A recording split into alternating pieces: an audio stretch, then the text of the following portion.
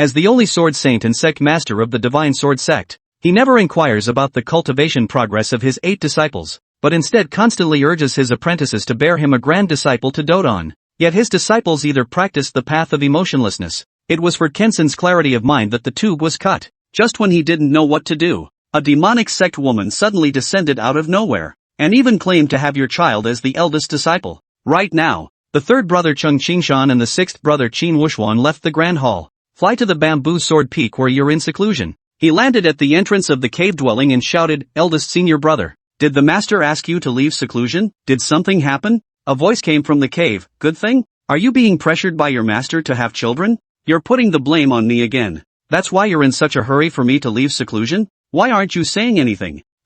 See, I guessed it right? I'm in deep seclusion, and I won't emerge until my divine skills are perfected. Watch me." Lao Lu winked at Lao San. Then he shouted towards the stone gate. "Big brother, the demoness who forced herself on you is coming to kill you. Calling you a skinny dog." The stone gate exploded with a thunderous roar. Where was the witch? Main peak Great Hall. You soar into the sky, flying toward the main peak. Old Six, it has to be you. When enemies meet, their eyes blaze with hatred. You rush into the grand hall. Without another word, he grabbed Xuanli by her slender neck. He said with a fierce killing intent, "I'm not going to look for you. You've got some nerve coming here looking for death. How dare you call me a skinny dog? You have diligently cultivated the magnanimous righteousness technique for 500 years, just one step away from mastering the divine technique, but was deflowered by Xuanli. Overnight, all my cultivation was lost. You can imagine how much hatred I felt." Xuanli did not resist. A pair of eyes gazes deeply at you. In an instant, a surge of grievance welled up in her heart. Your reaction told her, "You don't remember anything about that night. But I don't blame you, you were under the influence of a lust toxin. Losing consciousness, naturally one wouldn't remember." She calmed herself down and apologized to you. "Qingfeng, I'm sorry. I know you can't wait to kill me, but before you kill me, please listen to one thing I have to say. I wasn't calling you a skinny dog." Zhang Tianyue and the others exchanged glances, their eyes swiftly communicating. "There's a chance." Zhang Tianyue gave a knowing glance. The 8 disciples understood perfectly. Wait for the witch to confess her feelings. Absolutely not giving you a chance to refuse. Directly escort the 2 into the bridal chamber. Don't forget Hai's Mitzi and Wenlong's eggs. Hit the mark every time, leave it to us. Zhang Tianyue signaled reassurance to his 8 disciples with his eyes. What trick are you trying to pull again?" You snorted coldly. Xuanli's crimson lips parted slightly as she transmitted her voice through a secret technique. "That day in the Valley of Buried Dragons, after our joyous union, I'm pregnant with your child." "What did you say?" You stood there dumbfounded. "What did you say?" Zhang Tianyue leaped up from his seat. "What did you say?" All 8 of your junior brothers sprang to their feet in an instant. Xuanli only then realized that her private message had been eavesdropped on by Zhang Tianyue and the others. Her face turned deathly pale. A look of panic suddenly flashed across her always calm face. "Senior Sword Saint, the child is innocent. I beg for your mercy. Spare the child's life, let all the sins fall on me alone." She knew that prestigious orthodox sects like the Divine Sword sect, they absolutely could not tolerate a child born of a demon race which like her. "Rest assured, as long as it's confirmed to be my eldest martial brother's child, we will never look down upon." He would still hold him in the palm of his hand and cherish him. If the child were the eldest disciples, let alone the child being innocent. "You are also innocent. Not only are you innocent, but you are also a great hero. Quick, tell me, where is the child?" Zhang Tianyue and the other 8 were extremely excited. You're at your wits' end and shout. Don't listen to her, she must have ulterior motives. Qingfeng, let her go first and allow her to explain in detail. Zhang Tianyue commanded. Let go, let go. What are you doing, senior brother? Since you're a guest from afar, do you know how to treat a guest? Step back a bit, don't scare them. The 8 junior brothers rushed forward and dragged you away. You're angry, whose side are you on? Xuanli was a bit bewildered, they were actually quite excited. I'm very happy, but why is that? Without understanding. But the flustered heart gradually calmed down. After that incident back then, I became pregnant with Qingfeng's child. Xuanli's cheeks flushed crimson with embarrassment. Well conceived, well conceived. Zhang Tianyue clapped his hands and laughed heartily. I am the daughter of the demon lord, yet I carry the child of a human. Humankind cannot tolerate me, and the demon race cannot tolerate me either. I didn't dare to make a sound. Under the pretense of going out for training, I went to the lower realms Qingyun continent. She gave birth to the child there. Well born, well born. I have a grand disciple now. Zhang Tianyue was so happy that he danced with joy. You're completely bewildered. It's a girl. I didn't dare to bring her back to the spirit realm. I can only leave her in the nether for now. Fostered with a family surnamed Zhang.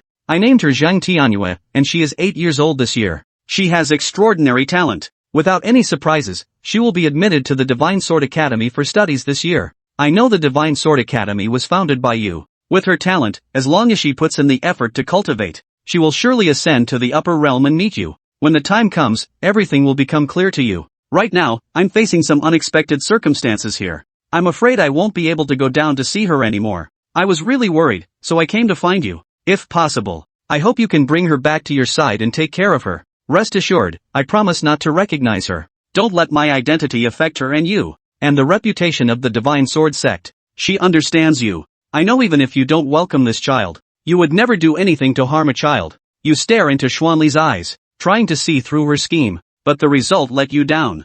Xuanli's gaze remained sincere, not at all like she was lying. You couldn't help but panic. Was there really a child? Isn't this just disturbing my focus? The matter's settled. If you're not going to kill me, then I'll be on my way. Seeing that you didn't respond, Xuanli turned and walked away. The secret hidden in my heart for 9 years has finally been spoken out. Feeling completely relaxed, Zhang Tianyue said, "You go back first. Once we pick up the kids, make sure what you said is all true. I will come to the demon clan to find you myself and let you see the child." Xuanli's expression turned startled upon hearing this, and she halted in her tracks. She raised her voice and refused, saying, "Don't come looking for me." She was chosen by the divine child of the Pantheon as a cauldron furnace, facing imminent mortal danger. If you take your child to see her, once the Pantheon hears the news, then both you and the child will die. The Pantheon is not someone the Divine Sword sect can afford to provoke, yet they remain unaware of how formidable the Divine Sword sect truly is, far beyond her imagination. Stepping out of the grand hall, I turned back to give you one last deep look.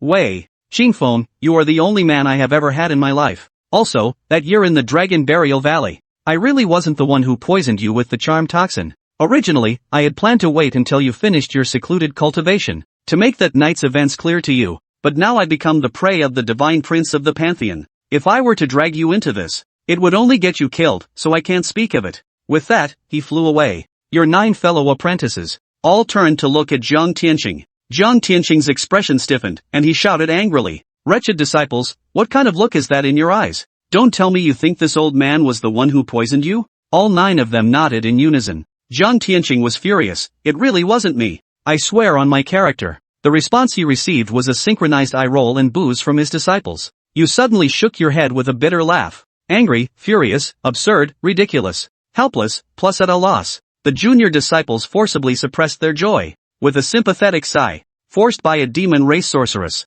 and secretly had a child for you. You're already 8 years old and only now telling me thinking about it. It really is infuriating, but absolutely brilliant. Master now has a kid to walk, so your ears can finally have some peace. Green Blade. I understand your current state of mind is very complex, but you now have an extremely urgent task. Go down and bring the child up immediately. I will tear open the barrier for you, my disciple. Zhang Tianyue couldn't wait and urged impatiently. You shake your head to indicate you don't need it. The sword lightly swept forward with a gentle motion, effortlessly tore a rift through the nether boundary. The 8 junior brothers collectively gasped in shock. Last year, the laws of heaven suddenly underwent an anomalous change. The barrier to the nether has strengthened. It's already not easy to tear apart, although they can do it too, but it's nowhere near as effortless as you are. Zhang Tianyue's eyelids twitched in surprise as he asked, "How many sword techniques have you mastered?" 9 swords. 9 years to master 9 swords, you damn genius. Zhang Tianyue felt jealous, because it took him over 150 years to comprehend just 10 sword techniques. Wait a moment. Zhang Tianyue suddenly called out to you just as you were about to leave. He took out an envelope from the spatial ring and handed it over. "This is the letter of annulment that Yi Qingcheng entrusted me to deliver to you." You took it in your hand and couldn't help but smile bitterly. You are engaged to Yi Qingcheng, the holy maiden of the Sun God Temple. After the incident, you lost all your cultivation. He went into seclusion again, so the other party's withdrawal from the engagement is understandable. Zhang Tianyue said, "She came the second day after you started your seclusion. I cannot make the decision for you. Find time to talk with her in person and clear things up." You nod and put away the letter, plunging into the void, vanishing upon the grand hall. Qingyun continent. 10 a.m. The entrance to the Tang Dynasty branch of the Divine Sword Academy was swarming with people. A girl clad in a floral patterned jacket knelt amidst the crowd, tears streaming down her face. She repeatedly kowtowed to a squad of enforcers in brown tailcoats, begging for mercy. "We won't report it anymore. We swear we won't report it again. Please release my grandfather, father, and eldest brother. We'll go home immediately. We know we were wrong and promise never to accuse again." Oomph. Yan Fangfang, the female enforcer at the head of the group known as the Cold-Faced Judge, snorted angrily at the girl. Your family maliciously slandered us, tarnishing the reputation of my Divine Sword Academy. Death may be spared, but punishment is inevitable. Bring them forward. As soon as she finished speaking, the enforcers behind her brought forward 3 men. A white-haired old man, a middle-aged man, and a teenager of 15 or 16. All 3 were disheveled, staggering unsteadily, heads drooping limply. Without the enforcers supporting them on either side, they would likely collapse to the ground, clearly suffering severe injuries. Grandfather. Father. Brother. What happened to you? Wah? The girl, upon seeing them, immediately threw herself forward, wailing. Her little face was deathly pale, her body trembling uncontrollably. Half a month ago, when the Divine Sword Academy held its recruitment, the girl had successfully passed the assessment. Yet when the list of accepted students was announced, her name was nowhere to be found. Instead, the name corresponding to her assessment results belonged to the daughter of their local city lord's mansion. The city lord's daughter possessed far inferior aptitude. She hadn't even been capable of passing the assessment, yet her name appeared prominently on the enrollment list. The girl's family instantly realized their spot had been usurped. They immediately confronted the Divine Sword Academy, accusing the Lord of Baifeng City of bribing the chief examiner to tamper with the admission list and usurp their spot. The Divine Sword Academy responded that the enrollment list was legitimate. Refusing to accept this, they demanded the Academy release the examination footage and confront the imposter, Qi Jinger. After a 3-day investigation, the Academy accused them of malicious false accusation. They arrested the girl's grandfather, father, and brother on charges of slander, with the verdict to be announced today. Thus, the scene before us unfolded. I hereby declare, Zhang Dashan and Zhang Huayan of Baifeng City falsely accused my Divine Sword Academy of admissions fraud, causing extremely detrimental damage to the Academy's reputation. Their crime warrants execution. However, considering it a first offense, their death sentence is commuted to 50 strokes of the cane. Zhang Qingfeng, as a student of the Divine Sword Academy, failed to uphold the Academy's reputation and instead colluded with his family to slander it. His conduct is despicable and his character base. His cultivation is hereby revoked, and he is expelled from the Academy. Zhang Tianyue, being only 8 years old, is deemed too young to bear full responsibility. He shall receive 2 slaps across the face as punishment. Yan Fangfang held a verdict and read it aloud. Then she grabbed the girl by the collar, lifting her off the ground, and swung her right hand in a wide arc. Smack! Smack! 2 heavy slaps sent stars dancing before the girl's eyes, her ears ringing, blood trickling from the corners of her mouth. Swelling and red handprints instantly appeared on her tender cheeks. Thud! Thud! Thud! The enforcers tossed Zhang Dashan, Zhang Huayan, and Zhang Qingfeng, who had already been punished, onto the ground. Yan Fangfang flung the girl toward her family. Woo woo! Grandfather, father, brother. It's all my fault. I brought this upon you. It's all my fault. The girl, her mouth filled with blood, collapsed onto the 3 bodies and wailed uncontrollably. Little sister. Her eldest brother, Zhang Qingfeng, still conscious, saw his sister beaten so badly that his eyes bulged with fury. He reached out to wipe her tears, his voice weak. You did nothing wrong. They are the ones at fault. I will expose them, no matter what. I refuse to believe these treacherous scoundrels can cover the sky with one hand. With that, he braced himself with both arms and crawled toward the great drum at the Academy's main gate. Zhang Qingfeng, what are you doing? Yan Fangfang glared at him, her voice sharp. Zhang Qingfeng roared in anger, I'm going to strike the drum of injustice and make my grievances heard by the heavens. The words sent shockwaves through the crowd.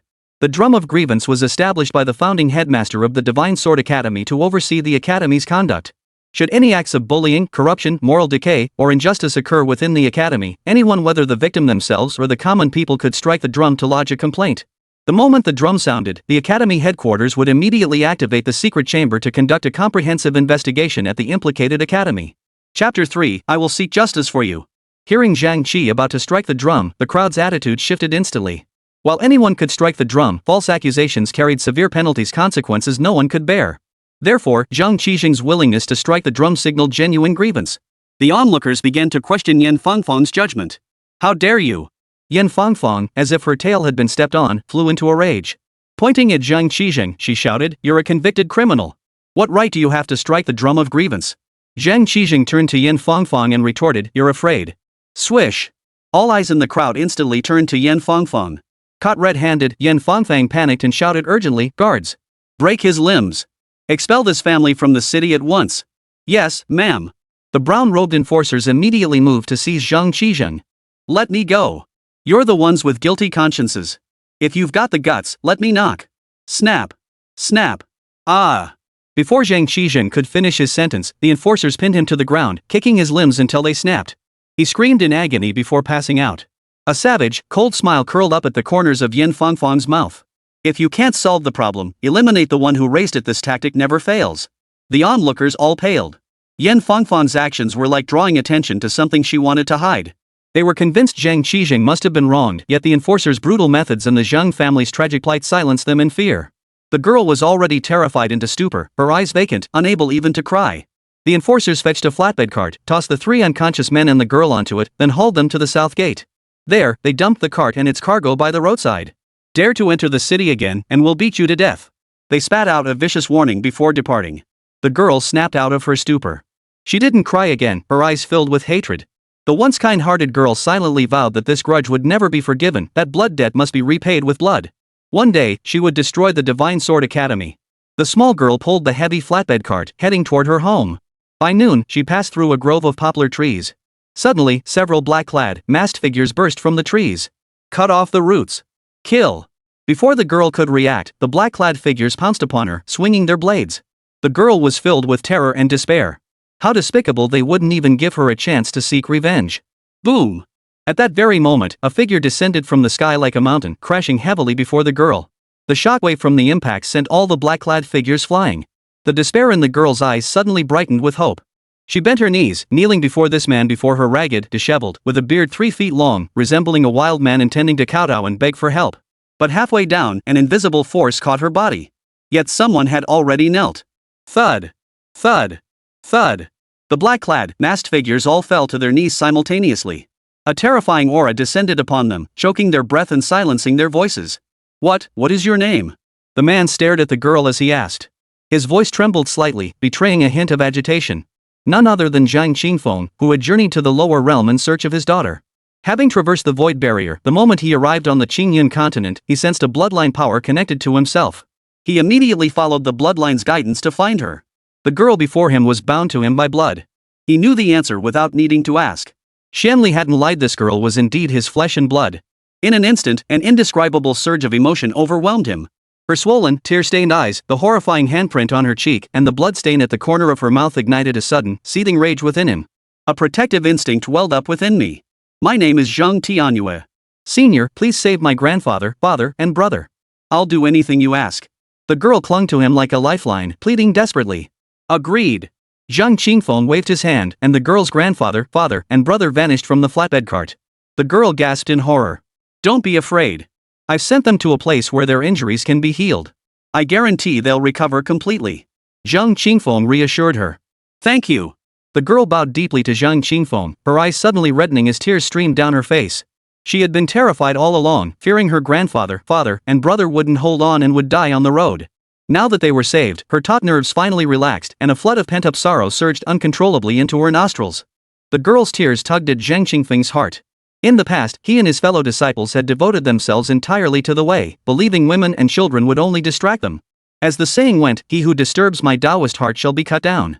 Thus, he had feared them like tigers, always finding excuses to fob off his master, refusing to marry or have children before comprehending the great way. But now, standing before him, the child didn't seem so terrifying at all. Instead, he felt an unfamiliar warmth and joy. Don't cry. Zhang Qingfeng spoke. Hearing this, the girl immediately stopped crying. She wiped away her tears, pressed her lips together, and held back the tears, nodding. Okay, I won't cry. I'm the most obedient. She feared her sobbing would annoy Zhang Qingfeng, causing him to abandon her grandfather, father, and brother. Zhang Qingfeng reached out to wipe her tears, only to realize his hands were caked in grime. He froze, overcome with embarrassment. He had shut himself away for 9 years, devoting himself entirely to the way of the sword. He hadn't cut his hair, shaved, or bathed. Even when his clothes rotted away, he hadn't changed them, turning himself into a mountain hermit. With a sudden surge of energy, he shook the grime from his hands, revealing clean, slender fingers. He wiped away the little girl's tears, then used his divine energy to nourish her eyes, cheeks, and the corners of her mouth, soothing her wounds. Tell me, he demanded, why did they try to kill you? Zhang Qingfeng's tone turned abruptly cold. Elder, they were sent by the Qi family. It was because. The girl recounted the entire incident. Sword Academy? Zhang Qingfeng's brows furrowed deeply.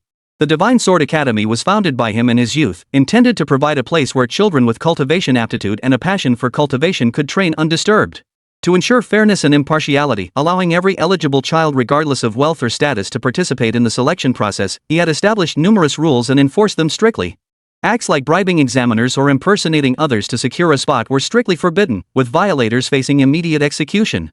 Has it already become so corrupt after just over 400 years? Zhang Qingfeng shook his head in disappointment. He then reached out to Zhang Tianyue and asked, "Do you dare come back with me? I'll take you to report this." "Senior, don't go." Zhang Tianyue shook his head in terror. "They don't follow any rules. All that talk about fairness and justice is just a lie. They're demons in human skin. You absolutely mustn't offend them. I've already brought harm to my grandfather, father, and brother. I can't bring harm to you too. I won't report it. I won't report it." Ha ha. Zhang Qingfeng let out a chilling laugh. How could he have imagined that the academy he founded with his own hands, striving for fairness and justice, would become demons in human form, persecuting his own daughter like this? Ridiculous. Absolutely ridiculous. What purpose did this rotten academy serve anymore? "Don't be afraid." Zhang Qingfeng seized his daughter's small hand and declared, "They can't defeat me. I'll see justice done for you." With that, he led Zhang Tianyue back along the path they had come. As he took his first step, both figures vanished from the spot. "Boss, this man." The black-clad, masked man kneeling on the ground looked up at his boss, about to speak, when his eyes suddenly widened in horror. He saw his boss's head fly off its neck. Thud! The world spun violently as the head hit the ground. Only then did he realize his own head had been severed. Chapter 4, Do You Dare Strike the Drum of Grievance? Zhang Qingfeng took her small hand and stepped across space, arriving at the city gate. Zhang Tianyue gaped in astonishment. "Halt!" The gate guard bellowed, stepping forward to block Zhang Qingfeng. Pinching his nose with disgust, he snarled, "Where did this stinking beggar come from? Get lost. The imperial capital isn't a place for the likes of you." "Ha!" Another guard's gaze fell on Zhang Tianyue. He frowned.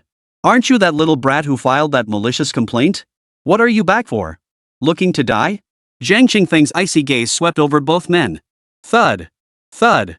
Both guards suddenly clutched their chests, collapsing to the ground in agony. The other guards were startled and rushed forward to check. To their horror, they discovered the two had already ceased breathing, sending shivers down their spines. Zhang Qingfeng had already appeared at the entrance of the Divine Sword Academy with Zhang Tianyue.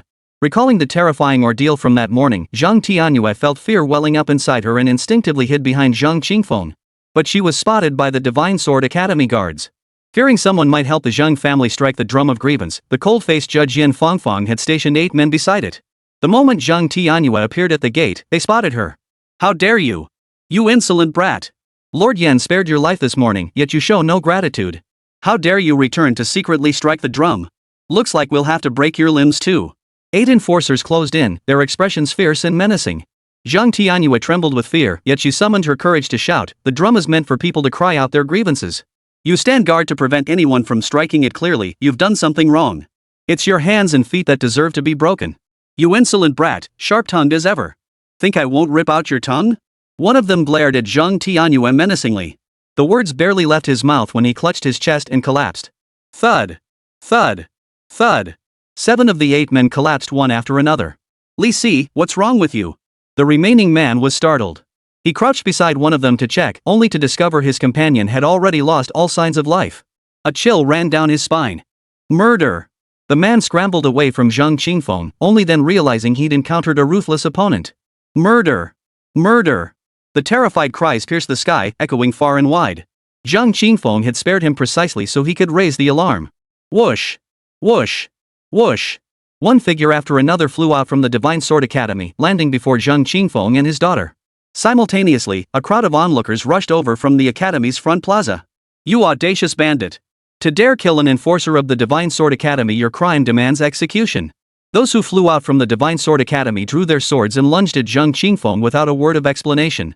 Yet the next moment, they crashed to the ground. Thud! Thud! Thud! One after another fell, until the ground was littered with corpses. Only then did the Divine Sword Academy members know fear. "It's her!" Zhang Tianyue suddenly stepped out from behind Zhang Qingfeng, pointing at a cold-faced woman and shouting with hatred, "It was her who injured my grandfather and father. She had my brother's limbs broken to stop him from striking the drum of grievance." It was none other than Yin Fangfang, the cold-faced judge. Zhang Qingfeng's gaze fixed on Yin Fangfang. Thud! Yin Fangfang's knees buckled, and she fell to her knees. Her face paled, her hair stood on end. An overwhelming, terrifying pressure descended upon her like a towering mountain, leaving her utterly powerless to resist. "Who are you? Slaughtering people right at the gates of our Divine Sword Academy? Are you declaring war on us?" Yin Fangfang screamed at the top of her lungs. Knowing he was no match for her, he hastily invoked the authority of the Divine Sword Academy to intimidate her. Zhang Qingfeng spoke calmly, I'm here to seek justice for her. First, tell me why you broke her brother's limbs? Yan Fangfang replied in a deep voice, a guilty person has no right to strike the drum of grievance. Zhang Qingfeng's gaze darkened. Article 9 of the Divine Sword Academy's regulations, no one may prevent another from striking the drum of grievance, not even the Academy's founder, Zhang Qingfeng. Violators shall be executed immediately. Answer me, who gave you this right? Yan Fangfang felt guilty, her eyes darting away, unable to meet Zhang Qingfeng's gaze. She stubbornly retorted, it doesn't matter who gave me the right. A guilty person has no right to appeal. SSSSH. Zhang Qingfeng swept his sword finger, and Yan Fangfang's head flew clean off her shoulders. Blood spurted. Ah! Shrieks of horror erupted. You bastard! How dare you kill my granddaughter? I'll tear you limb from limb. An elderly man clad in a brown robe burst out from the academy. Grand Elder! The Grand Elder is here! Madman, your time is up! The members of the Divine Sword Academy perked up. It was the Grand Elder of the Discipline Hall. Zhang Qingfeng swept his sword finger. The Grand Elder, mid-flight, had his head severed from his neck. Blood stained the sky crimson. Ah! Xiaohubot file anti-piracy protection. For bookbots, Zhu Xiaohu stable and reliable, no pitfalls. An even more piercing scream than before echoed through the air. The Divine Sword Academy members were utterly horrified. Their assessment of Zhang Qingfeng's strength shifted from formidable to terrifying. They all stared at him with grave expressions, yet his disheveled appearance made him unrecognizable. Who is this guy?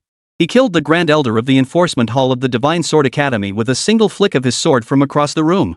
That's terrifying. Don't recognize him. Looks like some mountain savage. Sword Academy really bit off more than they can chew this time. By refusing to let the Zhang family sound the drum of grievance, the Divine Sword Academy is acting like a guilty thief. They have no justification for their actions. The onlookers murmured among themselves. Who are you? Why have you come to our Divine Sword Academy to slaughter indiscriminately? An elderly man in white robes landed before Zhang Qingfeng and demanded in a deep voice. Look, the Vice Dean of the Divine Sword Academy has arrived. Master Feng is a peak 8th realm powerhouse. I wonder if he can defeat this savage? Clearly, he's unsure. How do you know? If he were confident, would he be talking politely to the savage? He'd have smacked him dead with a single blow long ago. You make a good point, sir. The onlookers recognized the white-robed elder as Feng Zhe, Vice Dean of the Divine Sword Academy. Who I am is irrelevant. Zhang Qingfeng said indifferently, I only seek justice for Zhang Tianyue. Can you give me a satisfactory explanation? Feng Zhe roared angrily, you've killed so many people, what more explanation do you want? Isn't that enough? Zhang Qingfeng shook his head. Far from it. Then what do you want? Fairness. Justice. Zhang Qingfeng stared into Feng Zhe's eyes and asked, can you give me that? Feng Zhe fell silent. Zhang Qingfeng lowered his head and asked Zhang Tianyue, do you dare go strike the drum of injustice? Zhang Tianyue, nervous and frightened, hid behind Zhang Qingfeng. Zhang Qingfeng continued, you wouldn't just be striking it for yourself, but for all the unfortunate souls across the land who, like you, had their spots usurped. At these words, Zhang Tianyue's expression froze. Then, immense courage surged from her small frame. She stepped forward and declared with unwavering resolve, I dare. Go. With me here, they won't lay a finger on you. Zhang Qingfeng released her small hand. Zhang Tianyue nodded firmly and strode toward the drum of grievances at the academy's main gate. Stop. Feng Zhe paled in alarm, urgently trying to stop him. Once the drum sounded, the dark pavilion would descend immediately, imposing a complete lockdown and thorough investigation on the academy. By then, it wouldn't just be about Zhang Tianyue's spot being usurped, every dirty secret would be dragged out into the open. And according to the academy's strict regulations, every single one of them would likely face the death penalty. Zhang Tianyue halted and turned to look at Zhang Qingfeng. Zhang Qingfeng smiled. Follow your heart. If you want to strike, strike. If not, I'll take you away. Hearing this, Zhang Tianyue continued forward. She didn't know that this single step forward saved the entire Divine Sword Academy. For if she refused even to strike the drum of grievance, Zhang Qingfeng would obliterate the Divine Sword Academy in an instant, then carry her away. Wait! A commanding voice boomed from above the academy. I am Sun Chunfeng, Dean of the Divine Sword Academy. I can give you a satisfactory explanation. Zhang Qingfeng shot Sun Chunfeng a glance. Too late. Zhang Tianyue halted, but moments later resumed her stride. Her small eyes burned with unwavering resolve. She would seek justice for all the pitiful souls like herself across the land. Must you insist on this course? Sun Chunfeng narrowed his eyes. Zhang Qingfeng didn't bother to look at him. In that case. Sun Xuanfeng's eyes flashed with cold fury as he snarled, kill. As the word kill echoed, the sky around them suddenly warped. Figures clad in armor, their expressions stern, stepped forth. These were the Guardian Divine Guards, the most formidable combat force of the Divine Sword Academy. Boom!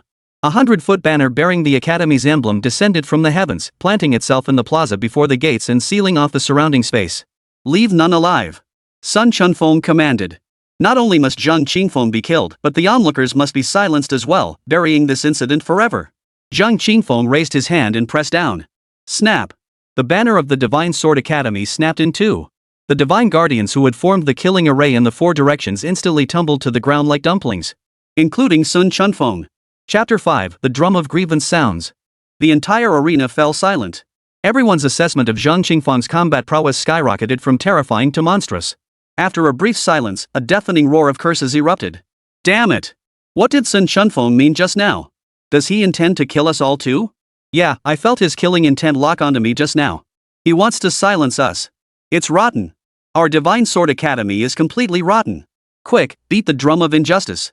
Let the main academy come investigate these bastards. The crowd was seething with anger.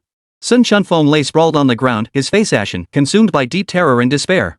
Who are you? Who the hell are you? But Zhang Qingfeng paid no heed. Thud. Thud. Thud. Zhang Tianyue gripped the massive drumsticks with both hands and struck the drum of grievance with all his might.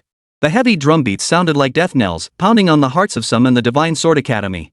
Before anyone from the main campus could arrive, their legs had already gone weak and they collapsed to the ground. They knew better than anyone how strict the rules of the Divine Sword Academy were. Whoosh! Whoosh! Whoosh!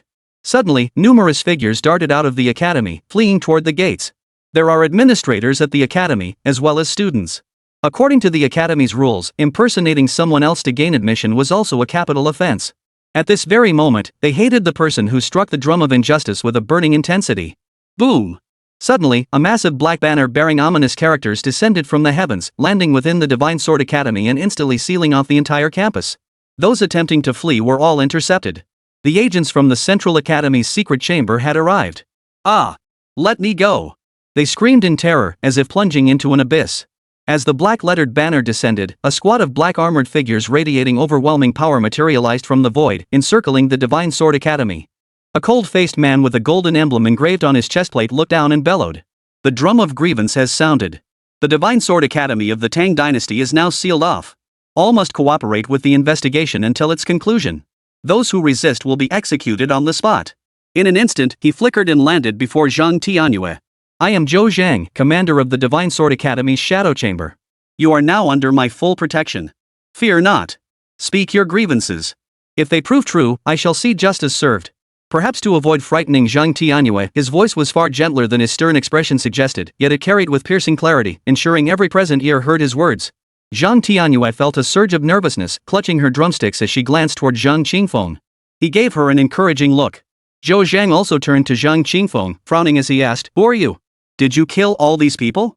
Zhang Qingfeng replied, "No killing, no beating the drum of grievance." As the leader of the Dark Pavilion, are you without sin? Zhou Zhang's expression grew solemn. After a moment of silence, he answered, I am guilty. Once this matter is resolved, I will go to the main headquarters to confess my crimes and accept punishment. Zhang Qingfeng paused, taken aback by Zhou Zhang's unexpected response. Zhou Zhang's gaze shifted back to Zhang Tianyue. Zhang Tianyue gathered his courage and said, My name is Zhang Tianyue. I live in White Phoenix City. After hearing Zhang Tianyue's accusation, Zhou Zhang gave the order, investigate. A group of young men and women clad in blue scholar robes descended upon the Divine Sword Academy. They immediately secured the archives and relevant personnel, swiftly launching their investigation.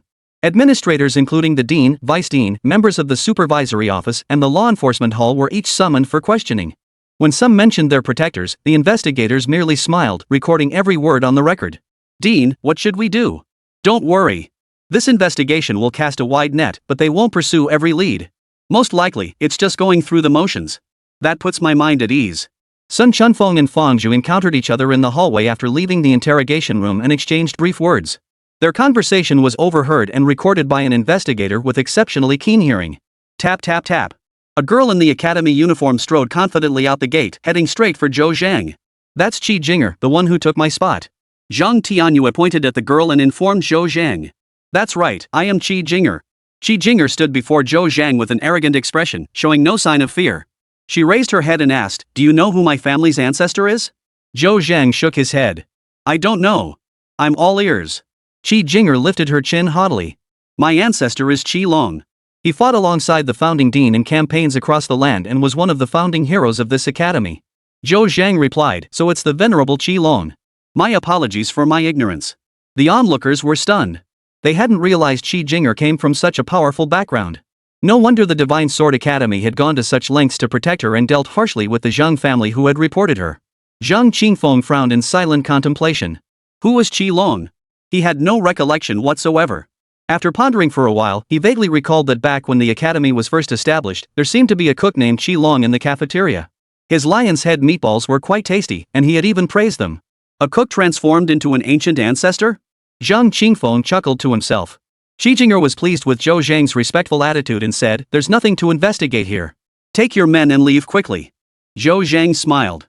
Qi Jing'er turned her gaze to Zhang Tianyue and sneered coldly, you think ringing the drum of grievance will bring me down? How naive. My ancestor is a founding hero of this academy.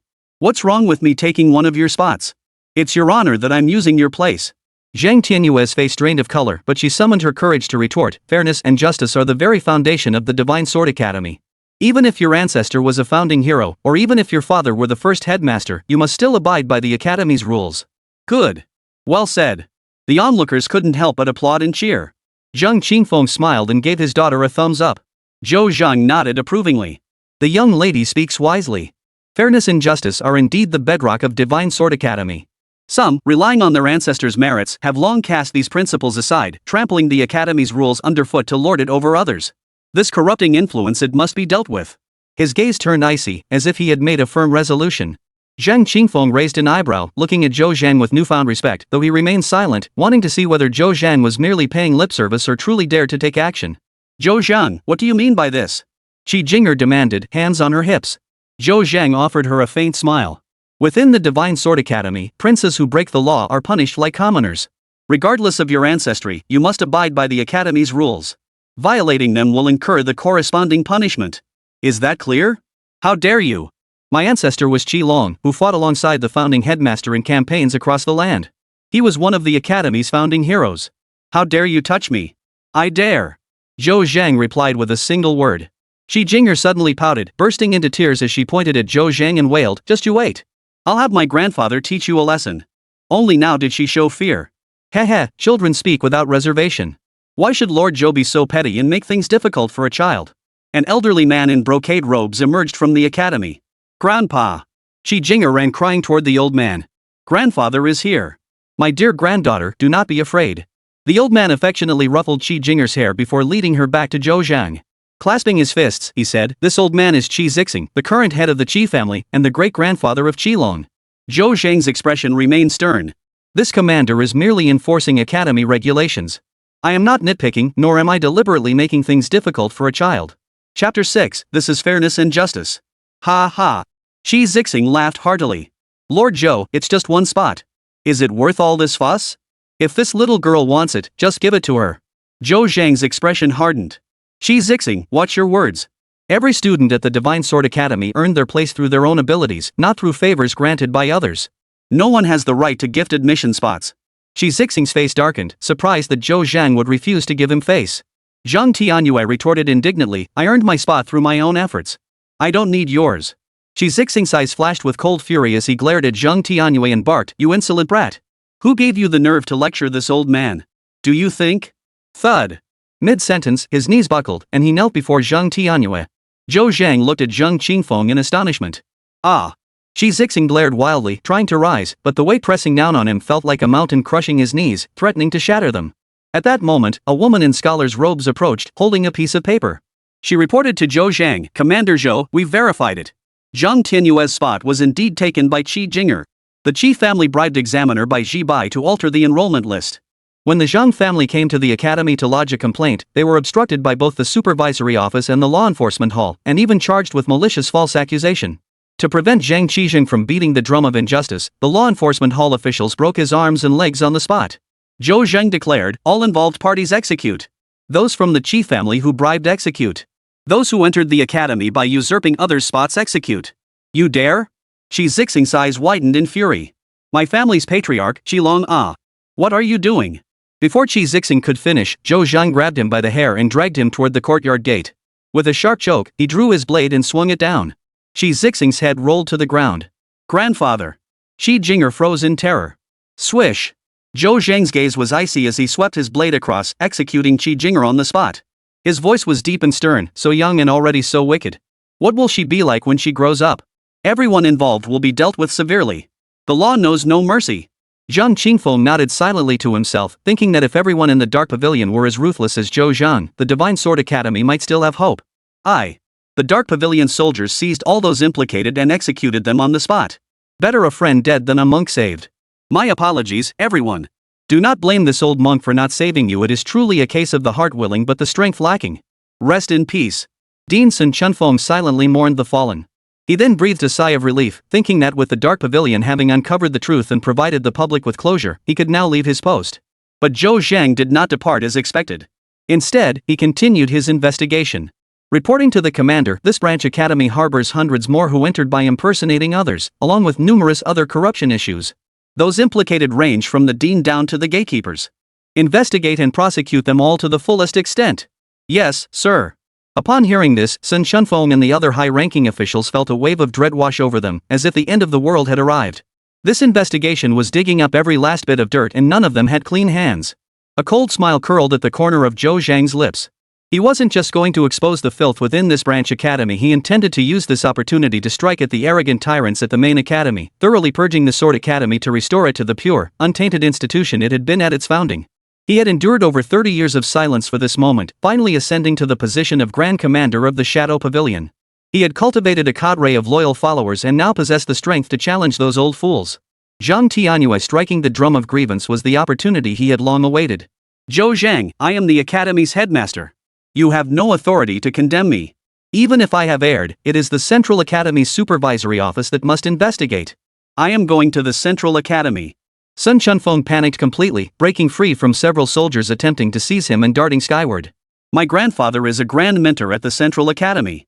I'm going to see him. My family's patriarch is. Led by Sun Chunfeng, a group of individuals with powerful connections gathered to resist the enforcement officers. Zhou Zhang gave a cold laugh. You may go to the Grand Council, but first confess your crimes in full. Otherwise, this constitutes violent resistance to law enforcement. The Dark Chamber holds the authority to execute first and report later. Sun Chunfeng retorted, we've already explained everything we needed to. What else do you want us to confess? Are you planning to beat a confession out of us? Zhou Zhang replied, you know exactly what needs explaining. Don't force this commander to use the soul-searching technique. I wouldn't want to turn you into fools. I'll count to 3. Come down and cooperate with the investigation, or don't blame me for showing no mercy. 3, 2, charge. Before Zhou Zhang could finish, Sun Chunfeng suddenly roared. Rebellion. Resist and you die. Zhou Zhang issued the order coldly and ruthlessly. Halt! A piercing shout erupted from the sky.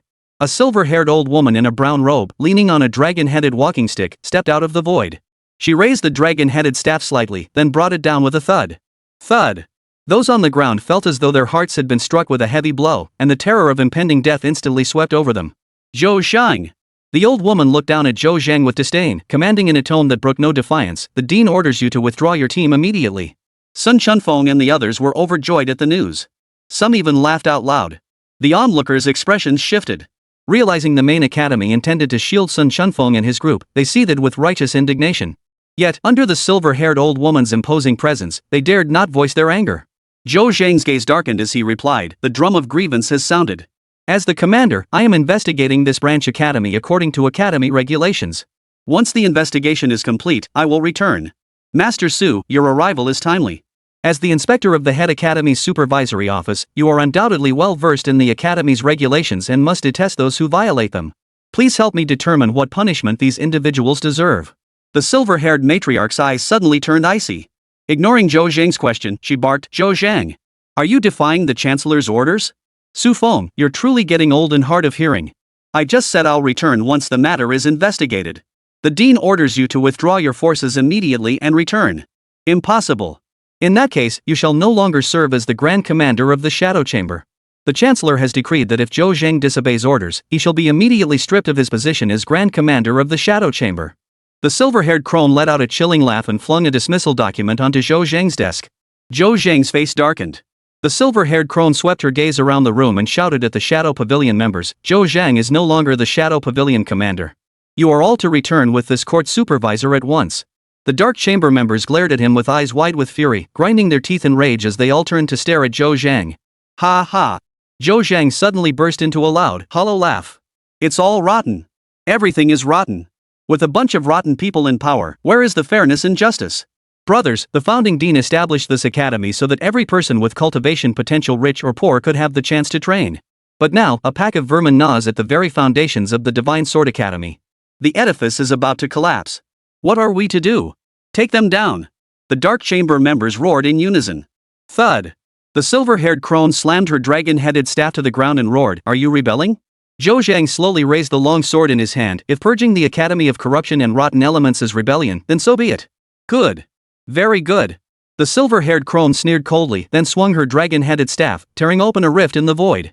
She bellowed, Zhou Zhang, forming factions and gathering a mob to rebel execute. Boom!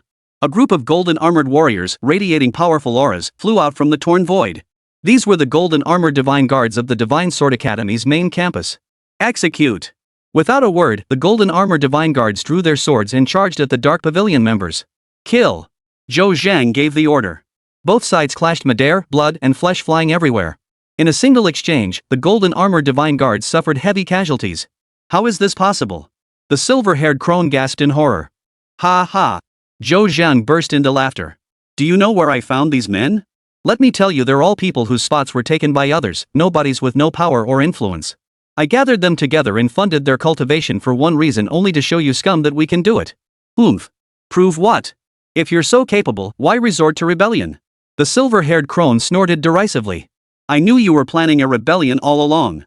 That's why I prepared a special gift for you. Come out now. With a flick of her dragon-headed staff, a group materialized from the void. Zhou Zhang! A blue-robed elder roared at Zhou Zhang. Do you want to destroy the Zhou family? Lay down your weapons and surrender at once. Father! Zhou Zhang's face paled. He never imagined the silver-haired crone would have captured his father. The blue-robed elder shook his head repeatedly at Zhou Zhang. Zhang, give it up. You can't defeat them. I can die with you, but you can't drag the entire clan down with you. Li Wei, do you want to destroy our entire family? Grandfather, stop this. The lives of all 7 members of our family rest on your decision. The silver-haired crone had brought a group of people, all family members of the Dark Pavilion's members. The Dark Pavilion members instantly found themselves caught between a rock and a hard place. Zhou Zhang's eyes bulged with fury. Su Feng, you're despicable. The silver-haired old woman burst into laughter. Zhou Zhang, you're already in your 40s or 50s. How can you still be so naive? Where in this world is there fairness and justice? Thud. Mid-sentence, she suddenly plummeted from the air, crashing down before Zhou Zhang. Zhou Zhang glanced at Zhang Qingfeng, then glared with eyes wide with fury, roaring, Heaven sees all. This is fairness and justice. With that, the blade rose and fell, severing the silver-haired old woman's head in one swift stroke. The entire crowd fell silent in an instant. Chapter 7. To save, one must first kill. Investigate. Dig up every last crime these scum have committed. I don't give a damn who their grandparents or ancestors or if they break the rules of this courtyard, they're finished. Those who refuse to cooperate will be executed without mercy. Zhou Zhang's near-frenzied roar echoed throughout the hall. Investigate. Let's fight them to the death. The Dark Chamber members' fighting spirit reignited. We can't search. Zhang, are you determined to drag the entire clan down with you? Ah Zhu, stop this. Their families were overcome with terror. Rip. Zhou Zhang suddenly dropped to his knees, tore a piece of cloth from his robe, and kowtowed to his father. I am an unfilial son who can no longer fulfill my filial duties. I, Zhou Zhang, hereby sever all ties with the Zhou family. I alone shall bear the consequences of my actions. Upon hearing this, all members of the secret chamber followed suit. This son is unfilial. This daughter is unfilial. The onlookers couldn't help but feel a deep sense of respect. Zhou Zhang, you've truly lost your mind. A woman in a yellow robe stepped out of the void. Zhou Zhang's expression hardened as he clasped his fists and declared, I humbly report to the dean, I am not mad. I am following in the footsteps of the founding dean, forging a path of fairness and justice for the powerless and impoverished of the world. The onlookers were astonished to hear Zhou Zhang address the woman in yellow robes by her title, never imagining the chief dean of Divine Sword Academy to be so young. The woman in yellow was named Wu Qiuyan, the current dean of the main campus of the Divine Sword Academy. Wu Qiuyan narrowed her eyes slightly, fixing them on Zhou Zhang as she asked, Are you implying that the powerless and impoverished have no right to study at the Divine Sword Academy? Might you care to investigate how many such students attend this branch academy before you? Zhou Zhang retorted, some are deliberately violating the academy's rules. As the headmistress, are you going to shield them? Wu Qiuyan raised her hand to rub her temples, seemingly exhausted from speaking with Zhou Zhang. This isn't covering up. It's a balancing mechanism. By keeping it within certain bounds, we allow impoverished students to study here while also satisfying the demands of influential noble families. This ensures their strong support for the academy's operations. What's wrong with that? Zhou Zhang retorted, a greedy wolf only fixates on how much flesh remains in your hands, never considering how much it has already devoured. It will lick the grease from its lips only after stripping you bare to the bone. Your indulgence is pushing the Divine Sword Academy into the abyss. The Divine Sword Academy has 360 branch academies. Do you know how many people are involved? Can you slaughter them all? Yes. You're a madman. And a fool. Wu Qiuyan released the pressure between her brows, sneering at Zhou Zhang. Even if you slaughtered me and every last one of them, leaving you and your band of brothers to rule the Divine Sword Academy, can you guarantee that after 100 years, your descendants won't abuse your legacy to lord over others? Some things can't be eradicated. It's better to channel than to block. Do you understand? I don't. Zhou Zhang shook his head. All I know is this, today I dare fight for justice and fairness, and in the future, there will never be a shortage of those who dare fight for justice and fairness. If our descendants abuse their power, someone will inevitably destroy them. Wu Qiuyan sighed regretfully, you are truly stubborn beyond reason. Wu Qiuyan. Zhou Zhang narrowed his eyes and snapped. As far as I know, you came from poverty too. Everything you have today is thanks to the Divine Sword Academy. Have you ever considered what your life would be like now if someone else had taken your spot back then? Wu Qiuyan fell silent. After a long pause, she uttered 3 words, I was just lucky. Damn it! Zhou Zhang erupted in fury. The founding dean's vision was to give every unfortunate soul in the world a chance to rise. You seized that chance, yet now you're flipping the table after eating your fill? Are you even human? Looking for trouble. Driven to fury by Zhou Zhang's tirade, Wu Qiuyan pointed her sword. Whoosh! A miniature flying sword shot from her brow, extending to nearly a foot in length before streaking toward Zhou Zhang's face in an instant.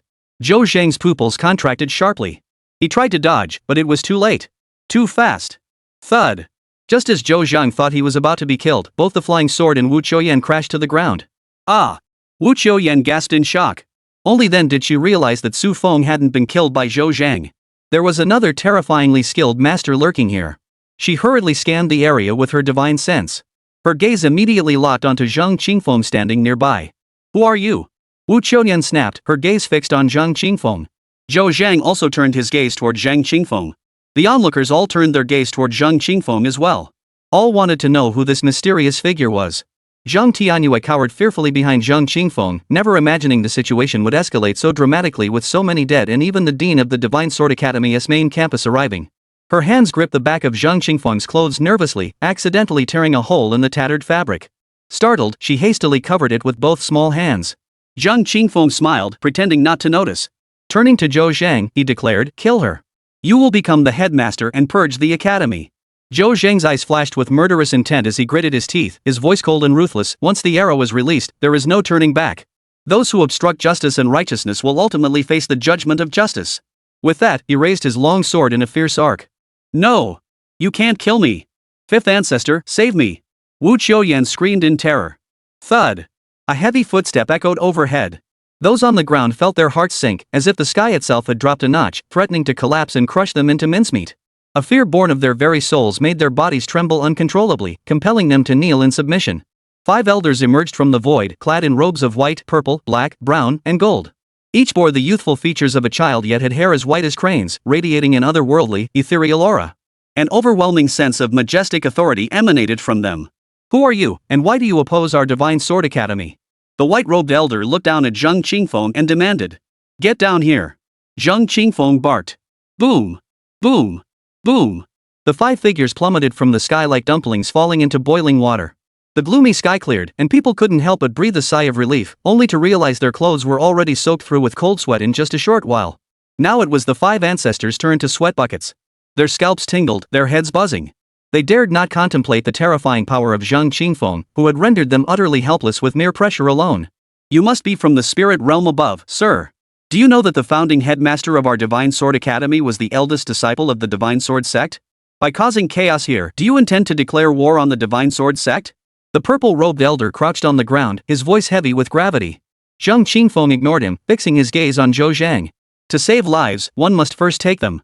Human greed is boundless. The path to justice is forever stained with blood. Do you still dare to proceed? Zhou Zhang's eyes narrowed. Why should I hesitate? With that, his hand rose and fell. Wu Qiuyan's head rolled across the ground. He then strode toward the fifth ancestor. Madman, do you know what this is? The elder clad in gold robes raised a white jade token engraved with the characters Divine Sword Academy. Before Zhang Qingfeng could answer, she cried urgently, "This is the soul seal. It was left by the founding headmaster of our Divine Sword Academy. It seals a strand of his divine soul. If I shatter it, I can immediately summon his divine soul to battle." Ha ha! Zhou Zhang laughed. Do you dare? You defied his will, turning this pure and sacred academy into a cesspool. Who knows who he'd strike down first upon his return? The golden-robed elder's expression flashed with panic. Swish! Zhou Zhang suddenly swung his blade, aiming for the elder's right hand holding the soul command. But the golden-robed elder was quick as lightning, crushing the soul token in his hand. Snap! The crisp shatter of white jade sent a chill through every heart present. Chapter 8, The Fault Lies with the Person. Bang! Zhou Zhang's blade failed to strike, repelled by a powerful force that sent it flying. From the shattered jade soul token emerged a youth clad in snow-white robes, his brows like swords, eyes like frosted stars, his bearing as sharp as a blade. He was none other than the founding headmaster of the Divine Sword Academy. A statue of this legendary figure stood in the plaza before every Divine Sword Academy, and most recognized that stern face. Ha ha! Hail the founding dean! The five elders roared with laughter. Founder, this man seeks to destroy the Divine Sword Academy. Kill him at once. Zhang Qingfeng gazed at the dashing young man and smiled. Why did his younger self radiate such an arrogant aura? The founding headmaster frowned deeply and strode toward Zhang Qingfeng. Zhou Zhang paled in shock, hastily bowing and shouting, "Ancestor, don't listen to their nonsense. They are defying your will." Zhou Zhang, shut your mouth. Are you teaching the founder how to do his job? You're the ones who should shut up. Have you taken up begging as a new profession?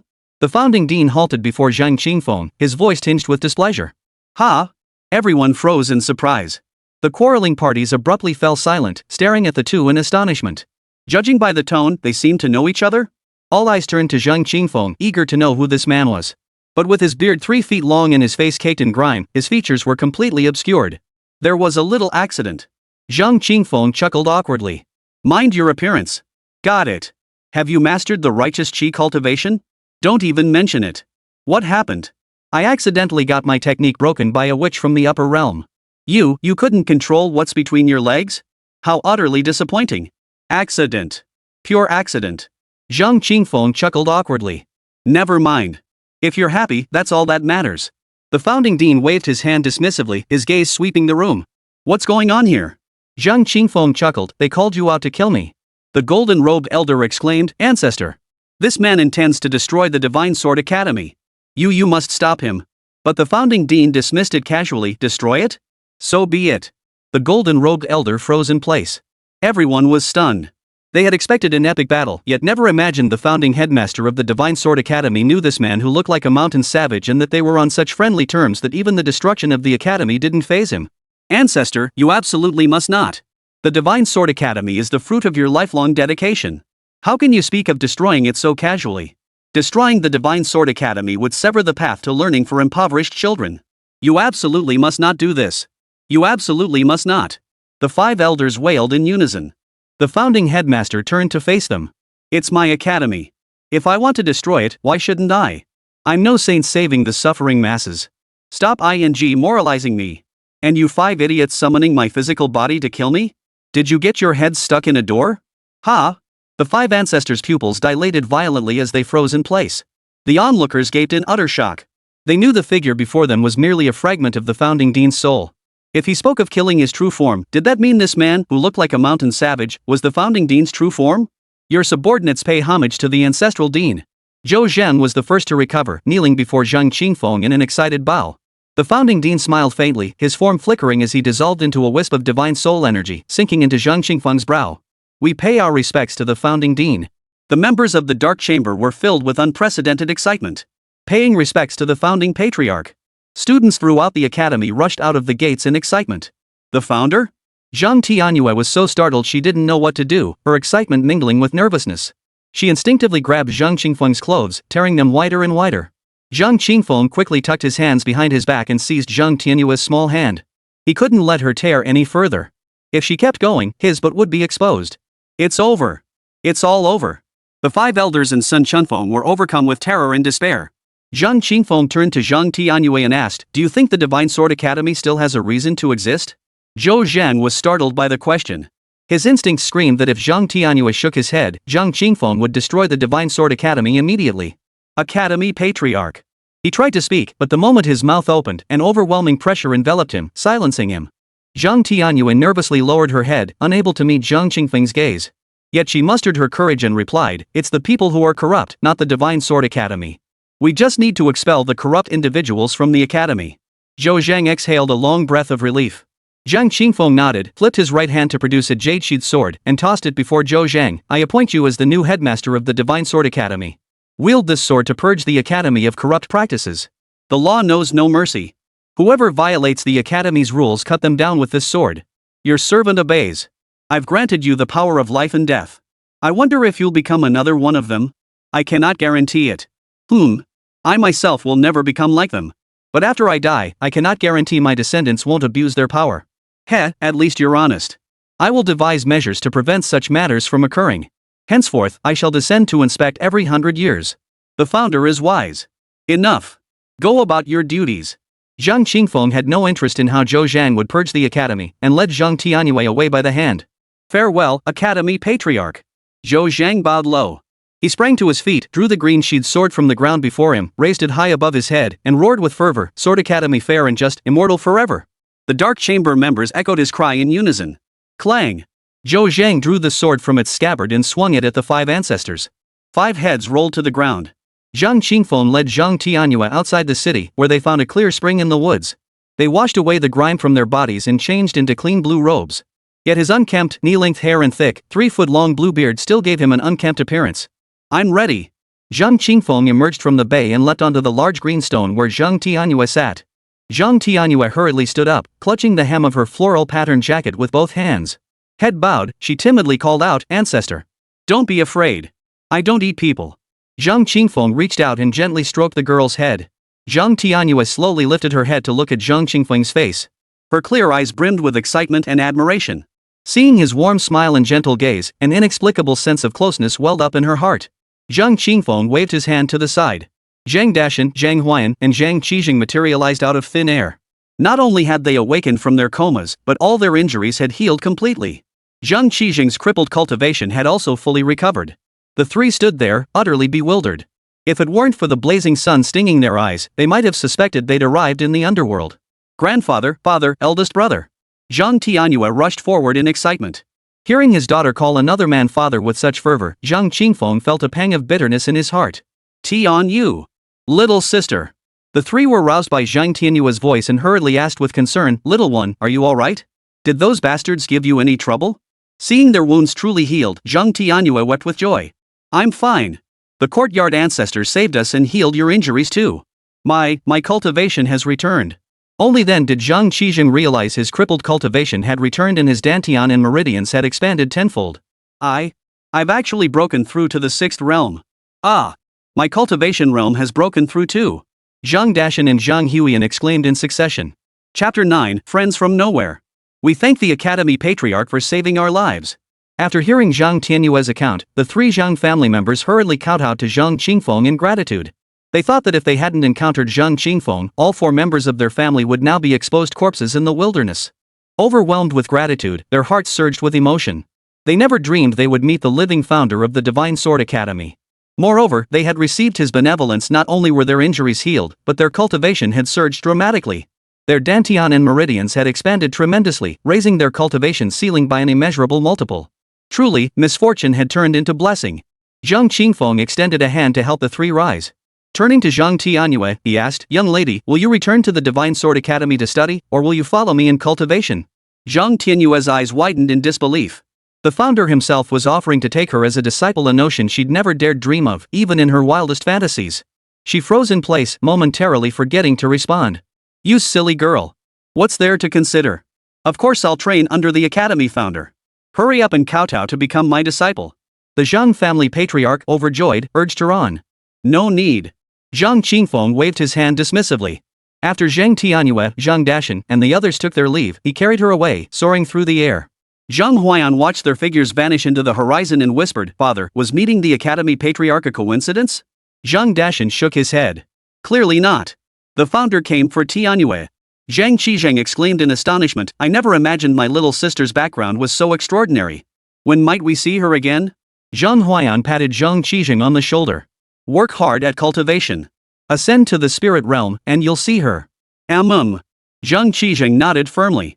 Though he guessed his sister had been taken away by her relatives and couldn't bear the injustice, he still couldn't shake his worry. He immediately resolved to train diligently, striding to ascend to the spirit realm as soon as possible to see her. Zhang Qingfeng tore through the barrier with Zhang Tianyue and returned to the spirit realm. Instead of heading straight back to the sect, they landed atop a mountain peak that pierced the clouds. He wanted to explain his true identity to Zhang Tianyue first, to avoid the chaos of his master and fellow disciples swarming around them upon their return, chattering away and frightening the little girl. Zhang Tianyue's small face was filled with wonder. Her large, watery eyes stared at the sea of clouds below the mountain peak as she asked curiously, Master, is this the immortal palace of the spirit realm? She gazed into the distance, searching the boundless sea of clouds for signs of a palace. There are no celestial palaces in the spirit realm. Are you hungry? Zhang Qingfeng asked with concern. Zhang Tianyue pursed her lips and shook her head. Growl. But her stomach was honest, growling loudly. The girl flushed crimson with embarrassment. Zhang Qingfeng saw her bashful, awkward expression and chuckled inwardly. His divine sense swept across the entire mountain peak, locating several ripe spirit fruits. With a flash of movement, he went over and plucked them. He led the girl to a greenstone slab beneath a cold pine tree at the cliff's edge and sat down. Here, eat. I'll tell you a story. Zhang Qingfeng wiped the spirit fruit clean and handed it to Zhang Tianyue sitting across from him. Master, you should eat too. Zhang Tianyue offered one to Zhang Qingfeng first. Zhang Qingfeng waved it off. I've already entered a state of spiritual fasting. I don't need food. Hearing this, Zhang Tianyue began eating herself. She was indeed hungry. Taking a bite, her eyes suddenly lit up. So sweet. Delicious. This is the best fruit I've ever tasted. Thank you, Master. The spiritual energy in the spirit realm was over 10 times denser than in the mortal world. Even wild fruits growing naturally here were sweeter and more fragrant than the spiritual fruits down below. And since Zhang Qingfeng had picked a spiritual fruit, it was naturally delicious. Zhang Qingfeng pulled out a gourd flask, tilted his head back, and gulped down several large mouthfuls. A bit of liquor spilled from the corner of his mouth, trickling down his long beard. Bolstered by the alcohol, he looked at Zhang Tianyue and said, I have a friend. A friend out of thin air? Zhang Tianyue suddenly winked playfully at Zhang Qingfeng. Zhang Qingfeng's mouth fell open in awkwardness. He quickly tilted his head back and gulped down more liquor to ease the tension. I was just joking. Go ahead, I'll be quiet. Seeing Zhang Qingfeng's flustered expression, as if her teasing had hit a nerve, Zhang Tianyue quickly apologized. Ha ha. Zhang Qingfeng wiped the wine from the corner of his mouth and laughed heartily, no longer holding back. He was never one to be indecisive or overly cautious. I admit it. That person was me. 9 years ago, I went to Dragon Burial Valley with a friend. Dragon Burial Valley? Zhang Tianyue's eyes widened in astonishment as he asked curiously, Master, are there really dragons in this world? Zhang Qingfeng nodded firmly. Yes. Have you seen one? No. Then how do you know they exist? Could you please let me finish the story first? Oh, go on. I went exploring in Dragon Burial Valley with a friend, but we were ambushed by a demonic witch. I was poisoned and lost all my cultivation. I fled back to our sect to seclude myself in training, hoping to regain my lost power as quickly as possible. Unexpectedly, the witch was carrying my child. Zhang Tianyue was instantly filled with confusion. Are you kidding me? The witch poisoned you, stripped you of your cultivation, and then she ended up pregnant with your child. You're something else. Don't get the wrong idea. I didn't take advantage of her. She took advantage of me when I was poisoned. Zhang Qingfeng hurriedly explained, the painful memories flooding back, leaving him inexplicably heartbroken. Zhang Tianyue looked terrified, feeling the witch was truly terrifying. I'm a disciple of the Divine Sword sect, a renowned righteous sect. We're sworn enemies of the demonic tribes. So the witch dared not let me know she was carrying my child, nor could she let her own kind know she was carrying the child of a righteous sect. So she secretly descended to the lower realms, gave birth to the child, and placed it in foster care with a family. Seasons passed, years slipped by. I remained in seclusion, utterly unaware of the child. Finally, on this day, the witch came to me and revealed everything. Upon learning this, I immediately descended to the mortal realm, found the child, and brought her back to the spirit realm. Do you understand now? Zhang Tianyue stood frozen in place. I was just minding my own business, and now this has come back to bite me? And such earth-shattering news at that. My brain's been completely scrambled by her. Can you not hate me? Though fortified by strong liquor, Zhang Qingfeng still felt his heart racing uncontrollably. Like a child who'd done something wrong, he watched Zhang Tianyue cautiously. Never in his life had he felt such trepidation. Zhang Tianyue set down the spirit fruit in her hand, sat up straight, and pressed her lips together. Her youthful face bore a seriousness that belied her age. She looked into Zhang Qingfeng's eyes and asked with certainty, "Am I that child?" Zhang Qingfeng nodded. Her small body trembled slightly as she clutched the hem of her robe so tightly her knuckles turned white. It was clear she was struggling to steady herself, to not be afraid. "What are you going to do with me?" Despite her desperate attempts to control it, fear still seeped through her childish voice. Born of a witch, she was an abomination to heaven and earth. Her father, a man of noble lineage and righteous principles, surely regarded her as a disgrace. When he told her not to hate him, was he preparing to make her vanish from this world? The more she thought about it, the more terrified she became, her rosy cheeks gradually turning pale. Zhang Qingfeng noticed his daughter's fear and hurried to reassure her. "I'm sorry. Perhaps I didn't express myself clearly and frightened you. What I meant was that I didn't know you existed. Otherwise, I would never have abandoned you in the lower realm. Of course, as a father who was absent for 8 years, anything I say is wrong. I've been utterly unfit. It's no exaggeration to call me a disgraceful father. I sincerely apologize. I'm sorry. Please give me a chance to care for you properly and make amends for my mistakes. I promise you won't suffer the slightest injustice." Zhang Tianyue stared blankly at the man before her, his face etched with guilt and remorse, his expression tense and anxious, his eyes brimming with sincerity. Things seemed different from what she had imagined. But how could a man from a prestigious, upright family raise the child of a witch? Wasn't he afraid of public condemnation and ruin to his reputation? Or even be expelled from the righteous path? Chapter 10. This father is not very reliable. I was born to a witch. How could they possibly accept me? Zhang Tianyue hung her head, her hands clutching the hem of her robe as she whispered the question. Zhang Qingfeng watched his daughter involuntarily curl into a trembling ball, his heart twisting with pain. He quickly reached out and took her small hand. "Don't be afraid. Whoever dares reject you, I'll cleave them in two with my sword.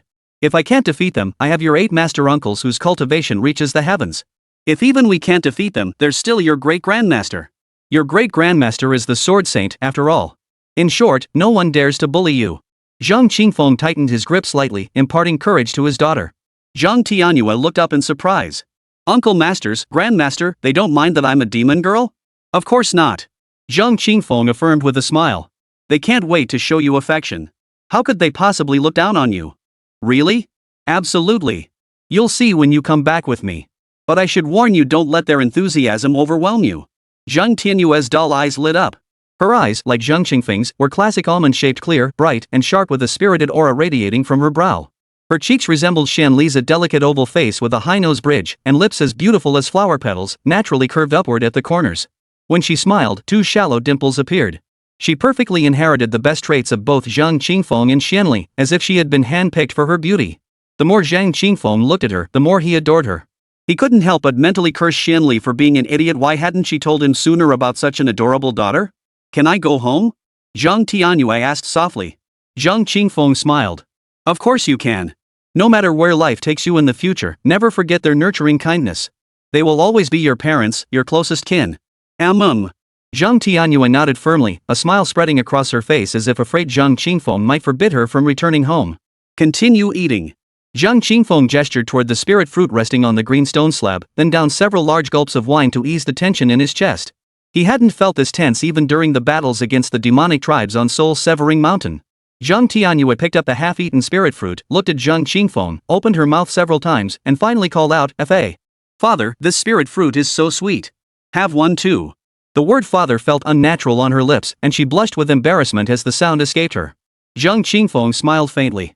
"Call me Dad. It feels more intimate." Zhang Tianyue's cheeks flushed slightly with shyness. She lowered her eyes and called out in a crisp voice, "Dad." "Got it." Zhang Qingfeng nodded firmly, responding happily. That single word "dad" struck the softest spot in his heart. Zhang Tianyue felt full after eating just one spirit fruit, for it contained rich spiritual energy. Whoosh! A mountain breeze swept through, tossing Zhang Qingfeng's long hair and beard wildly, leaving his face disheveled. Giggle! Zhang Tianyue chuckled. "It's too long and a bit of a nuisance. Let me trim it a bit." Zhang Qingfeng set down his wine gourd and drew a sharp sword. He cut off more than half of his knee-length hair, leaving only a foot of his 3-foot-long beard. He then styled his hair into scholarly sideburns, borrowing a hair tie from Zhang Tianyue to secure the end of his beard. He stood up, using his chi to blow away stray strands, then smoothed his robes. Turning to Zhang Tianyue, he asked, "How does it look?" Zhang Tianyue studied him, pondered for a moment, and said, "You look like a scholar from the academy. Very distinguished." Zhang Qingfeng stood tall and straight, his handsome features framed by a lean frame clad in a blue robe. With his scholar's bun and foot-long beard, he exuded an air of refined elegance. He just looked a bit too scholarly. Unlike when he cultivated the righteous chi technique before, when a radiant aura of righteous energy swirled around him like a blazing sun, his presence commanding and imposing. Ha ha! His daughter's praise delighted Zhang Qingfeng. He sat down, retrieved a communication stone from his storage ring, and transmitted his voice to Zhang Tianyue. Master, I have found Tianyue and brought her back to the spirit realm. What is this? Zhang Tianyue asked curiously. This is called a communication stone. It can transmit my voice to your grandmaster. I'll give you one too. We'll bind them together, so even if we're separated by thousands of miles, we can still talk. Is it expensive? If it's too pricey, I don't want it. Ha ha. From now on, you needn't worry about whether it's expensive or not. Just consider whether you like it. Daddy has money, plenty of it. You're a rich daddy. Ha ha. Zhang Qingfeng took out 2 blank soundstone tablets. He bound his own spirit essence and that of his daughter to the stones, then handed one to her and taught her how to use it.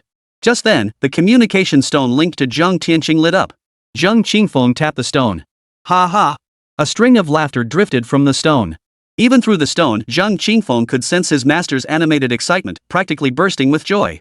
Good girl, hurry back with your father. Your grandmaster has prepared so many fun things for you. Grandmaster wants to take you out to play, pluck stars from the heavens for you, and capture a dragon from the sea to be your mount. Oh my, there are so many places to explore. Come back soon. Zhang Tianyue's voice was so tender it gave Zhang Qingfeng goosebumps. He couldn't help but wonder if the old man had undergone a gender transformation. Turning to Zhang Tianyue, he asked, "Can you feel how much Grandmaster adores you?" Zhang Tianyue nodded, his mind involuntarily conjuring the image of a kind-hearted old grandfather. Come, say hello to your Grandmaster. Zhang Qingfeng handed over the communication stone. Zhang Tianyue felt a surge of nervousness, timidly calling out, "Grandmaster, hello. I'm Zhang Tianyue. Wishing you health, longevity, and 100 years of life." Zhang Qingfeng's expression froze. Zhang Tianyue quickly asked, "What's wrong? Did I say something wrong?" Zhang Qingfeng replied, "Your grandmaster is over 3,000 years old this year." Wishing him 100 more years, well, that's quite appropriate. Zhang Tianyue. I'll apologize to the old master. Just as she was about to send her apology through the stone, it lit up. Startled, her hand trembled, nearly sending the stone flying. Taking a deep breath and bracing herself for a scolding, she finally tapped the answer button. Ha ha. Little Tianyue, you're doing well. Grandmaster wishes you joy and happiness. Grandmaster isn't scolding me. Zhang Tianyue was flattered and overwhelmed, feeling even more that Grandmaster was kind and benevolent. Zhang Qingfeng frowned, reaching out to take the stone. "Master, I'll take Tianyue out for a few days before returning. Don't worry." He suddenly realized that if he brought his daughter back now, his master would surely snatch her away, leaving him out of the picture. No, he had to bond with his daughter first. Wicked disciple. How dare you? I give you 1 hour to return my precious grand disciple, or I'll kick your ass to pieces. Zhang Tianyue's roar blared through the communication stone, sounding as if spittle was flying from his mouth. Zhang Tianyue flinched, glaring at Zhang Qingfeng as if to say, "You've caused trouble." But Zhang Qingfeng simply tossed the communication stone into his storage ring. Zhang Tianyue stared in disbelief. Isn't that a bit rude? It's fine. He's long since gotten used to it. Zhang Qingfeng changed the subject. Where do you want to go play? Dad will take you. Zhang Tianyue suddenly hugged her knees and fell silent, head bowed. Zhang Qingfeng knew the sudden shift in her circumstances was overwhelming for the little girl, and she might struggle to process it all at once. After a moment's thought, he asked, "Would you like a sip of wine?" Zhang Tianyue looked up at Zhang Qingfeng in surprise. "Drink? Yes. Me? Yes. Can kids drink alcohol? Not allowed?" Zhang Tianyue frowned in surprise, feeling like this dad might not be entirely reliable. Zhang Qingfeng laughed heartily. "Don't worry, this isn't your ordinary hard liquor. It's brewed with premium spiritual essence. It intoxicates without harming. Even a sip can extend one's lifespan for ordinary folk. How about it? Want to try? A drunken stupor eases all sorrows." Zhang Tianyue's eyes widened. She wanted to try it but hesitated. Back home, every time she saw her grandfather and father drinking, they make those ha sounds a mix of discomfort and pure enjoyment. It made her incredibly curious about what alcohol actually tasted like. But her father had always said children shouldn't drink, so she never dared to try. Zhang Qingfeng, seeing her hesitation, flicked his finger toward the gourd's opening. A single, crystal-clear drop the size of a soybean emerged, and he guided it to Zhang Tianyue's lips. If Zhang Tianyue saw him tempting Zhang Tianyue to drink, he'd surely slap him senseless. A rich, mellow fragrance wafted into her nostrils, and Zhang Tianyue finally succumbed to the temptation, opening her mouth. Chapter 11, Higher Than Mountains. Cough, cough, cough. The drop of liquor burned fiercely as it hit his throat. Zhang Tianyue's face flushed instantly and he choked, coughing and gasping for breath. Hiss. Ha! Burning, burning, burning. Hiss. Ha! She fanned her mouth with her hand while sticking out her tongue and huffing, the heat bringing tears to her eyes. Ha! Just bear with it, it'll pass soon. Zhang Qingfeng roared with laughter. Zhang Tianyue couldn't help but think to herself, this dad is totally unreliable. After a moment, her eyes suddenly lit up. Beyond the initial sting, an endless sweetness blossomed in her mouth, filling it with a refreshing fragrance. Moreover, waves of warmth surged from her abdomen to every limb and bone, enveloping her entire body in an indescribably pleasant warmth. The only thing was, everything was slightly blurry. The mountains and earth seemed to sway and wobble. She was clearly drunk. Zhang Qingfeng's gourd contained drunken immortal brew, a potion potent enough to intoxicate even a great immortal. For an ordinary person, a single small cup could send them sleeping for 3 days and nights. How does it feel? Zhang Qingfeng asked with a smile. Zhang Tianyue's face was flushed crimson, tears glistening at the corners of her eyes and along her long lashes. Her drunken gaze drifted toward Zhang Qingfeng. He. After staring blankly at Zhang Qingfeng for a moment, she suddenly chuckled softly. A mischievous glint flashed in her large, watery eyes. She looked both sharp and innocent, with a touch of adorable cluelessness. I'll tell you a secret. Zhang Tianyue extended her small hand and beckoned Zhang Qingfeng with a finger. Zhang Qingfeng immediately leaned in closer. His daughter was actively sharing a secret with him, proof she already saw him as someone worthy of trust. Hadn't their father-daughter bond just been forged? He was completely unaware that it was his own doing that had gotten Zhang Tianyue drunk in the first place. Actually, I've known for a long time that I'm not my parents' biological child. One night when I got up to use the bathroom, I overheard father and my older brother talking and found out. I didn't dare tell them, afraid they'd reject me if they found out. Zhang Qingfeng's heart clenched. He couldn't imagine the weight of pressure his young daughter had been carrying all this time. Tell me everything that's been troubling you. Don't bottle it up inside. Cry if you need to. Vent if you must. He gently stroked her head, guiding her to release her pent-up emotions before they could fester inside. I'm not upset. Not at all. Even though my birth parents didn't want me, heaven has been incredibly kind to me, sending me to a family with such good hearts.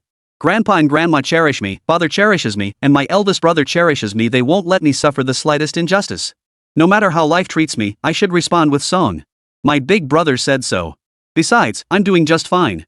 The radiant smile of happiness on the girl's face told Zhang Qingfeng she was lying. She truly hadn't suffered much hardship in that home. Yet the mere words "my birth parents abandoned me" made him feel utterly ashamed and overwhelmed with guilt. It's just. Zhang Tianyue's smile suddenly faded. She hugged her knees, resting her chin on them. It's just, my mother left too soon. She was gone before I could even remember her. I. Her voice grew nasal as tears welled in her eyes. I don't even know what she looked like. Sometimes when I see other kids being held and kissed by their mothers, I feel so envious. When I hear them singing loudly that no one in the world is as good as their mother, I can only sing it quietly to myself. I wonder if my mother can hear me. She spoke through her tears, not wailing, but letting them roll down her cheeks one by one. Zhang Qingfeng watched her, his heart aching deeply. I wish I had a mother too. Sniff. Zhang Tianyue's lips trembled, and finally, unable to hold back, she buried her face in her knees and cried out loud. With each sob, Zhang Qingfeng's heart trembled. He grabbed the gourd and gulped down several mouthfuls of liquor. I can't bring your adoptive mother back from the dead, but your birth mother is still alive. I'll take you to see her. You. Zhang Qingfeng started to say more, but saw the little girl's head tilt to the side as she fell asleep. He paused, then spoke again after a moment of silence. I'm truly sorry. The mistakes we adults made have burdened you, so small. I will make up for what I owe you. You shall have everything others have. With that, he scooped up his daughter and flew northward, heading to the demon realm to find the witch. Zhang Tianyue slept deeply and soundly, not waking until the next morning. Opening her eyes, she found herself lying inside a tent. She stared blankly at the canopy for a long while before finally coming to her senses. When did I fall asleep? She tapped her forehead with her fingers, trying to recall. She remembered Zhang Qingfeng feeding her a drop of wine. She'd felt warm all over, though her vision had blurred slightly and the ground seemed to sway beneath her. After that, she remembered nothing. Zhang Tianyue couldn't help but roll her eyes inwardly, realizing she'd gotten drunk. This cheapskate dad really can't be relied on. Hearing movement outside the tent, she rose, slipped on her coat, brushed her hair, folded the bedding, then lifted the curtain and stepped out. She saw Zhang Qingfeng building a fire and cooking on the nearby beach. Beside the sandy shore, a clear river flowed gently. Hey, kiddo, awake now? Zhang Qingfeng greeted her with a smile. His natural, warm smile effortlessly eased Zhang Tianyue's awkwardness and reserve. How long have I been asleep? Zhang Tianyue glanced at the sun in the sky. Surrounded by mountains, she couldn't determine her direction. Without knowing which way the sun was, she couldn't gauge the time. You must have been utterly exhausted. You've been sleeping since yesterday afternoon. I figured you'd be waking up soon, so I cooked a pot of kanji. Dad, are you sure I didn't just sleep this long because I got drunk? Zhang Tianyue asked, his little face turning serious. Ah, ha ha. Zhang Qingfeng, feeling guilty, gave a nervous chuckle and quickly changed the subject. The porridge is ready. Go wash up over there and come back to eat. Zhang Tianyue pouted, then walked 100 paces along the riverbank to wash up and relieve herself. When she returned, she found Zhang Qingfeng squatting gloomily beside the makeshift stove. Black smoke billowed from the clay pot where the porridge simmered. Clearly, the porridge had burned. Zhang Qingfeng glanced at his daughter, rubbing his hands awkwardly. I think I messed up. Yesterday afternoon, they passed through a small town where he deliberately bought these pots, pans, rice, flour, oil, and salt, hoping to cook for his daughter himself and strengthen their bond. But it had been centuries since he'd last tended a fire, and his skills had grown rusty. One careless moment, and it all went up in smoke. It's okay.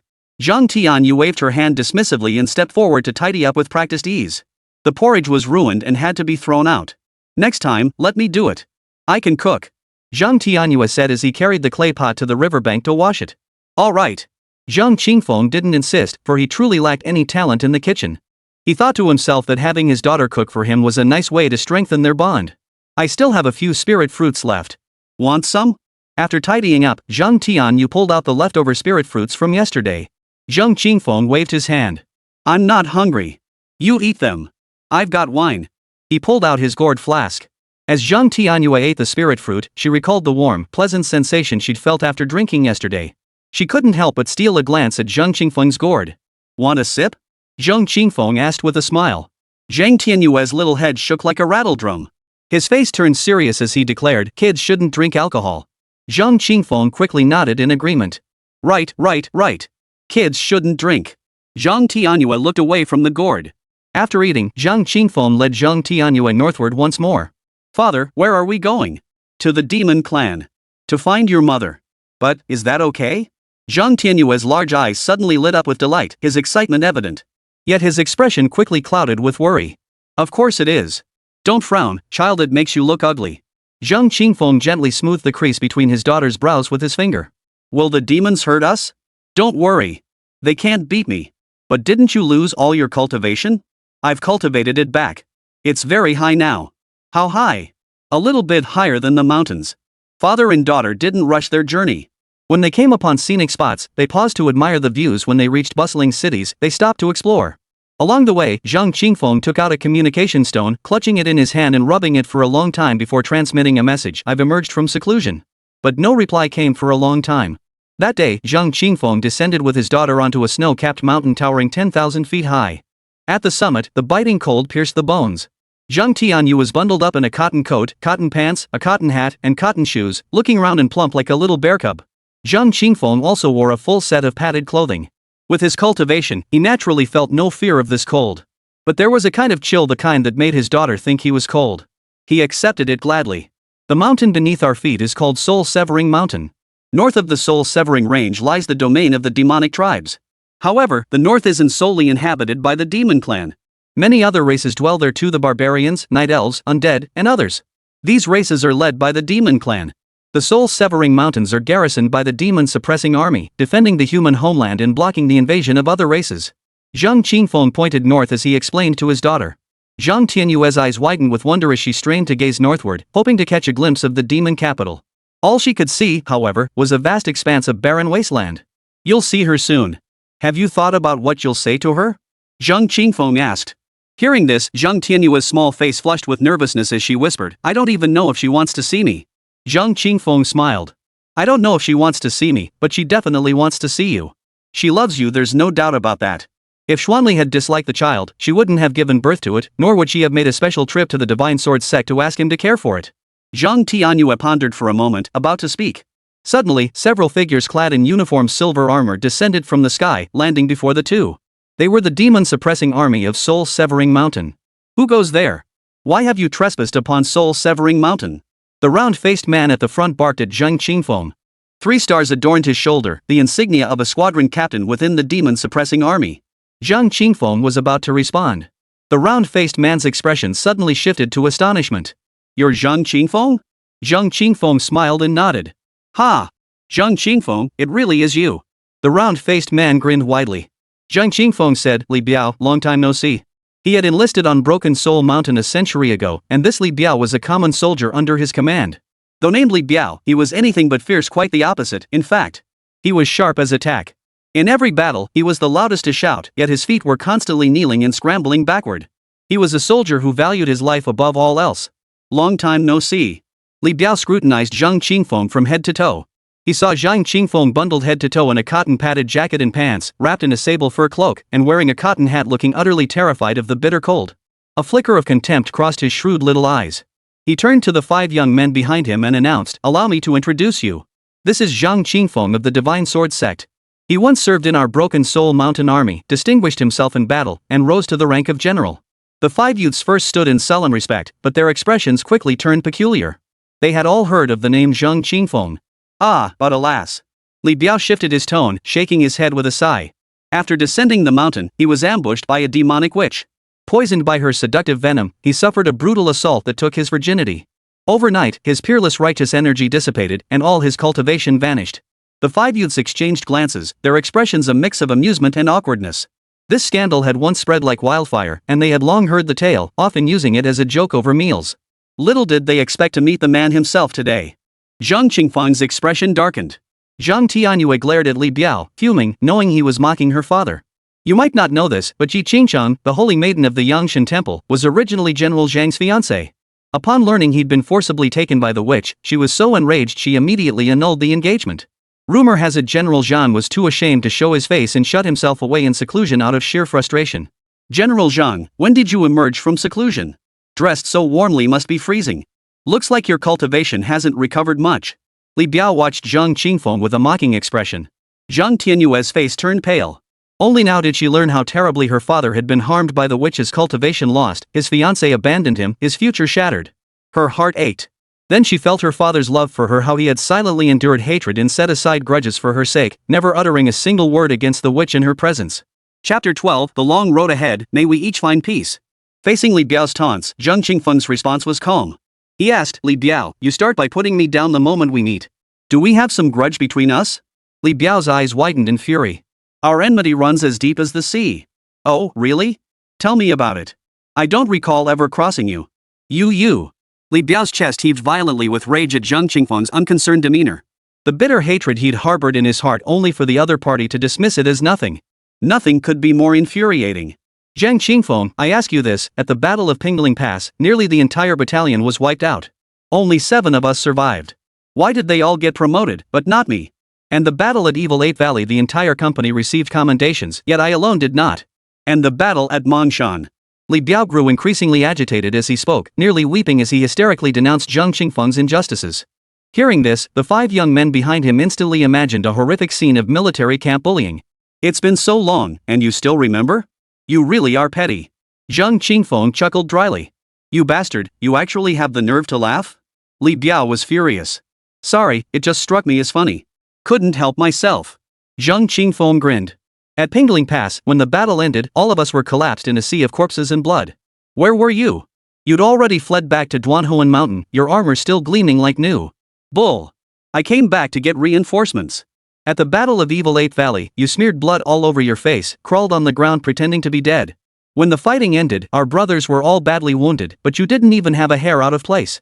I was knocked unconscious. The battle at Mang Mountain was even more ridiculous. You deliberately made yourself sick, then ran to the rear to take a dump and avoid the fight. But the enemy flanked us from behind. You didn't even have time to pull up your pants. You were fleeing through the air while still taking a dump. The scene was absolutely. Shut up. Li Biao's face flushed crimson as he roared, cutting Zhang Qingfeng off. Ha! A young soldier couldn't hold back, bursting into laughter at Zhang Qingfeng's vivid description.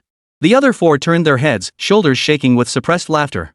They hardly doubted Zhang Qingfeng's words, for they all knew exactly what kind of person Li Biao was. Zhang Qingfeng reached out and patted Li Biao on the shoulder, speaking earnestly, Brother, you can't just dwell on not getting promoted. You need to reflect on why you didn't get promoted. Li Biao swatted Zhang Qingfeng's hand away. Don't touch my insignia. Well, made it to squadron leader, huh? Not bad, really not bad. Of course it is. Much better than you. Getting forced by the witch, losing all your cultivation, humiliating yourself in front of 10,000 people. Did you know the witch is marrying the divine son of the Temple of All Gods next month? And your fiancé, Yi Qingchang, is marrying him too. General Zhang, how does it feel to have both your women serving the same man? Zhang Qingfeng's expression froze. He hadn't heard about this. Oh my, whose child is this? Li Biao's gaze suddenly shifted to Zhang Tianyue, his voice dripping with cold scorn.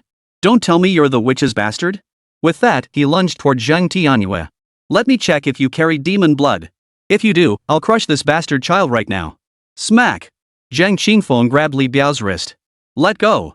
Li Biao glared at Zhang Qingfeng. As a squad leader of the Demon Suppression Army, I have the authority to investigate any suspicious individuals on Soul-Severing Mountain. If you obstruct me in my official duties, don't blame me for taking you down.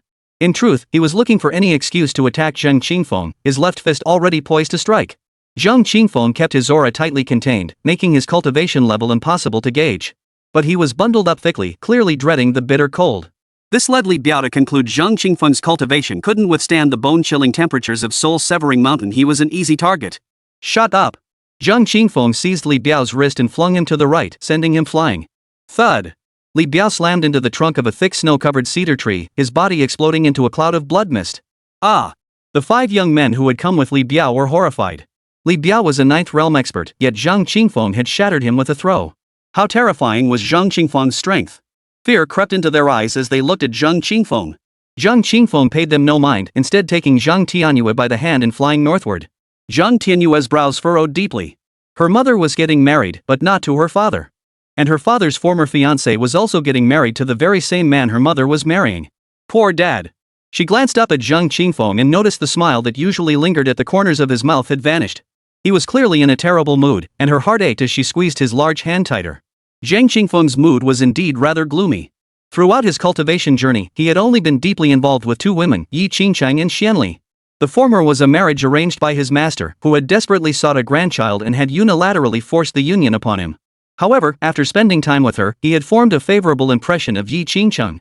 They had even set an auspicious date for their wedding when unexpected circumstances arose. It fell through. The latter wasn't a friend, but a sworn enemy on the battlefield, a relationship where only one could survive. He never imagined Xuanli would bear his child. His heart was filled with mixed emotions, unsure how to face this woman. Now, both women were about to marry someone else.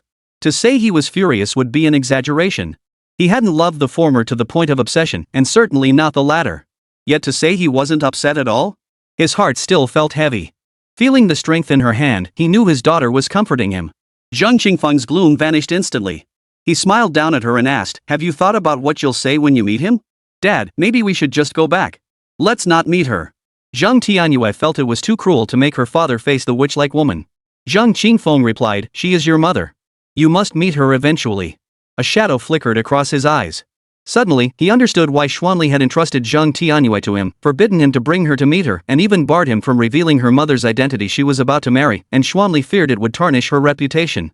If Xuanli abandoned Zhang Tianyue, he wouldn't be held responsible for settling both old and new grudges. Zhang Tianyue shook her head. "I'm fine, really. I'm the one who caused father this hardship. If it weren't for me, you could have sought revenge on her." Zhang Qingfeng froze at her words. The little one was actually feeling sorry for him? Warmth flooded his heart. He stroked her head tenderly. "She ruined over 500 years of my arduous cultivation. To be honest, I do hate her. She should thank you. Your appearance has soothed my hatred toward her. Otherwise, I would have definitely confronted her. For your sake, I won't hold it against her." Zhang Tianyue felt deeply moved. He never imagined he'd already occupied such an important place in the heart of this father he'd only just met. "Let me tell you a secret. Though your old man lost 500 years of cultivation, I regained it all during my 9-year seclusion, and now I'm even stronger than before. Truth be told, your grandmaster always opposed my cultivation of the righteous chi technique because its grade is somewhat low. But I was obsessed with it and couldn't bear to give it up. This breakdown actually helped me make a choice to switch to cultivating the way of the sword. It seems to have fulfilled your grandmaster's wish after all. Otherwise, with his fiery temper, he would have long since taken up the sword to annihilate the demon clans. Don't be too shocked. Your great-grandmaster has already transcended the realm of the divine in the way of the sword. He alone, with his sword, could wipe out every foreign tribe in this far northern land. He always said I was born for the sword. The truth proves him right. Since switching to swordsmanship, my cultivation has advanced by leaps and bounds. So I'm not nearly as miserable as Li Biao makes me out to be. You needn't worry about me." He had never bothered sharing these matters with others, but now he spoke to ease the little one's worries. Zhang Tianyue felt considerably reassured upon hearing this, and the furrowed brows between her eyes smoothed out. "Are you trying to get her to come with us?" Zhang Qingfeng inquired. Zhang Tianyue shook her head. She's about to marry into the divine son of the temple of all gods, no less. She won't agree. Just one meeting. After that, our paths in the world will diverge. Let's each find our own peace. Zhang Qingfeng was taken aback by his daughter's unexpectedly profound words, filled with sorrow that tugged at his heartstrings. He made a decision on the spot. If she refuses, father will take her back by force. What? Is that even possible? Zhang Tianyue was utterly shocked. Is that not allowed? Father, you're a righteous master of a prestigious school. If you snatch back a witch, won't Grandmaster beat you to death? No. Master Grandmaster is truly kind. Don't get the wrong idea, it's just that your old man here can take a beating. He won't kill me. The demon clan's imperial capital, Yomi City. Princess's residence. Xuanli stood lost in thought by her bedroom window. Outside the window, peach blossoms filled the courtyard, vying to bloom in full splendor. In this far northern land, the bitter cold delayed the blossoms by 2 or 3 months compared to the south. Yet, having endured frost and wind, the flowers bloomed far more vividly and fragrantly than their southern counterparts. Petals unfolded layer upon layer along the branches, creating a sea of pink across the courtyard. Xuanli cherished peach blossoms above all. Yet this year, she had no heart for admiring them. 3 months prior, the Temple of the Gods dispatched 24 horsemen who charged from the demonic border all the way into the imperial palace of Yomi City. The demon sovereign, possessing the supreme cultivation of a golden immortal at its peak, had his arms severed within 100 moves under their blades. The Temple of the Gods demanded the demon clan submit, threatening annihilation if they refused. Powerless to resist, the demon lord knelt in submission to save his people. He was forced to agree to a marriage alliance, giving Xuanli to the divine son, Yunyi. Though termed a marriage, it was in truth a sacrifice to serve as the divine son's alchemical vessel, aiding his cultivation.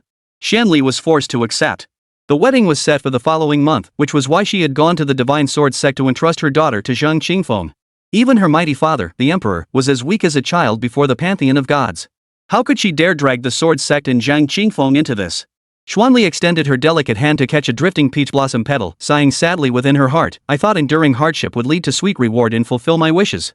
Little did I know it would all end in futility. Truly, it fulfills that ancient saying, what is destined to be yours will come to you, what is not destined cannot be forced. By now, you should have brought Tianyue up. I wonder if she can accept her true origins. Will she hate me for being heartless? Will you tell her I'm her mother? I doubt it. I'll just tell her mother died. Though her thoughts wandered, her eyes were fixed on the direction of the divine sword sect, searching the horizon with desperate longing. Her thoughts were divided between the younger and the elder. Suddenly, 2 figures drifted down from the sky, landing beneath the peach tree by the window. Xuanli's expression froze, convinced she must be hallucinating. Chapter 13, you're marrying me? Xuanli hastily rubbed her eyes. She looked out the window again. It wasn't an illusion. 2 figures truly stood beneath the peach tree, the very people she had longed for day and night. A wave of immense joy instantly washed over her face. Who are you? The maidservant inside the room also spotted the visitors outside the window. Mistaking them for assassins, she barked the question. Xuanli swiftly turned and struck both maidservants unconscious with a single blow. She then hurried out the door. She strode forward, instinctively reaching to embrace the little one, but her hand retracted mid-air. She took 2 steps back and snapped at Zhang Qingfeng. What are you doing here?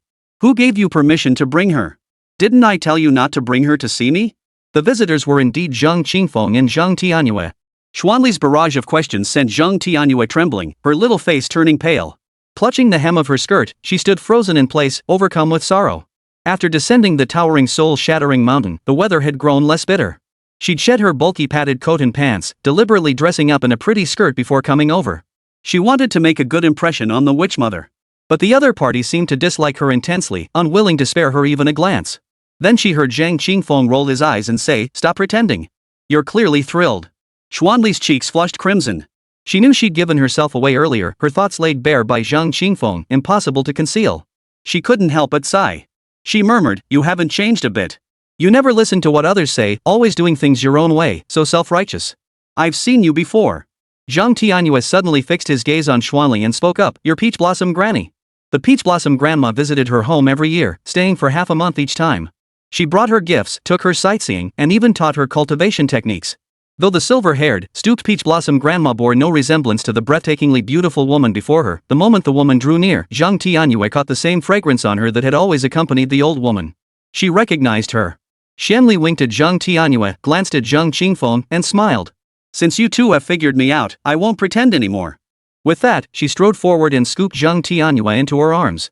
Zhang Tianyue's heart, which had been filled with disappointment, instantly came alive.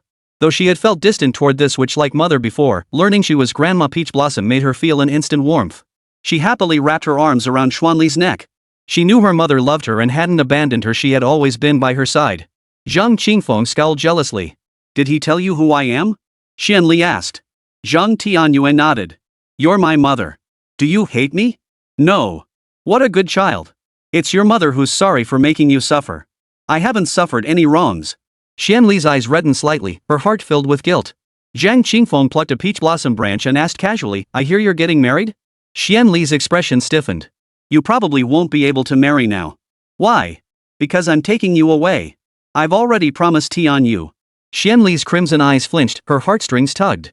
"Did you accept the betrothal gifts? If so, return them." "You jerk." Xuanli shot Zhang Qingfeng a reproachful glare. "You're starting to get cocky and self-important again, thinking you know everything." Zhang Qingfeng continued unabashedly, "I heard you're to marry the divine son of the Temple of the Gods alongside Yi Qingchen. Knowing men as I do, you'll never outshine her once you're there. At best, you'll be nothing more than a bedchamber maid." Xuanli's anger flared instantly. "Zhang Qingfeng, what do you mean by that? Are you implying I'm inferior to Yi Qingchen? Or are you afraid that after I marry the divine son, I'll compete with Yi Qingchen for his favor, so you want to help her eliminate me? She's already broken off her engagement with you. Can you stop sucking up to her? Can you two stop arguing? Let's talk this out calmly." Zhang Tianyue whispered softly. Zhang Qingfeng immediately softened his tone. "I've already broken off my engagement with Yi Qingchen. Who she marries has nothing to do with me." "Oomph. Yi Qingchen isn't as good as you think she is." Xuanli snorted coldly. "Have you ever considered this? Only the three of us were in Burial Dragon Valley that day. If I didn't poison you, then who did?" "What do you mean?" "Figure it out yourself, so you won't accuse me of harboring ulterior motives again." "Could it really have been Master?" Zhang Qingfeng stroked his chin as he spoke. Xuanli couldn't help but roll her eyes. "Zhang Qingfeng, did a donkey kick you in the head?" Zhang Qingfeng waved his hand dismissively. "Never mind that. Pack your things quickly and come with me." Xuanli's eyes flickered. Setting Zhang Tianyue down, she stepped before Zhang Qingfeng, tiptoed slightly, met his gaze directly, and asked, "You want me to come with you? Are you going to marry me?" Zhang Qingfeng's expression remained calm. "Not impossible." Xuanli stared into Zhang Qingfeng's eyes for a moment. The unruffled gaze told her he was making this concession purely for his daughter's sake, not because he liked her. A wave of disappointment washed over her. She took 2 steps back. Shaking her head, she said, "Sorry, I can't go with you." Zhang Qingfeng said, "Give me a reason, or I'll resort to extreme measures." "Do you know the Temple of the Gods? I heard about it briefly before my seclusion. It's a newly risen, mysterious power. I'm unaware of their activities in recent years. In just 9 short years, the Temple of the Gods has conquered nearly every faction in the spirit realm. Only 3 powers remain, the Tao sect, now so fallen its mountain gates are lost, your sword god sect, and the white young empress of the upper heaven realm." Zhang Qingfeng's reaction was unremarkable, impressive. The Pantheon's hierarchy includes the divine ancestor, the 4 great true gods, divine sons, 8 great vidras, 12 protectors, 24 divine attendants, and 48 divine servants. 3 months ago, their 12 protectors led the 12 divine attendants on a rampage from the demonic border all the way to the imperial palace in the demon capital. Even a single guardian could defeat me in a single move. My father, the emperor, lost an arm within 100 exchanges. The Temple of the Gods demanded the demon clan submit, threatening annihilation otherwise. To save our people, father was forced to submit in humiliation and agree to a political marriage to wed me to the divine son. The divine son sought me for my heavenly demon bloodline, intending to use me as a vessel for his cultivation. For my people, I had no choice. Do you understand?" Xuanli held nothing back, pouring out her anguish in one breath so Zhang Qingfeng would understand and refrain from reckless actions. Zhang Qingfeng frowned, silent.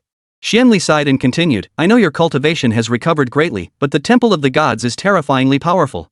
Some suspect they come from the immortal realm. They're far beyond what we can oppose. Take Tianyue and live well. Leave me be.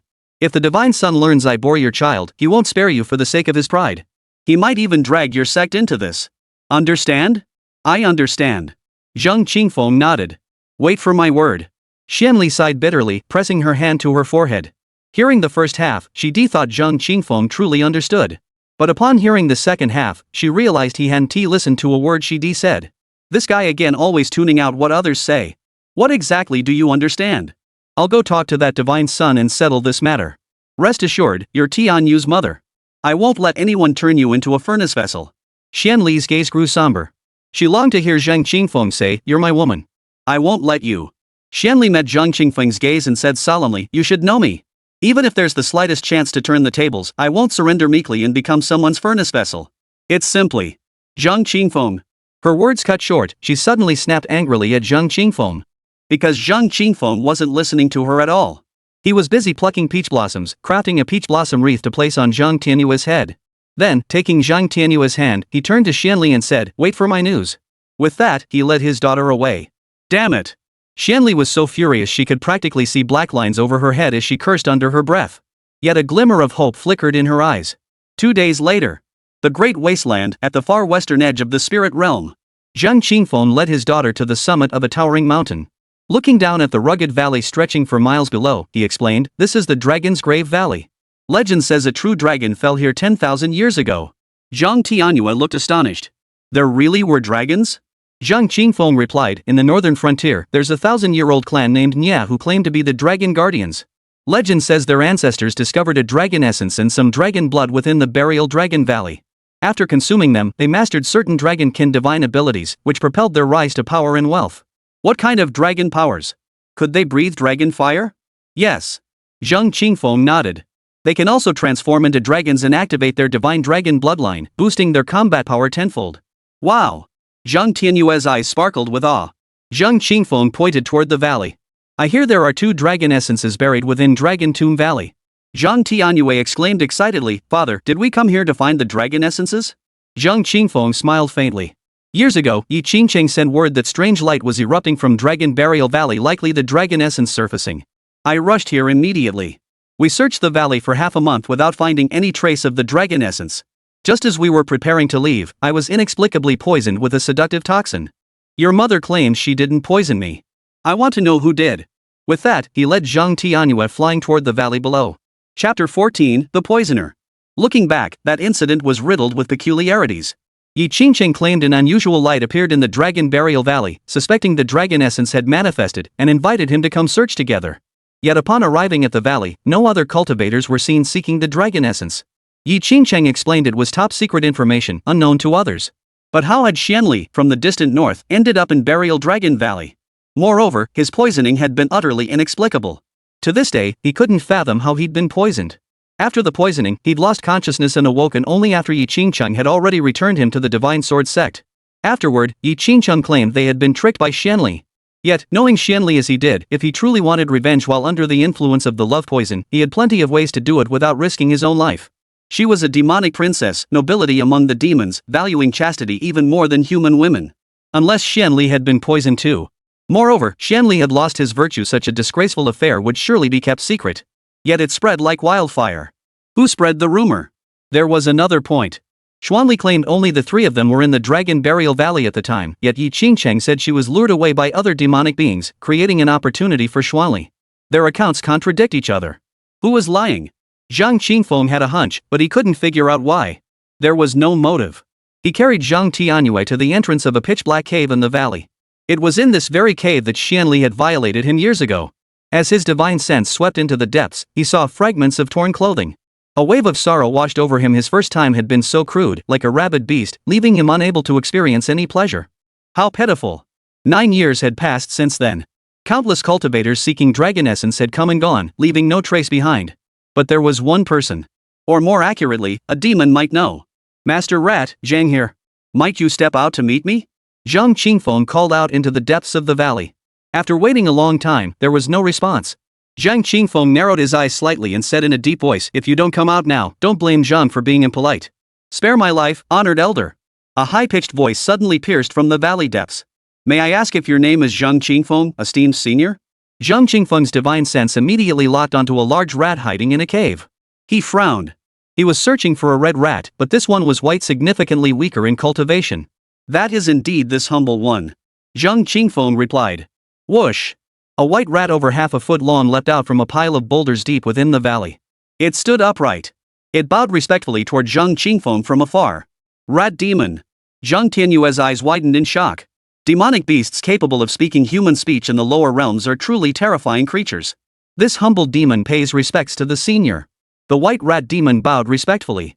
As if afraid of being harmed by Zhang Qingfeng, it dared not approach. Zhang Qingfeng asked curiously, "How do you know my name? What about Hong Si?" Hong Si was the name the red rat demon had given himself. The white rat replied, respectfully, Senior, Hongxi was my grandfather. He is dead. How did he die? He was killed by a female sword cultivator. Before he died, grandfather entrusted me with one thing. He said that if I ever saw you come to Burial Dragon Valley, I should give you this painting. The white rat spoke as he flung his hand, tossing a scroll toward Zhang Qingfeng. Zhang Qingfeng untied the scroll's cord and unfurled it. Zhang Tianyue tiptoed curiously to get a better look. The painting depicted a pitch-black cave. Deep within the cave, a man and a woman lay entwined. Fortunately, the painting was quite blurry. Otherwise, it would have been awkward if Zhang Tianyue had seen it. At the cave entrance stood a woman in white, gazing coldly into the darkness. Zhang Qingfeng stared at the woman in white, his pupils suddenly contracting. This painting confirmed his suspicions. The white rat said, My grandfather was killed by the woman in white in the painting. He said once you see it, you'll understand his meaning. Thank him for me. Zhang Qingfeng rolled up the painting and tossed 2 golden crystals to White Rat. These were golden spirit stones, the finest spirit stones in the spirit realm. A single stone contained spiritual energy equivalent to 10,000 top-grade spirit stones. Thank you, Senior. Thank you, Senior. White Rat bowed repeatedly in excitement. Let's go. I'll bring you back to hunt for treasures when I have free time. Zhang Qingfeng addressed Zhang Tianyue. Zhang Tianyue whispered, Was it Yi Qingcheng who poisoned you? She too had deciphered the painting. Zhang Qingfeng nodded. Zhang Tianyue asked in confusion, She was father's fiancée. Why would she harm him? Zhang Qingfeng replied, I don't know. I've never done anything to wrong her. Come on, let's head back to the sect first. Your grandmaster is practically shouting himself hoarse on the communication stone. Zhang Tianyue shot her father a complicated look. She thought to herself, being poisoned by your fiancé hurts worse than being poisoned by your witch of a mother. Poor dad, he really has it rough. The Divine Sword sect was situated in the eastern part of the spirit realm, near the Lianyun Mountains bordering the eastern sea. At the mountain range's heart, 12 towering peaks piercing the clouds formed the sect's mountain gates. At its peak, the Divine Sword sect boasted 30,000 elite disciples. With the sword Saint Zhang Tianyue presiding over it, it was unquestionably the strongest sect in the spirit realm. Yet for reasons unknown, the 9 peak masters abruptly ceased overseeing sect affairs and halted recruitment of new disciples. This led to the sect's gradual decline. Today, the combined disciples of all 9 peaks number less than 100. Were it not for the sword Saint Zhang Tianyue still holding court, the Divine Sword sect would have been forgotten entirely. Your 8 senior uncles are all preoccupied with cultivating immortality. They have neither the time nor the inclination to manage the sect, so it has long been neglected. That mountain peak covered in green bamboo is called Bamboo Sword Peak. It's where I usually cultivate. Zhang Qingfeng pointed to the 12 desolate peaks as he explained to Zhang Tianyue. Seeing the Divine Sword sect so close at hand, and knowing he would soon meet his grandmaster and 8 senior uncles, Zhang Tianyue felt incredibly nervous. His fingers interlocked and his palms were drenched in sweat. Master, I'm back.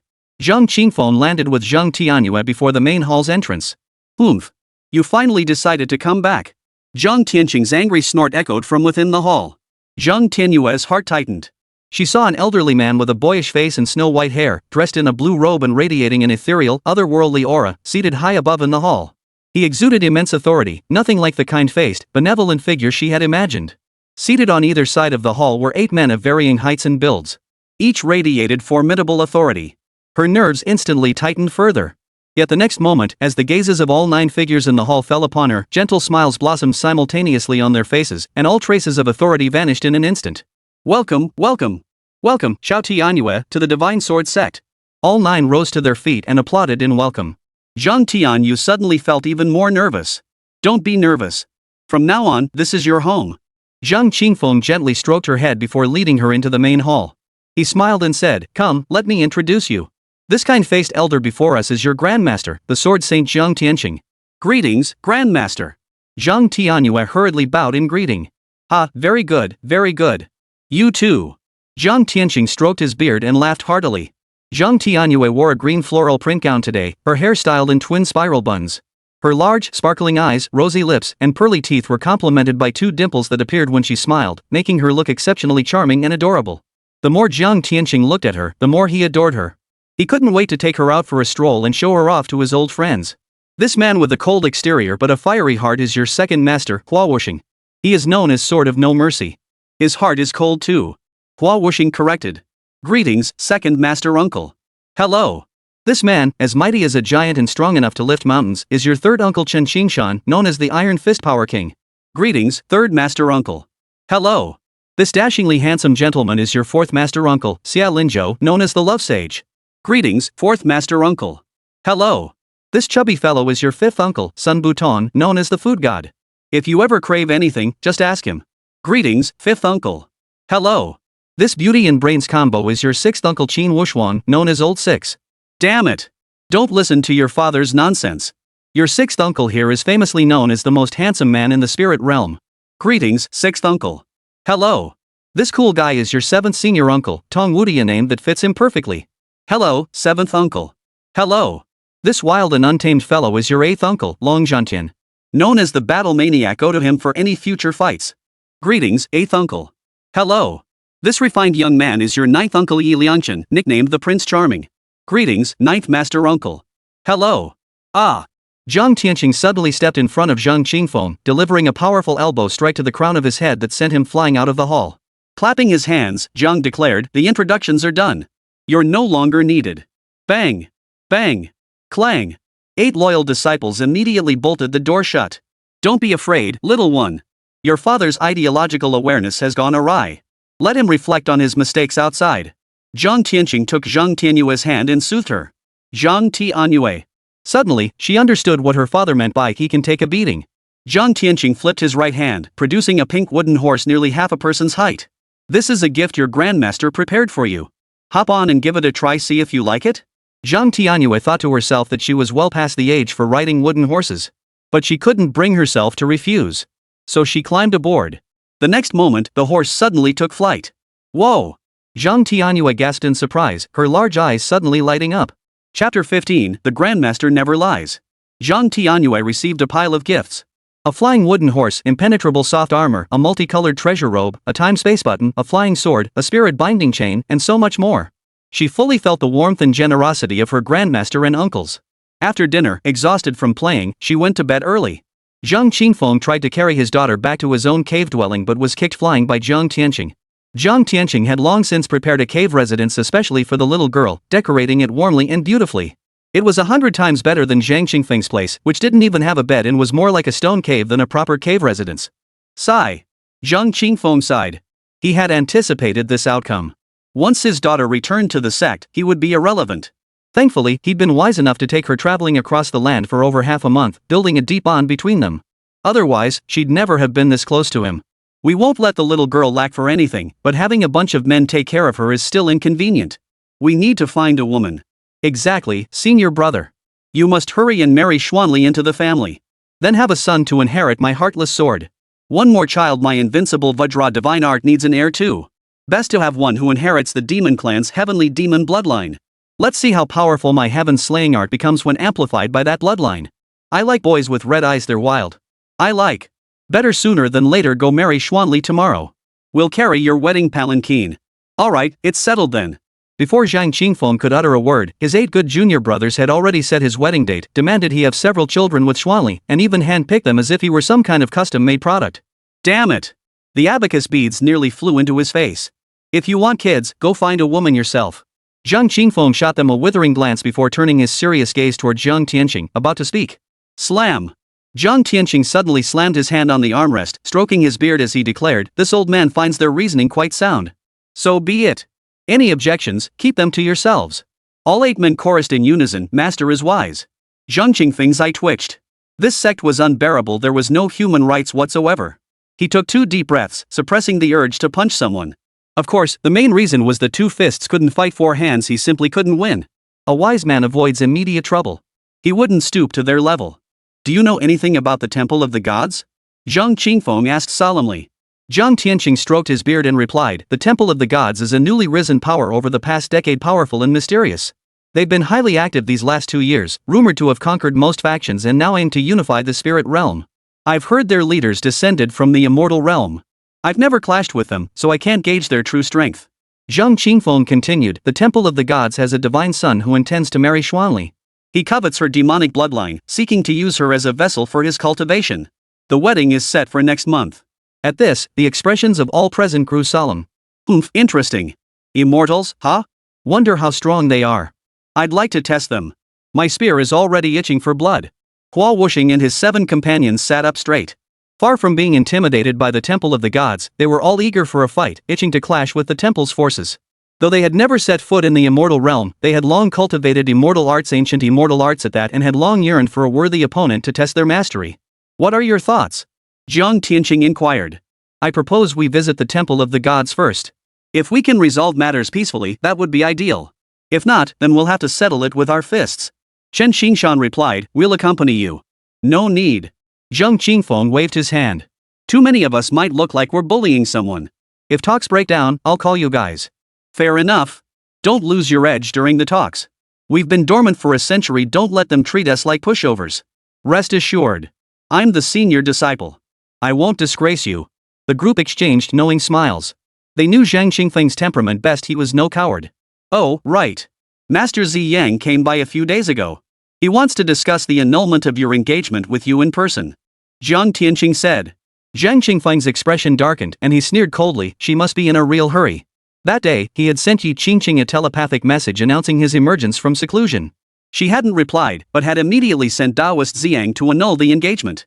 This was a veiled way of telling him she wanted to sever all ties completely, never to exchange another word. Zhang Tianyue nodded. Yes, she is.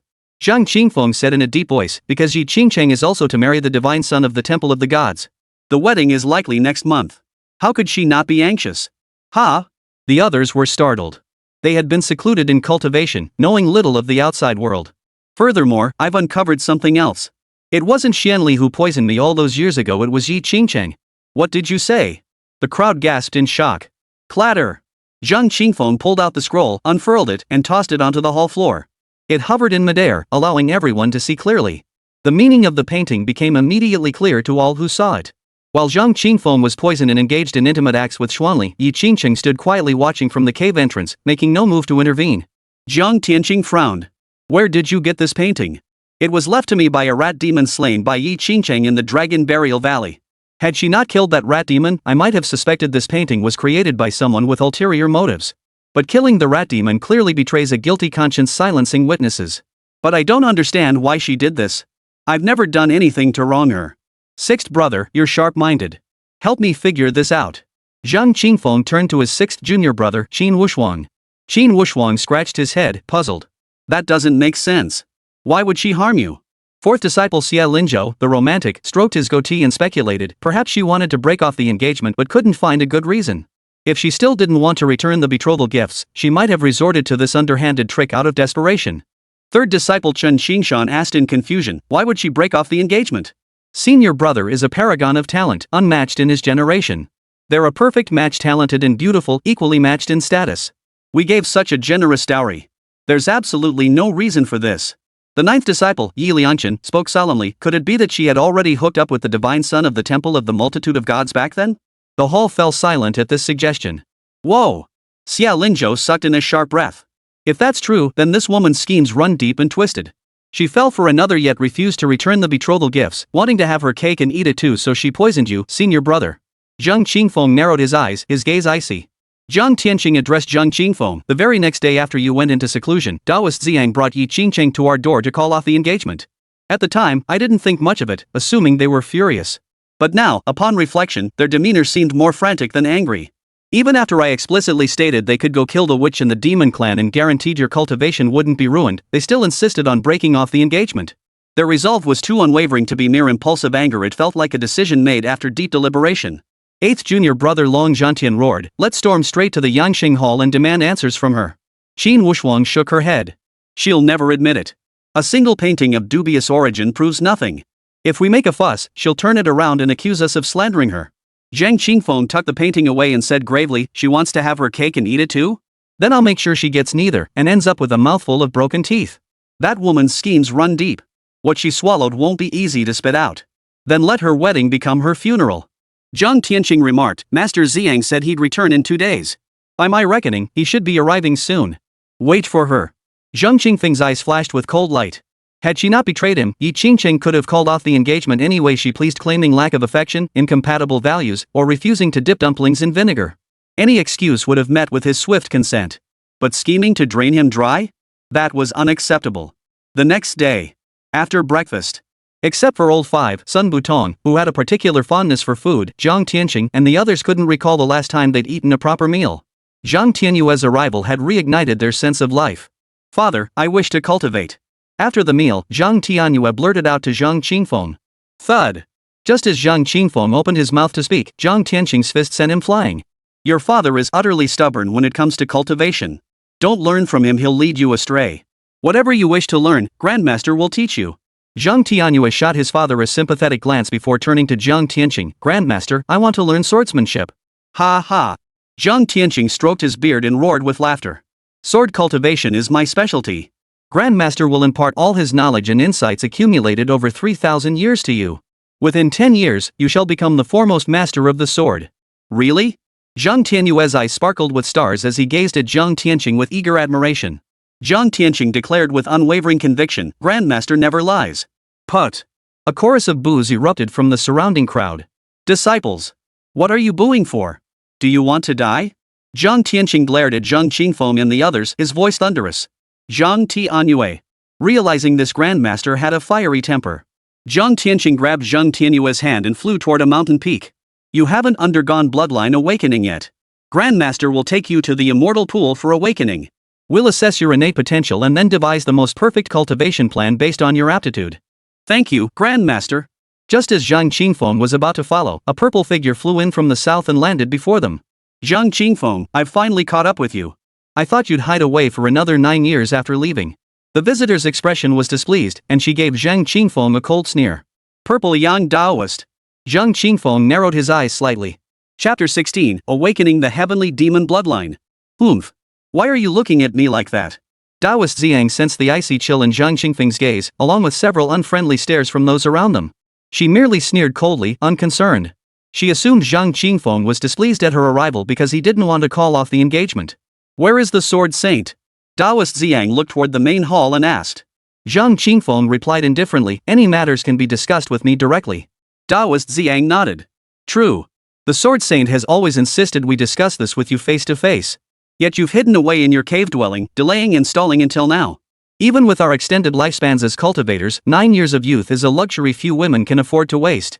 His words carried a clear implication that Zhang Qingfeng had wronged Yi Qingcheng. Has this delayed Yi Qingcheng's engagement to the divine son of the Temple of the Gods? I hear they're to be married next month. Zhang Qingfeng sneered coldly. He had initially felt remorse over the broken engagement, believing his secluded cultivation had indeed caused her distress. He'd been prepared to readily agree to her terms, foregoing all betrothal gifts as compensation. But now that he knew Yi Qingcheng was the one who had harmed him, not immediately storming the Sun God Temple was already generous. Zhang Qingfeng, this is getting ridiculous.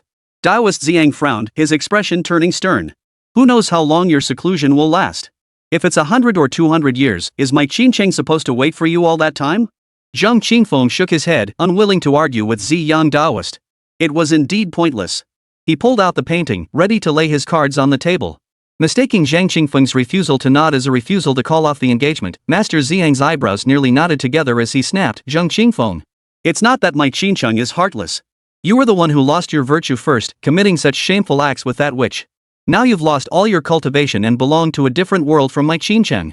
Do you intend to drag her down into the mire with you? Swoosh. Zhang Qingfeng unfurled the scroll and tossed it to Master Xiang. Go back and tell Yi Qingcheng, I now know who poisoned me all those years ago. The marriage can be called off, but return every single coin of the betrothal gifts and publicly apologize to me. Then this matter is settled. He wanted to see if the divine son of the Pantheon would still marry this scheming, vicious woman once he knew Yi Qingcheng's true nature. Taoist Xiang held the scroll before his eyes. After a moment of stunned silence, his expression changed dramatically. She understood. Where did you obtain this painting? This can't be real. It must be slander against my Qingcheng by some villain. Hold on.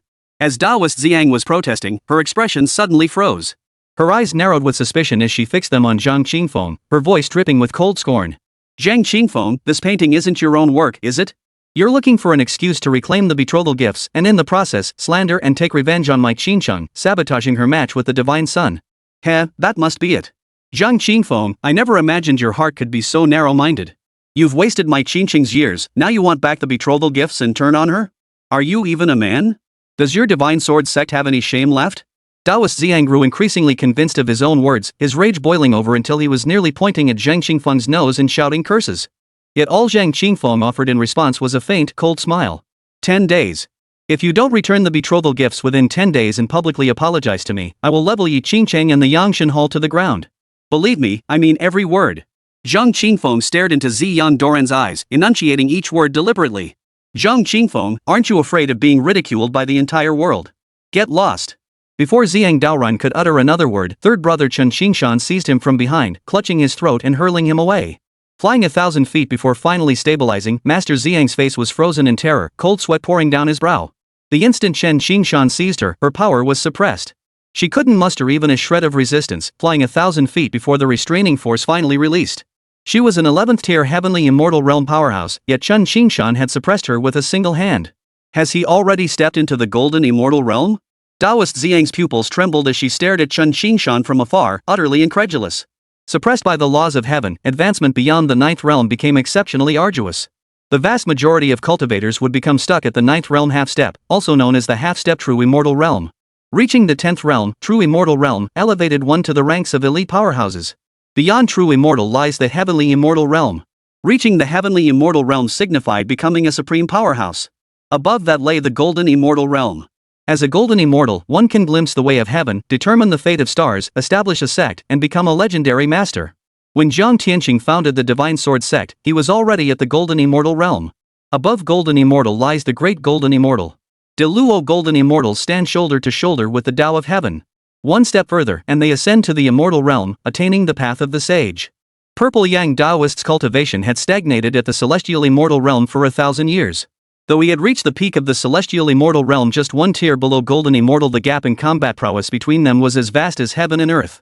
Under the terrifying suppression of the Tao's laws, even prodigiously gifted geniuses struggle to fight across major realms, remaining invincible only within their own tier. Seeing Chen Qingshan and the 9 fellow disciples, including Zhang Qingfeng, all gazing at him with mocking expressions, Master Ziyang felt utterly humiliated. His hair stood on end with rage as he roared, "The Yang Divine Hall has pledged allegiance to the Hall of all Gods. If you dare touch my Yang Divine Hall, you must first ask the Hall of all Gods if they consent. You dare provoke the ancestral deities. You shall die without a burial place. Get out of here." Long Zhantian unleashed a fist strike across the void. The fist's force tore through the air, transforming into a spear that ripped apart the void. Swirling with terrifying fluctuations of power laws, it shot toward Master Ziyang. Ah! Master Ziyang was seized by terror. Though 1,000 feet away, before the spear could pierce his face, he felt his very soul tearing apart. A chill ran down his spine, and he hastily fled into the void. But the spear pursued relentlessly. After pursuing him for 100 li, its power finally dissipated, vanishing into the void. Put! Purple Yang Taoist spat blood from his mouth. Though the spear hadn't caught up to her, its terrifying momentum had still wounded her across the void. Has he also reached the golden immortal realm? Purple Yang Taoist's face turned deathly pale. How is that possible? When did the golden immortal realm become so easily attainable? But she found it hard to believe that Chen Qingshan and Long Zhantian had both stepped into the golden immortal realm, yet the terrifying combat prowess they displayed left her no choice but to accept it. So what? Suddenly, Master Ziyang narrowed his eyes, his gaze darkening. So what if their golden immortal realm? My Yangsheng Hall has already aligned with the Hall of all Gods. To dare touch Yangsheng Hall is to strike the face of the Hall of all Gods. In the presence of the gods of the Hall of all Gods, golden immortal realm beings are nothing but subjects to be commanded. Once Qingcheng marries the divine son and masters immortal arts, I shall repay today's grievance 100-fold. We'll see about that. She shot a fierce glare toward the direction of the Divine Sword sect before hastily turning and flying toward the Yang Divine Temple. She intended to relay Zhang Qingfeng and the Divine Sword sect's stance to Yi Qingcheng and the sect master. Additionally, she wanted to verify whether the painting in her possession was genuine. Swish! At the Sword sect, a crimson pillar of light shot skyward from the awakening immortal pool atop Asking Immortal's peak. The green spiritual liquid within the pool churned like boiling water. Zhang Tianyue sat cross-legged with eyes closed upon the lotus platform at the pool center, the crimson radiance erupting from her very being. Simultaneously, the power of the entire pool of awakening spirit liquid poured into her body, cleansing her marrow and severing her meridians, transforming her from the inside out. Such pure demonic bloodline. Zhang Tianyue stood at the edge of the pool, gazing up at the soaring crimson pillar of light in awe. Zhang Qingfeng and the others flew over together. No one is taking her from me. Long Zhantian glared at Zhang Tianyue, his voice brimming with excitement. With demon blood, nothing suits her cultivation better than the heaven-slaying art. Let me teach her. Zhang Tianyue snorted coldly in displeasure. Thud. Long Zhantian knelt before Zhang Tianyue, clutching his leg and wailing tearfully, "Master, please have mercy. Don't fight me over her, okay? Let the senior disciple bear you another child. No, 10 more. Get lost." Zhang Qingfeng kicked him flying with a single blow. Qin Wuxuan gazed at the immortal pool and remarked, "It's been over a century since the awakening immortal pool was last used. It's filled to the brim with spiritual essence. I wonder how much the little one can absorb." Sun Butong replied, "I briefly assessed the youngster's aptitude. It's, as Xuanli said, exceptionally promising. Combined with the awakening of his heavenly demon bloodline and such pure lineage, he should conservatively absorb at least 10% of the spiritual essence." Zhang Tianyue stroked his beard and chuckled, "Our divine sword sect has gained a little prodigy." Swish! Suddenly, a golden pillar of light shot skyward from Zhang Tianyue's body. Those gathered by the pool were startled. This is innate righteous qi. Chapter 17, The Divine Child. Why was Zhang Qingfeng so obsessed with cultivating the righteous qi technique? Because the righteous qi is the purest and most luminous force in the cosmos. When cultivated to its ultimate limit, it can nurture an eternal, indestructible essence of righteous qi. This essence resides permanently within the body, nourishing both flesh and spirit, expanding them to vast and magnificent realms that encompass all phenomena. At that point, cultivating any other technique would feel like divine assistance. However, the cultivation method he practiced was of low grade, and he could find no superior technique for cultivating the righteous qi to replace it. Thus, his cultivation journey proved arduous. Yet his resolve remained unshakable. After over 500 years of arduous cultivation, he stood but a single step away from mastery. Alas, his virginity was lost, and his efforts were ruined at the last moment. Yet how could he have imagined that the righteous energy he had sought for over 500 years without success would awaken naturally within his own daughter, without her needing to cultivate it at all? This innate righteous energy surpassed the acquired righteous energy cultivated through techniques by 100-fold. Zhang Tianyue and the others were first stunned, then all turned to look at Zhang Qingfeng with complex expressions. This was the very definition of someone else's starting point being where you strive to reach after running your hardest. "Little girl, you're quite something." Zhang Qingfeng suddenly broke into a smile, his heart finally at peace. Though his switch to the sword path had brought greater achievements, compensating for his cultivation losses, 500 years of effort destroyed in an instant, to say he wasn't bitter would be a lie. Yet seeing his daughter awaken innate righteous energy, he instantly felt that his 5 centuries of arduous cultivation hadn't been wasted, it had all been passed down to her. Upright righteousness actually awakening within a demonic bloodline infusing so perfectly?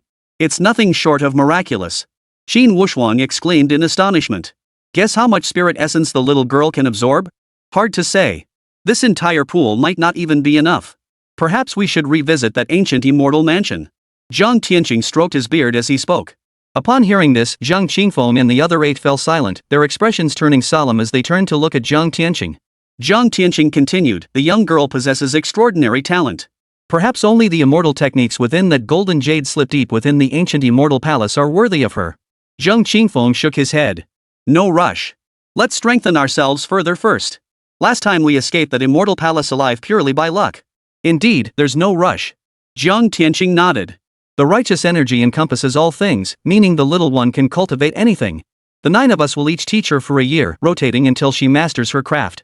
Zhang Qingfeng, seeing himself excluded from the plan, immediately protested, "What about me?" Zhang Tianyue shot him a glance. "You're in charge of procreation. Who knows? Maybe we'll even produce a super genius." "I second that. I wholeheartedly agree. I wholeheartedly agree." The other 8 members voiced no objections. "My daughter. She's my daughter." Zhang Qingfeng protested vehemently. But no one paid him any mind. Crack! A sudden, tearing roar echoed from the sky above. The sudden, deafening noise startled everyone. Looking up, they saw a gaping tear in the sky above the immortal pool, revealing a pitch-black, profound void. "Ha! The divine child!" An excited cry echoed from the depths of the void. Immediately, a massive hand, radiating divine light and carrying a terrifying aura that made souls tremble, reached out from the void. Its fingers spread wide, reaching toward Zhang Tianyue. A supreme golden immortal. Zhang Tianyue's pupils contracted sharply as he discerned the opponent's cultivation level from the aura emanating from the giant hand. The sheer power of the opponent sent a chill down his spine. If the gap between Golden Immortal and Great Luo Golden Immortal was a chasm, then the chasm between Great Luo Golden Immortal and Supreme Great Luo Golden Immortal was 10,000 chasms deep. Or perhaps only one barrier remained, the Tao of the Great Tao itself. A Supreme Tao Immortal was a peerless being who had truly perfected their own Tao, capable of carving out a realm and establishing the heavenly Tao through their own path. Thus, the Great Tao Supreme Immortal was also known as the Sage of the Great Tao. The intruder bore ill intent, filled with malice toward his own wayward great-grandson. Zhang Tianyue showed no fear or retreat, his sword pointing skyward. Whoosh! A crimson flying sword shot forth from his brow, streaking toward the descending giant hand. Clang! Sword and palm collided, shattering the heavens, cracking the entire sky. The massive hand abruptly halted. Zhang Tianqing's chest heaved violently as his qi surged backward, nearly scattering the qi energy surrounding him. His heart pounded with terror, a great immortal of the supreme Tao, truly terrifying indeed. How dare you! A commanding roar echoed from the depths of the void. The palm trembled violently, swirling with purple light. Terrifying cosmic laws made the entire void tremble. Zhang Tianqing's flying sword was knocked away. The blood surging in his chest finally broke free. His throat convulsed and he spat out a jet of blood. Whoosh! Zhang Qingfeng charged skyward, sword in hand. Roar! Chen Qingshan and the others attacked in unison. If Master Xiang had been present, he would have been terrified out of his wits, for Zhang Qingfeng and his companions all radiated the powerful aura of golden immortal realm cultivators. But Zhang Tianqing's face turned ashen. He roared urgently, "Don't!" With a gap of 2 major cultivation realms, and their opponent being a great perfection golden immortal, Zhang Qingfeng and the others charging forward was tantamount to suicide. Without a moment's hesitation, he formed a sword seal with his fingers, merging man and blade as one. "You ants, you seek death!" Enraged, the opponent clenched his palm into a fist and slammed it down toward Zhang Qingfeng and his 8 companions. The force arrived before the fist. The force of the fist shattered Zhang Qingfeng and his companions' power instantly. The fist's wind blew toward them, sending chills down their spines. They felt as if their very souls were being scattered. Only then did they truly grasp the chasm between themselves and a great immortal of the primordial void. Just as they felt themselves on the verge of being obliterated. SSSSHHH. Zhang Tianqing merged sword and body, colliding with the opponent's arm. His blade sliced open a bloody gash, forcing the arm to jerk back. The fist swung wide, narrowly missing Zhang Qingfeng and his companions. Yet merely grazed by the fist's force, Zhang Qingfeng and his 8 companions all spat blood. Their bodies split open with bloody gashes, and their souls suffered minor injuries. It was nothing short of a narrow escape from death. "Take Tianyue away." Zhang Tianqing stood suspended above the immortal pool, his long sword in hand. His blue robe fluttered wildly, hair and beard whipping in the wind. Sword intent surged from his deep, piercing eyes as a 1,000-foot-tall phantom appeared behind him. "Master! Go! All of you, go!" Zhang Tianqing roared, his voice brooking no argument. A great immortal of the supreme Tao was utterly unshakable. He could only buy a few moments. Zhang Qingfeng and the others glared with eyes bulging, overcome by despair. But just as the fist was about to strike Zhang Tianqing, an unexpected change occurred. The split heavens abruptly closed. SSSSH. The descending arm was severed by the closing void. "Ah!" A piercing scream echoed from the depths of the void. Thud! A severed arm landed beside the immortal pool, radiating immense divine power. Phew! Zhang Tianqing exhaled deeply. He realized it was the spirit realm's heavenly Tao that had detected an intruder breaching its barrier. By forcibly sealing the rift, it had saved them. He immediately clasped his hands together, bowed toward the heavens, and said with sincere devotion, "Thank you for saving my life. I swear I'll never curse you, you thieving heavens, again. If I do, just strike down my 9 wicked disciples with 5 bolts of heavenly lightning." Zhang Qingfeng and his 9 disciples rolled their eyes. It took a while for the 10 master and disciples to calm their emotions. Zhang Tianqing stepped forward to pick up the severed arm. Feeling the immense divine power contained within the flesh and blood, he exclaimed joyfully, "The severed arm holds divine power from the immortal realm. It can aid our cultivation and enlightenment. Quickly, gather all the spilled blood." The blood, imbued with potent divine energy, scattered across the ground like translucent jade beads, radiating a brilliant crimson glow. It neither seeped into the earth nor congealed. A single drop, no larger than a needle's point, landed at the entrance of an ant hole and was dragged inside by an ant. Zhang Tianqing retrieved the severed arm, intending to meditate on it himself first before allowing Zhang Qingfeng and the others to take turns. He divided the scattered blood into 9 portions, 1 for each disciple. A great immortal of the supreme Tao, truly terrifying. Recalling the heart-stopping events, the 10 disciples still felt their hearts race with lingering fear. Zhang Tianqing gazed at Zhang Tianyue, seated upon the lotus pedestal in the center of the immortal pool, and exclaimed with delight, "My little one is truly remarkable. To have stirred the attention of a great immortal of the primordial chaos from the immortal realm, who has proclaimed him a divine child, this is truly extraordinary. Truly worthy of being my grand disciple. Truly worthy of being my niece. My daughter." Zhang Qingfeng couldn't shake the feeling that his daughter had been snatched away. Hua Wuxing withdrew his gaze from Zhang Tianyue and addressed the group solemnly, "The powerhouses of the immortal realm are truly formidable. If those from the temple of the gods truly descended from the immortal realm, they will be difficult to deal with." At these words, all fell silent. Having witnessed the terrifying might of immortal realm powerhouses firsthand, they now recognized the insurmountable gap between themselves and such beings, no longer daring to underestimate the temple of the gods. In truth, they were overthinking it. There were only 9 great golden immortals in the immortal realm. Someone like Zhang Tianqing, who could barely withstand a single strike from a grand immortal, was already considered a top-tier powerhouse in the immortal realm. Yet even a lion gives its all when hunting a rabbit. Their caution was well-founded. Hold your horses. Let this old man step outside and gather some intelligence. Zhang Tianyue soared away. Zhang Qingfeng and his 8 companions sat cross-legged by the immortal pool, healing their wounds on the spot. An hour later, Zhang Tianyue opened her eyes, completely unaware of the danger that had just passed. Zhang Qingfeng and the others sensed the shift in her aura and also withdrew their energy to awaken. They all turned to look at Zhang Tianyue and gasped in shock. They discovered that one of her eyes had turned red, while the other had turned golden. Zhang Qingfeng reached out, lifting his daughter from the lotus platform in the center of the immortal pool to his side. He crouched down to examine her 2 differently colored eyes, his voice filled with concern. "Daughter, do you feel unwell anywhere?" "No, I feel all warm and cozy." "Is there something on my face?" Zhang Tianyue saw her father and the 8 uncles staring intently at her face, thinking something might be there. She quickly raised her hand to touch it. "Nothing's on your face." Zhang Qingfeng pondered for a moment before saying, "You've just awakened 2 powerful forces. One is the heavenly demon bloodline, inheriting your mother's unique lineage. The other is the upright righteousness, likely inherited from my 500 years of arduous cultivation. You've combined the strengths of both of us. Are you happy? Really? MHM. I'm so awesome." Zhang Tianyue exclaimed happily. "You are." Zhang Qingfeng gave her a thumbs up, then paused before adding, "There's just one small issue. Perhaps these 2 powers are too strong for you to fully absorb right now. They've concentrated in your eyes, causing a slight change in their color." Hearing this, Zhang Tianyue hurriedly pulled out the bronze mirror. Seeing one red and one golden eye reflected back at her, she froze in shock. Chapter 18, unaware of her own strength. Don't worry. Once you fully absorb these 2 energies, your eyes will return to their normal color. Golden red eyes are beautiful. They look so cool, I'm jealous. Zhang Qingfeng and the others, worried the youngster might be frightened by the color of his eyes, spoke up to comfort him. Phew. Zhang Tianyue stared at her reflection for a moment before letting out a long sigh of relief. Thank goodness it's just my eyes. If half my face were red and the other half yellow, that would be truly terrifying. Zhang Qingfeng noticed one good quality in his daughter. She was easygoing, possessing a broad-minded attitude of accepting things as they come. But that wasn't the whole story. Beyond her carefree nature, the little one possessed inner strength. She refused to burden others with worry, so she always appeared calm and composed. So can I start training now? Zhang Tianyue asked. Yes. Zhang Qingfeng and the other 8 replied in unison. Zhang Tianyue possessed innate righteous energy that encompassed all things, enabling her to cultivate any technique. They were all eager to teach this prodigy and witness just how extraordinary her talent truly was. Zhang Qingfeng addressed the others, don't miss the prime time for comprehension. You all go cultivate first. I'll teach her some foundational cultivation knowledge. The latter suppressed their eagerness and offered no objection. Though the earlier battle had been brief, they had glimpsed a sliver of the divine power of a great immortal of the immortal realm. If they could chew it over and comprehend it thoroughly now, the benefits would be immense. Thus Zhang Qingfeng urged them to strike while the iron was hot and immerse themselves in comprehension.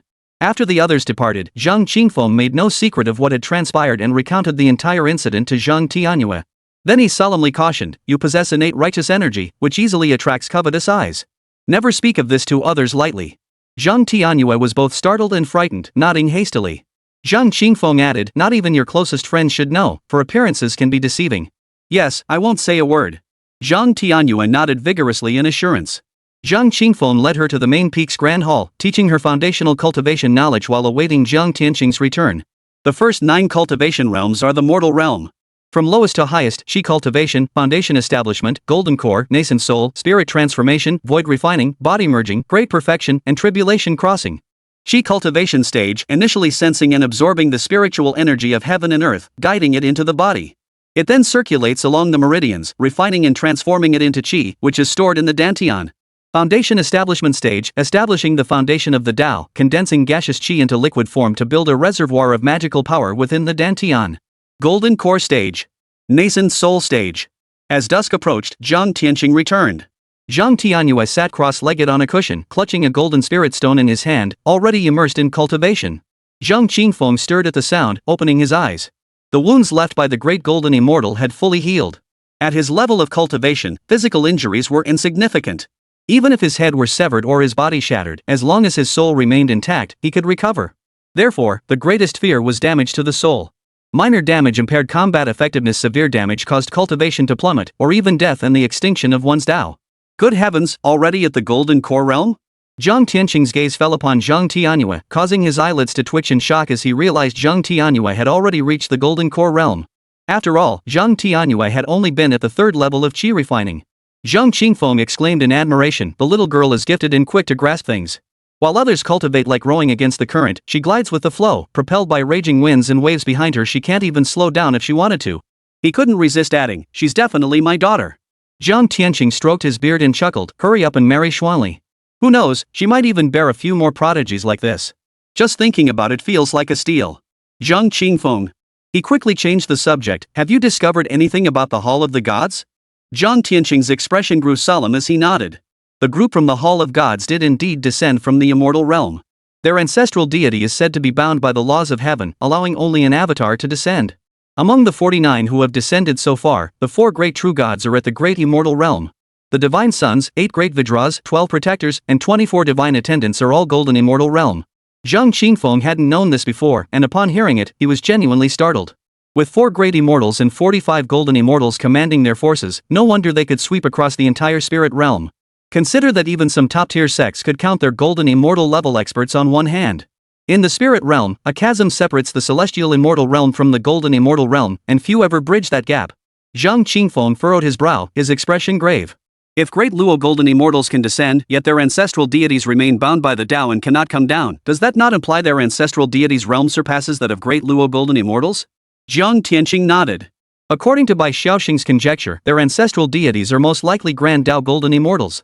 However, their avatars' realms are at most Grand Tao golden immortal perfection stage. Since their true forms cannot descend, there's no need to fear them. Bai Xiaoxing also mentioned that the Hall of Gods seeks to unify the spirit realm, and our realm might be their next target. Zhang Qingfeng stiffened. What do you mean? Zhang Tianyue stroked his long beard solemnly, his voice grave and commanding, I have spent my life mastering the sword. I have never once bowed before another. If they dare come, we shall fight. Zhang Qingfeng smiled. Though they were outnumbered, they were far from defenseless. It would likely be a brutal battle, though. The Pantheon, however, felt no such concern, holding the declining sword god sect in utter contempt. Had the sword sect held any value, they would have attacked long ago, crushing it with a flick of the finger. The former were unaware of their own strength, preparing for battle with utmost vigilance. The latter were overconfident in their own might, looking down on everything. Only when they clash will clarity dawn. Also, the Temple of the Gods has been searching for ancient immortal mansions all these years. I wonder if the one we discovered has been exposed. Zhang Qingfeng's expression darkened. Hard to say. Over 100 years ago, they had discovered an ancient immortal palace and gained immense fortune within it. Immortal arts, divine techniques, divine weapons, and treasures. Their rapid cultivation breakthroughs stemmed directly from these gains. Yet they had only explored half of that immortal palace. The perilous main hall remained unexplored. Zhang Tianyue grew impatient. This won't do. I must go see for myself. I can't risk someone else discovering it first. With that, he beckoned Zhang Tianyue with a wave of his hand, drawing her into his own miniature realm. Zhang Qingfeng protested, why bring her along to inspect the ancient immortal palace? Leave her here. I can look after her. Zhang Tianyue paid no heed, striding out with hands clasped behind his back. I'll pay a few old friends a visit along the way. All these years I've been shelling out gifts for meetings. Don't I deserve to bring the little girl along to get some payback? You need to handle Yi Qingcheng and Xuanli's matters quickly, then focus your energy on cultivation. See if you can break through another realm. We must seize the moment and explore that ancient immortal palace once more. Yangsheng Hall, Holy Maiden Peak. Purple young Taoist found Yi Qingcheng at the edge of the cliff. Yi Qingcheng stood at the cliff's edge, gazing at the setting sun. Her white robe was as pure as snow, her long hair cascading like a waterfall. Her tall, graceful figure bathed in the evening glow, casting a long shadow behind her. Her exquisite face remained as coldly beautiful and aloof as ever. Hearing footsteps behind her, she withdrew her gaze from the horizon, tilting her head slightly backward. Did Zhang Qingfeng agree? She asked indifferently. That day, she had deliberately ignored Zhang Qingfeng's message announcing his emergence from seclusion, intending to make her stance clear to him. She then entrusted her master, Master Ziyang, to deliver the message, asking him to clarify the annulment of their betrothal to Zhang Qingfeng. Master Ziyang's expression was complex. In her heart, her disciple Yi Qingcheng was flawless, pure as the first snow. Yet if this painting in her hands was genuine, it would make her feel unfamiliar and terrifying. If that incident years ago had been entirely orchestrated by Yi Qingcheng, then she, as her master, would have been nothing more than a pawn in her scheme. To be precise, the entire Yangsheng Hall was her pawn. What? He won't agree? Seeing Ziyang Taoist remain silent, Yi Qingcheng furrowed her delicate brows. He agreed. Taoist Ziyang spoke up, but the condition is that you must return all the betrothal gifts within 10 days and publicly apologize to him. Yi Qingcheng's slightly furrowed brows deepened into a frown. After a moment's silence, however, her frown smoothed out. She gazed at the setting sun and sighed softly. I thought Zhang Qingfeng was a man who could let things go. I was mistaken. It turns out he's just another ordinary mortal after all. Her reaction was far more composed than Master Ziyang had anticipated, giving him the impression she had everything under control. No matter how much Zhang Qingfeng might cause a scene, she seemed to have a plan to handle it. Taoist Ziyang extended the painting in his hand. Zhang Qingfeng gave me this painting. Chapter 19, Supporting My Aspirations to Soar. A painting? Yi Qingqing's expression froze. Then a faint smile touched her lips. I did give him several of my paintings back then. Is he hoping I'll be moved by seeing them again? Master Ziyang replied calmly, it's not yours. Open it and see. Startled, Yi Qingqing turned to take the scroll. She slowly unrolled it, and upon recognizing the scene depicted, her expression abruptly darkened. Master Ziyang felt a chill run down his spine. No further questions were needed. Yi Qingqing's initial reaction provided a clear answer. For if this painting had falsely accused her, her initial reaction would have been anger, not terror. Yi Qingqing stared at the painting in silence for a long moment before lifting her gaze to Taoist Ziyang. She said nothing, just stared. Taoist Ziyang felt uneasy under her gaze and blurted out involuntarily, Qinchan, don't look at your master like that. It's rather frightening. In that moment, Yi Qingqing felt utterly unfamiliar to her. Yi Qingqing kept her gaze fixed on Ziyang Doran's eyes as she slowly asked, have you understood this painting? Master Ziyang nodded. I understand it. You truly understand it? No. I haven't. You don't? Master Ziyang suddenly looked like a child who'd done something wrong, unsure how to respond. Yi Qingqing suddenly broke into a smile. Whether you understood it or not isn't important. What matters is how to proceed. Master, do you know how? After a moment of silence, Master Ziyang replied, I know. You truly know? I truly know. Master Ziyang nodded emphatically. She had already boarded Yi Qingqing's ship of deceit. Now, their fortunes were intertwined, rise together or fall together. She had no choice but to play along with Yi Qingqing and see this charade through. It could be said that the entire Yangsheng Hall had boarded Yi Qingqing's ship. The dowry offered by the Divine Sword sect back then included 200,000 golden spirit stones, 10 supreme breakthrough pills, 10 enlightenment pills, plus rare treasures like immortal swords, lapis lazuli robes, and celestial dragon fruits. They had long since divided it all among themselves. What could they possibly return to the Divine Sword sect? Even if they could afford it, they wouldn't part with it. Then what should we do? Zhang Qingfeng slandered you. He's clearly clinging to you, refusing to let go. A toad trying to eat swan meat, that's why he resorted to such despicable tactics to force your compliance. Wrong. Yi Qingqing extended a slender jade white finger and waved it dismissively at Master Ziyang. Wrong? Taoist Ziyang was puzzled. Could he have misinterpreted the situation? It shouldn't be. Yi Qingqing spoke slowly, next month is the wedding date between me and the Divine Sun. Zhang Qingfeng intends to sabotage the Divine Sun's marriage, bringing disgrace upon the Temple of the Gods. Taoist Ziyang's expression froze. Once he grasped Yi Qingqing's meaning, he nodded vigorously. Right, you're absolutely right. With a single sentence, Yi Qingqing shifted the conflict. What had been a dispute between her and Zhang Qingfeng instantly transformed into a conflict between Zhang Qingfeng and the Temple of the Gods. This tactic of using others to do one's dirty work was truly ingenious. Master Ziyang was tempted to praise Yi Qingqing, but remembering her cunning nature, his hair stood on end. Master, Yi Qingqing suddenly inquired, of the betrothal gifts the Divine Sword sect bestowed back then, did I not share a generous portion with you? Yi Qingqing suddenly inquired. Quite a lot. Have you been enjoying it? Very well. Once your disciple marries into the Temple of the Gods, shall I procure a divine technique for you? Yes. Master Ziyang's expression lit up with excitement. Yi Qingqing gazed into Ziyang Taoist's eyes, once a teacher, always a father. I would never harm you. If you help me achieve my lofty ambitions, I shall repay your kindness with 1,000 pieces of gold. Master Ziyang's heart surged with emotion. Rest assured, I shall do everything in my power to help you. Thank you, Master. Yi Qingqing bowed deeply.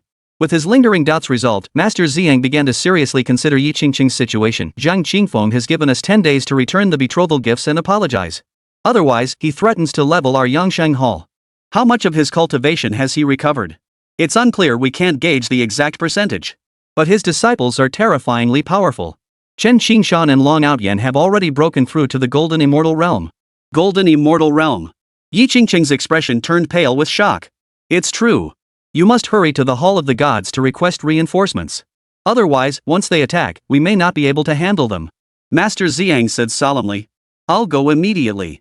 Yi Qingqing turned to gaze at the setting sun and suddenly asked, Master, am I beautiful? Master Ziyang smiled and replied, you are exceptionally beautiful, without a doubt. Yi Qingqing's expression grew somber. Once I leave, I fear I'll fade like this setting sun. Not even close to perfect. Master Ziyang understood her meaning and said, "It will be fine once dawn breaks." Yi Qingqing's expression brightened. "Yes. It will be fine when dawn breaks." The Temple of the Gods stood in the uninhabited northwest of the spirit realm, within the vast Chakragan desert. Originally, only yellow sand and storms existed here, but the Temple of the Gods used extraordinary means to carve out an oasis in the desert's heart. Towering ancient trees stood amidst the fragrant blossoms and birdsong, a misty haze swirling through the air thick with spiritual energy. Within this oasis, towering ancient castles stood in rows. Unwitting travelers crossing the desert to this place would likely believe they had entered an illusion. Within the ancient castle of Divine Sun Yunyi, Yi Qingcheng, who had arrived early that morning, did not immediately pour out her troubles. Instead, she accompanied Divine Child Yunyi in calligraphy and painting until noon. She still wore a snow-white gown. The hem fell just below her knees, revealing two slender, pale calves. Her feet were adorned with a pair of open-toed high-heeled sandals. A pale green sash cinched her waist, accentuating her slender, delicate figure. The neckline was slightly low, revealing her elegant collarbone. As she leaned forward to paint at the table, the slightly loose neckline would dip downward, revealing a snow-white abyss on her side or front, captivating the gaze of anyone who saw it. Her cascading black hair was gathered into a high ponytail, hanging down behind her head. This attire was a stark departure from her usual haughty and coldly elegant style, resembling more an innocent girl next door, much like the serene smile on her face. Yi Qingcheng understood her strengths well. Before mortals, she must be aloof and unapproachable. Before the divine sons of the celestial realm, she must be fresh and radiant. She certainly didn't believe her own coldness could rival that of the celestial maidens. "My drawing is truly awful." Yi Qingcheng set down her brush, her cheeks flushing crimson. She had painted a scene of plum blossoms in the snow, but the snow didn't look like snow, and the plum blossoms didn't resemble plum blossoms. It resembled the work of a complete beginner. Yunye's gaze withdrew from the snow-white abyss that had briefly revealed itself, settling on Yi Qingqing's painting. He laughed heartily, "Not ugly at all. For your first attempt, this shows remarkable talent. Once I properly guide you, you'll surely shine brilliantly." "It's too ugly. Don't look at it." Yi Qingqing pouted playfully, rolled up the painting, tucked it behind her back, and turned to Yunye with a slight frown. "You said it yourself, you'll train me properly when you have time." Yunye's heart fluttered. A mischievous grin spread across his lips as he emphasized each word, "I will train you well." Seeing Yunye's lecherous expression, Yi Qingqing's heart stirred with a cold laugh. Then, suddenly, she sighed softly. "If only I could stay here forever, painting with you, never having to return to the sect." "Something troubling you?" "Yi Ge, remember when I told you about my engagement to Zhang Qingfeng from the Divine Sword sect?" "I remember. He wronged you, and you've already broken off the engagement. Recently, he emerged from seclusion and suddenly reneged. He demanded I return the betrothal gifts and publicly apologize, threatening not to release me from the engagement otherwise. I don't want to get entangled with him. I want to return the betrothal gifts, but the sect won't let me. Master said since he wronged me, the betrothal gifts are compensation for my lost youth. Returning them would only show we're easy to bully. But Zhang Qingfeng threatened that if I didn't return the gifts and apologize, he'd destroy both me and the Yangsheng Hall. Both sides refuse to budge, and the argument has become unbearable. I'm so troubled I've come to hide here with you." Yunyi frowned. That Zhang Qingfeng has really lost all dignity. After doing such a thing, he still has the nerve to demand the betrothal gifts back? Yi Qingcheng sighed softly. "He probably heard we're getting married next month. Jealousy turned to hatred. He wants to ruin our wedding. Who knows what extreme measures he might take." Xinjian's sect. Yunyi narrowed his slanted eyes. "As it happens, we were planning to discuss matters with the Divine Sword sect. I'll handle this for you while I'm there. Don't worry about it." "Sorry for the trouble." "It's nothing." Yunyi waved dismissively. "With that so-called sword saint presiding over the Divine Sword sect, they might seem untouchable to you lot. But to this divine son, they're nothing more than slightly larger ants. For a mere golden immortal to dare call himself a saint? Ridiculous. Your Divine Highness, Zhang Qingfeng of the Divine Sword sect requests an audience." "Shall we receive him?" A report came from outside the door. "What does he want?" Yi Qingqing's expression flashed with alarm, a sense of foreboding settling in her heart. Yunyi chuckled. "Probably can't stop thinking about you, hoping this divine son will return you to him. Escort him to the reception hall. I'll be right there." Chapter 20. When people are poor, their ambitions shrink. When horses are lean, their hair grows long. Yi Qingqing never imagined Zhang Qingfeng would come to the Temple of the Gods. She couldn't help but feel relieved that she had arrived first and confided her troubles to the Divine Son beforehand. Now, no matter what Zhang Qingfeng said, the Divine Son wouldn't believe him. Otherwise, the consequences would be unimaginable. Yunyi, now clad in golden brocade robes, his hair piled high in a xinyan, a jade sash cinching his waist, and his feet shod in soaring boots, escorted Yi Qingqing into the reception hall. Zhang Qingfeng had already taken his seat in the hall. Seeing Yunyi and Yi Qingqing appear together, he was slightly taken aback. He fixed a piercing gaze upon Yi Qingqing. Had he not personally uncovered the truth, he would never have believed this aloof and proud woman could harbor such deep scheming and employ such vicious tactics. His gaze then shifted to Yun Yi. Rising to bow, he said, Zhang Qingfeng of the Divine Sword Sect greets the Divine Sun. I apologize for the intrusion and hope you will forgive my boldness. Not at all. Yun Yi returned the bow with a smile. I've long heard of your fame. Meeting you today, you truly are. His words trailed off slightly as his gaze settled on the green hair cord binding Zhang Qingfeng's beard. Quite extraordinary. Ha ha. Zhang Qingfeng touched the ribbon with a smile. His daughter had wanted to buy him a thin cord for his hair, but he declined. Instead, he asked her for 7 different colored hair ties, saying he'd change the color each day to lift his spirits. Miss Yi, it's been a long time. Zhang Qingfeng turned to look at Yi Qingcheng. Yi Qingcheng gave a faint nod, saying nothing. The intense look Zhang Qingfeng had just given her made her feel uneasy. She had no idea what kind of crazy thing this guy might do. Her heart couldn't help but feel uneasy. Yun Yi's gaze shifted between Zhang Qingfeng and Yi Qingcheng before he smiled. Please, sit down. Servants, bring tea. Host and guests took their seats as fragrant tea was served. Yun Yi turned to Zhang Qingfeng and said, This divine son has heard that Brother Zhang once dominated an entire generation, unmatched under heaven. Alas, he was unfortunately ambushed by a witch, his virginity taken, his cultivation lost entirely. He then entered seclusion to cultivate. Now that he has emerged, I wonder how much of his cultivation has been restored? His gaze appraised Zhang Qingfeng, unable to discern his cultivation level, though this held no surprise, as methods to conceal one's power abounded. Yi Qingcheng also studied Zhang Qingfeng, finding him utterly transformed. The Zhang Qingfeng of old radiated an aura of righteous energy, blazing like the scorching sun, his presence commanding and imposing. Yet the Zhang Qingfeng before them now appeared gaunt and emaciated, utterly devoid of his former brilliance and radiance. Zhang Qingfeng replied calmly, Only a little. Yun Yi sighed regretfully, To lose your virginity after over 500 years of arduous cultivation, what a pity. Had I known sooner, I would have introduced Brother Zhang to the Buddhist sects of the immortal realm. They possess orthodox immortal arts for cultivating righteous energy. A virgin of over 500 years like Brother Zhang would have been welcomed with open arms. Zhang Qingfeng sighed. It was my misfortune not to have met the Divine Son sooner. The news of his deflowering by the witch had already spread far and wide. Rather than trying to silence the world's gossip, he chose to face it with composure. Compared to his former sharp-edged demeanor, his mindset had indeed undergone a profound shift. Ha ha! Yun Yi burst into hearty laughter. He thought to himself, when men are poor, their ambitions shrink; when horses are thin, their coats grow long. This man's spirit has been crushed. This divine son has also heard that after emerging from seclusion, you persistently harassed Miss Yi, demanding the return of the betrothal gifts given during your engagement. Threatening to level the young divine temple otherwise, is this true? Pestered? Zhang Qingfeng raised an eyebrow, glancing at Yi Qingcheng before chuckling, Is that what Miss Yi said? Yi Qingcheng's pupils contracted slightly as she replied, Rest assured, I will have my sect return the betrothal gifts. I hope you will cease your harassment. The divine son and I are to be married next month. If you cause trouble and anger him, even I won't be able to save you. The first sentence was meant to placate him, hoping Zhang Qingfeng wouldn't mention the poisoning incident. The latter was a diversion, laced with a threat.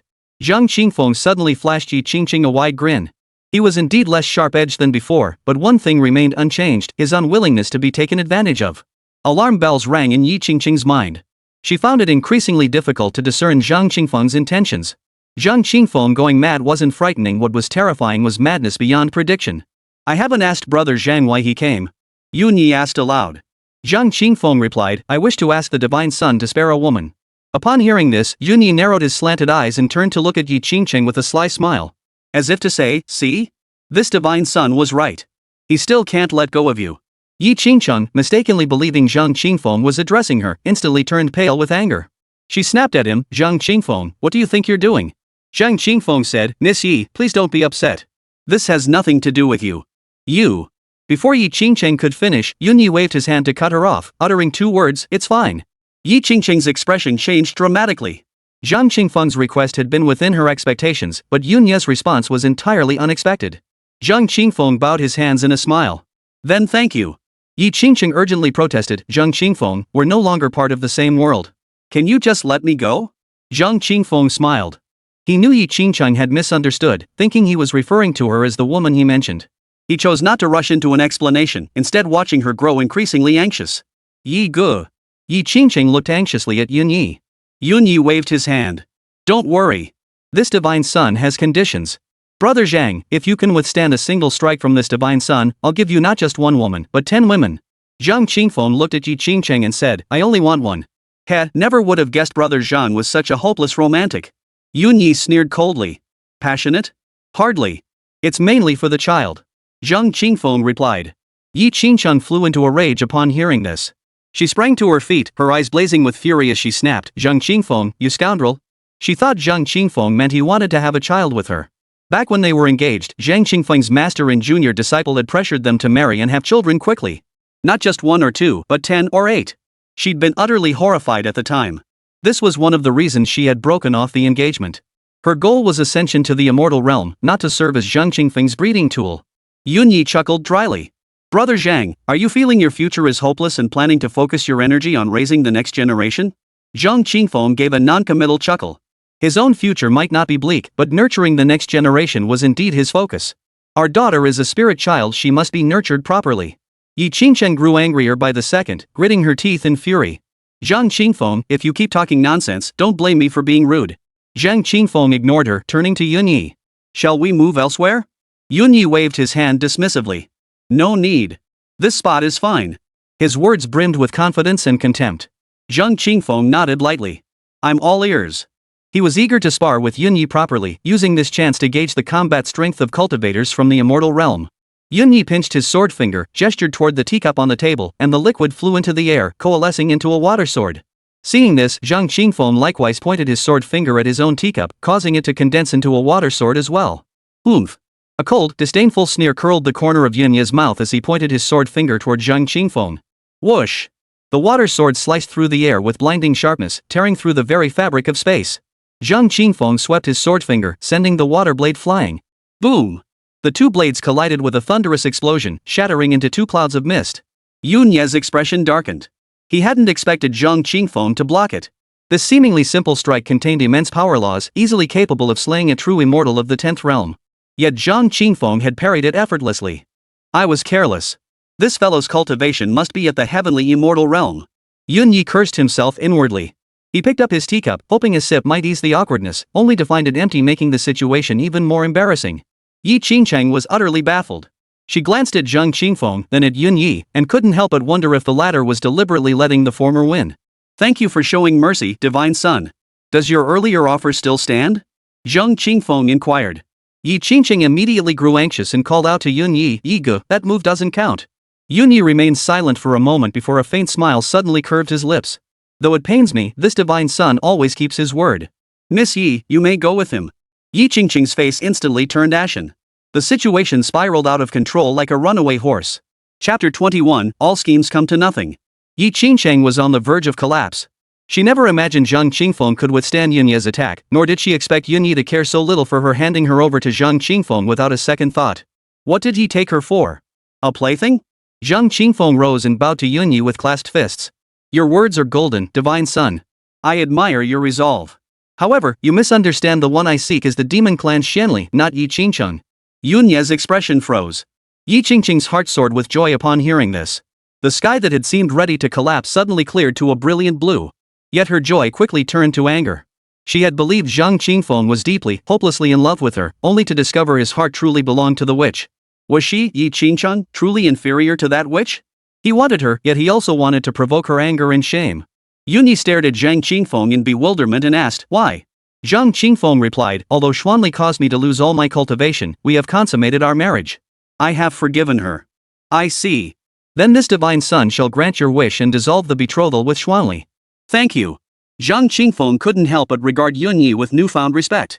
This man accepted defeat gracefully, showing both resolve and magnanimity, truly a remarkable figure. Yunyi glanced at Yi Qingcheng, who was overjoyed, and frowned. He sensed that this woman might not be as pure as she appeared on the surface. Yi Qingcheng, realizing her loss of composure, quickly concealed her emotions and sat up straight. This divine son remains curious. Why did you not choose Miss Yi? By all accounts, she would be far more suitable for you than the witch. Yunyi couldn't help but ask. Zhang Qingfeng replied coldly, what use is a woman who's greedy, vicious, and promiscuous? Yi Qingcheng's face, which had just regained its composure, instantly darkened. She shouted at Zhang Qingfeng, dare insult me again, and I'll fight you to the death. Yunyi shot Yi Qingcheng a cold glance. A chill gripped Yi Qingcheng's heart, and she quickly fell silent. Yunyi turned to Zhang Qingfeng and asked, is Miss Yi truly so despicable in your eyes? To break our betrothal, she poisoned me and schemed to have the witch harm me. Zhang Qingfeng, you're slandering me. Yi Qingcheng cut Zhang Qingfeng off sharply. Despite her fears, she couldn't stop Zhang Qingfeng from speaking. Zhang Qingfeng sneered coldly, if you don't want others to know, then don't do it yourself. Yi Qingcheng hurriedly turned to Yun Yi, pleading, Divine Son, don't listen to his nonsense. He's petty and resentful toward me, trying to ruin my reputation and sabotage our marriage. His intentions are despicable. Having achieved his goal, Zhang Qingfeng saw no point in arguing further with Yi Qingcheng. He bowed to Yun Yi and took his leave. Thank you for your understanding, Divine Son. With your busy schedule, I shan't keep you longer. Farewell. Yun Yi replied, next time we meet, I hope to engage in a proper sparring session with Brother Zhang. Though he had underestimated Zhang Qingfeng in their clash just now, he had to admit the man was formidable. Clearly, his apparent loss of cultivation was merely a ruse. This prodigy who once dominated an entire generation was no ordinary man. Certainly. This Divine Son shall see you off. No need. Your Divine Son, please stay. Take care.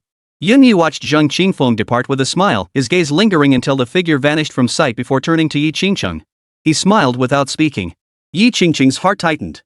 Under Yun Yi's piercing gaze, which seemed to mock her, cold sweat broke out on her back.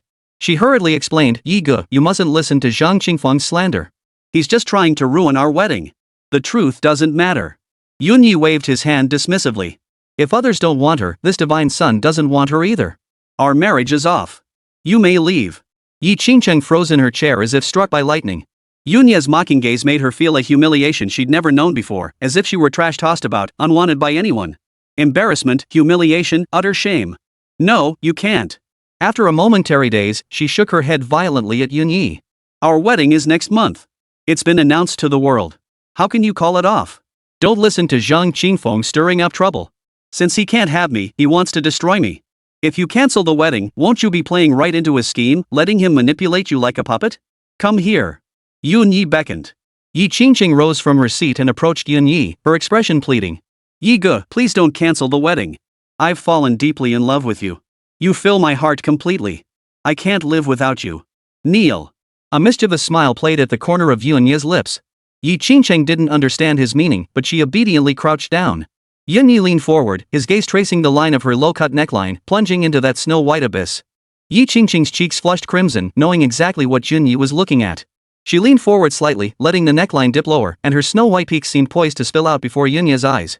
Yun Yi suddenly reached out his right hand and slid it inside the neckline. Ah! Startled, Yi Qingcheng instinctively tried to pull away, but halted mid-motion. She bit her lip, closed her eyes, and surrendered herself to his touch.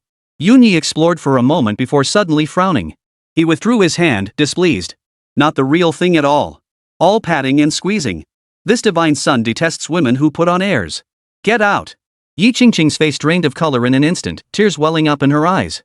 Humiliation, shame, rage, hatred, a torrent of emotions surged through her. The pride she had carried her entire life was crushed into dust beneath Yun Yi's feet in that instant. She wanted nothing more than to tear Yun Yi limb from limb. Yun Yi leaned back in his chair, a faint smile playing on his lips. This Divine Son is granting you some dignity. Leave of your own accord. Don't wait for me to have you thrown out. Don't worry, I won't stoop to Zhang Qingfeng's level and demand a dowry from you, since I never gave you one in the first place. Ha ha. Yun Yi, you shameless scoundrel. Yi Qingcheng's rage boiled over. Smack.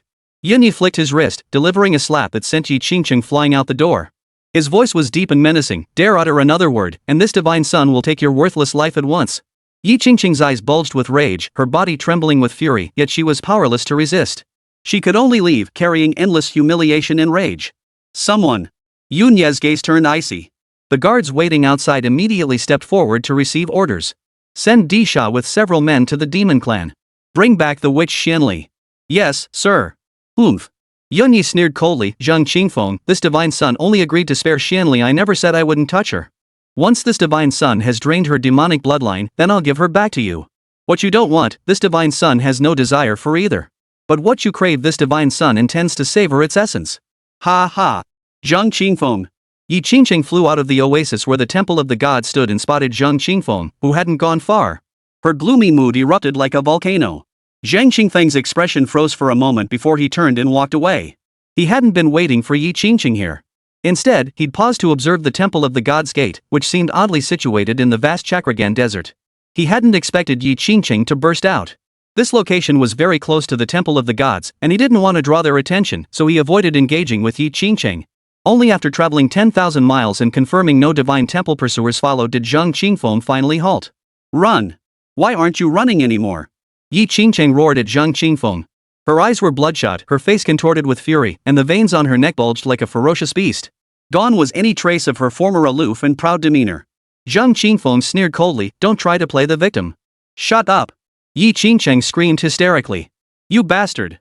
You ruined me! The Divine Son cancelled the wedding and abandoned me all because of you. I'll kill you." With that, she swung her sword at Zhang Qingfeng. Chapter 22: The Firefly Sword Case. As Yi Qingcheng's sword slashed through the air, the sky plunged into sudden darkness, pitch black as if one couldn't see their own hand before their eyes. Silence descended, a deathly stillness. Suddenly, 9 dazzling suns rose from around Zhang Qingfeng. Their blinding light pierced the heavens, illuminating the earth. Upon each of the 9 suns stood a woman in a white dress, each holding a 3-foot-long sword. It was Yi Qingcheng. This was the 9 suns' divine sword, the supreme technique of the Sun God Temple. Yi Qingcheng, at the pinnacle of the celestial immortal realm, executed this supreme art with flawless mastery. The 9 suns sealed off a segment of spacetime, forcibly altering the laws of the universe into an absolute domain ruled by Yi Qingcheng. Within this domain, her power became the very will of heaven. Zhang Qingfeng, die! 9 Yi Qingcheng swung their swords in unison. A torrent of sword energy wove into a vast net, bearing the power to annihilate all, closing in upon Zhang Qingfeng. Smack! Suddenly, a resounding slap echoed through the air. The net shattered, the blazing sun exploded, and the sky returned to normal. Yi Qingcheng flew backward, a bright red handprint swelling on her cheek. Zhang Qingfeng stood where she had been moments before, his left hand behind his back. His right hand, having delivered the blow, was now retracting. How is this possible? Yi Qingcheng's mind buzzed with confusion, unable to comprehend how Zhang Qingfeng could have instantly shattered her 9 suns locking void and breached her absolute domain. Are you kidding me? I'm at the peak of the celestial immortal realm. She refused to believe it, lunging violently toward Zhang Qingfeng. Zhang Qingfeng stepped forward, materializing before Yi Qingcheng as his right arm swung in a wide arc.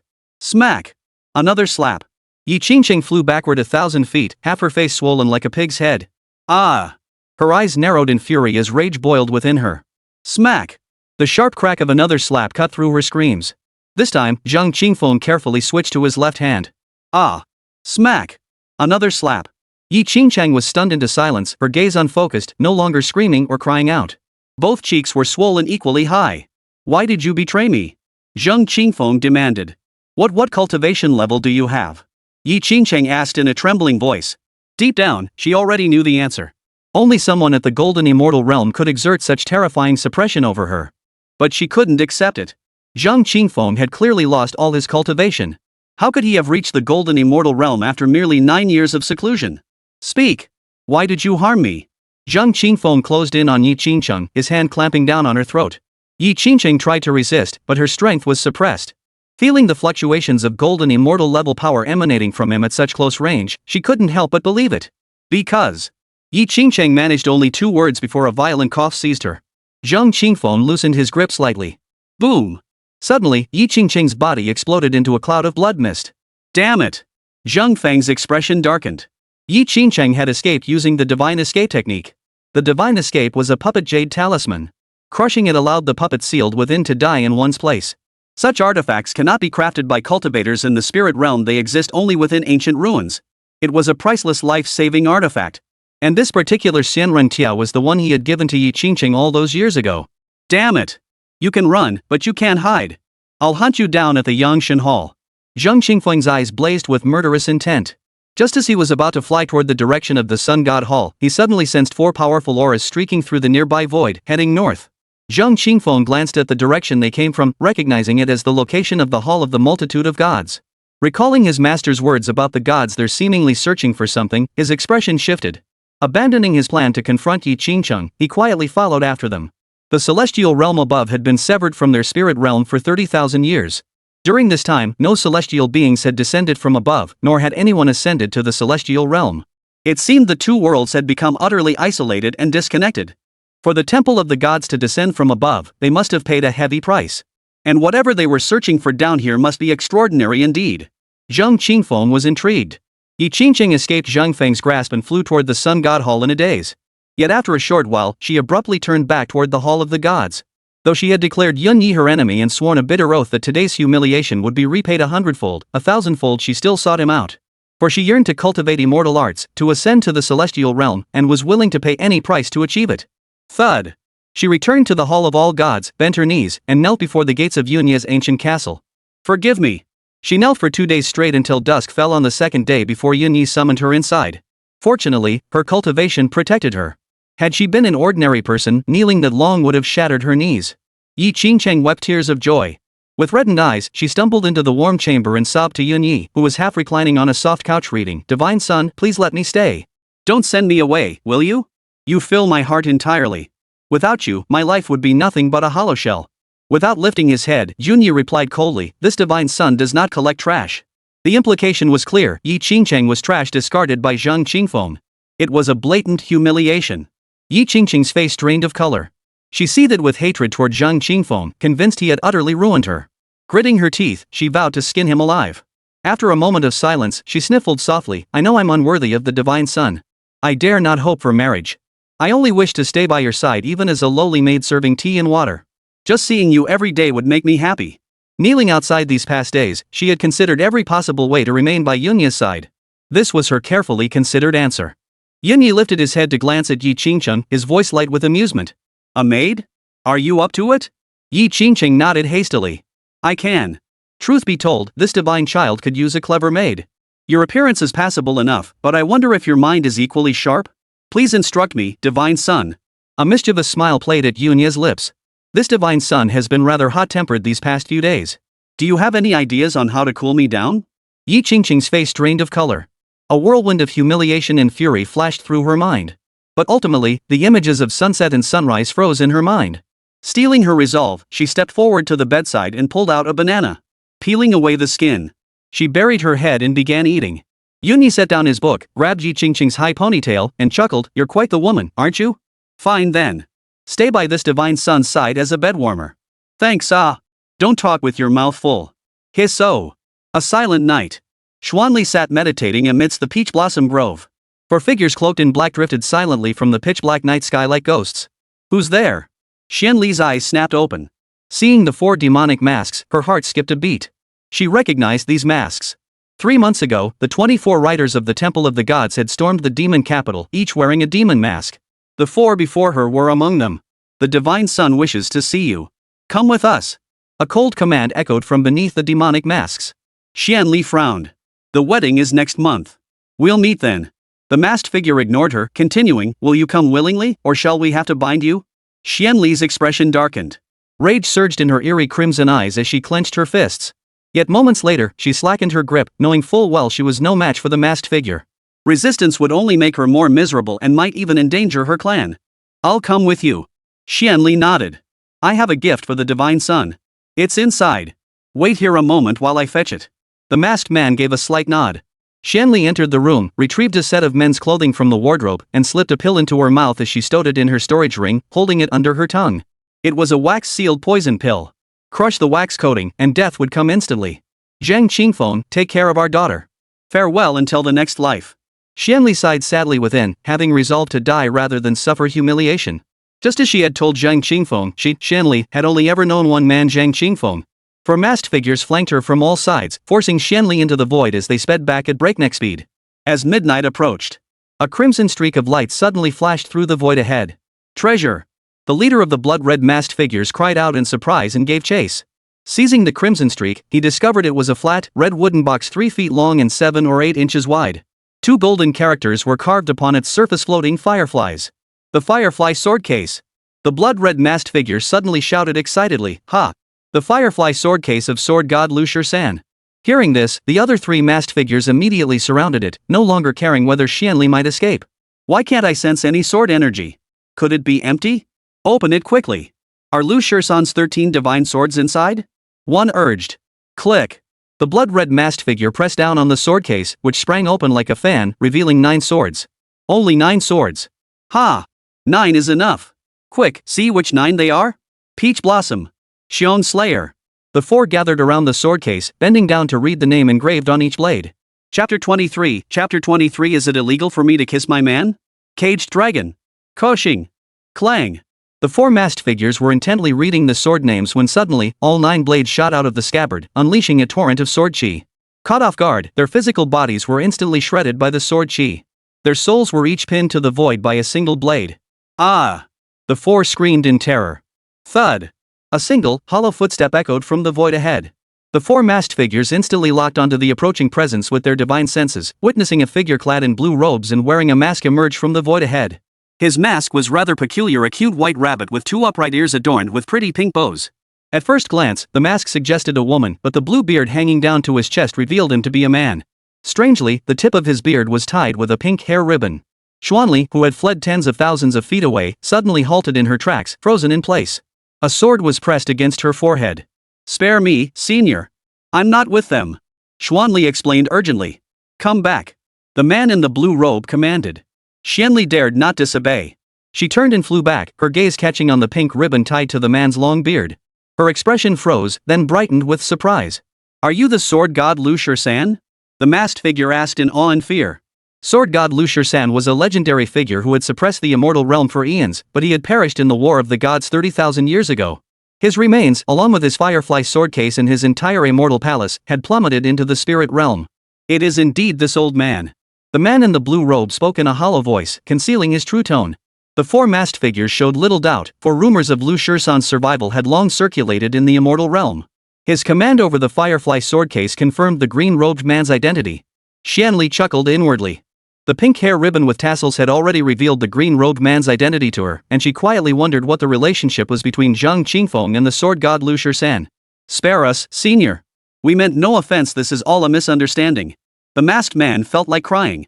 He thought to himself, people walk their dogs and cats, but why on earth would you walk around with a sword box? This is practically entrapment. "I ask you, never mind. I'll see for myself." The green-robed man raised his hand, reaching out toward the souls of the four masked figures. Strands of energy shot from his fingers, binding their spirits before he plunged into them. Soul search. "Ah!" The four let out piercing screams. But soon, the sounds ceased. Upon completing the soul search, the man in green robes directly obliterated their souls and consciousness, leaving behind four golden orbs of pure soul energy. These were potent nourishment for cultivating divine souls. The man in green robes opened his mouth wide and swallowed them whole. Then, glancing at the lingering blood mist, he muttered to himself, even though it was a sneak attack, they were far easier to kill than I expected. Is it that I'm too strong, or are they too weak? Beneath the mask, a pair of eyes suddenly grew clearer. Xuanli's expression grew grave. The temple of the gods will soon learn of their deaths and come searching. This place is no longer safe. We must leave quickly. Woman, who are you talking to? The man in blue robes turned to Xuanli, his hollow voice thick with displeasure. A faint smile touched Xuanli's lips. She didn't immediately expose him, instead asking, "What are your orders, senior?" The man in green robes appraised Xuanli from head to toe, his tone teasing. "Not bad looking. I happen to need a maid to keep me company at night. You'll do just fine." Xuanli chuckled, who would have guessed, "Senior, you're quite the playboy." Suddenly stepping forward, she pressed herself against the man's chest, lifting a slender jade-like finger to tease the tip of his long beard. In a sweet, soft voice, she purred, "How would you like your servant to attend you, senior? Shall I strip naked to warm your bed? You shameless."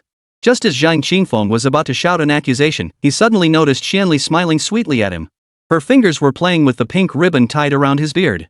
Instantly, he realized his identity had been seen through by Xuanli. "Did you mean to call me a senior?" Xuanli's expression abruptly turned cold. Cough. "No." Zhang Qingfeng cleared his throat awkwardly. Xuanli's mouth opened slightly as she expelled the poison pill held beneath her tongue. "If you hadn't come to save me, we'd only meet in the next life. Tell me, Zhang Qingfeng, do I truly hold such little worth in your heart?" Zhang Qingfeng roughly guessed what pill Xuanli had swallowed, and his expression grew solemn. He didn't respond to Xuanli's words. Instead, he changed the subject. "The Divine Sun wants to capture you. Don't return to the demon clan. Come with me." "Where are we going?" "Back to the Divine Sword sect." Xuanli's voice was hollow. "Why go back to the Divine Sword sect? To be your bedchamber maid? Ouch." Zhang Qingfeng recoiled in sudden pain, yanking his long beard from Xuanli's grasp. "Why did you pull my beard?" he demanded angrily. Seeing several strands of beard torn from his hand, he seethed with frustration. If only women had beards, he'd have pulled them back in a heartbeat. Giggle. Xuanli laughed until she doubled over, venting her frustration. She teased, "Why grow such a long beard?" Zhang Qingfeng puffed out his chest proudly. "Now that I'm a father, I should look the part." Xuanli stared at the pink bow tied to the rabbit ears and shook her head. "Not at all. You look like a pervert. Zhang Qingfeng, if you can't speak properly, just shut your mouth. Are you coming with me or not? I'm tired. Carry me. Take it or leave it. If you don't want to, then don't." Zhang Qingfeng turned and started walking away. Xuanli stomped her foot in frustration, then lunged forward, forcing herself toward Zhang Qingfeng's back. Zhang Qingfeng swept his arm backward, sending her flying 100 feet away. Xuanli didn't get angry. After steadying herself, she lunged forward again, only to be flung away once more. After this repeated 10 times, Zhang Qingfeng sighed helplessly. At this rate, they wouldn't reach the Divine Sword sect even in a year. He could only let Xuanli cling to his back like a koala. Had. Xuanli let out a triumphant chuckle. Childish. Shameless. Zhang Qingfeng snorted. Xuanli wrinkled her nose. I like it. She treated Zhang Qingfeng like family, wrapping her arms around his neck and resting her head affectionately on his shoulder. She turned her face to look at him, her warm breath tickling his neck. Zhang Qingfeng didn't wrap his arms around her, so she simply wrapped her long legs around his waist. Her upper body pressed tightly against his back, her two genuine, oversized mounds pressing against his back, full of elasticity and fleshiness. Her touch sent a tingling sensation through Zhang Qingfeng's heart. How did you know the Divine Sun sent people to capture me? Xuanli asked. I followed them all the way from the Temple of the Gods. Xuanli exclaimed in surprise. You went to the Temple of the Gods? Zhang Qingfeng nodded. That bastard promised me he wouldn't cause you trouble anymore. But the moment I left, he sent men after you. And I actually thought he was a man who could take defeat gracefully. What a load of crap. Hearing this, Xuanli's eyes lit up. You went to the Temple of the Gods specifically to ask the Divine Sun to save me? I said I'd help you resolve this matter. Thank you. Moved, Xuanli suddenly kissed Zhang Qingfeng on the neck. Zhang Qingfeng's body trembled slightly. Could you show a little restraint, he demanded? Xuanli chuckled. Is it a crime to kiss my man? Zhang Qingfeng instinctively wanted to retort, I'm not your man, but the words died on his lips. He remembered that Xuanli was also a victim. Not only had she lost her virtue to him, but she'd also borne his child. Wasn't she, in fact, his woman? Seeing Zhang Qingfeng didn't argue, Xuanli's smile deepened. She relaxed further, leaning her body against his back. Hold me up. I'm about to fall. Get off. No. With no other choice, Zhang Qingfeng wrapped his arms around Xuanli's thighs, preventing her from hanging onto his back like a ghost. A smug smile spread across Xuanli's face as she whispered into Zhang Qingfeng's ear, is it only women like Yi Qingqing you like? Cold, proud, pure, the kind that makes you men crave to conquer them. If that's what you want, I can be like her too. Zhang Qingfeng fell silent for a moment before speaking. I already know. She was the one who poisoned me back then, not you. Chapter 24, The Conspiracy of the Temple of the Gods. You're not stupid after all. Xuanli's wrongful accusation cleared, a wave of grievance welled up in her heart, her eyes turning slightly red. I'm sorry. I misunderstood you. Zhang Qingfeng apologized. Xuanli replied in a nasal tone, you did misunderstand me, but there's no need for apologies. I caused you to lose all your cultivation, let's call it even. It wasn't her intention to cause Zhang Qingfeng to lose his cultivation. She hadn't known that losing his virginity would also shatter his cultivation. Otherwise, she never would have offered herself to him that night. There's one thing I still don't understand. Zhang Qingfeng frowned. Back then, I was tricked by Yi Qingqing into going to the Dragon Burial Valley. Why were you there too? It couldn't have been a coincidence, right? Xuanli replied in a haunting tone, I was lured there by you. I tricked you? When did that happen? How come I never knew about it? Zhang Qingfeng exclaimed in astonishment. Xuanli retrieved a yellowed note from her storage ring and unfolded it before Zhang Qingfeng. It bore a line of ambiguous words. I've realized I've fallen for you. Come to Dragon Burial Valley on the 15th day of the 6th month. I have something I need to tell you. I didn't write this. Zhang Qingfeng stared at the handwriting on the note, his heart racing. Someone forged my signature to send this to you. Xuanli tucked the note away. It's identical to your handwriting. I fell for it. Zhang Qingfeng looked skeptical. You'd come to Burial Dragon Valley based on just this cryptic note? Even if it were really from me, aren't you afraid it's a trap? We're sworn enemies. In his mind, Xuanli was a cunning, scheming woman, the last person to fall for such a trick. Ah, what can I say? I'm just stupid. Xuanli sighed. I thought I knew you. I believed Zhang Qingfeng wouldn't stoop to such low tactics, so I took it at face value. You really are foolish. We're enemies, how could I possibly like you? Yeah, I'm hopelessly stupid. Zhang Qingfeng failed to notice the unusual emotion in Xuanli's tone and pressed on, how did you get poisoned? Xuanli closed her eyes. I'm tired. Don't talk to me. I'm going to sleep. Are you angry? Oomph. You're such a stubborn mule, just like that, you get angry. Xuanli gritted her teeth in fury, unable to hold back, and bit down hard on Zhang Qingfeng's shoulder. Ah! Zhang Qingfeng yelped in pain, hissing through clenched teeth, ouch, ouch, ouch. Let go of your doggy mouth right now, or don't blame me for getting rough. I went through hell giving birth to your child, so what's wrong with biting you once? Zhang Qingfeng was rendered speechless. Pfft, stinky. Xuanli released her bite and spat to the side. Seeing Zhang Qingfeng silent, she felt no urge to speak either. Closing her eyes, she rested her head on his shoulder. Exhausted both mentally and physically from recent events, she relaxed completely. Weariness washed over her, and before long, she actually fell asleep. Crazy woman. Zhang Qingfeng heard Xuanli's faint snoring and shook his head, his thoughts turning to the memories of the 4 ghost-faced beings he had extracted through soul capturing. From their recollections, he learned they had descended from the immortal realm through an ancient teleportation array. Only 49 individuals had been transported so far. Constrained by the spiritual realm's celestial barrier, their ancestral god had only managed to send down 1 avatar. Their progenitor god was named Meng Taiji, a mighty supreme golden immortal. However, this avatar possessed only the combat strength of a great immortal at the perfection realm. The realms of the 4 great true gods are the 3rd, 5th, 6th, and 9th heavens of the great immortal realm respectively. The 8 Vajras are at the peak of the golden immortal realm. The 12 protectors were at the mid-stage of the golden immortal realm, corresponding to the 5th, 6th, and 7th heavens. The 24 divine attendants are at the early stage of the golden immortal realm, corresponding to the 1st, 2nd, 3rd, and 4th heavens. The divine son Yunyi is at the 5th heaven of the golden immortal realm. Very strong. Zhang Qingfeng's expression grew grave. The slight clarity that had returned to his eyes quickly gave way to renewed worry. He thought to himself that if the entire temple of the gods mobilized, it would inevitably be a fierce battle. We must hurry back and prepare our defenses. Zhang Qingfeng unconsciously quickened his pace, retrieving a communication stone to notify Zhang Tianyue. From the memories of the 4, he learned that the temple of the gods had already scheduled their attack on the divine sword sect. The date set was the 25th of this month, and today was already the 15th. Only 10 days remained. Zhang Tianyue replied that he would return immediately. So the immortal realm isn't as idyllic as we imagined. Zhang Qingfeng murmured to himself. From the ghost-faced man's memories, he learned that cultivation in the immortal realm was relatively straightforward before reaching the golden immortal realm. However, once one stepped into the golden immortal realm, it became extremely difficult. Even advancing through minor sub-realms proved exceptionally arduous. Deluo golden immortals were among the pinnacle beings in the immortal realm, while only 9 supreme Deluo golden immortals existed throughout the entire realm. The reason cultivation conditions in the immortal realm had deteriorated so severely was that 30,000 years ago, a war of the gods had erupted, shattering the Tao of heaven. With the laws of the Tao now fragmented, cultivation had become arduous.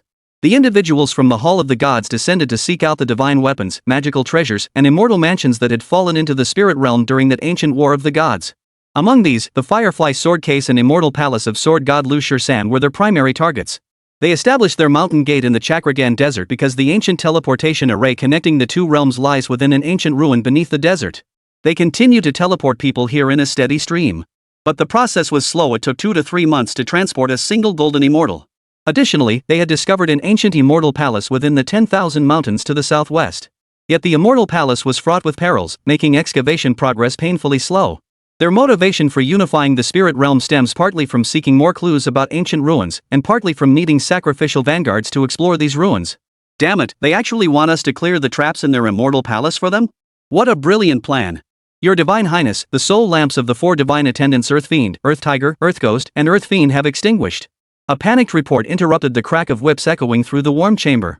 What did you say?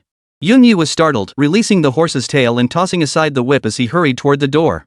Yi Qingcheng collapsed onto the soft couch, her body going limp.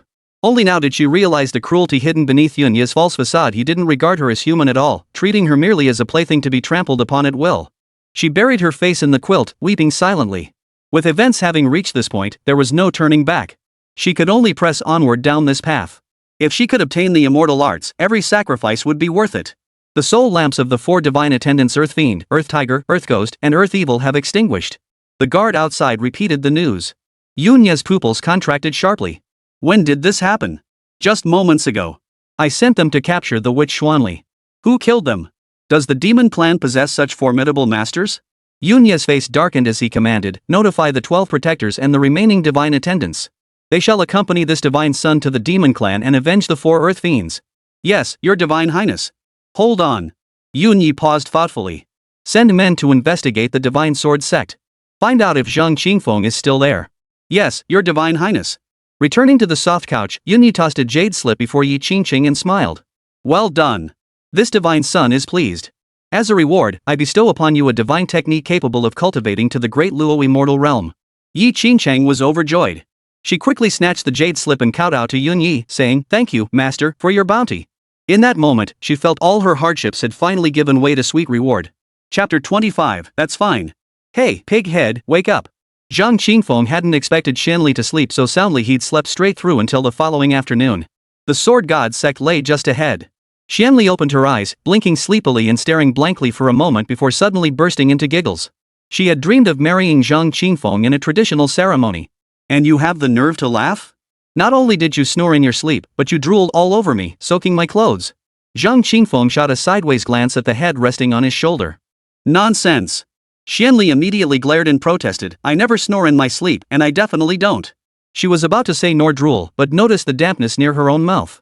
Moreover, the fabric on Zhang Qingfeng's shoulder was indeed soaked in a large wet patch. Her face flushed with embarrassment. Still, she stubbornly denied it, you're the one who drools in your sleep. But her tone had lost all its edge. Before Zhang Qingfeng could respond, she quickly changed the subject. Where are we? Zhang Qingfeng replied, the divine sword sect is just ahead. Do you want to get down and walk yourself, or should I keep carrying you? Hearing this, Xuanli hurriedly dismounted from Zhang Qingfeng's back. Find a place with water so I can freshen up.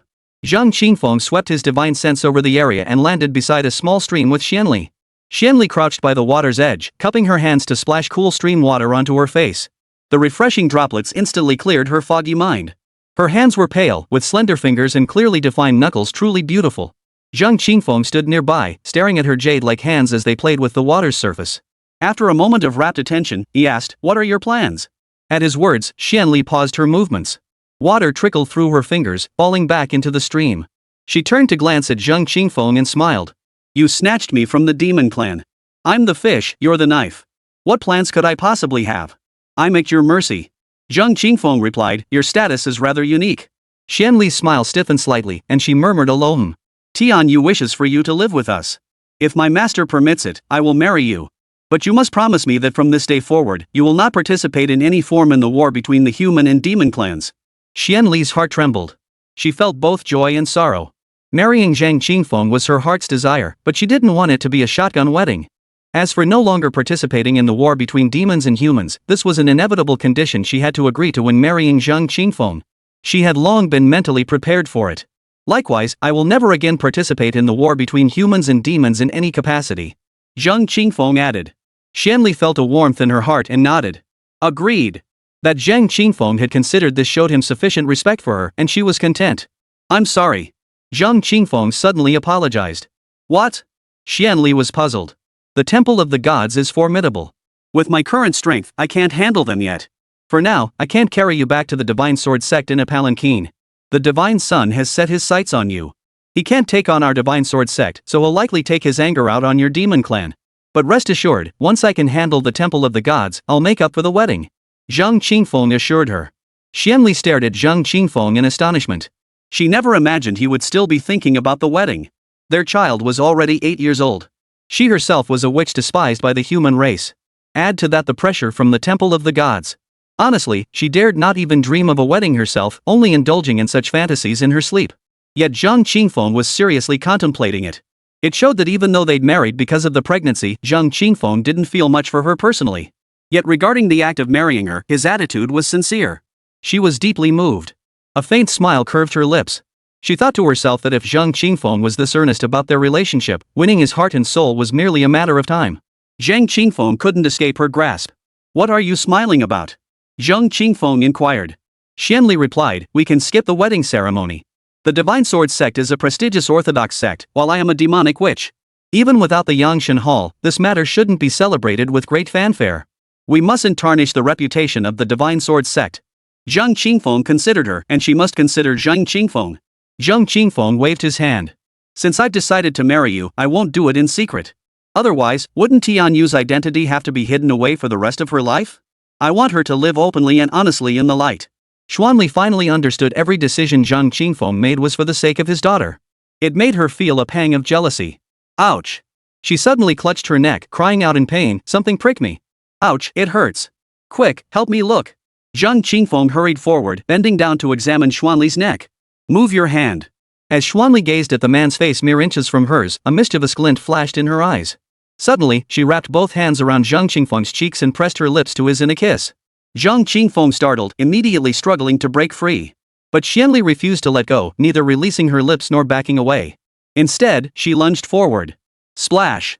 The two of them tumbled into the river, clinging to each other. Zhang Qingfeng violently shoved Xuanli away, scrambling to escape into the air. Giggle! Xuanli lay in the river, laughing gleefully. Oomph. Zhang Qingfeng snorted coldly, his face dark as he glared at Xuanli. You think this is fun? Damn it. It felt like being overpowered by this woman all over again, utterly infuriating. As if sensing his anger, Xuanli murmured softly, that night in the cave, you pinned me to the ground, tore my clothes apart, and took me like a wild beast. I screamed until my throat was raw, but you wouldn't stop. Zhang Qingfeng. He was utterly stunned by Xuanli's blunt description. But hearing that he'd been the aggressor, not the one forced by Xuanli, eased his frustration somewhat. Still, he glared at Xuanli. Crazy woman. Giggle. Xuanli ignored Zhang Qingfeng's glare and continued laughing merrily. She even splashed water at Zhang Qingfeng. You play by yourself. I'm outta here. Zhang Qingfeng turned and stormed off in anger. Hey! Xuanli called after Zhang Qingfeng's retreating figure. Everything I just said was contingent on your master agreeing to let you marry me. What if he refuses? Then I'll take you begging for food. Zhang Qingfeng snapped back irritably. Hee hee, that sounds pretty good too. Xuanli giggled, covering her mouth. Zhang Qingfeng went ahead to find a secluded spot to change his clothes. After waiting quite a while, Xuanli finally strolled over. She wore a beige long dress tied at the waist with a light brown sash. Her waist-length hair was simply pinned up in a woman's bun with a wooden hairpin. Grayish-white cloth shoes adorned her feet and her face bore no makeup. The whole look gave her a clean, unadorned appearance. Yet her innate beauty shone through skin like jade, lips like rose petals, eyes and brows like painted strokes. Even in plain attire, she remained breathtakingly beautiful. Truthfully, Zhang Qingfeng had never truly observed Xuanli's features before. Now, setting aside hostility and preconceptions, he studied her carefully and found himself stunned by her beauty. His gaze lingered repeatedly on her chest, unable to suppress a worry that the tightly stretched fabric might tear. Her slender willow waist also drew his gaze, seeming small enough to cup in one hand. Xuanli lifted the hem of her skirt with both hands, twirling once before Zhang Qingfeng. Is this attire too bold for meeting the sword saint? She asked. Zhang Qingfeng nodded. It's fine. Xuanli immediately lifted her chest proudly. Zhang Qingfeng's eyelid twitched. Not that kind of straightening. Easy there, you'll tear the fabric.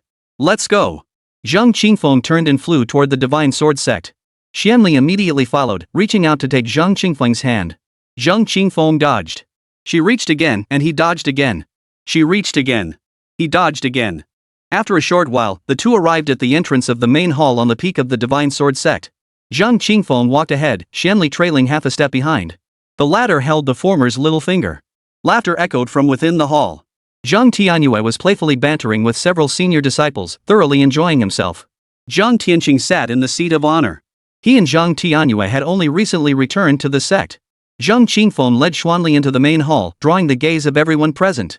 Xuanli quietly released Zhang Qingfeng's fingers. Father, mother. Zhang Tianyue rushed forward with delight. Though she'd already heard from Grandmaster that father would bring back her witch mother, seeing it with her own eyes still filled her with astonishment. Your eyes? Xuanli stared at Zhang Tianyue's eyes in astonishment. Tianyue has awakened the bloodline of the heavenly demon and innate righteous energy. Zhang Qingfeng offered a brief explanation.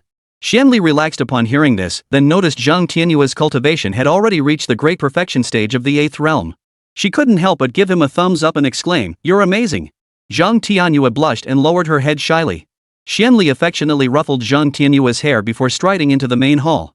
She bowed respectfully to Zhang Tianqing. Xuanli pays her respects to the sword saint. She then bowed to both sides of the hall. Greetings, young masters. Zhang Tianqing nodded. Please be seated. Once everyone was seated, he turned to Zhang Qingfeng and asked, Qingfeng, tell us what you know. Zhang Qingfeng immediately recounted the information he had gleaned from the soul search. Zhang Tianqing stroked his beard thoughtfully. The immortal realm isn't the paradise we imagined, nor is the hall of gods as powerful as we thought. What are your thoughts? Yi Lianchen shot to his feet, eyes blazing with fury. Damn them! They dare scheme against my goddess? Kill them all! From Zhang Qingfeng's account, he learned that the Temple of Gods not only planned to attack their divine sword sect but also intended to invade the upper heaven realm. And the ruler of the upper heaven realm, the White Yang Empress, was the goddess he had long admired. Xuanli was taken aback and couldn't help but ask curiously, Young Master Yi, who is your goddess? Yi Lianchen puffed out his chest proudly. My goddess is the White Sun Empress. I've sworn a solemn oath I'll marry no one but her in this lifetime. Xuanli was stunned. She admired his courage, yet pitied his misplaced devotion. Empress Baiyang was widely acknowledged throughout the spirit realm as an ice queen, a woman who never harbored earthly desires for any man. Wicked disciple. Zhang Tianqing's forehead creased with frustration. The Temple of the Gods is targeting our sword sect first. Could you at least show some concern for your master? Mentioning this only made him angrier.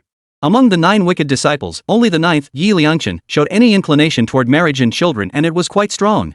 This should have been cause for celebration, but Yi Liangchen had set his sights on none other than the Empress of Baiyang. That woman's peaks towered higher than the heavens of the spirit realm. No man could ever hope to scale them. Thus, Yi Liangchen's romance was doomed before it even began. Chapter 26. I figured out how to bury you. Though we fear them not, their numbers are great. Should battle truly erupt, we'd gain no advantage. They control the teleportation array, allowing them to continuously summon reinforcements growing stronger by the minute. We must hurry to enhance our cultivation. It's all Master's fault, always dragging us out on adventures and disrupting our cultivation. Otherwise, we'd all be at the great immortal realm by now and could just march in and wipe them out. Exactly. After a heated discussion, the fellow disciples all turned to glare at Zhang Tianyue with resentment. Zhang Tianyue slammed his fist on the armrest in fury, sneering coldly, "You really have some nerve. Why don't you just claim you've attained the Tao and reached the great primordial golden immortal realm?" Xuanli was secretly startled. He realized that Zhang Qingfeng's 8 junior brothers were fully aware of the Temple of the Gods' power, yet not a single one showed fear. Recalling how Zhang Qingfeng had instantly slain 4 divine attendants of the Hall of Gods, she could not gauge the true strength of Zhang Qingfeng and his companions. Zhang Tianyue declared solemnly, "Peace is never negotiated at the table it's forged with fists. Prepare yourselves. We're going to clash with the Hall of Gods." Got it.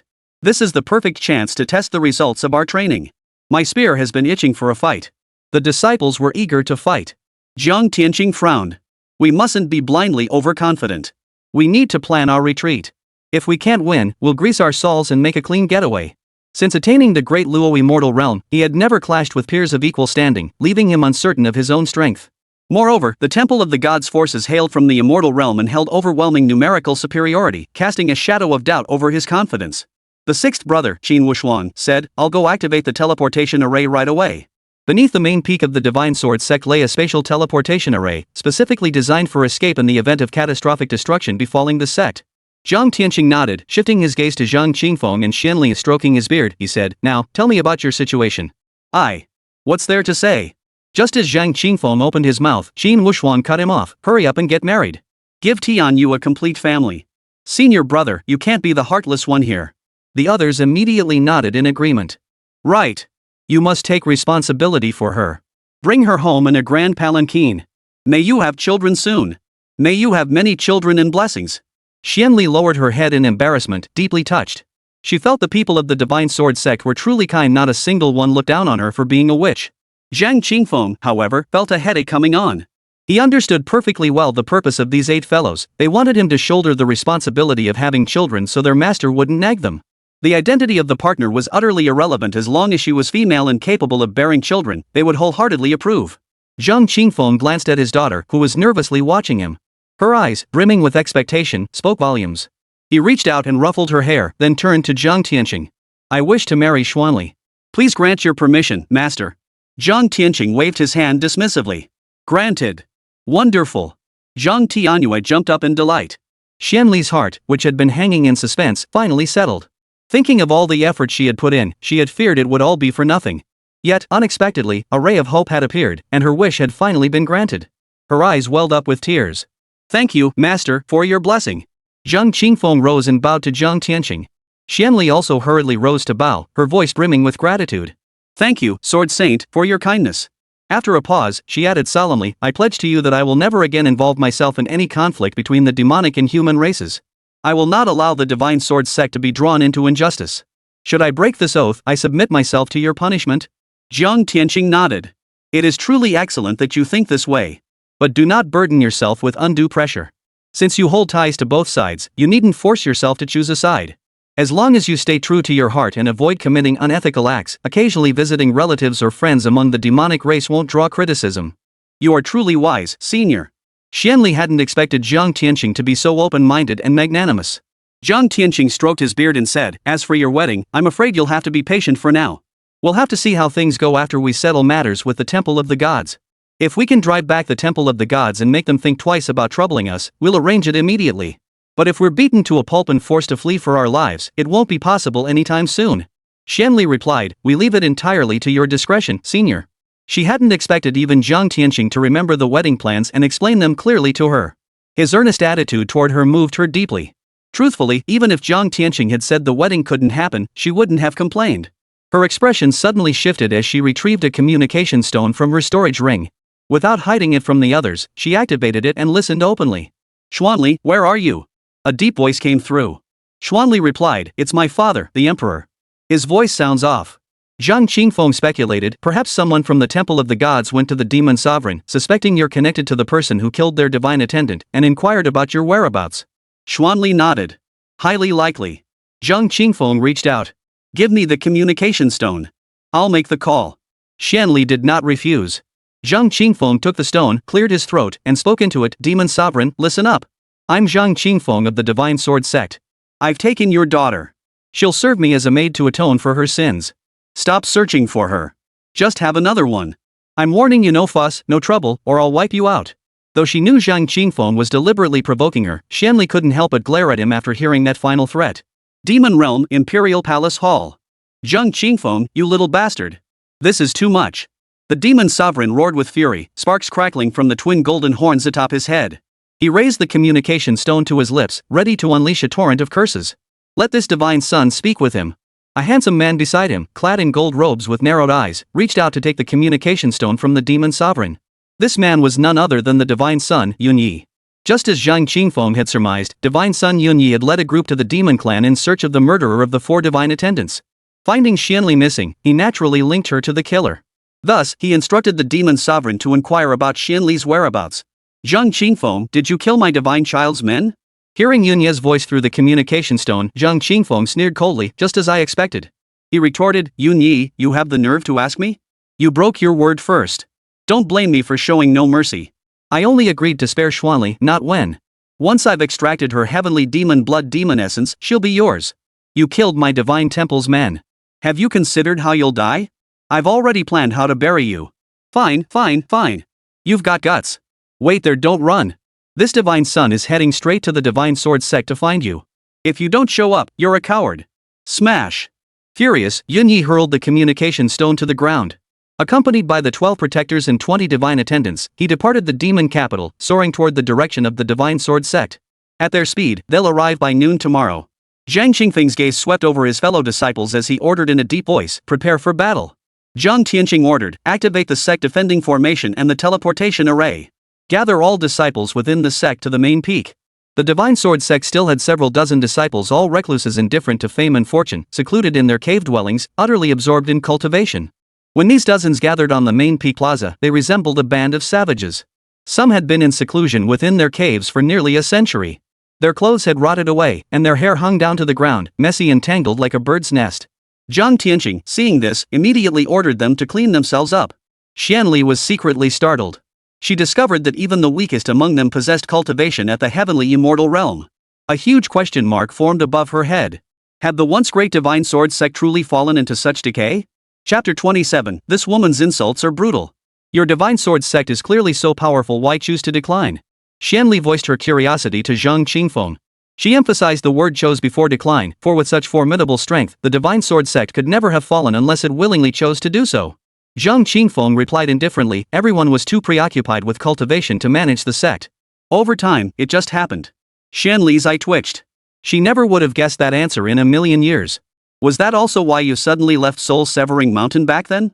Over 100 years ago, when Zhang Qingfeng abruptly left Soul-Severing Mountain, she had assumed some calamity had befallen him. Zhang Qingfeng nodded. Back then, their master had discovered an ancient immortal palace. He summoned Zhang Qingfeng and 8 fellow disciples to explore it together. They obtained several powerful immortal arts, elixirs, and divine weapons, the Firefly sword case being one of them. Upon returning to the sect, the master and his disciples immediately entered seclusion to cultivate these immortal arts. He too wished to cultivate immortal arts, but was currently practicing the righteous chi cultivation method and could not switch to other techniques. Nevertheless, he entered seclusion alongside the others, hoping to master the righteous chi cultivation method swiftly so he could then pursue immortal arts. It wasn't until his master arranged a marriage for him that he emerged from seclusion. Later, he lost all his cultivation. Seeing his master's spirit crushed and on the verge of collapse, his master gave him the Firefly sword case to study, helping him regain his resolve. The Firefly sword case contained 12 blades, each imbued with potent sword path laws. Only by comprehending these principles could one wield them. Zhang Tianyue spent over 150 years comprehending them, mastering only 10 swords. Zhang Qingfeng, however, comprehended 9 swords in just 9 years. This was because he possessed the innate primordial chaos sword body, granting him an affinity for the laws of swordsmanship 100 times greater than ordinary people. That's why Zhang Tianyue declared him born for swords, persistently urging him to abandon the righteous qi cultivation and switch to the sword path instead. But Zhang Qingfeng was stubborn. He believed that good things come to those who wait, wanting to cultivate the righteous qi first before pursuing the sword path, believing it would allow him to reach greater heights. Yet heaven does not always grant one's wishes. Are you currently cultivating the sword path of sword god Lu Shisan? Xuanli asked curiously. Earlier in the Grand Hall, Zhang Qingfeng had shared tales of ancient immortal mansions, and she learned that his firefly sword case had been obtained from one such place. I suppose so. Zhang Qingfeng replied. What realm are you currently at? Fourth heaven of the golden immortal realm. Xuanli gasped in shock. Didn't you say that after entering the golden immortal realm, each minor realm is incredibly difficult to advance through? You've only been in seclusion for 9 years, is that even possible? Zhang Qingfeng glanced sideways at Xuanli. That's for ordinary mortals like you. You wouldn't understand the joy of a genius like me. Xuanli pursed her lips. Who isn't a genius? It wasn't that she was bragging, she truly was a prodigy of demonic proportions. Zhang Qingfeng chuckled. Would you believe me if I said I only exerted 30% of my effort during my first 500 years of cultivation? Xuanli gasped, seriously? Zhang Qingfeng turned to face Xuanli, his expression serious. Of course, it's not. You. Xuanli felt toyed with and angrily shoved Zhang Qingfeng with her elbow. Zhang Qingfeng chuckled. His cultivation over the first 500 years certainly hadn't been limited to just 30% effort. Cultivation was like rowing against the current. If you didn't advance, you retreated. He had always trained with 120% effort, but his strength hadn't been focused on the right areas, preventing him from unleashing the extraordinary potential of his innate primordial chaos sword body. However, his ability to rise from nothing to the fourth layer of the golden immortal realm within a mere 9 years wasn't solely due to his innate primordial sword body. The primary reason was that each sword contained detailed and complete sword Dao laws. The difficulty in advancing after reaching the golden immortal realm stemmed from the fragmented nature of the heavenly Dao laws, making them hard for cultivators to comprehend. With his access to comprehensive and complete sword Dao laws to comprehend, he need not struggle to discern the great Dao from the fragmented heavenly Dao laws, making his cultivation naturally far easier. Similarly, Hua Wuxing and the others advanced so easily because they obtained the complete ancient Dao laws preserved within the immortal palace. This is precisely why the Pantheon of gods expended immense effort to locate ancient immortal mansions. The Great War of the Gods plunged the immortal realm into an age of decline. To ascend to the pinnacle of the Tao, one must rely on discovering the complete Tao laws left behind by the ancients. Here. Zhang Qingfeng suddenly produced a jade slip and handed it to Xuanli. What? The immortal technique I'm cultivating now can be cultivated to the level of a great supreme immortal. The phrase cultivating to the level of a great immortal of the supreme Tao means that the divine energy transformed through this cultivation method possesses sufficient potency to enable the practitioner to deduce the power laws governing the realm of a great immortal of the supreme Tao. It does not imply that merely continuing this cultivation path will automatically lead to attaining that level. If cultivation were likened to building a tower, building layer by layer upward, if the bricks and stones lack sufficient hardness, then after reaching a certain height, the lower layers will shatter under the weight of the upper structure, causing the entire edifice to collapse. Therefore, to build a tall building, one must first have bricks and stones of superior quality, then design the structural framework. Similarly, to cultivate to a high realm, one must first possess superior quality immortal essence, and the quality of the cultivation technique determines the essence's quality. Only then can one use this divine energy to derive and construct one's own Tao laws. At the same cultivation level, excluding external factors like weapons and magical treasures, combat strength primarily hinges on 2 points: the level of one's immortal arts and the potency of their Tao laws. Zhang Qingfeng cultivated the sword path of the sword god Lu Shisan, and the strength of his swordsmanship was beyond question. Yet his Tao laws still possess significant room for enhancement. Since the immortal arts he cultivated were not of the highest tier, the strength of his immortal essence fell short of the pinnacle. And if the strength of the immortal energy is not top tier, the laws of the Tao deduced from it cannot be top tier either. Consequently, the true power of sword god Lu Shisan's sword path laws cannot be fully unleashed. Moreover, if he continued cultivating this particular immortal technique, by the time he reached the 11th sword, his energy reserves might prove insufficient to sustain the derivation of Tao laws. He would then be forced to switch to a higher tier immortal technique to continue his cultivation and derivation of Tao laws. Xuanli's hand trembled in shock, nearly dropping the jade slip. Staring at Zhang Qingfeng in disbelief, she stammered, You're giving it to me? Zhang Qingfeng's expression grew grave. If the temple of the gods refuses to budge, tomorrow will surely be a fierce battle with unpredictable outcomes. Should we suffer a crushing defeat, you must take Tianyue and go into hiding under a new identity. She possesses extraordinary talent, nurture her well. Xuanli retorted, aren't you afraid I'll betray you and run back to the demon clan with this immortal technique? Then I'll kill you myself. Put. Xuanli curled her lip. Yi Qingcheng betrayed you, yet you didn't kill her. How do you know I didn't kill her? Xuanli gasped in shock. What? You killed her? I was about to kill her when she pulled a con and escaped. I was heading straight for the Yangshan Hall, but ran into those 4 divine attendants who kidnapped you. They delayed me. You really were willing to kill her? Zhang Qingfeng narrowed his eyes slightly, fixing them on Xuanli's gaze as he replied calmly, have I been too kind to you, making you think I'm a good person? Xuanli flinched under Zhang Qingfeng's piercing gaze, stowing away the jade slip. Rest assured, I won't betray you. Even if I did, I wouldn't abandon Tianyue. Zhang Qingfeng nodded. He had considered this when deciding to grant her the immortal technique, otherwise, he wouldn't have given it to her. Xuanli tapped her foot impatiently. All you care about is your daughter. What about the woman who bore her? What kind of man are you? Zhang Qingfeng scratched his nose. Didn't I just give you the immortal techniques? Xuanli stomped on his foot in anger, gritting her teeth. Was that really for me? You only gave it to me because you're afraid your daughter will be bullied. You want me to train hard so I can be a nanny for your daughter. Otherwise, would you have given it to me? Zhang Qingfeng mumbled, it's all the same. Say my ass. Mind your manners. Be composed. Xuanli glared at Zhang Qingfeng, her mouth opening and closing silently. But the shape of her lips told Zhang Qingfeng she was cursing him out in the harshest terms. Zhang Qingfeng quickly pulled a sugar figurine from his storage ring and stuffed it into her mouth. He'd bought it while shopping with Zhang Tianyue a few days ago. The following noon, Yunyi arrived with 12 guardians and 20 divine attendants. Zhang Qingfeng, come out. Yunyi's voice boomed like thunder, causing the 12 peaks of the divine sword sect to tremble with a humming vibration. Chapter 28, The Divine Sword Sect's Decline? What kind of stray dog barks so wildly? Zhang Qingfeng emerged from the grand hall with 8 junior disciples. Not a trace of tension flashed across their faces at the sight of a formidable foe. Instead, their eyes blazed with fierce determination, their battle spirit surging. Since mastering the immortal arts, they had yet to test their combat prowess in battle. This presented a perfect opportunity, and they yearned for the fight. Zhang Tianyue remained seated inside the hall, not emerging. Xuanli led Zhang Tianyue and other disciples of the Divine Sword sect to the entrance of the main hall, gazing outwards. Zhang Qingfeng. Yunyi fixed his gaze on Zhang Qingfeng and demanded, did you kill the 4 divine attendants of our temple of the multitude? Zhang Qingfeng nodded in acknowledgement. It was indeed I who killed them. But you are the one who caused their deaths. Had you not broken your word, they would never have met such a tragic end? Poof. Still trying to talk your way out of it at the brink of death. Crush the sword sect for me. Yunyi raised his hand and waved it. Want to talk reason? Fine. After I've crushed you beneath my feet, I'll explain everything to you. Kill. From among the 20 divine attendants wearing demon masks, a figure with a purple ghost mask burst forth. A golden battle axe gripped in its hand. The battle axe whirled with potent laws of power, plunging downward with the masked warrior as it descended, carrying the earth-shattering might of a divine strike. I'll handle this. Old 9, Yi Liangchen, shouted softly. His body shot skyward to meet the attack. His left hand gripped a crimson-sheathed long sword, suspended at his waist, while his right hand grasped the hilt, poised to draw. Clang! As the axe's shadow closed in, he drew his blade in an instant. A flash of cold steel erupted. With a sharp hiss, Yi Liangchen and the masked figure passed each other head-on, coming to a halt back-to-back. Yi Liangchen froze for a moment. A golden immortal from the immortal realm, and that's it? A slow smile then curved his lips. Weak. Yi Liangchen spat out the single word, sheathing his sword.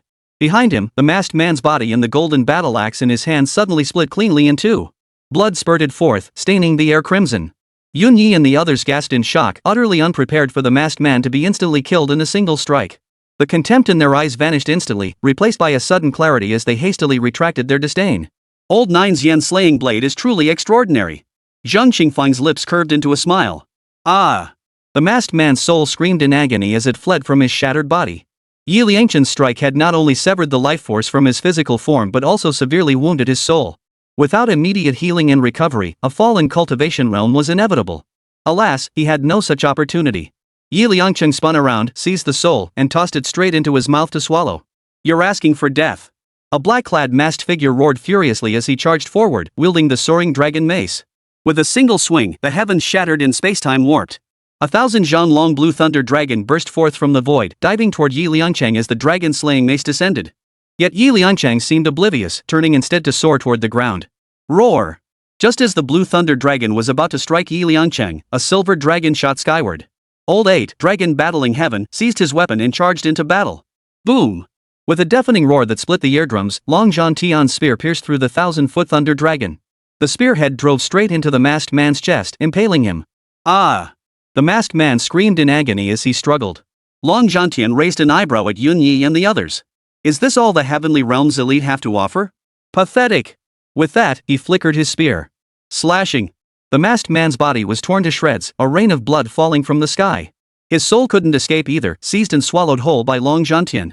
How is this possible? Yun Ye's pupils trembled. He sensed Long Zhantian's cultivation aura golden immortal realm, 3rd tier. Their own black-robed divine attendant was at the 4th tier. A 3rd tier cultivator instantly slaying a 4th tier opponent? What terrifying combat prowess was this? Yun Yi knew he couldn't achieve such feats. A giant question mark appeared above his head. Was the Divine Sword sect this powerful? The reason the Hall of Gods had never moved against the Divine Sword sect wasn't because the sect was powerful in their eyes, all cultivators of the spirit realm were mere ants. It was because the Divine Sword sect had fallen into ruin, offering no profit to be gained, making it unworthy of their effort. Yet the formidable combat prowess displayed by Yi Liangchen and Long Zhantian cast a massive doubt over the Divine Sword sect's supposed decline. Didn't they say golden immortal cultivators in the spirit realm were few and far between? What's going on with the Divine Sword sect? The 12 protectors' expressions darkened. Yun Yi snarled, "Those who obey me shall prosper, those who defy me shall perish. Charge together and kill them." Counting the 4 divine attendants slain by Zhang Qingfeng, they had already lost 6 men. If they failed to subdue the Divine Sword sect today, the authority of the Hall of Gods would plummet. At Yun Ye's command, the 12 protectors and the remaining 18 divine attendants launched their assault. Blades, spears, swords, and halberds, a deluge of divine arts pounded down upon the main peak of the Divine Sword sect. Xuanli and the others, hiding in the Grand Hall to observe the battle, trembled uncontrollably under the oppressive divine might of the golden immortal realm. Their faces drained of color as they felt as if the apocalypse had descended. "Zhang Qingfeng, let's see how you survive this." Yun Yi stood 1,000 feet above, gazing down upon Zhang Qingfeng. Snap! The firefly sword case snapped open within Zhang Qingfeng's spiritual sea, right between his eyebrows. A silver long sword engraved with a starry sky flew out of the scabbard, shooting from Zhang Qingfeng's brow. Its name, Starry Sky. It was the 5th sword within the firefly sword case. Shatter the starry sky. Zhang Qingfeng seized the star sword and unleashed one of its 3 signature killing techniques. In a split second, the sky erupted with a thunderous explosion. Intertwining sword energies formed a net, shredding the divine abilities of the 12 protectors and 18 divine attendants, halting their assault. This strike was brutally powerful. Roar! Chen Xingshan's massive frame trembled as he roared forward. The invincible Vajra divine art surged through his body, coating him in a golden armor that repelled blades and pierced no magic. He charged forward, his iron fist splitting the heavens and shattering a divine attendant's skull. Whoosh! Hua Wuxing's eyes were cold as ice, his form ghostly and elusive. He drew his sword without mercy, reaping lives. 4th brother Xia Linzhou, even in battle, retained his gentlemanly demeanor. With a flick of his folding fan, he turned the world upside down, deflecting his enemy's attack back at them. Ha ha! 5th brother Sun Butong grinned widely, roaring with laughter. "A feast delivered to my doorstep, why refuse? MMMPH. He swallowed a Dharma protector whole. His belly was like an abyss, pitch black and impenetrable. The guardian, both mind and spirit shaken, wildly swung his sword, desperate to break through the darkness and escape. Yet his attacks vanished into the surrounding darkness, disappearing without a trace. Puff! Puff! Puff! Outside, several attacks struck Sun Butong, only to be sucked into his body like stones sinking into the sea. Whoosh, whoosh, whoosh. Hiding in the rear, old Sixteen Wuxuan drew his bow and arrow, targeting only the weak and wounded. The golden sun's shooting bow never missed. Swish! The 7th brother, Tong Wudi, swung a heavy sword, charging straight at the most powerful Dharma protector. He cultivated the path of invincible swordsmanship. Under his heavy blade, the enemy's great Tao laws shattered like thin paper. Wherever the sword's edge touched, it crushed everything. The enemy isn't as strong as we imagined, but we are stronger than we imagined. The Temple of the Gods is nothing special. Within the Grand Hall, Zhang Tianqing's divine sense swept across the entire battlefield, a smile curling his lips. He observed Yi Liangchen, a golden immortal at the 2nd heavenly realm, holding his own against an opponent at the 7th heavenly realm. Though the enemy's cultivation was higher, their laws of power failed to shake Yi Liangchen's own. On the contrary, each of Yi Liangchen's attacks sent the opponent's force laws reeling and distorting. Zhang Tianqing stroked his beard thoughtfully. Clearly, at this level of combat, the strength of one's force laws is paramount. Breaking through an opponent's force laws is equivalent to shattering all their techniques and spells. The Tao laws we comprehend are clearly several tiers stronger than theirs. Truly befitting the immortal palace of sword god Lu Shisan. A sense of urgency surged within him. He yearned to explore the main hall of that ancient immortal palace immediately, to obtain the golden jade slip within the white jade tray.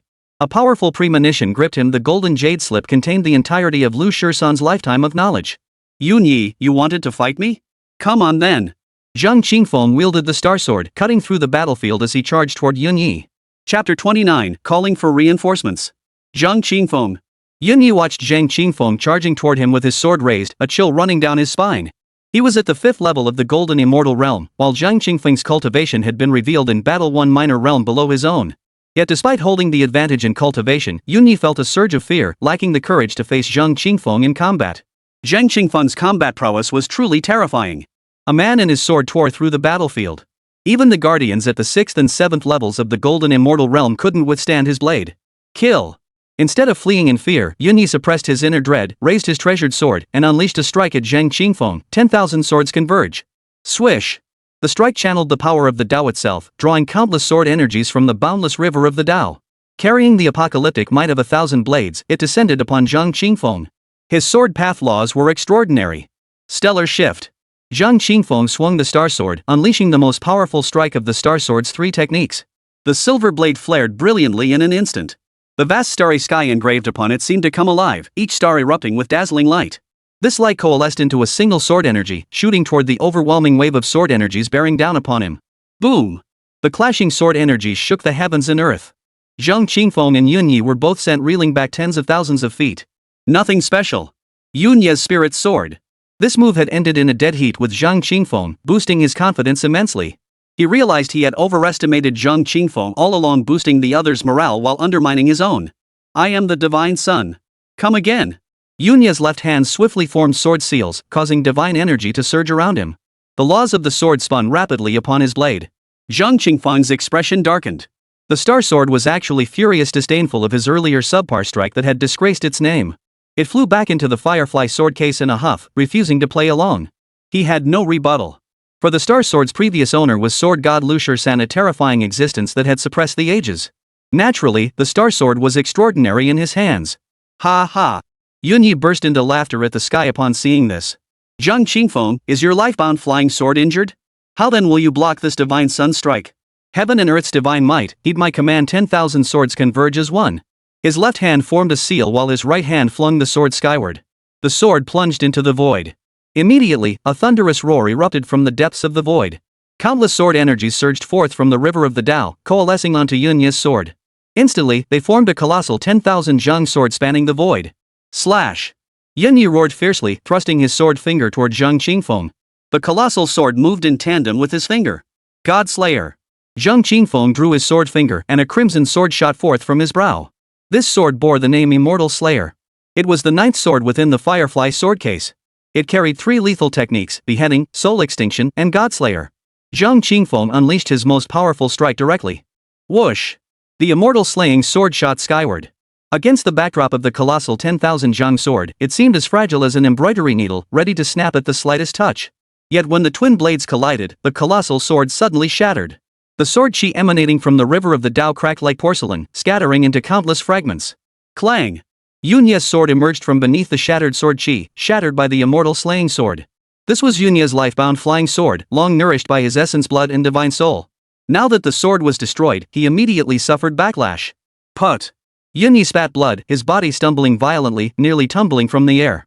The immortal slaying sword struck with blinding speed. Yunyi leapt backward, flipping his right hand to summon a brown shield that blocked the strike before him. Clang! The sword of immortal slaying struck the shield, leaving only a shallow mark upon its surface. This shield was clearly a formidable defensive artifact. Protect the Divine Sun! The leader of the Guardians roared urgently. Hearing this, the fighters on the battlefield instantly retreated, forming a defensive line in front of Yunyi. Of the 33 who had come, only 16 remained. 17 had fallen in battle. Among the remaining 16, 3 were gravely wounded. Die! Chen Qingshan charged forward, unleashing a torrent of punches like raindrops, aiming to break through the 16 men's defensive formation. Rise! The Guardian leader hurled an array diagram, which instantly transformed into a white light shield enveloping the 16. Boom! Boom! Boom! Chen Qingshan's iron fist slammed into the light barrier, yet failed to breach it. SSSSH! Clang! The blades of Tong Wudi and the others also failed to pierce it. Zhang Qingfeng, your divine sword sect shall be destroyed today. Yunyi roared furiously. He immediately produced a communication stone. Fenshin War Venerable, we've suffered heavy losses at the divine sword sect. Come to our aid at once. Summon reinforcements. The 4 true gods of the Divine Hall were Burning Heaven War Venerable, White Spirit War Venerable, Mad Dragon War Venerable, and Thunder Law War Venerable. Thunder Law War Sovereign is the strongest, a great Luo Golden Immortal at the 9th heaven. Mad Dragon War Sovereign ranks 2nd at the 6th heaven of the Great Immortal Realm. Next is Bai Ing War Lord, a 5th heaven Great Immortal. The Burning Heaven War Sovereign is the weakest, at the third heaven of the Great Immortal. The avatar of the ancestral god, accompanied by the Thunder Law War Sovereign, the Mad Dragon War Sovereign, the White Spirit War Sovereign, and the 8 Great Vajras, had reached a critical juncture in their exploration of the ancient immortal palace. Only the Burning Heaven War Sovereign remained to guard the ancestral home. "You fool!" Zhang Qingfeng yelled at Yunyi, "By the time your reinforcements arrive, I'll have torn you limb from limb." "Do you really think we can't break through your turtle shell?" Yunyi retorted, "Fool. This is the flowing light heavenly escape formation diagram. Not only does it possess super strong defense, but it can also instantly teleport thousands of miles away. Can you stop it?" Zhang Qingfeng said nothing, raising the sword of immortal slaying. "Escape!" The guardian leader urgently formed a sealing gesture. A flash of white light erupted, enveloping Yunyi and his companions as the protective barrier vanished from the spot. Zhang Qingfeng and his 7 fellow disciples froze in shock. They had prepared to intercept, their divine senses spreading like a vast net across the surrounding void. Yet in the instant the enemy fled, they were utterly unable to react. Inside the grand hall, Zhang Tianyue frowned. "What a treasure!" Zhang Qingfeng snapped out of his brief shock, his eyes suddenly gleaming. "Once I seize this thing for Tianyue, her safety will be greatly assured." His junior disciples nodded in unison. "Next time we come, we'll make sure to take it. Rest and recuperate. We'll wait for them to come," Zhang Tianyue declared. This battle had sharpened the gaze of all 10 disciples and their master. "We are terrifyingly strong." The 9 disciples descended back to the main peak, simultaneously restoring their combat strength with spirit stones and pills while inspecting their spoils of war. Once cultivators reached the true god realm, they could open their own divine soul space. This space could store items like a storage ring, hold living creatures, and even grow flowers and plants. It was akin to carving out a miniature world. Zhang Qingfeng and his 8 companions devoured their opponents' divine souls, and the contents of those divine soul spaces naturally fell into their hands. Come on! Everyone gets a share." Zhang Qingfeng dumped out the spoils from the 4 divine attendants he'd slain that day and the guardian he'd just killed, beckoning to the disciples gathered in the main hall. Dozens of people cheered and rushed forward. Hua Wuxing and his 7 companions picked out what they needed, then dumped the rest out to distribute among the disciples. Xuanli gazed at the scattered spirit stones and rare treasures covering the ground, his eyes gleaming with desire, yet he hesitated to reach out. The demon clan lived in the bitterly cold northern reaches, where cultivation resources were extremely scarce. Even ordinary spirit stones were hard to come by for daily practice, requiring careful rationing. As for higher-grade purple spirit stones and golden spirit stones, they were even rarer. "Take these." Zhang Qingfeng suddenly tossed a storage ring to Xuanli. Xuanli instinctively caught it, casting a questioning glance at Zhang Qingfeng. But Zhang Qingfeng turned and walked over to a tree nearby, sat cross-legged, and closed his eyes to cultivate. Seeing Zhang Qingfeng ignore her, Xuanli shot him an annoyed glare before peering into the storage ring herself. Inside, a mountain of glittering golden spirit stones piled high dazzled her eyes. That guy. A warm feeling filled Xuanli's heart, knowing Zhang Qingfeng had kept her in mind. Chapter 30, Misunderstanding? I don't think so. Boom! A fiery orb shattered the void, halting before Yunyi and the others. The Burning Heaven War Sovereign. Yunya's spirit sword. Greetings, Burning Heaven War Sovereign. The guardians and divine attendants immediately rose to pay their respects. The flames dispersed, revealing a man clad in crimson robes rough-featured, with a ruddy face and fiery red hair. It was none other than the Burning Sky War Sovereign, who had rushed to respond to Yunya's distress call. His piercing gaze swept over Yunyi and the others. Furrowing his brow, he demanded, "What happened?" Yunyi immediately reported the situation in detail. The Burning Heaven War Sovereign looked at Yunyi and said, "The Divine Sun acted impulsively. Knowing the enemy possessed the strength to slay golden immortal realm cultivators, you should have assessed the situation before acting. Losing so many men in a single battle, the ancestral god will likely be furious upon learning of this." Yunyi waved his hand impatiently. "Enough of this useless talk. What matters now is making amends for our mistakes." "How do we make amends?" Those individuals from the Divine Sword sect possessed exceptionally fierce combat prowess, capable of fighting opponents 4 or 5 minor realms above them. I can state with certainty they must have comprehended ancient Tao laws left behind from the primordial era. If we can seize those laws from them, we can make amends. Moreover, the divine weapons they wielded were extraordinary, likely ancient immortal artifacts. My Hook King's sword was shattered by that Zhang Qingfeng's blade. The Burning Heaven War Sovereign's heart leapt, no time to waste. Don't let them escape. We're charging in now. Agreed. Yunyi nodded firmly, a savage grin curling his lips as he declared in a deep voice, "Zhang Qingfeng, your time has come." The Burning Heaven War Sovereign immediately led Yunyi and his 16 men as they shattered the void, charging toward the Divine Sword sect. "They're here." Zhang Tianyue, who had been sitting with closed eyes in the grand hall, suddenly opened his eyes and turned his gaze toward the west. His piercing gaze cut through the void. Boom! A colossal rumble erupted in the western sky above the divine sword sect, as if mountains collapsed and the heavens fell, causing the entire sky to tremble with a humming vibration. Zhang Qingfeng snapped out of his cultivation, gazing westward. He gasped in shock. He saw the setting sun hurtling toward them. Its speed was astonishing. One moment it was thousands of miles away, the next it had flown right before their eyes. The sun, 10,000 zhang in diameter, spewed terrifying crimson flames, obscuring the entire sky. Before it even crashed down, the trees on the ground were scorched and ignited. The disciples of the divine sword sect trembled in terror, frozen in place, certain they were about to be reduced to ashes. Zhang Qingfeng and his companions wore solemn expressions. The overwhelming pressure of a deluo golden immortal level being told them that the true god of the Hall of Gods had arrived. Their battle against Xuanli and the others had revealed combat prowess beyond their expectations, even making them believe they could challenge opponents of higher realms. Yet now, faced with the divine might of a deluo Jingxian, they were abruptly brought back to reality. Fighting across realms? That was wishful thinking. Thud! A thunderous footstep echoed across the heavens and earth. Zhang Tianyue appeared in the sky, his robes billowing, white hair flowing. His left hand was tucked behind his back, his right hand holding a sword. His expression was calm as he gazed at the massive blazing sun hurtling toward him. Grandmaster! Zhang Tianyue gazed at Zhang Tianyue's back and cried out in joyful surprise, as if witnessing the arrival of a savior. Ancestor! The disciples of the divine sword sect were all greatly invigorated. A mantis trying to stop a chariot, an ant shaking a tree. The scorching sun echoed with the derisive laughter of the burning heaven war sovereign. Yunyi locked his divine sense onto Zhang Qingfeng and bellowed, Zhang Qingfeng. This divine sun has spoken, your divine sword sect shall be destroyed today. The others, shedding their earlier panic, snarled viciously, you traitorous dogs of the divine sword sect. Pay with your lives. Zhang Tianyue slowly raised his sword, then swung it down in a single, decisive strike. Whoosh! The sword's light sliced through the void, plunging into the blazing sun. A moment of stillness hung heavy. The massive sun hurtling toward them suddenly split in two, flying past Zhang Tianyue on either side before plummeting into the sea east of the divine sword sect. Boom! Boom! Towering waves and a sky-filling mist erupted from the sea's surface. Put! The burning heaven war sovereign spat blood, halting at the point where the sun had been cleaved. His eyes widened in disbelief. The smiles on Xuanli and the others' faces froze instantly.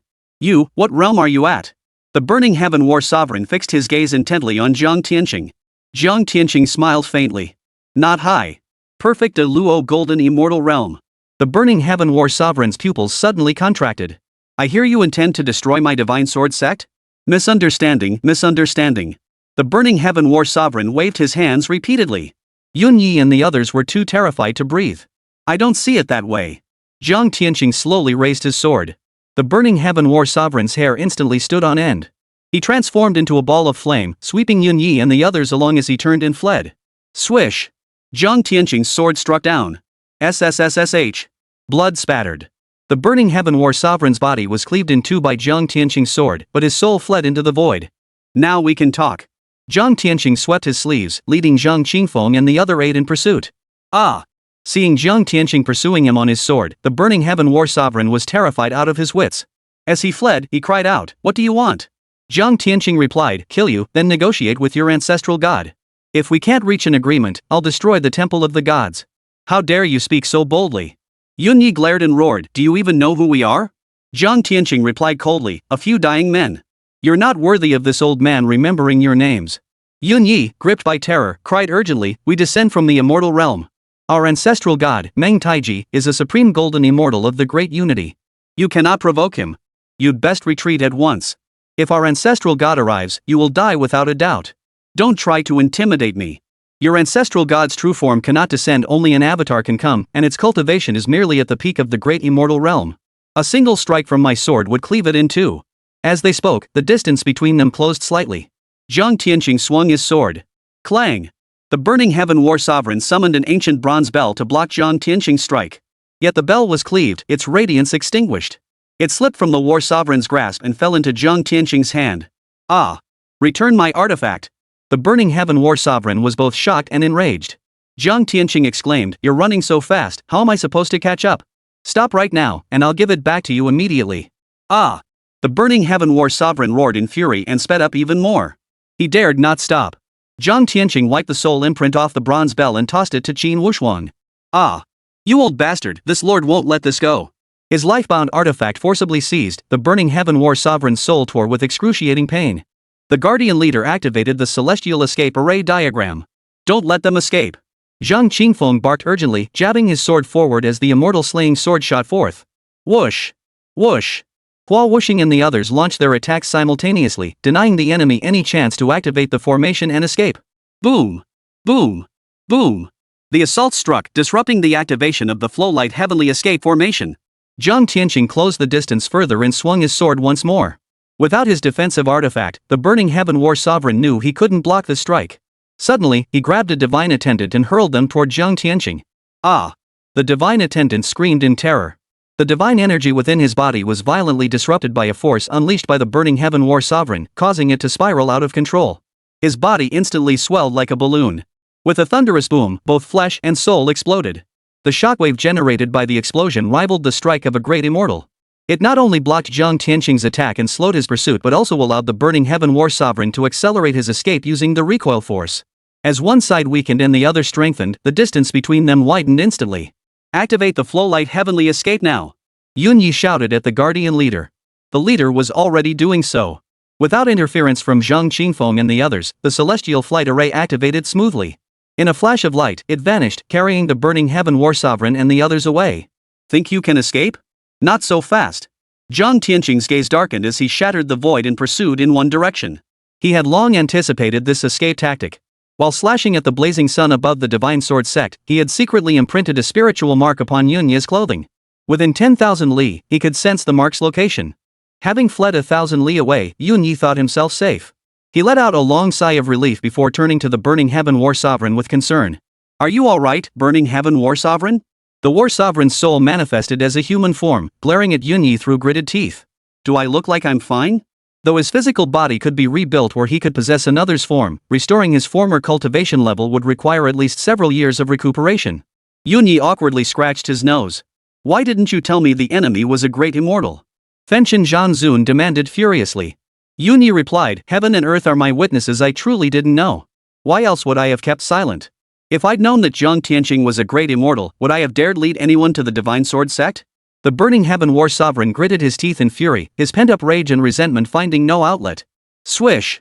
Suddenly, a streak of sword light sliced through the void and struck. Ah!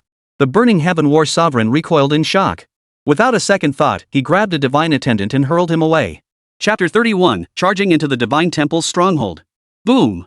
Another divine attendant was forcibly detonated by the Burning Heaven War Sovereign, blocking Zhang Tianyue's incoming strike. He continued fleeing. Zhang Tianyue pursued relentlessly, chasing them all the way to the Chakragan Desert, the very lair of the Temple of the Gods. The Temple of the Gods had already received advance warning and activated their protective formation. This formation, known as the Xuanwu Jiashen Great Formation, was designed to protect the teleportation array beneath the desert. Meticulously arranged over 10 years by the avatar of the ancestral god, it could withstand even a half-step great immortal. Ha ha! Upon seeing the formation, the Burning Heaven War Sovereign felt his life was saved and couldn't help but laugh aloud. Along the way, he had discarded 5 of his 7 divine attendants. Soul extinction. Zhang Tianyue spat out 2 icy words, flickering his sword to unleash the second strike of the immortal slaying sword. The sword slashed out, its energy concealed within the void. The Burning Heaven War Sovereign failed to detect its source. The unknown nature of the attack felt all the more terrifying, sending a chill down his spine. He grabbed 1 divine attendant in each hand, using them as shields before him. Ah no! The 2 divine attendants screamed in terror, their souls fleeing in terror. The next moment, they suddenly felt their bodies grow light. Thinking they had been killed, they froze in shock before realizing the weight had vanished. The force the Burning Heaven War Sovereign had pinned upon them had dissipated, leaving them free. Turning to look behind them, they saw the War Sovereign of Burning Heaven's divine soul body torn apart by a terrifying sword chi. Body destroyed, path extinguished, soul scattered to the winds. With Burning Heaven dead, Yunyi and the others instantly slowed their pace. The mountain gate loomed before them. Entering the sect's protective array meant survival. Yunyi roared and charged toward the array. Before breaking through, however, he kicked the 2 divine attendants aside to block Zhang Qingfeng, who was charging straight at him. Zhang Qingfeng sidestepped the divine attendants and slashed his sword at Yunyi across the air. Without turning or dodging, Yunyi summoned a brown shield behind him to brace the blow. He dared not pause for even a moment, knowing that any hesitation would allow Zhang Qingfeng to catch up. Clang! The sword energy struck the brown shield, erupting in a deafening collision that carved a deep gash into its surface. Though the shield absorbed the blade's force, it couldn't dissipate the immense impact, slamming backward into Yunya's back. Put! Blood spurted from Yunya's mouth as he stumbled forward, crashing headfirst into the sect's protective formation. Thud! Yi Qingfeng heard the commotion and emerged from the ancient castle, just in time to see Yunyi spewing blood as he plummeted through the air and crashed before her. She gasped in shock. Boom! Boom! Boom! The air reverberated with thunderous roars. She looked up and saw Zhang Qingfeng swinging his long sword to hack at the sect's protective array, attempting to break through. Meanwhile, Zhang Tianyue and several of Zhang Qingfeng's junior disciples were encircling and slaughtering the divine temple's divine attendants and protectors. In the end, only 4 guardians and 1 divine attendant managed to escape into the array. Yi Qingfeng stood frozen in shock. The temple of the gods had been attacked by the sword sect, suffering heavy casualties. How could this happen? The scene before her eyes completely surpassed Yi Qingfeng's imagination. In her eyes, the temple of the gods was invincible, capable of crushing the sword sect with ease. Smack! Suddenly, a palm struck Yi Qingfeng across the face, sending her crashing to the ground. Are you dead? Don't you know to support this divine son? Yunyi barked angrily. Yi Qingfeng snapped out of her daze, scrambled to her feet, and hurriedly apologized as she reached out to help Yunyi up.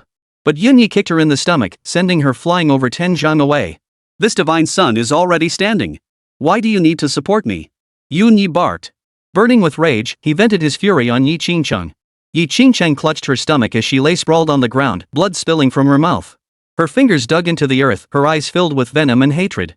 She silently vowed to make sure Yunyi met a miserable end. Boom! Boom! Boom! Zhang Qingfeng and the others attacked the great formation for a while, but finding it unshakable, they halted. Zhang Tianyue stared at the formation, stroking his beard. If only I could comprehend the 11th sword technique to break this array. Then we might have a chance to breach it. What a pity!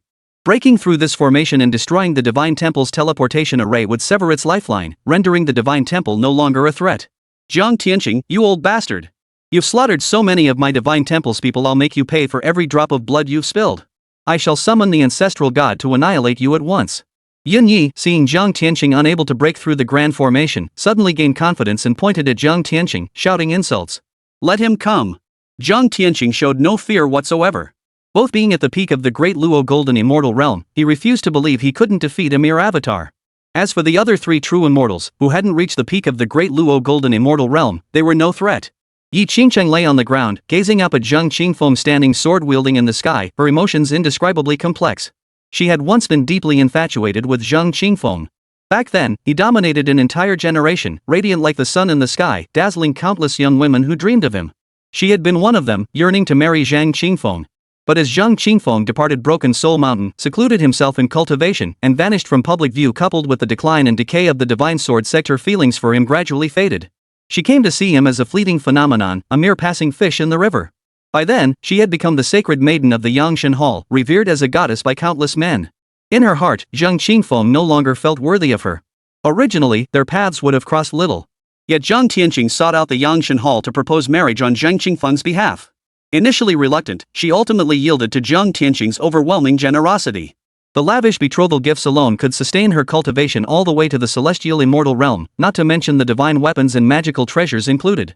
Persuaded by her sect leader and master, she consented. After spending time with Zhang Qingfeng, she felt almost no stirrings of affection. In her eyes, he was beneath her. A man without a household registration who could marry her, the holy maiden? He'd hit the jackpot. Marrying Zhang Qingfeng was a marriage beneath her station. Naturally, she felt no romantic stirrings. Yet she couldn't say she disliked him either. Barring any unforeseen circumstances, she would marry Zhang Qingfeng. Yet the emergence of the Hall of the Gods stirred her soul, refusing to accept mediocrity. Especially when she learned the divine son of the Temple of the Gods hailed from the immortal realm, she instantly looked down on Zhang Qingfeng, believing her man should be someone like an immortal realm divine son. Thus, she conceived the idea of breaking off the engagement. But the dowry from the divine sword sect had long been divided between her and the sect. It couldn't be returned, nor could she bear to give it back. Ultimately, a wicked notion took root in her mind. She devised a vicious plan to destroy Zhang Qingfeng's reputation and cultivation, then used that as grounds to break off the engagement. And so the subsequent events unfolded. Her plan unfolded flawlessly, except she hadn't anticipated Xuanli's mad, unyielding love for Zhang Qingfeng. After the betrayal, Xuanli not only refrained from revenge but bore Zhang Qingfeng a child. Even more unforeseen was that after Zhang Qingfeng's cultivation was shattered, a greater divine art awaited him. It turned out the divine sword sect possessed immortal techniques capable of cultivating one to the great Luo immortal realm.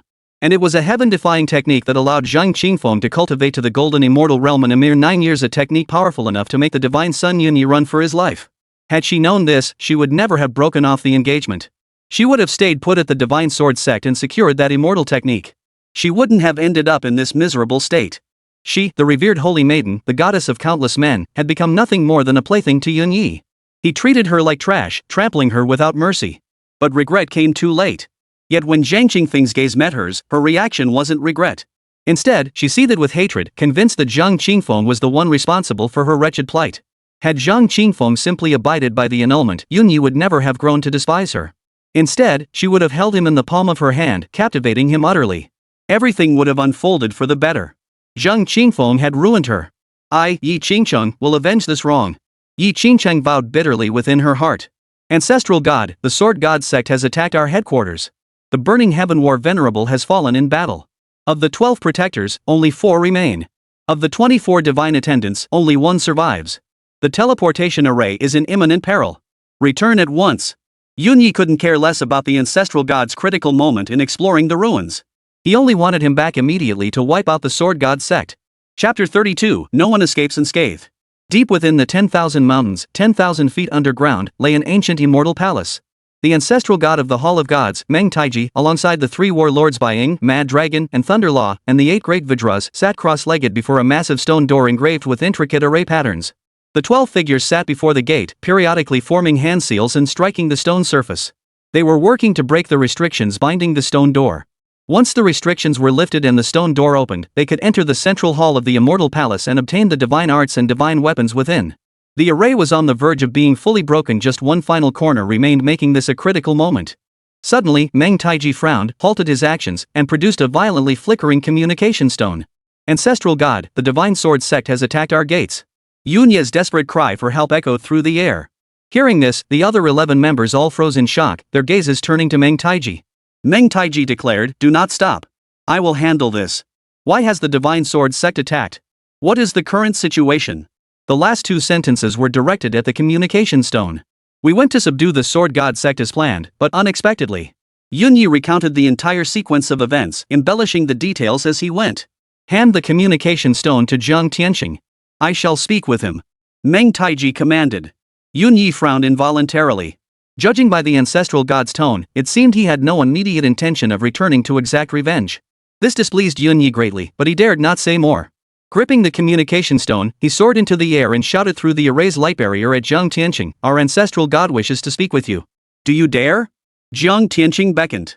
Yunyi tossed the communication stone toward him. Zhang Tianyue caught it just as it lit up.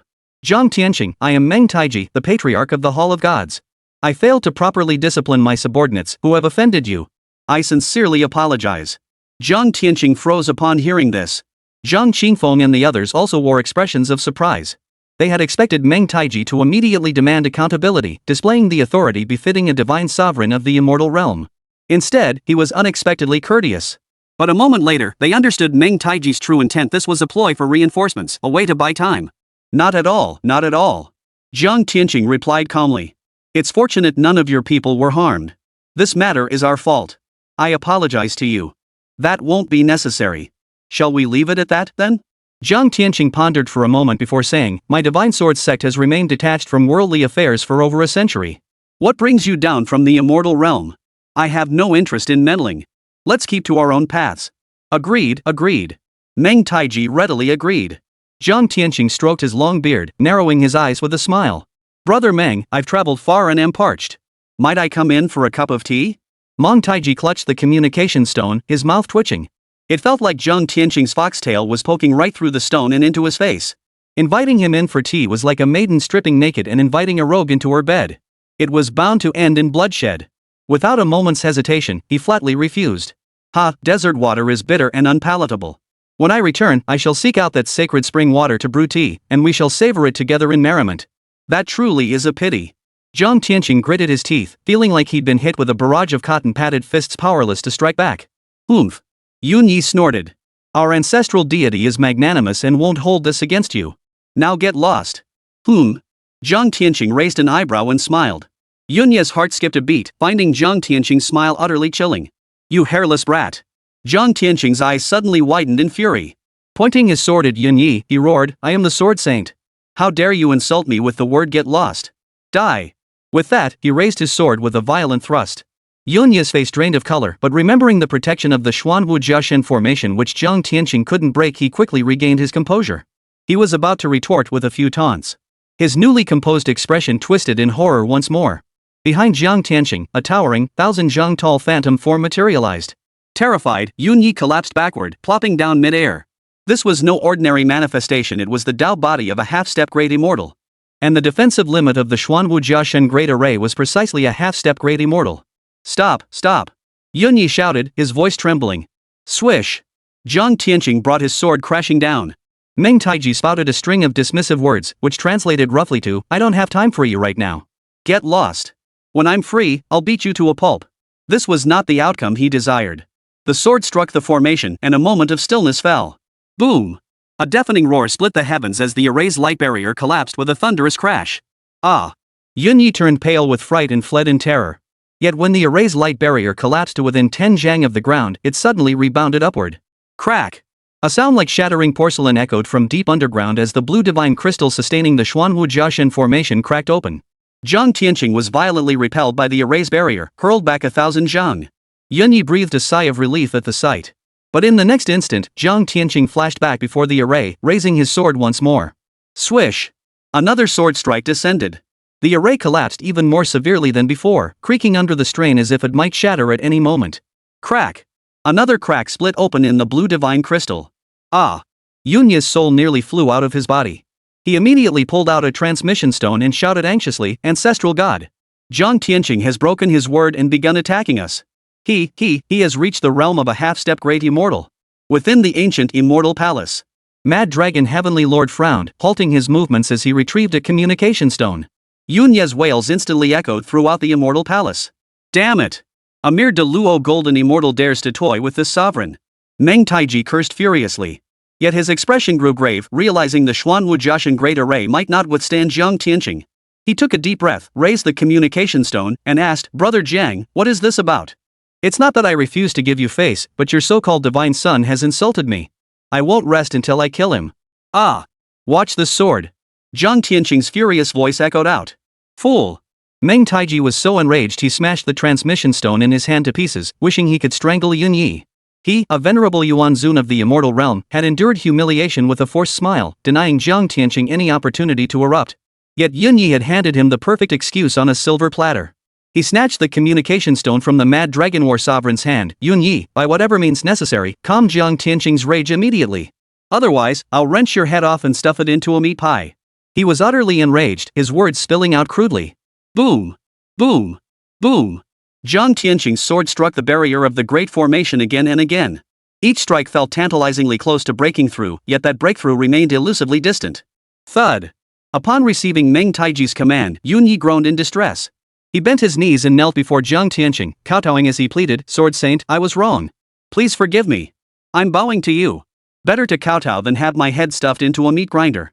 Zhang Tianyue ignored him, continuing his sword strikes. Yunyi gritted his teeth, produced a storage ring, and cried out, Senior, inside are 100,000 gold spirit stones. Take them to buy tea and cool your anger. Zhang Tianyue's sword paused mid-swing, but he still brought it down. Yunyi understood Zhang Tianyue's gesture more money. He hastily produced another storage ring.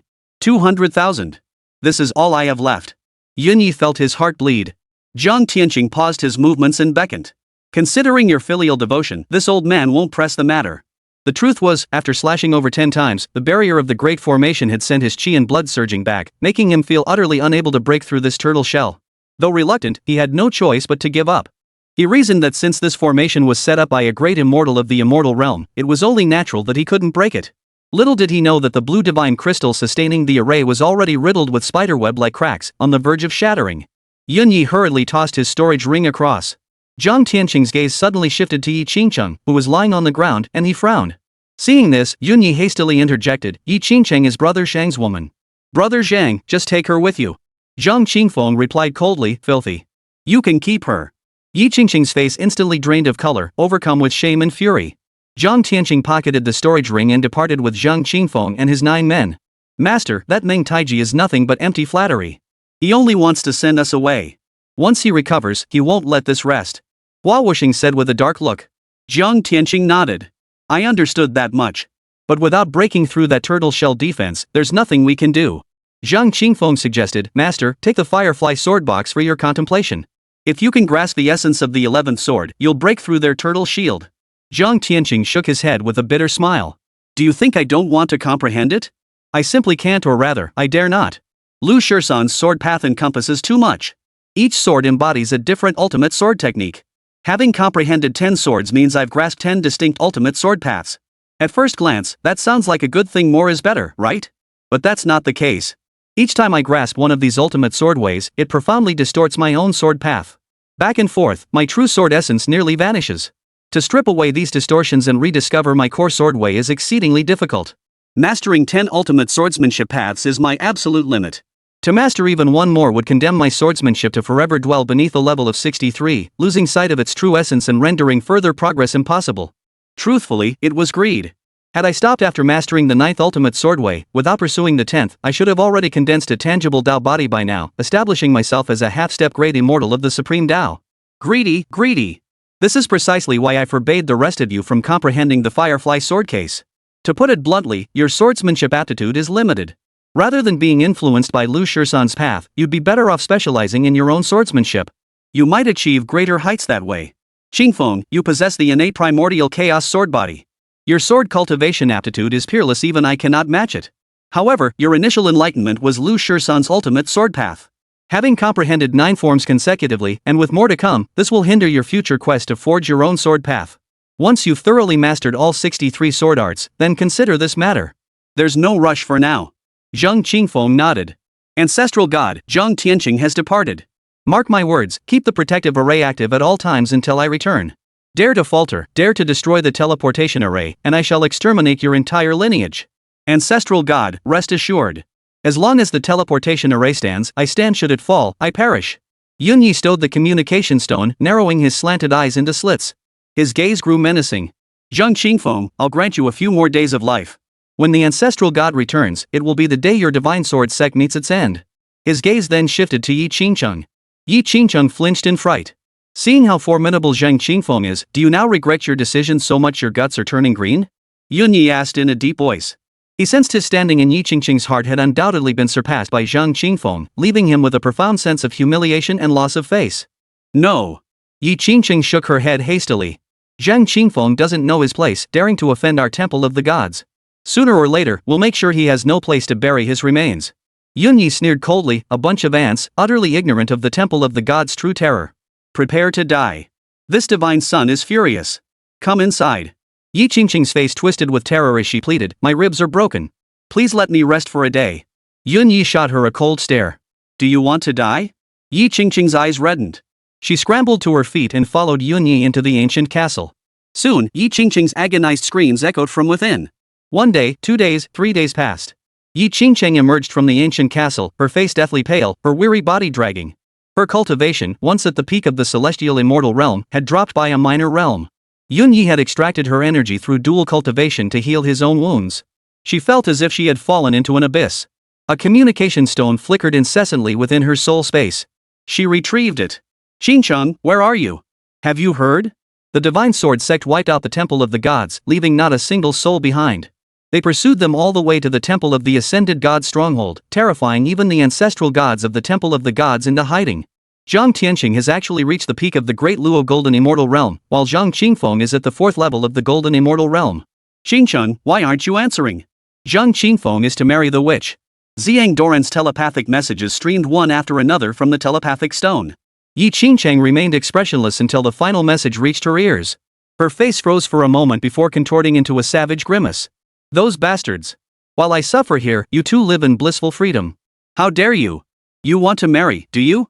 Fine. I'll give you a grand gift. I'll turn your wedding into a funeral. If I can't be happy, neither can you. Chapter 33, Falling into Darkness. Fairy Yi. Qingyun Sect, Grand Hall. Sect Master Li Matian set down his teacup and looked at Yi Qingcheng. I hear the Divine Sword Sect has been rampaging across the realm, crushing the Temple of the Gods. Is this rumor true? The clash between the Temple of the Gods and the Divine Sword Sect erupted suddenly and concluded swiftly, with few eyewitnesses. Thus, as the news spread, people remained skeptical. Yi Qingcheng's expression remained cool and detached as she replied indifferently, half true, half false. What do you mean? The Divine Son dispatched 48 divine servants to subjugate the Divine Sword Sect. Unexpectedly, Zhang Tianyue proved stubborn and unyielding. Not only did he refuse to submit, but he also killed the divine servants. I see. Li Maqian nodded in understanding, finding this explanation reasonable. The Temple of the Gods' 48 divine servants were followers recruited during its conquest of various factions, possessing only the combat strength of heavenly immortal realm cultivators. The divine son underestimated him. Though the Sword Saint sect has fallen into decline, a starving camel is still bigger than a horse. A few heaven immortal level servants are no match for the Sword Saint Zhang Tianyue. Li Maqian shook his head. Yi Qingqing suddenly switched to telepathic transmission. The Sword God Sect's offense has enraged the Divine Son, who has resolved to lead the campaign personally and force Zhang Tianyue to submit. However, the Divine Son seeks a just cause for war. She paused before continuing, Senior, have you heard that Zhang Qingfeng of the Divine Sword Sect intends to marry a demonic witch? Li Maqian nodded. Yi Qingqing continued, the Divine Son declares that exterminating demons and upholding the way is our sacred duty. He hopes you will join us in slaying the demon. Should the Divine Sword Sect dare defy heaven by protecting the witch, the Divine Son will strike immediately and bring them to justice. Li Maqian frowned. He inwardly scoffed, when did that brat Yunyi become so particular? When he conquered the Qingyun sect, he didn't bother with justifying his cause, he just stormed in and started slaughtering. Is the senior unwilling to go? Yi Qingqing inquired. Li Maqian hastily shook his head, clasping his fists in salute. Exterminating demons and upholding the way, it is our duty. Please convey to the Divine Son that Qingyun sect will arrive punctually to slay the demon. The commands of the Divine Hall dare not be disobeyed. Very well. Yi Qingqing rose to her feet and bowed to take her leave. This humble maiden must go notify the others and cannot linger. Li Maqian rose and said, thank you for your efforts, fairy. Leading Qingyun sect, Yi Qingqing flew toward the direction of Wanfo Temple. Ba. Exorcising demons and upholding the way is everyone's duty. Our Tianfu Temple stands ready to join the Divine Temple Alliance in subduing the Divine Sword Sect. My Dragon Clan bears an irreconcilable enmity with the Demon Clan. We shall force the Divine Sword Sect to surrender the witch and execute her without delay. It must be said, Yi Qingqing possessed remarkable audacity. She openly used the Temple of the Gods as a banner, inviting all major righteous sects to join in the campaign against the Divine Sword Sect. Her goal was to prevent Zhang Qingfeng and Xuanli from marrying, ensuring they faced hardship. She wasn't afraid these factions would use communication stones to alert Yunyi, for she had calculated that even if he found out, he wouldn't expose her. Having suffered a heavy loss, he would be only too happy to see them go after the Divine Sword Sect. In terms of scheming and calculation, she was indeed quite cunning. Only one ringleader remains. After visiting over a dozen major orthodox sects, Yi Qingqing frowned in deep thought. Yunyi would certainly not appear. She needed a pawn to lead the charge, someone who could convince these righteous sects that the Temple of the Gods stood behind them, emboldening them to confront the Divine Sword Sect. Master, I'm sorry. Yi Qingqing murmured to herself suddenly. Only the followers of the Yangsheng Hall held unwavering faith in her words, making them the perfect pawns to spearhead the charge. The expression of regret lingered on her face only briefly before hardening into resolute coldness as she soared toward the direction of the Yangsheng Hall. As she passed over a mountain forest, a youth in brocade robes flew toward her. Fairy Yi. Spotting Yi Qingqing from afar, the youth in brocade robes halted immediately and bowed in greeting. Yi Qingqing's expression remained cold and haughty as she passed him by. Such men were a dime a dozen. Every time she ventured out, she encountered men trying to strike up conversations, and she found it tiresome. Watching Yi Qingqing's graceful figure drift away, the young man in brocade robes showed no sign of anger. Instead, his expression grew animated, his admiration evident for all to see. Yi Qingqing, who had been flying away, suddenly turned and soared back, halting before the young man in brocade. The faint fragrance wafting from her made his heart pound wildly. Do we know each other? Yi Qingqing looked at the man in brocade robes, her voice cold and clear. No, we don't. But I know you, fairy. Yes, I've admired you for a long time.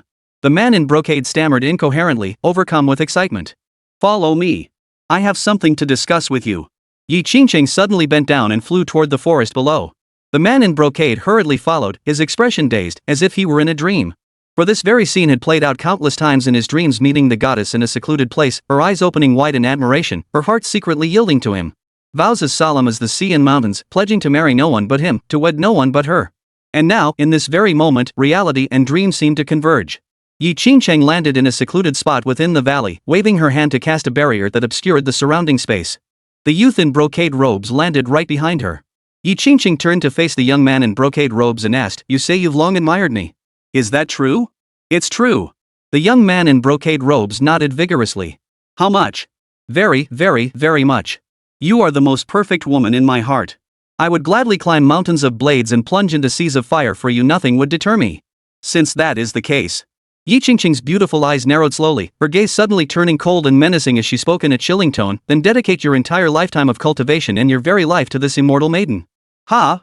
The man in brocade robes froze, sensing Yi Qingqing's eerie aura. His feet involuntarily stepped back. But it was too late.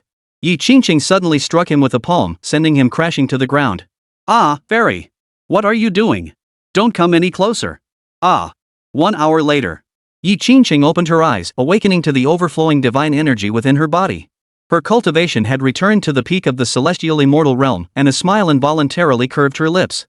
Inspired by the process of absorbing Yunye's energy to heal herself, she had devoured the brocade-clad man's lifetime of cultivation to nourish her own realm, a resounding success. Rising to her feet, she slipped into a pristine snow-white gown. She combed her disheveled hair. Once again, she appeared immaculate, cold, and haughty. Glancing at the young man lying cold on the ground beside her, a ruthless gleam flashed in her eyes. This immortal maiden shall make every man in the world bow at my feet. Step by step, I shall ascend to the very pinnacle. I will succeed. Giggle. She suddenly burst into a wild, savage laugh, as if a long-suppressed demon had awakened within her. A mad notion took root in her mind. Once she reached the golden immortal realm, she would establish her own sect, accepting only female disciples. She would help them break free from outdated ideological shackles and embrace unrestrained joy. The sect would be called the Union sect. Boom! Yi Qingqing struck the corpse of the brocade-clad youth with a palm strike from afar, reducing it to a pile of dust. Then she vanished into the void and departed. Time flew by, and before they knew it, the wedding day for Zhang Qingfeng and Xuanli arrived. After returning from the Temple of the Gods that day, they waited several days without any retaliation from the temple. They then set the wedding date, hoping to give Zhang Tianyue a complete family as soon as possible. Originally, Zhang Qingfeng planned to bring Xuanli back from the demon clan to the Divine Sword sect in full view of the world for their wedding ceremony. However, Xuanli firmly opposed this, arguing that the marriage should not be publicized to avoid unnecessary criticism and hatred. Zhang Qingfeng relented, following Xuanli's suggestion to host a simple banquet with just a few tables, closing the doors to share a few cups of celebratory wine with close family. Zhang Tianyue planned to invite several old friends to witness the ceremony, where Zhang Qingfeng and Xuanli would swear an oath to never again participate in any form of war between the human and demon clans, a gesture to appease the world. Yet as the afternoon drew near and the auspicious hour approached, sitting in the main hall, Zhang Tianyue smiled bitterly to himself. Not a single one of the old friends he had summoned had arrived. They were likely intimidated by the Temple of the Gods' authority and unwilling to associate too closely with them. One distinguished guest. Suddenly, the welcoming disciple's loud announcement echoed from outside. Master Wu Daozi of the Heaven's Gate sect has arrived, bearing gifts of 50,000 golden spirit stones and a pair of 1,000-year-old blood ginseng roots. Zhang Tianyue rose to greet him, smiling at the elderly man clad in yellow Taoist robes. By Xiaoshang, our Divine Sword sect is currently embroiled in controversy. You, who never meddle in the affairs of the martial world, dare to come. The visitor was none other than the all-knowing Bai Xiaoshang. The sect and name he reported were false.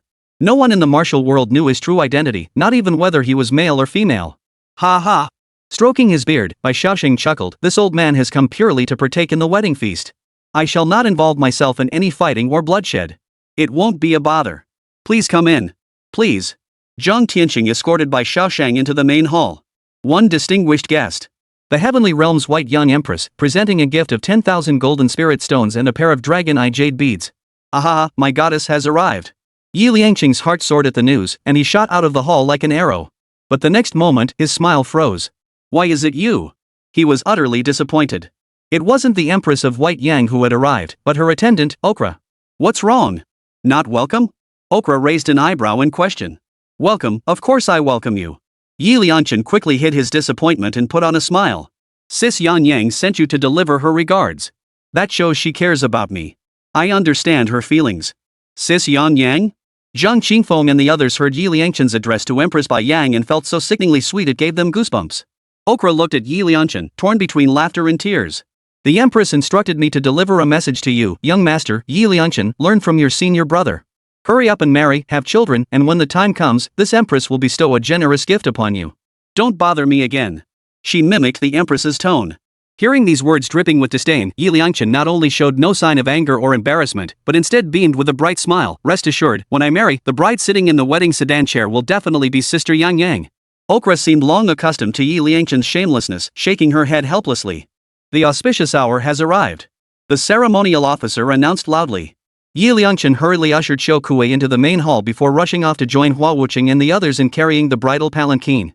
Amidst the festive clanging of gongs, drums, and crackling firecrackers, Xuanli, adorned in a phoenix crown and ceremonial robes, her face veiled beneath a crimson canopy, was lifted into the palanquin. Carried by Yi Liangchen and his brothers, it circled each of the 12 main peaks of the Divine Sword sect once. Finally, they halted before the main hall's entrance. "Groom, please assist the bride from the palanquin," the master of ceremonies proclaimed loudly. Zhang Qingfeng, clad in a crimson groom's robe, stepped forward to the palanquin. Lifting the curtain, he saw the bride seated within. His heart fluttered involuntarily. After a moment of dazed stillness, he slowly reached out and took Xuanli's hand. Xuanli slowly placed her hand into his, her palm drenched in sweat. Zhang Qingfeng was surprised. He hadn't expected this fearless, wild woman to be so nervous about riding in a wedding palanquin. "Hold on." Just as they were about to step down, a deep, commanding voice suddenly boomed from the southern sky. Led by the Yangsheng Hall, a group of people approached with glaring eyes and fierce expressions.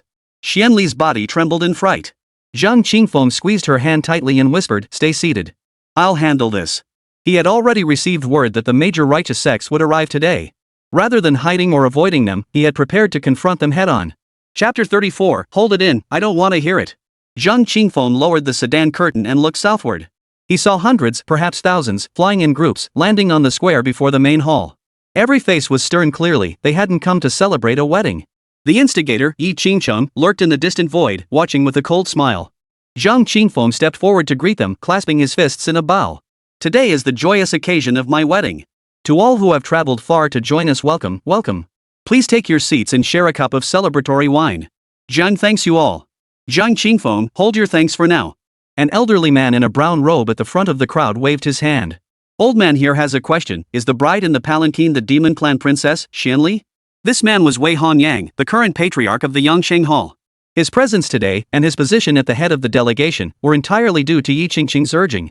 She had informed him that the Temple of the Gods was selecting a proxy and advised him to seize this opportunity to make a strong impression. She also informed him that the Divine Temple's forces were lurking in the shadows, preparing to strike against the Divine Sword sect. Once hostilities began, the Divine Temple would immediately intervene to suppress the Divine Sword sect. He believed her every word, so he was bold as brass, fearing nothing. Little did he know it was all Yi Qingqing's tall tales. The Temple of the Gods were actually holed up in the Chakragan Desert, hiding behind their protective sect formation like turtles. On the day of the clash between the Divine Sword sect and the Pantheon, few witnessed the battle. Given the Pantheon's widely acknowledged might, news of the Divine Sword sect routing them became a laughingstock through word of mouth. No one believed it. "Understood." Zhang Qingfeng answered truthfully. Wei Hongyang's eyes widened as he demanded, "Since ancient times, good and evil cannot coexist. Our enmity with the demon clan runs as deep as the sea. How could you possibly marry a demon clan witch?" Zhang Qingfeng replied calmly, "Others may not understand why, but don't you, Wei Honyang, know the reason in your heart?" Hearing this, members of other sects and noble families turned their questioning gazes toward Wei Honyang. Wei Honyang had already learned from Master Ziyang that Yi Qingcheng had poisoned Zhang Qingfeng, but such a disgraceful act could never be admitted. Feeling guilty, he avoided Zhang Qingfeng's gaze and mumbled, "How could I possibly know?" Zhang Qingfeng's expression darkened. "Back then, Yi Qingcheng poisoned me, causing me to lose all my cultivation." "Zhang Qingfeng, you're making baseless accusations." Taoist Ziyang cut him off sharply. Yet the words had already reached the crowd, and whispers immediately rippled through the assembly. "What's going on? Wasn't it the witch who harmed him? Why is it Yi Qingcheng now? Yi Qingcheng was his fiancée. Why would she harm him? He's probably just spouting nonsense." Zhang Qingfeng heard these doubts but offered no explanation. He looked at Master Ziyang and said, "I've given you 10 days to return the betrothal gifts. If not, I'll destroy both Yi Qingcheng and the Yangsheng Hall. The deadline is up. Have you brought the gifts?" "Zhang Qingfeng, don't change the subject. We're discussing your marriage to the witch." Wei Honyang roared angrily. Zhang Qingfeng raised his hand and pressed down. Boom! Wei Hongyang, Taoist Ziyang, and over a dozen other disciples of the Yangshan Hall all crashed face first to the ground. "Ah! Zhang Qingfeng, what are you doing?" Wei Hongyang screamed in terror. Simultaneously, he strained every muscle to break free and rise, but Zhang Qingfeng's strength felt like a mountain crushing him, leaving him utterly immobilized. Only then did he realize the terrifying extent of Zhang Qingfeng's power, cold sweat breaking out on his brow. Members of other sects and noble families were utterly stunned. They never imagined Zhang Qingfeng would be so unreasonable, striking without warning and possessing such overwhelming power. "Did you all ignore my warnings? Or did you think that by aligning yourselves with the Temple of the Gods, you could simply take me for granted?" A cold smile curled at the corners of Zhang Qingfeng's lips. "Oomph." Master Ziyang snorted coldly. "Zhang Qingfeng, the celestial beings of the Temple of the Gods are watching. Do you think you can hide the sky with one hand?" She too had been fed a load of nonsense by Yi Qingcheng. Yi Qingcheng had told her the rumors were false. It was the Divine Temple's divine servants who had been utterly annihilated by the Sword Temple. The Divine Temple's immortals hadn't intervened. The Divine Sun intended to use Zhang Qingfeng's marriage to the witch as a pretext to attack the Sword Temple, to level their mountain gates and enslave every last one of them as divine servants. Yi Qingcheng claimed she had already pledged herself to the Divine Sun and would never lie. Xiang Daoran believed her. And so, at this moment, she felt utterly fearless. Ba.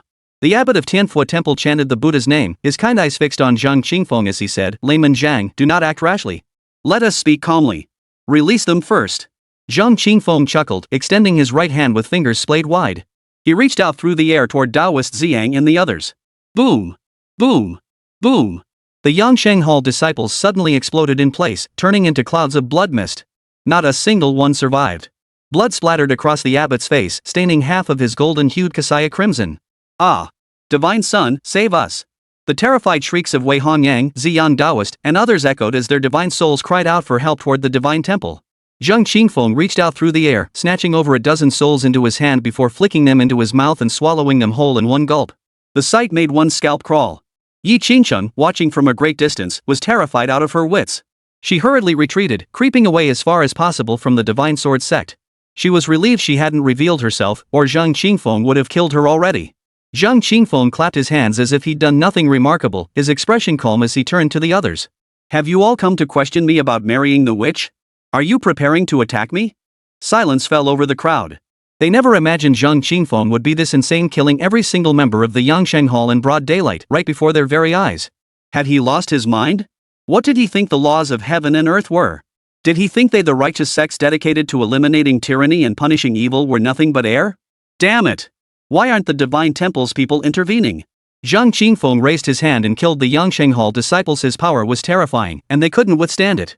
Seeing no one respond, Zhang Qingfeng continued, "Why marry is none of your business. I need not report or explain to any of you.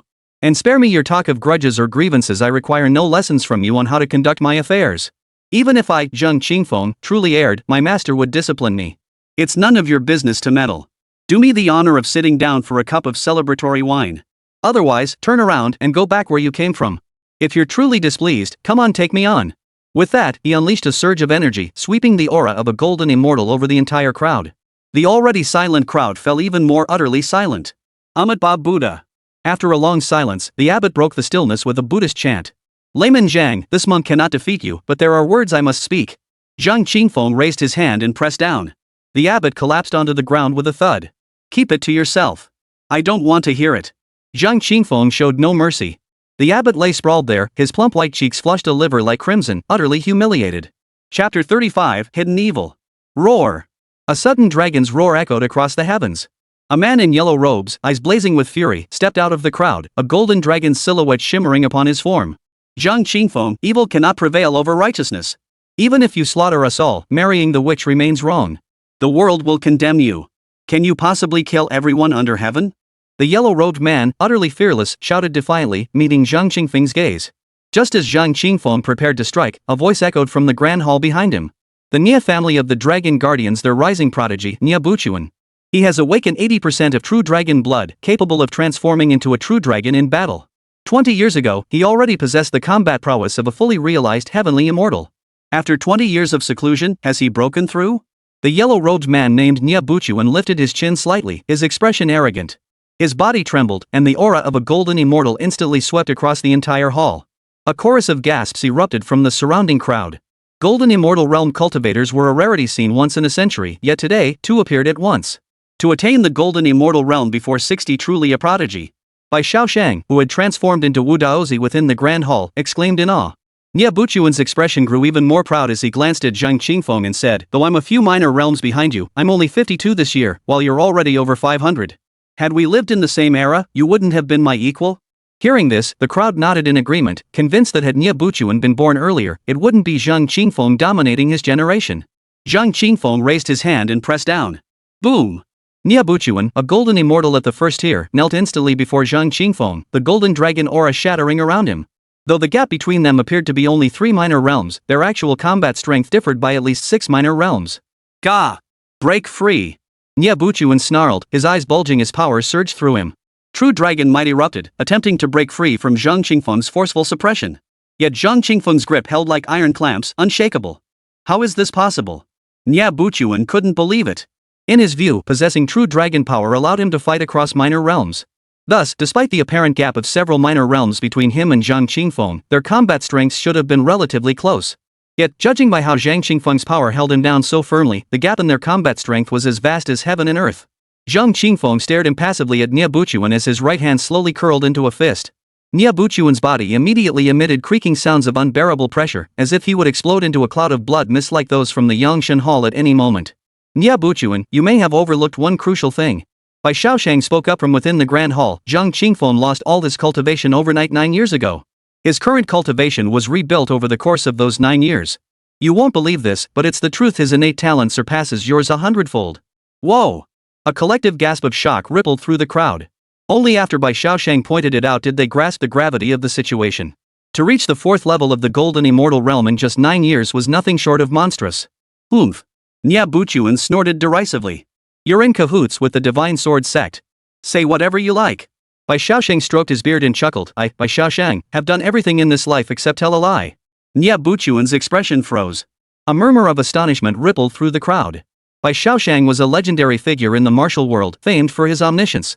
His identity, appearance, age, and even gender remained unknown, but one thing was certain, his words were never false. You really are Bai Xiaoshang? Nya Buchuan asked in astonishment. If you believe it, then it is. If you don't, then it isn't. Bai Xiaoshang chuckled. Your Nya family harbors many secrets. Let me share 2 with you. First, to select descendants bearing the true dragon's bloodline, your family constructed an underground breeding facility. Shut up!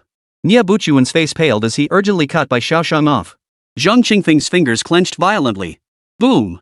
Nya Buchuan's body exploded into a cloud of blood mist, his soul snatched into Zhang Qingfeng's hand across the distance.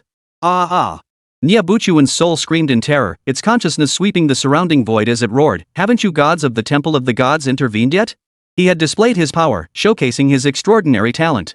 While his vanity drove him to seek divine recognition before others, his primary goal was to attract the attention of the Hall of Gods, hoping they would recognize him as a talent worthy of cultivation. But he didn't know the Hall of Gods hadn't come at all. The Nya family built an underground breeding facility. Bai Xiaoshang continued. Inside, they kept over 1,000 women. Like laying hens, these women were confined in iron cages, bred solely for childbirth. Wait! Nya Buchuan tried to interrupt Bai Xiaoshang, but Zhang Qingfeng silenced him. The representatives from other sects and clans stared in horrified disbelief. Nonsense! You're not Bai Xiaoshang. My Nya family conducts itself with integrity. How could we commit such an unconscionable act? Stop spreading these slanderous lies. The Nya family was in a panic. Bang! Bang! Bang! Zhang Qingfeng forced them all to the ground. Bai Xiaoshang continued his tale. If the child born awakened the true dragon bloodline, the Nya family would keep it. If the awakening failed, the infant would be thrown into the abyss below to die. Yet only 1 in 100 could awaken the true dragon bloodline. Thus, nearly 1,000 infants met a tragic end each year. Whoa! The crowd shuddered in horror. Now for the second matter. Nya Buchuan, the reason your talent is so extraordinary is that your veins carry not only true dragon blood but also demonic blood from the demon clan. Your mother was Hongye, the sister of the demon clan's demon sovereign. Bai Xiaoshang revealed the second truth. Ah, Aunt Hongye. Xuanli cried out from within the wedding palanquin, urgently asking, Elder, is my Aunt Hongye, is she still alive? Over 300 years ago, the demon sovereign's youngest sister, Hongye, vanished without a trace. No body was ever found.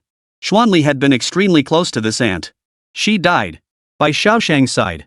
She was imprisoned by the Nya family in an underground birthing chamber for over 300 years. Who knows how many children she bore before her life force finally drained away. The Nya family? Xuanli's rage boiled over at the words, his powers surging out of control. Boom! Qin Wushuang and the others standing beside the bridal sedan chair immediately suppressed Xuanli's power, whispering urgently, eldest sister-in-law, calm down. You are no longer the demon clan princess. The past grievances between humans and demons no longer concern you. Xuanli opened her mouth to speak, but ultimately said nothing. She unclenched her fists and slumped back into her seat. Nonsense! Slander! What old scoundrel dares impersonate Bai Xiaoshang and tarnish the Nya family's reputation? The Nya family members lay sprawled on the ground, their eyes bulging as they howled in fury. Nya Buchuan tried to speak, but no sound came out. Amitabha Buddha. The abbot knelt on the ground, his face radiating wisdom. Such matters must not be spoken lightly. One must have solid evidence, otherwise it becomes a dagger of murder. Enough of this. You wine and meat monks of Tianfo Temple shouldn't pretend to be so virtuous. Bai Xiaoshang sneered. From the Wan generation down, Tianfu Temple has long been a den of iniquity. Master Beikong, the mistresses you secretly keep down the mountain can't be counted on 2 hands, and your illegitimate children are countless. The words sent shockwaves through the crowd. Beikong was the monastic name of Tianfu Temple's abbot. You're lying. Master Beikong's face flushed crimson. Shall this old man list every single one of your mistresses and bastard children by name and home address? Bai Shaosheng demanded. Beikong fell silent. The crowd grew even more agitated, realizing the monk was guilty and Bai Shaosheng's words were true. Some immediately began cursing the Buddhist order. A woman spoke up indignantly, recounting how she had gone to burn incense at a temple last month. She had encountered an ordinary worshipper who had kindly donated 10 sacks of rice, only to be thrown out by the monks there. They claimed the temple had no shortage of rice and told him to get lost. This single stone sent ripples across the pond as many began recounting incidents they had witnessed or heard about concerning the Buddhist order's misconduct. The monks of Tianfu Temple were utterly disgraced. Where is the Nie family's underground birthing facility hidden? Zhang Tianyue asked aloud. Bai Shaosheng replied, beneath the Nie family castle. I'll go take a look. Zhang Tianyue flickered and vanished from the main hall. The space before the hall's entrance suddenly warped. Moments later, Zhang Tianyue's figure materialized within the distorted air, visible as he flew through the fractured void. Witnessing this, the others guessed Zhang Tianyue's intent. He intended to verify Bai Shaosheng's claim before their very eyes. After about the time it takes to drink a cup of tea, Zhang Tianyue landed before the gates of an ancient city. 3 large characters were carved above the gate lintel. Nie family city. Chapter 36, The Name of the Mad Dog. Zhang Tianyue passed through the gate and walked along the street to the gates of Nie family castle. The towering gatehouse loomed like a gateway to the heavens. The castle interior was even more magnificent and opulent, covering over 100,000 acres. Spiritual energy permeated the air, exotic flowers and rare plants vied for attention, while courtyards and palaces nestled amidst ancient trees in serene seclusion. Private grounds. No entry. As soon as he reached the entrance, he was stopped by the guards stationed there. Zhang Tianyue didn't pause, his imposing aura sweeping forward. The 8 guards couldn't withstand his pressure, their eyes rolled back and they collapsed unconscious. Zhang Tianyue strode through the towering gatehouse, advancing along the avenue paved with golden jade granite, heading straight for the largest ancient castle. Who goes there? Before long, he was spotted by patrolling guards. Zhang Tianyue paid them no mind, sweeping his aura across them and stunning them all. Trouble. Someone's forcing their way in. Halt. Who goes there? State your name. The shouts shattered the castle's tranquility. More and more guards closed in on Zhang Tianyue, yet none could approach within 10 paces. Their eyes rolled back and they collapsed unconscious. Zhang Tianyue strode forward at a pace of 100 feet per step, swiftly reaching the dragon ascension staircase before the central castle gate.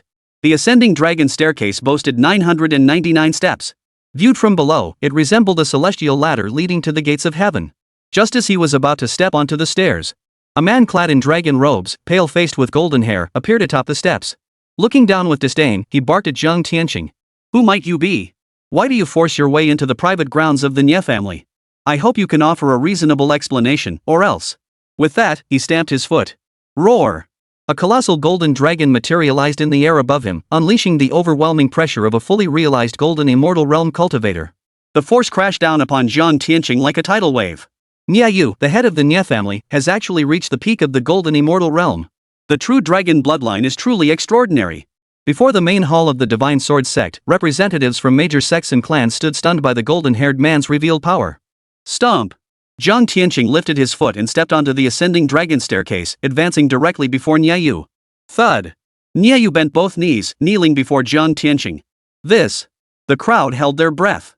Who could have imagined that Niayu, a fully realized golden immortal, would be unable to withstand Zhang Tianyue's overwhelming pressure? It was unimaginable what realm Zhang Tianyue's cultivation had reached. Had he broken through the shackles and stepped into the great immortal realm? You're the sword saint. Niayu recognized Zhang Tianyue. Indeed. Zhang Tianyue nodded. Niayu's expression turned fearful, all traces of his earlier arrogance vanished. His tone grew humble. I did not know of your arrival, senior. I failed to greet you properly. Please forgive my oversight. He inwardly cursed his misfortune. He knew Nya Buchuan had joined the Divine Temple's campaign against the Divine Sword sect. Something must have gone terribly wrong, otherwise, why would Zhang Tianyue storm in with such fury? Tell me, Zhang Tianyue demanded, where is the entrance to the underground breeding facility?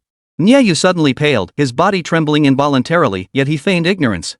What underground breeding facility? I've never heard of such a place. Zhang Tianyue narrowed his eyes, extending his right hand to press down on Niayu's head. Ah! What are you doing, senior? Niayu cried out in terror. If you won't tell me, I'll have to find it myself. No, you can't. Ah. In his youth, Zhang Qingfeng had a temper as fierce as a mad dog, largely shaped by Zhang Tianqing's teachings and example.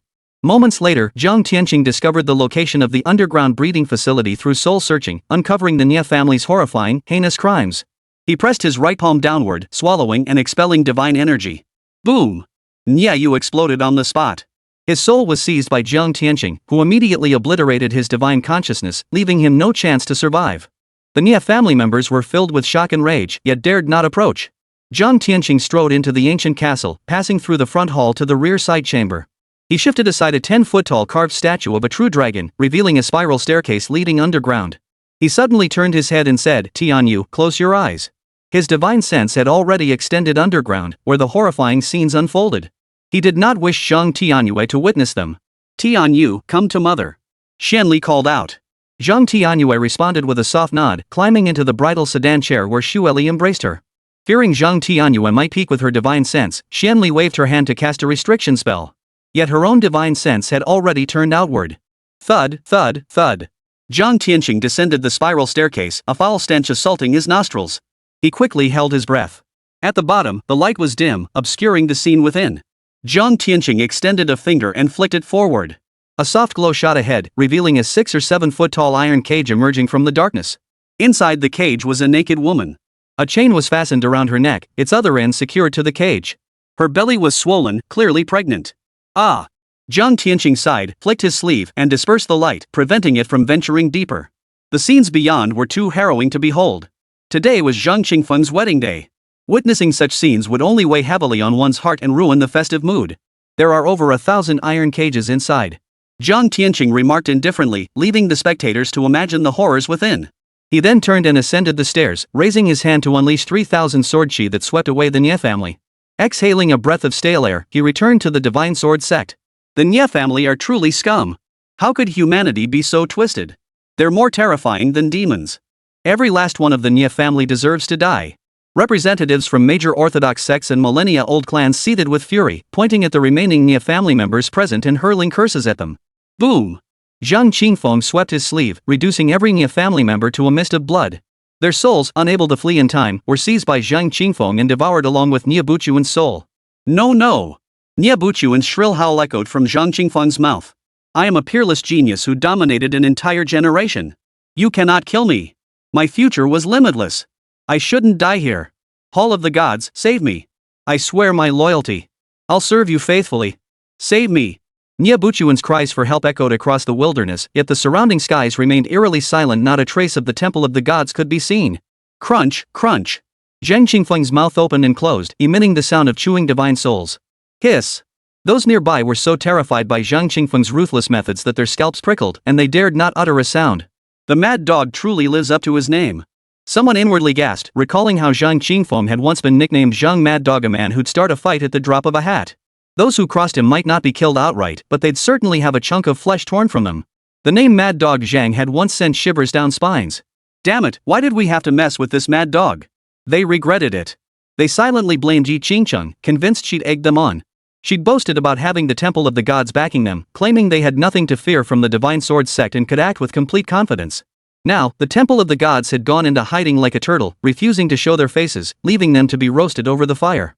Thinking of Yi Qingcheng, they immediately scanned the area, wanting to demand an explanation from the Temple of the Gods. But their eyes searched in vain for her figure. Only then did they suddenly realize Yi Qingcheng hadn't come with them. Damn it! Moreover, they realized something else. The rumors that the Temple of the Gods had been thoroughly humiliated by the Sword God sect were likely true. The Pantheon couldn't hold their own against the Sword sect. They were being used as cannon fodder. The thought sent shivers down their spines. Zhang Tianqing had just wiped out the 1,000-year-old Nie family with a wave of his hand. Destroying them would surely be as easy as another wave. Chapter 37, The Wedding Ceremony. Damn it! Hidden deep within the void, Yi Qingcheng watched the tide turn against her, grinding her teeth in fury. She suddenly grasped a truth: all schemes and plots were laughable in the face of absolute power. She knew that even without Bai Shaoxing intervening for Zhang Qingfeng today, the major righteous sects and 1,000-year-old clans would be powerless against him. Because Zhang Qingfeng simply refused to play by any rules. He killed without hesitation, utterly indifferent to the fact that today was his wedding day, a day when bloodshed was considered inauspicious. Like a rabid dog. Master, Grandmaster, your deaths are so unjust. I will avenge you. Yi Qingcheng bowed silently. If Wei Hongyang and Master Ziyang had been given a chance at vengeance, who knows whom they might have slain. Her gaze fell upon the wedding palanquin adorned with bright red double happiness characters and intertwined love knots. A wave of bitterness and regret suddenly surged within Yi Qingcheng. She should have been the one seated inside that palanquin, cherished by Zhang Qingfeng and all the disciples of the Divine Sword sect. Why had it come to this? I was wrong. Yi Qingcheng was filled with regret. She regretted not killing Xuanli that night. She regretted rejecting Zhang Qingfeng so decisively, driving him to turn love into hatred and seek revenge. Had she shown him a shred of tenderness, keeping him under her thumb, none of this would have happened. Beauty is a woman's deadliest weapon, it must be wielded wisely. Yi Qingcheng felt enlightened. Men were all cheap goods. All it took was a few flirtatious glances, a glimpse of cleavage and thighs, and their souls were lost. Manipulate them however you please. I lack a superior technique for draining yang energy to replenish yin. If I had such a method, draining Yun Yi dry would surely boost my cultivation immensely. Yi Qingcheng frowned in deep thought. Suddenly, her eyes lit up as her gaze drifted toward the monk beacon, pinned to the ground by Zhang Qingfeng. I've heard the ancient Buddhist sects of antiquity possessed the most exquisite techniques of union. I wonder if any of that knowledge survived? That bald-headed beacon kept so many mistresses hidden away down the mountain, clearly a lecherous old goat. If those union techniques were passed down, he'd surely have practiced them in secret. Yi Qingcheng narrowed her eyes, a cold gleam flashing within them. Beacon the monk sensed a murderous intent, mistakenly believing it came from Zhang Qingfeng. His hair stood on end in terror. Amitabha Buddha. Layman Zhang, release this monk. I shall lead men to rescue those suffering women at once. And chant sutras to liberate the souls of the wrongfully deceased. Monk Beacon cried urgently. Cut the crap. Bai Shaoxing sneered, if you were in charge of the rescue, who knows how much you'd exploit this tragedy to raise offerings. Disasters have long been your Wanfo temple's means of collecting donations. Amitabha Buddha. Monk Beacon's face flushed crimson as he growled, Bai Shaoxing, cease your insolent slander that defames the reputation of our Buddhist order. Bai Shaoxing showed no mercy. I've said it before, since the Wan generation, Buddhism has become a cesspool of corruption. It might fool the faithful, but don't try to play the compassionate saint in front of me. Save it. Master Beacon's eyes widened in fury, yet he lacked the courage to argue with Bai Shaoxing. If Bai were to expose his mistress and illegitimate child, it would spell disaster. Leave this matter to our Qingyun sect. The Qingyun sect leader interjected. Put. Bai Shaoxing sneered coldly, your Qingyun sect isn't exactly squeaky clean either. You. Need I spell it out? Bai Shaoxing's retort instantly silenced the Qingyun sect leader. You so-called righteous sects and ancient clans, all shiny and proper on the surface, but behind closed doors, who knows what unsavory deeds you've done? How dare you lecture others? Bai Shaoxing cursed and railed, trampling the reputations of these so-called righteous sects and ancient clans into the dirt. No one dared utter a word, fearing the flames would spread to them. Zhang Tianyue waved his hand. You two go rescue them together. Keep an eye on each other. Monk Beicong and the others immediately felt as if they'd been granted a pardon. They hurriedly bowed and fled the scene. Yi Qingcheng followed at a distance as Monk Beicong departed. The wedding proceeded. But after this commotion, the festive atmosphere was noticeably dampened, leaving things rather subdued. Old Sixth Qin Wuxuan, quick-witted as ever, ordered the musicians to beat the gongs and drums with greater vigor and lit several more strings of firecrackers. He then shouted for his fellow disciples to block the main hall doors, forbidding Zhang Qingfeng and Xuanli from entering to perform the wedding rites. He also quietly instructed some female disciples to push Zhang Qingfeng and Xuanli from behind, urging them to force their way into the hall. This commotion instantly reignited the festive atmosphere. What are we to do now? Zhang Tianyue broke out in a sweat with anxiety. Third uncle stands like a mountain blocking the entrance. We're straining every muscle and still can't get through. Grandmaster, please come help us. Chen Qingshan and the others burst into laughter. You lot should cut it out now. Zhang Qingfeng glared at them. Spill it, how do we get through? Lay it out clearly. First, pick up the bride and spin her around 3 times. Yi Liangchen shouted. Hurry up, hurry up. Don't delay the auspicious time for the wedding ceremony. The master of ceremonies urged from the side. Zhang Qingfeng had no choice but to lift Xuanli around the waist and spin her 3 times on the spot. Having lived over 500 years, this was his first time holding a woman, and he felt an indescribable, peculiar emotion. Kiss her. Qin Wuxuan called out. The call was met with unanimous agreement from everyone present. Zhang Qingfeng glanced back at the female disciples behind him who were shouting the loudest, rolled his eyes, and said, Whose side are you on? The female disciples giggled. Zhang Qingfeng said, She's wearing a red veil. Can't kiss her like that. Sun Butong chuckled, Just have the bride lifted a bit. You can slip in and kiss her. Zhang Qingfeng frowned sternly. Don't corrupt the children. Zhang Tianyue immediately covered her eyes and cried, Go ahead and kiss. I'm not looking. You little brat, you're turning traitor too. Ha ha ha. Everyone burst into laughter. Senior brother, what's wrong with you? Aren't you the one who claims to fear nothing under heaven? Does a single kiss really stump you? Can you handle it or not? Coward. Kiss or no kiss, who's afraid of who? Zhang Qingfeng stiffened his neck. But when he lowered his head to kiss Xuanli, he froze again. His lips parted, yet he couldn't bring himself to say, "Lift your veil a bit so I can slip in and kiss you." Xuanli spared him the awkwardness, lifting a corner of the veil herself. Zhang Qingfeng steeled himself and slipped inside. In the confined space, their eyes locked. Time seemed to stand still, the air thickening in that moment. Xuanli's lovely face flushed crimson, her otherworldly red eyes brimming with emotion. Zhang Qingfeng felt awkward at first, but then found himself mesmerized by the breathtaking beauty mere inches away. "Senior brother, there's something on your head. Let me take it off for you," Qin Wuxuang called out. Before Zhang Qingfeng could react, she pressed down on the back of his head. Beneath the crimson veil, their soft lips touched. Xuanli blushed and closed her eyes. Zhang Qingfeng's heart trembled. He instinctively lifted his head, their lips parting at the slightest touch. But Qin Wuxuang immediately pressed his head back down. Only after 3 such repetitions did she finally let him go. Qin Wuxuang teased with a sly grin, "You say you won't kiss, but your body tells a different story. You just can't get enough. How long do you expect us to wait?" "Ha ha ha." The crowd roared with laughter. Zhang Qingfeng pulled his head out from under the veil, glared at Qin Wuxuang with annoyance, and said, "We've kissed. Can you move now?" "No way. I'm warning you, know your limits. Or don't blame me for kicking your asses. You haven't even paid the door-blocking tribute yet, and you think you can just walk in? Dream on. So what do you want?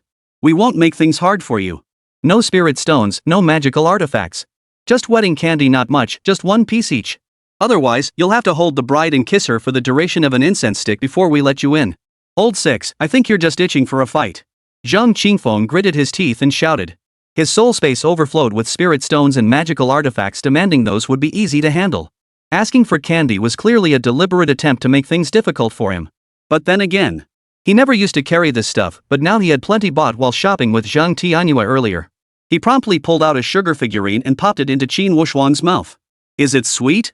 Zhang Qingfeng asked with a smile. "Damn." Qin Wuxuang stared at the candy figure in shock. "Where'd you get this?"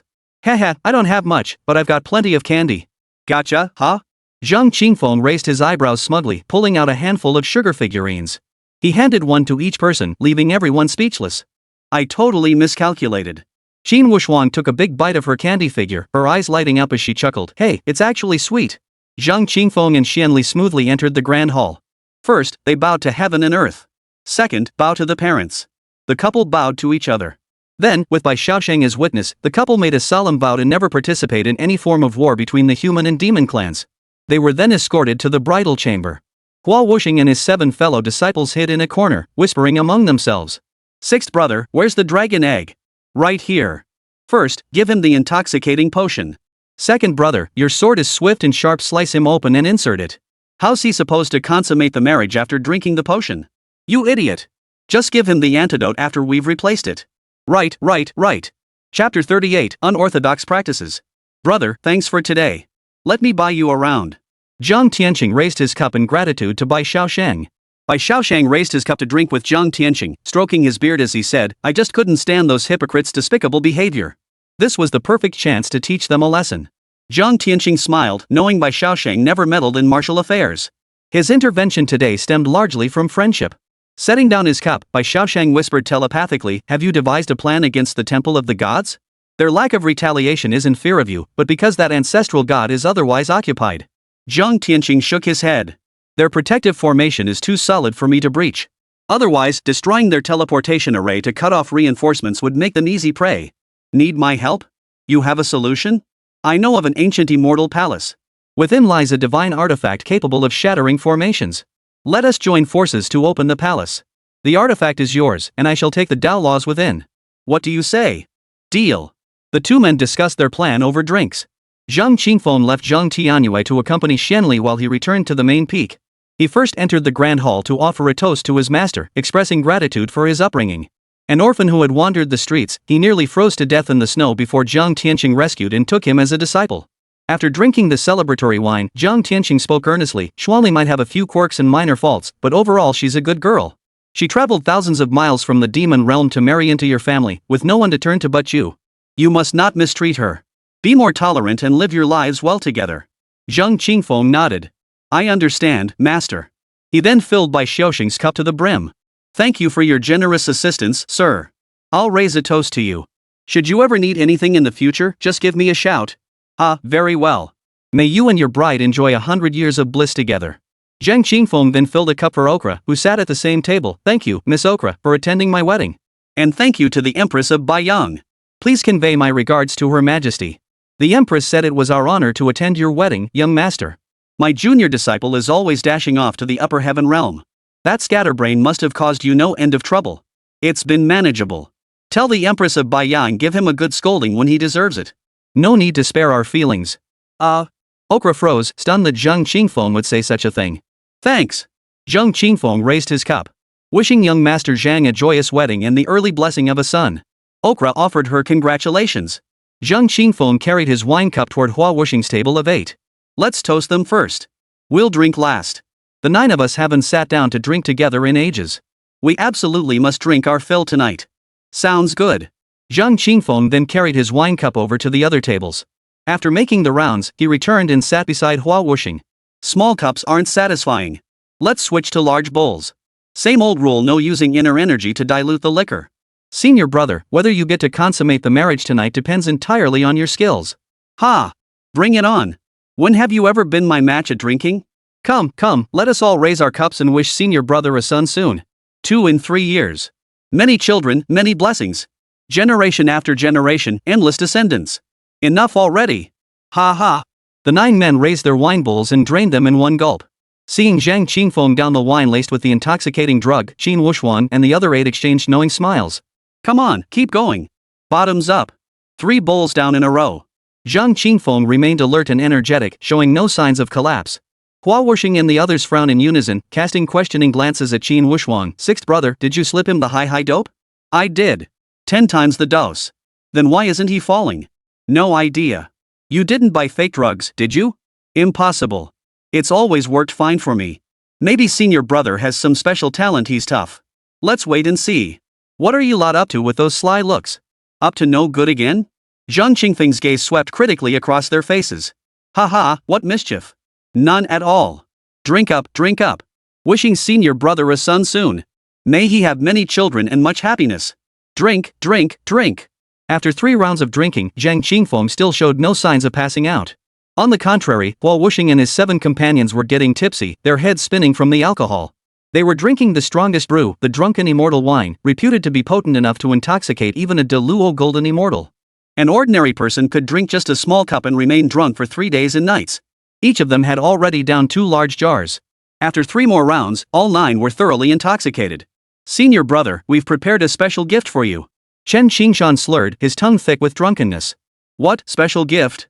Zhang Qingfeng was half slumped on the table, his eyelids barely lifting. Drinking with 8 juniors at once, if not for his heavy tolerance, he'd likely be crawling under the table by now. 6th brother, bring it out. Smack. Qin Wuxuan pulled out 2 blood-red dragon eggs and slammed them onto the table. What the hell is that?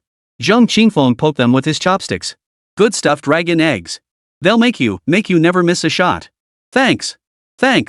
Zhang Qingfeng was clearly drunk, swaying his head as he asked, how do you use them? Qin Wuxuan replied, just put it in. Cough. Okra, who had been watching the scene from the table beside them, choked on her saliva at this outrageous statement. Suddenly, she understood why Yi Liangchen's personality was so unpredictable, always doing things that left people speechless, laughing and crying at the same time. It turned out this was the prevailing atmosphere within their sect. Zhang Qingfeng asked, how do I put it on? Qin Wuxuan forced her eyelids open and looked toward Hua Wuxing, but he was already passed out drunk. Her gaze drifted unsteadily to the 5th senior disciple, Sun Butong. She beckoned, 5th senior, you help the senior disciple. Sun Butong stared blankly at the dragon egg for a moment before rising to grab it. He staggered toward the doorway. Wait here. When he returned, he had skewered both eggs on sticks and roasted them to perfection. Steam rose from them, filling the air with a mouth-watering aroma. Cooking was his specialty. Senior brother, here, have some. Sun Butong handed the roasted eggs to Zhang Qingfeng. Qin Wuxuan urged, eat up. Zhang Qingfeng took them and began devouring them in big bites. Spectators nearby doubled over laughing. Qin Wuxuan, seemingly remembering to feed Zhang Qingfeng the high meatsy, pulled out the medicine packet, placed it on the table, opened it, and said, Senior brother, dip it and eat. What is this? Does it taste right? It tastes great. The sweet little dumplings are so sweet. Oh. Zhang Qingfeng dipped a piece, chewed it, and nodded. It really is sweet. Really? Let me try. Go ahead. Zhang Qingfeng dipped it again and held it to Qin Wushuan's lips. She took a bite, chewed it, swallowed, and nodded. So sweet. Clang. The next moment, her body went limp and she rolled under the table, knocked out cold. Ha, old six's done for, he's wasted. Senior brother, I want to try some. Give me a bite too. Clang. Clang. Clang. As it turned out, old six hadn't bought fake medicine. Except for the 3 who were drunk, the rest were all knocked out cold. Ouch. Help. Help. My stomach's cramping. Me too. I can't take it. I'm dying of laughter. Spectators knelt all over the place, clutching their stomachs with one hand and slapping the ground with the other, laughing so hard they split their sides. A bunch of defeated losers. Zhang Qingfeng shoved the last bite of grilled egg off the skewer into his mouth, then staggered to his feet. Glancing around at the crowd sprawled on the ground, he muttered, "How did you all get so drunk?" See? When it comes to drinking, I'm unbeatable. I'm not drinking with you lot anymore. I still have to consummate the marriage. With that, he staggered out, taking 3 steps for every one he took. Not bad. Remembered today was his wedding night, and he hadn't wandered into the wrong place. Though he'd stumbled several times in the bamboo grove, he'd finally scrambled back up and returned to his own cave dwelling. The once Spartan cave dwelling had been transformed into a warm and festive space. Zhang Tianyue had taken Zhang Tianyue away. Xuanli sat by the bed, her face hidden beneath a red veil, waiting for Zhang Qingfeng with a mix of nervousness and anticipation. Thud. Perhaps returning to the bridal chamber was his sole obsession while drunk. The moment his foot crossed the threshold, his obsession fulfilled, he collapsed face first onto the floor. How much did he drink? Seeing this, Xuanli hurried forward to help him up. Chapter 39, Heart for Heart. Zhang Qingfeng. Zhang Qingfeng. Wake up. Open your eyes and look at me. Xuanli helped Zhang Qingfeng sit up by the bedside, supporting his shoulders to keep him upright as she tried to rouse him. What's the point? Zhang Qingfeng struggled several times before managing to pry his drooping eyelids open a crack. Lift my veil. Xuanli's cheeks flushed slightly. Oh. Zhang Qingfeng raised his hand like a marionette and lifted Xuanli's crimson veil. Xuanli kept her head bowed, overcome with bashfulness. She gently bit her red lips before slowly raising her gaze to meet Zhang Qingfeng's. Her eyes brimmed with deep affection only to find he had already closed his own, his head lolling against her shoulder, fast asleep. Bastard! Xuanli muttered angrily under her breath. This was nothing like the scene she had imagined. We haven't even shared the ceremonial wine yet, she murmured, her expression filled with reproach. Unexpectedly, Zhang Qingfeng suddenly stiffened, opened his eyes, and shouted, "Drink!" I'm not drunk, I can still drink. Xuanli was so exasperated she laughed. After a moment's thought, she walked to the wedding table, poured 2 cups of wine, and brought them to the bedside. "Here," she said to Zhang Qingfeng, "let's drink together." Zhang Qingfeng, still dazed, took the cup and was about to pour it into his mouth. Xuanli acted swiftly, wrapping her arm around his and smoothly drank the ceremonial cup of wine. "All right, go to sleep." She snatched the cup from Zhang Qingfeng's hand and murmured with a hint of reproach. "Drink! I can drink more. Drink your grandmother's leg." Xuanli rolled her eyes, shoving Zhang Qingfeng onto the bed. She helped him off his outer garments and shoes, fetched a damp towel to wipe the oil stains from his mouth, and tucked him under the covers. Then she removed her phoenix-embroidered robe and crown, sat before the dressing table, and began removing her makeup before the mirror. The flickering red candle light made her lose herself in thought. She had finally married Zhang Qingfeng, fulfilling her wish. Yet instead of the ecstatic joy she imagined, an inexplicable emptiness filled her, a feeling of having gained something, yet not truly possessing it. She felt Zhang Qingfeng didn't love her at all, that marrying her was merely to give their daughter a complete family. Everything will be all right. She gave herself an encouraging smile in the mirror, washed up, and slipped into bed with flushed cheeks, lying opposite Zhang Qingfeng. Gazing at his gaunt cheeks, she murmured to herself, "They say a night of passion is worth 1,000 pieces of gold, but you? You sleep like a dead pig. By the way, you didn't get drunk on purpose to avoid sharing a bed with me, did you?" What started as an offhand complaint froze in her mind. Her expression stiffened, then dimmed. The realization hit her this man had probably gotten drunk on purpose. "I was ready for your interrogation tonight, expecting you to ask me questions. I never imagined you wouldn't even bother. Don't you have any feelings for me at all?" "Ask what?" Zhang Qingfeng suddenly murmured in his sleep. Xuanli scowled in annoyance, wrinkling her nose. "Last time, didn't you ask me how I got poisoned that night?" "The truth is, I wasn't poisoned at all." The moment the words left her mouth, Zhang Qingfeng's eyes snapped open. The sudden movement startled Xuanli. "What did you just say?" Zhang Qingfeng forced his drooping eyelids open and stared intently at Xuanli. He was indeed heavily intoxicated, half asleep as he heard Xuanli's murmurs by his ear. He wanted to respond, but his mind was too foggy to open his mouth. But the sudden mention that she hadn't been poisoned that night jolted him awake. I wasn't poisoned that night. Xuanli replied. Zhang Qingfeng furrowed his brow, his daze lifting further. When I encountered you that night, I knew you were poisoned. I secretly witnessed Yi Qingqing administering the poison. She first sprinkled the poison powder onto her own clothes. As she walked beside you, she gently shook her garments, allowing the powder to silently enter your body. I suspected it was a trap. Yi Qingqing's note lured me here. But even though I didn't know what she was up to, I didn't refuse your demand. Why? Because I like you. Xuanli looked Zhang Qingfeng straight in the eyes, enunciating each word clearly. Zhang Qingfeng's brow furrowed deeply. To be honest, he felt no warmth whatsoever. Instead, disgust welled up inside him, as if he'd been toyed with like a plaything by two calculating women. Yi Qingqing didn't value you. She used you as bait to send to me. I thanked her by playing along and giving myself to you. I just didn't know that after you broke your virginity, you'd lose all your cultivation. I accidentally harmed you. Please believe me, I truly never meant to hurt you. Zhang Qingfeng's frown eased slightly. After returning, I discovered I was pregnant. I was overjoyed and wanted to find you, only to learn you'd lost all your cultivation and entered seclusion. Panicked and terrified that you must hate me, I dared not come. Later, I heard that Yi Qingqing had broken off her engagement with you and was growing close to the divine son of the Temple of the Multitude. Only then did I understand why she had set that trap that night. I could only silently ache for you, feeling it was so unfair. Xuanli poured out her heart. Then she watched Zhang Qingfeng nervously, waiting for his reaction. Zhang Qingfeng's mind was still foggy, his response slow. He stared into Xuanli's eyes for a long moment before finally asking, "You truly like me?" Xuanli replied softly, "If a woman is willing to give herself to you and bear your child, isn't that proof enough that she loves you?" When did this start? We were sworn enemies on the battlefield. Probably the very first day I saw you. Xuanli's cheeks flushed crimson. How could that be? Zhang Qingfeng didn't believe a word of it. Xuanli gazed into Zhang Qingfeng's eyes and smiled softly. To be honest, I don't know when I started liking you either. Why don't you rip out my heart, slice it piece by piece, and see when it all began? Let me see. Zhang Qingfeng, still tipsy, reached under the covers to grab Xuanli's heart.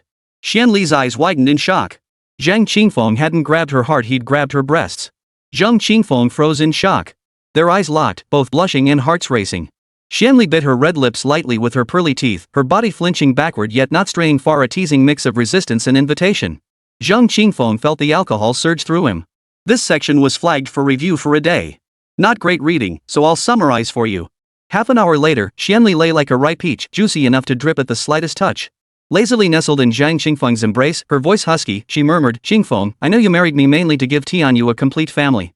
I understand that you have no feelings for me, and might even dislike me. But I believe in a saying among your humans." "What saying?" "Reciprocity of affection. Time breeds affection. You will come to love me." "Whoa, what are you doing?" "I'm testing whether the ancients were right." "You jerk, that's not what I meant." Chapter 40, Hanging on for Safety. "Husband, spare my life." 3 days later, Xuanli felt Zhang Qingfeng's vigor return in the blink of an eye, leaving her terrified. Her body felt like it was being torn apart by Zhang Qingfeng. Collapsed on the bed, she couldn't even muster the strength to move a finger. Zhang Qingfeng frowned. Seeing this, Xuanli thought Zhang Qingfeng was angry. She closed her eyes, adopting a look of resolute acceptance. "Husband, I'm ready. Go ahead." Zhang Qingfeng couldn't help but roll his eyes. "What kind of attitude is that? Don't make me sound like some lustful demon." Xuanli said nothing, only opening her dazed eyes to gaze at Zhang Qingfeng with a haunting look. Zhang Qingfeng touched his nose in frustration, then frowned. "Something's wrong with my body. It feels like I've been poisoned again." He'd always assumed it was the alcohol fueling his sudden vigor, but the relentless surge of unnatural heat coursing through his veins finally made him realize something was terribly wrong. "Giggle." Xuanli chuckled at his words. "It's true. I believe you, really. If you believe me, why keep emphasizing it?" Zhang Qingfeng felt a black line appear over his head. He closed his eyes, trying to recall what had happened. Though his mind was a blank from drinking, his soul retained memories. After searching through them, he felt like dying. "Damn it. Thank God I ate the Qingling fruit, otherwise, those 8 bastards would have swapped my balls for something else. Damn it. They actually roasted dragon balls and made me dip them in that damn hallucinogenic sauce. They're not human. Dragon eggs are lustful, no wonder my lust won't subside. I'll kill you all." Zhang Qingfeng leapt off the bed with a thud, startling Xuanli. "What are you doing?" "I'm going to kill those bastards." Zhang Qingfeng channeled his divine energy to suppress his surging rage, hastily threw on a coat, and stormed out of the cave dwelling, radiating murderous intent.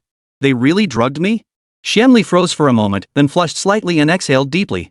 Thank goodness it was just a drug. Otherwise, enduring this all night long every night, who could stand it? She burrowed deeper into her blankets, her divine sense following Zhang Qingfeng. She saw Zhang Qingfeng storm into the main hall of the peak. The hall echoed with thunderous snores. The 8 disciples of Hua Wuxing lay sprawled haphazardly on the floor, fast asleep. Zhang Qingfeng tossed each of them out of the hall, dragged them to the large pine tree, looped several ropes around the branches, and then hung them one by one. This display left Xuanli utterly dumbfounded. She thought to herself, if anyone got up in the night and stumbled upon these 8 hanging from the tree, they'd be scared half to death. Speaking of which, these 8 were sleeping like the dead, even hanging couldn't wake them. But after Zhang Qingfeng left the tree, Hua Wuxing suddenly reached down to scratch his butt. Then, grabbing the rope with both hands, he swayed his body, found a comfortable hanging position, and went back to sleep. Tong Wudi and Xia Linzhou also stirred, but neither came down from their ropes. They knew waking now would mean facing senior brother's furious wrath. Better to stay hanging for safety. As for Qin Wuxuang and the other 5 who'd taken the high pills, they were truly out cold. Sleep. Zhang Qingfeng returned to the cave dwelling, lay down on the bed, and said to Xuanli. Xuanli murmured softly in agreement, utterly exhausted. She grabbed Zhang Qingfeng's arm to use as a pillow, curling up like a kitten in his embrace. Finding a comfortable position, she closed her eyes. Zhang Qingfeng gazed at the soft, fragrant woman in his arms, his expression drifting into a daze. He never would have imagined he'd end up marrying this woman who'd fought him tooth and nail on the battlefield. So it was you. Zhang Qingfeng suddenly recalled something. Back on Soul Binding Mountain, there had been several battles where they should have fallen victim to demonic army ambushes. Yet at critical moments, mysterious messages had arrived, turning danger into safety. He'd never known who that mysterious person was, but now, the answer was right before his eyes. His expression softened involuntarily, his eyes filling with tenderness. He gently tucked a stray lock of hair behind her ear, revealing her exquisite face in full view. Watching her slightly trembling lashes, he murmured softly, "Stop overthinking. Since I've decided to marry you, I will treat you with genuine sincerity." "Thank you." Xuanli felt reassured by his words, a happy smile curving her lips. "Of course, as a new husband, I may inevitably fall short in some ways. Please guide me." "Me too. Actually, growing fond of each other over time is quite nice too." "You jerk." The jade-like hand resting on his waist gave him a gentle pinch before drifting off into sweet slumber. But less than an hour later, Xuanli awoke. Outside, the sky was already turning light. She planned to rise early to present tea to Zhang Tianyue. After dressing and grooming herself, she was fully prepared. She then roused Zhang Qingfeng, washing his hands and face, dressing him, combing his hair, and arranging his hairpin. The whole ordeal made Zhang Qingfeng feel as if he were paralyzed and incapable of caring for himself. "Here." Xuanli retrieved several storage rings from the dresser drawer and handed them to Zhang Qingfeng. "What? These are gifts from Grandmaster and the 8 junior disciples yesterday. Keep them. Those are betrothal gifts and presents for you. You keep them." "That's too much." The cultivation resources contained within even a single storage ring represented wealth beyond what Xuanli could ever imagine. Zhang Qingfeng chuckled, "Yi Qingcheng clings to my betrothal gifts and refuses to return them. Yet here you are, shoving them back into my hands. Are you being foolish?" Xuanli blinked and asked, "Is it better to be foolish or shrewd?" Zhang Qingfeng understood what Xuanli was getting at and replied, "My betrothal to Yi Qingcheng was mostly done to fulfill my master's orders, though there was a shred of feeling involved. But now, it's completely gone. Put it away. I don't need it."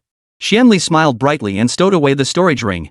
The 2 left Bamboo Sword Peak and headed to the main hall on the central peak, where they found Hua Wuxing and the other 7 still hanging from the pine tree. "Enough with the charade. Come down."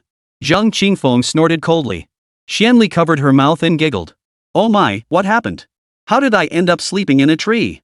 I must have passed out drunk. Truly passed out drunk. Ouch, my neck is a bit stiff."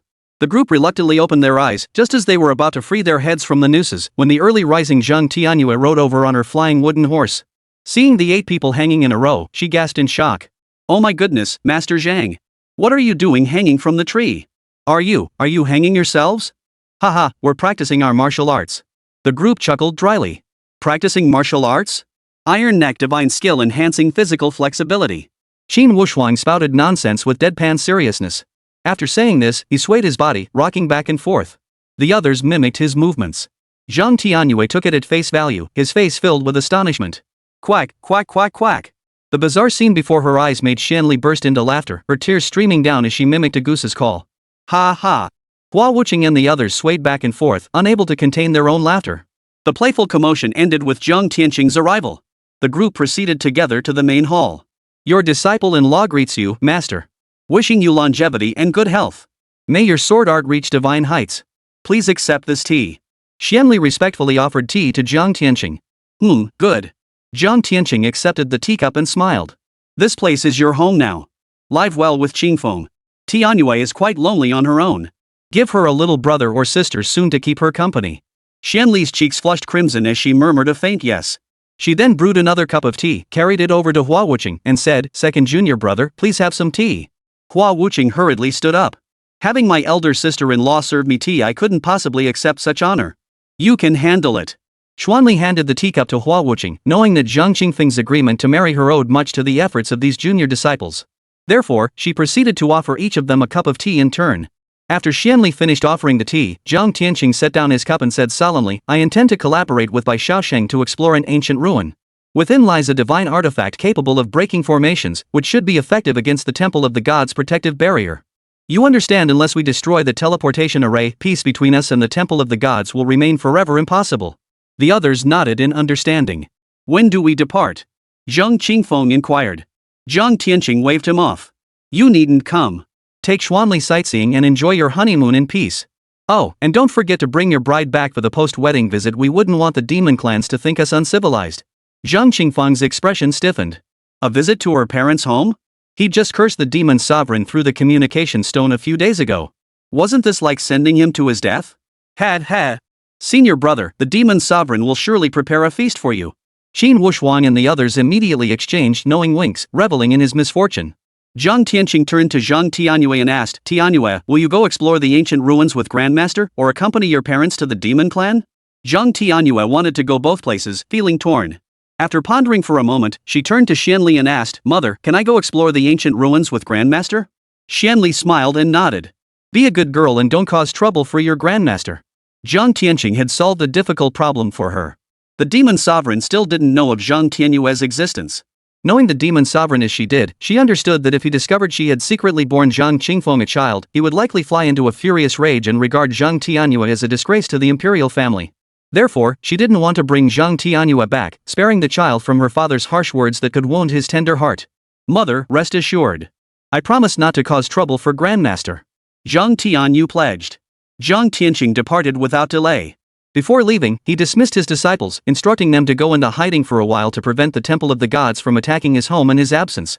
Then, accompanied by Hua Wuqing and others, he took Zhang Tianyue away. The sect suddenly felt deserted. Zhang Qingfeng and Xuanli followed shortly after. 3 days later, outside the demon clan's capital city, Xuanli called out to Zhang Qingfeng, hesitatingly suggesting, "Perhaps we shouldn't return to the sect just yet.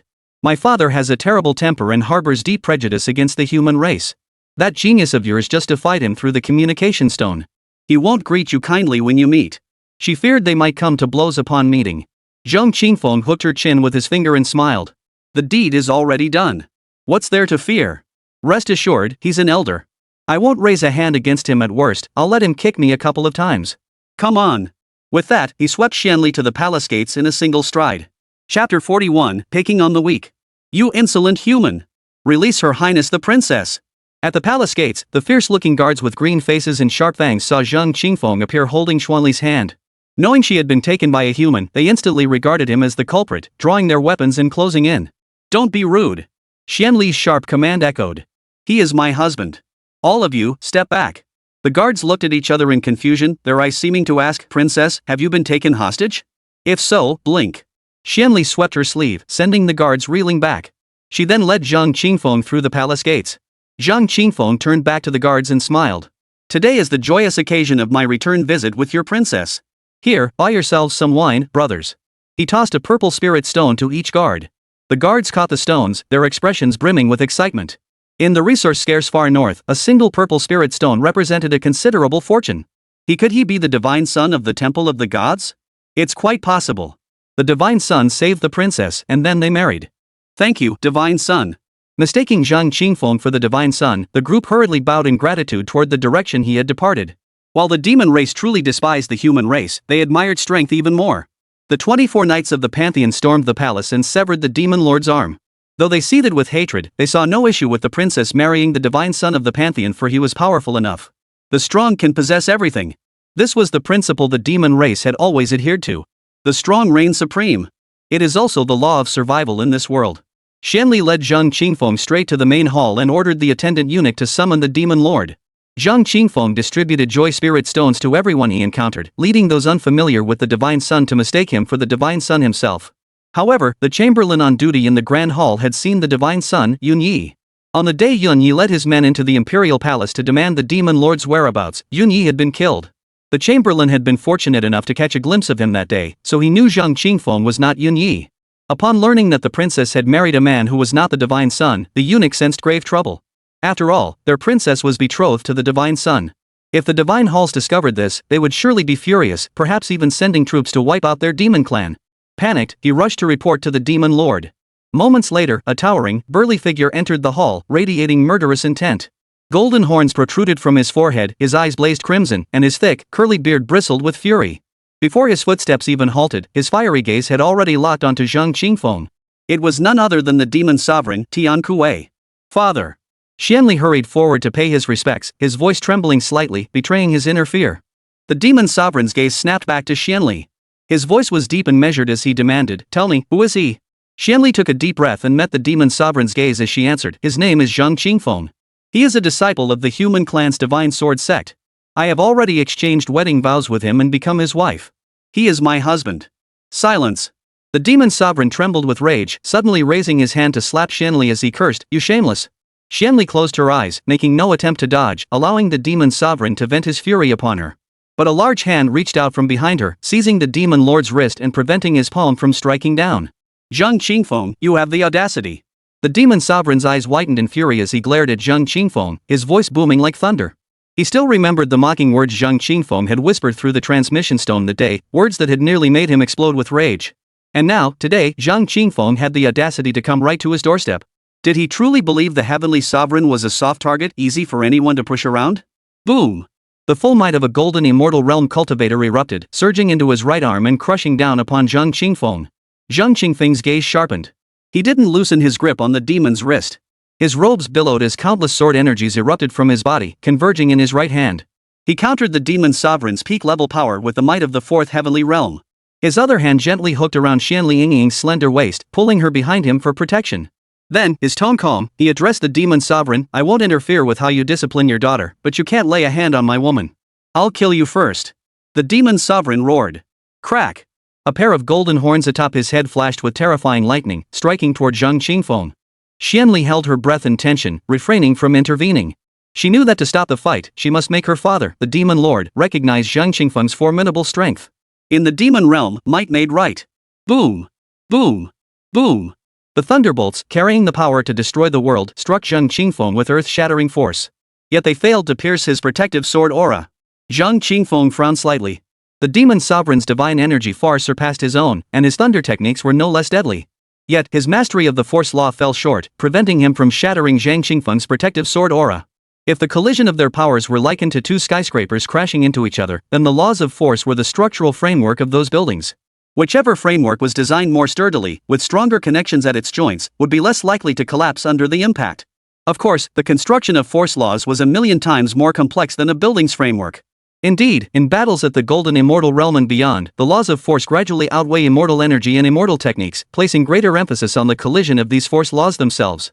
In essence, one could even interpret the laws of force as a form of immortal technique. Zhang Qingfeng pondered silently.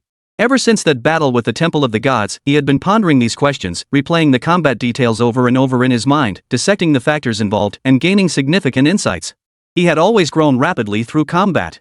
If we regard each person's force laws as divine arts, then one need only find the weak points or flaws in their divine arts to break through, or even shatter them entirely. Where lies the weakness of the law of power? The law nodes. Zhang Qingfeng's thoughts raced. Protect the emperor. Guards outside the hall, seeing the demon lord and Zhang Qingfeng locked in combat, immediately charged into the chamber, weapons drawn. Break! Zhang Qingfeng uttered a light command. His fingers tightened around the demon lord's wrist, and 5 streaks of sword energy shot from his fingertips. With a sharp hiss, they pierced through the demon lord's protective barrier. The sword energies then spiraled upward along the demon lord's arm, causing his power to shatter and dissipate wherever they touched. Zhang Qingfeng's heart swelled with secret delight, knowing his deduction was correct. If he could shatter the pivotal point of his opponent's power laws, those laws would collapse like a dam breached by an ant's nest, irreversible and unstoppable. The demon sovereign's face drained of color as the terror of impending death washed over him. Zhang Qingfeng abruptly released his grip, retreating 3 zhang with Xuanli in tow.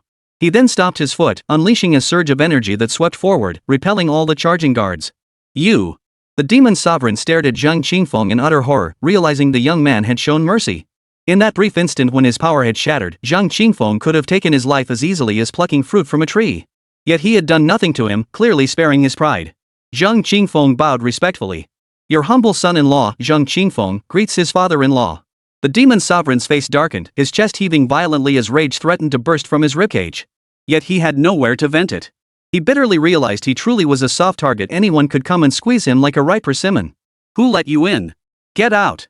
Finally, the demon sovereign vented his fury on the guards who had rushed to his aid, slapping them all away before slamming the palace doors shut. Xuanli knew she could now speak to her father. Stepping out from behind Zhang Qingfeng, she took a few paces forward and bowed deeply to the demon sovereign. Father, I do not like the divine son of the temple of the gods. His desire to marry me stems solely from my demonic bloodline. I cannot marry him. I love Zhang Qingfeng. I fell for him the moment I gave myself to him. Please grant me your blessing, father. The demon sovereign's gaze darkened as he fixed it upon Xuanli. Had he not been unable to defeat Zhang Qingfeng, he would have struck her down on the spot for uttering such shameless words in his presence. Very well. After a long pause, the demon sovereign uttered a single word. Xuanli beamed with joy. Thank you, father. The demon sovereign turned his gaze to Zhang Qingfeng and declared, You wish to marry Xuanli? I shall grant your wish. Sever all ties with the human race. Become a son-in-law of my demon clan and fight for us on the battlefield. Did you make the same demand when the divine son wished to marry Xuanli? He is he, and you are you. Come on, you're just scared stiff after getting beaten up, aren't you? Chapter 42, Blackmailed. The demon sovereign nearly spat blood at Zhang Qingfeng's retort. Fuming with rage, he shouted, Zhang Qingfeng. Dream on if you think you'll ever marry my daughter. Xuanli and I have sworn an oath, we will never again participate in any form of war between humans and demons in this lifetime. If you can accept that, we can maintain relations as relatives. If not, then I'm afraid we must part ways. Zhang Qingfeng, Xuanli is my daughter. Without my blessing, you'll never take her away. When the divine son wanted her as a furnace vessel, you nodded your head pretty quickly, didn't you? You. Enough with the you and I. It's high noon. Have someone prepare a meal. I'll join you for a drink. The demon sovereign froze, the abrupt shift in topic leaving his mind reeling. When he finally processed it, he was flabbergasted. You want to eat? Xuanli couldn't help but twitch the corner of his mouth. Of course. Zhang Qingfeng chuckled. Today's the bride's return visit to her parents' home. As the son-in-law, I'm the guest of honor. You, the father-in-law, better serve up some fine wine and dishes. Eat. Not bull chicken. Our home-raised rooster is absolutely delicious. Zhang Qingfeng waved his hand, and two roosters with vibrant plumage flew out from his soul space. Cock-a-doodle-doo. The roosters flapped their wings and let out a loud crow toward the demon lord. Their voices were deep and clear. Oh my, roosters crow when they see their father-in-law. Looks like you're in for a fortune. The demon lord had raised his hand to smash the rooster flat, but upon hearing Zhang Qingfeng's words, his raised palm dropped back down. And the duck. Quack quack quack. Pig. Oink oink oink. Sheep. Ba ba ba. Cow. Moo. Zhang Qingfeng kept pulling things out from his soul space. Before long, the demonic clan's grand hall had transformed into a poultry farm. Zhang Qingfeng, what are you doing? The demon sovereign stomped his foot in fury. It's a return gift. Zhang Qingfeng, that's enough. The demon sovereign was beside himself. Xuanli stared in disbelief, completely unaware when Zhang Qingfeng had prepared all these things. Zhang Qingfeng sighed and said, Father-in-law, you've scolded me, you've hit me, you've had your rant, that should be enough. Let's get dinner ready so your son-in-law can properly share a drink with you. Damn it!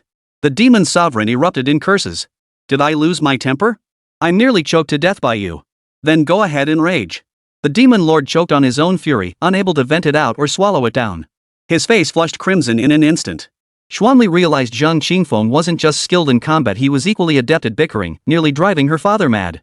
The demon lord took several deep breaths to steady his turbulent emotions, forcing his mind back on track from Zhang Qingfeng's diversion. He then turned to Zhang Qingfeng and demanded, Have the divine temple deities consented to your marriage to Xuanli?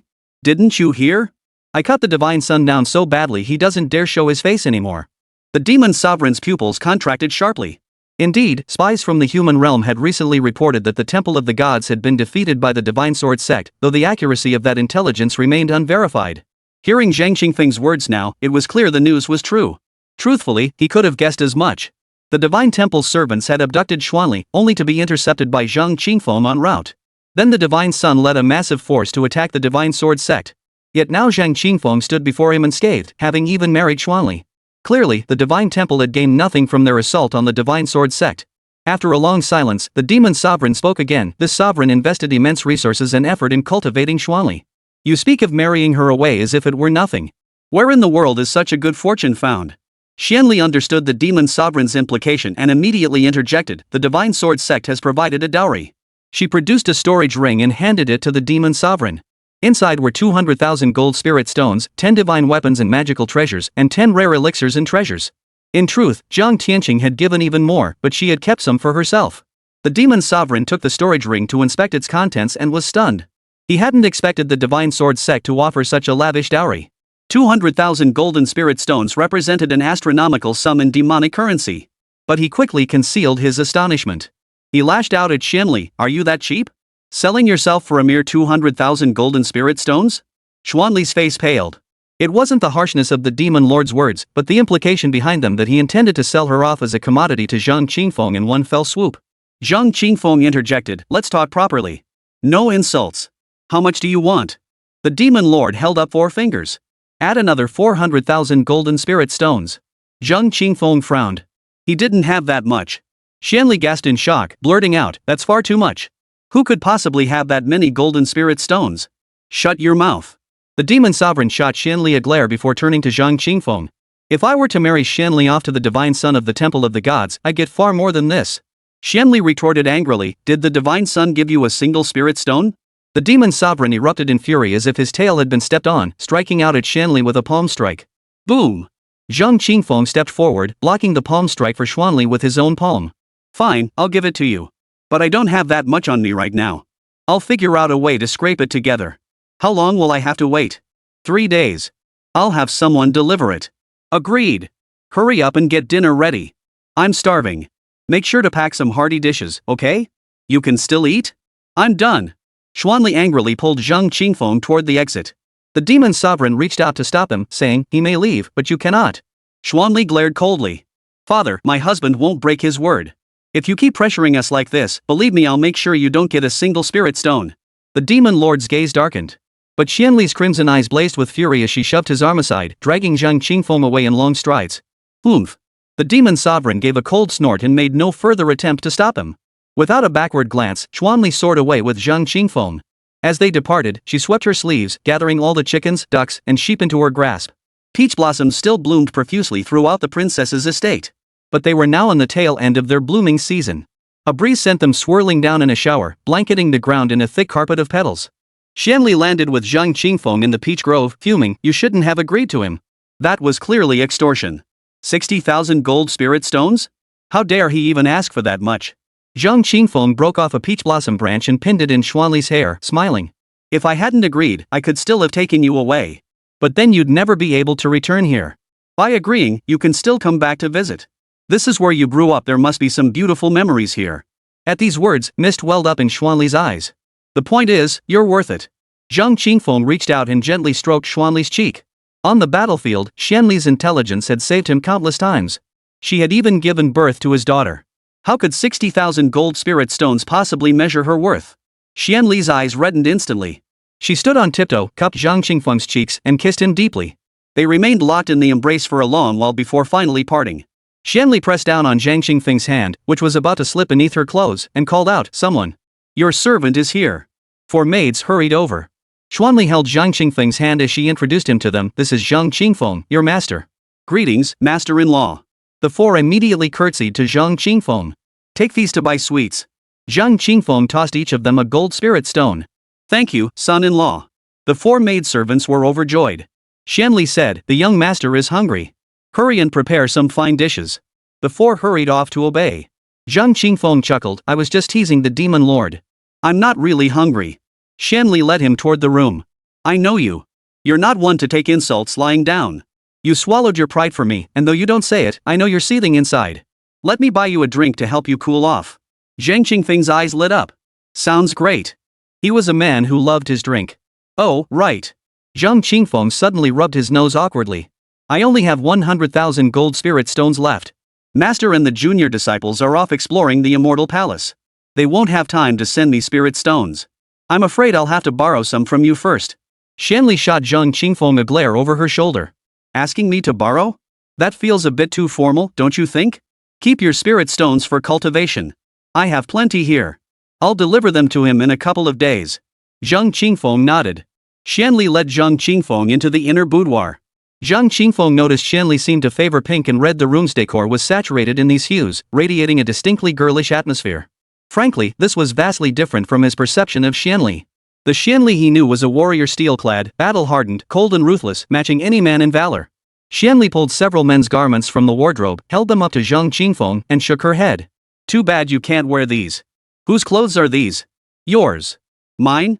Zhang Qingfeng looked puzzled. Xuanli's cheeks flushed slightly as she explained, I had nothing better to do, so I tailored them to your measurements. Little did I know you'd become so thin after secluding yourself.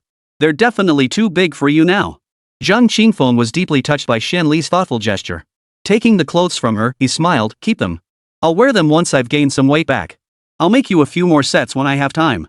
I never would have guessed you had such craftsmanship. Did you think I was just some battle-hardened, crude, barbaric madwoman? That's the impression I had. Xuanli smiled. That was me before.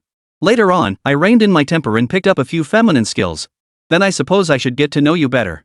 After a moment of casual conversation, the maidservant brought in the prepared meal.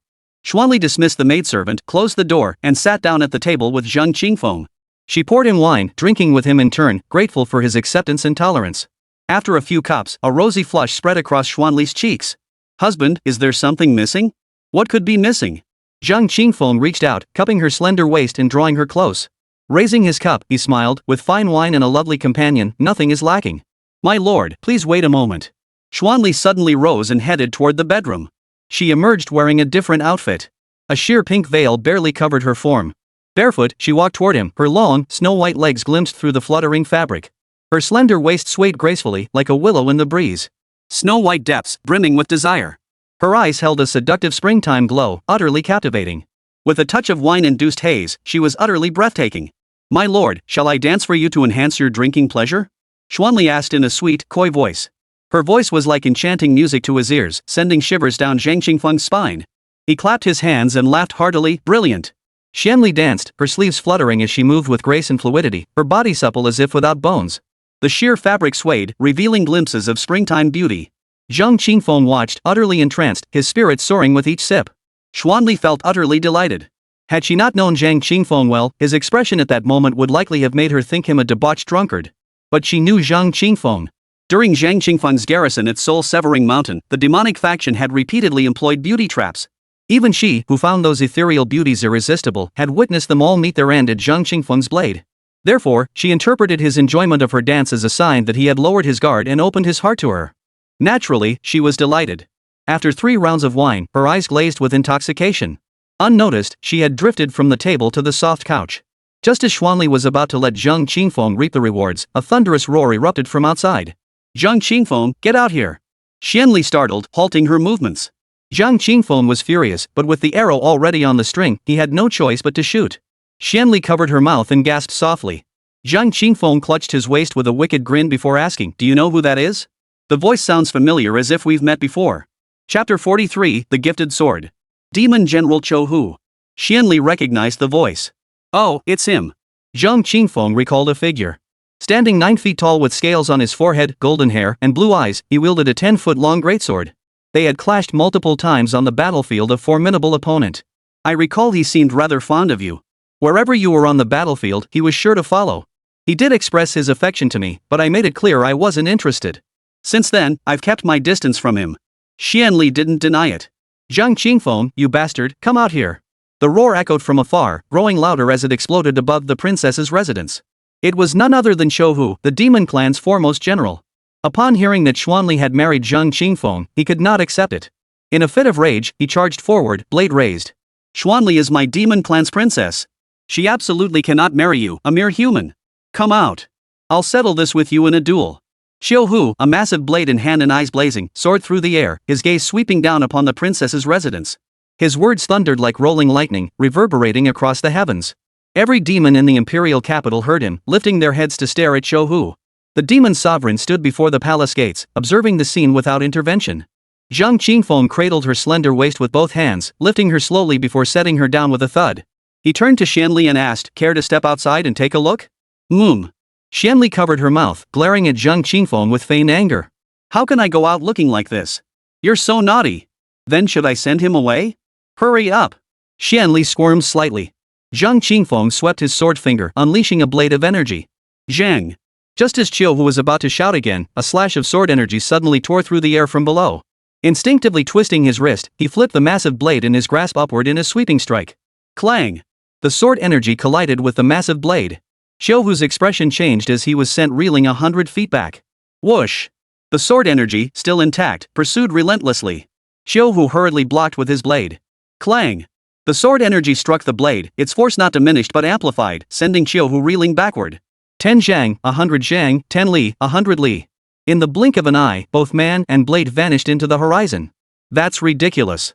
The demon sovereign raised a hand to shield his eyes, gazing toward the direction Qiu had vanished. He assumed Qiu had realized he was no match for Zhang Qingfeng and seized the chance to flee, otherwise, how could he have retreated so far? After all, Qiu was at least in the early stages of the golden immortal realm. But he soon realized he was wrong. Qiu hadn't fled, he had turned and charged back. Zhang Qingfeng, taste my blade. Qiu's eyes blazed with fury as his golden hair whipped wildly.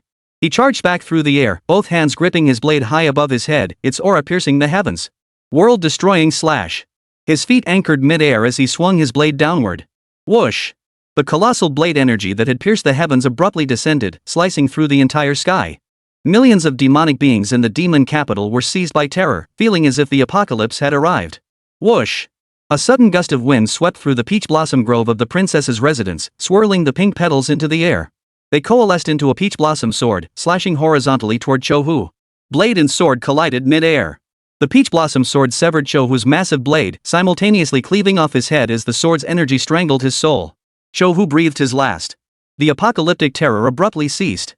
The peach blossom sword exploded in midair, scattering petals across the sky. A shower of peach blossoms fell over the demon city. How beautiful! Xuanli gazed at the blossom shower, utterly enchanted. She yearned to step outside and bathe in the petals, but her responsibilities weighed heavily upon her, keeping her rooted to the spot. Hearing this, Zhang Qingfeng formed a sword seal with his hands, unleashing a torrent of sword chi that swirled and danced throughout the room. Then, with a shift in his sword seal, the swirling sword energies blossomed into peach flowers, lifelike and fragrant. In an instant, the entire room transformed into a sea of blossoms. How beautiful! Xuanli, who adored peach blossoms, was instantly captivated by this breathtakingly beautiful scene. Zhang Qingfeng's sword technique shifted once more. The swirling peach blossoms converged upon the two, lifting their bodies into the air as they drifted through the floral sea. Xuanli, lost in ecstasy, suddenly twisted her body vigorously, as if dancing amidst the blossoms. Zhang Qingfeng lent his full strength to support her. How dare you! Within the imperial palace, before the grand hall's gates, the demon sovereign's face was as dark as storm clouds. In his demonic empire's capital, to kill his foremost warlord was not only a blatant disregard for the demon sovereign himself, but also akin to grabbing him by the throat and delivering a brutal slap across his face.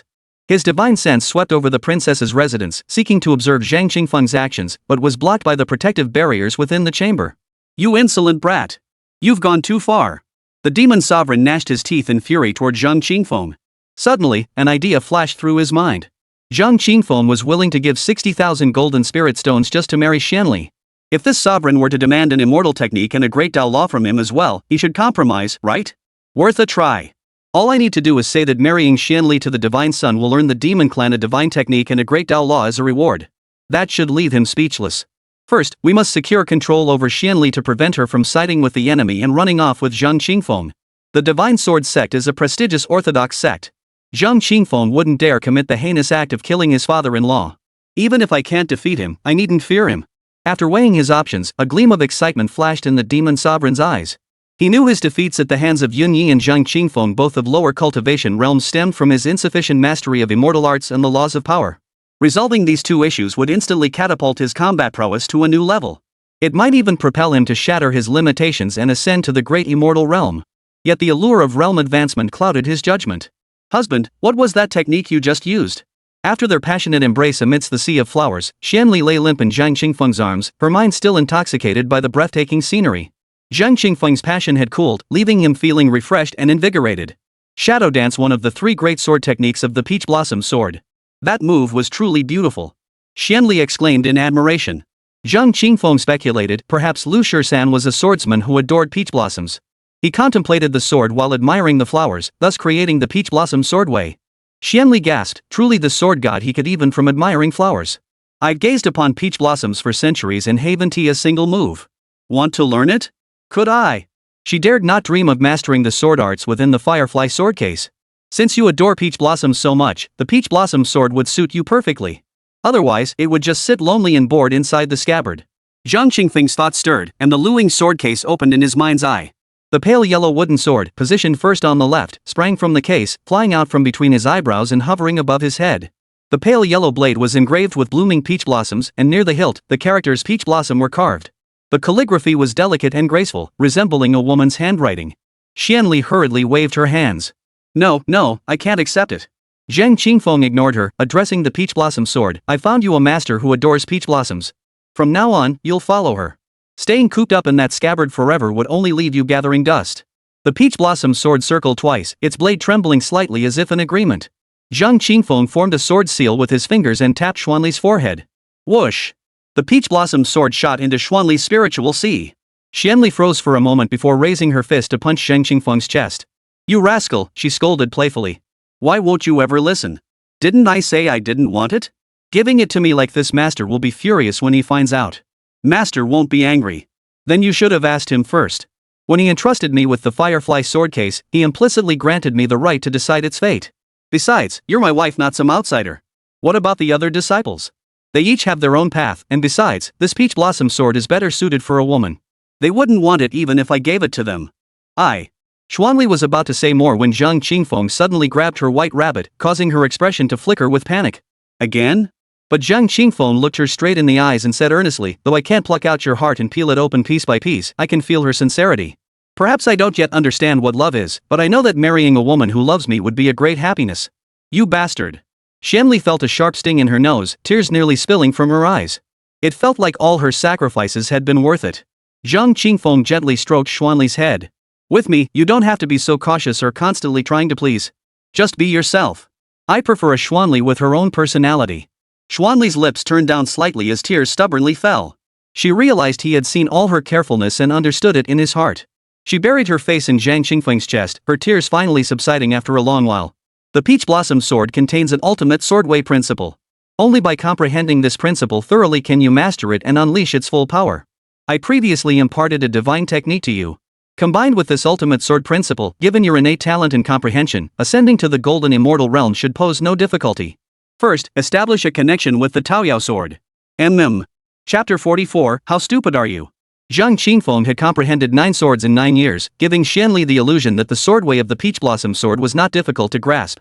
What she did not know was that Zhang Tianyue had taken over 150 years to comprehend just 10 swords. Zhang Tianyue's title of Sword Saint wasn't self-proclaimed, it was earned through his transcendent achievements in the sword path. Possessing the primordial sword body, he was a prodigy in the sword path rarely seen even in 1,000 years. Though Xuanli possessed commendable aptitude and could be called a cultivation prodigy, her comprehension of the swordway lagged light years behind Zhang Qingfeng and Zhang Tianyue. Thus, she began with high hopes only to receive a crushing blow. After 3 days and nights of contemplation, she hadn't even found the gateway to the Tao of the peach blossom sword's laws, let alone grasped its essence. Clang! Clang! Clang! Just as Xuanli's frustration reached its peak, a knock sounded at the door. Is something wrong? Your Highness, the Demon Empress has sent word requesting your presence. She misses you. Understood. I'll go. Xuanli replied. Her relationship with her mother had always been close, and the thought that she hadn't visited her mother in several days since her return filled her with shame. I'll accompany you. Zhang Qingfeng awoke from his cultivation. Xuanli waved her hand and smiled. Mother always dotes on me. She probably misses me and wants to chat about family matters. You'd likely find it boring. I'll drop off the spirit stones to father on my way. You don't need to come, it'll save you from him extorting you again when you see him. Zhang Qingfeng nodded, closed his eyes, and continued his contemplation of the 10th sword. His left hand clutched a golden spirit stone while his right hand continuously formed sword seals, deducing the laws of the sword path. The spiritual energy within the stone was absorbed at a rate dozens of times faster than that of an ordinary cultivator. Xuanli was genuinely startled by the speed at which Zhang Qingfeng absorbed the spiritual energy. A pristine golden spirit stone contained vast spiritual energy sufficient for a heaven immortal cultivator to absorb over half a day to a full day. Yet in Zhang Qingfeng's hands, it was drained dry within the span of a single cup of tea. The sheer speed at which he consumed spirit stones left Xuanli speechless. At this rate, 100,000 golden spirit stones would be depleted in just 1 year of seclusion under Zhang Qingfeng. Xuanli suddenly felt reluctant to give the demon sovereign the spirit stones, wanting to keep them for Zhang Qingfeng's use. But remembering that Zhang Qingfeng had already agreed, she knew that if she reneged now, the demon sovereign would likely find some excuse to harass Zhang Qingfeng in the future. Gritting her teeth, she had no choice but to hand them over. Later, I'll ask my husband if he knows any good ways to earn gold spirit stones. I'll work hard to earn them back. Xuanli resolved silently. The demon empress resided in the moonlight hall of the imperial palace. Xuanli first went there, intending to visit the demon sovereign later to give him the spirit stones. Your humble son has been unfilial, causing mother such worry. Seeing you safe brings me peace. Come, tell me what you've endured these past days. Why did you marry that Zhang Qingfeng? How does he treat you? As Xuanli had anticipated, the demon empress sought her out simply because she missed her and worried about her current predicament. After conversing for over 2 hours, Xuanli finally rose to take her leave. She headed toward the 10,000 sovereigns hall where the demon sovereign resided. Father, did you sell your daughter like merchandise for 600,000 gold spirit stones? Do you truly believe I am worth that much? Xuanli attempted to persuade the demon sovereign to lower the price. The demon sovereign only sneered coldly. You dared to marry Zhang Qingfeng without a word, acting on your own accord. You clearly hold no regard for me, your father. So what if I treat you as merchandise? Xuanli opened his mouth to ask if the demon sovereign would dare demand a price from the divine son should he become his furnace vessel. But the words died on his lips as he shook his head and smiled. He knew his father cared only for profit and would never part with a single spirit stone more cheaply. Further argument was futile. Fortunately, she had chosen wisely. Even if she ended up begging for scraps alongside Zhang Qingfeng, she would have no regrets. He promptly produced the storage ring containing the spirit stones and handed it to the demon sovereign. 40,000 golden spirit stones.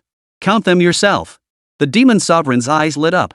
He took the storage ring, scanned its contents with his divine sense, and found the count accurate. A brilliant smile instantly spread across his face.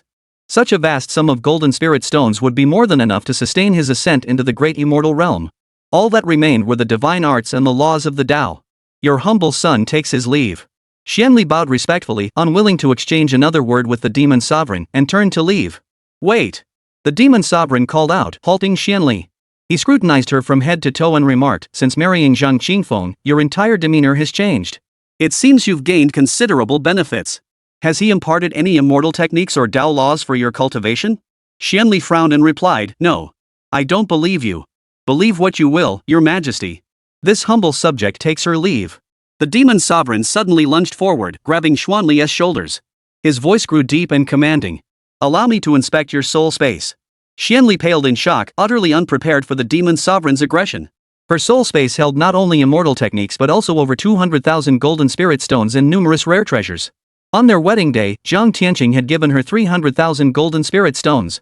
Each of her 8 junior brothers had given her 50,000, and all the wedding gifts had been given to her as well. Zhang Qingfeng had also given her some previously.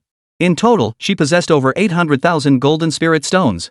She had given the demon sovereign 600,000, leaving her with over 200,000 remaining.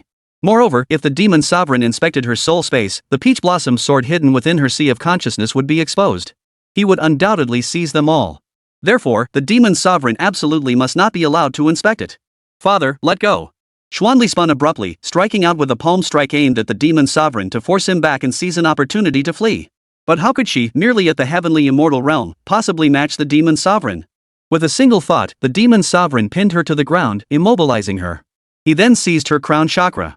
Father, stop! Xuanli shrieked in terror. Oomph! The demon sovereign's gaze darkened. Look how nervous you are. Seems you really are hiding something precious. Let this sovereign see it. Father, this will provoke Zhang Qingfeng. What? Does he dare kill me?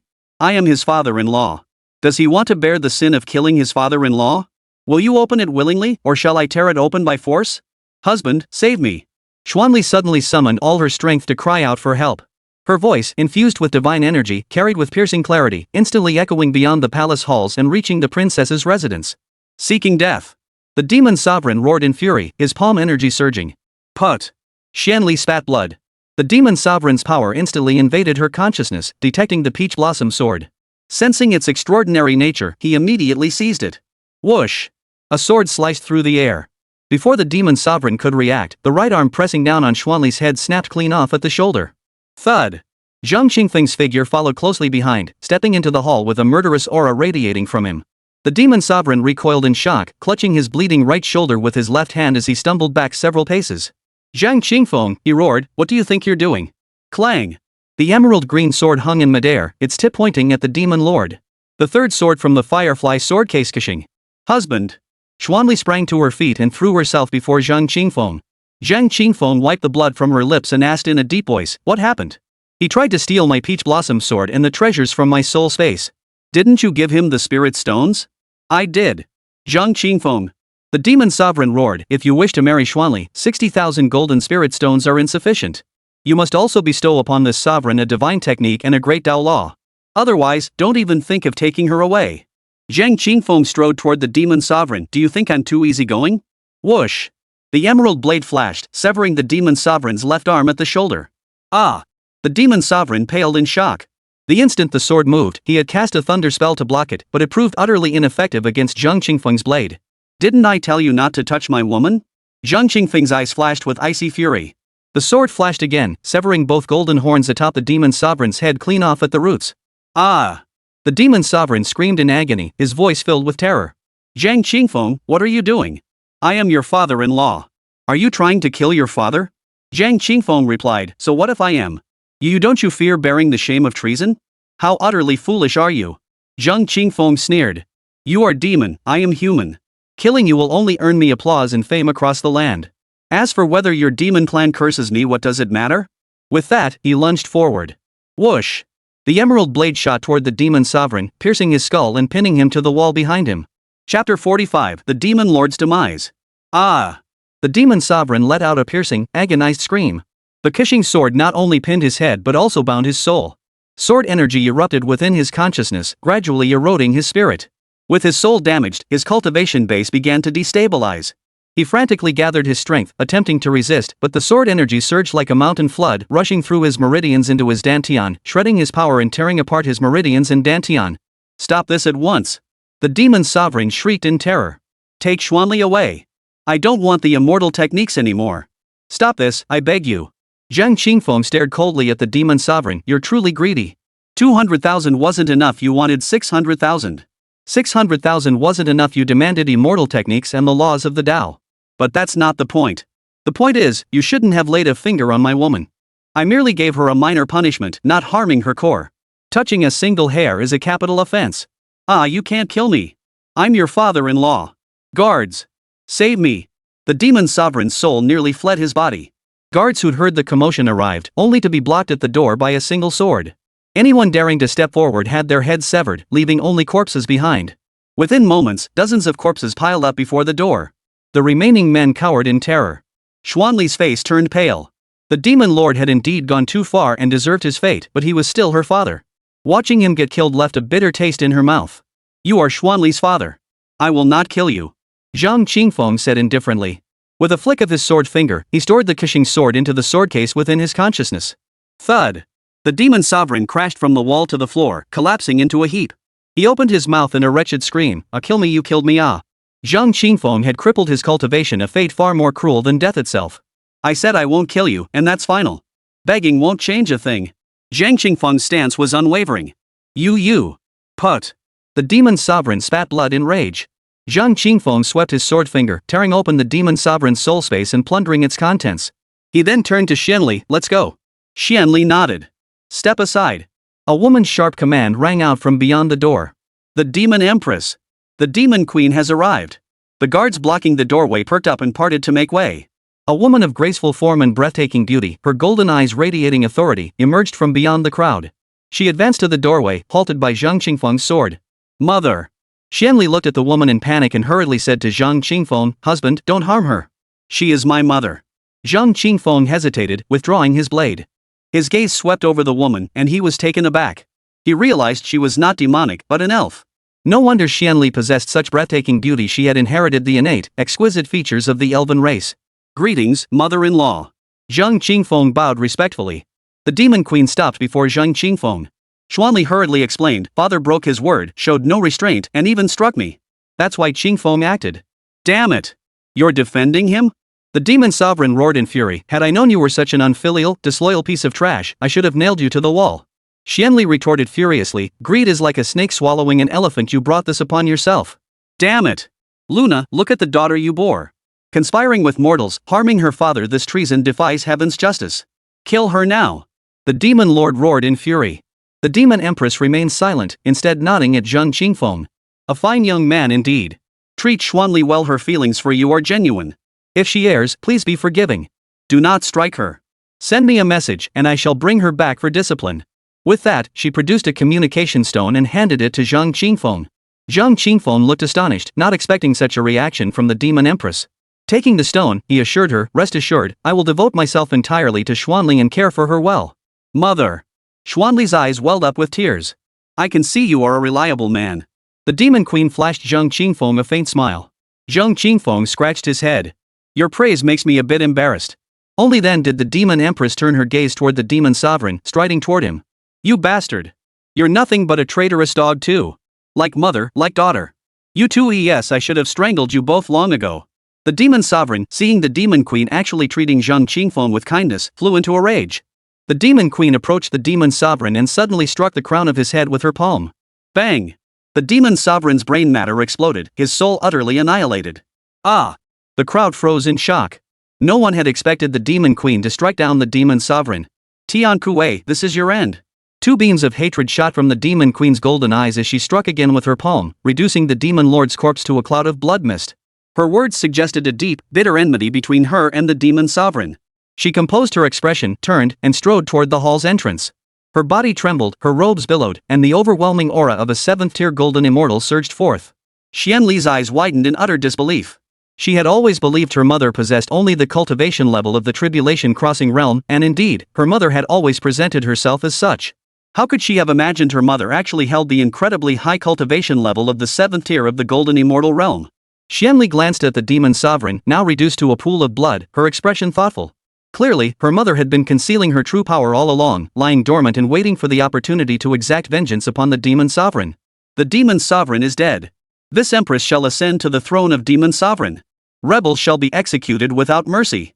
The demon queen's golden eyes blazed with fury as she roared the command. Instantly, the guards outside the door fell to their knees before her, their bodies trembling under her overwhelming presence as they shouted, "Long live the empress!" The demon queen returned to Xuanli's side and asked, "Do you hate me?" Xuanli shook her head. The demon queen smiled, offering no further explanation. Things may be unsettled outside these days. You should stay in the palace for now. Once I've handled matters, we'll talk. Xuanli refused. We can stay at the princess's residence. With Qingfeng there, no one will dare cause trouble. The demon queen did not insist. The two returned to the princess's residence. Zhang Qingfeng handed over the treasures seized from the demon sovereign to Xuanli. After a brief exchange, he resumed his cultivation. 5 days later, at dusk, the demon queen sent messengers to summon them. Zhang Qingfeng was taken aback. He hadn't expected the demon empress to stabilize the situation in just 5 days. Yet upon reflection, he guessed the truth. This must have been a carefully planned move, not a spur-of-the-moment decision. The demon queen prepared a lavish banquet to entertain Zhang Qingfeng, her son-in-law. After 3 rounds of wine, the demon queen presented a pearl the size of a pigeon's egg resembling jade yet not quite jade cradled in her palm for Zhang Qingfeng and Xuanli to examine. Crystal clear and translucent, strands of light swirled within it, creating a stunningly beautiful sight. Zhang Qingfeng scanned it with his divine sense, sensing a potent energy within. As he probed deeper, dazzling radiance revealed what seemed like a blazing sun at its core. A sudden thought struck him, and he asked in astonishment, could this be the sacred yuan fruit of the elven race? Legend held that among the elves, there existed a moon spring. Beside this spring grew a sacred tree that bloomed once every 500 years, bore fruit once every 500 years, and ripened once every 500 years. Each cycle yielded only 10 fruits. These fruits are called sacred origin fruits. These sacred origin fruits could help elves awaken their ancestral bloodlines, granting them the extraordinary power of elemental mastery. The demon queen nodded. Indeed, this is a sacred origin fruit, one of the light element. Consuming it awakens divine power over light elements. Even non-elves who eat it may grasp the essence of the light elemental realm. Mother-in-law, are you offering this fruit to me? You're overthinking it. Ah, just kidding. But surely you didn't bring it out just for us to admire? The demon queen glanced at Xuanli and said, though Xuanli possesses only half-elf blood, this sacred element fruit still holds a high probability of aiding her in awakening light elemental divine power. At the very least, it can awaken her elven bloodline, boosting her cultivation aptitude several-fold. Xuanli's eyes lit up. She yearned to grow stronger, to narrow the gap between herself and Zhang Qingfeng. She refused to let him pull further ahead until she could no longer even see his shadow. Let's be straightforward. 60,000 gold spirit stones. This sacred origin fruit is yours. You could consume it yourself. If you awaken a light element domain, it would be worth every one of those 60,000 gold spirit stones. Even 60 million wouldn't be too much. Seems whoever becomes demon sovereign has their eye on the spirit stones in my pocket. What can I do? I'm just starting to rule the demon clan. I need financial backing. Otherwise, why wouldn't I just give it to you? Mother, give me a discount. Xuanli wanted it, but 60,000 gold spirit stones was simply too steep a price to part with. The demon empress shot Xuanli a glare. The light elemental holy yuan fruit? 60,000 golden spirit stones? If you weren't my daughter, you could forget it. I could easily find an auction house that'd sell it for $1 million. Believe it or not? Zhang Qingfeng nodded. Anything related to the four elements light, dark, space, and time commanded absurdly high prices. The light elemental holy yuan fruit was no exception. Take it to an auction house, and 1 million gold spirit stones is the bare minimum. If they hyped it up beforehand, drawing out secluded masters from their retreats to bid, it could fetch 2 or even 3 million. But Zhang Qingfeng couldn't shake the feeling that the demon empress was a cunning creature, as if there was some trick involved. Chapter 46, The Greedy Merchant. So, are you buying or not? The demon queen pressed Zhang Qingfeng. Is this truly a sacred yuan fruit? Zhang Qingfeng looked skeptical, his divine sense scanning the spiritual fruit repeatedly. His knowledge of the sacred origin fruit was limited to ancient texts. He had never seen the real thing and thus couldn't tell its authenticity. Genuine as gold. The demon queen declared emphatically, I swear by the spirit god, if this fruit is not the light elemental holy origin fruit, may I fall into the abyss of darkness and never return to the spirit forest in this lifetime. Hearing the demon queen make such a solemn oath, Zhang Qingfeng's doubts were somewhat dispelled, yet he still felt uneasy. Could it be that the quality is subpar? Hearing this, the demon queen rose, cradling the sacred element fruit. She stepped from her seat to stand before Zhang Qingfeng, bowing slightly as she held the fruit close to his face for a thorough inspection. Zhang Qingfeng had already scanned it hundreds of times with his divine sense, seeing it 100 times clearer than with his physical eyes. He didn't need to look any closer. He found nothing amiss. The sacred origin fruit is simply either ripe or unripe. The unripe ones have a dull, heavy color, lacking any luminous radiance. They resemble stone beads. The ripe ones are crystal clear throughout, radiating a divine aura, and carry a pleasant, herbal fragrance. Take a whiff. The demon empress held the sacred origin fruit up to Zhang Qingfeng's nose.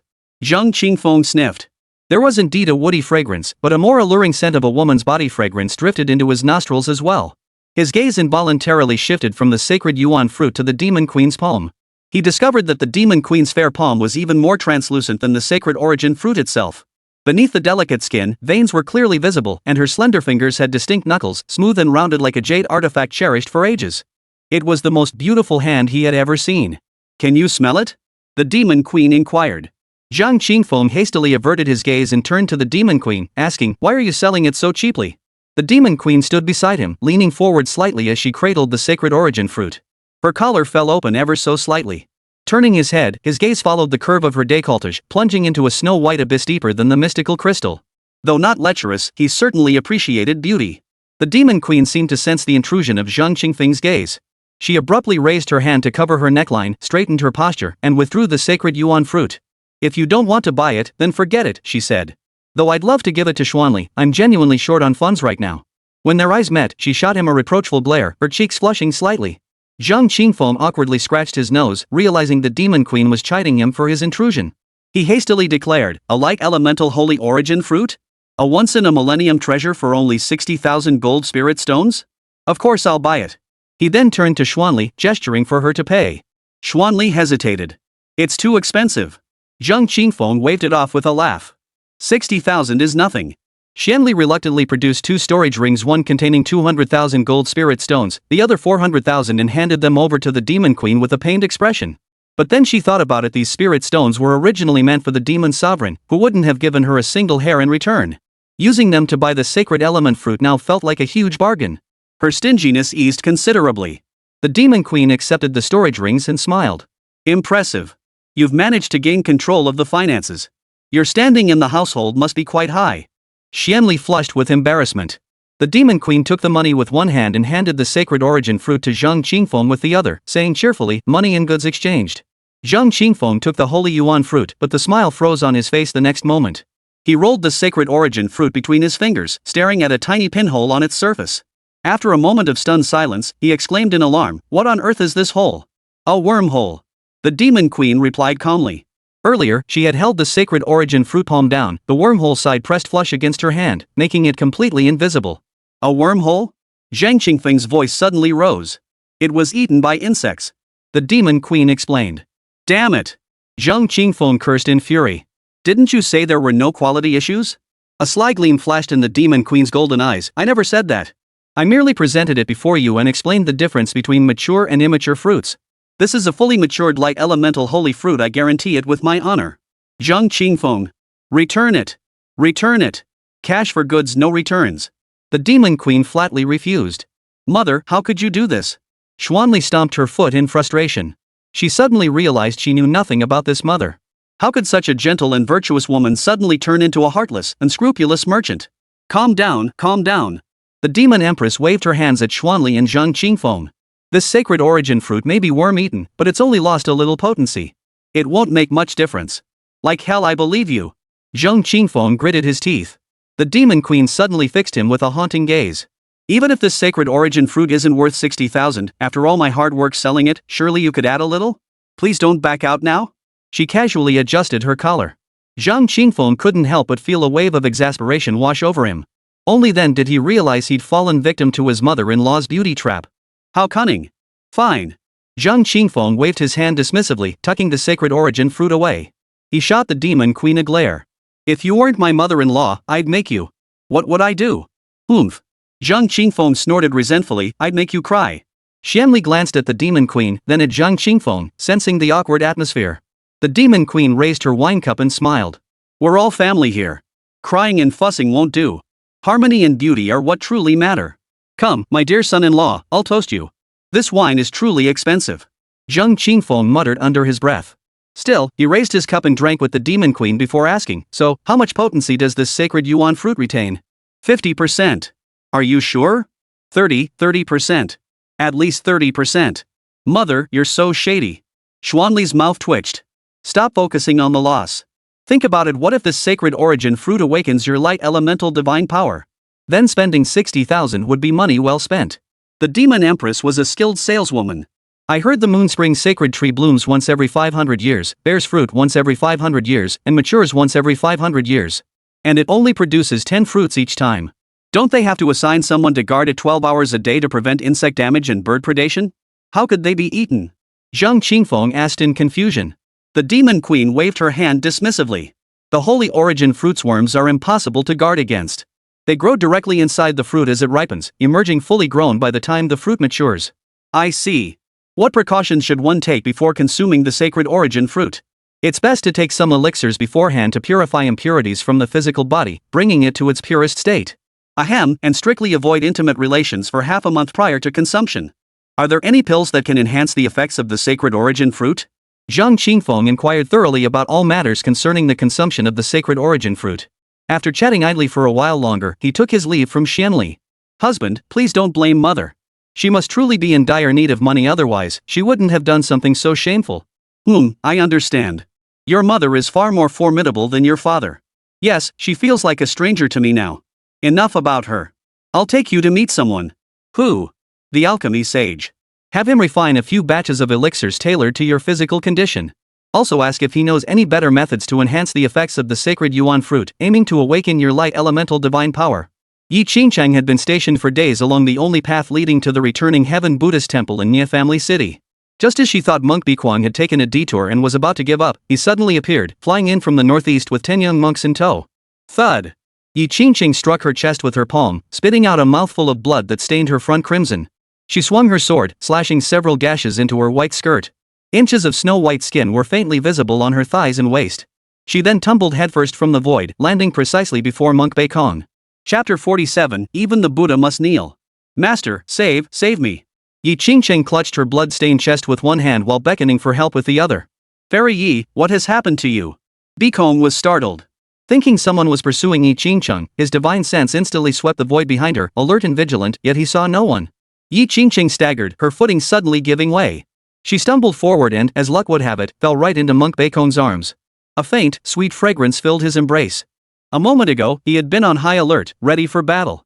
Now, his mind was suddenly agitated, clouded by lust. Especially when his hand, meant to steady her, inadvertently slipped beneath her torn garments, brushing against her firm, supple waist, a sensation that sent his thoughts spiraling into chaos. Fairy Yi, who could have beaten you into such a state? Monk Beikong exclaimed. The hand that had slipped beneath her clothing not only remained there but began to caress her smooth skin. You filthy monk! Yi Qingcheng cursed inwardly. But Monk Baekong's reaction pleased her. The stumbling fall was fake, and his hand slipping inside her clothes was fake too, all part of her calculated scheme. The prey had taken the bait. Zhang Qingfeng. Yi Qingqing feigned weakness in her reply. Ah! Baekong the monk was startled. The hands that had been clutching Yi Qingqing tightly, as if wanting to devour her whole, suddenly released their grip and shoved her away. Yi Qingqing. Where is Mr. Zhang? Master Baekong's face turned pale. Over a dozen young monks nearby also showed signs of panic. Zhang Qingfeng killed without batting an eye, striking terror into their hearts at the mere mention of his name. Useless fools. Yi Qingqing felt contempt in her heart, but feigned weakness as she replied, He didn't come. Monk Baekong froze for a moment before striding forward. He scooped Yi Qingqing back into his arms, his hand sliding entirely beneath her robes to grasp her slender waist. His plump face brimmed with concern as he asked, Fairy Yi, where are you hurt? Several young monks noticed the monk's hand movements. Some frowned, others wore looks of envy. My chest hurts. It hurts so much. Yi Qingqing's expression twisted in agony as a trickle of blood seeped from the corner of her mouth. Master, save me. Ba. Fair Lady Yi, fear not. This monk shall find a place to tend to your wounds at once. Baekong scanned the area with his spiritual sense. He detected a cave atop a mountain 10 miles away and immediately supported Yi Qingqing as they flew toward it. He instructed his disciple to guard the entrance while he guided Yi Qingqing deeper into the cave. They stopped at a level spot on the ground. Thoughtfully, he spread out bedding and helped Yi Qingqing lie down. The cave was pitch black, yet his spiritual sense illuminated the darkness like daylight, rendering candles unnecessary. Baekong the monk narrowed his eyes slightly, a faint smile playing at the corners of his mouth as a lecherous expression crossed his face. He waved his hand, casting a barrier to block sound and spiritual perception, then crouched beside Yi Qingqing. Fair Lady Yi, he said, this monk shall now examine your injuries. Thank you for your kindness, master. Rip. Suddenly, Monk Baekwa grabbed the torn opening at Yi Qingqing's waist and ripped upward with a sharp tug, completely tearing open her upper garments. In an instant, a sea of snow white filled his vision. His pupils trembled. Ah! Yi Qingqing screamed in shock, covering her chest with both hands as she stamped her feet and fled from before Monk Baekong. Ba Buddha. The monk's plump cheeks flushed crimson with excitement as his eyes fixed on the snow-white form. Swallowing hard, he said, Fair Yi, the situation is urgent. Forgive my intrusion. Your injuries are severe, you cannot avoid seeking treatment. We martial artists don't dwell on trivialities. Then, please examine me. Yi Qingqing lowered her hands and closed her eyes in embarrassment. Baekong's eyes widened instantly. His mouth went dry, and he swallowed involuntarily. Crawling forward a few steps, he extended a trembling hand. Fair Lady Yi, this monk approaches. Thud. Yi Qingqing's curled right foot suddenly lashed out, striking the monk's lower abdomen squarely. Put. Monk Baekong spat blood and flew backward, his back slamming hard against the cave wall as rocks crumbled down in a shower. Yi Qingqing abruptly opened her eyes, a triumphant gleam of satisfaction spilling from the corners. She sat up and fixed her gaze on Monk Baekong. Ah! Monk Baekong screamed in terror. Yi Qingqing's kick had shattered his dantian, rupturing his qi and scattering his immortal essence. Without hesitation, he attempted to flee by projecting his soul. But Yi Qingqing gave him no chance. She lunged forward, slamming her palm onto his crown. Her force invaded his sea of consciousness, trapping his soul. Ah! Yi Qingqing, what are you doing? Baekong felt his hair stand on end, realizing only now that Yi Qingqing had outmaneuvered him. Yi Qingqing smiled sweetly at the monk. Master, no need to panic. This humble maiden merely wishes to borrow something from you. As she spoke, her power invaded his soul, searching its depths. Ah! The monk Baekong let out a piercing scream, but the isolation barrier he had just set up ensured that no one could hear him, no matter how loudly he shouted. The young monks guarding the cave entrance were whispering among themselves, envious of their abbot's good fortune. Just as I suspected. Moments later, Yi Qingqing finished searching the monk's memories, her face lighting up with delight. Just as she had suspected, the lecherous monk Baekong did indeed know the art of union, and he carried the ancient texts passed down in the temple with him. Yi Qingqing immediately tore open his soul space, sweeping away the ancient texts and valuables. Master, you're quite wealthy. Yi Qingqing gasped in astonishment. She had seized over 1 million golden spirit stones alone, along with several 100,000 purple spirit stones, not to mention countless ordinary spirit stones. Piles of rare treasures and natural wonders lay scattered about, along with 3 life-bound artifacts. He was rolling in it. Fairy Yi, we have no past grievances, no recent enmity. Please spare this monk's life, all these treasures are yours. I swear not a word of today's events shall pass my lips to a third person. May heaven strike me down with 5 thunderbolts and grant me no peaceful death if I break this vow. Monk Baekong wailed pitifully. Smack! Smack! Smack! Yi Qingqing raised her hand and slapped the monk's plump cheek, her voice cold and sinister. Master, don't be foolish. Do I need you to give them to me? Kill you, and these treasures are all mine. Baekong's face drained of color. He wanted to resist, to flee, but Yi Qingqing's power held his soul captive, preventing him from mustering any strength. Miss Yi, spare my life. This monk will serve you as a slave. I beg you. Tears streamed down the monk's face as terror overwhelmed him. He knew escape was impossible today.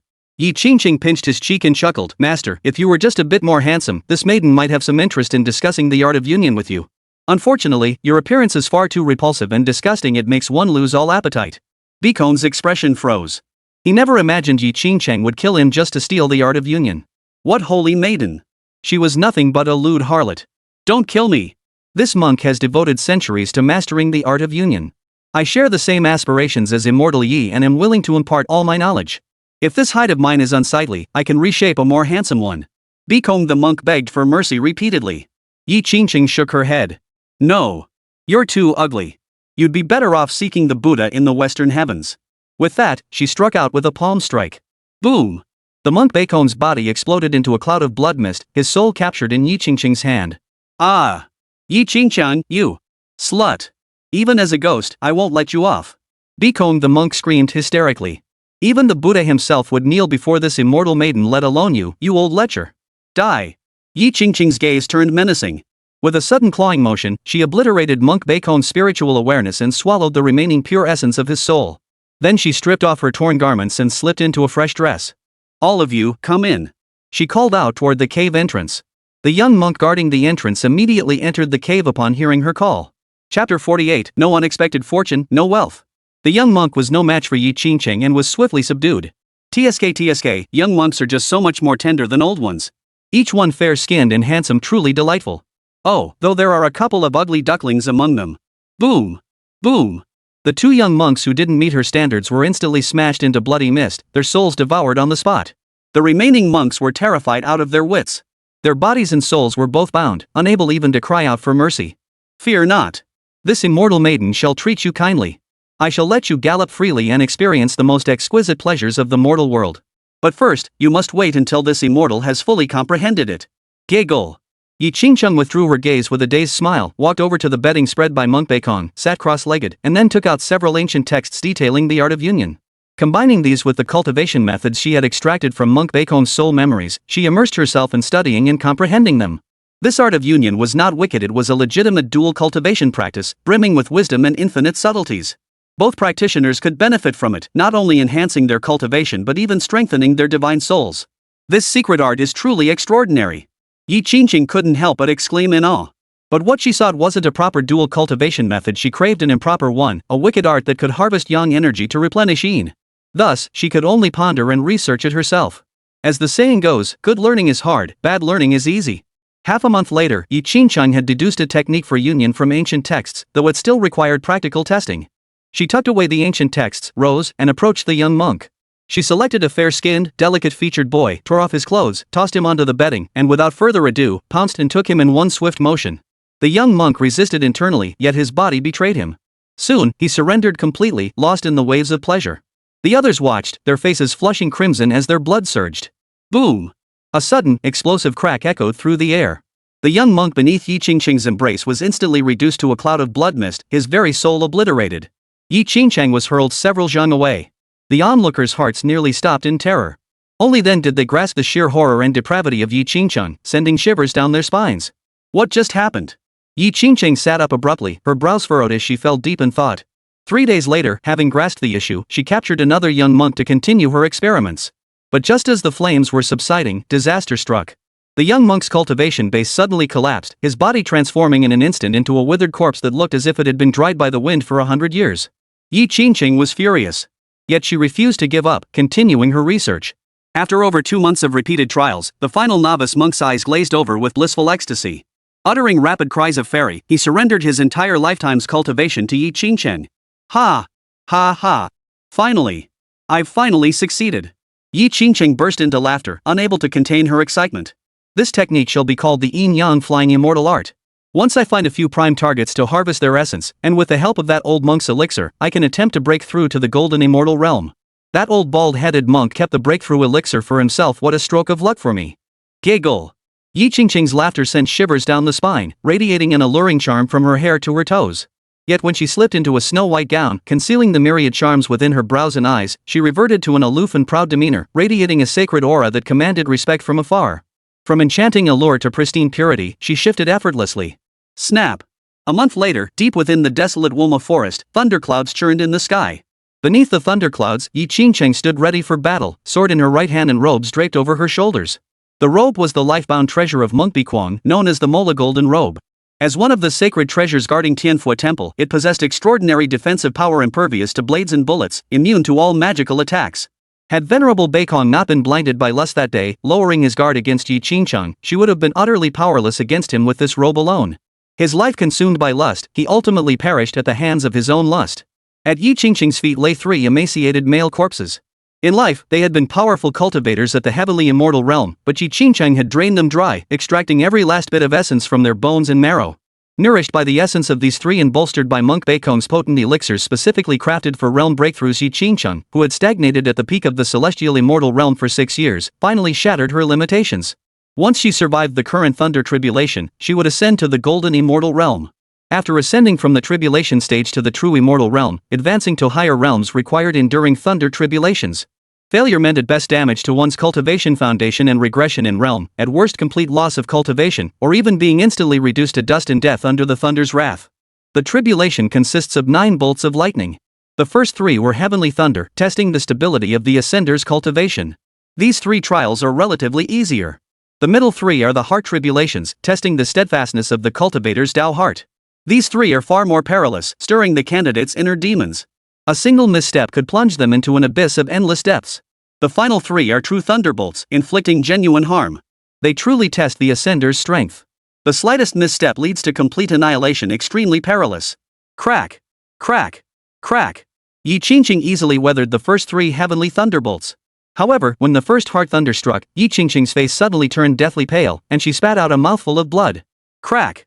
The second heart thunderbolt struck immediately afterward. Yi Qingfeng let out a piercing scream as her flesh and skin shattered. Her golden robe was stained crimson. The heart thunder caused internal injuries. The robe offered no defense. Her inner demons dragged her off the cliff. Once a proud, heaven-sent prodigy, she had fallen to become a wanton harlot. Though she had long convinced herself that all sacrifices were worthwhile for cultivating the Tao, deep down, she could not accept who she had become. Snap! The third heart thunderbolt struck. Yi Qingfeng's flesh shattered, her organs ruptured, and her bones cracked like broken ice, splitting open in countless fissures. Her soul wavered like a flickering candle in the wind, ready to extinguish at any moment. Giggle! Suddenly, a string of laughter erupted from within her soul. What Tai whore! Men can openly frequent brothels and play with women, so why can't women openly play with men? I'm a trailblazer. I will make all men bow at my feet, and my name will echo through the ages. Yes, this is who I am. As the final words echoed, Yi Qingfeng's inner demons dissipated. Her shattered body began to regenerate at a visible pace, the 3 spiritual thunderbolts transforming into nourishment that tempered both flesh and soul. She glanced down at her chest and seized this opportunity to reshape her body, enhancing the areas that had been naturally lacking. The newfound grandeur and firmness filled her with confidence. Half an incense stick later, the final 3 true thunderbolts struck one after another. Yi Qingfeng weathered the ordeal unscathed. Instantly, a powerful aura of the golden immortal realm erupted from her body, sweeping out in all directions. I, Yi Qingfeng, have reached the golden immortal realm. Yi Qingfeng let out a long, triumphant cry to the heavens. Once her excitement subsided, she moved to a secluded spot, swallowed a pill, and took out spirit stones to consolidate her new realm. Several days later, she awoke from her cultivation with a faint smile, radiant and transformed as if reborn. But her brow furrowed immediately as she murmured to herself. Though I've entered the golden immortal realm, my combat strength remains weak. Merely possessing immortal techniques isn't enough. I also need powerful Tao laws and immortal arts. Xuanli said the reason the Divine Sword sect disciples can fight opponents of higher levels is because they've comprehended ancient Tao laws. Clearly, after reaching the golden immortal realm, mastering Tao laws is crucial. I must find a way to obtain them. Yi Qingfeng narrowed her eyes, lost in thought for a long moment. A bold idea formed in her mind. With her current cultivation, a surprise ambush on Xuanli would surely subdue him. Then everything he possessed, including his lifetime of cultivation, would belong to her. No one gets rich without windfall gains, and no horse grows fat without night feed. Yi Qingfeng's gaze sharpened as her resolve solidified. She lightly licked her crimson lips, a sinister smile curling her mouth. Xuanli, my dear master, wait for me. Let me drain you dry. After meticulously preparing herself, she flew toward the direction of the Temple of the Gods. Chapter 49, Best Not Provoke Her. Crack! A silver bolt of lightning, thick as an arm and glowing blue, cracked down from the churning thunderclouds. Xuanli, wielding the peach blossom sword, soared skyward and swung her blade at the descending lightning. The silver lightning bolt shattered into over 100 fragments under her strike, transforming into terrifying currents of electricity that shot out in all directions. Boom! Boom! Boom! The silver current struck the forests below, erupting into massive mushroom clouds. What blazing speed! Zhang Qingfeng, watching from a distance, couldn't help but gasp in awe. The instant she clashed with the silver lightning, Xuanli unleashed 170 strikes so rapid Zhang Qingfeng could scarcely follow them. Too bad she hasn't awakened her light elemental divine power. Otherwise, her speed could be 10 times faster. Beside him, a short, stout old man in a Taoist robe, his face flushed crimson and nose bulbous, shook his head regretfully. He clutched a gourd flask, tilting his head back to gulp down several large mouthfuls. Zhang Qingfeng chuckled. Though she didn't awaken light elemental divine power, she grasped the light elemental domain and awakened her elven bloodline. That's sufficient. After consuming that worm-eaten sacred yuan fruit, aided by the 9 elixirs specially concocted for her by the pill saint, Xuanli had grasped the light element domain and awakened her elven bloodline, a heritage now rivaling her demonic bloodline. The light element domain granted her a portion of light power. Combined with the strength boost from her awakened bloodline, it propelled her to break through her limitations. She was now undergoing her tribulation, with only the final true thunderbolt remaining. Judging by the situation, it shouldn't be a problem. I owe you a debt of gratitude, senior. Without your help, I wouldn't have gotten a single hair, and those 60,000 gold spirit stones would have gone down the drain. Zhang Qingfeng expressed his gratitude to the short, stout old man. This unassuming, stocky old man was none other than the pill saint, Zhang Tianyue. Zhang Tianyue took another couple of gulps of wine and waved his hand dismissively. No need to thank me, old man. I do things for payment, it's only right. The light elemental holy yuan fruit is a sight rarely seen in 10,000 years. It's my good fortune to have witnessed it. Zhang Qingfeng had paid him a fee of 100,000 gold spirit stones for his assistance. Additionally, according to his own rules, he had to provide 3 extra top-grade alchemy spirit materials, which, converted into gold spirit stones, would amount to another 40,000 to 50,000. Moreover, all the materials for the alchemy process were supplied entirely by Zhang Qingfeng. To gather all the materials Zhang Tianyue required, Zhang Qingfeng spent nearly another 200,000 gold spirit stones, selling off many possessions. Now, he and Xuanli were practically penniless. But every penny was worth it. If the light element domain could be sold at a discount, someone would definitely buy it even for 10 million gold spirit stones. At the very least, Zhang Qingfeng would find a way to scrape together the funds to purchase it. It's a pity it was worm-eaten, leaving only 10% of its potency. Otherwise, this old man could have awakened her light elemental divine power. Zhang Tianyue lamented regretfully. Zhang Qingfeng clenched his teeth in fury upon hearing this. The demon empress had sworn the sacred yuan fruit retained 30% potency, yet after Zhang Tianyue examined it, it was found to hold barely 10%. Damn it! He'd been tricked again by that scheming, treacherous woman. Next time I see her, I'll make her pay. Who? The demon queen. Zhang Tianyue glanced at Zhang Qingfeng and said, "You'd be wise not to provoke her." Zhang Qingfeng was puzzled. Why? Zhang Tianyue took 2 gulps of wine and explained slowly, the elven population has always been sparse. At one point, they were even on the brink of extinction. To ensure the survival of their race, they abandoned certain taboos like the mother-in-law and son-in-law having no blood relation, yet still being allowed to marry. If you provoke her, she'll devour you sooner or later. Zhang Qingfeng gaped in shock, suddenly understanding why the demon queen felt comfortable using her charms on him, her son-in-law. She clearly didn't consider him an outsider. Crack! In the distance, the final bolt of true lightning struck. Xuanli repeated her tactic, slashing the true thunder into over 100 fragments with her sword. She successfully passed the tribulation.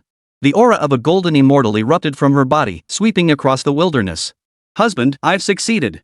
Xuanli sheathed the peach blossom sword and flew joyfully toward Zhang Qingfeng. Congratulations, my lady, on attaining the golden immortal realm. Zhang Qingfeng offered his congratulations.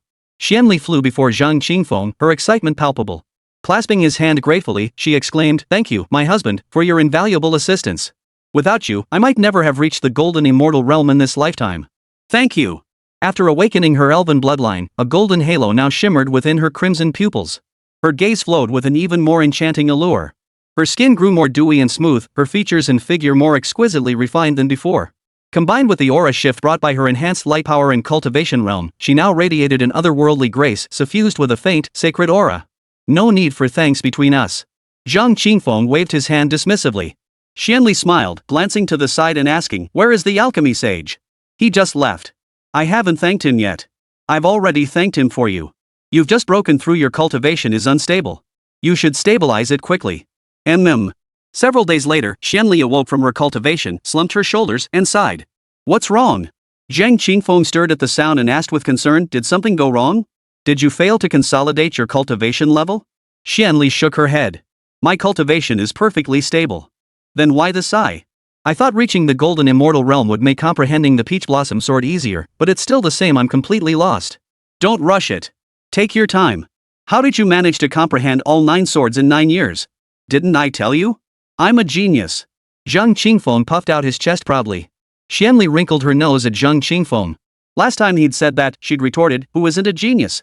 Only now did she realize how ridiculous she'd sounded. Her talent was utterly insignificant compared to his. Too bad this kind of thing can only be grasped intuitively, not taught with words. Otherwise, I could show you, Zhang Qingfeng said. I'll take it slow on my own. You've awakened your spirit bloodline and mastered the light element domain. First, thoroughly comprehend these 2 arts before gradually delving into the peach blossom sword. We're out of spirit stones. Come on, let's find a way to get some. Zhang Qingfeng rose to his feet.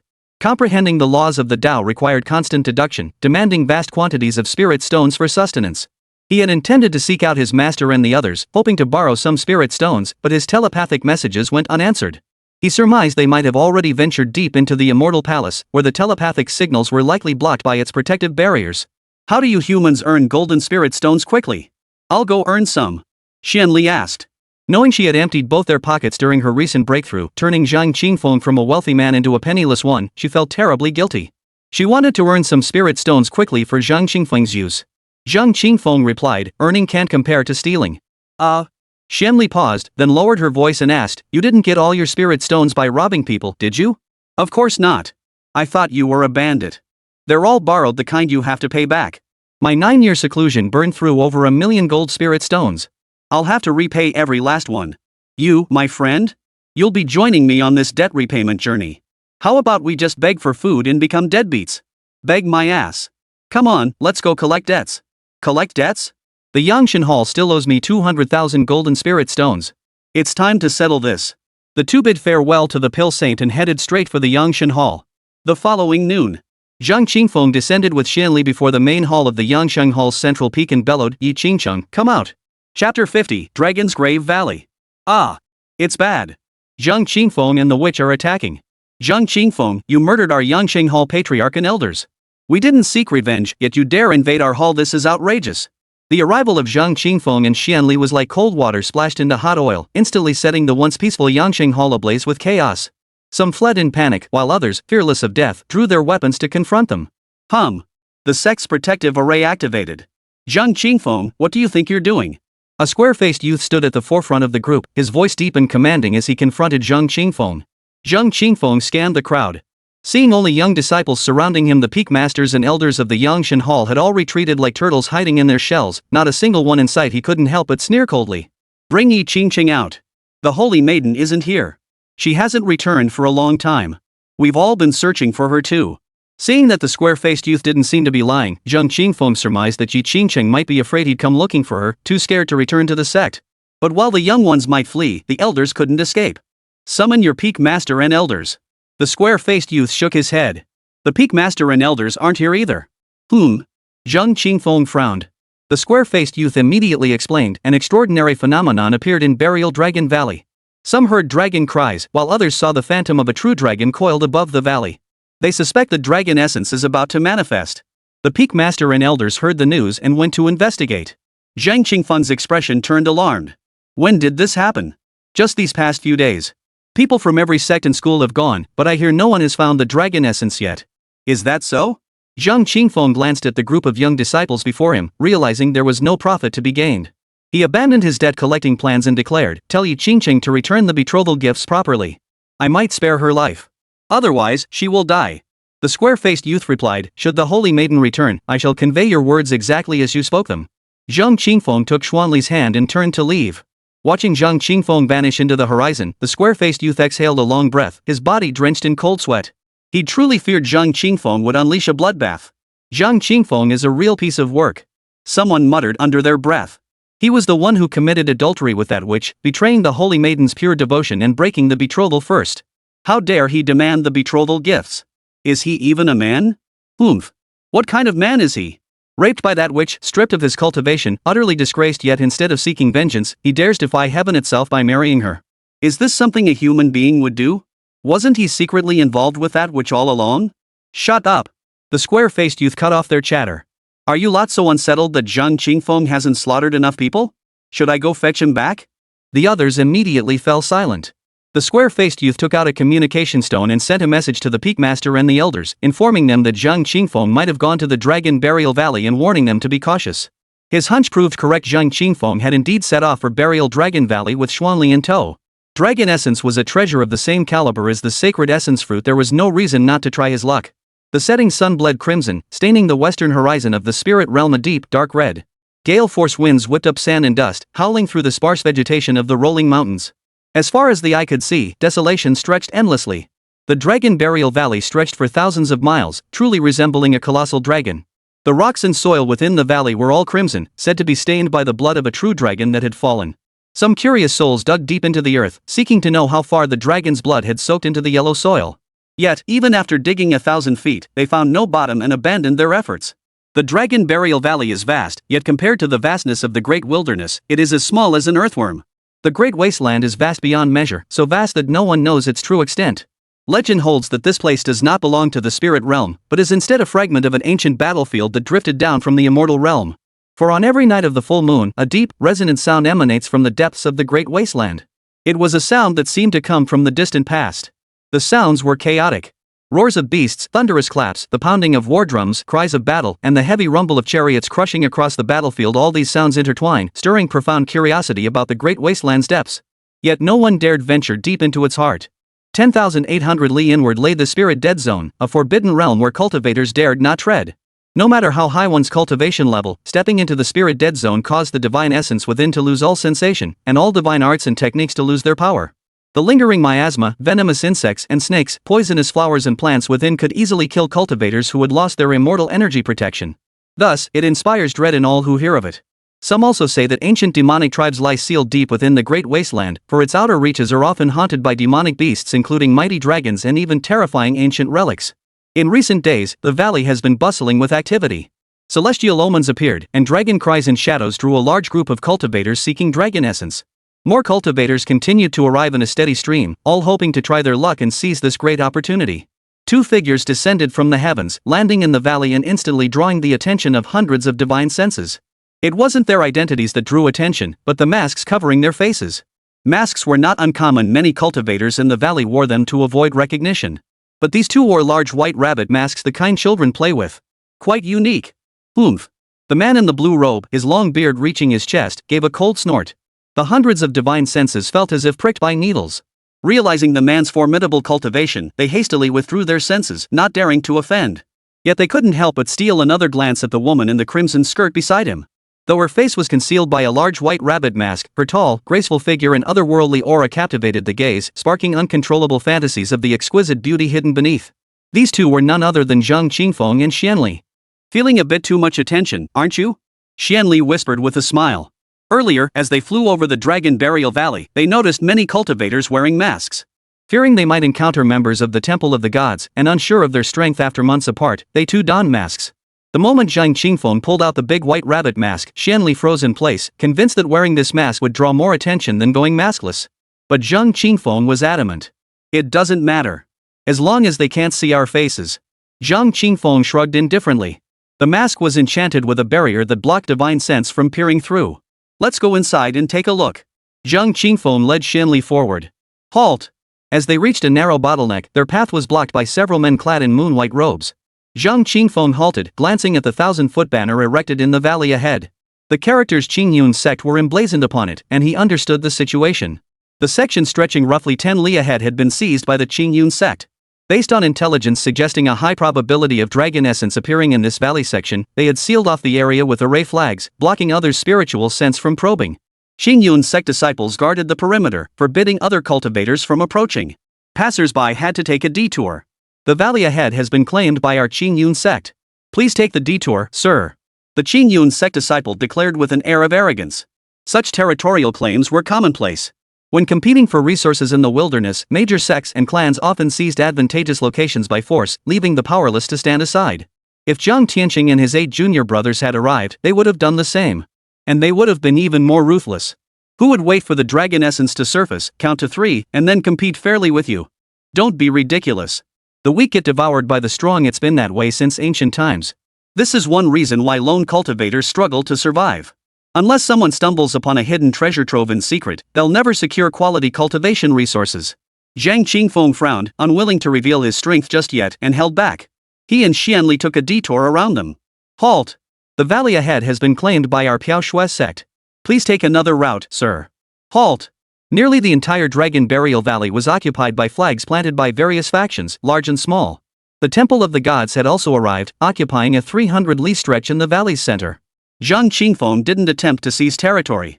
Instead, he and Xuanli temporarily settled in an unclaimed area near the Temple of the Gods' territory. He reasoned that the Temple of the Gods surely held the prime location. By staying close, if dragon essence appeared, they could immediately seize it. What are you staring at? Zhang Qingfeng turned to Xuanli. Xuanli gazed westward, her willow brows slightly furrowed. I just faintly sensed a killing intent locking onto me, she said uncertainly. It seemed directed specifically at me, but it vanished in an instant. Zhang Qingfeng immediately scanned the area with his divine sense but detected no suspicious figures. Xuanli shook her head. Perhaps I was just being overly sensitive. The entire Dragon Burial Valley is fraught with danger right now. We should be cautious. 10 miles away in a valley, a figure cloaked in loose black robes, wearing a conical hat, and beneath that, a silver fox mask gender indistinguishable watched Zhang Qingfeng in Xuanli's direction, eyes narrowed to slits. Not long ago, Zhang Qingfeng and Xuanli had passed right by them. Beneath the silver fox mask lay a face of breathtaking beauty, none other than Yi Qingcheng. She had gone to the Temple of the Gods to find Yun Yi, learning he had come to the Dragon Burial Valley, and thus followed him here. However, she had not revealed herself to Yun Yi, knowing there was no chance to kill him here. Rather than walking into a trap to be crushed by Yun Yi, she chose to lurk in the shadows, biding her time. Perhaps fate had decreed the dragon essence was hers. Zhang Qingfeng and Xuanli failed to recognize Yi Qingcheng, but she recognized Zhang Qingfeng and deduced that Xuanli accompanied him. Xuanli's intuition proved correct. Yi Qingcheng had indeed flashed a murderous intent toward her moments ago, fueled by jealousy. The sight of the two walking together, a picture of perfect harmony, rankled Yi Qingcheng. Yet she was cautious and prudent, withdrawing the killing intent the moment it surfaced, preventing Xuanli from locking onto her through that fleeting threat. Beneath the silver fox mask, 2 piercing, sinister glances shot out. Suddenly, a cunning smile curved the corners of her mouth. Picking up a palm-sized stone, he carved a line of small characters into it with his sword finger. Chapter 51, Zhang Qingfeng, come fight. Your Divine Highness, someone has thrown a stone from the shadows. Within the tent as large as a room, a black armored guard presented a palm-sized crimson stone to Yun Yi. What kind of stone? Yun Yi sat with eyes closed upon a soft couch. Since his defeat at Zhang Qingfeng's sword, he had resolved to abandon frivolity and devoted himself entirely to cultivation. Half a month ago, after using the sacred maiden of Qingyun sect as a furnace vessel for cultivation, his cultivation had advanced by 1 minor realm. He had ascended to the 6th heaven of the golden immortal realm. Moreover, he had comprehended the great Tao laws brought back from the ancient immortal palace by the ancestral god, causing his combat prowess to surge dramatically. He was desperate to find Zhang Qingfeng and avenge his humiliation, but the Divine Sword sect had been completely abandoned, and Zhang Qingfeng's whereabouts were unknown. Upon hearing news of the dragon essence's emergence, he rushed to the Dragon Burial Valley, certain Zhang Qingfeng would be there. Yet Zhang Qingfeng seemed to have vanished into thin air, nowhere to be found. He did not come alone. The ancestral god, the 3 great warlords, and the 8 golden warriors had all arrived, determined to seize the dragon essence. Your Divine Highness, the stone bears a line of small characters. Zhang Qingfeng and Xuanli have arrived, wearing great white rabbit masks. The black armored guard whispered in a hushed voice. Yun Yi's eyes snapped open. He summoned the stone into his hand from afar, scanned the small characters, and exclaimed with unmasked excitement, Zhang Qingfeng, you've finally arrived. This divine son has been waiting for you for a long time. His gaze then darkened as he fixed it on the stone. He turned to the black armored guard and demanded, do you know who threw the stone? The black armored guard replied, the person vanished immediately after throwing the stone. Oomph. Yun Yi snorted coldly. Trying to use someone else's blade to kill? Very well, this divine son shall lend you one. With that, he stepped out of the tent, the stone in hand. Summoning the ancestral god and the 3 great warlords, he swept his divine sense across the valley, instantly locating Zhang Qingfeng and Xuanli, both wearing the great white rabbit masks. The two were too close to the divine temple's location. Go! Suddenly locked onto by several powerful divine senses, Zhang Qingfeng's heart lurched with alarm. Sensing the scent of danger, he immediately grabbed Xuanli and fled. But before they could escape the valley, a terrifying pressure of the great immortal realm descended from the heavens. Boom! With almost no chance to resist, Zhang Qingfeng and Xuanli were both slammed to the ground. So they're moving already? Far in the distance, Yi Qingsheng, concealed beneath a silver fox mask, let a triumphant smile curve her lips. Zhang Qingfeng, this time we'll see if you live or die. Zhang Qingfeng. Yunyi descended from the heavens, cloaked in starlight, his voice booming like thunder across the wilderness, shattering the night's tranquility. Instantly, the divine senses of nearby cultivators converged upon the scene. Behind Yunyi, the ancestral god Meng Taiji of the Pantheon, the three great warlords, and the 8 golden warriors formed a V-shaped formation in the sky. Their overwhelming aura reverberated, shaking the very foundations of the surrounding area. This divine son has waited long for you. Yunyi descended before Zhang Qingfeng, his opulent golden robes fluttering without wind, rustling in the air as a torrential flood of battle intent surged toward Zhang Qingfeng. Husband, what should we do? Xuanli's face drained of color as she whispered the question. Facing 4 great immortals, despair gripped her. Escape seemed impossible today, held no hope of survival. Zhang Qingfeng said nothing, only tightening his grip on her hand. The firm pressure calmed her frantic heart slightly. She fell silent, knowing her telepathic message could easily be intercepted by the powerful beings of the Hall of Gods. Zhang Qingfeng removed his mask, his expression calm and composed. He glanced at the figures behind Yunyi before fixing his gaze back on Yunyi and asked, "What are you waiting for me to do?" Yunyi's eyes sharpened. "To fight you to avenge my past humiliation." The aura of a 6th-tier golden immortal erupted. Zhang Qingfeng chuckled, advanced a minor realm, and now you think you're something special? Yunyi didn't flare up at Zhang Qingfeng's mockery. His handsome face radiated only confidence as a sapphire-blue divine sword shot from his brow. Grasping it firmly, he declared, "Not only have I advanced a minor realm, but I've also obtained an ancient divine sword and comprehended a primordial Tao principle. One should never underestimate someone after just 3 days apart." Zhang Qingfeng, bring it on. Mine. All mine. Beneath the silver fox mask, his eyes suddenly flashed with excitement. Zhang Qingfeng glanced behind Yunyi, raising an eyebrow. A fair fight? Yunyi nodded firmly. A fair fight. Rest assured, the ancestral gods won't interfere in our duel. But don't think you can walk away after defeating me. Our ancestral gods have long wished to meet Zhang Tianyue. Bring him here. Zhang Qingfeng nodded. Understood. One more thing, I'm curious about, how did you recognize me? Yunyi flickered his wrist, tossing the engraved stone slab toward Zhang Qingfeng. Zhang Qingfeng flicked his finger, causing the stone to hover before him. His divine sense swept over the engraved characters, then he turned a questioning gaze toward Yunyi. Yunyi replied truthfully, "Someone recognized you and sent word to this divine son with this stone, wishing to borrow this divine son's blade to kill you. This divine son is not offended and is willing to lend it." Zhang Qingfeng and Xuanli exchanged glances, recalling that fleeting glimpse of murderous intent. They surmised that must have been when he was recognized. But they had no clue who the person was. Yunyi held his sword horizontally, his pupils narrowing slightly as he fixed Zhang Qingfeng with a stare. "Zhang Qingfeng, if you lose, I will harvest your woman's essence before your very eyes. Draw your sword." He was goading Zhang Qingfeng into fighting at full strength. Only by forcing Zhang Qingfeng to exhaust all his tricks and then crushing him underfoot could he avenge his past humiliation and satisfy his burning hatred. A thought flashed through Zhang Qingfeng's mind. Click! The firefly sword case sprang open, releasing an 8-foot-long, earth-gray heavy sword. The 6th divine sword mountain. Wait for me. Zhang Qingfeng called out to Xuanli before soaring skyward. Hearing Zhang Qingfeng's calm voice, Xuanli's own nerves settled. Back on the battlefield when they faced each other, she had loathed hearing him speak in this tone, as if no matter how dire the situation, he always had a way out, always remained unbeatable. And indeed, that was the case. In their 372 encounters, she had only managed to win over 30 times, and even those victories had been narrow escapes. But now that she was on the same side as Zhang Qingfeng, his unflappable voice brought her an inexplicable sense of reassurance. All the nearby cultivators watched Zhang Qingfeng with complex expressions. This man, who had once dominated an entire generation with dazzling brilliance like the blazing sun, had suddenly lost all his cultivation 9 years ago and become a laughingstock.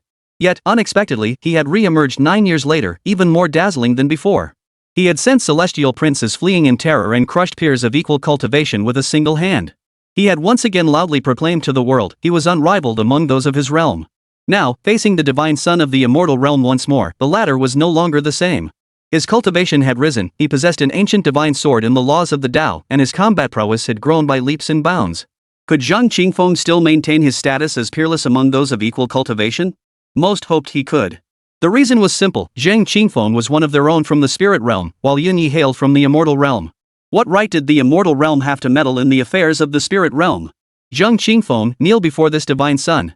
As the challenger, Yunyi launched the first strike. His sword thrust forth, the azure blade erupting with a deep blue radiance that illuminated the entire night sky. The myriad stars paled in comparison to the sword's brilliance. Whoosh! A meteor streaked across the night sky, its speed seemingly slowed by dozens of times. It wasn't the meteor's speed that slowed, time itself had slowed. Yunye's strike carried the power of time. Seal the mountains and rivers. Zhang Qingfeng gripped his sword with both hands and swung it forward with all his might. The heavy sword bore no edge, yet its weight crushed the heavens. Boom! The deafening roar echoed across the night sky, as if every mountain in the great wilderness trembled. Crack! Crack! The heavy sword thrust forward, sending waves of pitch-black fissures exploding in all directions, shattering the spacetime that had sealed Yunye's blue sword light. Clang! The twin blades collided, blue and black sword energies clashing violently. A space thousands of feet wide collapsed around them with a thunderous roar. After a few breaths of standoff, both were forced back. Ha! Excellent! Yunyi roared with laughter. Zhang Qingfeng, as an opponent for this divine son, you are truly worthy. Zhang Qingfeng replied coolly, maintain your challenger's composure. You have indeed grown slightly stronger than before, but only slightly. Chapter 52, Trapped in Peril. Ancestral God, this kid's sword is no ordinary weapon. The silver-haired Thunderlaw battle sovereign stared intently at the heavy sword in Zhang Qingfeng's hand. Meng Taiji nodded. Xuanli's blue jade sword was a divine blade they had obtained from the ancient immortal palace. That Zhang Qingfeng's heavy sword could withstand a direct clash with it unscathed clearly marked it as extraordinary. Zhang Qingfeng deliberately concealed the sword's name, Mountain Peak, fearing someone might deduce the Firefly sword case was in his possession through its inscription. His mastery of sword laws is also formidable. He actually shattered Xianye's time lock. The divine sword sect must have unearthed an extraordinary ancient relic. It must be ours. The Mad Dragon War Sovereign and White Spirit War Sovereign spoke with darkened gazes. Meng Taiji narrowed his eyes. That Zhang Tianyue is clever. Knowing he's no match for this sovereign, he fled first. Finding him won't be easy. Fortunately, they've sent us Zhang Qingfeng. Perhaps he can force Zhang Tianyue to reveal himself. He slaughtered so many of my divine temple's followers. Peaceful coexistence? What a pipe dream. Those who obey me shall prosper, those who defy me shall perish. Previously, he'd been too occupied to deal with Zhang Tianyue, so he'd played along. Now that his hands were free, he intended to eliminate Zhang Tianyue once and for all. Upon returning from exploring the Immortal Palace, he immediately led his men to the Divine Sword Sect only to find it deserted, not a soul in sight. This strike, you cannot block it. Yunyi flickered the blue jade sword. Its azure glow shimmered intensely, causing the surrounding spacetime to warp layer by layer before rapidly contracting toward the sword tip. Squeak! Squeak! Squeak! The fractured space emitted a teeth-grinding crunching sound, as if it were about to shatter once more. But how could space, already reduced to dust, shatter further? It evoked a terrifying sensation that even the void itself might be obliterated beneath Yunye's blade. Zhang Qingfeng's expression grew grave. Yunye's sword technique carried the immense power of temporal laws.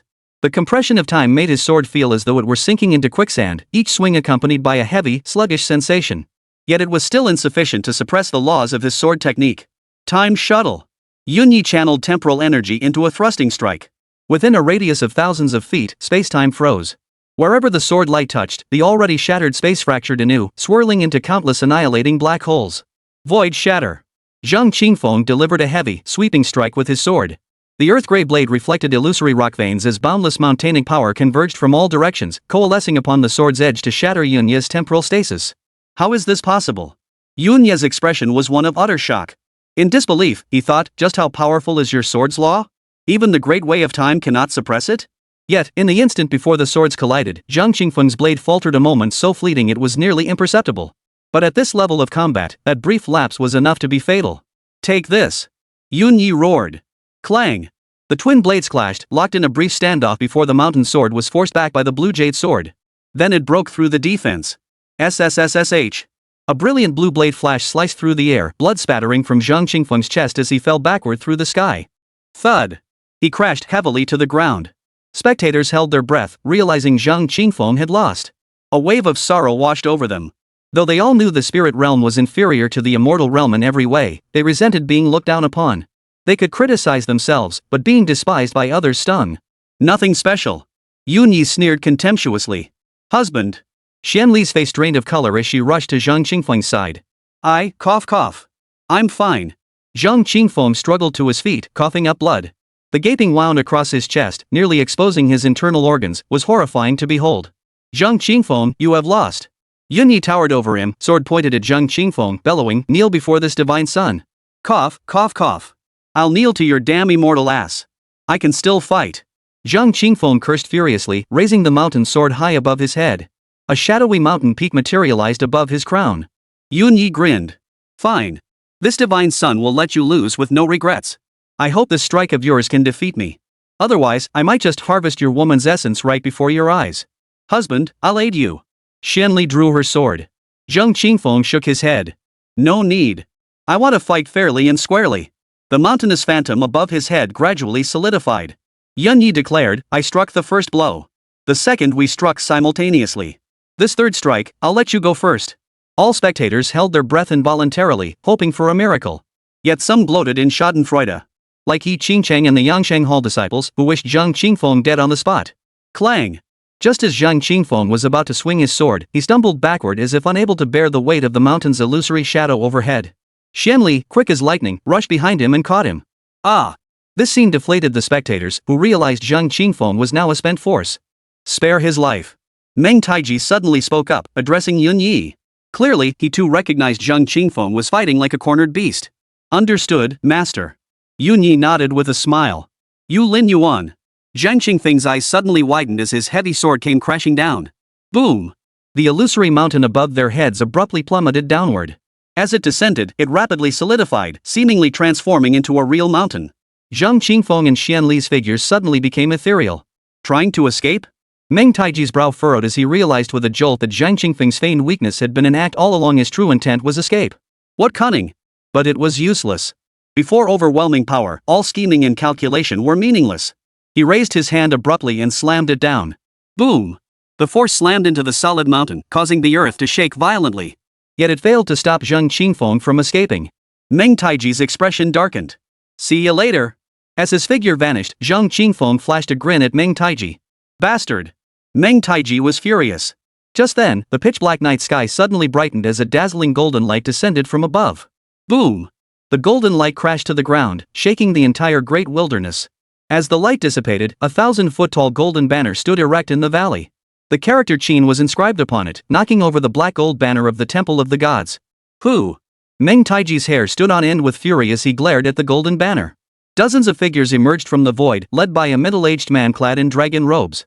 His gaze was stern and commanding, every movement radiating the majestic authority of an emperor ruling over all. He cast a casual glance at Meng Taiji, yet it sent a chill down the latter's spine. Behind him followed over 30 figures. 9 were great immortals of the Golden Immortal realm, the rest all at the Golden Immortal level. The sheer power of this contingent left no one present daring to contemplate defiance. Ancient imperial lineage, Qin Zheng of the Qin clan.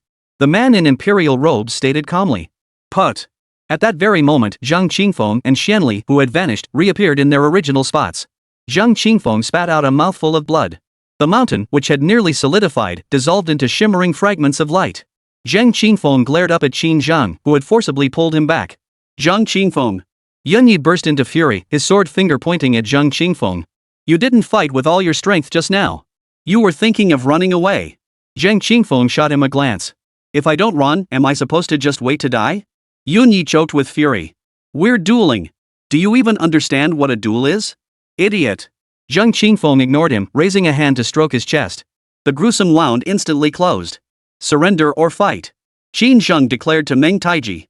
The figures behind him stepped forward in unison, their terrifying aura engulfing the entire arena. Meng Taiji and his 3 war venerable generals looked exceptionally grim. We can't win. After a long silence, Meng Taiji spoke. This sovereign can cede the territory to you, but you must take him with you. He pointed at Zhang Qingfeng. Qin Zheng declared, he is this emperor's prey. You have no right to negotiate terms with me. As he spoke, his left hand pressed against the hilt of the sword at his waist. Meng Taiji's face drained of color. As a venerable great golden immortal and one of the 9 supreme sovereigns of the immortal realm, he had never endured such indignity. Yet, a mighty dragon cannot overpower a local serpent. Taking a deep breath, he could only swallow his pride. Let's go. Meng Taiji led his men away, vacating the prime spot to seek another location. Qin Zheng's gaze fixed on Zhang Qingfeng, death or submission. Chapter 53, The Human Emperor is not like this. Qin Zheng's sudden appearance sent shockwaves through the entire assembly. With just a few words, he had driven back the divine temple and ignited the crowd's fervor. The hopes once pinned on Zhang Qingfeng to preserve the spirit realm's last shred of dignity instantly shifted to Qin Zheng. Admiration welled up spontaneously. An ancient imperial lineage, the very name carried an aura of majestic power, a ruler who commanded the world, one before whom even the immortal realm would step aside. Under the weight of Qin Zhang's imperial presence, some felt an irresistible urge to kneel in submission, offering their loyalty to charge into battle, ready to die 100 times without regret. The human emperor's aura? Zhang Qingfeng keenly sensed an unusual power carried within Qin Zhang's imperial aura. Recalling ancient texts that spoke of the imperial lineages of antiquity, how they possessed the bloodline of the human emperor, capable of awakening the human emperor's overlord aura to command the world and stand equal with the gods. He secretly circulated his divine essence to resist. He extracted a date-sized globule of essence blood from his soul space, placed it within his sea of consciousness, and enveloped it with his divine soul. Meanwhile, the mountain sword returned to its scabbard, while the eighth blade Shenyu sprang forth, poised to strike. I bear you no grudge, sir. Why do you target me? Zhang Qingfeng asked Qin Zhang as he stared at him. Since childhood, Zhang Tianyue had instilled in him the belief that he was the second best under heaven, the undisputed leader. Immortals, gods, and human emperors were merely cultivators at higher realms. As long as one possessed sufficient strength, they could be dealt with.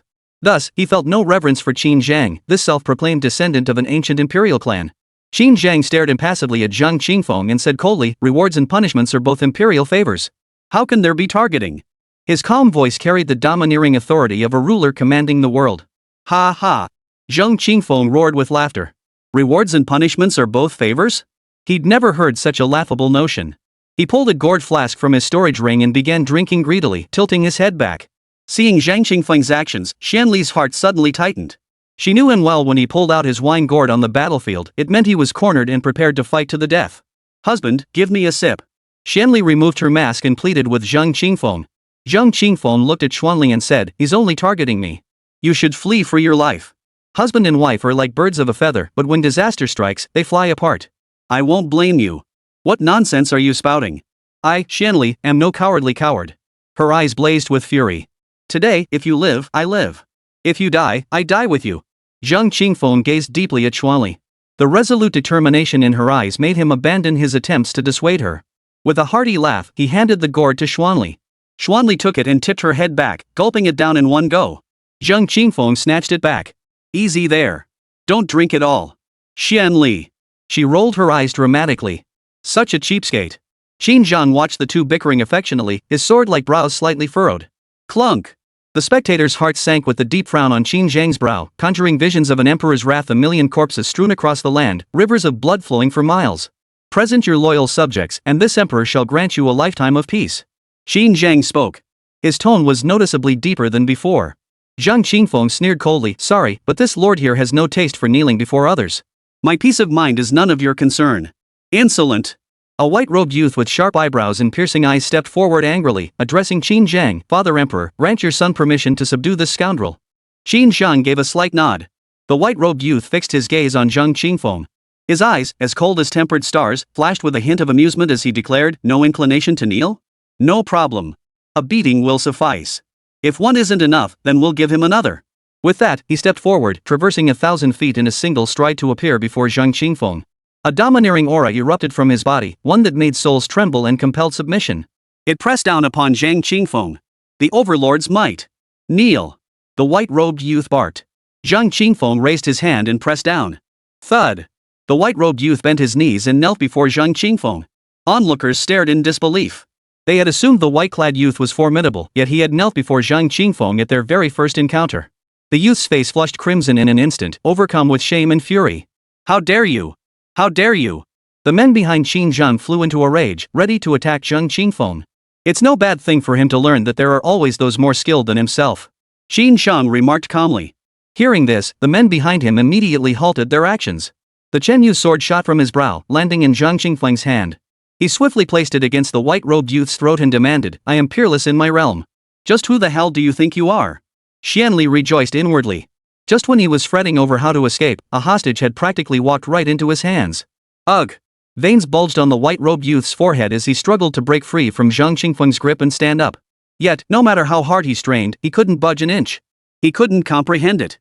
Why had the unstoppable might of the human emperor lost its effect? Zhang Qingfeng turned to Qin Zhang, trade his life for ours. Qin Zhang replied, if you can kill him before this emperor, you may leave. SSSSH. Zhang Qingfeng flickered his wrist and the white-clad youth's head flew off, blood spurting everywhere. The youth's soul was instantly shredded by the sword's energy. Ah! Spectators screamed in terror. Impressive, kid. Far away, Meng Taiji, whose divine sense had been monitoring the situation, felt his pupils contract. He regarded Zhang Qingfeng with newfound respect, even sensing a hint of his own inadequacy compared to the youth. Beneath the silver fox mask, a pair of eyes went blank.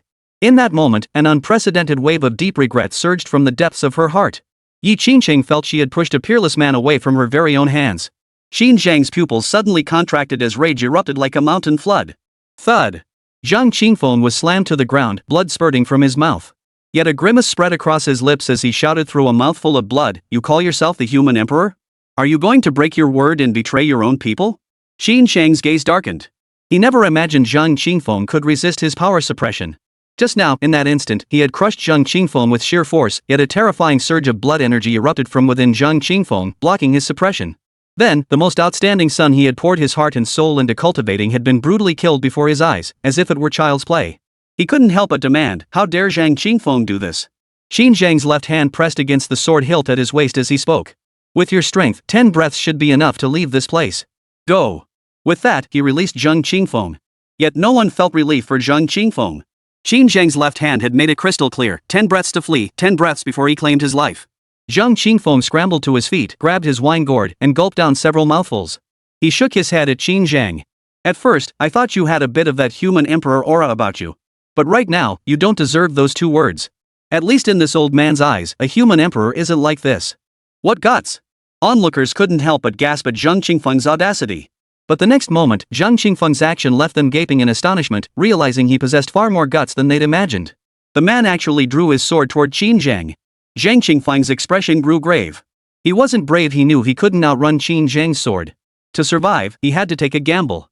Within his spiritual sea, the date-sized globule of essence blood shrank another notch.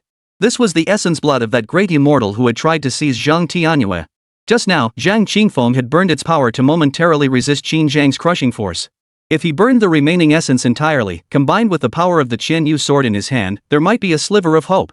Qin Zhang suppressed his emotions, his face returning to its expressionless state. Zhang Qingfeng slowly raised his sword. Boom! Suddenly, a black figure descended from the sky, landing beside Zhang Qingfeng. A voice boomed like thunder, "Who dares kill my brother? King Yama." Zhang Qingfeng stared at the newcomer, startled at first, then bursting with joy. "You bastard, weren't you dead? How are you alive again?" Chapter 54, The Firefly Sword Case Exposed. "Damn it, you idiot!" The man in black slammed his fist hard into Zhang Qingfeng's chest. "How could the king of hell die? You!" Zhang Qingfeng struck back with equal force. "If he's not dead, why didn't he show his face? He made me shed so many tears for nothing." The man in black was named Yan Wang, not the one from the underworld, but Zhang Qingfeng's brother-in-arms who had shared life and death with him. 300 years ago, while exploring ruins together, Zhang Qingfeng fell into a spatial vortex. As the chaotic storm threatened to swallow him whole, Yama charged in at the last moment, knocking Zhang Qingfeng to safety before being swept away by the vortex himself. Zhang Qingfeng believed Yan Wang was dead, consumed by guilt and grief for an eternity. "Brother, after over 300 years apart, I'm sure you've become unmatched under heaven. That black bastard's out to get me, help me take him down." Zhang Qingfeng pointed at Qin Zhang, his tone brimming with relief at finding an ally. All eyes turned to King Yama, wondering where such a formidable warrior had come from. Yet King Yama shook his head repeatedly, "Can't beat him, can't beat him. No man can defeat black silk. Though I prefer white silk, neat silk is also unbeatable. Haha, I like them all. Am I being too greedy?" Zhang Qingfeng snapped, "What the hell are you babbling about? Time's up." Qin Zhang suddenly spoke up. "You've been given a chance, but you're useless. Don't blame this emperor when I finish you off." Zhang Qingfeng's expression turned solemn as he addressed the king of hell. "Let me deal with him first, then we'll share a drink and chat. Though we might just be heading to the underworld together." Xuanli frowned at this, suspecting the king of hell had come to vie for favor. The king of hell suddenly turned his gaze westward and shouted, "Aren't you coming out yet? If my brother meets with any harm, I'll kill your young master on the spot." Clang! Qin Zhang flicked his left thumb upward, sending his sword 3 inches forward. A cold gleam flashed. Thud! A heavy footstep echoed through the air. A white-haired, hunchbacked old crone appeared, stepping out of the void, her right hand gripping a walking stick. The cane was twisted from 2 earth-colored ancient vines, resembling a twisted rope, with its tip twisted into a grotesque skull shape. In her left hand, she carried a white lantern, casting a ghastly, pallid glow. Her wrinkled, aged face, illuminated by the ghastly glow, resembled a grim reaper from the underworld, terrifying and horrifying. She stepped in front of Qin Zhang. Without any visible movement, Qin Zhang's sword energy vanished. "Ancient witch clan." Qin Zhang stared at the old woman, his pupils contracting. The old woman bowed deeply to Qin Zhang. "This old woman pays her respects to the Qin emperor. I beg your majesty to show mercy and spare this young man." The witch clan owes you a debt of gratitude. Bystanders, upon hearing the old woman's identity, were utterly shocked. First an ancient imperial clan appeared, now an ancient shamanic tribe? Could the spirit realm truly harbor so many unknown powerful factions? Zhang Qingfeng nudged the king of hell with his elbow and whispered, "Did you kidnap the young master of the ancient shaman clan?" The king of hell shook his head. "No. Then why did you threaten them just now? I am their young master." "Nice play." Zhang Qingfeng gave the king of hell a thumbs up. Qin Zhang's eyes flashed with cold fury as he stared at the old woman and said in a deep voice, "Do you know he killed my son?" The old woman retorted, "The Qin emperor was in the wrong, was he not? What is justice?" Qin Zhang's eyebrow shot up. "My word is law. Those who obey thrive, those who defy perish." Boom! The mighty warriors behind him stepped forward in unison, their overwhelming presence crushing the very heavens. Thud! The old crone raised her skull-headed staff and brought it crashing down, shaking the heavens. "Protect the young master."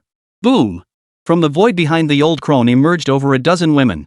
Each was stunningly beautiful, tall and curvaceous, dressed in bizarre outfits, V-neck tops, miniskirts barely reaching their thighs, and below that. Zhang Qingfeng suddenly understood what the king of hell had meant by black stockings, white stockings, and flesh-colored stockings. Those two long, beautiful legs were wrapped in a thin layer of gauze, giving them a different feel.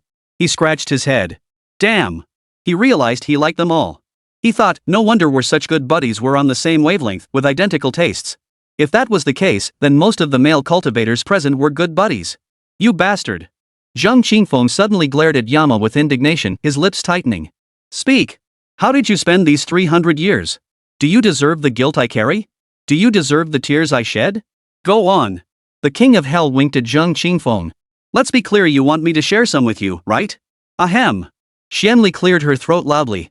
King Yama's expression stiffened. He hurriedly apologized to Xuanli. My apologies, my deepest apologies. I forgot this fellow is married now. Madam, rest assured, I promise never to bring him to brothels again. Get lost. Zhang Qingfeng kicked the king of hell flying. Xuanli shot Zhang Qingfeng a piercing look, his eyes seeming to say, who knew? You used to be quite the playboy. Zhang Qingfeng pretended not to notice. While they remained relaxed and carefree, acting as if nothing had happened, the two groups in the air had already locked horns, swords drawn and bows strung. Are you, the witch clan, declaring war on my ancient imperial lineage? Qin Zhang roared at the old crone. We wouldn't dare. Then step aside. We cannot. Then die. Is the Qin clan so tyrannical? Just as Qin Zhang was about to launch an attack against the ancient shamanic tribe, a deep, resonant voice echoed from the northern night sky. A man clad in golden battle armor, his frame exceptionally imposing and hair flowing freely, stepped out of the void. He too radiated the overbearing aura of a human emperor. The Xianyuan clan. Qin Zhang's pupils contracted sharply at the sight of the newcomer. Ba. From the western sky came the chant of a Buddhist prayer. 8 elderly monks, clad in monastic robes and bearing thin, white-browed features, approached at a measured pace. The ancient Buddhist sect. Qin Zhang's pupils dilated once more. He scanned the surrounding void and demanded, is that all? Come forth if there are more. None. The old crone replied indifferently. Qin Zhang's gaze swept the area as he asked in a deep voice, what? Are all of you going to protect Zhang Qingfeng and wage war against my Qin family? Ba. A white-browed monk landed before Zhang Qingfeng, palms pressed together in a respectful bow. Young Master Zhang, did you kill the abbot of sorrow emptiness from our Tianfu temple? Zhang Qingfeng returned the bow respectfully. This junior pays his respects to the venerable Master Wanxiang. This venerable elder of 10,000 Buddha's temple commanded profound respect. Zhang Tianyue had once brought him to listen to the elder's teachings on Zen, from which he had gained deep insights, hence his profound reverence.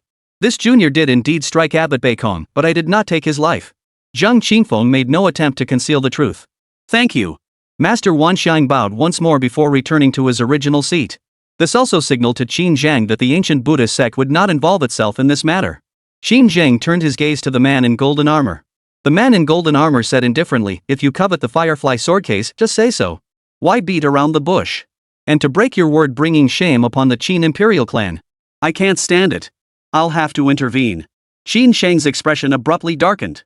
Zhang Qingfeng's heart skipped a beat as he suddenly understood why Qin Zhang had been targeting him for no apparent reason. The firefly sword case had been exposed. The firefly sword case. Meng Taiji, who had retreated to a distance, shot back with a whoosh. Staring wide-eyed at Zhang Qingfeng, he demanded excitedly, the firefly sword case of sword god Lu Shisan is in your possession? Zhang Qingfeng couldn't help but smile bitterly. Originally, only Qin Zhang had it in for him, but now everyone was out to get him. The man is innocent, but the jade brings guilt. Chapter 55, Chaos. What firefly sword case? I know nothing of it. Zhang Qingfeng flatly denied it. Meng Taiji's eyes flashed with divine insight as he examined the sword in Zhang Qingfeng's hand. The next moment, his expression shifted from shock to elation. Twisting his beard, he exclaimed excitedly, "The Qinyue sword! One of the 13 divine blades of the Lushosan." His gaze pierced through the concealment Zhang Qingfeng had cast over the blade, revealing the engraved name. "If I'm not mistaken, the sword you wielded earlier must have been the Mountain Peak sword? And the Peach Blossom sword is also in your possession." Meng Taiji glanced at the sword in Xuanli's hand, then declared with certainty, "There's no mistake. The Firefly sword case must be in your possession." After speaking, he glanced at Qin Zhang and understood why Qin Zhang had been so adamant about sending him away. He was filled with deep regret. Had he known the Firefly sword case was in Zhang Qingfeng's possession, he would have seized it outright upon meeting him. The case would have been his. But there was no going back. Now, he could only fight these fellows for it. Ha ha. Realizing concealment was futile, Zhang Qingfeng suddenly stroked his beard and burst into laughter. With a flick of his thoughts, the sword case shot from his brow, landing before him. With a click, it snapped open, its 7 blades unfurling like the ribs of a fan. Those who knew what the Firefly sword case was immediately lit up with intense desire. Most had never heard of the Firefly sword case, but knowing it belonged to the sword god, they understood its extraordinary value without needing further explanation. No wonder his cultivation recovered so swiftly and surpassed his former strength. So this is the legendary treasure he possesses. Yi Qingqing's eyes flickered with shock. Noticing 2 empty slots within the unfolded scabbard while Zhang Qingfeng held only one sword, her gaze shifted to the blade in Xuanli's hand. Suddenly, rage surged within her. The woman standing beside Zhang Qingfeng should have been her. The one wielding the divine sword should have been her.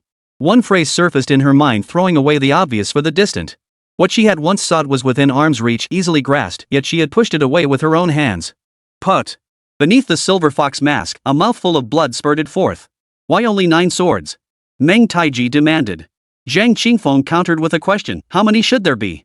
Meng Taiji replied, 13. Zhang Qingfeng shook his head. "Then I don't know." In truth, 3 swords remained hidden within the scabbard. He hadn't yet grasped the swordway laws inscribed upon them and couldn't wield them. Yet there were only 12 swords in total, one short of the 13 Meng Taiji mentioned. Could it be that one fell into Lu Shisan's immortal palace? Zhang Qingfeng speculated inwardly. Are these swords particularly formidable? Yan Wang suddenly reached out to grab the Mountain Peak sword. Clang! With a flicker of Zhang Qingfeng's intent, the mountain sword was drawn from its scabbard by the King of Hell and gripped in his hand. Without his permission, the King of Hell couldn't have drawn it. Everyone's breathing grew heavy with the King of Hell's movement, each of them wanting to pull out a divine sword themselves. Of course, those with absolute power, like Meng Taiji, were thinking of claiming both the sword and its scabbard for themselves. Yet none of them made a move. In their eyes, Zhang Qingfeng was already a lamb led to the slaughter.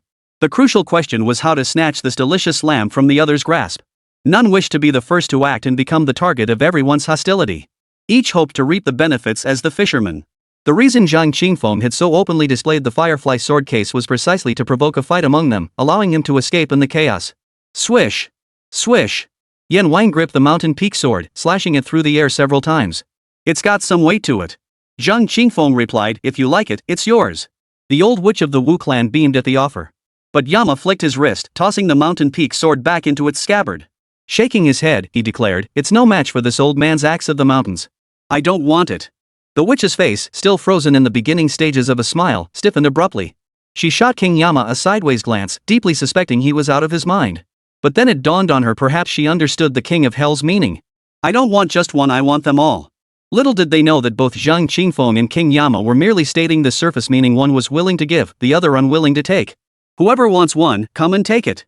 Zhang Qingfeng swept his gaze around the room as he shouted. This statement, however, carried no superficial meaning. It was a blatant provocation urging Meng Taiji and the others to start fighting. Clang! Qin Zheng struck first, abruptly drawing his sword to slash at the old witch of the Wu clan while lunging toward Zhang Qingfeng. His ministers behind him joined the fray simultaneously. The shamaness waved her ghastly white lantern, causing Qin Zheng's sword to falter. Simultaneously, the skull-headed staff swept out horizontally, blocking Qin Zheng's advance. Hand it over. Meng Taiji, seeing this, immediately moved to seize the sword case while Qin Zhan was held back. Behind him, the 3 great warlords, the 8 golden warriors, and Yun Yi, among others, all attacked simultaneously. Swish! The golden armored man swung a dark gold longsword through the air in a sweeping strike. Its sword energy, 3,000 zhang in length, halted Meng Taiji and all the Temple of the Gods' forces. Damn it! Meng Taiji glared and cursed, threatening the golden armored man, "When my true body arrives, you'll be the first I crush." The golden armored man remained utterly unfazed. Give it a rest. If he could come down, he would have done so already. But you've reminded me I'll head to the Chakragan desert shortly and destroy your teleportation array. Better safe than sorry. His words fell as his feet carried him straight toward Zhang Qingfeng. Get out of the way. Meng Taiji unleashed a punch. Boom! The golden armored man was sent flying tens of thousands of feet back by the single blow. Meng Taiji seized the moment to grab at Zhang Qingfeng, snatching at him through the air. Whoosh! A flash of swordlight severed Meng Taiji's grasp. It was Qin Zhang. While battling the Witch Clan elder, he kept a watchful eye on the others, denying them any opening. Watch my sword! The golden armored man charged back into the fray. The three great warlords of the Pantheon clashed chaotically with the Witch Clan and Qin Zhang's forces. In an instant, the heavens and earth shattered, stirring up spatial turbulence from the depths of the void. The stars trembled and quivered in the heavens, as if caught in the battle's aftermath, threatening to plummet to earth. The battlefield expanded hundreds of miles in the blink of an eye, engulfing the Dragon Burial Valley in its wake, leaving it utterly devastated. Yet at the very center of the battlefield, where Zhang Qingfeng stood, an eerie calm prevailed. A faint smile touched Zhang Qingfeng's lips. The current scene unfolded exactly as he had anticipated. Yet, what caused him to frown was that one faction remained unaccounted for. The ancient Buddhist sect. 8 gaunt monks stood there, hands pressed together in prayer, each wearing an expression of detached indifference, as if the conflict had nothing to do with them. Zhang Qingfeng's heart raced with urgency. The ancient Buddhist sect's absence meant they could intervene at any moment to intercept him. His chance to escape was fleeting, he couldn't afford to fail. My apologies. Zhang Qingfeng silently apologized to the venerable master Wanxiang before snatching the firefly sword case. He planned to feign throwing it toward the ancient Buddhist sect disciples, provoking Qin Zhang and his men into attacking them and forcing the sect members into battle. Ahmed Ba. Master Wanxiang suddenly spoke, bowing to Zhang Qingfeng. Young Master Zhang, the firefly sword case is an ancient treasure of supreme value. It is bound to stir up a storm of bloodshed. Heaven cherishes life. If you are willing to visit the ancient Buddhist sect as our guest, we offer you our protection. This would avert the impending bloodshed. Clearly, the 8 elders of the ancient Buddhist sect were not truly detached from worldly affairs, nor were they without desire. They were merely deliberating how best to make their entrance. Inviting Zhang Qingfeng as a guest and offering protection implied a deeper purpose, to have him share the firefly sword case with them, so they could collectively decipher the swordway principles of Lu Shisan. Zhang Qingfeng understood immediately. Agreed. Without hesitation, Zhang Qingfeng agreed readily. At present, I am powerless to protect the Luing sword case. I humbly request the venerable monks of the ancient Buddhist sect to temporarily safeguard it for me. I am profoundly grateful. With that, he flung his hand. The firefly sword case shot from his palm, soaring toward the 8 members of the ancient Buddhist sect. Chapter 56, Dragon Essence Emerges. The combatants, as if bound by some unspoken agreement, abruptly halted their fighting and simultaneously reached out to seize the firefly sword case. Ahmed Ba. The 8 disciples of the ancient Buddhist sect were caught off guard. They hadn't expected Zhang Qingfeng to be so straightforward, nor had they anticipated his recklessness in simply tossing the Luling sword case away. Without a moment to spare, they scrambled to intercept the box. Fortunately, they were closest. Seeing this, Meng Taiji and the others knew they couldn't outpace the ancient Buddhist sect disciples. Without a word, they launched attacks against them, aiming to prevent them from seizing the sword case. The ancient Buddhist sect disciples were forced into a defensive counterattack. Zhang Qingfeng pointed his sword. Whoosh! The firefly sword case flew back, sinking into his brow's sea of consciousness. The 8 members of the ancient Buddhist sect turned grim, realizing they had fallen for Zhang Qingfeng's trick. Zhang Qingfeng raised the 1,000-year sword and brought it down with a fierce strike. Boom! The Dragon Burial Valley suddenly collapsed. Not just a section, but the entire valley caved in. The space above the valley collapsed layer by layer, creating an instant sensation that the entire sky itself had sunk. Those locked in combat froze in horror, halting their attacks simultaneously as they scrambled toward the valley's edges. The terrifying spatial collapse was engulfing them downward. If they didn't flee, they risked being sucked into the depths of the void, torn apart by the chaotic storm. Bro, you're awesome. Yan Wang gave Zhang Qingfeng a thumbs up as he fled. I didn't do it. Zhang Qingfeng shouted. He had intended to use the Qianyue sword to perform a spatial leap, burning the essence blood of a supreme golden immortal if necessary to resist the force suppression from Meng Taiji and the others. But the sudden, bizarre collapse of space had caused his spatial leap to fail. Roar! A piercing dragon's roar echoed from the collapsed valley. The cultivators were startled to see a golden dragon lying sprawled beneath the valley floor. As the valley and surrounding space collapsed layer by layer, its massive body seemed to break free, violently flipping itself over.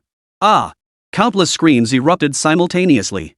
Cultivators fleeing above the valley, including the great immortal Meng Taiji, were suddenly sucked into the abyss by a strange force, plunging into the bottomless chasm as the ground collapsed beneath them. Ah Ali! Zhang Qingfeng cried out, reaching to grab Xuanli.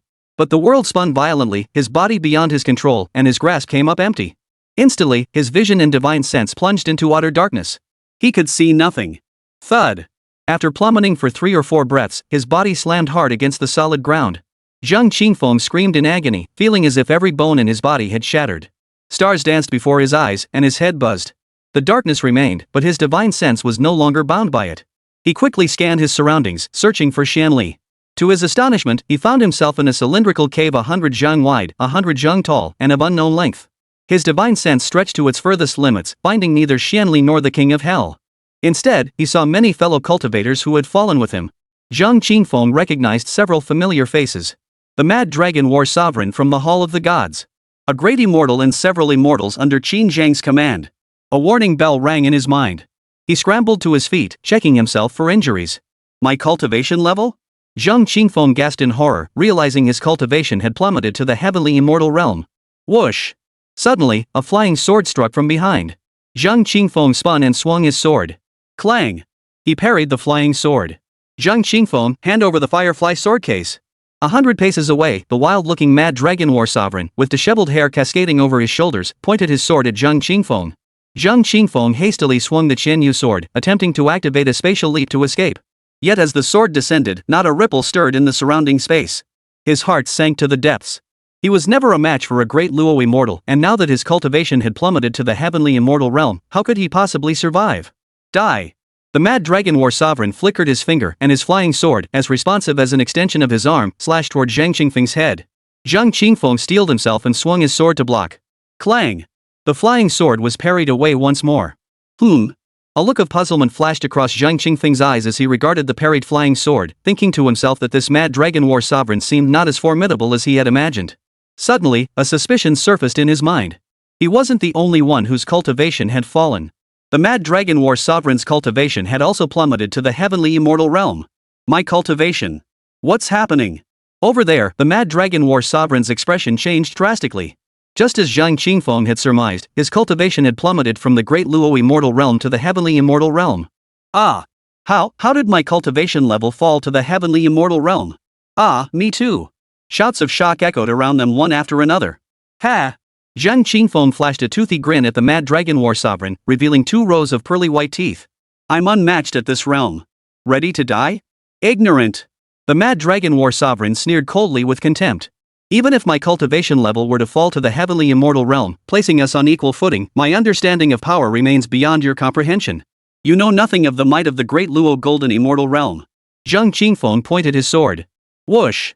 The 1,000 swords flashed, materializing before the Mad Dragon War Sovereign. SSSSH. By the time the Mad Dragon War Sovereign reacted, the 1,000 Yao sword had already pierced through his chest. Sword energy erupted, threatening to shred him apart. He urgently thrust a finger forward, striking the sword hilt and repelling the 1,000 Yao sword. You seem easier to kill than I thought. Zhang Qingfeng grinned at the Mad Dragon War Sovereign. The Mad Dragon War Sovereign's face darkened, then suddenly he bellowed, Zhang Qingfeng is here. His cultivation has fallen to the heavenly immortal realm. Come seize the firefly sword case. The thunderous roar echoed through the cavernous cave. Everyone heard it. The news of his cultivation base falling to the heavenly immortal realm ignited the boldness and greed within many. Zhang Qingfeng, hand over the firefly sword case. Immediately, a crowd closed in. The Mad Dragon War Sovereign stared at Zhang Qingfeng, a sinister grin curling his lips. Zhang Qingfeng swept his sword finger, and the Qinyun sword flashed again. The Mad Dragon War Sovereign's head flew off. His soul spirit, unable to escape in time, was snatched into Zhang Qingfeng's hand through the air. His fingers clenched violently, sword energy spilling from his fingertips as he stabbed relentlessly at the Mad Dragon War Sovereign's soul. Ah! The Mad Dragon War Sovereign let out a piercing scream as his soul suffered severe damage, causing his cultivation level to plummet instantly. Zhang Qingfeng swallowed it whole. Several figures lunging to seize the firefly sword case halted abruptly in terror. But only for a moment. They immediately attacked Zhang Qingfeng. The first to strike was the great immortal under Qin Zhang's command. Perhaps sharing the same mindset as the Mad Dragon War Sovereign, he believed that even if his cultivation fell to the heavenly immortal realm, possessing the power and understanding of the great Luo golden immortal realm would be sufficient to crush all opposition. Zhang Qingfeng wasted no words, swinging his sword to kill. After slaying 7 in succession, no one dared advance another step.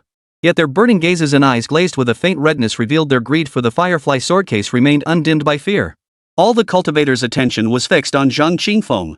None noticed that the blood flowing from the fallen corpses was being absorbed into the ground. Suddenly, a golden light pierced the darkness. A golden orb the size of a fist drifted down from the cave ceiling. Dragon essence. Someone cried out in excitement. Instantly, everyone's breathing quickened. Eyes fixed intently on the drifting dragon essence, greedy bloodshot veins rapidly spread across their pupils. The next moment, they roared and lunged forward. The battle erupted with a thunderous roar. Zhang Qingfeng's heartbeat quickened too. Bloodshot veins surged across his eyes as desire exploded within him. He wanted to slaughter everyone and seize the dragon essence. His feet moved of their own accord, or rather, he couldn't wait to charge forward. Chapter 57, The Trap. Clang! The Qinyu's sword suddenly trembled. Zhang Qingfeng's expression froze. His mind, clouded by desire, swiftly regained clarity, and he halted abruptly. Ha! The dragon essence is mine! An excited laugh echoed from ahead. A voluptuous woman had seized the golden dragon essence. Her eyes bulged wide, her smile twisted into a hideous grimace from sheer excitement, her face flushed crimson with blood. Yet before her laughter faded, countless attacks erupted, engulfing her in an instant. She died instantly, unable even to utter a scream. The dragon essence flew from her grasp. Another person, quick as lightning, snatched it up. Fearing someone else might take it, they swiftly opened their mouth and swallowed it whole. Yet this did little to deter the others from scrambling for it. Countless attacks engulfed him, and he met the same fate as the woman. The scramble grew fiercer. Something sinister permeates this place. Who is stirring up trouble in the shadows? Zhang Qingfeng watched the cultivators descend into madness, alarm bells ringing in his mind. He sensed someone deliberately releasing the dragon essence, using some unknown method to infinitely amplify the greed within people's hearts, driving them to fight and kill. Had Qianyu's sword not warned him at the critical moment, he too would have fallen victim. These corpses? Zhang Qingfeng noticed the corpses scattered on the ground. Some had already dried to the point of becoming mummified husks, while the blood from the freshly fallen bodies was being absorbed into the earth before it could even spread across the floor. This eerie cave is consuming human flesh and blood. Zhang Qingfeng's heart raced with alarm. A chilling suspicion formed in his mind. The cave needed to consume flesh and blood, so it deliberately released the dragon essence to provoke people into fighting, providing it with sustenance. But why doesn't it act directly? It can suppress all our cultivation levels, killing us should be easy. Perhaps it was unable to act. Zhang Qingfeng glanced at the golden dragon essence, tossed about in the center of the battlefield, then turned and flew off in one direction. No need to guess, this dragon essence must be fake. He was worried about Xuanli's safety and needed to find her quickly. Young Master Zhang, wait. A woman's voice suddenly called out from behind him. Zhang Qingfeng halted and turned. He had noticed this woman earlier. Among the 3,000 or 4,000 people present, including himself, only 7 remained fully conscious, and she was one of them. She halted 10 zhang away, maintaining a respectful distance from Zhang Qingfeng. Young Master Zhang, please don't misunderstand. I have no ill intentions toward your sword case. I only wish to leave this place alive. I beg you to take me with you. I would be eternally grateful. Her delicate oval face was etched with panic and fear, her eyes filled with pleading, a pitifully vulnerable sight. I don't know the way out either. We'll have to find it. If you're not afraid of the dangers ahead, you may follow. Zhang Qingfeng replied indifferently. Overjoyed, the woman hurriedly curtsied. Thank you, young master. Zhang Qingfeng resumed his pace, and the woman hurried to keep up. Young master, my spiritual sense is restricted by some unknown force. I can only see about 12 or 13 li ahead now. Mine too. This passage is round like a barrel, with smooth walls. It must be man-made. I suspect we might have fallen into some ancient ruins. Possibly. Zhang Qingfeng led the way while the woman followed behind. As they moved forward, she shared her observations and theories with Zhang Qingfeng, who responded with brief acknowledgments. The woman seemed to find Zhang Qingfeng easy to get along with. As they spoke, she gradually relaxed her reserve and drew closer. After traveling several miles, Zhang Qingfeng suddenly halted. The woman halted beside him, peering into the pitch-black passage ahead and murmuring, "Oh no, it's a dead end." Extending their divine sense forward, they saw the passage's end more than 10 miles away, a dead end. Scanning with their divine sense, they found no branching paths or doors. Zhang Qingfeng pointed his sword tip forward. The Qinyu's sword shot out with a whistling sound, flying to the end of the passageway and slashing at the cave wall. SSSSHHH. SSSSHHH. Sparks flew everywhere. The sword, sharp enough to slice through iron like mud, left only a few shallow scratches on the cave wall. Let this maiden try. The woman formed a sword finger with her hand, summoning a flying sword from the sea of consciousness between her brows. It shot toward the end of the passageway. A cold gleam flashed in the corner of her eye. A poison-tipped dagger slid from the cuff of her left sleeve into her hand, stabbing toward Zhang Qingfeng's back. SSSSH. A cold star flashed. The Qinyu's sword, which had been 10 li away at the passage's end moments before, suddenly materialized before the woman, piercing through her forehead. "Ah, young master, spare my life." The woman's soul let out a shrill, agonized scream. From the very beginning, she had been after Zhang Qingfeng's firefly sword case. She had feigned helplessness to lower his guard, drawn him closer through conversation, and then summoned her flying sword to distract him all to deliver a fatal blow. Little did she know Zhang Qingfeng had never trusted her. Zhang Qingfeng spun around, snatching the woman's soul into his hand. Without uttering a word, he erased her consciousness and swallowed it whole. Having devoured numerous souls recently, his spiritual power had surged significantly. Glancing forward, Zhang Qingfeng turned back. The battle for the dragon essence raged on, growing fiercer rather than abating. 4,000 or 5,000 people were crammed into a narrow passageway, slaughtering each other. The scene was unimaginably gruesome. The ground was already covered with a thick layer of corpses, yet no rivers of blood flowed. The blood had been absorbed by the ground itself. Zhang Qingfeng pushed through the battlefield, advancing toward another direction, only to find it was also a dead end. Both ends of the passage were dead ends, with no branching paths in the middle. It felt like a hollow bamboo tube. They were trapped in the center. If we could get in, there must be a way out. Zhang Qingfeng slowly scanned the passage with his divine sense, then raised the Qinyun sword and slashed forward, unleashing a sword chi. The sword energy split into countless threads, colliding with the walls as it advanced. His divine sense observed each blade's collision with the passageway, his mind settling as he searched for a hidden exit. He knew they were likely trapped within some grand formation. To break such a sophisticated array, haste was the greatest enemy. Suddenly, his divine sense locked onto a spot on the ground. Beneath the brown earth, he discovered a trail of blood flowing steadily from the battlefield toward this location. Zhang Qingfeng stared at the slowly advancing trail of blood, a sense of impending dread gripping his heart. Though he didn't know what the bloodline signified, he knew it couldn't be good.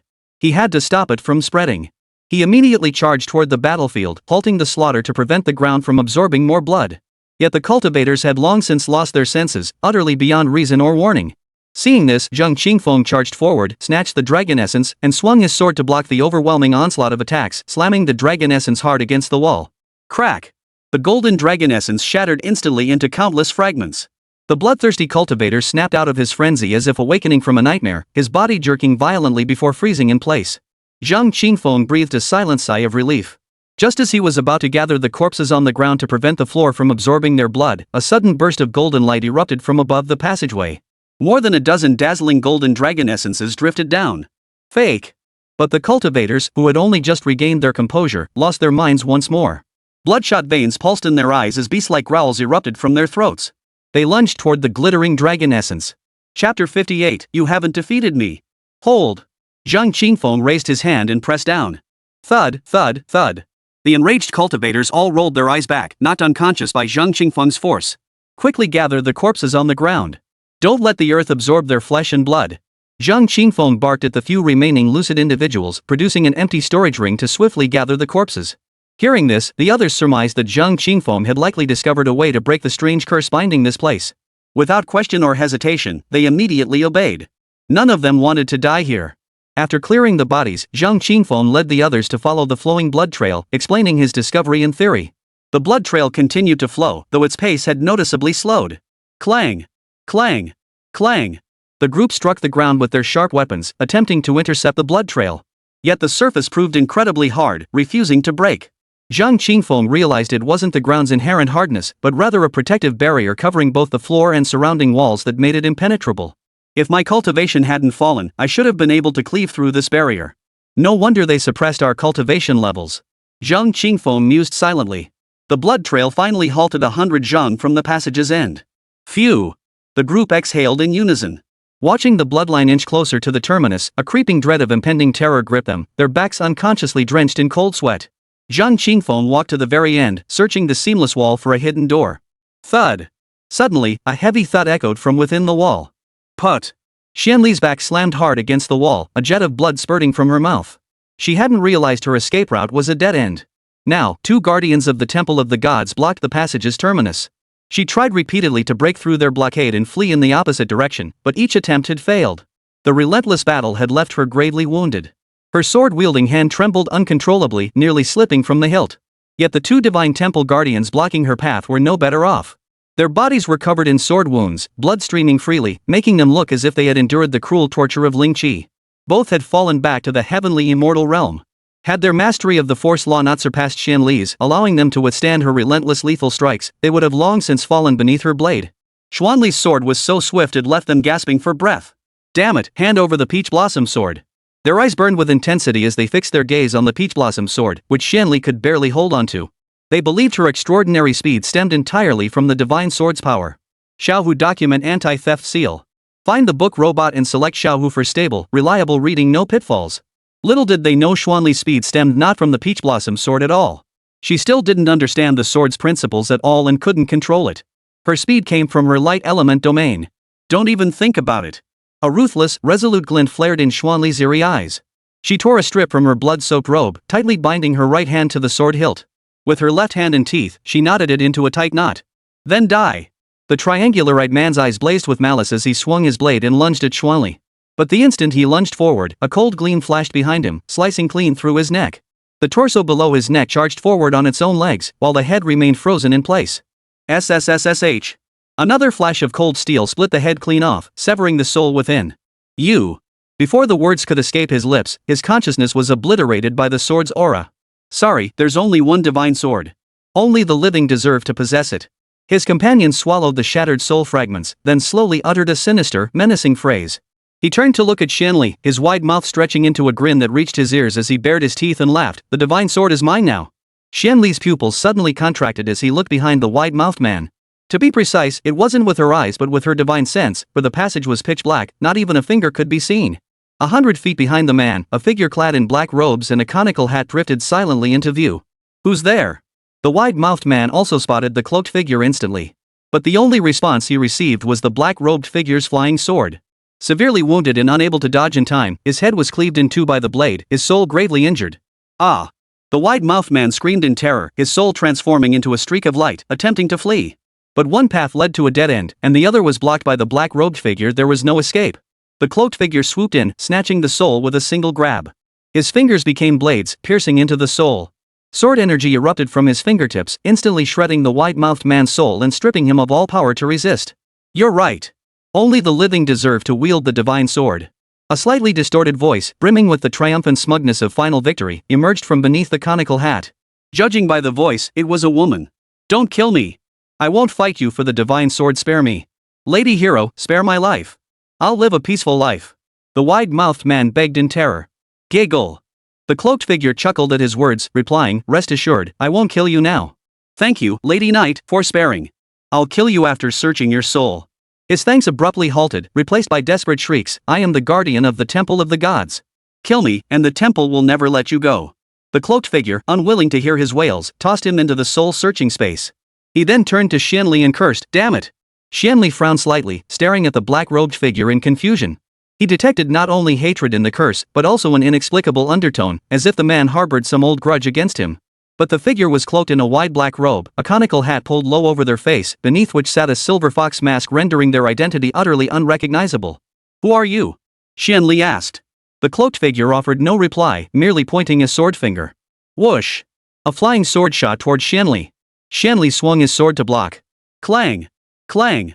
SSSSH. She blocked only the first 3 strikes. The fourth pierced her chest, pinning her body against the cold wall. The sword she raged within her body, invading her consciousness sea to strangle her soul. But within Xuanli's sea of consciousness hung an ancient bronze bell, shielding his soul and deflecting the black-robed figure's sword energy. This treasure had been seized by Zhang Tianyue during his pursuit of the burning heaven war sovereign of the Temple of the Gods. He had given it to old Six, Qin Wuxuang, who in turn presented it to Xuanli as a congratulatory gift. Damn it, you've got quite the collection of treasures. Did Zhang Qingfeng give them all to you? The black-robed man demanded. Xuanli detected a sour note in his voice. A face suddenly flashed in her mind, and she blurted out, Yi Qingcheng. The black-robed figure's body trembled. Seizing the moment of distraction, Xuanli broke free from the restraining force.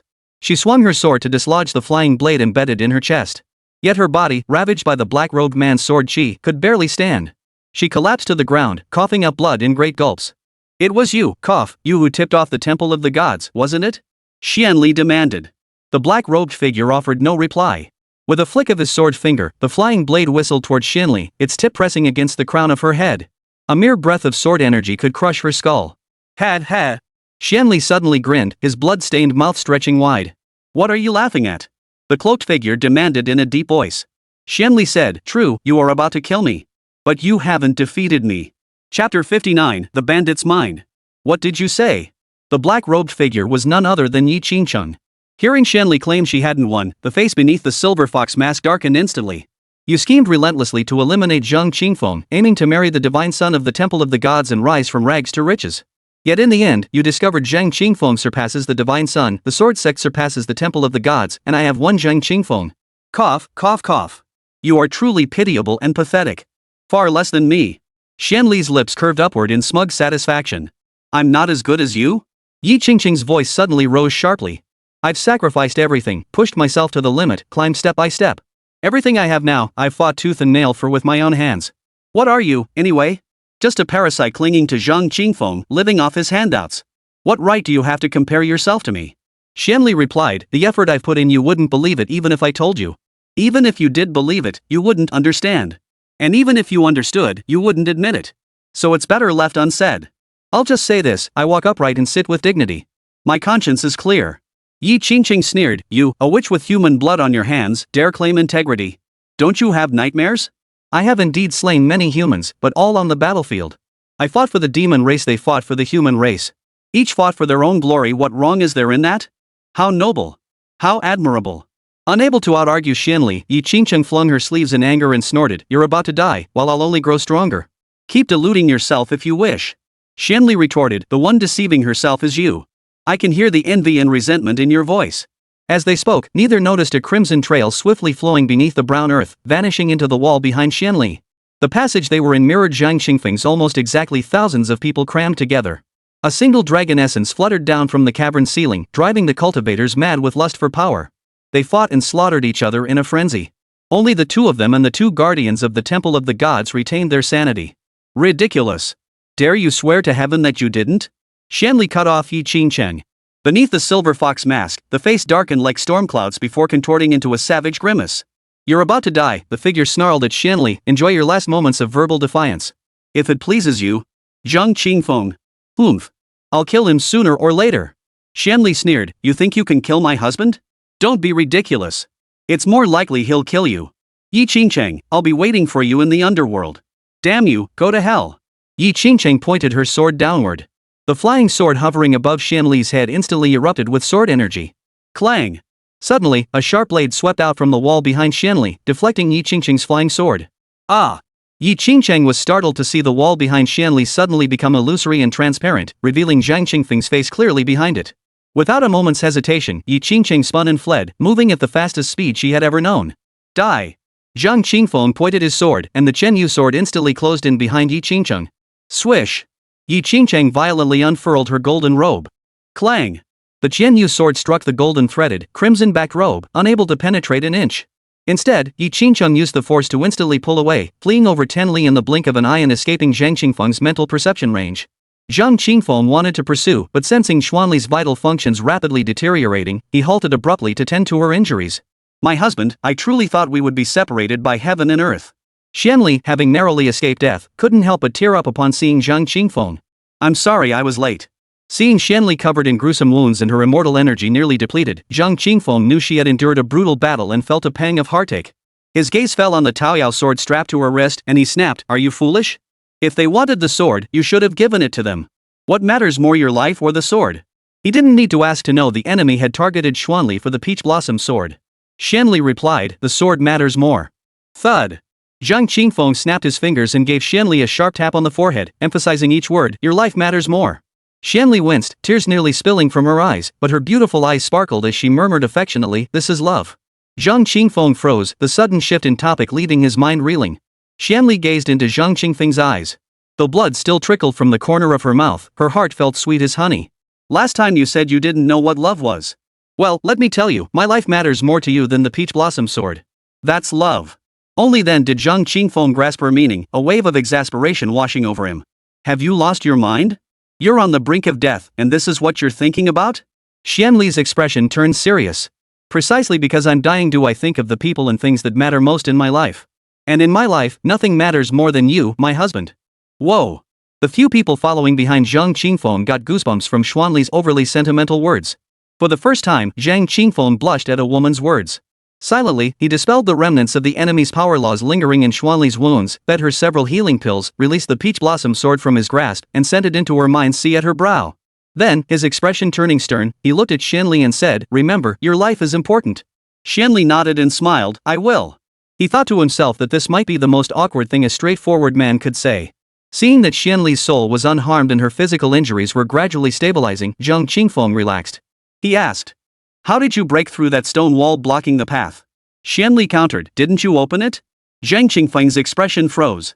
He hurriedly looked down at the ground and discovered a blood-filled trench here too. The blood had overflowed the stone wall, flowing back toward the passageway where he had been moments ago, connecting with the blood in the trench on that side. Did dragon essence appear on your side too, causing people to lose their minds and fight each other? Zhang Qingfeng inquired. Xuanli exclaimed in surprise, exactly. You encountered it too? Zhang Qingfeng nodded, pointing at the blood channel beneath the ground as he voiced his conjecture. It seems that once the blood channels fill up and flow to this stone wall, the wall disappears.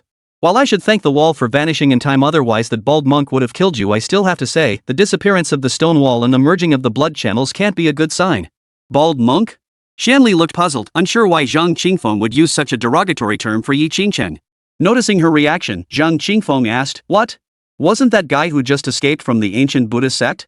He was hiding his face, but his robe gave away his identity. Xuanli shook her head. That was Yi Qingcheng. Yi Qingcheng? Zhang Qingfeng was stunned, confirming, you're saying that black-robed figure who just escaped was Yi Qingcheng? Xuanli nodded firmly. Yes, it was Yi Qingcheng. But he clearly shook out a robe. Zhang Qingfeng abruptly halted mid-sentence, his eyes narrowing as he exclaimed, I understand now. Monk Beikong was killed by Yi Qingcheng. She stole the temple's most sacred treasure, the Mara robe. No wonder she could block the 1,000 swords. Xuanli's eyes widened in realization. Zhang Qingfeng declared, go to my soul realm to tend your wounds. I'll pursue Yi Qingcheng. Right. Capture her and hand her over to Master Wanxian. Clear our names. Bull. Zhang Qingfeng shook his head. Beikong was rolling in dough. All his wealth ended up in Yi Qingcheng's pockets. We can't openly rob Beikong, but we can openly rob Yi Qingcheng. That'll get us our spirit stones. Xuanli. Zhang Qingfeng had never been a bandit, yet she couldn't believe it otherwise. How could he possess such a bandit's mindset? Zhang Qingfeng stored Xuanli within her soul space and immediately gave chase toward the direction Yi Qingcheng had fled. Xuanli entered Zhang Qingfeng's soul space with curiosity, eager to see how he had arranged his miniature world. To her surprise, it resembled the sword sect overgrown with weeds and utterly barren. Perched atop a mountain peak, she found a clear spring bubbling with potent spiritual energy. Zhang Qingfeng's wine gourd was soaking in the spring water. You're so extravagant, using a spiritual spring to age your liquor. No wonder your wine tastes so good. Xuanli exclaimed in astonishment. Zhang Qingfeng replied, it's just sitting there unused. Go soak in it. It'll help your wounds heal faster. Xuanli glanced upward. You're not planning to peek at me bathing, are you? You're overthinking it. If you're thinking it, just say it. No need to sneak peeks. I'm your wife, I can look at you openly. Shut up. Giggle. The pungent, blood-soaked stench that hit him head-on sent a jolt through Zhang Qingfeng's heart, snapping his gaze away from the soul realm. The passage ahead was piled high with corpses, all sucked dry like mummies. After Zhang Qingfeng and his companions traversed the miles-long pile of corpses, one mound suddenly bulged. A figure burst forth from beneath it, none other than Yi Qingcheng, cloaked in black robes. Knowing she couldn't outrun Zhang Qingfeng, she had hidden beneath the corpses, feigning death. Her eyes flashed with a sinister glint as she watched Zhang Qingfeng's retreating figure, then she turned and flew off toward the other end of the passageway. Next time I kill someone, I won't waste my breath. Yi Qingcheng silently vowed to herself. Zhang Qingfeng sped forward, darting through passage after passage. Each corridor was piled high with desiccated corpses, with only a handful of survivors. Unsure where to go, they instinctively joined Zhang Qingfeng's group. Those who attempted to seize Zhang Qingfeng's sword case were all ruthlessly eliminated. The eyes of the remaining survivors grew clear, as if they were about to write a line on their foreheads, I am a good person, for Zhang Qingfeng to see. After traversing yet another passageway, Zhang Qingfeng abruptly halted. He spotted a group approaching from the opposite direction, led none other than Xin Zhang. He spotted Zhang Qingfeng as well. A look of unexpected delight flashed across his face as he abruptly accelerated toward Zhang Qingfeng. Chapter 60, 3 swords too many to block. Whoosh! The sword arrived before the man.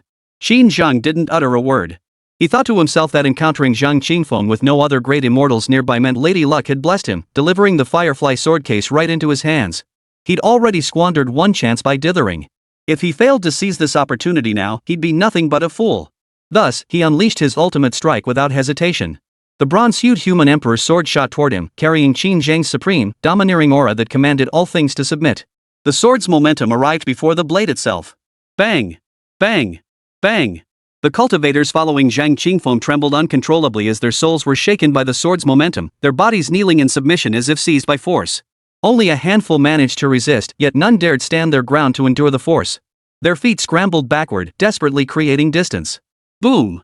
The sword momentum crashed into Zhang Qingfeng like a surging torrent, causing his robes to flutter wildly and his hair and beard to break free from their restraints, dancing wildly. Yet his lean frame stood as straight as a pine tree, unshakable. Zhang Qingfeng's eyes suddenly widened, the intent of the sword surging deep within his pupils before erupting forth. It collided head-on with the onrushing sword momentum. Boom! Qin Zhang's sword momentum seemed to strike a towering mountain, halting abruptly before being forced back, its momentum reversed. The radiance of the human emperor's sword visibly dimmed. What? Qin Shan was utterly stunned. He never imagined Zhang Qingfeng could withstand his sword momentum so effortlessly, much less that Zhang Qingfeng could actually repel it. Clang! The thousand-year sword slashed forward, deflecting the human emperor's sword that had flown toward him. Zhang Qingfeng thrust his foot forward and swung his sword upward. Qin Zhang, who had followed the human emperor's sword in flight, seized it in his hand. His speed not only held but increased as he charged toward Zhang Qingfeng. The two clashed instantly, both slashing out their swords simultaneously. Clang! The swords collided, unleashing countless sword energies as they clashed furiously. The pitch-black passageway was illuminated by Zhang Qingfeng's azure sword energy and Qin Zhang's golden sword energy, transforming into two distinct hues. The swords in their hands formed a dividing line, separating the azure and crimson realms with stark clarity. What manner of force is this that dares oppose the Emperor's overlord aura? Qin Sheng demanded in shock. Zhang Qingfeng sneered, "You, a faithless, sore loser of a petty man, should not dare to speak of the human Emperor's overlord aura. You bring shame upon the human emperor and are unworthy of the very word overlord." Qin Zhang, stung like a scorpion, roared, "You insolent brat! Still spouting insolence at death's door." Zhang Qingfeng sneered coldly, "We'll see who dies first." Qin Zhang's voice thundered, "Kill!" His arms surged forward, pressing down with brutal force as the human emperor's sword slashed viciously with the motion. Zhang Qingfeng did not yield an inch. Clang! The blades crossed, sparks flying. Both men retreated over 10 Zhang, yet without pause, they charged forward once more, clashing together again. Clang! Clang! Clang! Sword light intertwined, producing a dense clatter of impacts. Countless exchanges occurred in an instant. Qin Zhang grew increasingly alarmed as the battle progressed. He had expected to easily eliminate Zhang Qingfeng and seize the Firefly sword case, only to discover that within their shared realm, Zhang Qingfeng was in no way inferior to him, equally formidable in spirit, weaponry, swordsmanship, and mastery of the Tao's laws. Worse still, after 400 or 500 exchanges, Zhang Qingfeng's strikes grew increasingly vicious, gradually gaining the upper hand. Delay invites disaster. Qin Sheng suddenly shouted. He realized he couldn't defeat Zhang Qingfeng alone in the short term. Fearing reinforcements might arrive, he began calling for help. His subordinates, 2 great immortals and 3 immortals, had been suppressed to the heavenly immortal realm. Upon hearing the command, they all attacked simultaneously. Zhang Qingfeng forced Qin Zheng back with a single sword strike, retreating 1,000 feet in an instant. The Firefly sword case shot out from the sea of consciousness between his eyebrows, landing with a thud before bouncing away. He then pointed his sword finger. Sword of the heavens. Imprison the dragon. Koxing. Stellar. Mountain. Dragon Spring. Qianyu. Slay immortals. 8 divine swords erupted simultaneously, whirling around Zhang Qingfeng's body as they flew at breakneck speed. Husband, catch the swords. Xuanli, observing the battle from within Zhang Qingfeng's soul space, saw him unleashing his full combat power and immediately hurled the Taoyao sword forth. Peach Blossom. One more sword joined the fray. Zhang Qingfeng's body surged forward. Whoosh! 9 divine swords shot forth alongside him. Idiot! A cold sneer echoed from across the battlefield. Whether controlling flying swords, other divine weapons, or magical treasures, one required spiritual energy to sustain them. The more divine weapons and treasures controlled simultaneously, the more dispersed the spiritual energy became, and the weaker their power would be. This was common knowledge even among low-level cultivators.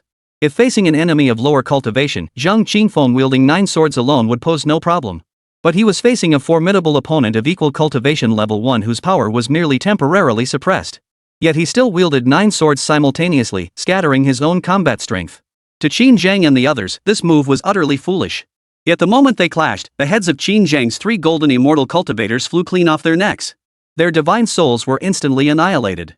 The sight of the flung heads and spurting blood caused Qin Zhang and the other 2 great Luo immortals' pupils to contract sharply. Clang!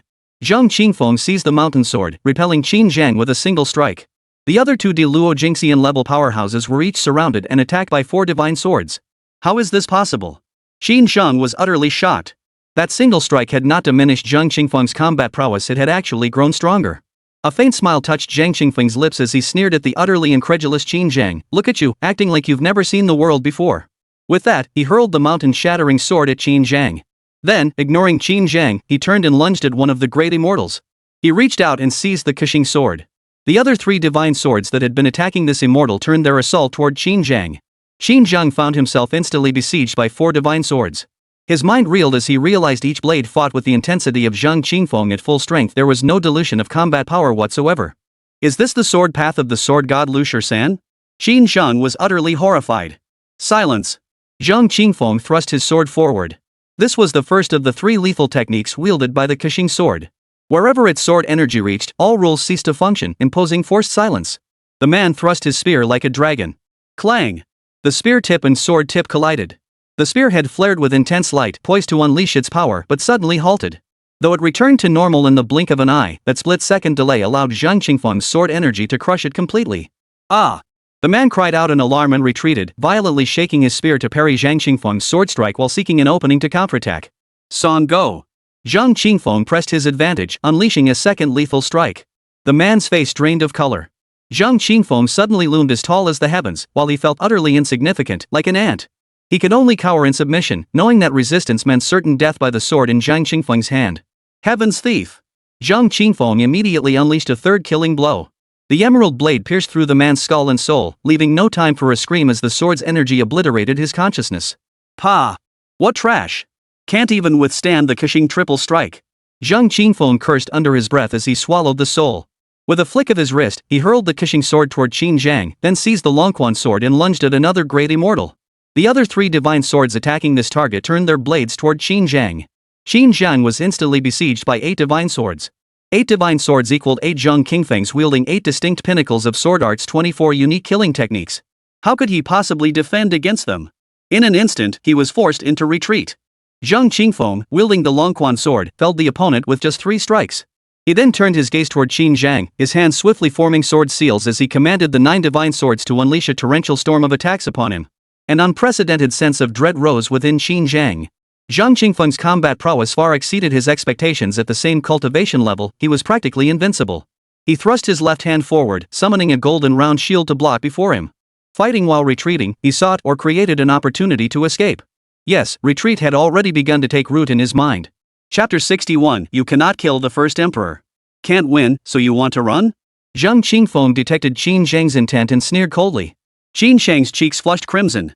Being driven into such a desperate corner by Zhang Qingfeng felt like utter humiliation. He said nothing, focusing only on charging headlong toward the exit. He vowed that once he escaped this hellhole and recovered his cultivation, he would make Zhang Qingfeng pay dearly. But the passage was too narrow for any maneuvering. 9 divine swords closed in from all sides, trapping him completely. Moreover, the space itself was sealed by a strange force, preventing any escape into the void. He found himself with no way up to the heavens and no path down to the earth. This guy's Tao laws are truly formidable. After all this time, I still can't break through.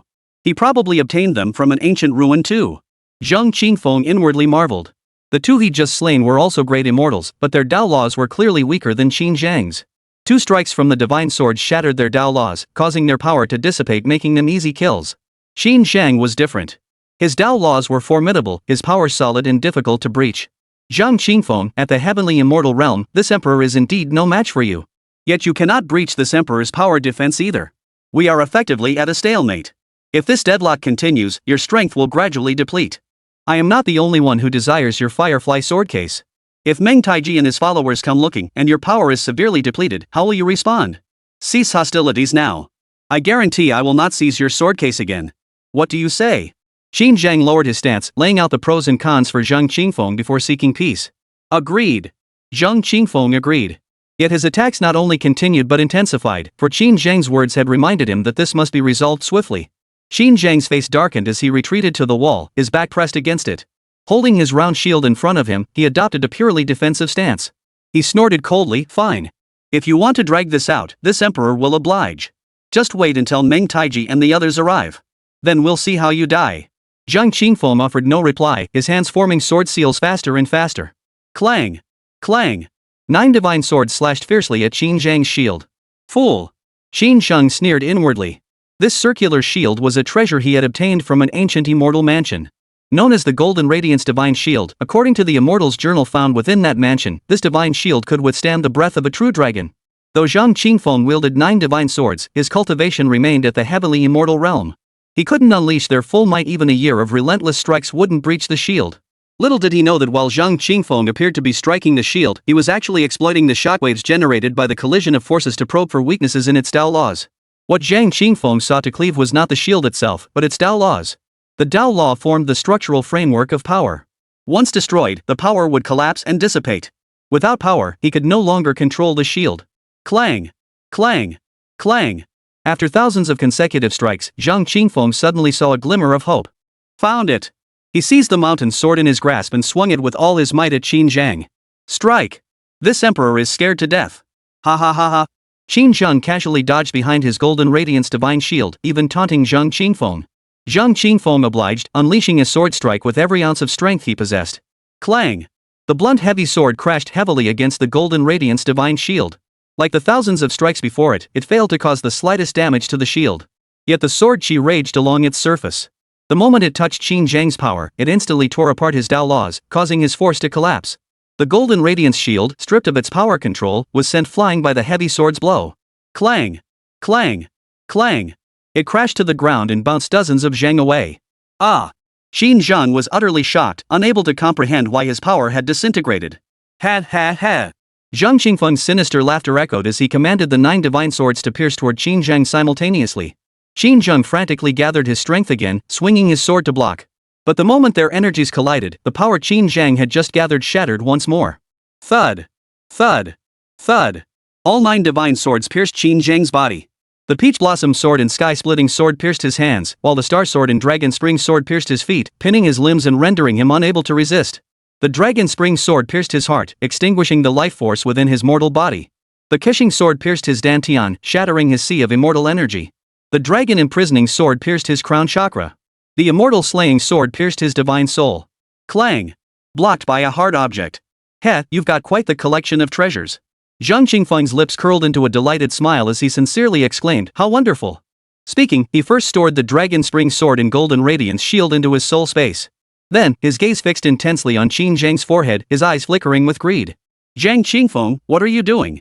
Qingyun's soul nearly flew out of his body. Shoo! Zhang Qingfeng raised his left index finger to his lips, making a shushing gesture. Listen! With that, he reached out and pulled the sword piercing Qingyun's forehead. But the moment it was drawn, he thrust his arm forward again, driving it back into the wound. Ding! The sword tip was blocked by a hard object once more. Then it was pulled out again and thrust back in. Clang! The action repeated once more. Clang! Did you hear that? Zhang Qingfeng stared at Qingyun with a stern expression. You've got a rock lodged in your brain harder than my sword of immortal slaying, impossible to shatter. But fear not, I'll cleave open your skull and extract it for you. With that, he raised the immortal slaying sword to strike. Stop! Qingyun shouted urgently. Rage surged through him. Never had he endured such utter humiliation. Yet he couldn't help but smile bitterly. The victor is king, the vanquished is bandit. He had no choice but to bow his head. Spare this emperor's life. Name your terms. Submission or death. Zhang Qingfeng uttered 4 familiar words. They were the very words Qingyun had spoken to Zhang Qingfeng when they first met. I am the human emperor. How could I ever submit to you? Even if I were to kneel, would you dare accept it? Change the terms. You're such a show-off. Get lost. Killing this emperor means declaring war on the ancient Qin royal clan. It brings you nothing but harm. Think carefully. I'll think it over. Zhang Qingfeng nodded as if he'd taken the advice, then rubbed his chin. I'll let you go, you give me a pile of benefits. Right. But knowing your shady ways, you'll renege the moment we're out. I won't. Come on, you've done it before. Rather than risk you killing me later, I'll kill you now. As for offending the ancient Qin royal clan? I'm not afraid. Zhang Qingfeng's eyes flashed coldly as he raised his sword to strike. Master Zhang, spare me. A frantic cry suddenly echoed from the left passageway as 3 gaunt old monks led a large group of cultivators flying toward them. Whoosh! Zhang Qingfeng's thoughts flickered, and 8 divine swords shot forward, blocking the newcomers 100 feet away. Ahmed Bab Buddha. Mr. Zhang, you cannot kill the first emperor. Shouted the leader, an old monk with long eyebrows. Why? He is the human emperor, bearing the destiny of the human race. If you... SSSSH. Before the monk could finish his sentence, Zhang Qingfeng suddenly swung his sword down, cleaving Qingyun's head in 2. How dare you? The long-browed monk paled in shock. Zhang Qingfeng narrowed his eyes at him and said in a deep voice, I detest being morally blackmailed. Chapter 62, The Utmost Crime. Ah! Qingyun's soul tried to flee, but Zhang Qingfeng slammed it against the wall with a single palm strike. Thud! The tremendous impact shook the wall. Yet Qin Zhang's soul remained unscathed. A snow-white shield shielded his soul, blocking Zhang Qingfeng's palm. Upon the shield's surface, a 3-foot-long golden dragon danced and twisted, soaring up and down. Could this be dragon scales? Zhang Qingfeng examined the snow-white shield, his voice uncertain. This is the dragoness, its forbidden scale. Within it lies a sealed dragon soul. Even if a supreme golden immortal arrived, they could not harm this emperor's soul. Qin Zheng declared with unwavering confidence. No wonder even the sword of immortal slaying couldn't pierce it. What a marvelous treasure. Zhang Qingfeng stared at the dragon scales with eager eyes. Qin Zhang's soul manifested as a golden, human-shaped form, its essence radiating immense purity and potency. Hiding behind the dragon scale, he pleaded to the distant, long-browed monk, "Honored monks, save this emperor. Once I unify the spirit realm, I swear to recognize the ancient Buddhist sect as the foremost orthodox lineage under heaven. Amitabha. Monks renounce all worldly attachments. We seek neither fame nor gain." The long-browed monk pressed his palms together in a respectful salute toward Qin Zhang. The Qin emperor was born of destiny, bearing the cosmic mandate of heaven and earth. His fate concerns the rise and fall of the human race and all races. A body worth 10,000 gold pieces must not be lost. We shall spare no effort to protect the Qin emperor. Your noble virtue, venerable monk, is truly admirable. Clang! A deafening clash of steel interrupted Qin Zhang and the monk's conversation. Zhang Qingfeng couldn't be bothered with their chatter. He only wanted to shatter the dragon scales and kill Qin Zhang. Yet the scales proved harder than he'd imagined. His sword struck without leaving a mark. Truly a soul weapon of the highest order. Zhang Qingfeng marveled inwardly. Among the myriad types of magical treasures, a special category could fuse with one's soul essence. Known as soul artifacts, they were highly prized by cultivators because, once refined, they could protect the soul essence. However, soul artifacts were exceedingly rare, especially high-grade ones, truly a matter of chance. Clang! Zhang Qingfeng swung his sword again. Sparks flew everywhere. Stop! The long-browed monk shouted sternly. Zhang Qingfeng turned to face the monk with the long eyebrows, gave a smile, but the sword in his hand not only didn't stop, it swung fiercely toward Qin Zhang instead. Clang! Clang! Clang! 100 strikes in an instant. The dense, deafening clanging echoed through the narrow passageway, making heads buzz. Venerable monk, he's a madman. Reason won't reach him. Save me first. Qin Zhang cried out urgently. The long-browed monk regarded Zhang Qingfeng with solemn authority. "Layman Zhang, if you refuse to heed counsel and persist in your madness, then do not blame this monk for being impolite." Zhang Qingfeng beckoned him with a flick of his finger. "Come on, show me your impoliteness." The long-browed monk's eyes instantly widened in fury, his monk's robe billowing. The other two monks also narrowed their eyes and raised their eyebrows. Zhang Qingfeng raised his sword finger. Clang! The 8 divine swords blocking the long-browed monk's path suddenly trembled, erupting with bone-chilling sword chi. A massive golden claw silently emerged from the wall above Zhang Qingfeng's head, lunging toward him with blinding speed. Its speed was so swift that Zhang Qingfeng barely had time to react. He swung his sword urgently to block. Clang! The sword struck the claw, its unyielding hardness transmitting a force surpassing even that of a heavenly immortal through the blade, sending a chill through Zhang Qingfeng's heart. Before the claw's fingers could close, he used the force to leap backward, creating distance. The claw did not pursue Zhang Qingfeng but instead swept toward Qin Zhang. The latter couldn't dodge in time and was caught squarely. Fortunately, his dragon scales provided defense, otherwise, his divine soul body might have been pierced through. The claws scraped against the dragon scales, emitting a piercing, screeching sound. Zhang Qingfeng froze in surprise. He had assumed this was a spell cast by the 3 old monks, but judging by the ferocity of the giant claw, it wasn't meant to save Qin Zhang, it was meant to kill him. This was indiscriminate attack. Zhang Qingfeng flickered his sword finger, summoning all his divine blades back to his side. He assumed a defensive stance, his divine sense sweeping the surroundings as he heightened his vigilance to the utmost. "How dare you!" The white-browed monk flicked a Buddhist bead from his finger. The bead burst forth with golden radiance, tracing a streak of light through the darkness before crashing into the giant claw with a thunderous boom. The claw snapped back violently. Ah! Qin Zhang suddenly let out a piercing scream. The dragoness, the very scale guarding his soul, had been snatched away by the claw. His soul and soul artifact had long fused as one, forcibly separating them felt like tearing flesh from his body. The agony was unimaginable. The giant claw clutching the dragoness retracted into the wall, then fell silent. "Qin Emperor, come quickly!" The long-browed monk reached out to seize Qin Zhang's soul across the void. Swish! Zhang Qingfeng swept his sword, severing the monk's force, then pointed his left sword finger at Qin Zhang's soul. Sword energy erupted from his fingertip. Without the protection of the dragon scales, the soul could not withstand Zhang Qingfeng's sword energy. "Stop!" The long-browed monk tried to stop Zhang Qingfeng, but before his words could escape, Qin Zhang's consciousness was obliterated. Only a golden mass of soul essence remained, which Zhang Qingfeng swallowed whole. You! The long-browed monk roared with fury, "Your crimes are heinous. The other two monks joined in their condemnation. Zhang Qingfeng, you have slain the chosen one of the human race. The fortune of humanity for the next 1,000 years lies destroyed by your hand. Truly, your sins are profound. Zhang Qingfeng, you are a demon incarnate for destroying the human race's millennia of destiny. The cultivators who had accompanied the three monks, upon hearing that Zhang Qingfeng had destroyed the human race's millennium of fortune, all glared at him with righteous indignation. Shut your mouths. Zhang Qingfeng sneered and shouted back, you three old fools, spouting all this do-gooder nonsense while your bellies are full of filthy schemes, thieves and whores, deceiving the world for fame and fortune. You. What about you?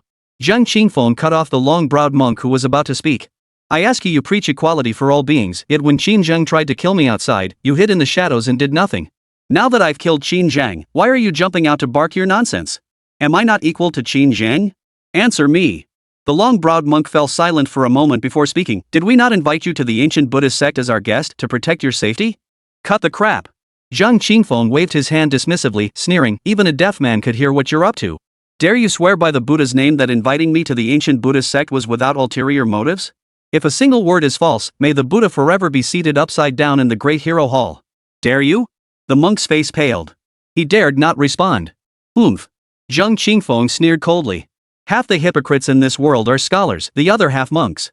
The moment you three stand here, I can see the big tails wagging behind your backs. Stop pretending. The firefly sword case is right here, come and take it if you dare. He held the firefly sword case upright before him. 9 swords flew back into the case, unfolding like fan ribs. The allure of these 9 divine blades possessing even one promised dominion over the realm made some cultivators' breathing grow heavy, their gazes burning with desire. Damn it! Who dares snatch my brother's sword case? Don't you want to live?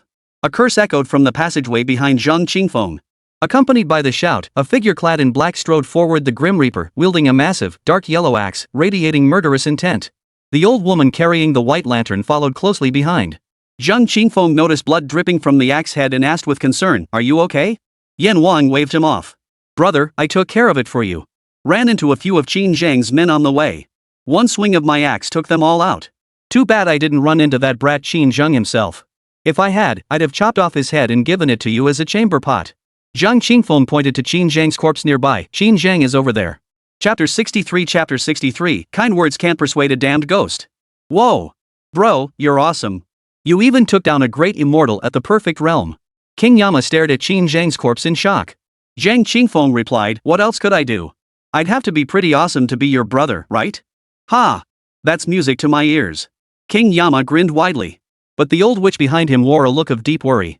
She had already seen that the relationship between her young master and Zhang Qingfeng was truly ironclad. He would stick his neck out for Zhang Qingfeng. But Zhang Qingfeng had killed Qin Zhang, deeply offending the ancient Qin royal clan. If the witch clan aligned too closely with Zhang Qingfeng now, it would likely bring disaster upon themselves. She hoped the king of hell would keep his distance from Zhang Qingfeng. But she dared not speak. She knew the king of hell's temper all too well. The moment she spoke, he might immediately distance himself not from Zhang Qingfeng, but from the entire witch clan. There was no other way. The king of hell had never felt a sense of belonging to their clan. Otherwise, they wouldn't have racked their brains to devise all sorts of schemes to appease him. It won't be long now. Just hold on a little longer. The old crone sighed inwardly. She glanced at Zhang Qingfeng. Truth be told, setting aside the troubles, she couldn't help but regard Zhang Qingfeng with newfound respect. Though both their realms were suppressed to the celestial immortal realm, the gap in power comprehension between the great Luo golden immortal realm and the golden immortal realm was impossible to bridge. Moreover, even suppressed to the heavenly immortal realm, the Luo golden immortal realm possessed power laws that the golden immortal realm could not match. To overcome a higher realm demonstrated that Zhang Qingfeng possessed power laws no weaker than those of a great Luo immortal. The old crone cast a lingering glance at the firefly sword case standing before Zhang Qingfeng, knowing the answer to his feat lay hidden within. Those divine swords were truly tempting. It's been a long time since we fought side by side. Yan Wang narrowed his eyes, gazing across at his opponent. His deep voice carried an excitement he couldn't contain. 2 against a whole group of them. Do you have confidence? An inexplicable gleam of excitement flashed in Zhang Qingfeng's eyes. Absolutely. Hey, wait a minute. We're not part of their trio, don't lump us in with them. Right. We're just passing by extras A, B, C, and D. We're not worthy opponents for you two. The cultivators behind the long-browed old monk and his companions scrambled backward, hastily distancing themselves from the trio. The 3 monks' eyes twitched. Hold on. The old witch of the witch clan hurriedly spoke up to stop him. Their young master had already offended the ancient Qin royal clan. They couldn't afford to provoke the ancient Buddhist sect as well. They couldn't risk the entire witch clan being annihilated before they even emerged into the world. We're in grave danger. It's best to set personal grudges aside for now and focus on finding a way out of here together. Besides, young Master Zhang doesn't harbor any mortal enmity toward the ancient Buddha sect, does he? There wasn't before, but there is now. Why? They say my crimes are heinous and I deserve death. Rather than face certain death at their hands once we escape, I'll kill them first. Makes sense. Yanwang nodded in deep agreement. Young Master Zhang, I swear on my honor that once we're out, my witch clan will protect your escape with everything we have. No one will harm you. What do you say? Old witch, what do you mean by that? King Yama suddenly glared at the old crone. You keep calling my brother and urging him to back down, yet you dare not say a word to the monk. You're blatantly taking sides. What? Do you think my brother is easy to bully? Young master, you misunderstand. The old crone hurriedly turned to the long-browed monk across from her and pleaded, Venerable monks, it is better to resolve grievances than to deepen them. Peace is the highest virtue. Is that not so? Amitabha Buddha. The venerable monk with long eyebrows spoke with solemn authority. Qin Zhang is the destined son of fortune, bearing the destiny of the human race. Zhang Qingfeng killed him, effectively shattering the fortune of humanity for the next 1,000 years. His death is no loss. The old crone's forehead creased with frustration. Whoosh! Zhang Qingfeng swept his sword finger, sending the immortal slaying sword flying. If the long-browed monk was so intent on killing him, and Zhang Qingfeng didn't strike first, did he plan to kneel and beg for mercy once outside? Kill! The king of hell moved almost simultaneously with Zhang Qingfeng. Though 3 centuries had passed since their last meeting, their coordination remained as seamless as ever. Mercy to the enemy is cruelty to oneself, a principle they had always adhered to. Kind words won't save a damned soul. The old crone muttered under her breath. What nonsense about a chosen one of destiny. There are countless such individuals born into the world. One dies, another rises. You mourn Qin Zhang's death as if he were your own father. Could he be the reincarnated divine child chosen by your ancient Buddha sect? Her voice was low, drowned out by the deafening clamor of battle, yet Zhang Qingfeng heard it clearly. No wonder they're protecting Qin Zhang. Zhang Qingfeng's anger flared within him. All that righteous concern for the world? Pure hypocrisy. The real reason was that he'd threatened the monk's interests. In his fury, he unleashed all 9 swords at once. The 8 divine swords, including the sword of immortal slaying, surrounded the monk with the long eyebrows. He wielded the star sword and charged at another monk. How is this possible? Surrounded by the 8 swords, the long-brow monk sensed each blade wielding combat power equal to his own level, leaving him utterly shocked. Most terrifyingly, each sword manifested a distinct sword art, making him feel as though he were being assaulted by 8 masters of the ultimate sword arts. He found himself overwhelmed, struggling to defend against them all. He finally understood why Qin Zhang had fallen to Zhang Qingfeng. To simultaneously wield 9 swords in battle, each wielding power equal to his own, is this the sword art of sword god Lu Shisan? The old woman was secretly stunned. But after observing for a moment, she suddenly fixed her gaze on Zhang Qingfeng, her expression shifting to one of shock. She shook her head. No, this isn't the way of the sword. This is primordial sword intent. He possesses a primordial sword body. Commanding swords is his innate ability. Her voice trembled with excitement as she nearly shouted the last sentence. The long-browed monk overheard her words and was utterly astonished. An innate primordial sword body, a once in a millennium, supreme physique for the way of the sword. No wonder he could wield the sword of the sword god Lu Shisan and comprehend so many ultimate sword arts.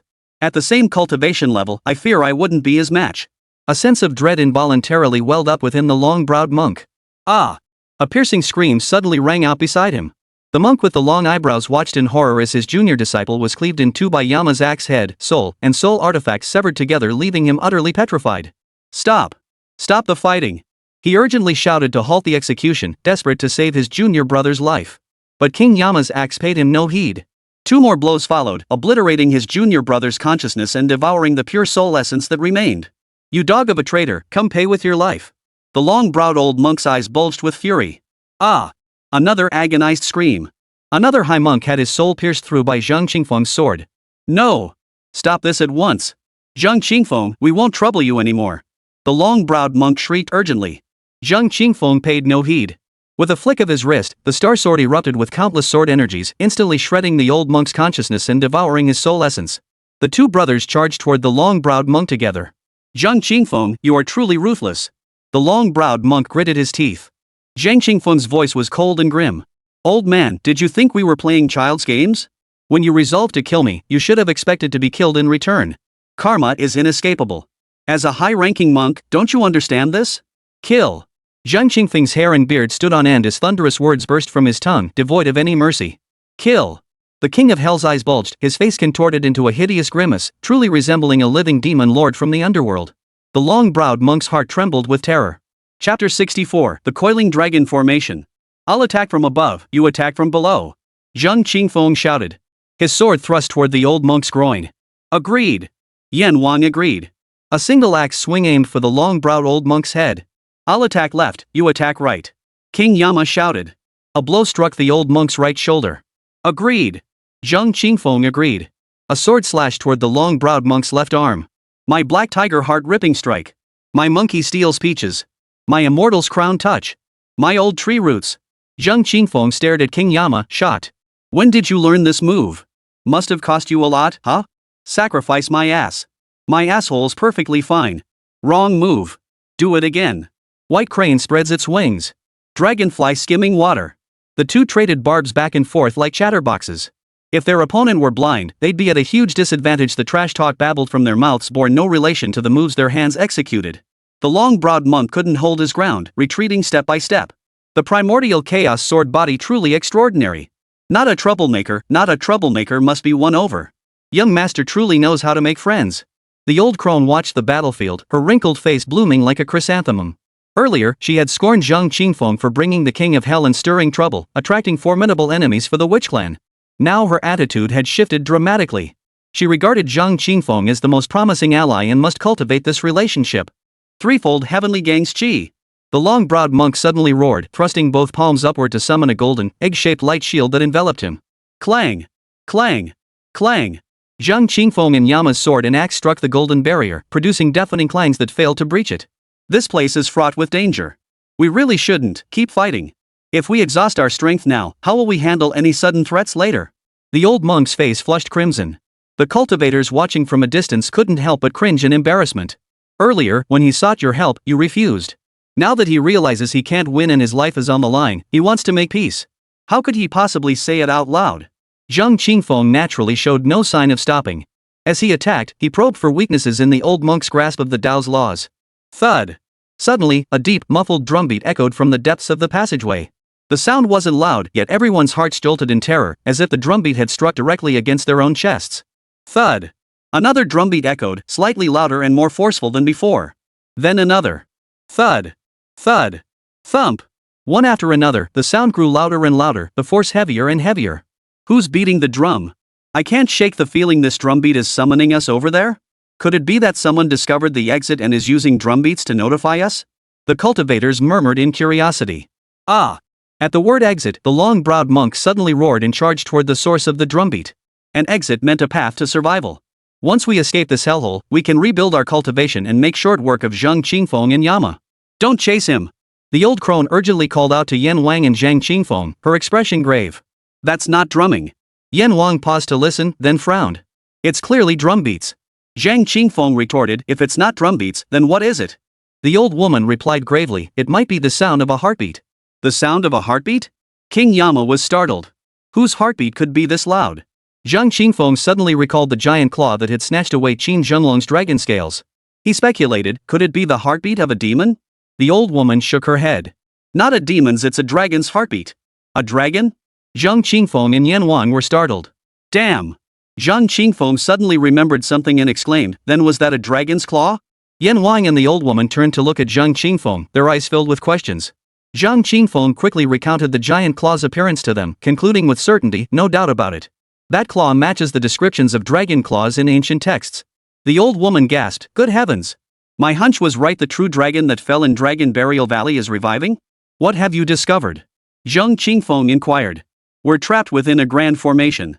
This formation is documented in our witch clan's ancient texts. It's called the Coiled Dragon Formation. It's a sinister ritual designed to sacrifice living beings to resurrect the dragon god. The entire formation resembles a coiled dragon, with its tail extending outward and its head at the center. Sacrificial beings are cast into the dragon's tail, where their flesh and blood are devoured to activate the formation. Once the entire formation is activated, the dragon god will regrow its heart. After devouring sufficient divine soul energy, the dragon's soul will be resurrected. Once the dragon's soul and heart are revived, they can reshape the dragon's body, finally achieving complete resurrection. The old crone delivered the explanation in one breath. Whoa! King Yama sucked in a sharp breath. So this true dragon's heart is already alive? Next, it needs to devour divine souls to revive its dragon soul, and we're its food? Exactly. Why didn't you say so sooner? Oh dear, young master, you've said it all, both the good and the bad. I told you not to fight, yet you accused me of bullying young master Zhang. Cough, cough, cough. The king of hell coughed awkwardly. Thump. Thump. Thump. The heartbeat grew stronger and stronger, like the mountain god beating a drum or the call of a celestial being, making one's own heart race and compelling them to follow the sound. This is bad. It's clouding our minds. King Yama said in a deep voice. Is there any way to escape?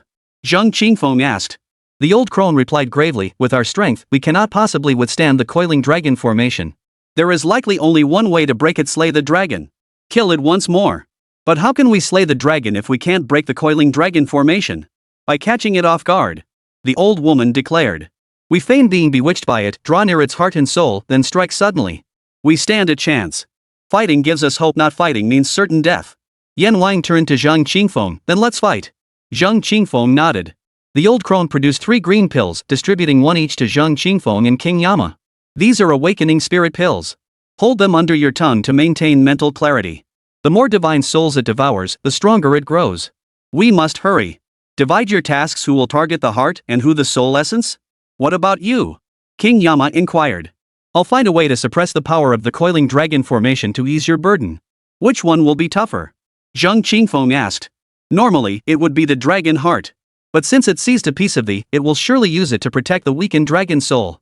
So the dragon soul might be a bit trickier to deal with. Then I'll handle the dragon soul. The king of hell did not vie for it, replying, I'll handle the dragon heart.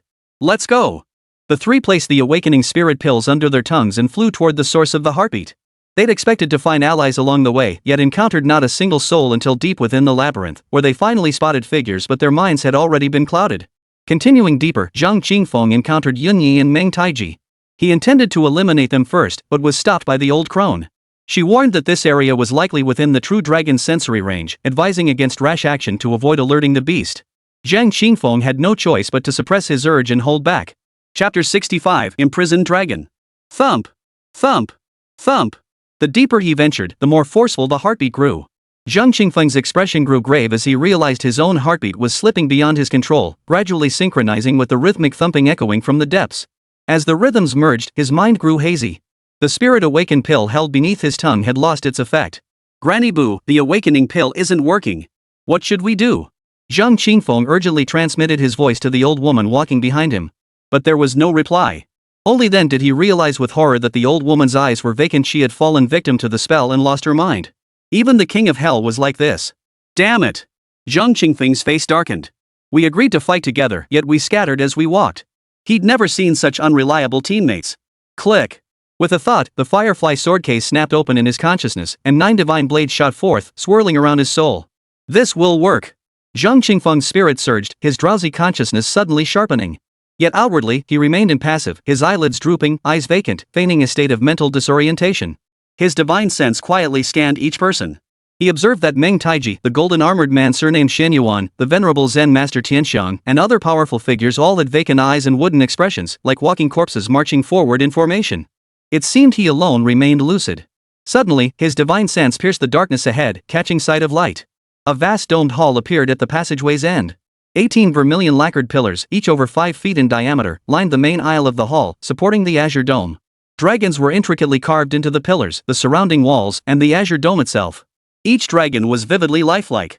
Their eyes flashed like lightning, cold and piercing. Their mouths roared with fury, swallowing mountains and rivers. Their claws were powerful and unstoppable. Such overwhelming might compelled all to bow their heads in submission, daring not to act recklessly. At the very center of the hall sat a coiled dragon blood pool. The pool was filled to the brim with crimson blood, bubbling and churning as if boiling. A golden dragon, 7 or 8 feet long, swam joyfully in circles within the pool. On either side of the pool, dragon mouth-shaped channels overflowed with blood, flowing through grooves toward the ancient array patterns etched into the floor. The blood flowed slowly along the recessed patterns, spattering with an eerie crimson glow before finally draining from the inner corners of the hall. The blood, tempered by the grand formation, had become crystalline and viscous.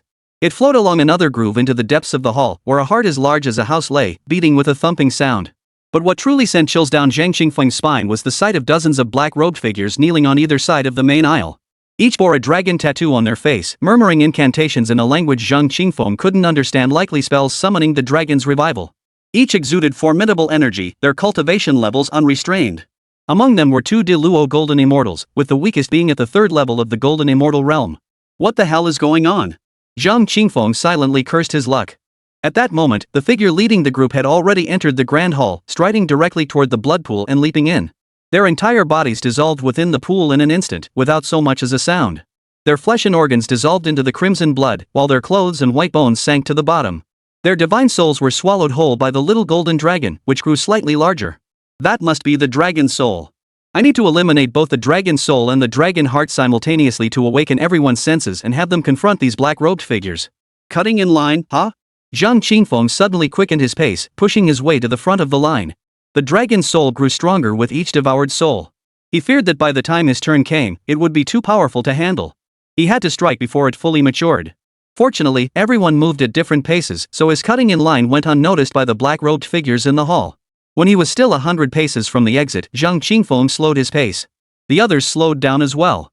They formed a line and proceeded orderly into the main hall. Zhang Qingfeng positioned himself behind a black-robed figure from the Witch Clan, hoping the cloak man would be a good buddy and keep his attention on the thread rather than on him.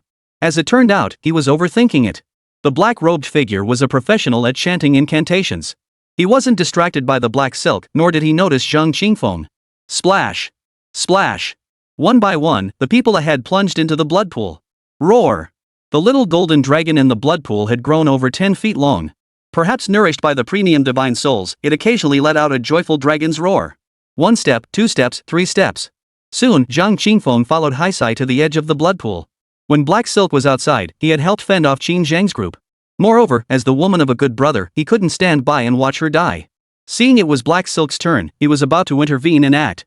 At that moment, a furious shout echoed through the grand hall. Halt! The black-robed figure kneeling at the very front, radiating the aura of a great immortal, abruptly rose to his feet. Zhang Qingfeng's expression changed drastically. But just as he was about to act, he suddenly realized the black-robed man's gaze wasn't fixed on him, it was fixed on the entrance behind him. He halted his movement immediately. You are no human! The black-robed figure bellowed toward the entrance. Ha! So you've seen through me? A laugh echoed. Meng Taiji. Zhang Qingfeng saw the laughing figure and felt a sudden jolt of shock. When he had passed by Meng Taiji earlier, he hadn't sensed that his consciousness was awake. It turned out he, too, had been pretending. Meng Taiji was indeed not human, he was merely a divine soul avatar. Dragon Riders, how did you descend from the upper realm? Meng Taiji asked, stroking his beard. Death. The black-robed figure wasted no words, immediately summoning a flying sword to strike at Meng Taiji. Another black-robed figure at the great immortal realm joined the assault, aiming to overwhelm Meng Taiji with a thunderous combined strike. Perfect opportunity. Zhang Qingfeng's eyes flashed with determination. He shoved aside the black-clad figure about to leap into the blood pool, summoning the dragon imprisoning sword and the immortal slaying sword to strike at the dragon's soul within the pool. Qinggyun and Xianyue's swords targeted the dragon's heart, while the remaining 5 swords continued to guard their divine souls, preventing their consciousness from being lost. Roar! Sensing the intrusion, the dragon's soul's eyes blazed crimson. Its jaws opened like a devouring abyss, ready to swallow Zhang Qingfeng whole. But as the dragon imprisoning sword shot toward it, the dragon's body suddenly trembled. As if filled with dread toward the sword, it closed its abyssal maw and flipped, plunging deep into the blood pool. Xiaolong. Slay the god. The dragon imprisoning sword pinned the dragon's soul in place, while the immortal slaying sword struck at its divine spirit. Simultaneously, Qinggyun and Xianyue's sword proceeded smoothly, cleaving the house-sized dragon heart into 3 pieces. From the center of the dragon heart, a massive, exceptionally crystalline mass of blood flew out, radiating powerful vital energy and an eerie, sweet fragrance. Even from a great distance, Zhang Qingfeng could sense the potent laws of power contained within that blood. Dragon blood! Zhang Qingfeng was overjoyed. With a thought, the 1,000 swords whirled back, carrying the dragon blood, and vanished into his soul space. Clang! Clang! The dragon imprisoning sword and the immortal slaying sword failed to penetrate, halted by a single white scale. It was none other than Qin Zhang's dragoness. Sword god, spare my life. The dragon soul cowered behind the scales, kneeling to beg for mercy. Head bowed, body bent, it knelt like a human, trembling violently, utterly terrified. You bastard, picking on this sovereign. A furious roar suddenly echoed from the distance, bellowing like Meng Taiji's rage. Stop. The black-robed man paled in shock. Chapter 66, Clear-Cut Enmity and Gratitude. Zhang Qingfeng severed the dragon's heart and soul, as if provoking collective fury. The black-robed figures locked in combat with Meng Taiji simultaneously halted their struggle and lunged toward him. The other chanting robed figures all leapt to their feet. If looks could kill, Zhang Qingfeng would have been torn to shreds by those bloodshot, bulging eyes. Bu Posi! Zhang Qingfeng roared. Simultaneously, he drew the kneeling dragon's soul into his divine soul space. Seeing how terrified the creature was of the dragon imprisoning sword, he also stored the sword within his divine soul space, pointing it at its head to keep it from moving. Simultaneously, he ignited the single drop of great immortal blood within his sea of consciousness. His aura surged abruptly. The cultivation realm suppressed by the coiled dragon formation broke free from its bonds. The terrifying aura of the great immortal realm erupted from his body. Whoosh! 8 swords shot forth simultaneously, blocking the advancing Meng Taiji and the black-robed figure. What? Meng Taiji's breath caught in shock at the aura erupting from Zhang Qingfeng. His outstretched hand halted abruptly, reeling back 30% of its force to maintain defense. Being a great supreme immortal himself, he understood all too well the terrifying power of such a realm. Though he knew Zhang Qingfeng must have forcibly elevated his cultivation to the supreme golden immortal realm through some unknown method, a state he couldn't sustain for long. A supreme golden immortal could slay a mere golden immortal with a single thought. Therefore, he not only held back his power but also slowed his advance, allowing the black-robed figure to rush forward and block his blade, testing Zhang Qingfeng's true capabilities. Yet the black-robed figure was also terrified. Their attacks and movements halted involuntarily, slowing to a crawl. Boom! Boom! Boom! The clashing attacks unleashed earth-shattering power. Uncontrolled sword energies and gale force winds radiated outward from the collision's epicenter, crashing into pillars, floors, walls, and the vaulted ceiling, causing the entire hall to rumble and shake. Thud! Zhang Qingfeng was sent flying backward. His back slammed violently into the wall, carving a large, human-shaped dent into the solid stone. A trickle of blood spilled from the corner of his mouth. By burning his essence blood, he could only attain the aura of a great Tao immortal and the power contained within his essence blood. Yet the quantity of essence blood was limited, yielding only a fraction of its potential. Fortunately, Meng Taiji and the others were intimidated by the aura of the great Tao immortal realm and held back their power. Otherwise, he would have been torn to shreds by the attacks of 3 great Tao immortals and dozens of Tao immortals. Fake! Meng Taiji instantly realized the deception and immediately held nothing back, lunging fiercely at Zhang Qingfeng, intent on ripping the dragon blood and dragon soul from Zhang Qingfeng's soul space. He was furious. He had believed the dragon blood and soul were already his for the taking, only to have Zhang Qingfeng steal them like a thief snatching a chicken. If he'd known Zhang Qingfeng was conscious, he would have eliminated him on the way here. You brat, hand over the dragon's soul. The black-robed man also lunged at Zhang Qingfeng. Swish! A sickly white light flashed. Meng Taiji and dozens of black-robed figures were suddenly frozen in place. Though frozen only for an instant, Bu Posi arrived with her lantern, blocking Zhang Qingfeng's path.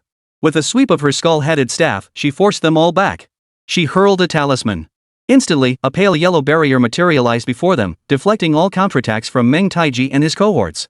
This was a specially crafted absolute barrier talisman of the Witch Clan, each talisman valued at 1 million gold spirit stones on the market. The barrier could hold for the duration of a cup of tea. With the dragon heart shattered, the cultivators regained their senses and restored their cultivation levels. Brother!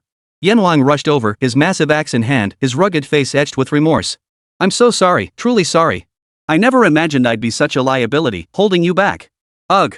He still remembered what happened after losing his senses, knowing Zhang Qingfeng had shouldered everything alone. He felt profound shame for it. All the members of the Wu clan gathered around. Thank you, young master, for saving my life. The black-clad woman who had nearly plunged into the blood pool bowed deeply to Zhang Xiaozu in gratitude. Could you pull me out of this wall first? Zhang Qingfeng said with a dark expression. His body was embedded over 3 feet deep into the wall. The king of hell reached out, grabbed Zhang Qingfeng by the hair, and yanked him free. Zhang Qingfeng. He really wanted to slap that bastard to death. Thud. Granny Bu slammed her skull-headed cane onto the ground and shouted, "No need for me to say it, you all know that if young Master Zhang hadn't intervened, every last one of you would have been sacrificed to them. He risked everything to save you. Are you just going to stand by and do nothing? Young man, thank you." The Shangyuan clan man clad in golden armor clasped his fists in gratitude toward Zhang Qingfeng, then swung his sword with a fierce strike, forcing Meng Taiji and the black-robed man who were desperately attacking the absolute barrier back. Ahmed Bab Buddha. Master Wanxiang bowed with palms pressed together toward Zhang Qingfeng. Thank you, young Master Zhang, for saving our lives. With that, he leapt forward and stood before the barrier.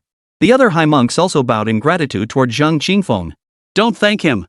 A voice filled with fury rang out. The assembled cultivators looked toward the source of the voice in surprise, wondering why anyone would object when Zhang Qingfeng had saved their lives. They saw the speaker was an old monk with long eyebrows. Ancestor, Xianming and Xuanli have perished. The long broad monk cried out to a slightly shorter, square-forehead monk, his face twisted with grief and indignation. They were killed by Zhang Qingfeng and the Witch Clan working together. What? The square-browed monk gasped in shock, only then noticing the absence of his 2 companions. The other monks immediately glared at Zhang Qingfeng with fury.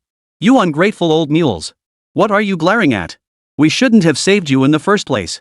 King Yama erupted in a torrent of curses. Oomph. One monk replied in a deep voice, gratitude is gratitude, and grudges are grudges.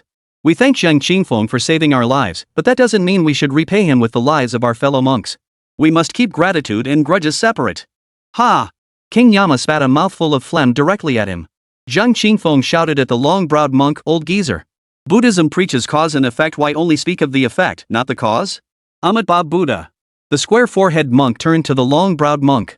The long-browed monk roared angrily, he slew Qin Zhang, the chosen one of destiny, and shattered the human race's millennia-old fortune. His crime is unforgivable. What? Qin Zhang's surviving subordinates paled in shock. Unable to believe what they heard, they turned to the long-browed monk and asked, Venerable monk, you mean the human emperor was killed? The long-browed monk nodded firmly. Yes, the Qin emperor was slain by Zhang Qingfeng. This humble monk witnessed it with my own eyes. Ah! The men were overcome with grief, their eyes blazing as they turned to Zhang Qingfeng. They roared, Zhang Qingfeng, pay with your life. He lunged forward. Get lost. The golden-armored man swung his sword, forcing Qin Zhang's men back. He sneered coldly, the imperial jade seal has yet to be found. What right does Qin Zhang have to claim the title of human emperor? The ancient imperial families aren't limited to the Qin clan. Zhang Qingfeng sneered at the long-browed old monk, you old fool, dodging the real issue and being utterly hypocritical. You've learned Buddhism all wrong. Qin Zhang tried to steal my sword case, surrounded me with his men, and I killed them all. You bald-headed fools can't tell right from wrong, siding with Qin Zhang and trying to kill me to avenge him.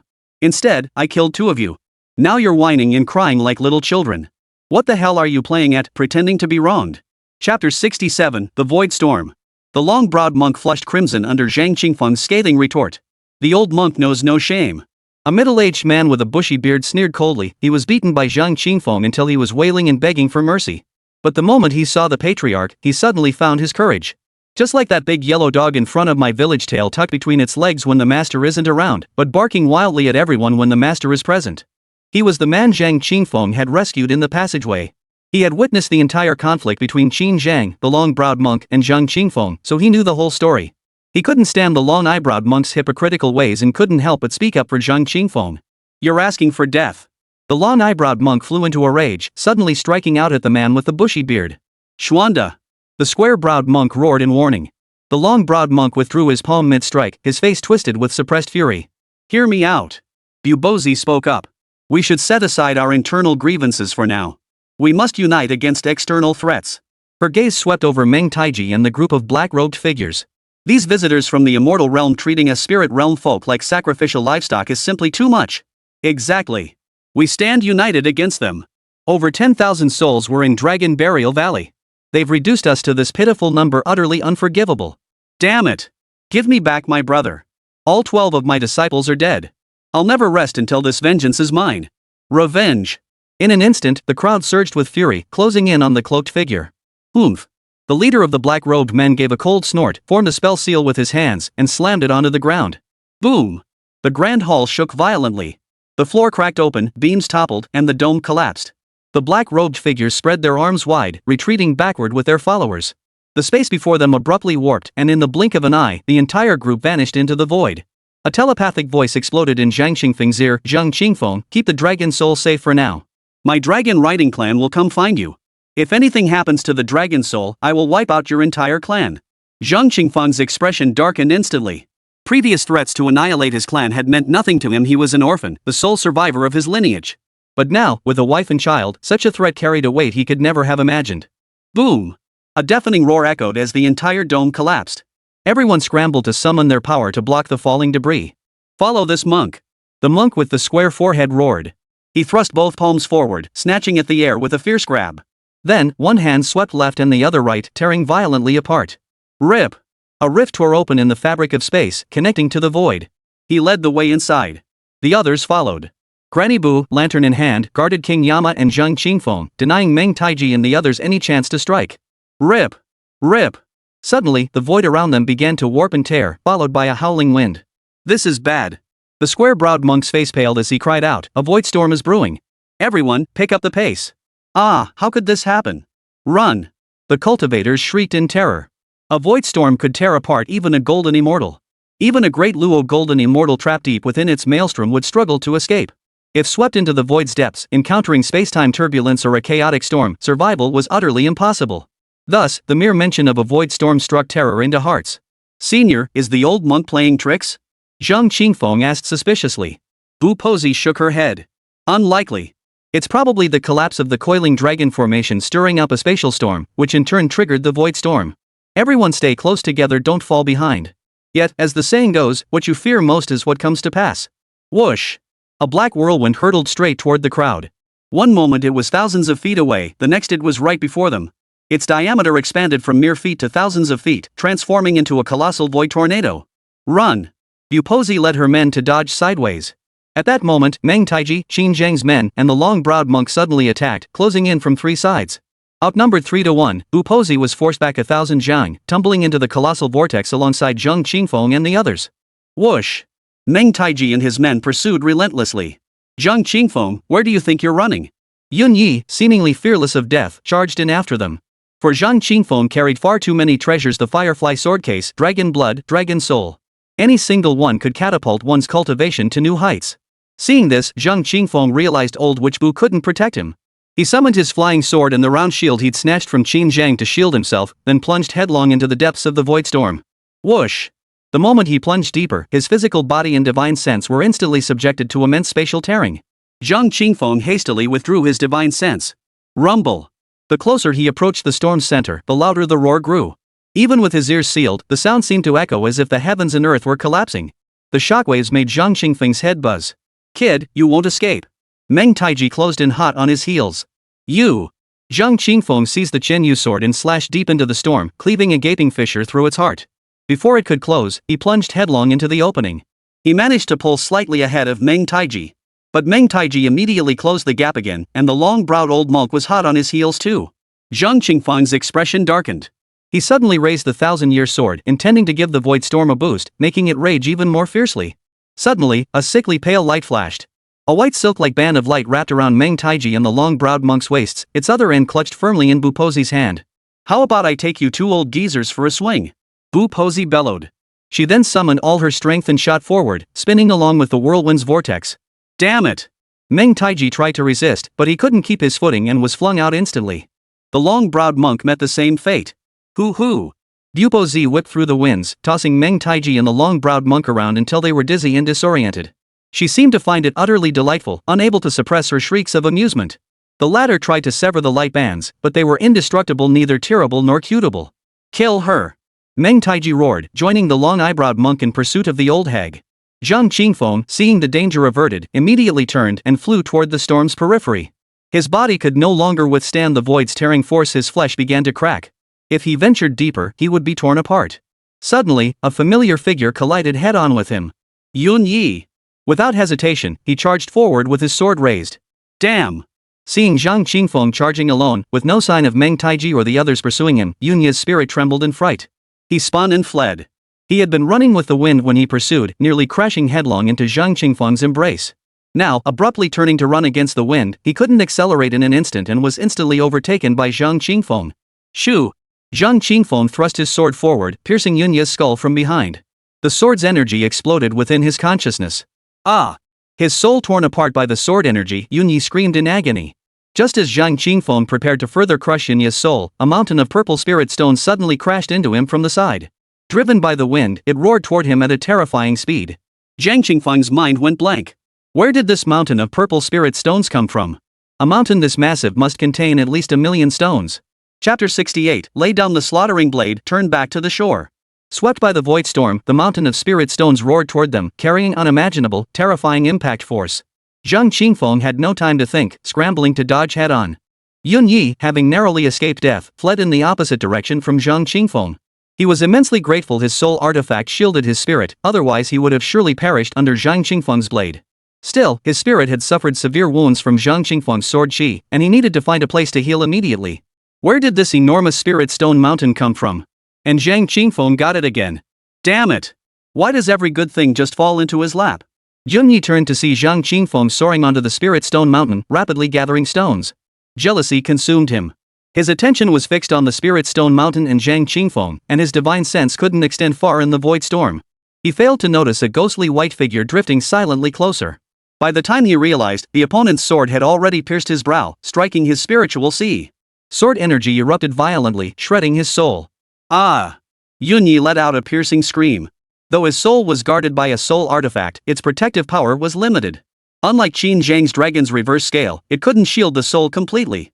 The already severely wounded soul suffered further damage. His cultivation realm began to fluctuate unsteadily. Whoosh! The white-robed figure gave Yunyi no chance to retaliate. As the long sword pierced his brow and mind sea, a black rope shot forth, binding Yunyi. Immediately after, a palm slammed viciously onto the crown of his head. Power erupted like a volcanic explosion from the palm, surging through Yunyi's entire body from head to toe, sealing his cultivation. Ancestral God, save me! Yunyi cried out in terror, pleading for Meng Taiji's aid. But Meng Taiji had long since vanished, swept away by the old fortune-teller. How could he possibly come to his aid? The white-robed figure sealed the utterly helpless Yunyi into his divine soul space.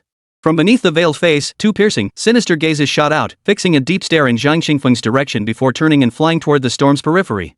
The spirit stone mountain was too massive, carrying terrifying momentum. Zhang Qingfeng dared not absorb the entire mountain into his divine soul space, lest it tear the space apart. It took immense effort to break the mountain into fragments and store them all within his soul space. If only they were golden spirit stones. Zhang Qingfeng felt a twinge of regret. Purple spirit stones contained far less pure spiritual energy than golden ones. Typically, 1,000 purple spirit stones of the same volume equaled the value of just one golden spirit stone. He glanced around in puzzlement. This mountain of purple spirit stones was remarkably pure, devoid of any impurities. It looked as if someone had deliberately piled purple spirit stones into shape, making him wonder if someone had specifically delivered these spirit stones to him. Only the deafening roar of the black storm surrounded him, not a single soul in sight. Swish!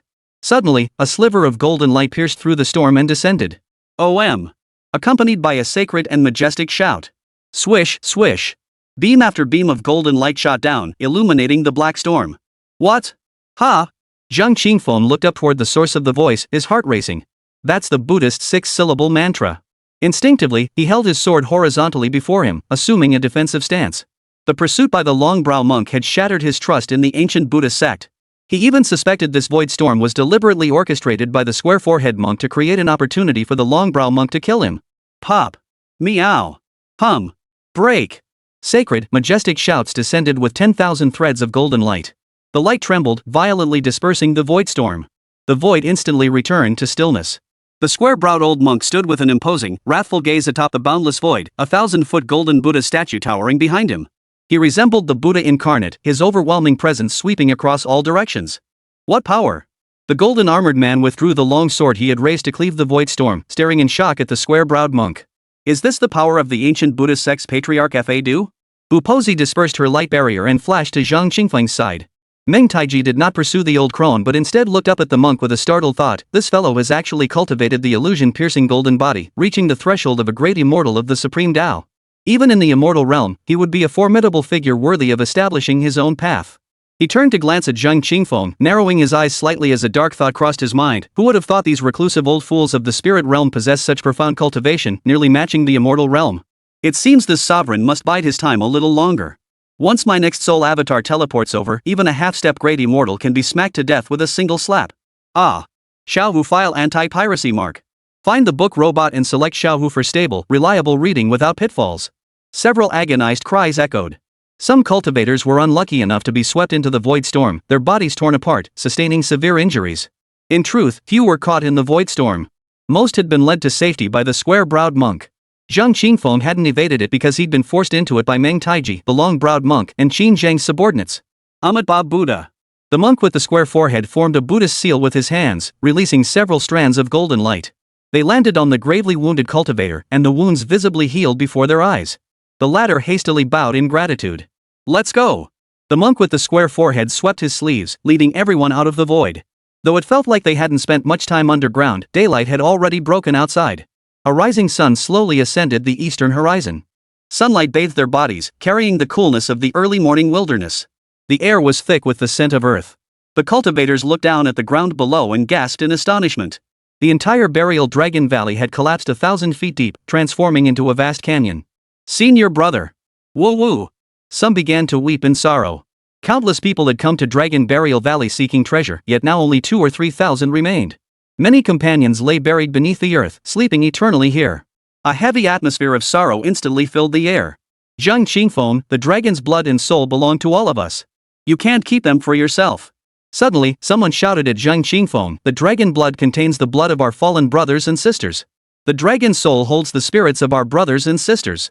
At these words, the expressions of the cultivators present froze, then they all felt the truth in the statement.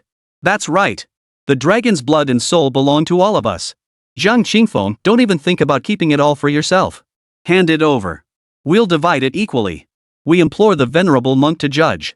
They all roared at Zhang Qingfeng like a mob, with the quick-witted ones even trying to enlist the monk with the high forehead to lead the charge.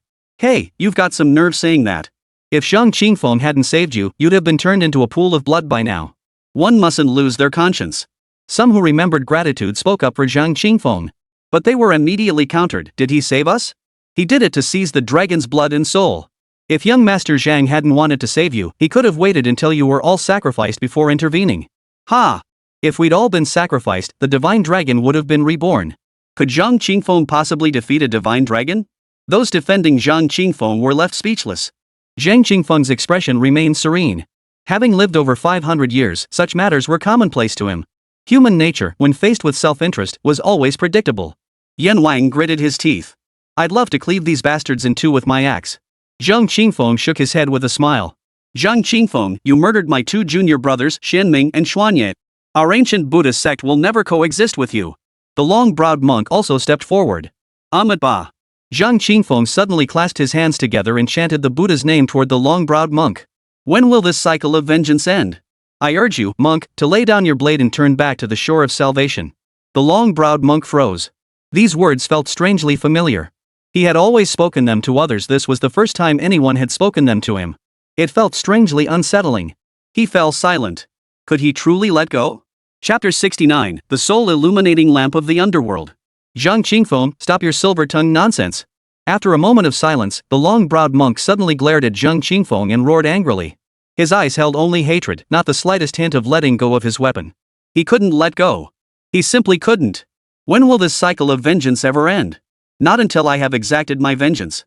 You murdered the chosen one of humanity, shattered our race's millennia-old destiny. You are an unforgivable demon. This monk slays you to purge evil and uphold the way. Know this, our Buddhist faith also possesses the wrathful king who abhors evil and counters violence with violence, specifically to slay demonic fiends like you who plunge the world into chaos. The long-browed monk's words thundered like rolling lightning. Zhang Qingfeng smiled faintly and asked, tell me this, did I truly kill Xianming and Xuanli? This monk witnessed it with my own eyes. How could it be false? Your Buddhist faith preaches karma and retribution. I killed them because they sought to kill me. Why did they seek to kill me? Because you made them do it. Therefore, it was not I who killed them, but you. It was your greed, hatred, and delusion that killed them. It was your failure to cultivate the mind while practicing Buddhism that wrought this karmic debt of killing. You. The monk with the long eyebrows turned ashen pale. Zhang Qingfeng's words pierced his heart, shaking his faith and plunging him into profound self-doubt. Deep down, he had always been plagued by guilt and self-reproach, convinced that the deaths of his two junior disciples were inextricably linked to his own actions. Had he not acted so impulsively back then, had he merely taken a single step back, they would not have perished. Now, Zhang Qingfeng's piercing words amplified that guilt and self-reproach infinitely. Suddenly, the aura of his cultivation level began to violently fluctuate. Ba. The square-browed monk stepped before the long-browed monk and extended a finger to touch his forehead. The long-browed monk's body jerked violently. He stared blankly at the square-forehead monk for a moment before suddenly dropping to his knees before him. Tears streamed down his face as he choked out, Ancestor, this disciple has erred. I have erred terribly. Woo-woo. The assembled cultivators were utterly astonished. Bro, you're awesome. Yan Wang gave Zhang Qingfeng a thumbs up. You shattered his Tao heart with just a few words? When did your little mouth get so sharp? Zhang Qingfeng's mouth twitched. Did you read too few books? Your vocabulary's limited? If you can't compliment someone properly, don't bother. Small mouth? Mine's a sharp tongue, a blade. Save your young master from jerking off and read more books. The last remark was directed at the fortune teller. The fortune teller gave an awkward smile. The square-browed old monk extended his gaunt palm and stroked her head. Layman Zhang said you cultivate the Buddha but not your heart. That's not entirely correct, but it's not entirely wrong either. Your punishment is 1,000 years of silent meditation. Are you willing to accept it? 1,000 years of silent meditation meant 1,000 years without uttering a single word in any form. The monk with the long eyebrows pressed his palms together and bowed his head. Seeing this, King Yama nudged Zhang Qingfeng with his elbow and whispered, I don't think you shattered his faith, you transformed it. This fellow might achieve something great. Zhang Qingfeng stroked his chin. Do you think he'll thank me? King Yama, you're overthinking it. Which clan? Zhang Qingfeng slew the human emperor. Are you certain you wish to shield him and wage war against our ancient imperial lineage? Zhang's subordinate shouted at the fortune teller. The fortune teller replied without hesitation, Young Master Zhang is a dear friend of our witch clan. It would be unthinkable for us not to protect him. To wage war against the entire ancient imperial clan? That we dare not. But to fight against your Qin family? That's hardly a big deal. She then turned to Zhang Qingfeng and said, Young Master Zhang, we can depart at any moment. Don't even think about it. We've already notified the Qin family patriarch. Zhang Qingfeng, you may have fled to the witch clan, but can your kin and sect do the same? Zhang Qingfeng, hand over the dragon's blood and soul. That is the blood and soul of our fellow disciples. Zhang Qingfeng. Hearing Zhang Qingfeng's attempt to flee, the assembled cultivators erupted in fury. Zhang Qingfeng ignored them, instead pointing his finger at several individuals. You, come here. He called over more than 50 people in succession. These individuals had no idea why Zhang Qingfeng summoned them, but since they'd never spoken ill of him, they approached without fear. Zhang Qingfeng waved his hand, presenting each with a ball of dragon blood the size of an egg. Clasping his fists in a bow, he said, Thank you all for speaking up for me. This is a small token of my gratitude, though it may seem inadequate. These were all individuals who had spoken up for him out of gratitude. One man received 3 portions. This man had already spoken up for Zhang Qingfeng with reasoned arguments in the underground hall. This is far too precious. We cannot accept it. Some politely declined. Their hearts swelled with emotion, reinforcing their belief that one must live by conscience. Good deeds bring good rewards. Zhang Qingfeng waved his hand. I have plenty more. Don't run around with the dragon blood, lest you attract evildoers. Follow those venerable monks to the temple and stay for a few days. Wait until you've refined and absorbed the dragon blood before coming out. Dozens nodded in agreement, finding Zhang Qingfeng's suggestion wise. After bowing their thanks, they immediately rushed to join the elderly monks of the ancient Buddhist sect. The other cultivators all glared with envy. Zhang Qingfeng swept his gaze across them and said indifferently, Are you implying that even if I hide in a mouse hole, you'll drag me out? That you won't rest until I hand over the dragon blood and dragon soul? Well, let me tell you this, today's business isn't over. Every last one of you, just you wait. I'll come find you. Yan Wang swung his axe and commanded, Bury them. Bury them all. Those who had been shouting the loudest paled, their feet shuffling backward in fear. Zhang Qingfeng scanned the entire scene with his divine sense, his brow furrowing. He saw neither Yun Yi nor Yi Qingcheng. The former had been gravely wounded by his sword. Whether he perished in the void storm remained unknown. The latter's fate in the underground palace was equally uncertain. Let's go. Zhang Qingfeng withdrew his gaze and addressed the fortune teller. Don't even think about it.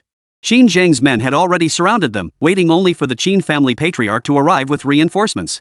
Hearing Zhang Qingfeng's order to leave, they immediately raised their blades, ready to block their path.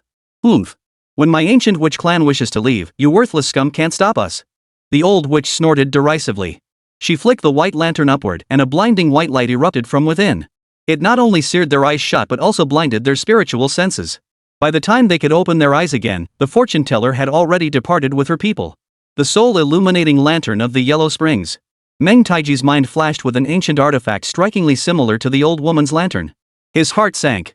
Did they find Meng Po's immortal abode? His face darkened instantly, and curses poured forth. In all the time he'd been down from the immortal realm, he'd only found 3 ancient immortal mansions, and all of them were ordinary. Zhang Qingfeng, you can run but you can't hide. We'll be waiting at your home. You have 5 days to surrender voluntarily. Otherwise, your entire clan will be exterminated. Qin Shang's subordinates roared. Their voices rolled like thunder, reverberating far and wide. The square-browed old monk led the monks away, followed closely by the cultivators who had obtained dragon blood. The old monk did not immediately shatter the void to depart, instead guiding them slowly toward the 10,000 Buddhist temple. He who steals a chicken loses a handful of rice. The golden-armored man of the Xianyuan clan shook his head at the Qin family. The yellow heaven has yet to be established, the imperial seal has not been revealed. To crown oneself human emperor, one must have great faith in one's destiny to dare bear that title. With that, he turned and departed. The other cultivators grumbled and departed as well. Only the Qin family remained stationed where they were, awaiting the arrival of their clan patriarch and his forces. 10,000 miles away. In a desolate mountain forest, within a hidden cave. The white-robed figure excitedly cast isolation seals, his body trembling uncontrollably from sheer excitement. Ha! I knew it. Heaven favors me. Though I gained neither dragon essence, dragon blood, nor dragon soul, I captured Yun Yi. Yun Yi, oh Yun Yi, you are destined to be this immortal maiden's stepping stone. With that, he flicked his right hand. Yunyi, a sword piercing his forehead, his body bound tightly with black ropes, was flung out from the white-robed man's soul space. Chapter 70, Mine, All Mine. Ah. Who are you? Where is this place? What do you want? Yunyi trembled like a frightened rabbit, his voice quivering as he fired off a barrage of questions. He wanted to resist, but his soul was pinned by the sword, his body tightly bound, his cultivation sealed. He could only wriggle futilely a few times. In an instant, profound fear and despair engulfed his heart. The white-robed figure watched Yunyi's terrified expression and burst into a cackling laugh, lifting a hand to pull away the green veil covering his face. I warn you, I am the divine son of the temple of the gods. Dare you touch a single hair on me, Yi Qingfeng? The veil fell away, and Yunyi's eyes widened in shock. He never would have imagined that the person who had abducted him was Yi Qingfeng. Master, surprised? Unexpected? Yi Qingfeng narrowed his eyes to slits as he crouched beside Yunyi. You. Yunyi was too stunned to speak. He wanted to ask Yi Qingfeng why she'd abducted him. But he didn't need to ask, he knew the answer already. She certainly didn't have good intentions. Yi Qingfeng grabbed Yunyi's collar, yanking his face toward hers. Her right arm swung in a wide arc, delivering a vicious slap. Smack! The sharp crack of the slap echoed through the empty cave. Surprised? Smack! Surprised? Smack! Surprised? Yi Qingfeng gritted her teeth, her face contorted in fury. Images of Yunyi's brutal assault flashed through her mind, each slap delivered with the ferocity of vengeance. You bastard! You dare slap me? I'll kill you! Stop! Yunyi's eyes bulged with rage. The revered divine son, struck by a mere maid, felt his dignity trampled underfoot. Yet the louder he screamed, the harder Yi Qingfeng struck. After several slaps, his cheeks swelled like a pig's head. His lips split open, blood gushed out, and every tooth shattered. Scream! Louder! Scream harder! A feral gleam of excitement flashed across Yi Qingfeng's distorted face. Yunyi suddenly fell silent. He realized that the more pitiful his cries, the more excited Yi Qingfeng became. He understood that pleasure all too well, so he stopped crying to deny her satisfaction. Not screaming anymore? Yi Qingfeng raised her eyes, the savagery at the corners of her mouth deepening. She pulled out a pristine handkerchief and slowly wiped the blood from her hands, smiling. Master, no rush. We'll take our time. I've got plenty of work to do. Yi Qingfeng, I'm sorry. I truly regret it. The way I treated you before I wasn't human, I was a monster. Please give me one more chance? I swear I'll devote myself entirely to you, pamper you beyond measure, and make you the happiest woman in all the world. You said you loved me beyond control. I know you love me deep down. Qingfeng, I love you too. Yunyi completely abandoned his dignity, begging humbly. Ugh. Don't disgust me. Yi Qingfeng turned away, her stomach churning. I love you? We're all adults here, don't be ridiculous. In looks, you can't hold a candle to Zhang Qingfeng. In cultivation, you're no match for him either. Even Zhang Qingfeng's beard is more handsome than yours. What's there to love about you? Do I love you?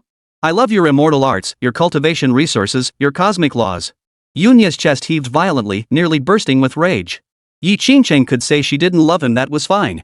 But she couldn't compare him to Zhang Qingfeng, especially not by belittling him into utter worthlessness. Yet he could only endure it. We can talk about it. Just let me go first. The immortal arts, resources, and cosmic laws, I'll give them all to you. A smile twisted across Yunyi's swollen face, uglier than a cry. Do I need you to give them to me?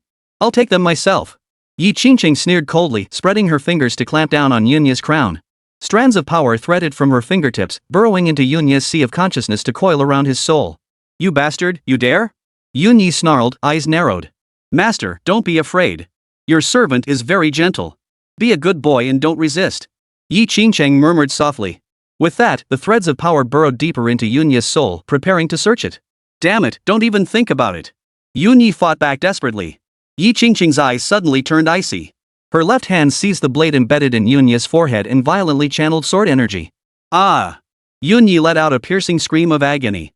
His defenses collapsed instantly, allowing Yi Qingfeng's force threads to penetrate his soul and forcibly search it. Very well, very well. Blue Jade Sword, the way of time. Mine. All mine. Yi Qingfeng trembled with excitement as she read every secret within Yunyi. He possessed immortal techniques, divine swords, and the laws of the Tao. Cultivation resources too. The million golden spirit stones snatched from Monk Biquang remained untouched. What a pity about those purple spirit stones, they went to Zhang Qingfeng for nothing. But getting Yunyi back made it all worth it. Nothing can stop my advance. Rip. Yi Qingfeng forcibly tore open Yunyi's soul space once more, plundering every last bit of immortal techniques, Tao laws, cultivation resources, and more. Damn it, even if you kill me, you won't survive. The temple of the gods won't spare you. We'll slaughter your entire clan and sect. Yun Yi howled. Kill? Kill all you want. Yi Qingcheng said indifferently. Yi Qingcheng, you've gotten everything you wanted. Spare me, please? I swear to heaven I'll never seek revenge. If I break this oath, may I be struck by 5 thunderbolts and die a miserable death. Qingcheng, a day as husband and wife brings 100 days of affection. Rip. Yi Qingcheng suddenly tore open Yunya's clothes and laughed. 1 day as husband and wife brings 100 days of affection. I'll give you back 1 day. You, what are you doing? This servant has mastered an art that brings joy to the heart. I wish to share it with you. No. I don't want it. Your words say no, but your body tells a different story. Yi Qingcheng slowly sat down. No. Stop this. Yunyi screamed in terror, but his body was already beyond his control, forced to passively enjoy the consequences. In a picturesque valley, Zhang Qingfeng and the King of Hell sat facing each other on the grass. Bu Pozi and the Sisi stood behind the King of Hell. This is all the dragon blood I've obtained. Zhang Qingfeng produced the dragon blood, a mass nearly 10 feet across. Whoa! Bu Pozi and the others' eyelids twitched in shock, their breathing involuntarily growing heavier. A faint smile touched the old fortune teller's lips. She thought to herself, those strangers merely spoke a few words for Zhang Qingfeng and received a dragon blood sample the size of an egg. Yet they had not only shielded Zhang Qingfeng from so many enemies, but their young master and Zhang Qingfeng were sworn brothers who shared life and death together. Zhang Qingfeng would certainly not be stingy. He'd be sure to share a whole bucketful with them. Same as always. Zhang Qingfeng reached out and split the blood mass evenly in half. Turning to Yan Wang, he declared, half for each. Ah! Granny Bu gasped in shock, her sunken, aged eyes widening to saucers. Her heart pounded violently, threatening to leap from her throat. She never imagined Zhang Qingfeng would be so generous. A whole bucket? Her own perspective had been far too narrow. Granny Bu, do you have any objections? Zhang Qingfeng turned to look at the fortune teller. Chapter 71, 1,000 cups are never enough when you meet a true friend. None whatsoever. Not a bit. The fortune teller shook her head vigorously like a rattle. Suddenly, she grasped something. The bond between her young master and Zhang Qingfeng ran deeper than she'd imagined, a brotherhood not born of blood, yet stronger than any blood tie, a bond of profound and genuine brotherhood.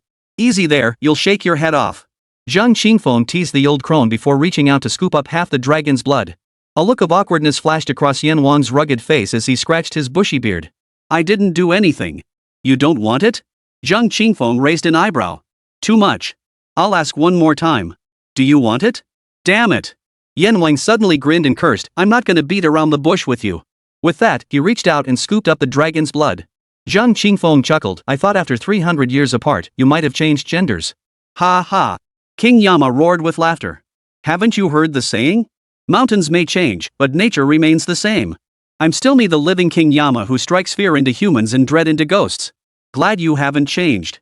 There's only one dragon soul, so I won't share it with you. With all this dragon blood, I'm satisfied. Bu Pozi nodded in agreement. Zhang Qingfeng had given so much already, asking for more would be ungrateful. Why not bring out the lady of the house so we can meet her? Yan Wang changed the subject.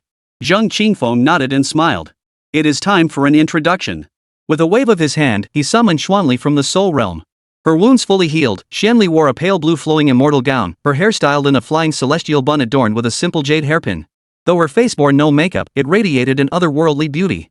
A faint smile played at the corners of her lips, her crimson eyes shimmering with a golden halo, a blend of otherworldly allure and commanding presence.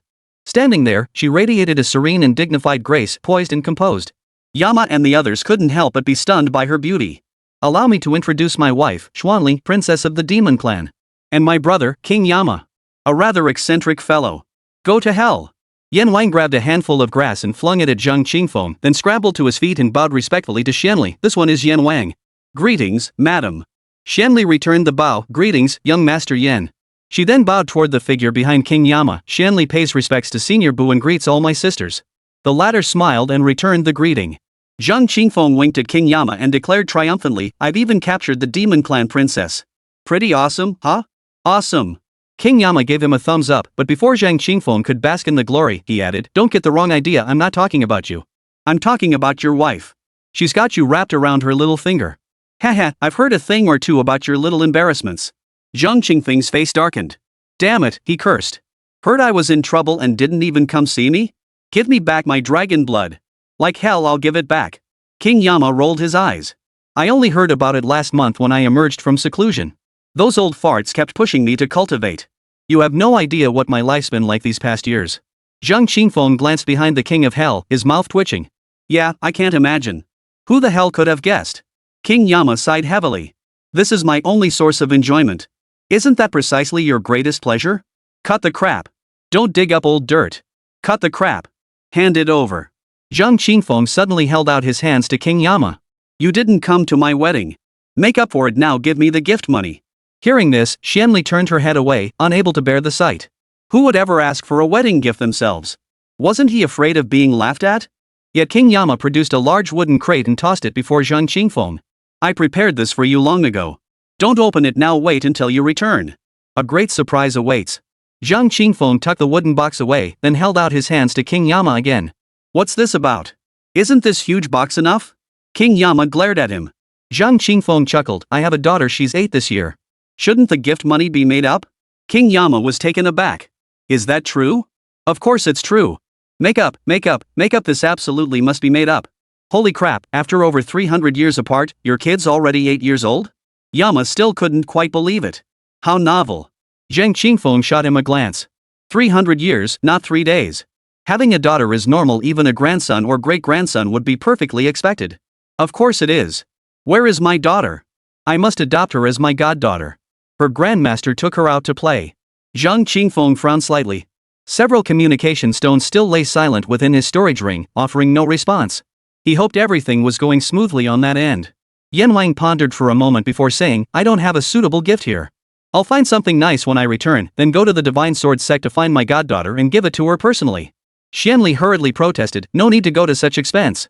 King Yama waved his hand dismissively. This is no trivial matter. Ha ha. Double good fortune calls for a toast. Wine. Bring the wine. Zhang Qingfeng chuckled, you bastard. Everything else is fake, but coveting my wine is the real deal. Saying this, he pulled out his gourd flask and a large porcelain bowl. He also brought out some dishes. These were leftovers from the wedding banquet hosted by old Five Sun Buton, last time uneaten dishes he'd saved. Fill it up. Fill it up. Yan Wang's eyes lit up as he impatiently urged. Zhang Qingfeng stared at his impatient antics, taken aback. Haven't you touched a drop in 800 years? Granny Boo chuckled, young master has been craving that special brew from your gourd. We specially brewed over a dozen varieties of Immortal's Delight for him, but none satisfied him. He kept saying none tasted as good as the one from your gourd. Is that so? Zhang Qingfeng smiled as he poured the King of Hell a large bowlful. The King of Hell lifted it and gulped it down in one go. Closing his eyes, he let out a long, satisfied sigh that sounded as if his very soul had soared to heaven in bliss. This is the taste I'd been craving. It's been killing me. King Yama smacked his lips contentedly. Granny Boo asked curiously, young master, might I have a sip? Let me taste it too. King Yama beckoned, sit. All of you. Taste the genuine drunken immortal brew. Bupo and the others didn't hesitate. They invited Xuanli to join them, sitting in a circle with Zhang Qingfeng and King Yama. Zhang Qingfeng poured a bowl for each of them. Old woman Boo lifted her bowl and took a small sip. She savored it carefully, trying to discern where their own meticulously crafted brew, a dozen varieties of drunken immortal brew, fell short. Well? King Yama asked expectantly, does it have a unique flavor?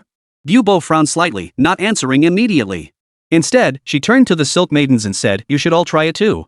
The Silk Maidens lifted their wine bowls, each taking a small sip, eager to discover what exactly King Yama's taste was like. Well? King Yama inquired. The Silk Maidens mirrored the fortune teller's expression, each furrowing their brows slightly. Observing their expressions, King Yama inquired with puzzlement, what's that supposed to mean? Is it undrinkable? Hard to say.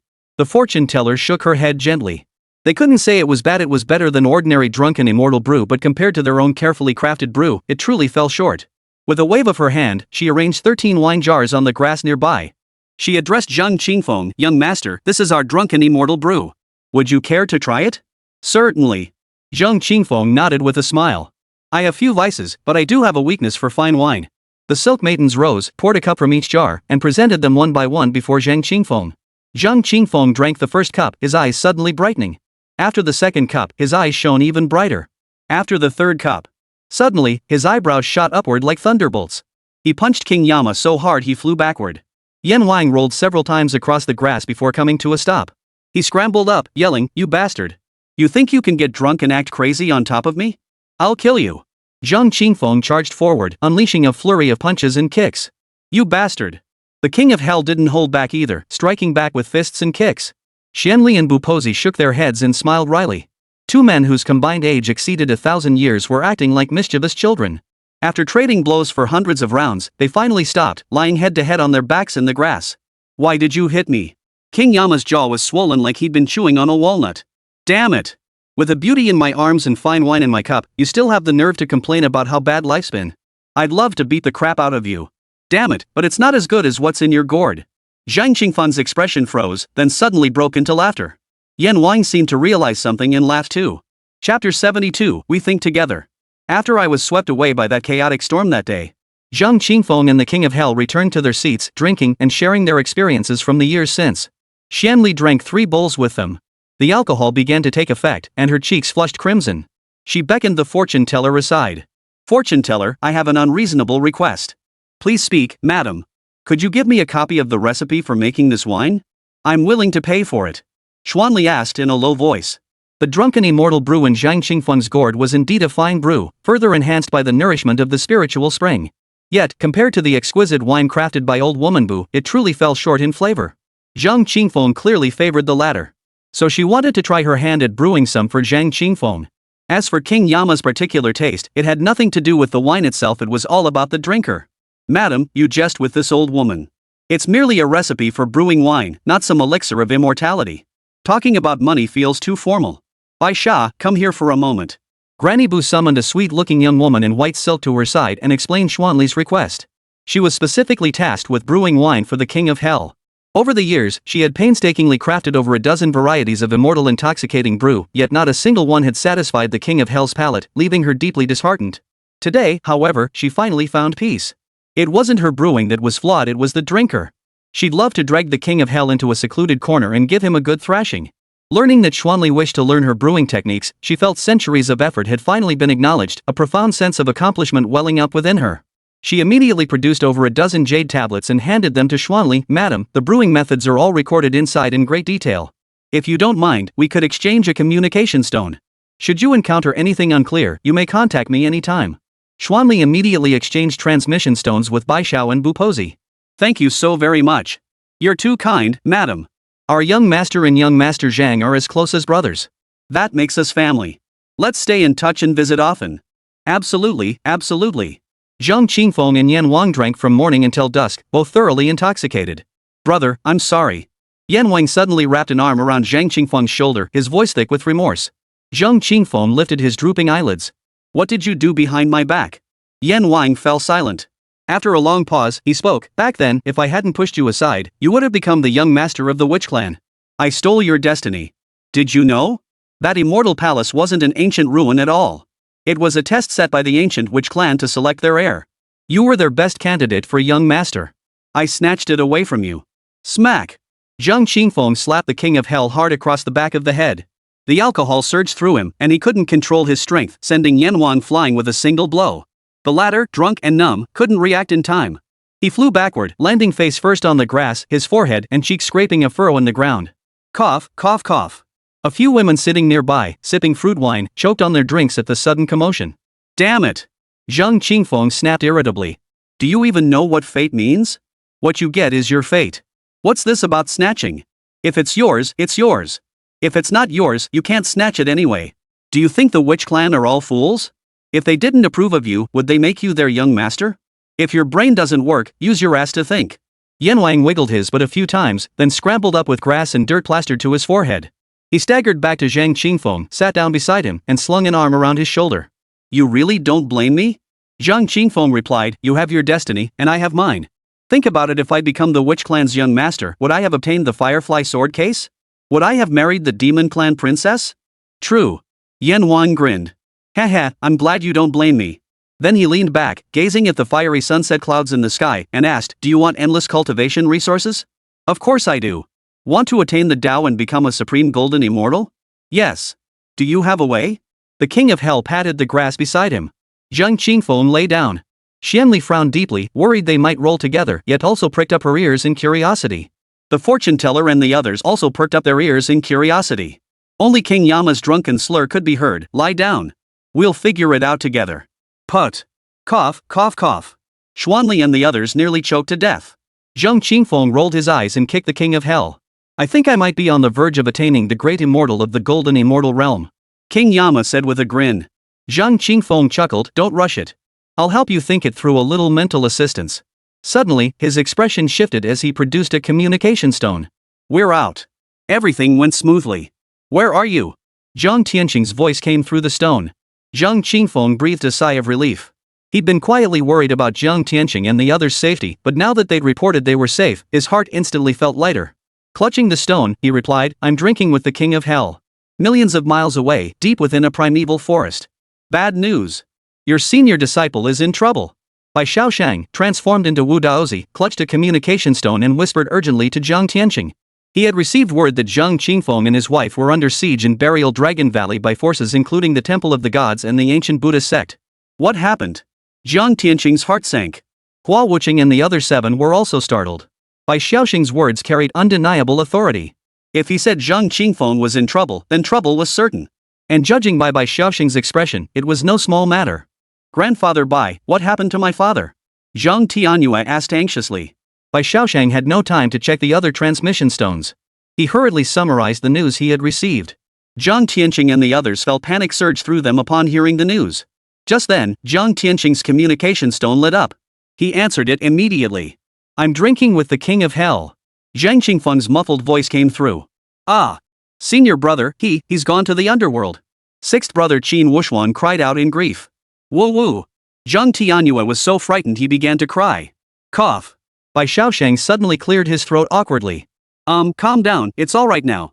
He quickly answered several other communication stones, learning everything that had transpired in the Dragon Burial Valley. Realizing it had been a false alarm, he hurriedly explained the situation to Zhang Tianyue and the others. Damn it! Are you trying to scare the life out of me? Zhang Tianyue rolled his eyes dramatically upon hearing the news. Bai Shaoshang chuckled awkwardly, worry makes one lose their head. Worry makes one lose their head. What the hell is drinking with the king of hell? Did the witch clan take senior brother to the underworld? Yi Lianshan asked in confusion. Bai Shaoshang explained, the ancient witch clan has a young master named Yama. He seems to be your senior brother's close friend. Chen Xingshan gasped in shock, but wasn't he dead? Swallowed by the chaos storm while saving the senior brother. He must have survived the catastrophe and been rescued by the ancient witch clan.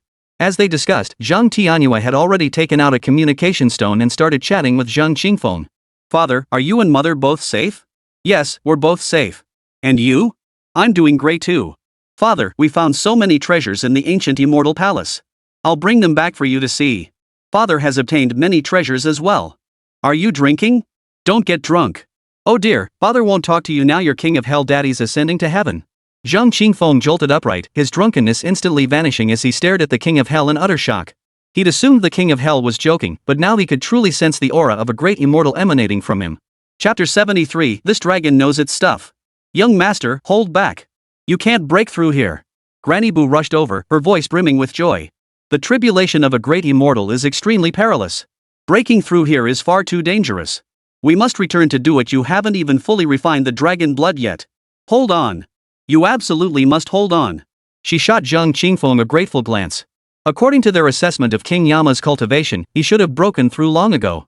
Yet he had stagnated at the peak of the golden immortal realm for over 80 years. They had tried countless methods to help him advance, but to no avail. They racked their brains, unable to pinpoint the problem. Now, with Yama suddenly on the verge of breakthrough without warning, she finally understood the crux of the matter. Yama had harbored this deep-seated guilt, believing he had stolen Zhang Qingfeng's opportunity.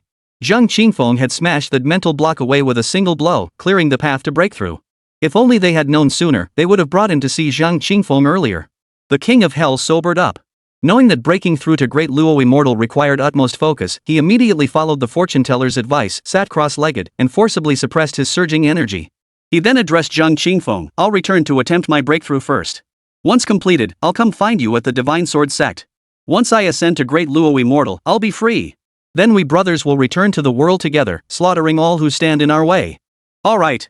Zhang Qingfeng patted the king of hell on the shoulder and chuckled, I'd better step up my game too, or I'll be left in your dust. We certainly must. Yan Wang nodded. The great destiny year approaches. Ancient clans are stirring, and immortals from the celestial realm seek ways to descend. Heroes rise, demons gather. The golden immortal realm won't suffice. What do you mean by great destiny year? Simply put, it means, are kings, lords, generals, and ministers born with a special lineage? Everyone has the chance to become the ruler of destiny. It all depends on who can master the tides of fortune and establish the cosmic order. Sounds intriguing. Then hurry up and cultivate. Let's give them a taste of our strength. Go then. Exchanging farewells, King Yama and the fortune teller departed. Zhang Qingfeng didn't rush to leave. He took out a communication stone and began chatting with Zhang Tianyue. After some inquiry, he learned that Zhang Tianyue and his companions had indeed encountered trouble within the ancient ruins. They'd been trapped within a bewildering array for a full month, but ultimately emerged unscathed and with substantial gains. Besides obtaining a divine bow capable of breaking formations, they had also acquired a full bottle of enlightenment pills, primordial purple qi, immortal arts, and Dao laws, among other treasures. As previously agreed, Bai Shaosheng only took the immortal techniques and Dao laws, leaving everything else to Zhang Tianyue. Zhang Tianyue generously gifted him an additional strand of primordial purple qi. Learning that Zhang Tianyue and his companions wouldn't return to their sect for another 7 days, Zhang Qingfeng felt even less urgency to head back. Returning now risked certain death if the Qin family or that so-called dragon riding clan stormed the place. He and Xuanli found a secluded cave, set up isolation restrictions, and began sorting through their spoils. Zhang Qingfeng had slain 7 great Luo immortals, 2 golden immortals, and 3 heavenly immortals, plundering countless treasures. Over 4 million golden spirit stones alone were among the haul. Qin Zhang alone contributed over 2 million golden spirit stones, plus 2 golden dragon veins. Purple spirit stones were even more plentiful, totaling over 7 million. This was mainly because Zhang Qingfeng had stumbled upon an entire mountain of purple spirit stones. Various ordinary spirit stones were also acquired. Money really does flow faster when you're grabbing it. Xuanli couldn't help but gasp. In truth, if one were to convert the value of elixirs, spirit materials, divine weapons, and magical treasures into spirit stones, the figure would be even more visually staggering. The items used and collected by great immortals were nothing but extraordinary treasures. Take Qin Zhang's weapon, the human emperor's sword, for instance.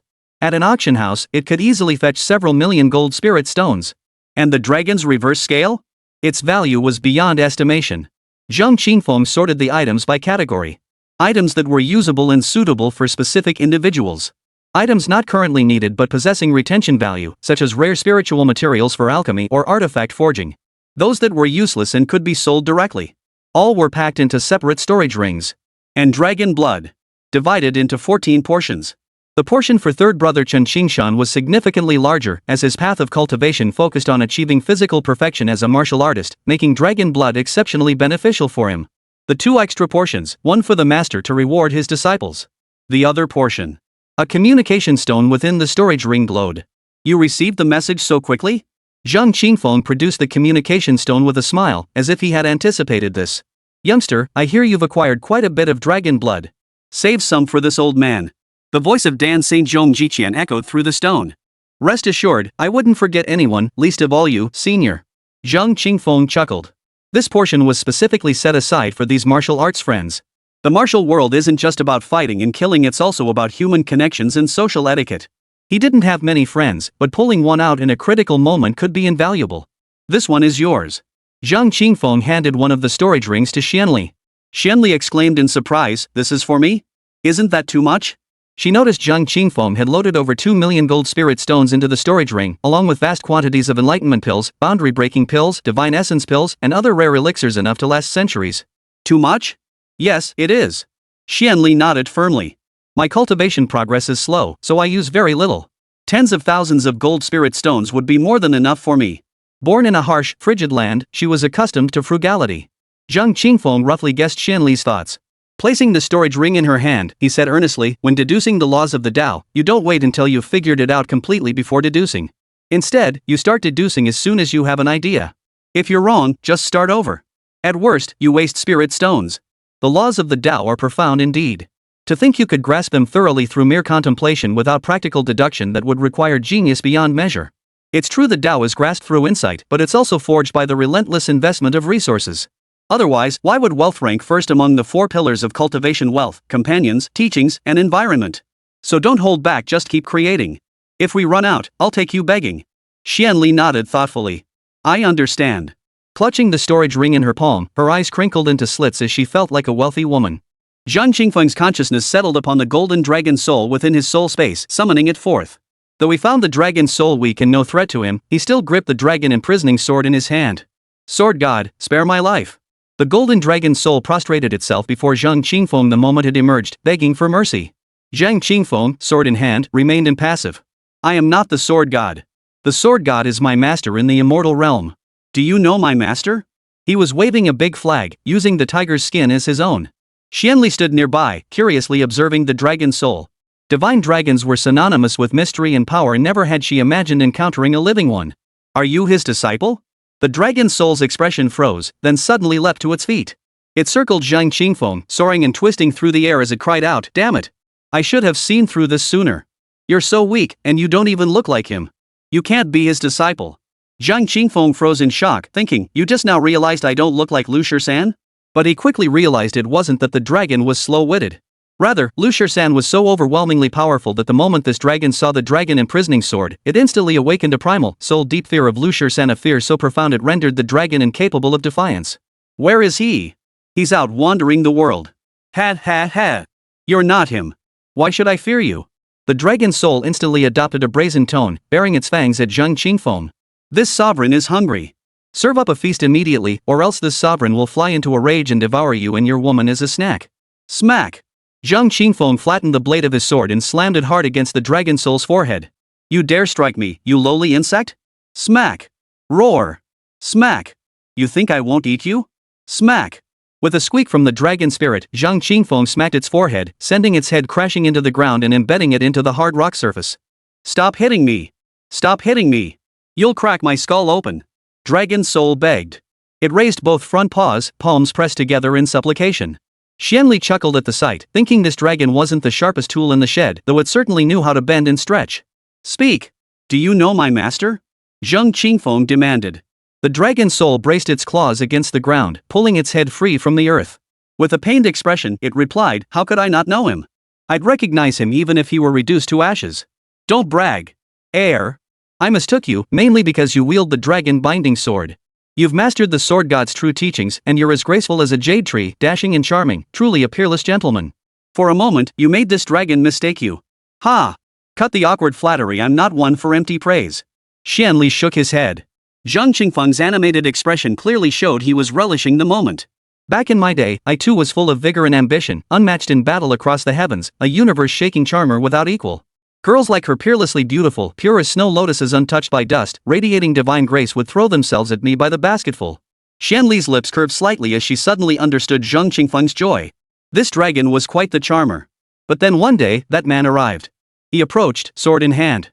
The moment they met, he asked me if I preferred my tofu pudding salty or sweet. I told him I don't eat tofu pudding. Then he sliced me in two with a single stroke. Heaven have mercy, I didn't even know what tofu pudding was. Chapter 74, Why are you tearing it apart? Through Yanzhu's tearful and heartrending accusations, Zhang Qingfeng roughly pieced together the feud between him and the sword god Lu Shisan. Yanzhu was the name of this dragon. One sunny morning, Yanzhu was singing with his girlfriend when Lu Shisan descended from the sky wielding the dragon binding sword. He asked Yanzhu whether he preferred savory or sweet tofu pudding. He replied that he didn't eat tofu pudding. Lu Shisan flew into a rage and struck him dead with a single sword strike. He plummeted from the immortal realm to the spirit realm, pinned to the great wilderness domain by a strand of Lu Shisan's sword energy. Yet Lu Shisan did not finish him off, instead transforming his dragon soul into 3 dragon essences and leaving his fate to heaven's will. The Nie family retrieved one of his dragon essences. Instead of reviving him, they directly refined and consumed it. Yet his fate was not yet sealed. Somehow, the dragon riding clan from the immortal realm learned of his existence and came seeking him, intending to revive him and make him their own. After over 2 centuries of planning, they set up the coiling dragon formation. In the end, their efforts fell just short of success. It wasn't entirely a failure, though. He was indeed revived, but only as a weakened dragon soul. To regain his former majesty, he would need to cultivate slowly and find a way to reshape his dragon body. Zhang Qingfeng took Yanzhu's words with a grain of salt. This fellow was smooth-talking and clearly no upright dragon. Lu Shisan must have had other reasons for killing him. That is in your possession, isn't it? Hand it over. Zhang Qingfeng spread his hands. That's mine. My scale. Yanzhu glared. And the dragon essence, you should still have one left. Hand that over too. The dragon essence is mine too. Mine. Ha, you actually have a dragon essence? Hand it over yourself, or shall I tear open your soul space and search it myself? Don't say I didn't warn you, my hands are big. One swipe through your soul space and I guarantee not a single hair will be left. You're threatening me? Yes. You think I'm easily intimidated? Zhang Qingfeng slowly raised the dragon imprisoning sword, his expression grim. Do you prefer your tofu pudding salty or sweet? Here, I'll give it to you, fine. Yanzhu felt like crying but had no tears. He promptly opened his mouth and spat out the dragon scale along with a golden dragon essence the size of a baby's fist. Thanks. Zhang Qingfeng grinned as he collected them, then his eyes twinkled. You're far too weak right now. You need a nurturing environment to grow. In return, I'll find you a gentle, beautiful, and loving master. Let her become your guardian. I appreciate your offer, but this sovereign requires no master. Then I'll hand you over to the dragon riding clan. Let them whip you into shape and enslave you. Well, a gentle and beautiful mistress sounds fine. But there's one thing: she must be strong. She's powerful. I couldn't defeat 10 of her. That'll do. Alright, wait in my divine soul space for now. I'll summon you once I meet her. Zhang Qingfeng sealed Yan Zhu into his divine soul space. Xuanli frowned. You want him to follow Tianyue? Zhang Qingfeng nodded.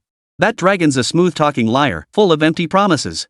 Tianyue is kind-hearted by nature. He'll corrupt her, and might even turn the tables on her. Precisely because Tianyue is pure and kind-hearted do I want this dragon by her side. Rest assured, fourth brother possesses a unique contract spell. Once signed, it binds their souls. The servant dare not harbor a single malicious thought toward their master, or they'll suffer immediate backlash from the contract agony beyond endurance. Moreover, when the master dies, the servant dies. Oh, well then, no worries. Zhang Qingfeng pulled out a meditation cushion, sat cross-legged, and said, time to practice. Xuanli blinked and asked, didn't you forget something? What? The gift from the king of hell. You want to see it? Can't I see it? If I can't, then forget it. You can see it. I just don't think this is the right place to look. What do you mean? Xuanli asked, puzzled. Zhang Qingfeng's lips curled into a mischievous grin. He didn't answer, instead setting the large wooden crate given by the king of hell onto the ground and lifting the lid. Xuanli peered inside curiously, discovering the large crate contained numerous smaller boxes. What's so special? Why all the mystery? Xuanli carefully lifted a small box with both hands, set it on the ground, and opened it. Inside lay a layer of yellow silk. Unfolding it revealed a piece of black gauze. Her fingers touched its cool, silky smoothness. She picked it up and spread it out to examine. Put. Her cheeks flushed instantly. She spat, muttered how shameless, and hastily tossed the black silk back into the box. She slammed the lid shut with a loud snap. Cultivation. Cultivation. Xuanli retrieved a meditation cushion and sat cross-legged with eyes closed. Zhang Qingfeng leaned forward, hooking his finger under Xuanli's smooth chin to tilt her face slightly upward toward him. With a wicked grin, he murmured, woman, do you know that some things come at a price once you've seen them? What price? Zhang Qingfeng placed the wooden box before her. Either you put on the clothes inside, or I silence you. Your choice. Xuanli lowered her eyes in embarrassment. I've never worn clothes like this before. Just thinking about it is mortifying. Can I not wear them? No. Then, fine. Xuanli stood up, cradling the wooden box, and walked deeper into the cave. She glanced back every few steps. You're not allowed to peek. Peeking is for puppies. I won't look. I promise I won't peek. Xuanli dawdled for nearly half an incense stick's worth of time before emerging. This outfit was incredibly difficult to put on, far trickier than her palace robes with their 20 buttons and 7 or 8 straps. Holes everywhere. I couldn't figure out which hole went for my head, arms, or waist. It took her ages to figure it out. Even though she'd suspected this outfit was risque, slipping into it still made her blush and her heart race. It was quite the eye-opener. It covered what it should, but revealed everything else. When she emerged from the depths of the cave, her face burning, arms crossed over her chest, taking awkward steps with downcast eyes, she saw Zhang Qingfeng's eyes widen in astonishment. Even from several paces away, she could hear his breathing grow increasingly heavy. You're a little vixen. Zhang Qingfeng croaked, his throat parched. Is that so? Xuanli lowered her arms, slowly turned in a full circle, and smiled. How could someone as beautiful as this be a demon? Zhang Qingfeng reached out and pulled Xuanli into his arms. Xuanli fell into his arms with a soft sigh, pouting, you bad man, be gentle. A flash of mischief flickered in the corner of her eye. As clever as she was, how could she not guess what was inside the box? But sometimes, pretending ignorance brought far more joy than knowing the truth. This matter was no exception. And so it was with many things in life. Half an hour later, Xuanli lay lazily on the soft couch, her fingers flicking at shreds of torn black gauze as she grumbled, it was fine. Why did you have to tear it? Zhang Qingfeng patted the large wooden crate and grinned, no worries, there's plenty more. Xuanli rolled her eyes, stowed the crate away, and said, we've had our drink, and our spirits are lifted. Let's get back to cultivation. Got it. Zhang Qingfeng nodded happily. Xuanli changed into fresh clothes and joined him in cultivation. 5 days later. Spare me. I beg you, let me go. You've drained me dry. I'm weaker than an ordinary person now. Won't you let me go? Once tall and handsome, Yunyi was now nothing but skin and bones. His profound immortal energy was gone. His vital essence was gone. His soul was so weakened it seemed on the verge of dissipating. Awaking from unconsciousness, he immediately pleaded in a hoarse voice. Beside him, Yi Qingqing sat cross-legged, radiant and full of vitality, emanating the powerful aura of a third-tier golden immortal. Hearing Yunye's plea, she slowly opened her eyes, a delighted smile curving her lips. Heretical cultivation truly is a shortcut to advancement. Chapter 75, The 10th Sword Loosens. Spare me. Yunyi knelt before Yi Qingcheng, pleading desperately. Yi Qingcheng flashed him a faint smile. A day as husband and wife creates 100 days of affection. We've shared so many nights together, my heart isn't made of stone. How could I bear to kill you? As if granted a pardon, Yunyi scrambled to his feet and fled. But his legs were already as limp as noodles. He staggered violently the moment he stood, crashing back to the ground with a thud. Yet he dared not linger a moment longer, scrambling outward on hands and knees. Let me help you. Yi Qingcheng approached from behind. No need. Yunyi cried hoarsely. Why be so formal with me? Yi Qingcheng bent down, seized Yunyi by the back of the neck, and lifted him up. With her left hand, she reached forward, grabbed, and tore, ripping open a gap in the space. No, don't. Yunyi screamed in terror, his body recoiling desperately. With no cultivation left, entering the void would instantly shred him to pieces. Get lost. Yi Qingcheng flung him forward with a toss, sending Yunyi hurtling into the void with a wail. But the cries abruptly ceased as the void's power shredded his body into dust. Remember to be a good person in your next life. Yi Qingcheng waved goodbye. She then walked back to her meditation cushion and sat down, savoring the exhilarating sensation of her cultivation surging wildly over the past few days. Finding it utterly addictive, she licked her red lips and murmured to herself, Zhang Qingfeng must taste even better. Smack! Suddenly, she raised her hand and slapped herself across the face. Snap out of it. Don't get carried away just because you've made some progress. Don't lose sight of yourself. Your cultivation has risen so rapidly, but your foundation remains unstable. Consolidating your cultivation is the urgent priority. The blue jade sword must be refined. The way of time must be comprehended. The yin-yang flying immortal technique must be refined. Zhang Qingfeng is no pushover, we must proceed cautiously. Stay steady, don't get reckless. After a moment of solemn self-reflection, Yi Qingcheng closed his eyes and began his cultivation. Ancestral God, the divine sun's soul lamp has extinguished. Investigate. Locate the blue jade sword in the path of time. Meng Taiji stowed away the communication stone with a grim expression. Though the blue jade sword wasn't a top-tier divine blade, and that time path wasn't the highest grade temporal law, they were still better than most. Returning them to the immortal realm could cultivate many talents, losing them was truly heartbreaking. As for Yunye's death, it was equally heartbreaking. After all, he was a fruit cultivated with immense resources, yet destroyed before he could ripen and be harvested. Damn it! Oomph! Still refusing to show yourself? Meng Taiji soared through the air, gazing down at a mountain below as he roared. After a moment's wait, a bulge suddenly rose from a slab of green stone atop the mountain peak. Slowly, a figure clad in black robes emerged from the swelling. It was none other than the leader of the black-robed figures who had set up the coiling dragon formation in Dragon Burial Valley. You destroyed our plans that took over 200 years to prepare. We did not seek you out for retribution, yet you come here to kill us first. What do you intend? The hooded figure looked up, his expression grave as he stared at Meng Taiji, wondering how the man had found their lair. My name is Meng Taiji. Do you recognize it? Meng Taiji inquired. The cloaked figure froze, then gasped in shock, doubting his own ears. He confirmed, are you, the Tao Master of Wuji, one of the 9 great primordial sovereigns of the immortal realm? Since descending from the immortal realm, the dragon riding clan had lived in seclusion, focusing solely on establishing the coiled dragon formation. They paid little attention to the various factions within the spirit realm and thus knew nothing of the temple of the gods. Meng Taiji stroked his beard and replied, it is indeed I. The black-robed man immediately bowed deeply, respectfully saying, we were blind not to recognize your excellency. Forgive our offense. Ignorance is no offense. What brings the Honorable Yuan Zun to our humble abode? I wish to know how you descended. Well, truth be told, I can only descend as a fragment of my divine soul. My combat strength is negligible. My current predicament is akin to a tiger fallen into the plains being bullied by dogs. Thus, I seek to collaborate with you. The black-robed figure pondered thoughtfully. That day in the sacrificial hall, he had already sensed that Meng Taiji was not of flesh and blood. Later, when they clashed, he discovered Meng Taiji's combat strength was only at the peak of the great Luo immortal realm. Though formidable, it paled in comparison to his own body, which resided at the supreme golden immortal realm of chaos. Recalling that day's events, Meng Taiji had indeed been suppressed by the native cultivators of the spirit realm. For a venerable immortal sovereign of the celestial realm, this was truly like a tiger falling into a plain and being bullied by dogs, or a dragon swimming in shallow waters and being mocked by shrimp. Utterly humiliating. Meng Taiji paused briefly before continuing, you seek the dragon soul from Zhang Qingfeng, while I seek the firefly sword case from him. We share a common enemy. If your portal could bring my true form down, I could easily help you obtain the dragon soul. The cloaked figure remained silent. If Meng Taiji learned the location of their passage, he would likely seize control of it immediately. I'm in no hurry for an answer. Take your time to consider. If you wish to cooperate with me, come find me at the Temple of the Gods. Farewell. With that, Meng Taiji turned and departed. No one willingly shares a juicy morsel unless it's so tough it shatters teeth before swallowing. Only then would they seek partners to crack the bone.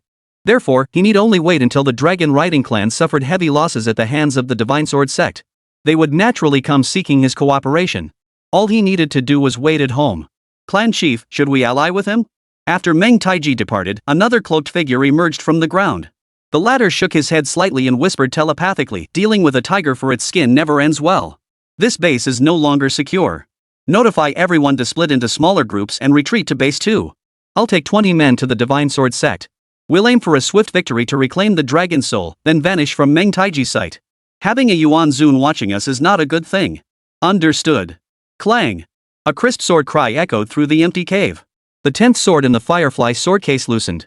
Zhang Qingfeng opened his eyes in delight. The loosening of the 10th sword signified that his comprehension and derivation of the sword's divine principles were correct. He had grasped its essence and deduced its core mechanism. Now, he only needed to refine and perfect his understanding based on this foundation to draw the 10th sword from its scabbard. Recently, refining and absorbing vast amounts of divine soul energy has doubled the strength of my divine soul. Both my mental space and the speed of my thought processes and mental shifts have improved significantly compared to before, greatly accelerating my ability to deduce the laws of the Tao. Zhang Qingfeng felt a quiet sense of satisfaction. Beyond bolstering mental prowess and comprehension, this enhanced divine soul also deepened his grasp of immortal arts and techniques, while strengthening his command over divine weapons and treasures. Hence the saying, a strong divine soul makes everything else strong. However, enhancing the strength of one's divine soul was extremely difficult. Methods like Zhang Qingfeng's devouring and refining others' divine souls were actually considered deviant cultivation practices. Moreover, having devoured the divine souls of so many golden immortals and great Luo golden immortals, he had only managed to double his own divine soul's strength, a testament to the immense difficulty involved. Pills are also indispensable. Zhang Qingfeng murmured to himself. In recent days, he had not only consumed an enlightenment pill but also taken the path understanding pill, the spiritual insight pill, the wisdom awakened pill, and the truth realization pill. These pills had temporarily boosted his comprehension by 6 or 7-fold. Just as he had told Xuanli, comprehending the laws of the Tao was essentially bought with money. Take these pills he had consumed together, they cost at least 50,000 golden spirit stones. This was an expense beyond the means of ordinary cultivators. Perhaps sensing the shift in Zhang Qingfeng's aura, Xuanli, who had been cultivating nearby, also finished her practice and awoke. She looked at Zhang Qingfeng with a dejected expression. Husband, I might not be suited for cultivating the sword path. Her eyes welled up as she spoke. She had consumed vast quantities of pills these past days, yet gained not the slightest bit of progress. The realization was unbearable. It felt like all those pills had been wasted, a thought that pained her deeply.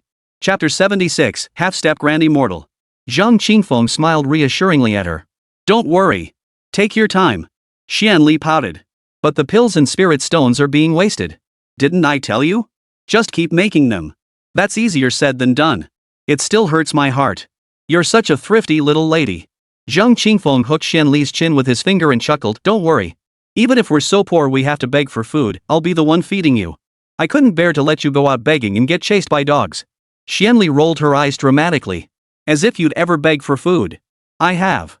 You're serious? For real. I'm good at begging. Zhang Qingfeng wasn't lying. Before becoming Zhang Tianyue's disciple, he had been a street beggar. Xuanli thought Zhang Qingfeng was joking. She shook her head, her thoughts returning to cultivation. With a sigh, she said, maybe I shouldn't pursue the sword path after all. I should switch directions.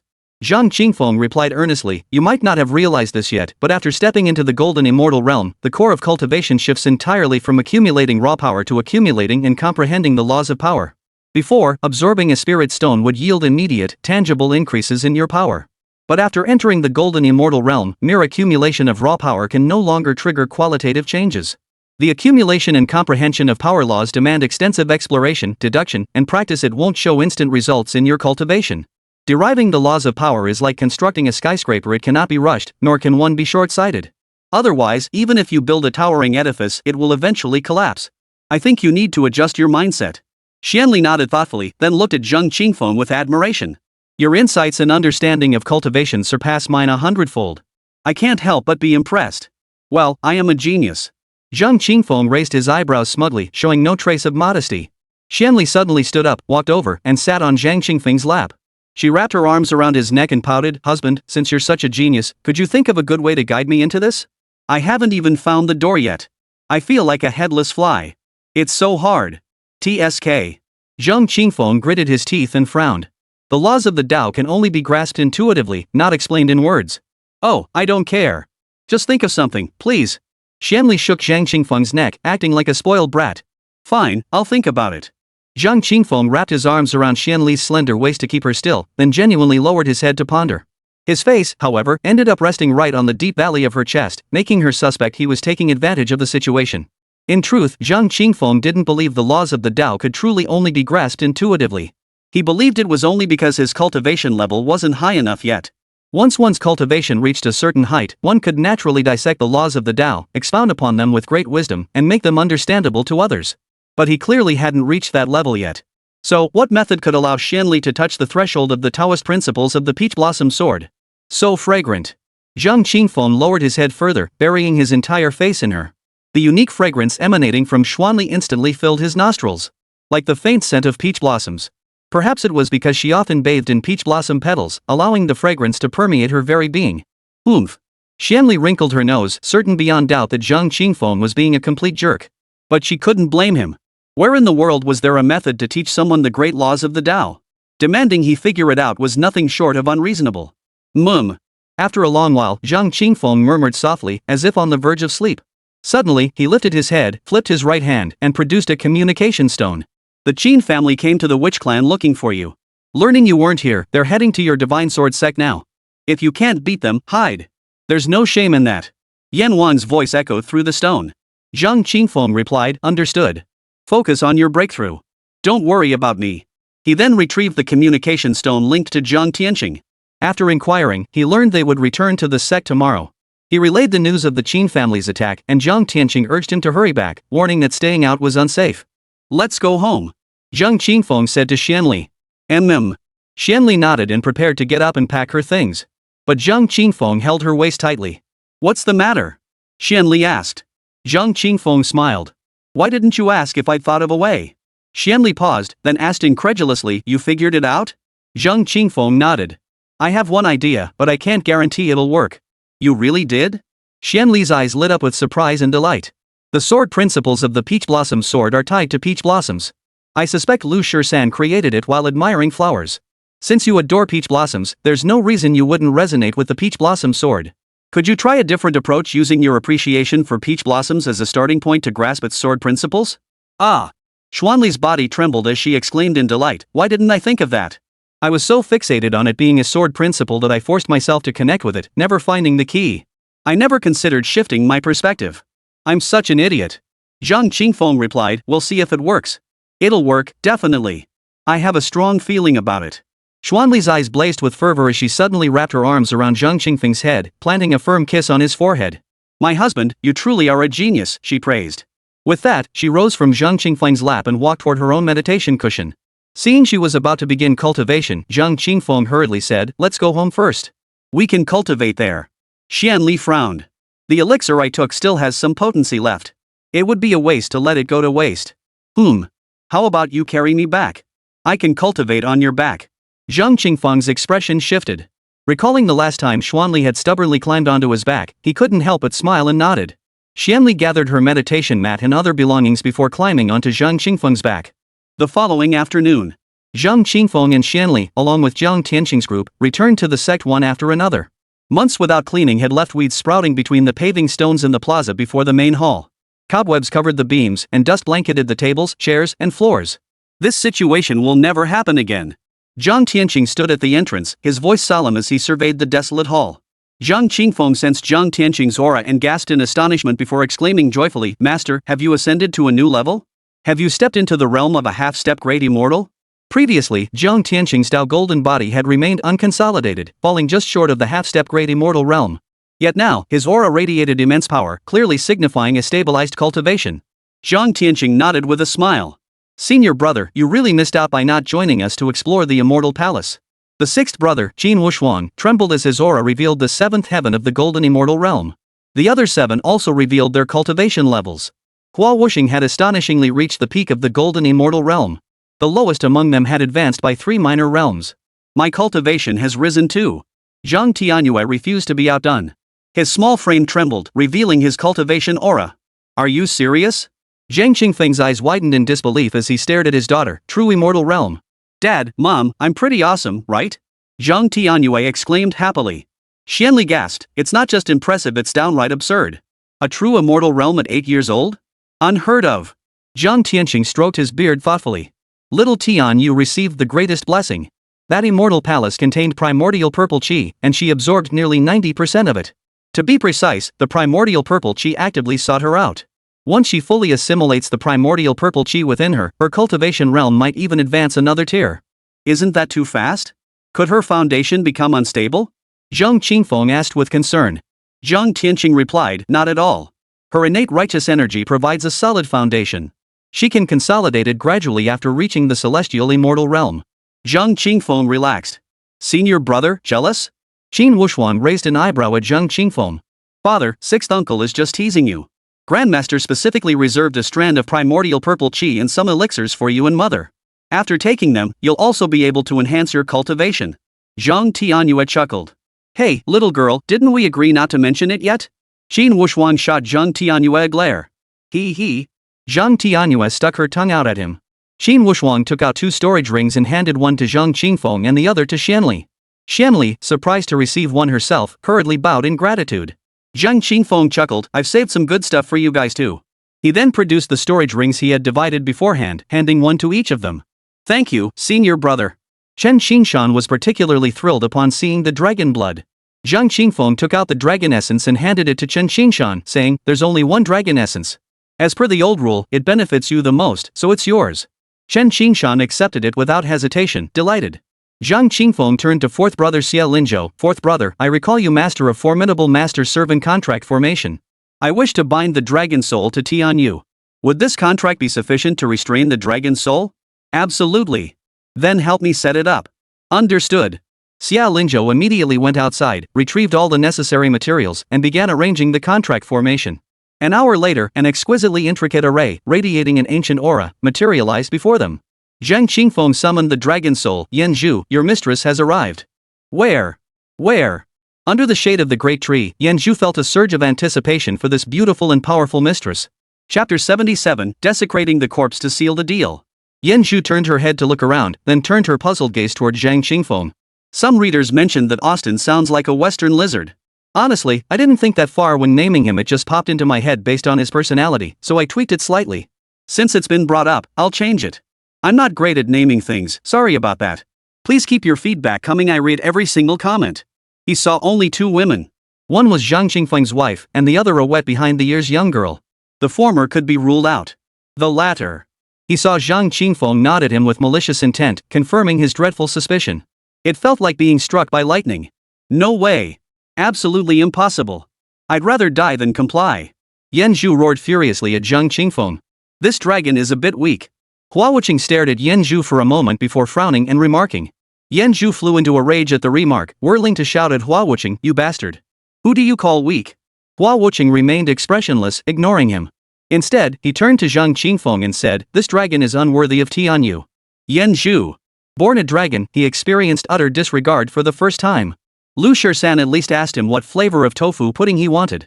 But this guy before him didn't even spare him a contemptuous glance, treating him like an ant to be utterly ignored. Roar! Yanzhu's fury boiled over. He swung his massive body, opening his gaping maw toward Hua Wuqing, intent on giving him a taste of dragon breath phlegm. Clang!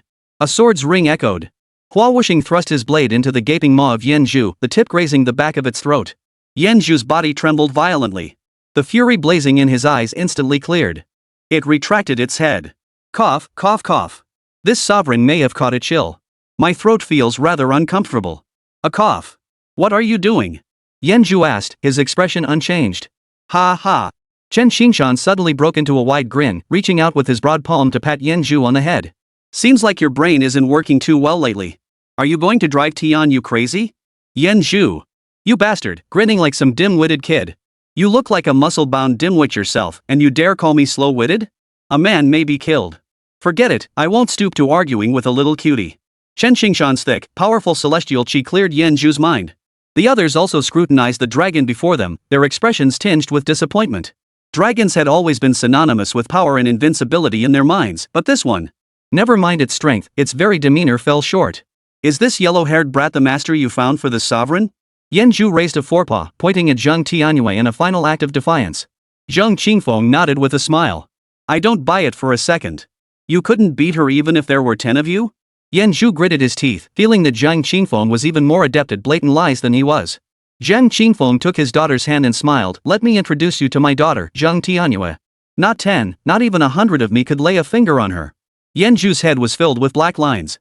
He extended his right front paw toward Zhang Qingfeng, palm facing upward, curling 4 fingers while leaving the middle one straight and upright. Zhang Tianyue curtsied to Yanju. My name is Zhang Tianyue. It's a pleasure to meet you, esteemed divine dragon. Yanju's face remained cold. He simply couldn't accept acknowledging such a young upstart as his master. It was beneath his dragon dignity. He turned to Zhang Qingfeng and suggested, how about I follow you instead? I'll teach you cultivation, divine arts, and magic. I'll even take you flying. Zhang Tianyue also spoke up. Father, I truly am too weak. I'm not worthy of the divine dragon's favor. Zhang Qingfeng frowned. Hua Wuxing and the other 7 frowned in unison. Yanju felt an inexplicable chill run through him as the surrounding temperature plummeted, piercingly cold. Heh, your taste in dragons is truly mediocre. Zhang Tianyue stroked his beard with a smile. Among us here, no one is more suited for you to follow than little Tianyue. Yanju shot Zhang Tianyue a glance. Stop trying to fool this sovereign. Zhang Tianyue turned to Zhang Tianyue and said, my dear great-granddisciple, show him your innate righteous energy. At his words, Zhang Tianyue raised her right index finger. A dazzling golden flame, radiating an aura of majestic sanctity, leapt from her fingertip, dancing up and down. This was the innate righteous energy. Since advancing his cultivation, Zhang Tianyue could now wield it with complete mastery. Bathed in the golden radiance, everyone felt a chill run through their souls. It seemed as though all the darkness in the world had nowhere to hide under this illuminating light. Innate righteous qi! Yanju exclaimed in surprise, darting swiftly before Zhang Tianyue. After staring intently at the dancing golden flame for a moment, he suddenly burst into joyful laughter. Ha! It truly is the primordial righteous qi. He seemed thrilled, circling Zhang Tianyue several times before hovering before him. Beautiful maiden, hello. My name is Yanju. It's a pleasure to meet you. The moment I first saw you, I knew you were extraordinary. Your eyes are more beautiful than the stars in the sky, your skin whiter than snow and smoother than morning dew, your nose and mouth exquisitely painted. When you grow up, you'll surely be the most beautiful woman in the world. When you smile, those 2 shallow dimples appear, as if hiding honey within, utterly endearing at first glance. Your voice is soft and sweet, more melodious than the song of a phoenix. And you're exceptionally polite. Thank the heavens it was destiny's call that brought me to you. Please allow me to follow at your side. You may address me as Lord Xuanli, or simply call me Xiao Yan. After showering Zhang Tianyue with heartfelt compliments, Yanju bowed formally before her. Zhang Tianyue blushed bright red under his praise, not knowing where to put her hands. Zhang Tianyue and the others all stared blankly at Yanju, frozen in place. Does this fellow have no limits whatsoever? I object. Long Outyan suddenly shouted, this dragon is utterly despicable, cunning, treacherous, and shameless beyond measure. He must not be allowed to accompany Tianyue. He'll corrupt her. Yanju. I object too. Objection. Yanju felt the thick contempt and disgust in each voice of opposition, and he couldn't help but lose his temper. He roared, I am a dragon. A sacred dragon. A great dragon. Not some rat everyone wants to see dead. What do you all think you're doing? I think it's fine. Xia Linzhou, the 4th elder, said while twirling his goatee. Yanju immediately shot him a grateful look. Indeed, there was someone with eyes sharp as torches who could see his true excellence. Tianyue possesses innate righteous energy and a heart brimming with kindness and justice. As she journeys through the world alone as she grows up, she'll inevitably encounter treacherous and wicked individuals she can't handle. Having a cunning and crafty dragon by her side would perfectly compensate for that weakness. Yanju. That makes sense. Now that you mention it, it does seem fitting. I approve. Zhang Qingfeng chuckled, that's precisely my reasoning. You. Yanju spat blood in grief and anger. First he felt utterly humiliated, then it was like kicking a man when he's down. Am I really that much of a failure as a dragon? Lord Dragon. Zhang Tianyue gently stroked Yanju's head, offering comfort, don't be sad. I believe in you. The dragon, consumed by self-doubt, suddenly brightened at these words. As if clutching a lifeline to redeem his honor, he gazed imploringly at Zhang Tianyue, his voice thick with hurt as he asked, you truly believe in me? Yes. Zhang Tianyue nodded vigorously. I believe you can turn over a new leaf. A reformed rogue is worth his weight in gold. Yanju's eyes instantly reddened. Why? They weren't satisfied with kicking me while I'm down, they had to stamp me with a seal of disgrace. Don't try to stop me. Let me die. A man may be killed, but he cannot be disgraced. I will prove my resolve through death. Yanju was overcome with grief and fury. Over there. Qin Wushuan pointed to the large pine tree at the edge of the square. The rope they'd used for hanging last time was still there. He could just hang himself directly. Yan Zhu. The people of this sect are all crazy. Chapter 78, The Wicked Dragon. Yan Zhu ultimately lacked the courage to prove his resolve through death. He'd rather be a dragon in shallow waters mocked by shrimp. Let them talk. Anyway, once night fell and all was quiet, he'd draw a circle, cast a spell, and send it all right back at them. Foolish humans, they know nothing of Lord Yan Zhu's methods. Damn it. This isn't an equal contract, it's a master-slave bond. Even if you beat me to death, I will never sign. Dignity. Do you even know what dignity means? When Yan Zhu saw the contract formation Xia Linzhou had carved, he suddenly erupted in fury. But Zhang Qingfeng refused to budge. It wasn't that he deliberately sought to humiliate Yan Zhu's dignity, it was simply that this fellow had behaved so appallingly. Without the contract to restrain him, Zhang Qingfeng couldn't possibly trust him to be anywhere near his daughter. Xuanli frowned, her lips parting as if to speak, but she stopped herself at the last moment. True to her usual style, she wouldn't have bothered with Yan Zhu's nonsense. She'd have beaten him half to death first, then asked if he submitted. If he refused, she'd have killed him outright. But now, as a wife and mother, she needed to rein in her temper. Zhang Tianyue whispered in Zhang Tianyue's ear, "Tianyue, after you sign the contract with him, you can share your innate righteous energy with him, he can't take it from you. But don't give him any of your primordial purple energy. Every bit of that diminishes." His voice was barely audible, yet Yan Zhu overheard it. Whoosh! Yan Zhu swished his dragon tail and appeared before Zhang Tianyue, asking excitedly, "You have primordial purple qi?" Understanding her grandmaster's intent, Zhang Tianyue flickered her right index finger. A wisp of primordial purple qi shot from her fingertip, swirling around her finger. Yan Zhu stared intently at the primordial purple qi for a moment. "Sign. Sign it now, immediately, right this instant. Whoever doesn't sign is a little dog." His form flickered, and he flew directly into the contract formation. With the primordial purple qi's aid, the difficulty of reshaping his physical body would be greatly reduced, and the reborn form would surpass his previous strength. With the innate righteous energy combined with the primordial purple qi, he could almost see a broad, prosperous path unfolding before him. "Jiulei, you wait." A flame of hatred burned deep within Yan Zhu's heart. "Tianyue, close your eyes. Don't think about anything. Just relax your entire body." Xia Linzhou instructed Zhang Tianyue. "Lord Shenlong, I humbly request your guidance henceforth." Zhang Tianyue bowed to Yan Zhu, then relaxed his body and closed his eyes. Contract. Xia Linzhou formed a seal and projected a magical imprint toward the contract formation.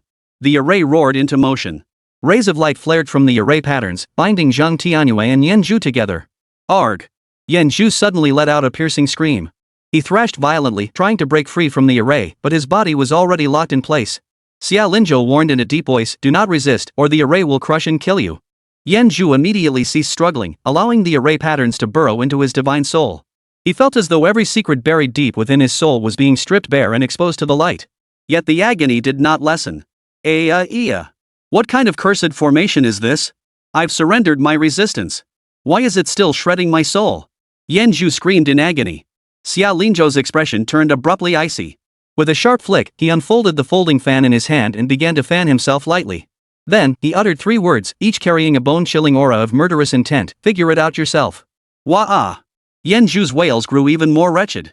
The master-servant contract had only 2 requirements: the servant must not resist, must fully open their soul to accept the master's divine soul bond, and must harbor no disrespectful thoughts toward the master. Yan Zhu had already ceased resistance, yet his soul was still being torn apart by the grand formation. He could only endure because of the latter. Thus, Xia Linzhou's killing intent flared. Wah! Speak! Speak now! Hold on! Yan Zhu roared urgently. His soul, already feeble and fragile, was being torn apart by the great formation, causing it to sway unsteadily. It seemed on the verge of complete annihilation. Xia Linzhou gently fanned himself with his folding fan, remaining silent. Zhang Qingfeng and the others merely watched, refraining from further questions. They understood that the 4th brother must have his reasons for acting this way. "I know!" Yan Zhu suddenly shrieked urgently, "Stop the grinding! I'm truly dying! I understand! Stop it now!"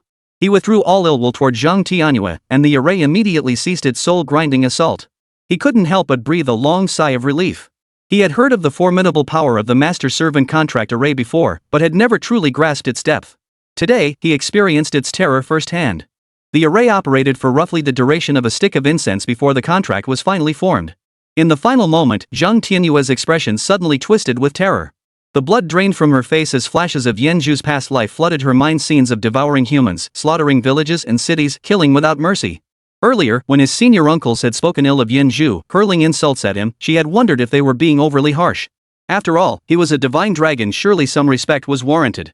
Now she realized her uncles had vastly underestimated Yen Zhu's cruelty. Tianyue, what's wrong? Xia Linzhou noticed Zhang Tianyue's troubled expression and hurried over to ask with concern. Fourth senior uncle, I'm fine. Zhang Tianyue steadied herself before replying, I saw some visions of the divine dragon's past life rivers of blood. It was a bit unsettling. Ahem. Well, I'm too weak. I need to rest and won't be able to join you all for conversation. Yen Zhu, feeling uneasy, flickered and vanished from his spot, flying into Zhang Tianyue's sea of consciousness to hide. Having forged a master-servant contract with Zhang Tianyue, he could share the same sea of consciousness. If Zhang Tianyue consented, he could even manifest as a dragon through Zhang Tianyue's body. What vision? Zhang Qingfeng frowned and asked. Zhang Tianyue briefly recounted the scene he had witnessed. He really is no good. Tianyue's experience in the martial world is too shallow, and his mind is not yet mature. Having him stay with that vicious dragon is unsettling. Rest assured, the master-servant contract array restrains him. He wouldn't dare harm Tianyue. I'll be fine. You don't need to worry. Zhang Tianyue waved dismissively with a smile. I'm confident I can guide Lord Yen Zhu away from evil and toward righteousness, transforming him into a noble dragon who heals the wounded and saves lives. Yen Zhu heard her words echoing in his mind's sea and inwardly scoffed. Suddenly, his soul felt as if it were being burned and sliced by a knife. The agony made him howl in pain. Lord Yen Zhu, you're about to make another mistake. Zhang Tianyue roughly understood why Yen Zhu was in pain and communicated with him through her thoughts. I'm sorry. I won't ever do it again. Yen Zhu hastily admitted his fault, but the searing agony persisted. He desperately pleaded with Zhang Tianyue, Good Tianyue, save me, save me. I don't know how to save you. Wait here, I'll ask fourth master uncle. Zhang Tianyue thus turned to Xia Linzhou for guidance on how to relieve Yen Zhu's agony. Xia Linzhou said there was no way out, he'd just have to endure it. He relayed to Yen Zhu that the greater the evil thoughts, the more intense the pain and the longer it would last. If the evil thoughts threatened the master's life, it could even cause the soul to disintegrate on the spot. Yen Zhu's heart sank in terror. The agony lasted for the duration of a tea break before the burning, knife-like sensation gradually subsided. He dared not harbor any more resentment. Just as everyone was about to return to the main hall, Zhang Tianyue suddenly gazed toward the southwest, stroking his beard and saying, It must be the Qin family arriving. Zhang Qingfeng and the others immediately extended their divine sense, yet detected nothing. Hundreds of miles away in the void, a group of 6 concealed their presence as they flew toward the direction of the Divine Sword sect. Soon they arrived above the Divine Sword sect, stepping out of the void. Leading them was an elderly man with white beard and crane-like robes, his expression stern and gaze-piercing. He looked down at the dozen or so figures before the main hall and asked, Is this the Divine Sword sect? Indeed it is. Is Zhang Qingfeng, the murderer of the human emperor, present? What business do you have with me? The crane-robed elder's expression darkened abruptly. Fixing his gaze on Zhang Qingfeng, he said slowly, emphasizing each word, Debts must be repaid. Murder demands retribution. What do you mean? What business do you have with me? Chapter 79, The Immortal Nurturing Gourd. The crane-robed elder gave Zhang Qingfeng a cold, contemptuous smile as if looking at a corpse. His gaze then swept past Zhang Qingfeng, lingering over Xuanli and the others before locking with Zhang Tianyue's. You are the sword saint, Zhang Tianyue? Indeed.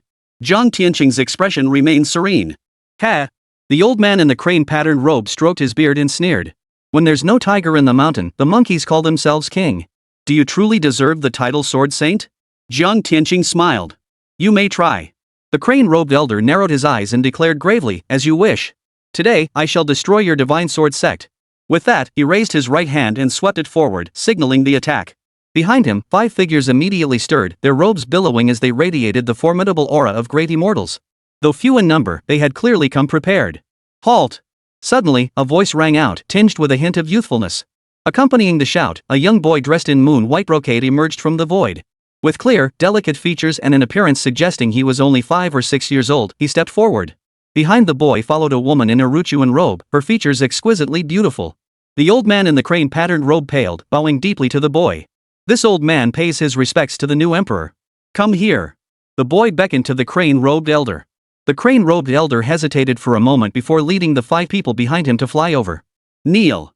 The boy uttered the single word softly. The crane-robed elder's brow furrowed sharply. The boy said nothing more, simply gazing calmly into the old man's eyes. Behind him, the woman in the short robe and skirt maintained a faint smile throughout, radiating gentle warmth. After a long silence, the crane-robed elder actually bent his knees and knelt down. The 5 figures behind him knelt in unison. The clenched fists and sullen expressions on their faces made it clear they were deeply displeased. Zhang Qingfeng and the others watched the scene in astonishment, utterly baffled. Husband, that child bears a striking resemblance to Qin Zhang. Xuanli whispered to Zhang Qingfeng. Zhang Qingfeng had noticed it too and speculated he might be a descendant of Qin Zhang. That old man called him the new emperor. The Qin family moves fast. They've already installed a new emperor right after Qin Zhang's death. Chen Qingshan frowned in confusion. What are they up to? They seem at odds with each other. Qin Wushuang replied, probably different factions. The little boy stepped forward, approaching the elderly man in the crane-patterned robe.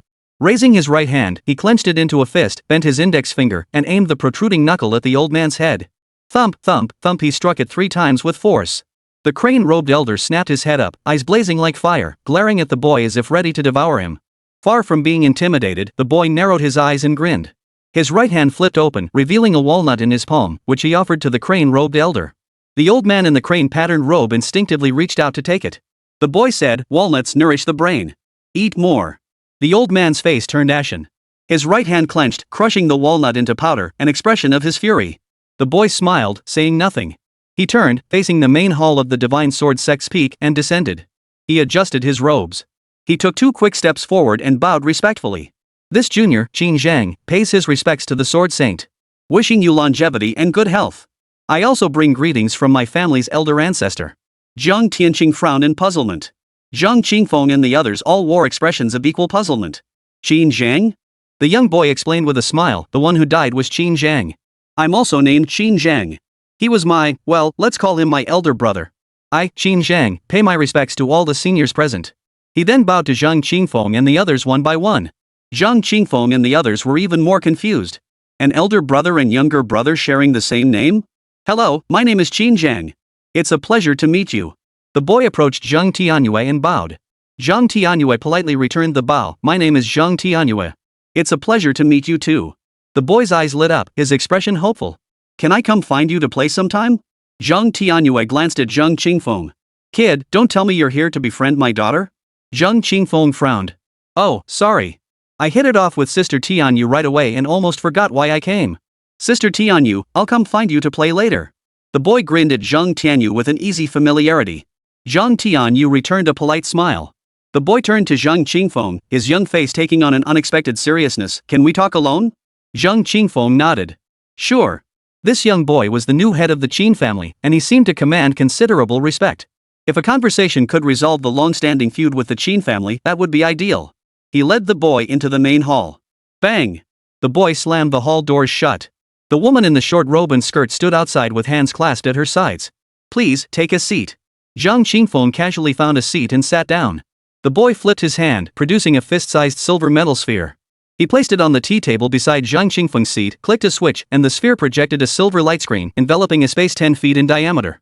This barrier prevents others from spying with their divine sense. The boy explained. Zhang Qingfeng nodded. Go ahead.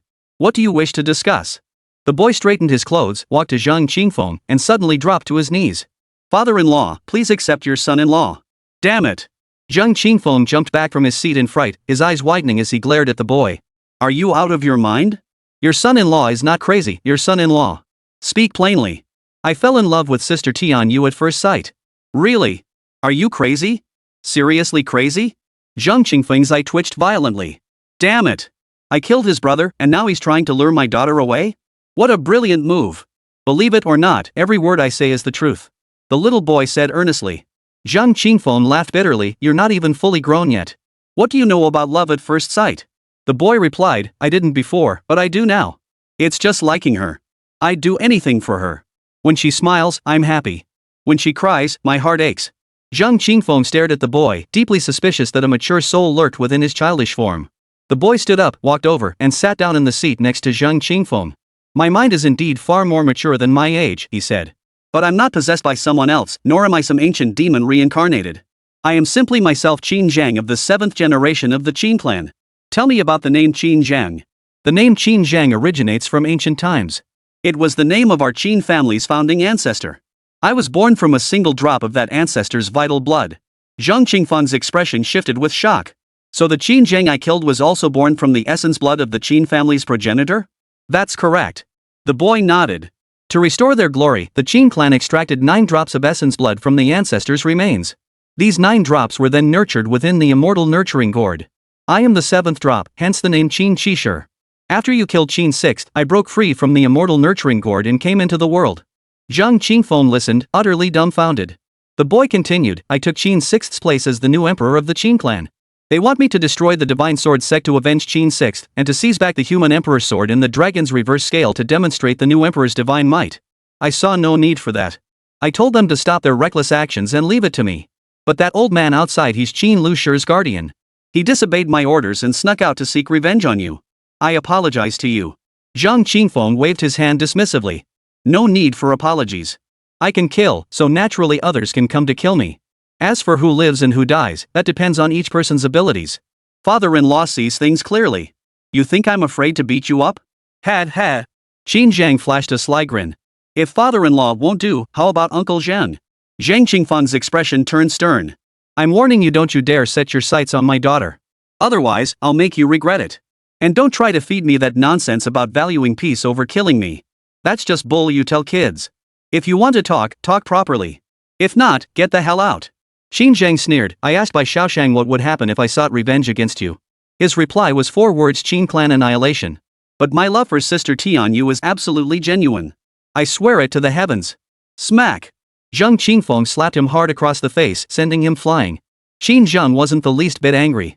He scrambled to his feet, dusted himself off, and scampered back over. Damn! Zhang Qingfeng stared at Qin Zhang's fawning expression and suddenly recalled Yi Liangchen's face. That bastard had worn the exact same sickening, punchable look whenever he mentioned the White Sun Empress. Qin Zhang placed a pill bottle on the tea table beside Zhang Qingfeng and said, inside are 2 golden immortal realm breakthrough pills. I want to trade them for the human emperor's sword. Zhang Qingfeng's expression shifted.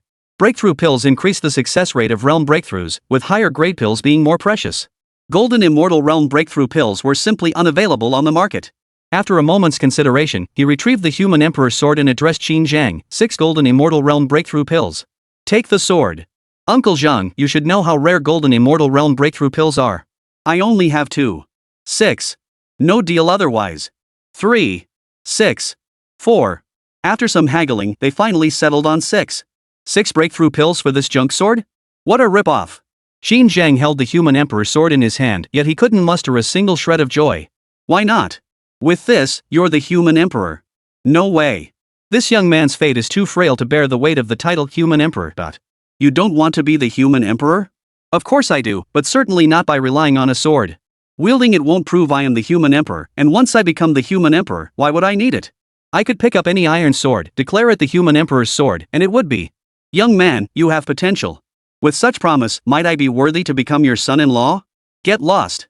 If that won't do, I can give up the human emperor's throne and become a son-in-law who marries into the family. Zhang Qingfeng grabbed Qin Zhang by the throat, cursing as he flung him out of the grand hall. Qin Zhang showed no sign of anger. Raising the human emperor's sword, he declared to the crane-robed elder, the human emperor's sword has been recovered. Henceforth, no one is permitted to seek vengeance at the divine sword sect. Those who disobey this order shall be expelled from the sect. The old man in the crane-patterned robe wore a dark expression. After a long silence, he suddenly turned to Zhang Tianyue and declared, Zhang Tianyue, you call yourself the Sword Saint. I challenge you personally. Do you dare accept? Chapter 80, too brutal. Qin Hong, I see you've truly grown senile. Even eating walnuts won't cure you now. Qin Zhang stared coldly at the crane-robed elder. The old man in the crane-patterned robe clenched his fists so tightly they cracked, glaring at Qin Zhang as he demanded in a deep voice, is it not permissible for this old man to challenge Zhang Tianyue in my personal capacity? Qin Zhang replied, not if you are still a member of the Qin family. The crane-robed elder narrowed his eyes slightly. And if I insist on challenging him? Expulsion from the family. 7 generations. The old man in the crane-patterned robe suddenly roared, suppressed fury erupting from his eyes. Are you pleased that the 6th generation is dead? Yes, I am. Of course I am. If he hadn't died, how could I have broken free from the gourd and emerged into the world? Qin Zhang turned to look at Zhang Tianyue, a faint smile playing on his lips. And what's more, he added cheerfully, I've found my true destined one. Thud. Zhang Qingfeng delivered a kick straight to Qin Zhang's rear, sending him flying several zhang away. Qin Zhang scrambled to his feet, grimacing as he rubbed his rear. Far from being angry, he grinned and scampered back to Zhang Qingfeng, looking as though he'd scored the deal of a lifetime. Zhang Tianyue and the others couldn't help but stare in astonishment, wondering what the two had discussed in the grand hall. Seeing Qin Zhang's infuriating expression, Zhang Qingfeng's mouth twitched. He suddenly turned and glared at Yi Liangchen. Yi Liangchen. What are you looking at? What's it got to do with me? Qin Zhang and Zhang Qingfeng's flirtatious glances only fueled the white-robed elder's rage. Pointing angrily at Qin Zhang, he declared indignantly. 6 generations died tragically. You're a coward, afraid to die, so you didn't dare avenge them. Fine. But now you won't even let us seek revenge? You actually grovel and smile obsequiously at our enemies. You've brought utter disgrace upon our ancient imperial lineage. You've disgraced our founding ancestor. You bring shame upon our lineage. You are unworthy of the throne. Each word thundered like a clap of lightning, shaking the heavens until they hummed. Qin Zhang's brow furrowed slightly. Whoosh! The woman in the short robe and skirt, who had been following behind Qin Zhang with a constant smile, suddenly shot skyward and lunged at the elderly man in the crane-patterned robe. Oomph! The crane-robed elder gave a cold snort and pressed his palm downward. Boom! The entire sky seemed to collapse, and a bone-chilling cold spread. With a screech, the sky within a radius of over 10 miles froze instantly. The faintly blue-glowing ice layer was a full 1,000 feet thick. The woman in the short robe, who had been soaring skyward, was frozen solid right at the center of the ice layer. Zhang Qingfeng and the others stared in shock at the old man in the crane-patterned robe. Oomph! The crane-robed elder observed the stunned expressions on Zhang Qingfeng and the others, letting out a cold snort through his nostrils. Now you know how formidable this old man is. Hey! A woman's voice suddenly rang out behind the crane-robed elder. It was none other than the woman in the short robe and skirt. The one sealed within the ice had merely been a shadow all along. The old man in the crane-patterned robe felt a chill run down his spine. He suddenly realized that Zhang Qingfeng and the others weren't shocked by him, but by the woman in the short robe who had appeared behind him without anyone noticing. A terrifying sense of danger instantly pierced his soul. Without a moment's hesitation, his body instantly dissolved into a shadowy form, desperately trying to flee the spot. Smack! The woman in the short robe's palm struck the old man in the crane-patterned robe hard across his right ear from behind. The old man in the crane-patterned robe's ethereal form instantly solidified. His escape attempt failed. Blood spurted from his eyes, ears, mouth, and nose as his body flew sideways to the left, head first and feet last, under the force of the woman's slap. The force of that single blow shattered the immortal energy surrounding the crane-robed elder. He desperately tried to gather his divine energy back together. But the woman in the short robe and skirt gave him no chance to gather it. She flashed above his body and delivered a vicious downward kick to his stomach. Wah! The old man in the crane-patterned robe opened his mouth, spewing a torrent of blood mixed with fragments of his internal organs. Simultaneously, his body curled into a shrimp-like shape, transforming into a streak of light as he plummeted downward. Thud! Thud! Thud! He smashed through a 1,000-foot thick layer of ice and crashed toward the ground. Ah! The crane-robed elder glared and roared, his immortal energy surging wildly within him as he prepared to reconstitute and circulate it once more. The woman in the short robe and skirt stood waiting on the ground, her fist soaring skyward. Ah! The old man in the crane-patterned robe let out a piercing scream as his falling body was sent flying once more. The woman in the short skirt and skirt pursued relentlessly, raining down punches and kicks. The old man in the crane-patterned robe flew wildly through the air like a sandbag, spewing mouthfuls of old blood. A martial artist at the Great Luo Golden Immortal Realm, truly terrifying. Zhang Qingfeng's hair stood on end. The old man in the crane-patterned robe was undeniably powerful, having nearly reached the realm of a great immortal. Yet, when confronted at close range by the woman in the short-sleeved robe and skirt, a great immortal at the 5th level, he was utterly defenseless. Brutal. Utterly brutal. Qin Wuxuan shook his head repeatedly. Xia Linzhou looked at Chen Xingshan and chuckled. Third senior brother, this is right up your alley. Male Vajra plus female Vajra equals a super Vajra child invincible under heaven. Zhang Tianyue's eyes lit up as he nodded in agreement. That's a possibility. Zhang Qingfeng also nodded with a smile. Sounds good to me. Qin Wuxuan stroked his chin thoughtfully. Where can I find a dragon? I'll go kill one and bring back a couple of eggs. Ah duh. Chen Xingshan suddenly lunged forward, delivering a devastating elbow strike to Qin Wuxuan's forehead, sending her flying thousands of feet away. Thud! Thud! Thud! Over there, the crane-robed elder was utterly crippled. The woman in the short robe grabbed his ankles and slammed him into the ground like a broken sack. Then she dragged him over and tossed him at Qin Zhang's feet. Thud! Finally, she delivered a final kick, driving his battered head into the ground. The woman's face regained its harmless smile as she returned to Qin Zhang's side, but her gentle, approachable image had already shattered in everyone's minds. Zhang Qingfeng and his fellow disciples all turned to look at Chen Xingshan simultaneously. They thought to themselves that only Chen Xingshan's physique could withstand this female Tyrannosaurus. Any other man would likely have his bones crushed by the slightest squeeze of those legs. Terrifying. Qin Zhang brandished the human emperor's sword, taller than himself, pointing it at the head of the crane-robed elder. Say it again, he demanded. Am I worthy to be called emperor? The youthful voice carried a bone-chilling sharpness. This old servant knows his crime. A wretched voice emanated from the old man in the crane-patterned robe's soul. Qin Zhang's expression turned stern. I'll say this one last time, this matter ends here. If I ever discover you retaliating in any way, I will expel every member of your lineage from the clan from the highest to the lowest. You shall not be recorded in the clan annals in life, nor enter the imperial mausoleum in death. Is that clear? The old man in the crane-patterned robe shuddered violently, his tattered body trembling as he wailed, "This old servant understands." Qingyun sheathed the human emperor's sword and smiled. "Seems a fist is more effective than walnuts for clearing the mind. Uncle Zhang, are you satisfied with how I handled this?" Zhang Qingfeng twitched his lips. "This is your Qin family's internal affair. I have no say in it." Qin Zhang grinned. "If you're not satisfied, feel free to kick me." Xuanli scrutinized Zhang Qingfeng and Qin Zhang's faces with a suspicious gaze. Finding no resemblance between them, she secretly breathed a sigh of relief. Qin Zhang approached Zhang Tianyue and exchanged the transmission stone. Zhang Qingfeng nearly snatched it away to toss it aside. "Sis Tianyue, once I sort out this mess at home, I'll come find you to hang out." Don't come. The Divine Sword sect doesn't welcome you." Zhang Qingfeng retorted irritably. Zhang Tianyue said nothing, merely offering a polite smile. Qin Zhang turned to Uncle Zhang and said, "Uncle Zhang, Aunt Shui is coming with me too." "She hasn't married yet." Zhang Qingfeng's eye twitched. "Damn it. Is he using your Aunt Shui to set you up?" "Ha, welcome. Come visit often." Unaware of the tension, Zhang Tianyue stroked his beard and laughed heartily. "Thank you, Grandmaster." Qin Zhang's eyes crinkled with delight.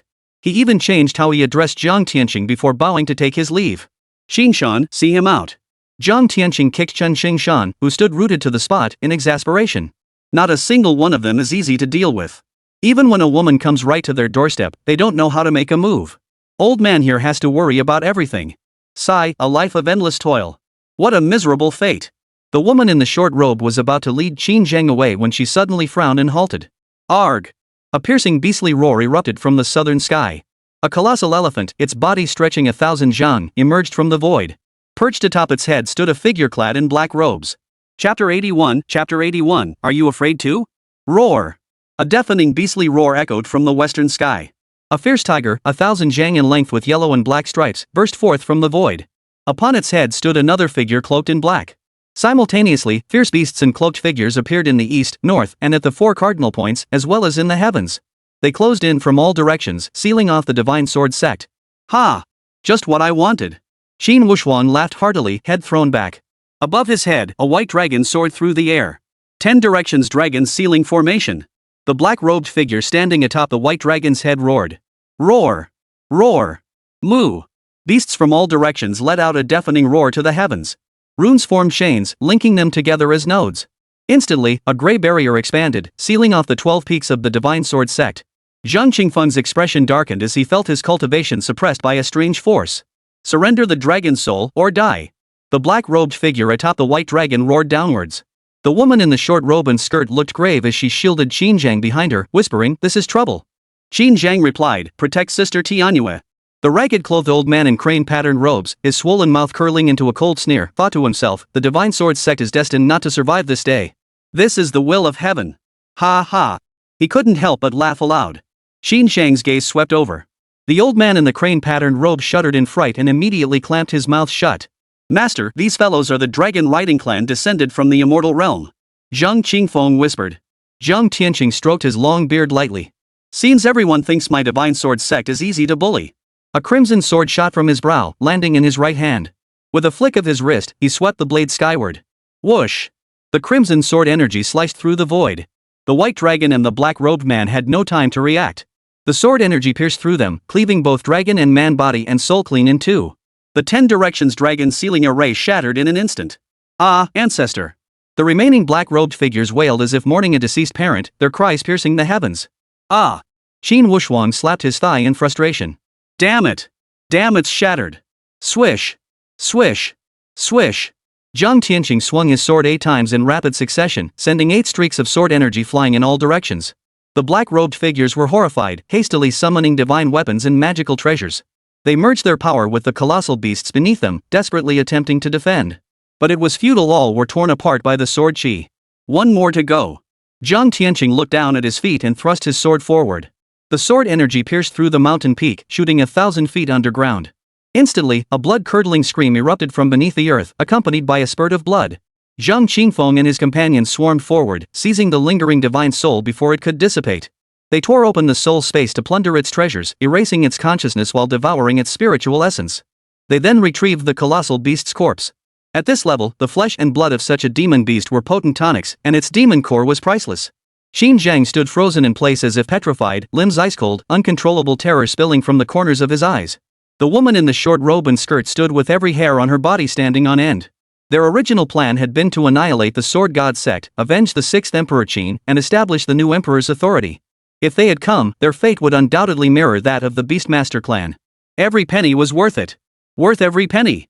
Xinjiang's heart swelled with relief. Had he not had a sudden flash of inspiration before the operation, devising a way to contact by Xiaosheng for advice, he, Qin VII, would have become the shortest reigning emperor in the Qin dynasty. The old man in the crane-patterned robe trembled, his emotions complex. Clearly, Qin VII had saved him. The 5 men who had accompanied the crane-robed elder instantly shifted from hatred to admiration for Qin VII, secretly praising his brilliant and heroic wisdom. "Ah, third senior brother, you're in luck. There's still one egg left unbroken." Qin Wushuang brandished a blood-red dragon egg and shouted at Chen Qingshan. Chen Qingshan's head was filled with black lines. "Ah!" Zhang Tianyue sheathed his sword, then reached out with a grasp toward the ground. He pulled out the soul of the man buried beneath, who had been gravely wounded by his sword qi, and proceeded to forcibly search his mind. He learned of the 3 hideouts where the dragon riding clan was sheltering. "Let's go. We're taking down their lair." Zhang Tianyue swept his sleeves, carrying Zhang Qingfeng and the others as they shattered the void and vanished. "Aunt Shui, help me up." Xinjiang's voice trembled, his legs weak with deep-seated fear. The woman in the short robe and skirt immediately supported him. Xinjiang felt her hands trembling slightly and looked up in surprise. "Aunt Shui, are you afraid too?" The woman in the short robe and skirt gave a bitter smile. "After nearly crossing the threshold of death, of course I'm afraid." Xinjiang turned to the elderly man in the crane-patterned robe and asked, "Xinhong, do you now understand what happens when you cross paths with Zhang Tian?" Xinhong fell silent for a moment before his voice came out hoarse. "This old servant is no match for him. It would be certain death." Xinjiang sneered coldly, "Die then. You're just a senile fool anyway, useless to anyone. But dragging the entire Qin clan into annihilation? You'll be a traitor for all eternity." Xinhong shuddered in terror. Zhang Tianyue had gone to exterminate the Yulong clan. This meant that if Xinhong attacked Zhang Tianyue and was killed, Zhang Tianyue would then turn his wrath upon the Qin clan. Though this thought crossed his mind, his mouth remained defiant. He stubbornly retorted, "Zhang Tianyue may dare to annihilate the Yulong clan, but he wouldn't dare destroy my Qin family. Fool! I'd love to slap you across the face with my shoe." Xinjiang, enraged, pointed at the crane-robed elder and shouted, "I ask you, do you know what sword path Zhang Tianyue cultivates?" I don't know. Damn you. Aunt Shui, grab him." Xinjiang stomped his foot in rage. Xinhong dared not retort. Though Xinjiang was young, he was conceived from the essence blood of the Qin clan's founding ancestor, effectively the ancestor's son. Such a rebuke was tantamount to snubbing the current patriarch of the Qin family, who remained silent. Thud. Aunt Shui grabbed Xinhong and threw him down before Xinjiang. Xinjiang raised his right foot and reached to remove his boot. Xinhong's face drained of color. If Xinjiang publicly struck him across the face with the sole of his boot, his old face would never be seen in public again. He tried to struggle and resist, but the woman in the Ryukun held him down with such force that he couldn't move. In that instant, he was overcome with grief and rage. Oomph. Xinjiang snorted twice, withdrew his hand from the boot, and instead tapped Xinhong's forehead repeatedly with his knuckles as he jumped up. Xinhong secretly breathed a sigh of relief, knowing Xinjiang had spared his dignity. "You arrogant, conceited, foolish, ignorant, self-righteous moron." Xinjiang spared him no mercy, hurling insults at him relentlessly. "Your master died at someone's hands, yet before seeking revenge, you didn't even bother to find out your opponent's strength or gauge whether you could win? Does your mere bearing the Qin surname mean others must submit to slaughter at your command? Just because you bear the Qin name, do you think slapping someone means they won't fight back? Just because you bear the Qin name, does that make you a crab, entitled to walk sideways? Was your face run over by a cartwheel or crushed by a millstone? How did it get so huge?" Xinhong's face flushed crimson, and he remained silent. "Let me tell you this, Zhang Tianyue practices the sword path of slaughter. Forget about being a Qin. Even if you were the son of heaven himself, he wouldn't hesitate to strike. You nearly destroyed the entire Qin clan." Xinjiang grew angrier as he spoke, leaping up to smack Xinhong hard on the forehead several times. Xinhong's pupils dilated violently. The way of slaughter was cultivated by a demonic god who dared slay even gods and Buddhas. When his rage flared, there was only one word: kill. He wouldn't care whether it was the Qin family or the Wang family. Xinjiang declared, "Consider yourself fortunate that Zhang Tianyue has mastered the Great Way and can control his killing intent. Otherwise, just for showing up here, he'd have already finished you off." Xinhong dared not utter a word. "The more I look at you, the angrier I get. Your punishment is to eat 1,000 pounds of walnuts." Do you accept? I accept. Get out. Qin Hong, as if granted a pardon, scrambled to his feet and hurried away with his men. The woman in the short robe and skirt looked at Qin Zhang and asked curiously, every drop of the ancestor's essence blood contains a unique ability. The sixth Qin awakened the ancestor's cultivation talent. What did you awaken? Chapter 82, Establishing the Way. Qin Zhang looked up at the woman in the short robe and skirt, his expression slowly turning serious. The woman stiffened. She waved her hand, casting a barrier to prevent eavesdroppers. Their eyes met. Qin Zhang spoke slowly, Aunt Shui, do you miss a man? The woman froze for a moment, then a black line appeared above her head. Shall I find you a man? Qin Zhang added. The woman's eye twitched. That big guy, thick and sturdy. Smack. Unable to bear it any longer, the woman slapped Qin Zhang hard enough to send him flying. As her hand retracted, it paused abruptly. She realized she might have misinterpreted Qin Zhang's words. He was describing his physique. Two faint blushes crept onto her cheeks. Ah. Who are you? Why are you killing people? The dragon riding clan, hiding deep within the primordial mountains, met a gruesome end. Zhang Tianyue wiped out all three of their strongholds, yet failed to uncover the passageway they used to descend from the immortal realm. They had concealed the passage's location exceptionally well. The guardians of the passage had no contact whatsoever with anyone within the strongholds. Thus, even soul capturing couldn't reveal the passage's location. Zhang Tianyue, sword in hand, an aura of killing intent swirling around him, led Zhang Qingfeng and the others toward the vast Chakragan desert. In the dimly lit underground immortal palace, a vast teleportation array slowly rotated. Meng Taiji stood with eyes closed at the array's center, his form shifting between solid and ethereal. At the array's edge, another Meng Taiji sat cross-legged on a meditation cushion. The one seated on the cushion was Meng Taiji, founder of the Temple of the Gods. The one within the teleportation array was another divine soul avatar poised to be passed down. 3 months remained until the transfer. Meng Taiji resolved to remain guarding the array's perimeter for these 3 months, going nowhere. Once the second divine soul fragment descended, he would immediately fuse with it. Then he would be able to wield some of the techniques of a supreme golden immortal, sweeping through the spirit realm. He resolved to first seize the Firefly sword case, then hunt down and annihilate those hidden factions one by one. How infuriating. If those bastards hadn't been lurking and hiding, making him think he could walk all over the spirit realm with just the great perfection of the Tao, he would have transmitted the second soul fragment down long ago. But the main reason was that transmitting his divine soul avatars was simply too slow, and he urgently needed manpower to explore the immortal palace. So he prioritized transmitting the faster ones first, sending down the 4 great warlords and the 8 great Vajras ahead of time. Boom! A sudden deafening explosion echoed from above, shaking the entire immortal palace to its foundations. Fortunately, protective barriers held firm, otherwise, the dome might have collapsed. Meng Taiji snapped his eyes open, his voice deep and stern. Who dares attack the Great Formation? Fury flared in his eyes, but upon glancing at the teleportation array, he quickly regained his composure. His mind had been unsettled lately, an intuition warning him of impending trouble. That was why he kept the Xuanwu Jiaoshan formation active to guard against surprise attacks. Now, an attack on the formation clearly confirmed his intuition. Boom! Another deafening explosion echoed, causing even more violent tremors than before. Crack! The blue divine crystal sustaining the Xuanwu Jiaoshan Grand Formation suddenly cracked open in multiple places. Meng Taiji was startled. Sensing the formation might not withstand the next wave of attacks, he hurriedly rose to go outside. Outside, the sun hung high in the sky, marking the peak of midday.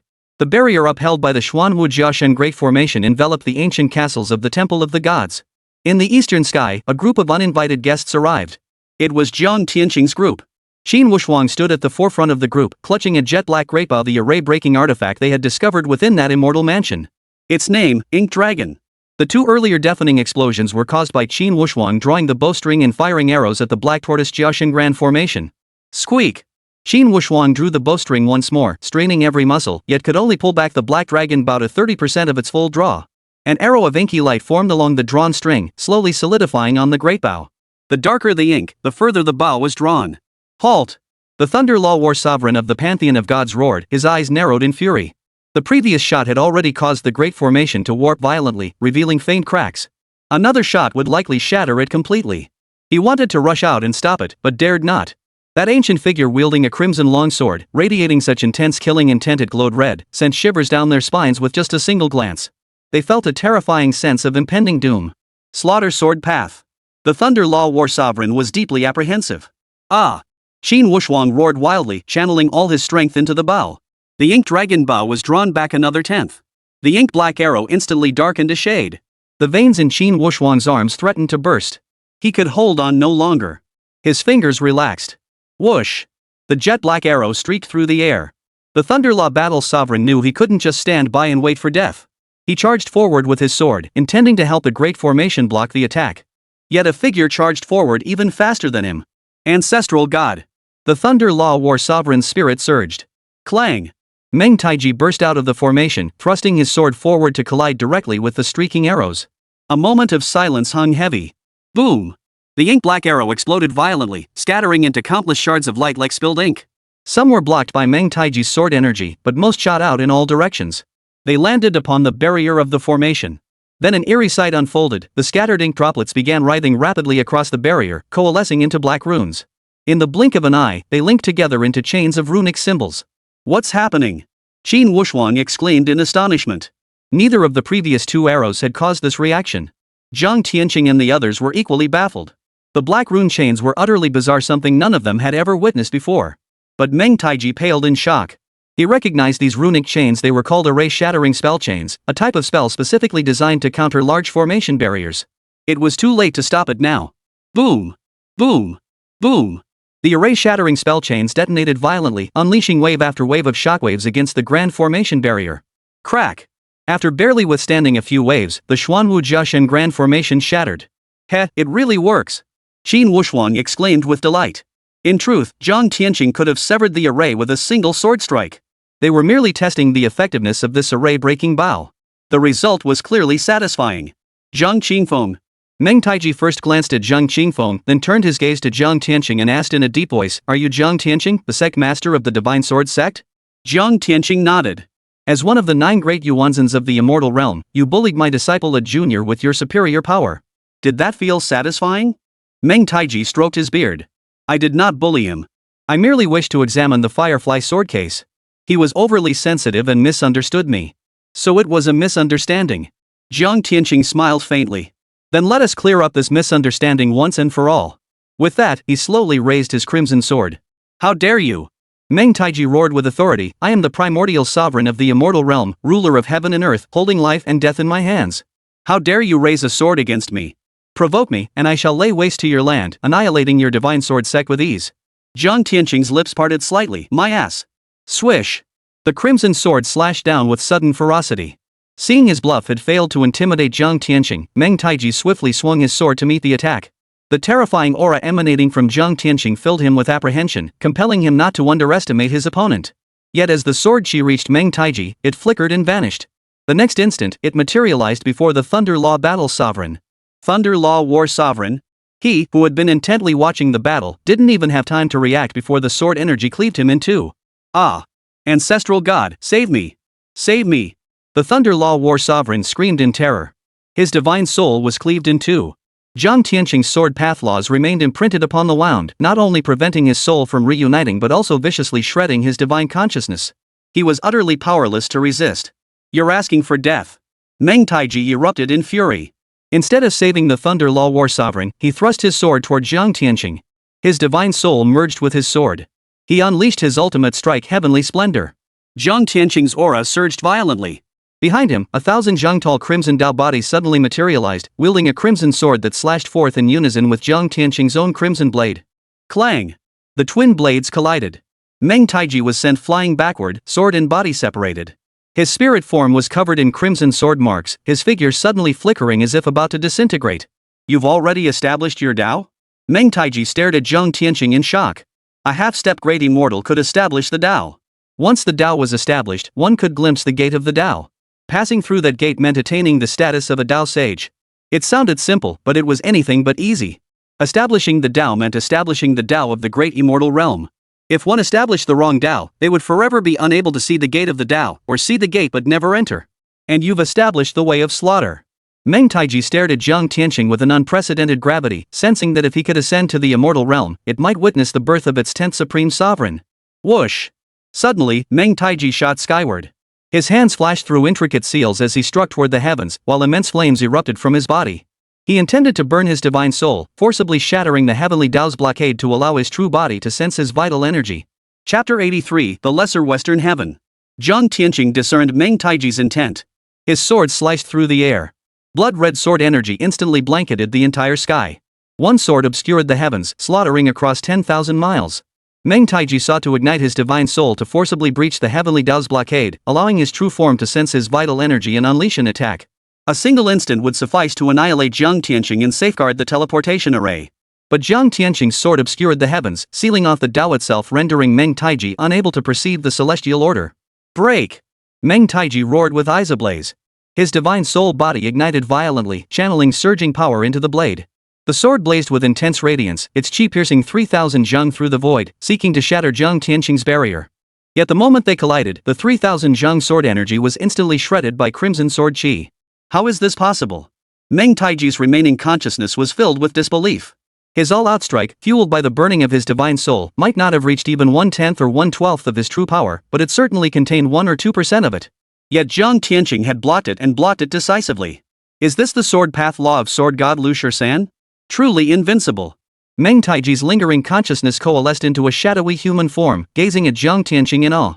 Zhang Tianyue replied calmly, "This is this old man's sword path." Meng Taiji's form trembled, then suddenly understood, "Oh, right. You've established your own way. Only by comprehending your own path can you stand firm. Indeed, this is your way." This realization sent a chill down his spine. If Zhang Tianyue were practicing the sword path of the legendary swordsman Lu Shisan, no matter how invincible it might be, he could accept it. But this was Zhang Tianyue's own path. For a sword cultivator from the spirit realm to comprehend the sword path in this lower realm, where the laws of heaven are weaker than those of the immortal realm, that would make him truly terrifying. Why? With a multitude of profound questions lingering, Meng Taiji's consciousness faded away. He desperately wanted to know what had transpired in that war of the gods 30,000 years ago. Why did peerless powerhouses like Lu Shisan all choose to perish in the spirit realm? Why were the immortal realm and spirit realm severed? What secrets did the spirit realm conceal? Once, like all in the immortal realm, he believed the war of the gods had shattered the heavenly Dao, abandoning both the spirit realm and the mortal realm. Yet now, he couldn't help but wonder, was it the immortal realm that had been abandoned? Zhang Tianyue reached out through the void, snatching Meng Taiji's sword into his hand. After sensing its essence, he tossed it to Lao Ba Tong Wudi. This blade seems to hold a thread of invincible will. You should study it. Tong Wudi accepted it with delight. What a pity. Zhang Tianyue gazed at the sky, shaking his head regretfully. Meng Taiji had burned his divine soul, and the treasures within his soul space had plummeted into the depths of the void, never to be recovered. It was truly a pity. With a swift swing of his sword, he slew all remaining members of the Temple of the Gods. The killing intent radiating from Zhang Tianyue grew even heavier. He then located the subterranean immortal palace. How dare you! Meng Taiji, trapped within the teleportation array, suddenly snapped his eyes open in fury. Swish! Zhang Tianyue wasted no words, slaying him with a single sword strike before wielding his blade to excavate the entire teleportation array from beneath the earth. With its foundation damaged, the array ceased functioning immediately, yet its inscriptions remained intact, highly valuable for study. Zhang Tianyue stowed it away, rolled up his sleeves, and departed with Zhang Qingfeng and the others. Deep within the northwestern desert lay the domain of the ancient Buddha sect. 30,000 Buddha statues suddenly trembled.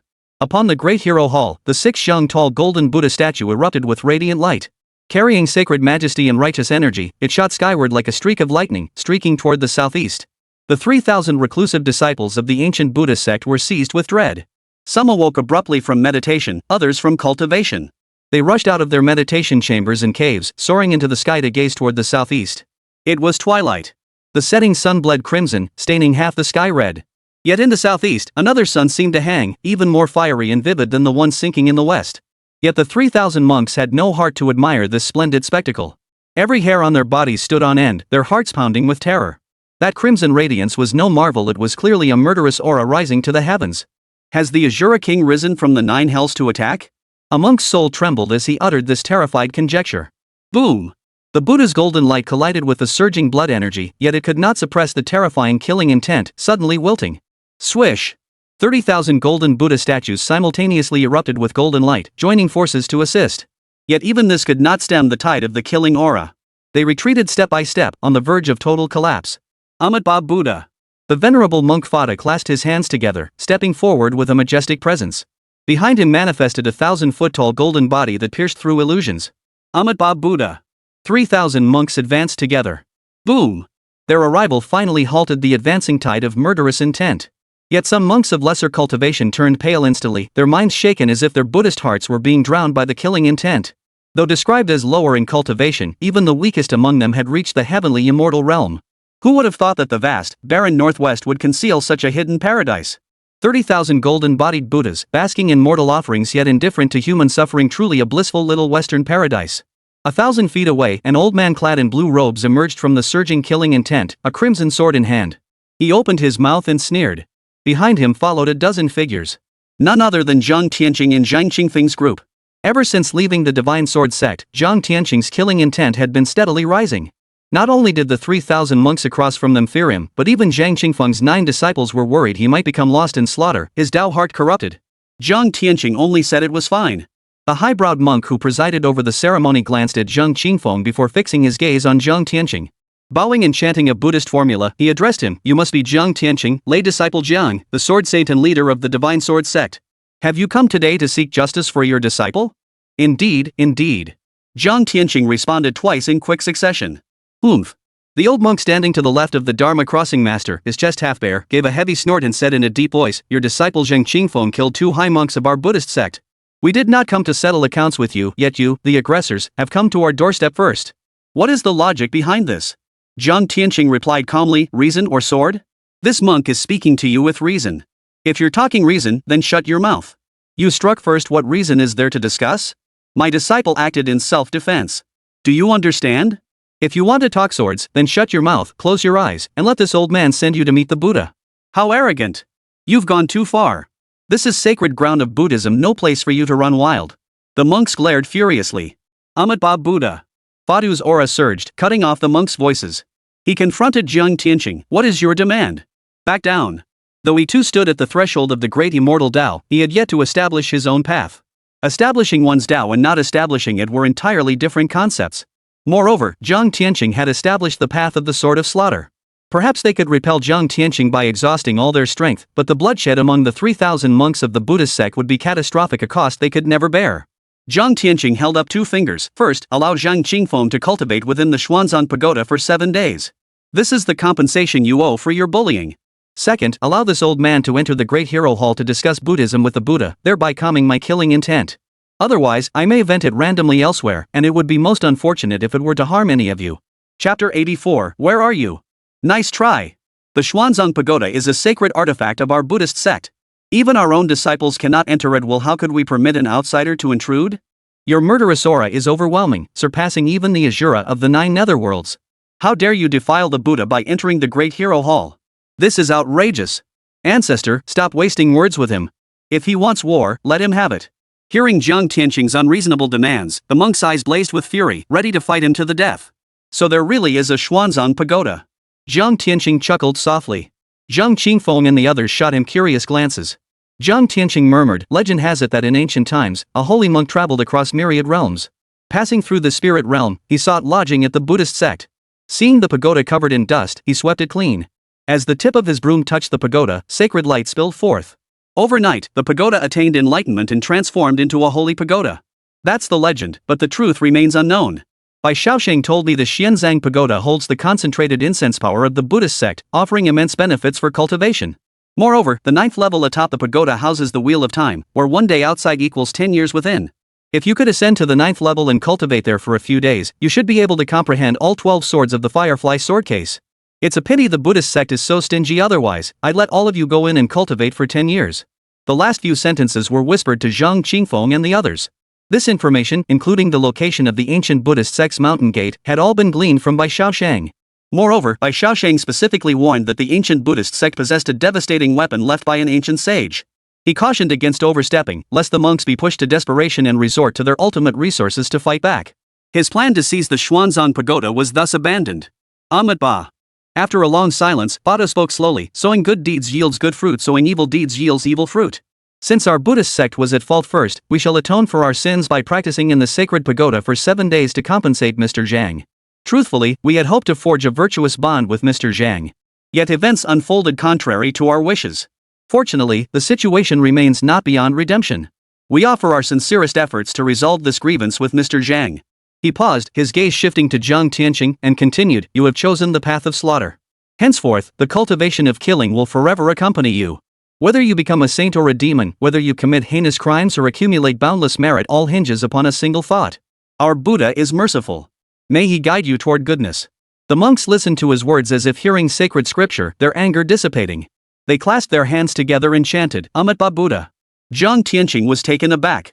He had anticipated the ancient Buddhist sect would concede, but never imagined they would yield so readily that he began to suspect they might be harboring some hidden scheme. Please follow this humble monk. Fadu turned and flew toward the great hero hall. Zhang Tianyue's gaze sharpened.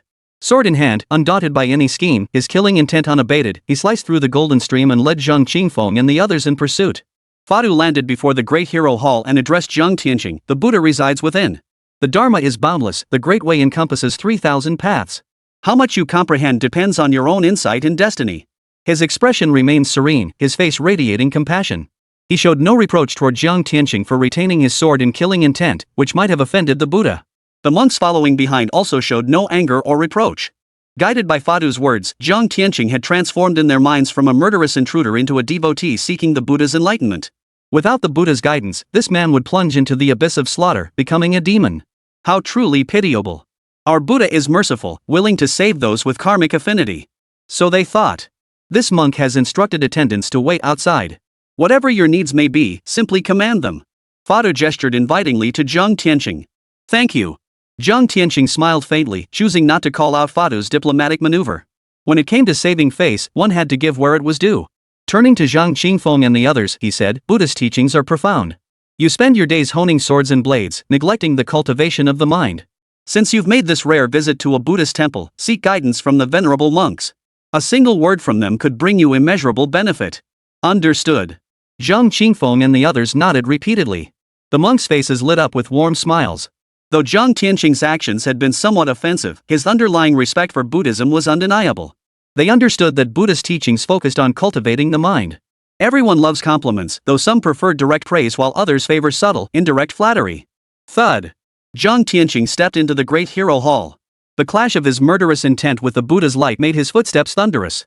Sword in hand, his gaze as sharp as steel, he advanced step by step toward the altar before the 6 golden statue of the Buddha, not a trace of reverence in his eyes. Fadu's eye twitched. Even one more glance was unbearable. He ordered 4 monks to guard the entrance, then led Zhang Qingfeng and the others around the great hero hall, flying deep into the heart of the Buddhist sect. Zhang Tianyue held no fear that the Buddhist sect would harm Zhang Qingfeng and his companions. As long as he remained alive, the sect dared not act. Thud.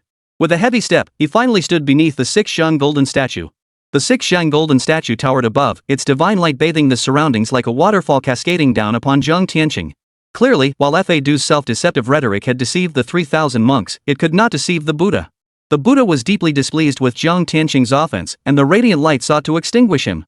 Yet Zhang Tianyue stood like a sword, splitting the cascading light of Buddha, allowing it to shoot past him on either side. Where are you? Zhang Tianyue locked eyes with the Buddha statue for a long moment before suddenly posing the question. The monks outside the door were startled by the words, suspecting Zhang Tianyue had established some kind of connection with the Buddha, initiating a cross-temporal dialogue. They strained their ears to listen. But Zhang Tianyue remained silent.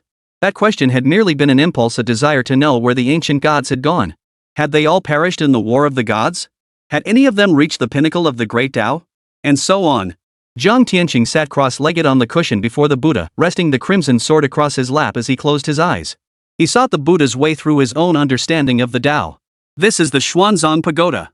Fadu led Zhang Qingfeng and his companions to the summit of a mountain, where an unassuming gray pagoda stood. 9 stories tall, it rose 9 jang high. Within the pagoda lie enshrined the Buddha's relics and the remains of venerable monks. I hope you, Mr. Zhang, will not disturb them when ascending. There are also some sutras. If you wish, you may peruse them, but please handle them with care. The pagoda has 9 levels, each protected by restrictions. Only by passing the test can one ascend to the next level. What do the trials test? Talent, insight, and the way. The tower contains the power of incense offerings. It cannot be forcibly taken. Attempting to do so will trigger the restrictions and expel you from the tower. How much one can absorb depends entirely on personal destiny. What use is the power of incense offerings? Zhang Qingfeng inquired. The power of incense can purify your marrow and refine your meridians, aid in breakthroughs to higher realms, nourish your spirit and soul, enhance comprehension. Its benefits are manifold. Zhang Qingfeng's eyes lit up as he inquired, if I were to absorb all the incense power within the tower, would you prevent me from leaving? Once the incense power is absorbed into the body, it becomes one with the flesh. What use would it be for us to stop you then? Is there a wheel of time on the 9th level? 1 day outside equals 10 years inside? Yes. Fadu nodded. In the 10,000 years of the ancient Buddhist sect, only 2 individuals have ever reached the 9th level. We hope you, Zhang, will be the 3rd. Though he didn't voice it, the faint smile at the corner of his mouth betrayed his thoughts. He didn't believe Zhang Qingfeng could reach the 9th level. Chapter 85, Ascending the Tower. Creak, creak, creak. Fado swept his sleeve, and the wooden door at the base of the Xuanzang pagoda slowly creaked open, its hinges groaning with age. Senior brother, no need for courtesy, absorb every last bit of incense power. Qin Wushuan pumped his fist encouragingly at Zhang Qingfeng. Father, you can definitely reach the 9th level. Zhang Tianyue cheered him on as well. Zhang Qingfeng nodded with a smile, striding toward the Xuanzang pagoda. His steady pace and upright posture radiated formidable confidence.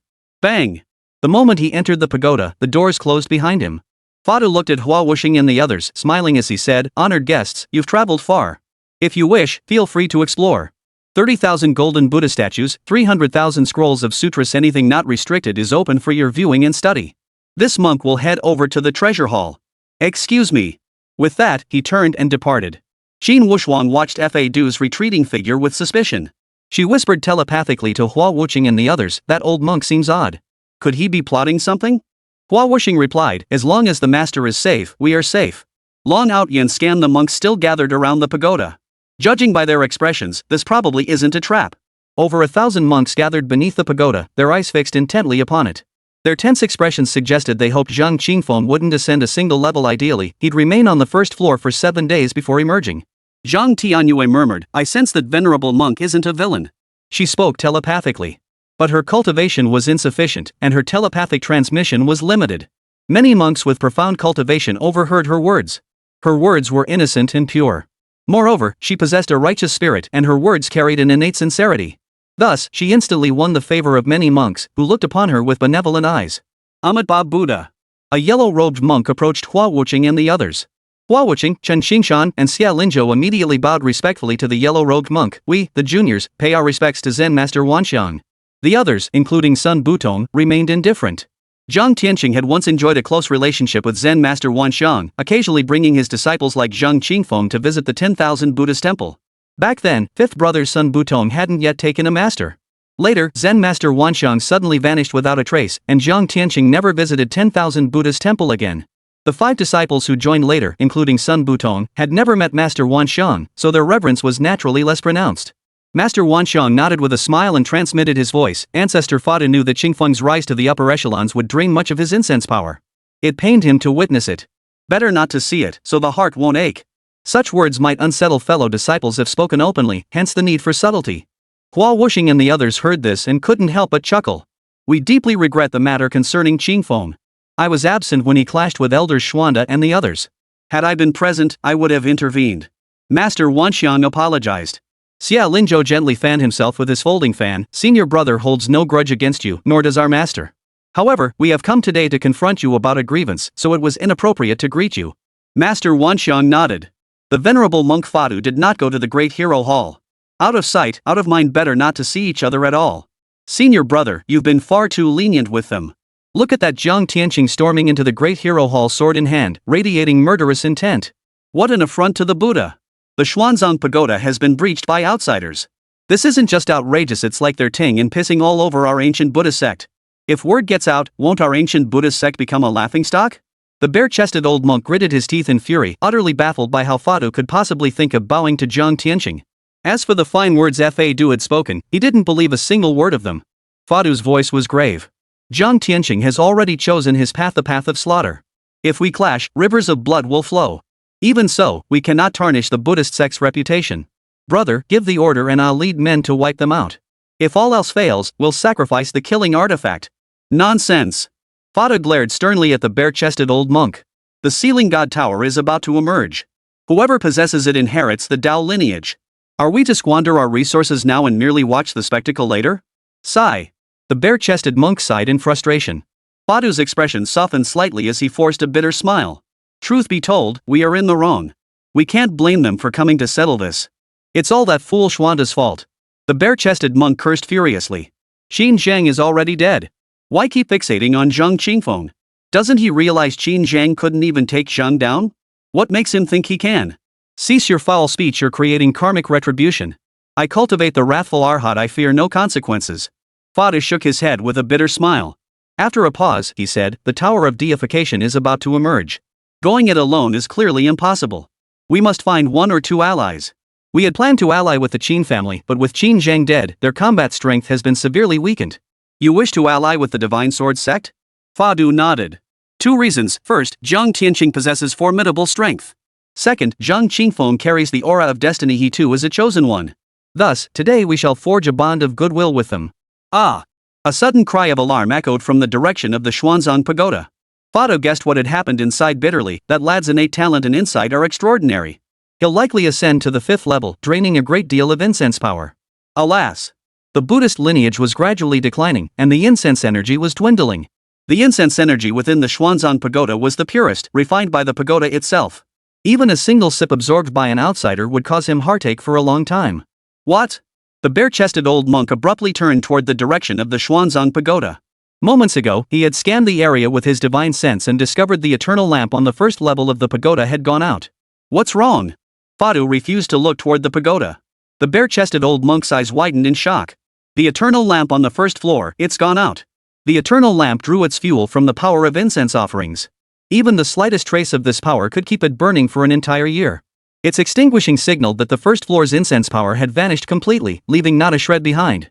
Ah! Fa Du clutched his chest in anguish. Ah! Suddenly, another wave of gasps echoed from the other side. Fa Du couldn't resist and scanned the area with his divine sense. He discovered that the eternal lamp on the 2nd floor had also gone out. It felt like a knife had been plunged into his heart, causing blood to gush out. What kind of god-defying talent is this? How could he drain the incense power from both floors? The bare-chested old monk stared in disbelief. The first 3 trials of the Xuanzang pagoda tested innate talent. The higher the talent, the more incense energy absorbed, and the higher one ascended. Ah! Soon, another wave of gasps echoed through the air. The eternal lamp on the 3rd level had also gone out. Only one of peerless talent could achieve this. Fa Du had forgotten his heartache, utterly stunned by Zhang Qingfeng's innate talent. The last time the incense power from the 1st to 3rd layers of the Xuanzang pagoda was fully absorbed was 10,000 years ago, by an ancient ancestor possessing the innate chaos holy body. Ah! A chorus of gasps erupted beneath the Xuanzang pagoda as the eternal lamp on the 4th level also went out. The 4th to 6th levels tested insight. Soon after, the eternal lamps on the 5th and 6th floors flickered out one after another. This is too. Fa Du could find no words to express his utter shock. When the eternal lamp on the 7th level went out, he froze in place, his gaze shifting upward to fixate on the lamp of the 8th level. Back when he had climbed the Xuanzang pagoda, he had stopped at the 8th level, failing to pass the test of the Tao. He still remembered the illusion array on the 8th level. After stepping inside, the scenery before his eyes shifted, revealing a Buddhist scripture and a woman of peerless beauty. Choose the sutra, and you could attain Buddhahood. Choose the woman, and you would possess the most gentle and beautiful woman in the world. 2 choices. In the heat of his youth, he didn't hesitate. He grabbed the sutra with both hands. What use was a woman? Attaining Buddhahood and becoming a sage was the true path. The result? He was flung out of the tower. The trial was failed. To this day, he still couldn't fathom the meaning behind the ancient holy monk's trial. Was it meant for the climber to choose the woman? But that couldn't be right either. This was a Buddhist pagoda. Those who climbed it were undoubtedly followers of the Buddha. Could the holy monk have been asking them to break the precepts against sensuality? That would be utterly absurd. Fa Du racked his brain but found no solution. For a time, he was deeply troubled by murderous thoughts, wondering if he should kill the woman first before choosing the sutras. He who disturbs my Buddhist heart must die. His Buddhist heart nearly shattered under the weight of murderous intent, but he awoke in time and found salvation in repentance. Ah! The bare-chested monk's startled cry rang in his ears. The eternal lamp on the 8th level went out. Fa Du, his expression agitated, flashed down to the base of the pagoda, determined to confront Zhang Qingfeng when he emerged. Senior brother, you're amazing. The bare-chested old monk transmitted his voice to Fa Du. Ha! Fa Du was baffled. Aren't we short one disciple? He's the one. The bare-chested old monk declared. But, will he agree? Leave it to me. The bare-chested monk patted his chest. Playing the fool? That's my specialty, little brother. If he refuses to be a disciple, I'll go to the Divine Sword sect and cry, make a scene, and threaten to hang myself. Fa Du. I've been grinding away at this for 200,000 words without asking for anything. Could I beg for a good review and some bookmarks? I'd be eternally grateful. Feel free to skip this if it bothers you. Chapter 86, The Stellar Path. The Xianzang Pagoda proved far easier to ascend than Zhang Qingfeng had anticipated. The first 3 layers revealed his innate primordial sword body, passing through unimpeded. The 4th layer presented a minor challenge. The trial deemed his comprehension exceptional, yet he could only absorb 90% of the incense offering's power. His eyes darted about as he covertly drew forth the primordial purple chi to absorb. This successfully deceived the trial array. This elevated his comprehension level to exceptional, allowing him to absorb all the incense energy. With the primordial purple chi's powerful assistance, the 5th and 6th layers proceeded smoothly. The 7th layer tested the way. Zhang Qingfeng was brutally forceful, unleashing all 63 ultimate sword techniques he had mastered in one fell swoop, nearly shattering the trial formation. The 8th layer proved even simpler. He had expected it would take several days to reach the 9th layer, but he made it in less than a quarter of an hour. He absorbed all the incense power from layers 1 through 8, thinking the ancient Buddha sect must be heartbroken. The efficacy of incense power was somewhat akin to primordial purple chi diluted 1,000-fold. But its strength lay in sheer volume. Absorbing it layer by layer, Zhang Qingfeng felt every particle of his body brimming with the power of incense offerings. Combined with the primordial purple chi he had consumed earlier, he felt his vitality, energy, and spirit more robust than ever before. His spiritual orifices opened wide, his mind so clear it seemed he could pierce through the very patterns of the universe. At this moment, he felt as if he stood at the very core of the cosmic laws. Each breath resonated with the Tao itself, and every thought touched upon the true essence of cultivation. The difficulties he had encountered during his previous contemplations dissolved effortlessly under this terrifyingly heightened insight. He felt he could grasp the swordway laws inscribed upon the 10th sword at a glance. Upon reaching the 9th level, he saw a dark-colored light gate at the tower's center. He surmised this must be the Wheel of Time. Without wasting a moment, he strode forward, eager to sit down and delve into the sword's laws. Stepping through the dark portal, Zhang Qingfeng felt a violent distortion before his eyes. His body seemed to be pulled into another dimension, and then his vision stabilized. He was utterly stunned by the sight before him. He found himself standing amidst a vast starry expanse, with celestial bodies swirling in every direction. Beneath his feet stretched a cosmic highway, leading deep into the boundless starry universe. He instinctively took a step forward, drawn to the end of the avenue. Passing a nearby star, he stared intently. His gaze seemed to pierce through time and space, revealing a civilized continent. Just as he tried to see more clearly, a sudden, stinging pain shot through his eyes, forcing him to shut them tightly. 2 warm streams rolled down from his eyes. Zhang Qingfeng raised his hand to touch them, startled to discover it was blood. He dared not peer casually again, pressing straight ahead. Thud! Suddenly, Zhang Qingfeng halted with a heavy step, his heart pounding in terror. He realized the ultimate sword path of the Peach Blossom sword had shattered. His divine sense scanned the surroundings warily, suspecting some bizarre attack. But after careful observation and thought, he realized it wasn't an attack at all. The problem lay in the stellar path beneath his feet. This starry path wasn't something one could simply walk upon it while it required one's own Tao to sustain it. Having advanced this far, the ultimate sword path of the Peach Blossom sword could no longer hold, shattering under the crushing pressure of the starry path's power. Another trial? Zhang Qingfeng pondered thoughtfully, continuing to stride forward as the ultimate sword path of the sky-splitting sword stepped up to bear the burden. After advancing 100 li, the ultimate swordway of the sky-splitting sword shattered. Zhang Qingfeng's stride remained unbroken as the ultimate swordway of the dragon-imprisoning sword stepped forward. After 80 li, the sword path shattered. The Kuxing sword stepped forward. After advancing 60 li, the sword path shattered. The further he advanced, the stronger the suppressing pressure of the stellar path became. Thud! Zhang Qingfeng halted once more. He was but a step away from shattering the sword path of the immortal slaying sword. He could venture no further. He sat cross-legged on the spot, contemplating the sword path of the 10th blade. The 10th sword had already been loosening, nearly within his grasp. Now, bolstered by his extraordinary insight, the sword's laws danced between his fingers as golden spirit stones vanished rapidly. In roughly 3 days, the sword principles of the 10th sword were perfectly deduced in Zhang Qingfeng's hands. Clang! The sword of ruin sprang from its scabbard, soaring from the sea of consciousness between his eyebrows to dance joyfully around Zhang Qingfeng. Zhang Qingfeng rose and continued his journey. After advancing nearly 20 li, the sword's principles neared collapse. The suppressing pressure of the stellar path had risen to terrifying levels. Zhang Qingfeng halted, swallowing an enlightenment pill and several other elixirs that enhanced comprehension. He began to contemplate the sword path of the 11th sword. After an unknown span of time, a complete sword path law manifested in his hand. Hum! The band-shattering sword trembled within its scabbard, ready to be drawn. Yet Zhang Qingfeng furrowed his brow, dispelling the sword principle and beginning his calculations anew. After an unknown span of time, an entirely new sword principle materialized in Zhang Qingfeng's hands. A faint smile touched his lips as he nodded in satisfaction. Clang! The band-shattering sword sprang from its scabbard, shooting forth from his brow. Instead of rising to advance, Zhang Qingfeng began deducing the sword laws of the breaking army sword anew.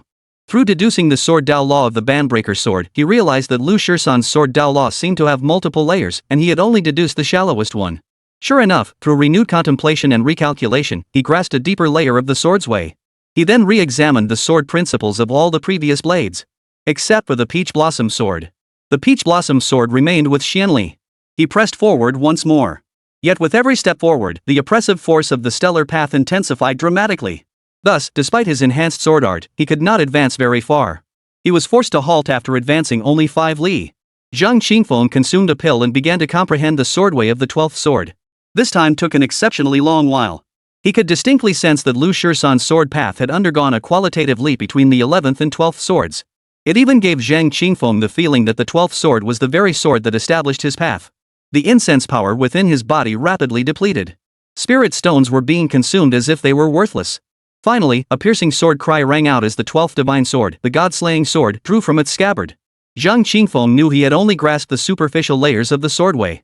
Yet, unlike before, he did not dismantle his understanding to start anew, for he understood that with his current grasp of the swordway, he could not comprehend its deeper layers.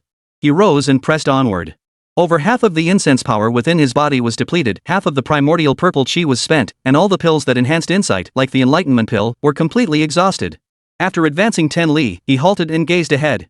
The starry path stretched endlessly into the distance. Zhang Qingfeng shook his head. Seems I won't pass this trial. No shortcuts here.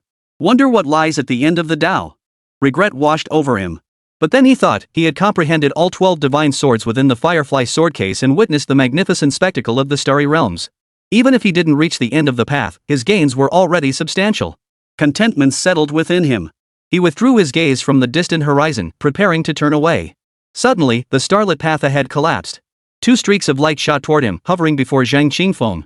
One was a sword radiant with golden light, the other a strand of golden hair.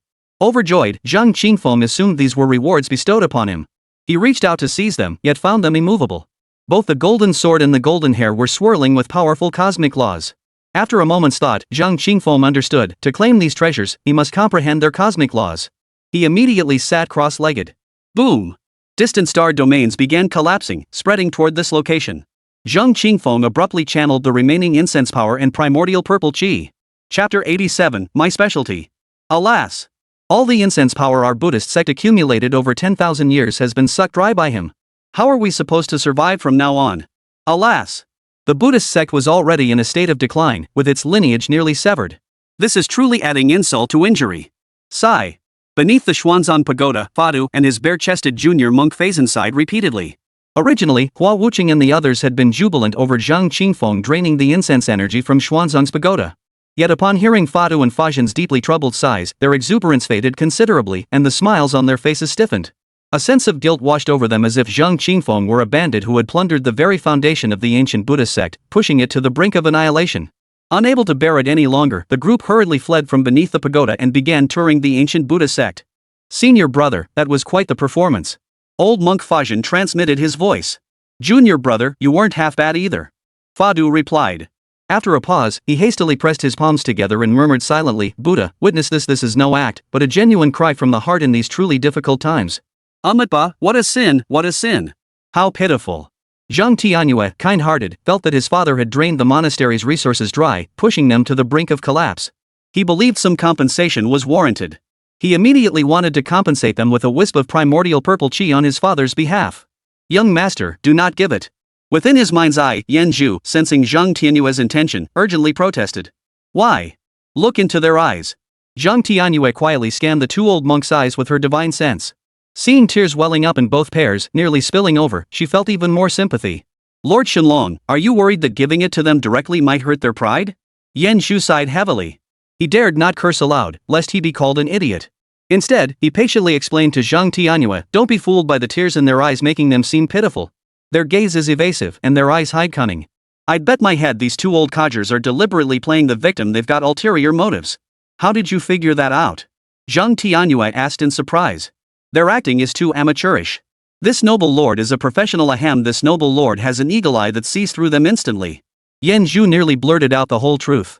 The acting that fooled Hua Wuqing and the others couldn't really be called poor. It was mainly because Lord Yan Zhu was just too skilled at spotting such things. Then I won't give it. Zhang Tianyue chose to trust Yan Zhu and dismissed the idea. If Fa Du and the others found out Yan Zhu had caused them to miss a strand of primordial purple chi, they'd surely curse him to high heaven. Tom Woody strode through the forest of 30,000 golden Buddha statues, encountering a grey-robed monk sweeping fallen leaves at the base of one statue. To the left front of the statue stood a 3-foot-tall green stele, engraved with the Buddha's name and life story. 8 words in the center caught Tong Wudi's attention. Invincible in 100 battles, peerless under heaven. What does invincible mean? Tong Wudi looked up at the face of the towering Buddha statue, inwardly puzzled. Could a monkey truly attain Buddhahood? His path of the invincible sword had encountered a mental block. What does invincibility mean? Compared to Zhang Tianyue, Zhang Qingfeng, or even Huawusheng, his sword could not claim invincibility. If it wasn't invincible, how could he dare call it the invincible swordway? Was he deceiving himself? His resolve as a swordsman began to waver. Compassion is invincible. The sweeping monk suddenly answered, no enemies, no adversaries. Transcend opposition by transforming foes through compassion. Tong Wudi glanced at the sweeping monk and shook his head. His path of invincible swordsmanship was no sword of compassion. The old monk had recited too many sutras. The sweeping monk continued his sermon while sweeping, without self, I make no enemies. Self-clinging breeds foes. When people have no self, when Dharma has no self, I am naturally invincible. Tong Wudi's expression froze, and he quickly abandoned his dismissive thoughts. He listened as the sweeping monk continued, Vajra wisdom shatters afflictions without being shattered by them. My mind is invincible. Attain enlightenment, transcend the cycle of birth and death, and escape the terror of existence. Ultimate truth knows no foe. Unconquerable in manifesting the Dharma, triumphing over afflictions, ultimately free and unfettered. Tong Wudi, half understanding, half confused, bowed respectfully to the old monk and began discussing these teachings beneath the Buddha statue. Passing by, Yi Liangchen observed the scene, his expression thoughtful. Spotting a monk who appeared profoundly wise, he approached and bowed respectfully, asking, Venerable monk, how might I marry the Empress Baiyang? The monk's eye twitched, wondering if Yi Liangchen had lost his mind asking a monk how to marry a woman. Damn it! If I'd been able to marry back in the day, would I have become a monk? But such thoughts remained unsaid. After a moment's thought, he replied calmly, where there's a will, there's a way. Yi Liangchen's eyes lit up instantly. Those 8 words struck a chord deep within him, for that had always been his belief and his way of acting. He immediately bowed deeply in gratitude. Thank you, venerable monk, for guiding me out of my confusion. I am profoundly grateful. With that, he departed cheerfully. Ba. The monk's mouth twitched. He hadn't expected Yi Liangchen to be so easily dismissed. Clearly, the man wasn't the sharpest tool in the shed. Days passed swiftly, and soon the 7th day arrived. In the Great Hero Hall, the Buddha, whether forgiving Zhang Tianqing's offense or simply too weary to pursue it, withdrew the golden radiance. Only Zhang Tianqing's palpable crimson aura of murderous intent remained within the hall. The monks outside the hall firmly refused to believe the Buddha could have been defeated by Zhang Tianqing. The Buddha's divine might pierced heaven and earth, his magical power boundless. How could he possibly lose to Zhang Tianqing? Surely it was the Buddha's compassion, unwilling to bother with a stubborn and unyielding petty man. I understand. Zhang Tianqing sheathed his crimson sword, dispelled the killing intent, rose to his feet, and bowed deeply before the Buddha's golden statue. Then he turned and walked toward the temple doors. The monks outside were astonished, wondering if Zhang Tianqing had actually seen the Buddha. Why else would he speak as if conversing with the divine? Where is the Xuanzang pagoda? Zhang Tianqing asked the monk at the entrance. Please follow this humble monk, benefactor. A monk led Zhang Tianqing flying toward the mountain peak where the Xuanzang pagoda stood. Master. Huawusheng and the others gathered once more beneath the pagoda, awaiting Zhang Qingfeng's emergence from seclusion. How did your 7-day discourse with the Buddha go? Fadu inquired with curiosity. Zhang Tianqing smiled and replied, the Buddha's teachings have only strengthened my path of slaughter. The gains have been substantial. Fadu tugged at the corner of his mouth and asked no more. Zhang Tianqing gazed at the Xuanzang pagoda, stroking his beard with a smile. 1 day outside equals 10 years inside. 7 days outside equate to 70 years inside. Qingfeng should have comprehended the swordways of all 12 divine blades within the Firefly sword case. He then turned to Fadu and asked, does the Buddhist sect have a place for undergoing tribulation? Fadu replied, yes. May I borrow it? Granted. Zhang Tianqing paused, taken aback. So readily? Fadu clasped his hands together and said, your disciple is the first in tens of thousands of years to fully absorb the incense power from the Xuanzang pagoda. His karmic connection with our Buddhist lineage is profound indeed. The Buddhist sect is willing to guide those with karmic affinity. If. His voice abruptly halted. The sky, which had been as clear and blue as washed silk moments before, suddenly filled with Buddhist scriptures and sacred mantras, covering the entire expanse in dazzling golden light. Accompanied by waves of sacred chanting, as if echoing from the distant ancient past. This is. Fadu stared at the sky, his expression turning pale as he exclaimed, Amitabha Buddha. The Buddha's child has appeared in this world. Zhang Tianqing and the others stared in astonishment, gazing upward in anticipation of the Buddha's son's appearance. But then, the swirling Buddhist scriptures and sacred seals suddenly poured down from the heavens, rushing toward the Xuanzang pagoda. Zhang Tianqing and the others stared in bewilderment, their minds filled with question marks. The Xuanzang pagoda contained only Zhang Qingfeng. What did this mean? Was Zhang Qingfeng the Buddha's child? Question mark. A huge question mark appeared on Fadu's forehead too. Why hadn't Zhang Qingfeng emerged from the pagoda? Chapter 88, I Want It All. According to Fadu and Faxian's plan, they would first activate the 10,000 Dharma crown array to build momentum, convincing Zhang Tianyue and the others of the Buddha's son's emergence. Then, they would seal the Xuanzang pagoda, allowing Zhang Qingfeng to emerge. At that moment, they would channel all the Dharma into Zhang Qingfeng's body, proving him to be the Buddha's son. But the Xuanzang pagoda was sealed, and Zhang Qingfeng hadn't emerged. Beads of sweat as large as soybeans rolled down Faxian's forehead as he manipulated the array from his hidden position. As the myriad laws poured down, Zhang Qingfeng did not emerge from the pagoda as expected. He had no choice but to grit his teeth and channel all the laws into the pagoda. Buddha, please protect us. Let Zhang Qingfeng receive it safely. Master Faxian pressed his palms together in prayer, his devotion unwavering. Activating the 10,000 Dharma crown array once consumed immense resources. If Zhang Qingfeng failed to receive it, they lacked the means to immediately initiate a second attempt. They were indeed using deceptive means to make Zhang Qingfeng a Buddha's disciple, but they had also offered genuine, substantial bait. They themselves only performed the 10,000 Dharma infusion once every 500 years. Boom! Boom! Boom! The collapsing star domain had spread right before Zhang Qingfeng's eyes. He had already comprehended the Tao principles within the golden hair. This golden hair was not some divine weapon or treasure, but a powerful supernatural ability. The Tao principles on the golden sword, however, remained just out of his grasp. There's no time left. As the collapse closed in, he knew that staying meant being swallowed by the starry void. Gritting his teeth, Zhang Qingfeng had no choice but to abandon his pursuit. At that very moment, a golden pillar of light suddenly poured down from the star domain above his head. Within the pillar surged vast scriptures, Buddhist mantras, and waves of sacred chanting. Zhang Qingfeng felt as if enlightenment struck him like a bolt of lightning.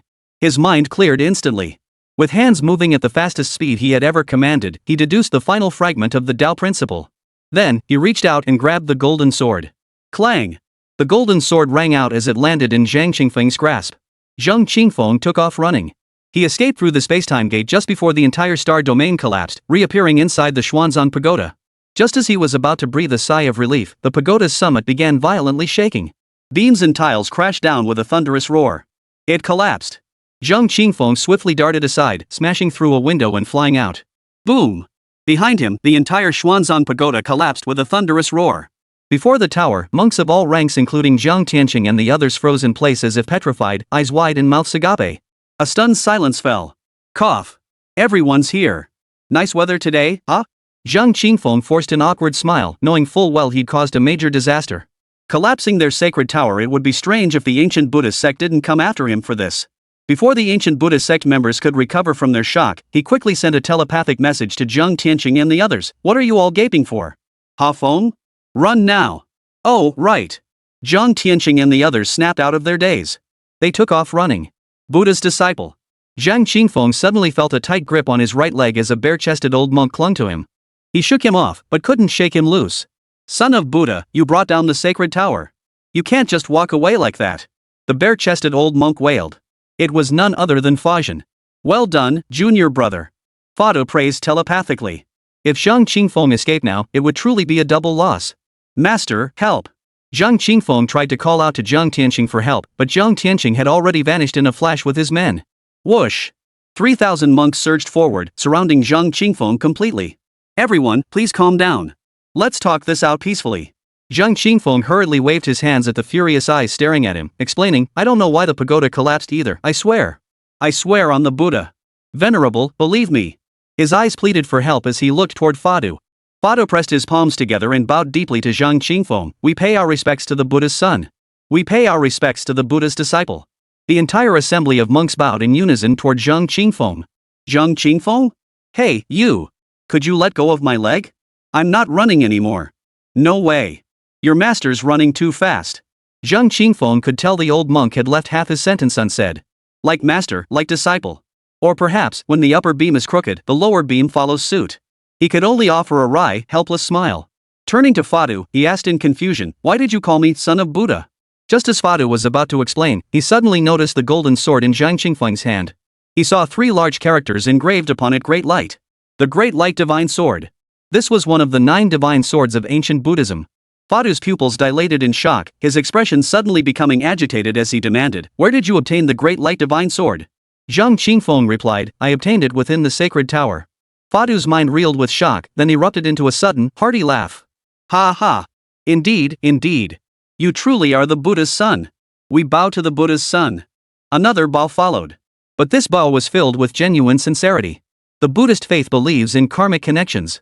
That Zhang Qingfeng could obtain the great light divine sword within the Xuanzang Pagoda clearly signified a destined bond with the Buddhist order. The Xuanzang Pagoda had stood for untold millennia, yet collapsed the moment Zhang Qingfeng entered. What did this signify?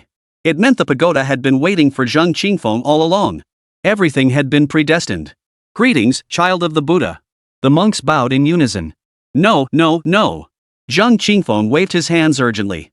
I'm married now, I have a wife and children. I can't become a monk.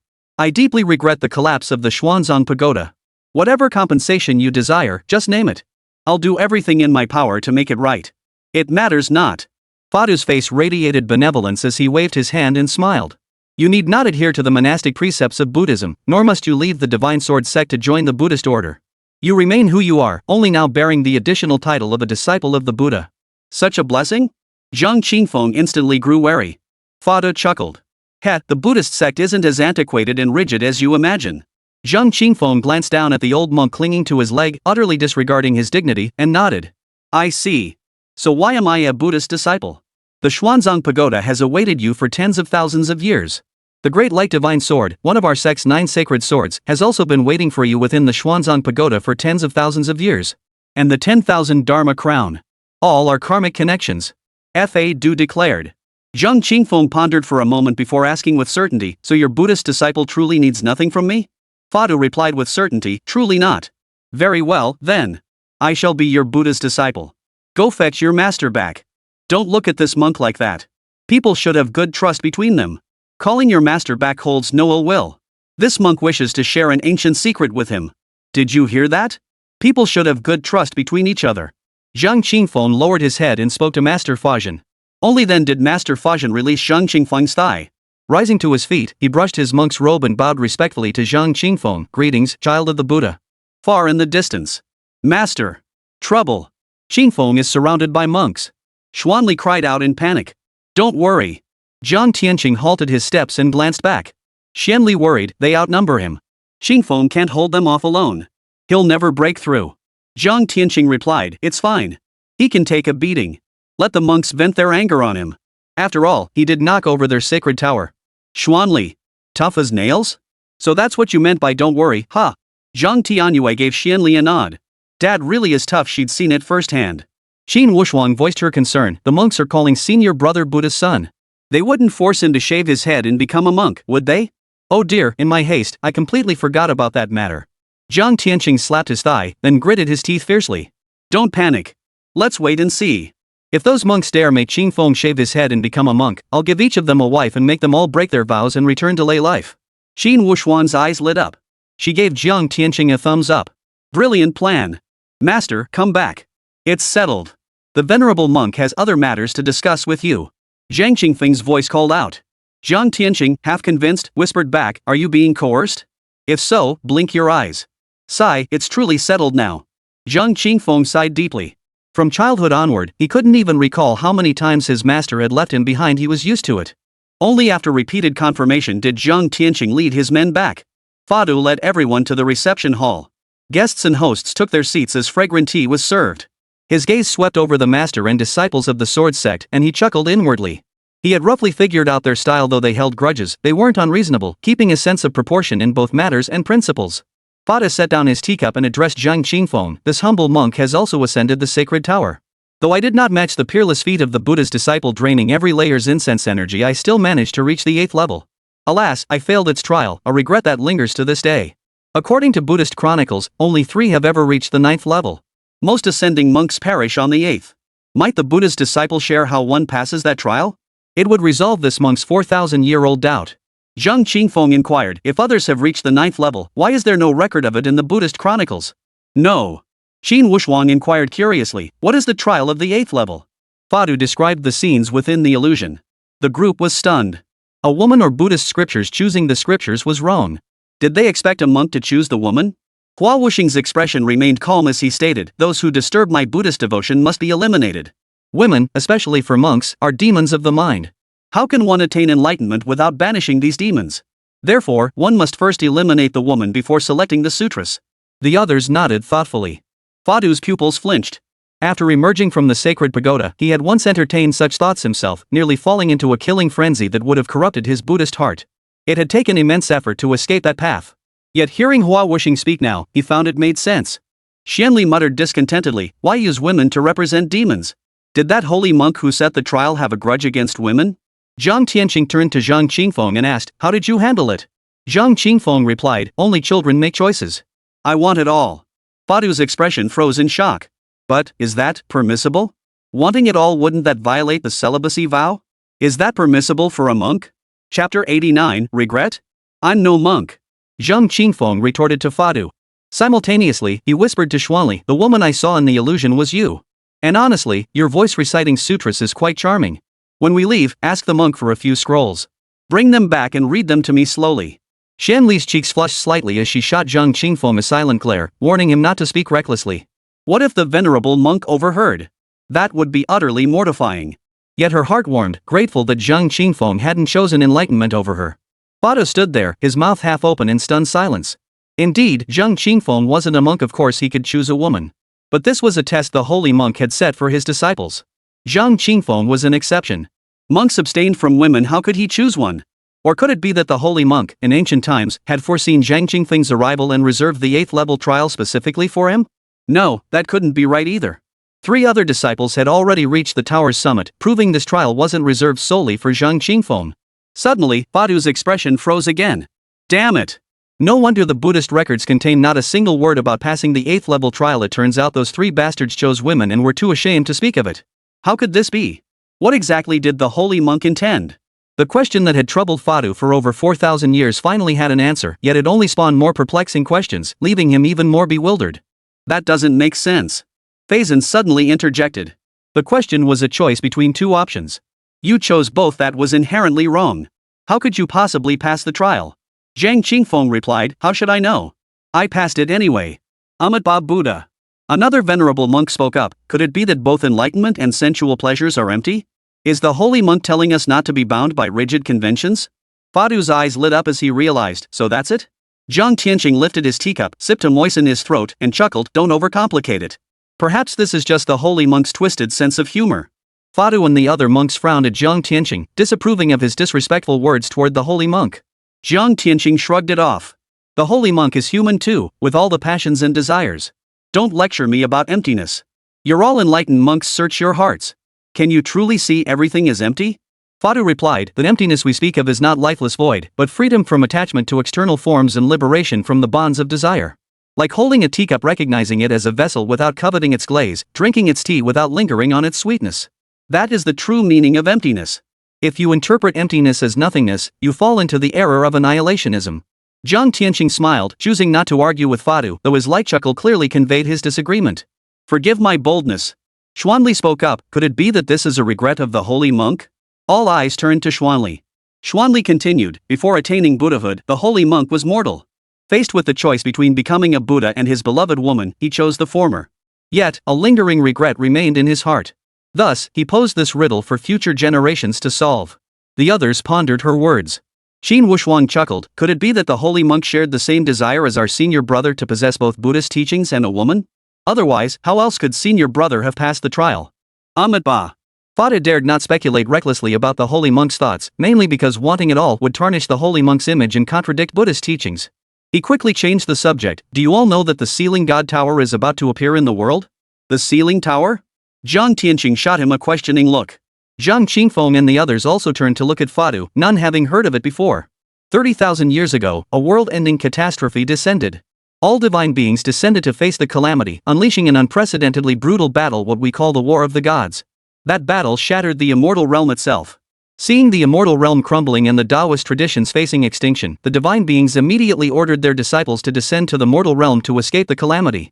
They then forcibly severed the connection between the immortal realm and the spirit realm.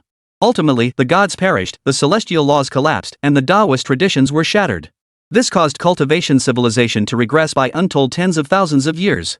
The various factions that carried the Taoist traditions to the mortal realm to escape the calamity all strictly followed the commands of their respective ancient sages. They hid themselves from the world, waiting only for the tower of deification to appear before emerging again. As for what the ceiling tower truly is? What treasures it holds? No one knows. Only this much is known. At this point, Badu paused briefly before enunciating each word with deliberate emphasis. He who obtains the sealing tower gains the Tao tradition. Got it. This lord understands. In Zhang Tianyue's mind's eye, Yan Zhu suddenly shouted. Zhang Tianyue asked, Lord Shenlong, what have you discovered? Yan Zhu replied, this lord has uncovered the monk's conspiracy. Earlier, he had stopped Zhang Tianyue from giving the monk the primordial purple qi, warning that the monk harbored treachery. Zhang Tianyue had heeded his advice. Yet, subsequent events, the infusion of myriad laws into his body, the collapse of the Xuanzang pagoda, and more had sown seeds of doubt in Zhang Tianyue's mind about Yan Zhu's judgment. Even he began to doubt whether he had truly misjudged the situation. Yet upon hearing Fadu's words, he suddenly glimpsed the monk's scheme. Every step was part of the monk's scheme. They deceived your father into becoming the Buddha's son, then used his power and that of the Grand Master to seize the tower of deification. Yan Zhu stated with absolute certainty. Zhang Tianyue was skeptical, thinking Yan Zhu was overcomplicating things. It was all too much for her to wrap her head around at once. Yan Zhu adopted an elder's tone. Young mistress, remember this, nothing comes for free. Your father destroyed the Buddhist sect's sacred pagoda, yet instead of anger, they invited him to become a Buddhist disciple exempt from all monastic rules and precepts. Where in this world could such a blessing exist? The monk must have ulterior motives. Zhang Tianyue pondered this, finding Yan Zhu's words deeply reasonable. She silently committed them to memory. Zhang Tianqing twirled his beard, his expression a mix of amusement and suspicion as he looked at Fadu. So this is why you made Zhang Qingfeng a Buddha's disciple, to lure my divine sword sect into helping you seize the tower of deification? Look, look! Yan Zhu danced excitedly within Zhang Tianyue's mind. Didn't I tell you? Even your grandmaster has seen through the monk's scheme. Zhang Tianyue exclaimed in awe, Lord Shenlong, you are truly remarkable. Of course. Yan Zhu's lips curled upward, thoroughly relishing Zhang Tianyue's praise. Fadu's expression stiffened slightly as he replied, it is and it isn't.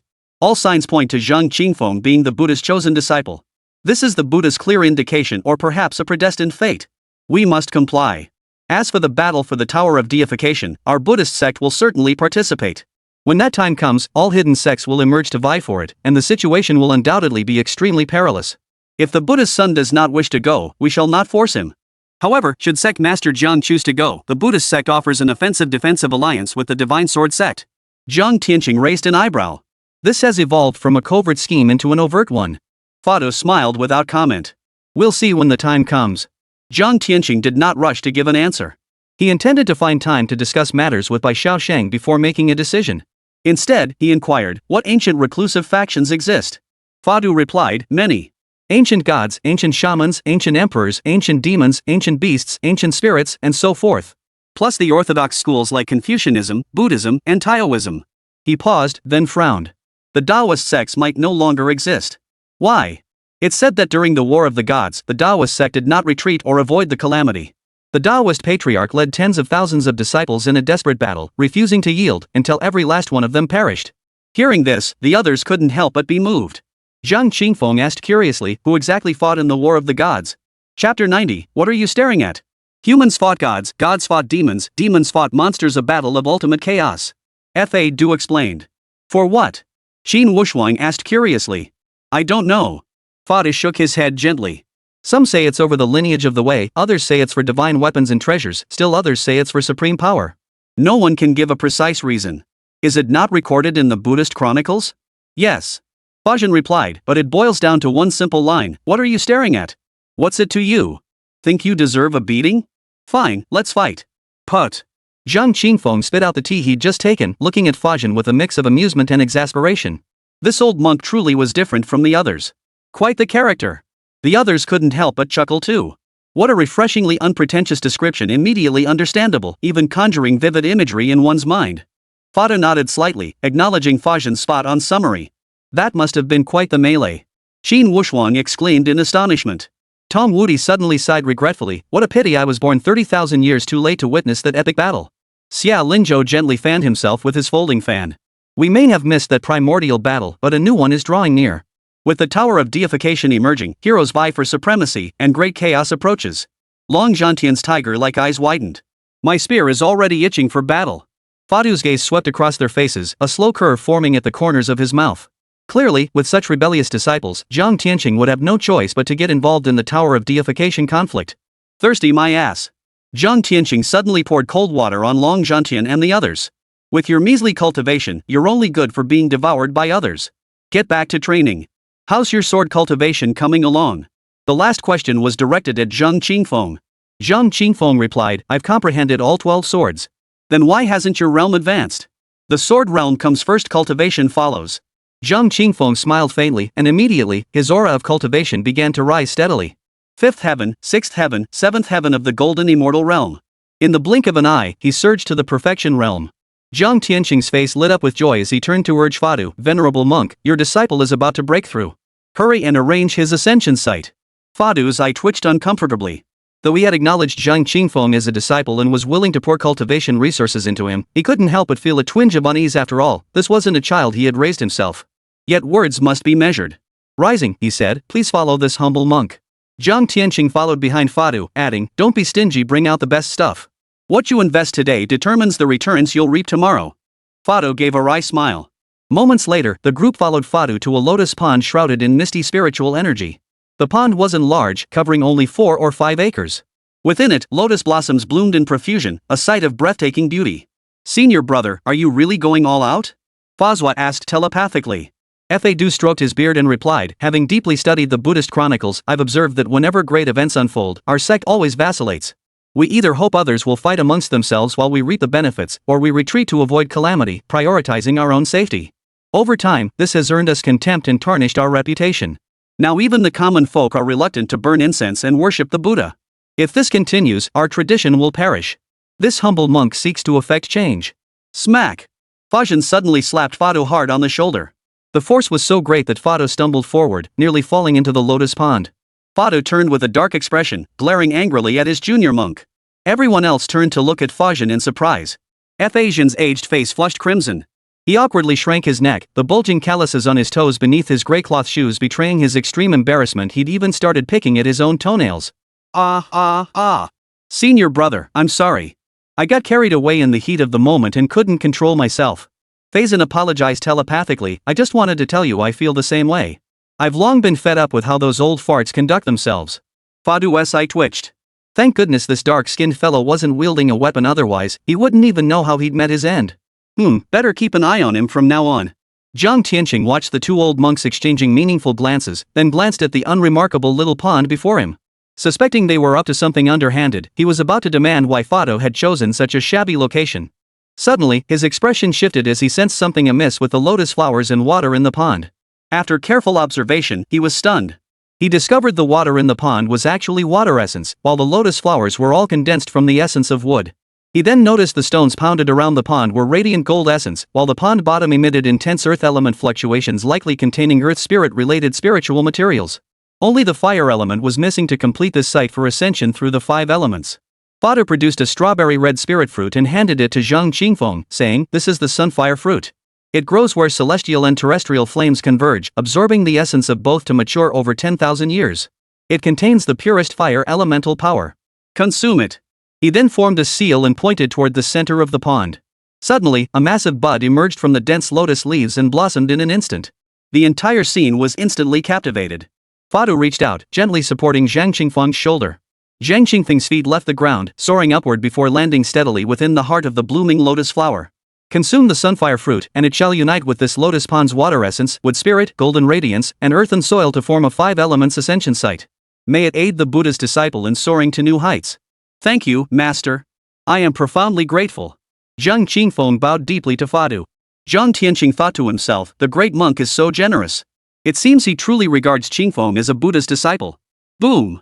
Zhang Qingfeng no longer restrained his cultivation, his aura surging toward the great immortal realm. Black calamity clouds instantly gathered overhead, while muffled thunder rumbled from the thick layers, as if brewing a devastating strike. Everyone hurriedly retreated. Getting too close might drag you into trouble, especially when it comes to emotional triggers. They can easily stir up inner demons. Crack! Soon, the first bolt of heavenly lightning struck, thick as a water barrel. Zhang Qingfeng remained serene. His right hand formed a sword finger, pointing skyward to meet the thunderbolt plunging like a silver serpent. The lightning instantly froze mid-air as if petrified, then shattered with a thunderous boom. The lotus pond surged with mist as the 4 elemental forces gold, wood, water, and earth poured into Zhang Qingfeng's body, continuously elevating his aura. This was the profound benefit of the 5 spirits' ascension. It aided the breaker in reshaping their immortal form. Crack! Crack! The next 2 bolts of heavenly thunder were effortlessly deflected by Zhang Qingfeng. Then came the heart thunder. Golden sutras suddenly appeared densely on the lotus petals beneath Zhang Qingfeng's feet. They then rose and floated upward, swirling around him as they slowly danced, helping him guard his true heart. As for Zhang Qingfeng himself, he harbored no insurmountable emotional burdens. Thus, he passed the 3 trials of the heart with relative ease. Finally came the 3 true thunderbolts. Be careful. Zhang Tianyue's expression grew grave as he issued the warning. Back when he had faced the final 3 true thunder trials, he had nearly been obliterated. Fa Du looked up at the thunderclouds churning violently like boiling water, sensing something amiss. The cloud layer was several times thicker than when he had faced his tribulation, and its coverage was several times larger. It seemed to be brewing something truly terrifying. Buddha's son, be careful. Fa Du hurriedly warned. Crack. Suddenly, a thunderclap split the heavens.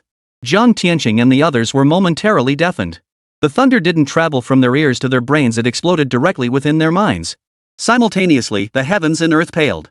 All they could see was a deep blue thunderbolt, thick as a water barrel, bursting forth from the heavy clouds. Like a blue thunder dragon, it lunged downward with claws extended, striking toward Zhang Qingfeng. Whoosh!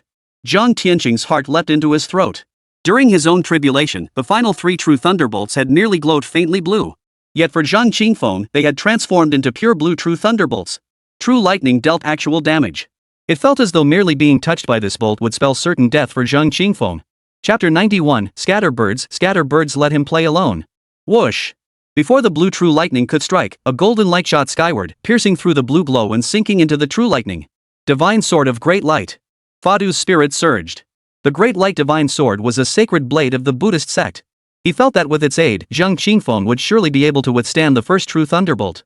Swish! Golden sword chi burst forth from within the blue true thunder, tearing at its very core, threatening to shred it to pieces. The true lightning's power dissipated, shrinking from the thickness of a water bucket to that of an adult's arm in the blink of an eye. Yet its downward momentum could not be halted. Under the horrified gazes of Zhang Tianyue and the others, the true lightning struck Zhang Qingfeng's raised sword finger. Everyone held their breath. True lightning inflicted unavoidable, devastating damage upon human flesh. Even a single strand of hair would be torn apart upon contact. Yet the scene they imagined, flesh torn open, blood spurting, did not materialize. Zhang Qingfeng remained unscathed. You little brat! Zhang Tianyue suddenly laughed and cursed, then sighed in relief. He stripped away the destructive force of the true thunder, leaving only the pure lightning energy to temper his physical body. Sure enough, as the true thunder entered his body, Zhang Qingfeng's vital energy surged dramatically. Truly worthy of being the senior disciple. Yi Liangchen cheered, pumping his fist. Upon hearing this, Bajin's eyes widened as he exclaimed, truly worthy of the title of Buddha's son. Ha! Yi Liangchen raised an eyebrow, gazing at Fajin as he declared, one word at a time, truly worthy of being the senior brother. Fajin immediately retorted, truly worthy of being the Buddha's son. Truly worthy of being the senior disciple. Truly worthy of being the Buddha's disciple. The two traded lines, neither willing to back down. The others grimaced, hastily retreating a few steps, afraid of being infected by these two little cuties. Crack! The second bolt of true lightning struck. It was thicker than the first and darker in hue. Zhang Qingfeng repeated his tactic, using the great light divine sword to strip away the lightning's destructive force once more, leaving only its pure electrical energy to temper his physical body. Then the third true lightning bolt struck. As thick as a millstone. The heavens and earth paled, leaving only the ink dark blue of the true thunder. Zhang Qingfeng's expression grew grave. He sheathed the great light divine sword and drew the 12th sword from the firefly swordcase, the Godslayer.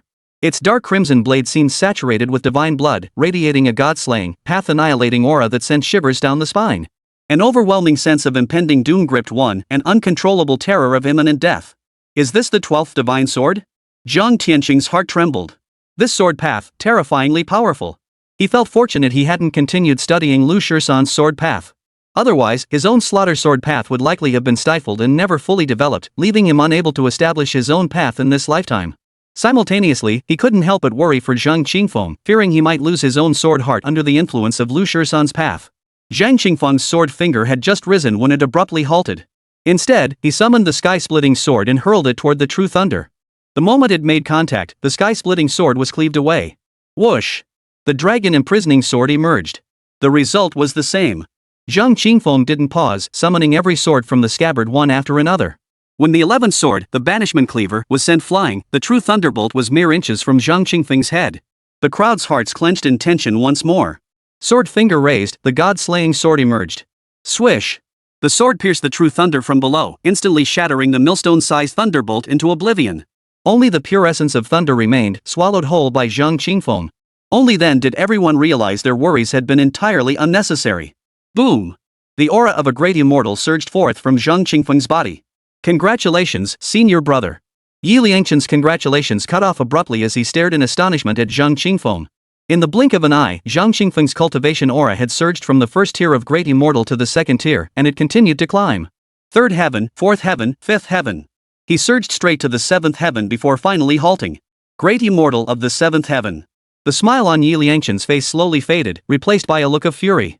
He bared his teeth at Zhang Qingfeng and muttered, "Damn it! How the hell do you level up like that? Jumping straight from the fourth level of the Golden Immortal Realm to the seventh level of the Great Luo Golden Immortal Realm in one go? How are we supposed to cultivate now?" Hearing this, everyone felt like cursing. Especially Hua Wuxing and the others. The joy they felt from advancing their cultivation within the ancient immortal palace vanished in an instant, replaced by utter dismay. They felt like they'd been grinding their asses off in grueling practice, only for Zhang Qingfeng to catch up in the blink of an eye, as if he'd just yawned his way there. Scatter, scatter. Let him play alone. Qin Wushuang waved dismissively. The others nodded in agreement, turning away in unison. Their mouths opened and closed, muttering curses under their breath as they departed. Only Zhang Tianyue stared at Zhang Qingfeng with awe. Is this what they mean by being so outstanding you have no friends? Yi Liangchen noticed Zhang Tianyue hadn't left. He turned to call out, but the words froze on his lips. He raised his hand and slapped himself across the face before striding away. Damn it! Father and daughter are alike, both are freaks. Being too perfect is its own kind of trouble. Zhang Qingfeng flicked his head back, tossing the stray strands of hair from his forehead behind him, and beckoned to Zhang Tianyue. Zhang Tianyue leapt down and landed before Zhang Qingfeng. Zhang Qingfeng pointed his finger, channeling the remaining elemental energy from the lotus pond into Zhang Tianyue's body. Got any gold spirit stones? Can I borrow some, Dad? Zhang Qingfeng inquired. He had exhausted millions of spirit stones while comprehending the Tao within the star domain. One day outside the tower equaled 10 years inside. Having traveled so far along the stellar path, time flowed even more slowly for Zhang Qingfeng. He had no idea how many years he'd spent on the stellar path, for when fully absorbed in deducing the laws of the Tao, he felt no passage of time. Thus arose the saying, cultivation knows no passage of time. Strangely enough, despite spending so many years on the stellar path, his beard and hair hadn't grown at all. A little. Is 50,000 enough? That'll do. Zhang Qingfeng took the storage ring his daughter handed him and said, I need to consolidate my cultivation base. Once you've refined and absorbed the elemental energy within you, go play. You don't need to stay here with me. Zhang Tianyue opened her mouth to speak, but lowered her head instead, looking awkward. Is something bothering you? Zhang Qingfeng sensed his daughter was troubled. Father, may I go downstairs? I won't be long, I'll return immediately. Zhang Tianyue asked softly, her head still bowed. Missing home? Zhang Qingfeng gently stroked his daughter's head, then paused before replying, once I consolidate my cultivation base, I'll take you down. You can go back for a while. Really? Zhang Tianyue lifted her head in delight, looking up at Zhang Qingfeng. Absolutely. Zhang Qingfeng smiled and tapped her nose gently. Keep training hard. Once you reach the Golden Immortal Realm, you'll be able to break through the mortal realm's barrier and go down on your own. Zhang Tianyue nodded emphatically. Father and daughter sat down on the lotus platform, one to consolidate his realm, the other to absorb elemental energy. When facing the third true thunder, Zhang Qingfeng summoned swords like the sky-splitting blade not to slow the thunder's descent, but to test the strength of their sword path laws against its power and uncover their weaknesses. Zhang Qingfeng now needed to target these weaknesses for refinement and enhancement. Where is the Xianyuan family? Zhang Tianqing walked side by side with Fadu, asking in a low voice. Fadu's expression froze in surprise. You wouldn't be planning to launch an attack on the Xianyuan clan, would you? Zhang Tianqing replied calmly. Before arriving at the Buddha sect, this old man annihilated that so-called dragon riding clan and the entire temple of the gods. Fadu's eyelid twitched violently, and he nearly blurted out, thank you for sparing my life. After a moment's thought, he spoke, that day in the Dragon Burial Valley, Xianyuan Jin jaded the Buddha's disciple. I know. Zhang Tianqing had heard Zhang Qingfeng recount that day's events. While it was true that the Xianyuan man had aided Zhang Qingfeng, his covetousness for the Firefly sword case was equally real. Thus, Zhang Tianqing intended to pay a visit both to express gratitude and to issue a warning. If he had established his own Tao and couldn't even protect his disciples from being bullied, then what the hell was the point of establishing a damn Tao? The Xianyuan clan is both an ancient divine lineage and an ancient imperial house. Their patriarch, Xianyuan Jingshan, is said to have touched upon the threshold of sainthood. It's best not to provoke them. Even the two of us combined aren't his match? Why include this monk? Defensive alliance. Your words. Fadu's mouth twitched as he hummed, this humble monk knows not where the Xianyuan clan resides. Truly unaware, or just afraid to say? Zhang Tianqing halted, his gaze fixed suspiciously on Fadu's eyes. Fada forced a wry smile. I truly don't know. Monks do not lie. Zhang Tianyue could only let it go. 5 days later, the master and disciples departed the ancient Buddhist sect. On the journey, Zhang Tianyue resolved that upon their return, Hua Wuxing and the others would enter seclusion. They would use the dragon blood to solidify and elevate their cultivation realms before setting out to explore Lu Shirsan's immortal abode. With the sealing tower of gods emerging and ancient gods and demons mobilizing, they must bolster their combat strength to even qualify for this fierce battle. You all meditate. I'll take Tianyue down there. We'll be back in a month or two. Zhang Qingfeng declared. Zhang Tianyue felt Zhang Qingfeng had snatched his task, but having gained significant insights from his discussions with the Buddha in the Great Hero Hall, he too needed a period of seclusion. Reluctantly, he conceded the task to Zhang Qingfeng. Xuanli expressed deep regret to Zhang Tianyue. Having just grasped the threshold of the Taoist sword principles of the Peach Blossom Sword through Zhang Qingfeng's method, she urgently needed seclusion for deeper contemplation and could not accompany Zhang Tianyue. Zhang Tianyue understood. Upon returning to the sect, the group found two figures standing before the main hall. One was an elderly scholar in Confucian robes, the other a man clad in golden armor. Zhang Qingfeng recognized the man in golden armor. It was the man surnamed Xuanyuan they had encountered in Burial Dragon Valley. I am Xuanyuan Jingshan, here to pay my respects to the mountain. The scholar-robed elder bowed respectfully, his gaze sweeping over Zhang Qingfeng and his companions. He inquired with a smile, may I ask which of you is the young friend Zhang Qingfeng? I sincerely wish to borrow the firefly sword case for inspection. Zhang Qingfeng clasped his fists in a fist salute. I am Zhang Qingfeng. I will not lend it. Whoever you are, show no respect for his master, and don't expect him to be polite. Chapter 92, Carp Leap. Xuanyuan Jingshan's gaze settled on Zhang Qingfeng, his expression serene, showing no anger at the refusal. This old man has cultivated the Tao for 10,000 years, touched the gates of the great Tao for 5,000 years. I am but half a step away from stepping through, attaining the status of a great immortal of the supreme Tao. That final step may lie upon the firefly sword case. If you lend me a century to comprehend its mysteries and aid my soaring aspirations, the Xuanyuan clan shall guarantee your lifelong safety and ensure the eternal sword sect's prosperity for 10,000 years. What say you? His hands clasped behind his back, his tone was calm yet carried an air of authority where his words held the weight of law. Zhang Qingfeng chuckled. Old man, after 10,000 years of cultivating the Tao, you still haven't stepped through the gate of the Great Way. Seems your talent is rather ordinary. The air suddenly fell silent. The crowd was stunned. Calling a terrifying Li Dao realm existence average talent sounded like an insult at first, but upon reflection, it revealed the speaker's ignorance and absurdity. If even those at the Dao establishment realm possessed merely average talent, who in the world would dare claim exceptional aptitude? Ha ha! Xuanyuan Jingshan stroked his beard and roared with laughter. Clearly, Zhang Qingfeng's sarcastic words sounded like nothing but a joke to his ears. 10,000 years of Tao cultivation. I imagine your soaring ambitions have been lifted time and again. The problem isn't that no one lifts your ambitions, it's that even when lifted, you still can't ascend. Keeping doing backflips in place isn't going to get you anywhere. Give your old back a break. Xuanyuan Jingshan's laughter abruptly halted. To truly sting, insults needn't be crude, it's all about hitting the mark where it hurts. Clearly, Zhang Qingfeng's words had struck a nerve with Xuanyuan Jingshan. As the smile slowly faded from Xuanyuan Jingshan's face, the air around them seemed to solidify, pressing down on everyone's chests with a suffocating weight. Zhang Tianyue stepped forward, and the air instantly flowed freely again. Only then did Xuanyuan Jingshan turn his gaze toward Zhang Tianyue, a flicker of surprise crossing his eyes. Li Dao? Just now. Not bad, not bad. The young are formidable indeed. Not bad. Who are you? I am Zhang Tianyue, the current leader of the Divine Sword sect and Zhang Qingfeng's master. Xuanyuan Jingshan's expression suddenly shifted to one of realization, his gaze intensifying as he declared, the Firefly sword case truly is extraordinary. His implication was clear, Zhang Tianyue's attainment of the Tao was owed to the Firefly sword case. Zhang Tianyue made no objection, the Firefly sword case had indeed played an indispensable role in his path to enlightenment. In that case, Xuanyuan Jingshan twirled his long beard and mused, this old man has only borrowed the Firefly sword case for 50 years of contemplation. Beyond the promise I just made, I permit you to propose 3 more conditions. What do you say? Perhaps accustomed to being the head of the household, his words carried the weight of a statement rather than a request. His tone suggested a matter already decided, leaving no room for objection. It was unpleasant to hear. Agreed. Zhang Qingfeng nodded. I've heard the Xuanyuan family's 10 swords are unstoppable. I request the sword manuals, the heart sutras of sword techniques, and the principles of the sword path for 100 years of study. Xuanyuan Jingshan's brow furrowed sharply. He found Zhang Qingfeng's words consistently jarring and unpleasant. The Xuanyuan sword arts are ancestral treasures of the Xuanyuan clan. How could I possibly let you study them? Change your request. Xuanyuan Jingshan said unhappily.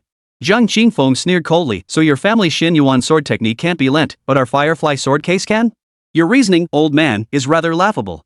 No room for negotiation? Xianyuan Jingshan's expression darkened. He understood the logic, of course. But he believed the terms he offered were generous enough. A decade of protection from the Xianyuan clan would allow the Divine Sword sect to grow from an obscure minor sect into a legendary sect with profound foundations. Was that not enough? Zhang Qingfeng chuckled. This junior still believes that after 10,000 years of establishing the Tao, you still haven't stepped through the gate of the Great Way. It would be better to pour those resources into the younger generation of your clan. The one behind you is quite promising, imposing and majestic, showing the makings of a sage. Xianyuan Jinj, who had stood silently behind Xianyuan Jingshan all along, twitched at the corners of his mouth upon hearing this. You bastard, you've ruined me. Xianyuan Jingshan remained silent for a long while before bowing respectfully. In that case, I shan't impose further. Farewell. With that, he departed with Xianyuan Jinj in tow. Zhang Qingfeng was quite surprised. He had expected Xianyuan Jingshan, unable to get what he wanted, to lose face and resort to force. Not only him, but even Xianyuan Jinj was taken aback. Ancestor, are we just leaving like this? What else could we do? What? Did you think I'd resort to force? No. His evasive gaze betrayed Xianyuan Jin's true thoughts. Xianyuan Jingshan stroked his beard and said, remember this, members of the Xianyuan clan may be ruthless and domineering, but they must never abandon principles or cross boundaries, bringing shame upon our ancestors. Your humble son will heed the ancestral teachings. What do you think of that young man's words? He was utterly disrespectful. I'll find an opportunity to teach him a lesson for you. Xianyuan Dingshan glanced at Xianyuan Jinj. You might outmatch him in combat, but teaching him a lesson? That might prove rather difficult. Xianyuan Jin's expression faltered. Why do you say that, ancestor? You're at the 9th heaven, he's at the 7th heaven. What? Xianyuan Jin's eyes widened in astonishment. You say he's at the 7th heaven, you mean the 7th heaven of the great immortal realm? Zhang Qingfeng had concealed his cultivation aura, so Xianyuan Jinj hadn't detected his current level. Xianyuan Jingshan replied, he is indeed at the 7th heaven of the great immortal. This. Xianyuan Jin's mind froze. Is there a problem? Last time in Burial Dragon Valley, his cultivation was only at the 4th level of the golden immortal realm. In less than a month, he's reached the 7th level of the great Luo golden immortal realm? How is that possible? Hearing this, Xianyuan Jingshan's expression turned alarmed, and he halted in his tracks. Carefully recalling the events, he confirmed he hadn't misjudged the situation. Shaking his head, he let out a bitter laugh. Is this boy truly so defiant of heaven? No wonder he mocked me. My clan lifted me to soar like a dragon, yet I've been floundering like a carp. What a fitting phrase. With a self-deprecating chuckle, he resumed his walk. Though deeply unsettled, reason told him Zhang Qingfeng might be right. It was time to awaken from his fervent pursuit of the Tao Gate and yield some resources. Ancestor, wait for me. Xianyuan Jinj suddenly turned and flew back. Xianyuan Jingshan understood his intent and made no attempt to stop him. Turning with hands clasped behind his back, he let his divine sense follow Xianyuan Jinj back to the Divine Sword sect. Zhang Qingfeng. Xianyuan Jinj returned swiftly. Zhang Tianyue and the others had already returned to their respective cave dwellings to enter seclusion. Zhang Qingfeng was about to take Zhang Tianyue to the lower realm when he saw this and asked, is there something else? Xianyuan Jin's eyes flashed with divine light as he stared at Zhang Qingfeng. What realm are you at? Zhang Qingfeng no longer concealed his cultivation, revealing his aura. It's true. Xianyuan Jin's pupils trembled, yet disbelief lingered in his heart. Last time in Burial Dragon Valley, you were only at the 4th level of the golden immortal realm. Did you deliberately conceal your cultivation? But before Zhang Qingfeng could answer, Xianyuan Jin shook his head, dismissing the thought. He recalled how badly Zhang Qingfeng had been crushed by Qin Zhang. With that bastard's temper, if Zhang Qingfeng had truly possessed the strength of a 7th-tier great immortal, he would have clashed with Qin Zhang long ago. Which meant Zhang Qingfeng had genuinely ascended from the 4th tier of golden immortal to the 7th tier of great Luo golden immortal in less than a month. Is this even human? Even with dragon soul and dragon blood, cultivation doesn't progress like this. Xianyuan Jinj took a deep breath, his expression solemn. I am Xianyuan Jinj, a great immortal of the 9th heaven. Care for a spar? Zhang Qingfeng's eyes lit up as he nodded. Perfect, he could test the effectiveness of that divine technique he'd comprehended on the starry path. Chapter 93 Suggestion to change opponents. The two soared 10,000 zhang into the sky, standing 1,000 zhang apart. Xianyuan Jinj summoned a dark old long sword, his aura surging to its peak as he declared with fierce intent, come. Let me witness the sword path of sword god Lu Shisan. Zhang Qingfeng summoned the sword of ruin. Their clashing sword energies surged like opposing tidal waves, churning up 10,000-foot-high waves as they collided violently. Visibly, the sky between them split open horizontally, the fissures spreading rapidly outward and upward. as if the heavens themselves had been torn asunder. As the sword momentum reached its zenith, both men struck simultaneously, as if by unspoken agreement. Xianyuan Jin's sword was unrivaled in its dominance, radiating an arrogance that scorned the world. His technique unfolded like a golden crow plummeting toward the setting sun. Scorch heaven, shatter earth. With a deep roar, intricate golden patterns erupted from the dark gold blade. Instantly, the entire sky was engulfed in golden flames, as if the heavens and earth themselves were being transformed into a molten furnace. Those golden flames were not fire, but the terrifying laws of the sword path. 3,000 armor breaks. Zhang Qingfeng thrust his sword forward with blinding speed. The sword of ruined armies erupted with a dazzling silver radiance. The silver light did not scatter wildly but coalesced into 3 parallel sword auras, each as straight as a spear and razor-sharp. The blade pulsed with the ruthless law of defense ignored, piercing straight through the scorching golden curtain of fire, aiming directly for the vital point of Xianyuan Jin's chest. Xianyuan Jin's pupils contracted sharply. He hadn't anticipated Zhang Qingfeng's strike to be so brutally direct, tearing apart his heaven-scorching, earth-shattering sword qi law. With no time to change his stance, he could only hold his dark gold sword horizontally before his chest, its golden patterns blazing with intensified light. Clang! Clang! Clang! 3 crisp clangs rang out almost in unison. The first sword aura collided with the blade, causing the golden patterns to dim by a third in an instant.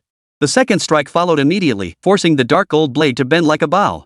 The third strike, the most powerful, shattered the blade's defense entirely, slicing past Xianyuan Jin's shoulder and leaving a trail of golden blood beads in its wake. What a formidable armor-piercing 3,000! The sword god's reputation is truly well-deserved. Xianyuan Jin's eyes burned with even greater fervor. He had held back 30% of his strength for that strike, assuming Zhang Qingfeng was 2 minor realms below him. But reality had shown him that Zhang Qingfeng's combat prowess had already surpassed those 2 minor realms. He immediately unleashed his full power without reservation. Take this golden spear shatters the heavens. The dark gold blade transformed into a golden streak of light. Xianyuan Jin's form merged with the sword's shadow, his entire being becoming a charging war spear. With an earth-shattering momentum, he collided toward Zhang Qingfeng. Freeze! Zhang Qingfeng murmured the command in his heart, and the seal hidden in his left hand struck out violently. The charging war spear halted abruptly. Whoosh! Zhang Qingfeng's sword of ruin darted forward, halting mere inches before Xianyuan Jin's brow. Xianyuan Jin's face paled. Defeated! Zhang Qingfeng sheathed his sword, inwardly chuckling, truly a divine power left by the holy monk. It works like a charm. Xianyuan Jin's brow furrowed as he demanded, the law of time? In that instant when he was immobilized, he felt time itself pause around him. Though he broke free almost immediately, in a battle of this caliber, even a momentary pause could prove fatal. Zhang Qingfeng nodded. You figured it out yourself? Impressive. Xianyuan Jin was genuinely impressed. Previously, all praise had been directed at the sword god, but this time it was for Zhang Qingfeng. The Xianyuan clan also possessed the time Dao law. He had once buried himself in its study for over 100 years, yet never grasped its true essence. Special forces like space, time, light, and darkness weren't something one could grasp merely by studying their laws. Mastering them depended heavily on innate talent and insight. But then there were those damned bastards who just woke up with innate abilities. Xianyuan Jin despised such individuals most of all. Mainly because he didn't possess any. This time. Xianyuan Jin instinctively wanted to say, I was careless this time. Next time, I'll give you a proper fight. But the words felt like admitting defeat, so he swallowed half of it and said instead, we'll have a proper match when we get the chance. Agreed. Zhang Qingfeng smiled. I take my leave. Xianyuan Jin turned and walked away. Zhang Qingfeng returned to the main peak, glancing at his daughter with an expectant look. Can we go now? Zhang Tianyue asked softly. Zhang Qingfeng felt a pang of disappointment. Why didn't you ask if I won? Zhang Tianyue smiled. My father is peerless in his realm. He hasn't established his Tao. How could he be your match? No need to ask, father won, of course. Ha ha. Zhang Qingfeng laughed heartily.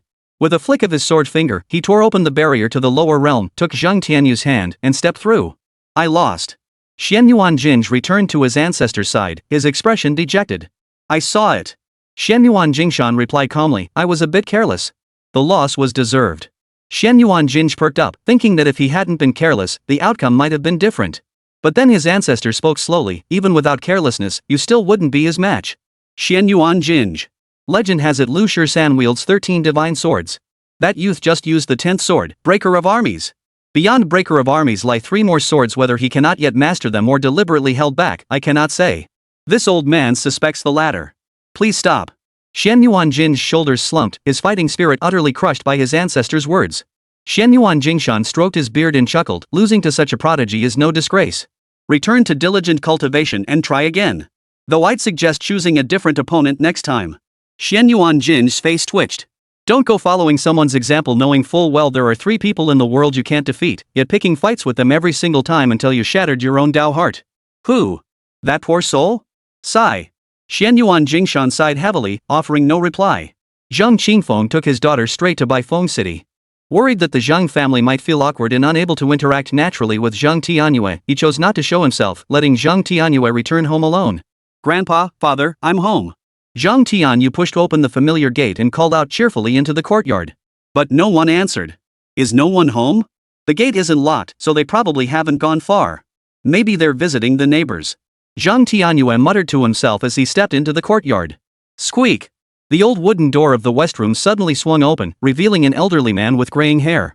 Zhang Tianyue froze, not recognizing the man. Who's there? The old man looked at Zhang Tianyue. He too was taken aback. He wondered where such a beautiful young girl had come from, looking like a fairy stepped out of a painting. Zhang Tianyue was already naturally delicate and lovely, but now, with the aura of a celestial being, she was even more radiant and captivating. Isn't this Zhang Dashan's house? Zhang Tianyue asked in confusion. If not for the familiar courtyard and house, she would have suspected she'd wandered into the wrong place. Oh, you're looking for the owners? The old man chuckled. The family moved to Central Plains. They asked me to look after the place for them. They moved? Their son made quite a name for himself, got accepted to study at the Central Academy of Divine Swords. Old Master Zhang and the eldest uncle went along with him. Oh. Zhang Tianyue nodded. She thought to herself, with father having opened up brother's meridians in Dantian, greatly enhancing his aptitude, it made perfect sense he'd pass the entrance exam for the main campus. Father, let's go to Central Plains. Zhang Tianyue looked up at the sky as he spoke. As the words fell, she vanished from where she stood. Good heavens, he truly is an immortal. The old man stared at the sky in astonishment. Chapter 94, The Ancient God Clan. Crackle. Crackle. 8 o'clock in the morning. The square before the main gate of Zhangzhou Divine Sword Academy resounded with the festive crackling of firecrackers. But the students of the Divine Sword Academy were far from pleased. Across the square, the newly opened Academy of Longevity had not only encroached upon half their plaza but also erected its own archway directly in front of the Divine Sword Academy's own. If they must erect one, why must it tower a full 10 feet higher than theirs? When Dean Zhou Zhang confronted the other side, he was severely beaten and remains bedridden to this day. This was clearly a targeted attack, an attempt to trample the Divine Sword Academy underfoot. Zhang Qingfeng concealed his aura and used his power to mask his appearance as he led Zhang Tianyue across the square. Listening to the indignant murmurs of the Divine Sword Academy students, his divine sense swept toward the Eternal Life Academy across the square. Within an exquisitely decorated 2-story building, the powerful auras of 1 golden immortal and 2 heavenly immortals caught Zhang Qingfeng's attention. No wonder they're so aggressive, turns out it's the higher-ups who sent them down. Zhang Qingfeng realized with a flash of understanding. Yet his brow furrowed in confusion. I've stirred up quite a commotion up there recently. They should know Divine Sword Academy was founded by me and show some restraint. Especially since I just visited not long ago. Just as his doubts deepened, murmurs of conversation drifted out from the rooms of the small building. Not exactly coming from outside. The voices weren't loud, but Zhang Qingfeng's keen senses picked up every word. Once we smash Zhang Qingfeng's statue, I bet he'll come down. Exactly. Once he comes down, we'll make sure he never leaves alive. The Firefly sword case must be ours. Don't get overconfident. That Zhang Qingfeng is peerless at his level. He crushed a golden immortal at peak power with a single hand, leaving them flat on the ground unable to rise. Better to be cautious, don't trip up in the gutter. Heh, that's because he hasn't crossed paths with us ancient gods yet. Once he meets us, I'll show him what it means to be unrivaled at the same cultivation level. At least the tower of deification is finally emerging into the world. We can finally come out and breathe some fresh air. Speaking of which, we owe a lot to the Divine Sword Academy these past years. They've helped us cultivate quite a few talents. You bet. After taking down Zhang Qingfeng, we'll rename the Divine Sword Academy to the Academy of Immortality to serve our ancient god clan. Sounds good to me. Ha ha.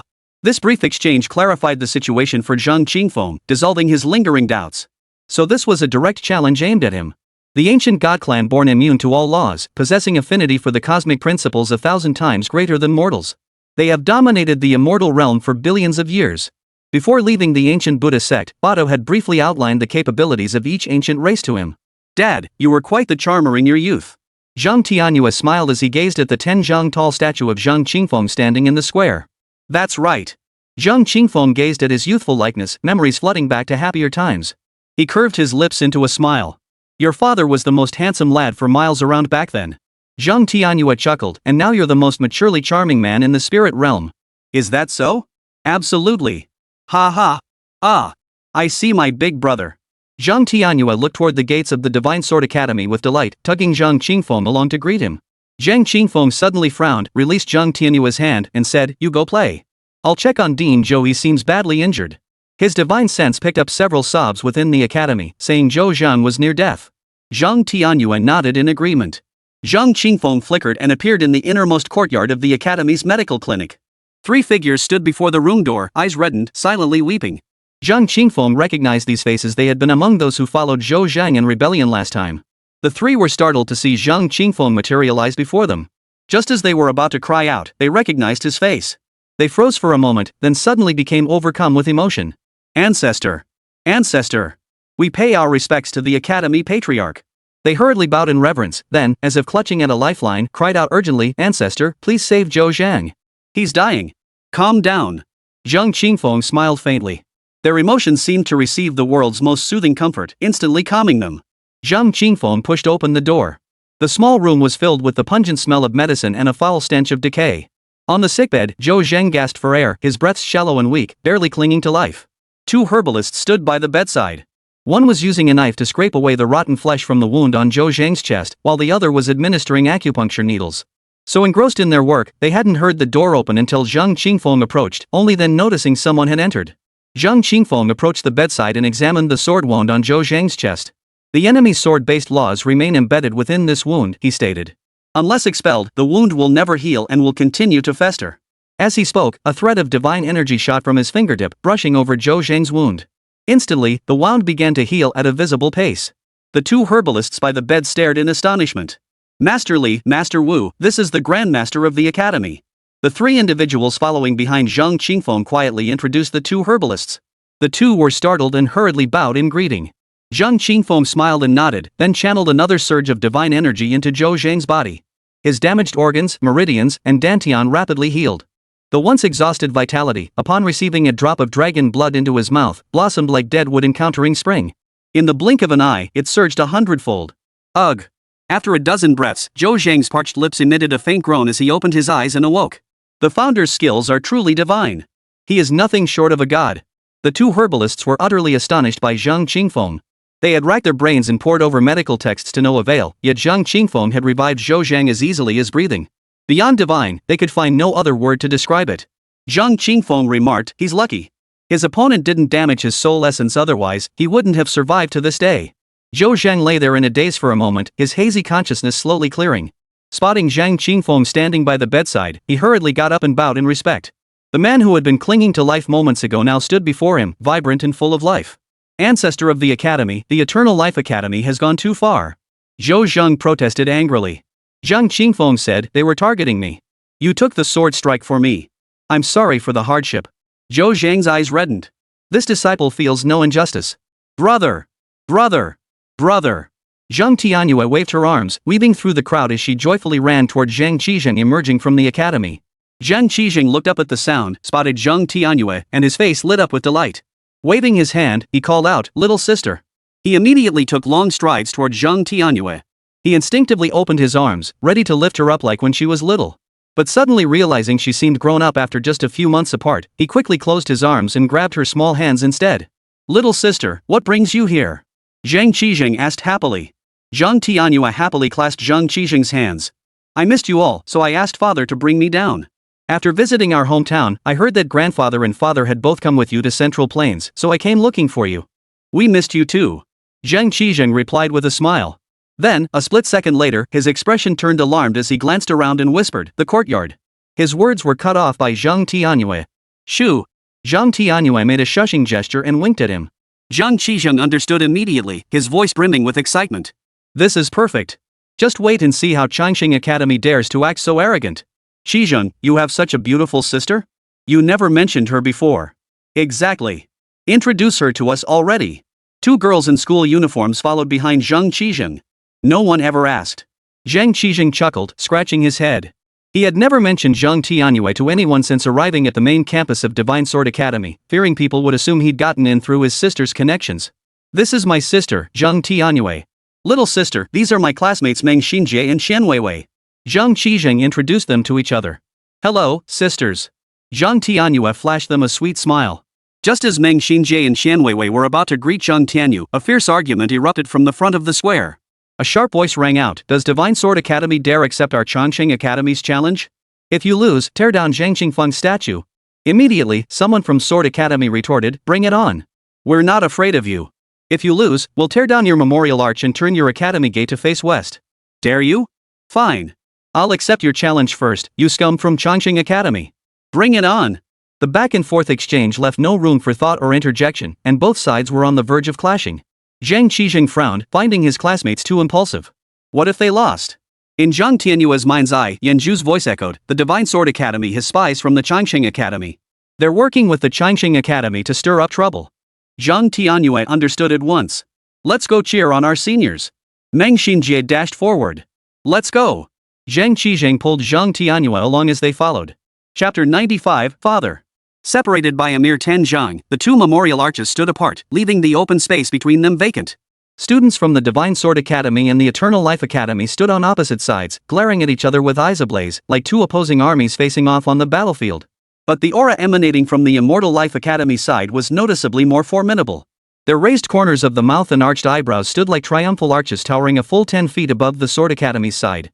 In contrast, on the Divine Sword Academy side, though each clenched their fists and glared with fury, their pursed lips and furrowed brows resembled the archway above their heads, a full head shorter than their rivals. Thud, thud, thud. The hard soles of boots struck the stone slabs as students from the Sword Academy, clad in white uniforms, strode onto the field alongside students from the Eternal Life Academy. The latter wore uniforms of the same color and style, but with gold thread embroidery adorning their chests and sleeves. These two were none other than the individuals who had earlier pointed fingers at each other and shouted the loudest. "Please enlighten us. Please enlighten me." Like sworn enemies meeting, their eyes blazed with hatred. After a brief fist salute, they drew their swords and clashed. Clang! Clang! Thud! After only 3 exchanges, the student from Changqing Academy parried the opponent's blade with a single stroke. Seizing the momentum, he thrust forward, the razor-sharp point piercing clean through the rival's chest. "You!" The Divine Sword Academy student's eyes widened in disbelief as he stared at his opponent. He opened his mouth to speak, but the other thrust his arm forward again. The sword sank into the hilt, its energy exploding within the chest cavity, instantly extinguishing all life. "Don't speak. Breathe deeply. It'll be over soon." The two stood face to face, pressed together. The student from the Academy of Eternal Life's lips moved slightly. The Divine Sword Academy student's mouth opened and closed as blood surged from his throat. He let out 2 hoarse gasps before his head lolled to the side, life extinguished. Thud! The man drew his sword with his right hand and shoved with his left, sending the Divine Sword Academy student eyes wide open, death refusing to close them, crashing down before the crowd of watching Divine Sword Academy students. "Ah! Senior Brother Chiu, you died so horribly. Avenge Senior Brother Chiu." The Divine Sword Academy student's fury was ignited. The man swung his sword downward at an angle, shaking the blood from its blade. A trail of crimson streaked across the stone floor as the tip pointed defiantly at the ground. He taunted the Divine Sword Academy students, who else? For a moment, the Divine Sword Academy disciples were utterly cowed by his imposing presence. For the slain Brother Chiu was a rising prodigy within the academy at just 15 years old. He had already attained the 5th realm of cultivation. Yet he hadn't even lasted 3 moves against this opponent. The others present were all of average cultivation. They exchanged glances, all falling silent. "Shang, you go." A round-faced woman named Qianweiwei suddenly nudged Zhang Qingfeng and whispered, "You've already broken through to the 5th realm, right? That guy is only at the 7th layer of the 5th realm. Your combat strength is overwhelming. Taking him on despite the level difference shouldn't be a problem. Go take him down and avenge Senior Brother Chiu. Bring glory to the academy." Though she lowered her voice, the surrounding silence meant many still heard her words. Instantly, countless gazes turned toward them. Zhang Qingfeng's expression froze. Qianweiwei, however, seemed to relish the spotlight. She lifted her chin slightly and declared, as if showing off, "My senior brother Zhang Qingfeng, a 5th realm prodigy with unmatched combat prowess. Zhang, go. Today is your golden opportunity to make a name for yourself. Go. Take down that bastard. Show them that Sword Academy isn't to be messed with." A crowd of enraged individuals, hearing of Zhang Qingfeng's prowess, immediately raised their arms and roared in unison. Zhang Qingfeng had felt a flicker of apprehension, but the crowd's roar ignited his youthful spirit. His blood surged, kindling a fearless courage that made him step forward toward the arena. "Qingfeng, don't go." A slender-faced girl named Meng Xinjie grabbed Zhang Qingfeng's arm. Zhang Tianyue also clutched Zhang Qingfeng's hand tightly. "You only broke through to the 5th realm 2 days ago. Your cultivation is still unstable. Besides, he's 7 minor realms above you. You're no match for him. Don't be reckless and throw your life away. Meng Xinjie, her mind clear, shook her head at Zhang Qingfeng. Hearing her words, Zhang Qingfeng instantly calmed down. He wasn't impulsive by nature earlier, he'd only been carried away by Qian Weiwei and the others. Qian Weiwei frowned, glaring at Meng Xinjie. Meng Xinjie, don't you dare boost his enemy's morale and crush Zhang's fighting spirit. You know full well Zhang's combat prowess is extraordinary, he can fight opponents several levels above him. Meng Xinjie shot Qian Weiwei a sharp look. This is a matter of life and death. How can we treat it lightly? Qian Weiwei retorted, the Academy's honor comes before everything. If I possessed 5th realm cultivation, I'd charge in myself death would be an honor. Her gaze then fixed on Zhang Qingfeng, as if demanding, are you going to be a coward? Zhang Tianyue glanced at Qian Weiwei and shook his head gently. His gaze shifted to Meng Xinjie, a faint smile touching his lips. Then, tugging Zhang Qingfeng's arm, he said, brother, I think Sister Meng is right. We shouldn't act impulsively. Zhang Qingfeng lowered his gaze to Zhang Tianyue. Zhang Tianyue said earnestly, I once heard a saying that struck me as profoundly wise. What is it?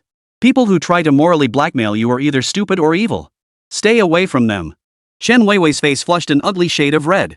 Zhang Qingfeng observed his younger sister's solemn expression and realized she had truly grown up. He nodded, signaling his understanding. Meng Xinjie breathed a sigh of relief, casting a few lingering glances at Zhang Tianyue. Those around them who had been egging Zhang Qingfeng on to step forward fell silent, their mouths closing awkwardly after hearing Zhang Tianyue's words. I only regret my own inadequacy, powerless to stop others from trampling the Academy's honor like this. Zhang Qingfeng clenched his fists in shame. He couldn't help but glance toward the Academy gates, wondering where all the 6th and 7th realm geniuses, even the 8th realm prodigies who were usually plentiful in the main courtyard, had gone. Come out already. I'll handle it. Zhang Tianyue released Zhang Qingfeng's hand. Truthfully, with her cultivation, she could have easily saved that man surnamed Shou earlier. But Yan Zhu had warned her those two were working together, so she hadn't intervened. And as it turned out, Lord Yan Zhu was right. Zhang Qingfeng looked at Zhang Tianyue in astonishment, thinking he must have misheard. Meng Xinjie and Qian Weiwei both froze in shock. A bunch of useless trash. Seeing no one from Divine Sword Academy stepping forward, the man on the field grew even more arrogant. Pointing his sword at Zhang Qingfeng's statue, he shouted, a winner takes all. Smash Zhang Qingfeng's statue. Smack! A resounding slap echoed through the air. The man's head jerked sideways as he flew backward, crashing 10 zhang away. His eyes rolled back as he passed out.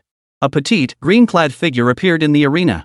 She beckoned with a flick of her finger toward the Changcheng Academy side, her voice youthful yet commanding, come on, I'll fight you. Zhang Qingfeng's eyes widened. He hadn't even seen how Zhang Tianyue had appeared in the center of the field. It felt like she had vanished and reappeared in an instant. Meng Xinjie and Qian Weiwei stared in shock. After fixing their gaze on Zhang Tianyue to confirm they weren't seeing things, they immediately turned to Zhang Qingfeng. Before they could speak, their utterly astonished expressions already conveyed their question. Is your sister this good? Zhang Qingfeng returned a blank stare. I have no idea either. Put your left hand behind your back. Stand up straight. Chin up slightly, lips curled into a faint smile, ice cold and sharp. In his mind's eye, Yan Zhu instructed Zhang Tianyue on how to strike a cool pose. The latter complied. Instantly, he exuded the air of a seasoned pro. But to the other party, it was nothing but mockery. You little brat, you're asking for it. A square-faced youth charged forward from across the room. Smack! Zhang Tianyue flicked her right hand, sending him flying through the air. He crashed 6 or 7 zhang away, unconscious on the spot. Watch my sword. Crack! Don't get cocky. Smack! Crack! Crack! Zhang Tianyue's small hands delivered a left slap followed by a right one, sending the Longsheng Academy disciples flying one after another through the air. She didn't stop until every single opponent across from her was knocked flat on the ground. The Divine Sword Academy students stood gaping in astonishment. Where did this kid come from? Such terrifying power. Zhang Tianyue unleashed another palm strike through the air. Boom! The archway of the Academy of Longevity collapsed with a thunderous crash. How dare you! A thunderous roar, accompanied by the overwhelming aura of golden immortal and celestial immortal realms, surged toward him from the opposite side of the academy. Father! Zhang Tianyue's aura matched it, roaring back. Chapter 96, The Most Handsome Founder. Bang! Bang! Bang! 3 figures descended from the sky, lining up in a row before kneeling in unison before Zhang Tianyue. The crowd from Divine Sword Academy stared in stunned silence. Calling someone father made them kneel? What kind of divine power was this? Ah! The 3 men braced themselves against the ground, craning their necks upward as they roared with eyes bulging. Veins pulsed like thick earthworms across their foreheads and necks, signaling they were straining every muscle to rise. But they failed. These 3 were none other than the ancient divine clan members who had set a trap in the square, waiting to topple Zhang Qingfeng's statue. Their plan was for Zhang Qingfeng to sense the energy fluctuations in the spirit realm and descend to seize the firefly sword case.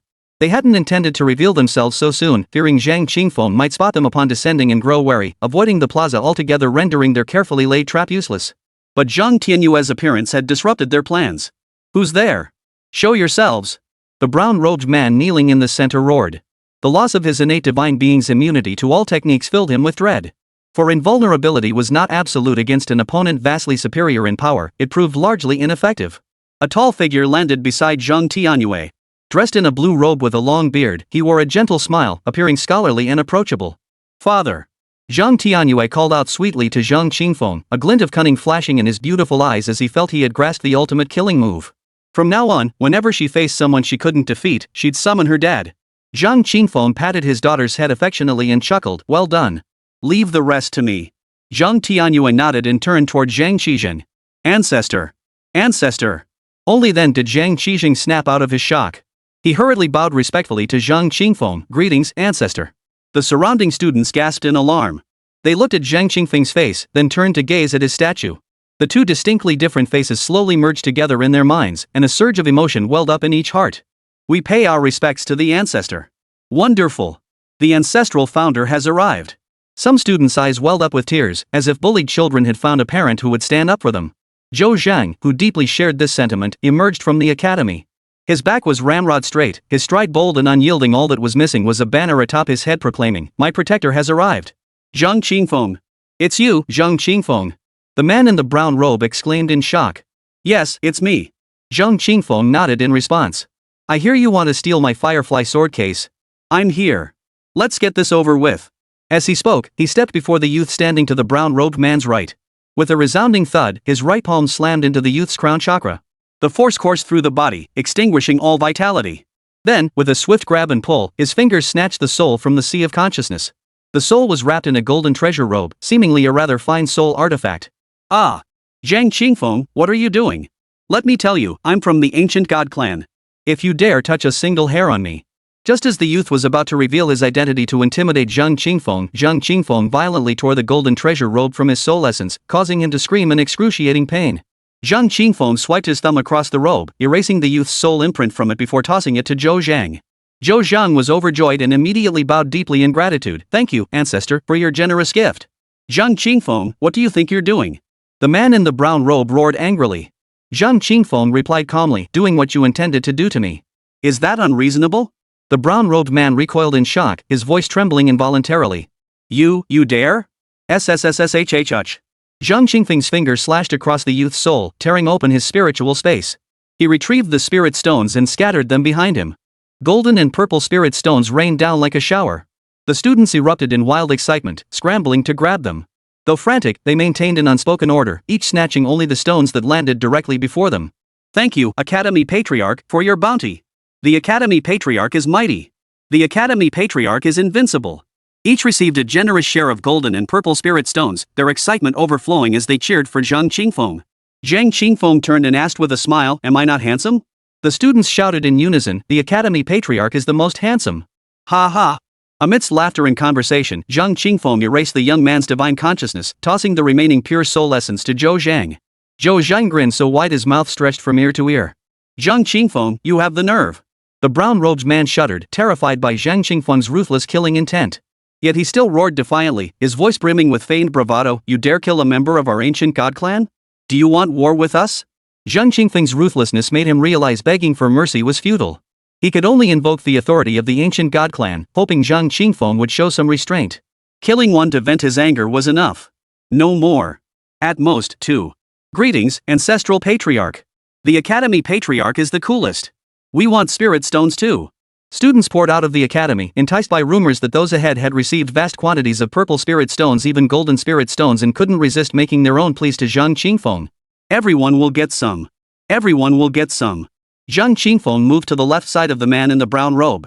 "Ah, don't kill me. Spare me, spare me. Zhang Qingfeng, I'm sorry.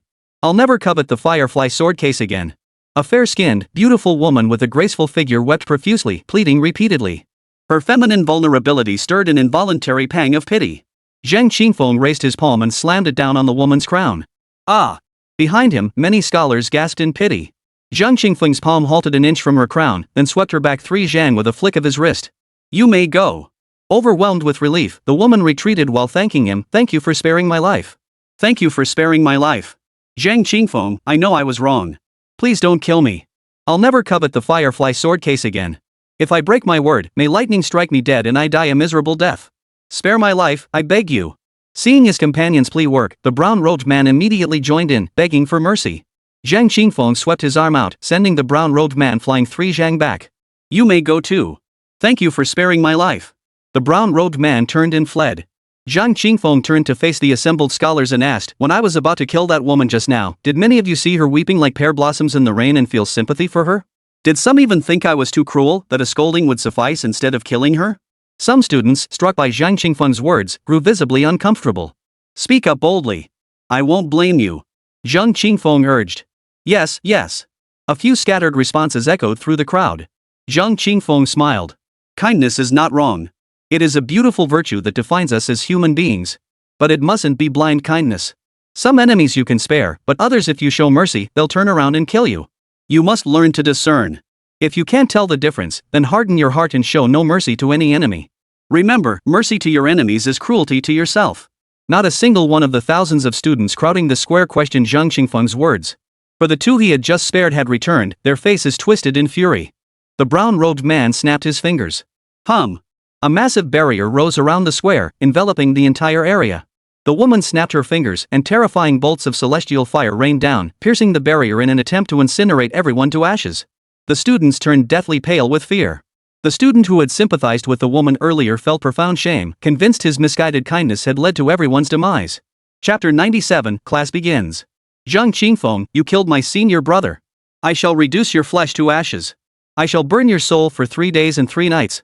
The white-robed woman's face twisted into a hideous grimace as she slammed her palm downward. The heavenly fire accelerated its descent with a thunderous roar. Zhang Qingfeng raised his hand and waved. The crimson flames that had obscured the sky and earth, threatening to turn the world into a furnace, suddenly dissipated. The expression on the woman in white froze. See? You spared her life out of mercy, yet she feels no gratitude, only a desire for your death. Zhang Qingfeng didn't even glance back at the woman as he continued addressing the students. Some might say she hates me and wants me dead because I killed her senior brother. Then you should consider this: if I couldn't defeat them, what fate would await me? Would they have spared me? Even a fool knows they wouldn't. Don't tell me you don't have a brain in your head and can't figure it out. Ha ha. The students burst into laughter at Zhang Qingfeng's humorous remark. Zhang Qingfeng, shut your filthy mouth and die. You'll all die. The woman in white robes drew her sword in fury and slashed fiercely at the barrier. Whoosh! The blue sword energy pierced the barrier, instantly fragmenting into thousands of blades that interwove into a descending net of steel. Zhang Qingfeng swept his sleeve and the net instantly dissipated. The students gazed at Zhang Qingfeng with mesmerized eyes. In their teens, they were at that age where they idolized the strong, dreaming of one day becoming such masters themselves. Zhang Qingfeng's power elevated their admiration to its peak. Academy founder, you're so cool. One couldn't contain their excitement, cupping their hands around their mouth to squeal at Zhang Qingfeng. Zhang Qingfeng turned to the girl and asked with a smile, was I not handsome before? The students burst into laughter at his words. Kill him. The woman in white robes shouted at the man in brown. The brown-robed man flicked his fingers rapidly, or rather, he hadn't stopped at all, stamping spell seals onto the barrier as if brewing a devastating attack. Zhang Qingfeng ignored the commotion, continuing his lecture to the students as he observed them. Let me teach you one more thing: never show off in front of an enemy stronger than you. You might not even know how you died. With that, his left hand swept backward. Ah! The woman in the white dress shrieked in terror. He had seized her by the throat from across the room, yanking her right before him. The barrier that seemed to shield Zhang Qingfeng and keep her safe proved utterly useless. Don't kill me! Don't kill me! Spare me! Why? The woman began weeping and begging for mercy once more, her cries even more pitiful than before. Yet the students, having seen her true colors, felt no sympathy for her. Listen, she's crying even harder than before. Why? Zhang Qingfeng looked at the students and asked, it's not because she knows she's wrong, but because she's afraid she knows she can't escape her fate. Kill her or not? Kill. The reply came in perfect unison. Thud. Zhang Qingfeng slammed his right palm down on the woman's crown, severing her vital life force. With a swift grab, he seized her soul. Unprotected by a soul vessel, her consciousness was obliterated before she could even scream. He scattered the spirit stones from the soul space toward the new student. The remaining pure essence of the soul was tossed to Zhang Tianyue. Zhang Tianyue collected it. The heavenly god descends. The brown-robed man suddenly narrowed his eyes and roared wildly. He slammed both palms against the barrier. Amidst a burst of light, 4 pillars of light shot skyward from each corner of the formation. The 4 beams pierced through the clouds, shooting toward the constellation of the Big Dipper. Boom! Suddenly, 4 incomparable divine auras descended along the beams of light. Immediately after, 4 divine armored figures, each 1,000 feet tall, with stern, wrathful eyes and a chilling aura of slaughter, descended. One bore a green face, another blue, a third red, and the last white. Their beards and hair varied in color, each appearing monstrously fierce, sending chills down the spine. Zhang Qingfeng's aura surged, shielding his disciples from the divine warrior's pressure. He turned to the brown-robed man and demanded, "When you begged me for mercy earlier, you swore that if you broke your word, you'd be struck by 5 bolts of heavenly lightning and meet a miserable end. Have you forgotten?" "Ha ha!" The brown-robed man roared with laughter. "Fool! I only said 5 thunderbolts from heaven, I never specified who they'd strike. Since you brought it up, I'll add this: if I break my word, may 5 thunderbolts from heaven strike you, Zhang Qingfeng, and grant you no peaceful death." Surprised? Thrilled? Ha ha! The brown-robed man laughed triumphantly, waiting to see Zhang Qingfeng's furious reaction. Yet Zhang Qingfeng remained calm, replying indifferently, "It's nowhere near as terrifying as my master's cursed oath. If such curses truly came true, all 9 of them would have been struck to dust long ago. No, not even ashes would remain." The brown-robed man, failing to see any anger in Zhang Qingfeng's expression, darkened. Zhang Qingfeng turned to face the assembled scholars and declared, "Behold! This is the treacherous nature of human hearts and the treacherous ways of the martial world." The students nodded solemnly. This lesson they would never forget for the rest of their lives. "Zhang Qingfeng, you still presume to lecture others even as death approaches. Take your students with you to hell. Kill." The brown-robed man's eyes blazed with malice as he formed hand seals, commanding the 4 divine armored warriors. Boom! All 4 divine armored warriors moved simultaneously, each radiating the aura of a great Luo golden immortal. Zhang Qingfeng's mind flickered, and the jet-black crackband sword shot from his brow. With a flick of his sword finger, a black blade of light sliced through the air, striking toward the green-faced divine armor warrior. SSSSH. A single strike severed the green-faced divine armor warrior's head. The divine armor being shattered into nothingness. The band-shattering sword specialized in overcoming array restrictions. The divine armor warriors had been summoned by the brown-robed man through a grand array. Severing their connection to the array was all that was needed to defeat them. Put! The brown-robed man suddenly spat blood. The divine armor warrior had been summoned through his divine bloodline, sharing a psychic link with him. Its destruction triggered a backlash. His face turned deathly pale in an instant. He clutched his chest, staring at Zhang Qingfeng in disbelief. "How did you do that?" This was one of the 4 heavenly generals. Even if the celestial laws of the immortal realm collapsed, even if this was the mortal realm, even if the celestial laws suppressed the summoning to only a fraction of their divine power, the summon form was still that of a great immortal. The great perfection immortal realm. How could Zhang Qingfeng slay one with a single sword strike? The students, however, remained utterly composed. To them, Zhang Qingfeng's ability to slash through the divine armored beings felt entirely natural, for in their eyes, he was already invincible. Zhang Qingfeng's sword fingers flashed repeatedly, slaying the remaining 3 divine armored beings. Put! Put! Put! The brown-robed man coughed up blood repeatedly, his face as pale as paper. Staring at Zhang Qingfeng in terror, he demanded, "What realm are you in?" According to the intelligence he had gathered, Zhang Qingfeng was only at the 4th level of the golden immortal realm. Zhang Qingfeng ignored him, instead addressing the students, "From now on, when you venture out into the world, don't be like this fool. Fighting for so long without even knowing your opponent's cultivation level, that's like a son asking his father for a beating." Ha ha! Put! The brown-robed man's rage overwhelmed him, causing him to spit out another mouthful of blood. Zhang Qingfeng swept his sword finger, shattering the barrier enveloping the square with his crackband sword. He then slashed at the brown-robed man, shredding his physical form and leaving only his soul behind. Ah! The man screamed in terror as his soul fled in a flash. Zhang Qingfeng sheathed the band-shattering sword and did not pursue. Zhang Tianyue looked puzzled, thinking this wasn't his father's usual style. The gathered students also looked at Zhang Qingfeng in puzzlement. Letting a tiger return to the mountain was far from wise. Zhang Qingfeng explained, "Some might say these 3 did wrong first. But they were far weaker than you, they didn't even scratch a hair on your head. A lesson should have sufficed. Why press your advantage and insist on killing them? Heaven cherishes life, we should hold reverence for all living beings. Now I will tell you what will happen if you release them." Wait a moment. Most students already knew the answer, assuming the brown-robed man would return with reinforcements. Zhang Qingfeng turned to face Changsheng Academy across the courtyard and reached out with a grab. Ah! Amidst a wave of screams growing louder from afar, 400 or 500 students clad in Changsheng Academy uniforms were snatched through the air by Zhang Qingfeng. "Seen your brother Zhao. Seen your brother Wang. Seen your sister Zhou." The students gasped in recognition as they saw the faces of the geniuses from the Divine Sword Academy all wearing Qingxing Academy uniforms. No wonder. Zhang Qingfeng suddenly understood. No wonder all the geniuses had vanished from the academy today. They'd all defected to the other side. Among them were over a dozen individuals in faculty uniforms. Some recognized them as former geniuses trained by the Divine Sword Academy, even top-tier talents whose names were enshrined in the Hall of Fame. The reason Zhang Qingfeng could pinpoint them so precisely was the aura emanating from their cultivation of Divine Sword Academy's core techniques. Why? Zhou Zheng demanded in a deep voice. Why? The students demanded in unison. For our futures. A middle-aged man answered, do you know that the Divine Sword sect has fallen into such decline in the spirit realm that it no longer even has a mountain gate? No matter how outstanding we are, the Divine Sword sect won't accept us. Therefore, studying at the Divine Sword Academy holds no future. But the Academy of Eternal Life is different. Founded by the ancient divine clans, if you strive hard enough and prove truly exceptional, they will guide you to the spirit realm and impart immortal arts. A future bright with promise. Academy founder. The man looked at Zhang Qingfeng. You are indeed formidable, but the ancient divine clans are not foes you can provoke. Before they come for you, flee for your life. Chapter 98, Trash, Die. You're right. The Divine Sword sect has indeed fallen into decline in the spirit realm. No one even knows which direction their mountain gate faces anymore, and it's been ages since they last descended to guide disciples. Zhang Qingfeng nodded in acknowledgement of the middle-aged man's words. The students were stunned. They couldn't comprehend how the Divine Sword sect could have fallen into decline when their founder was so powerful. Could it be that the Academy Patriarch's combat prowess was weak in the spirit realm? Zhang Tianyue, who knew the reason, smiled. The middle-aged man puffed out his chest, his gaze sweeping across the faces of the Divine Sword Academy students as if to say, see? I didn't lie to you. But Zhang Qingfeng shifted his tone abruptly and asked, the Divine Sword Academy may have fallen into decline, but what does that have to do with your future prospects? The middle-aged man blurted out, of course it matters.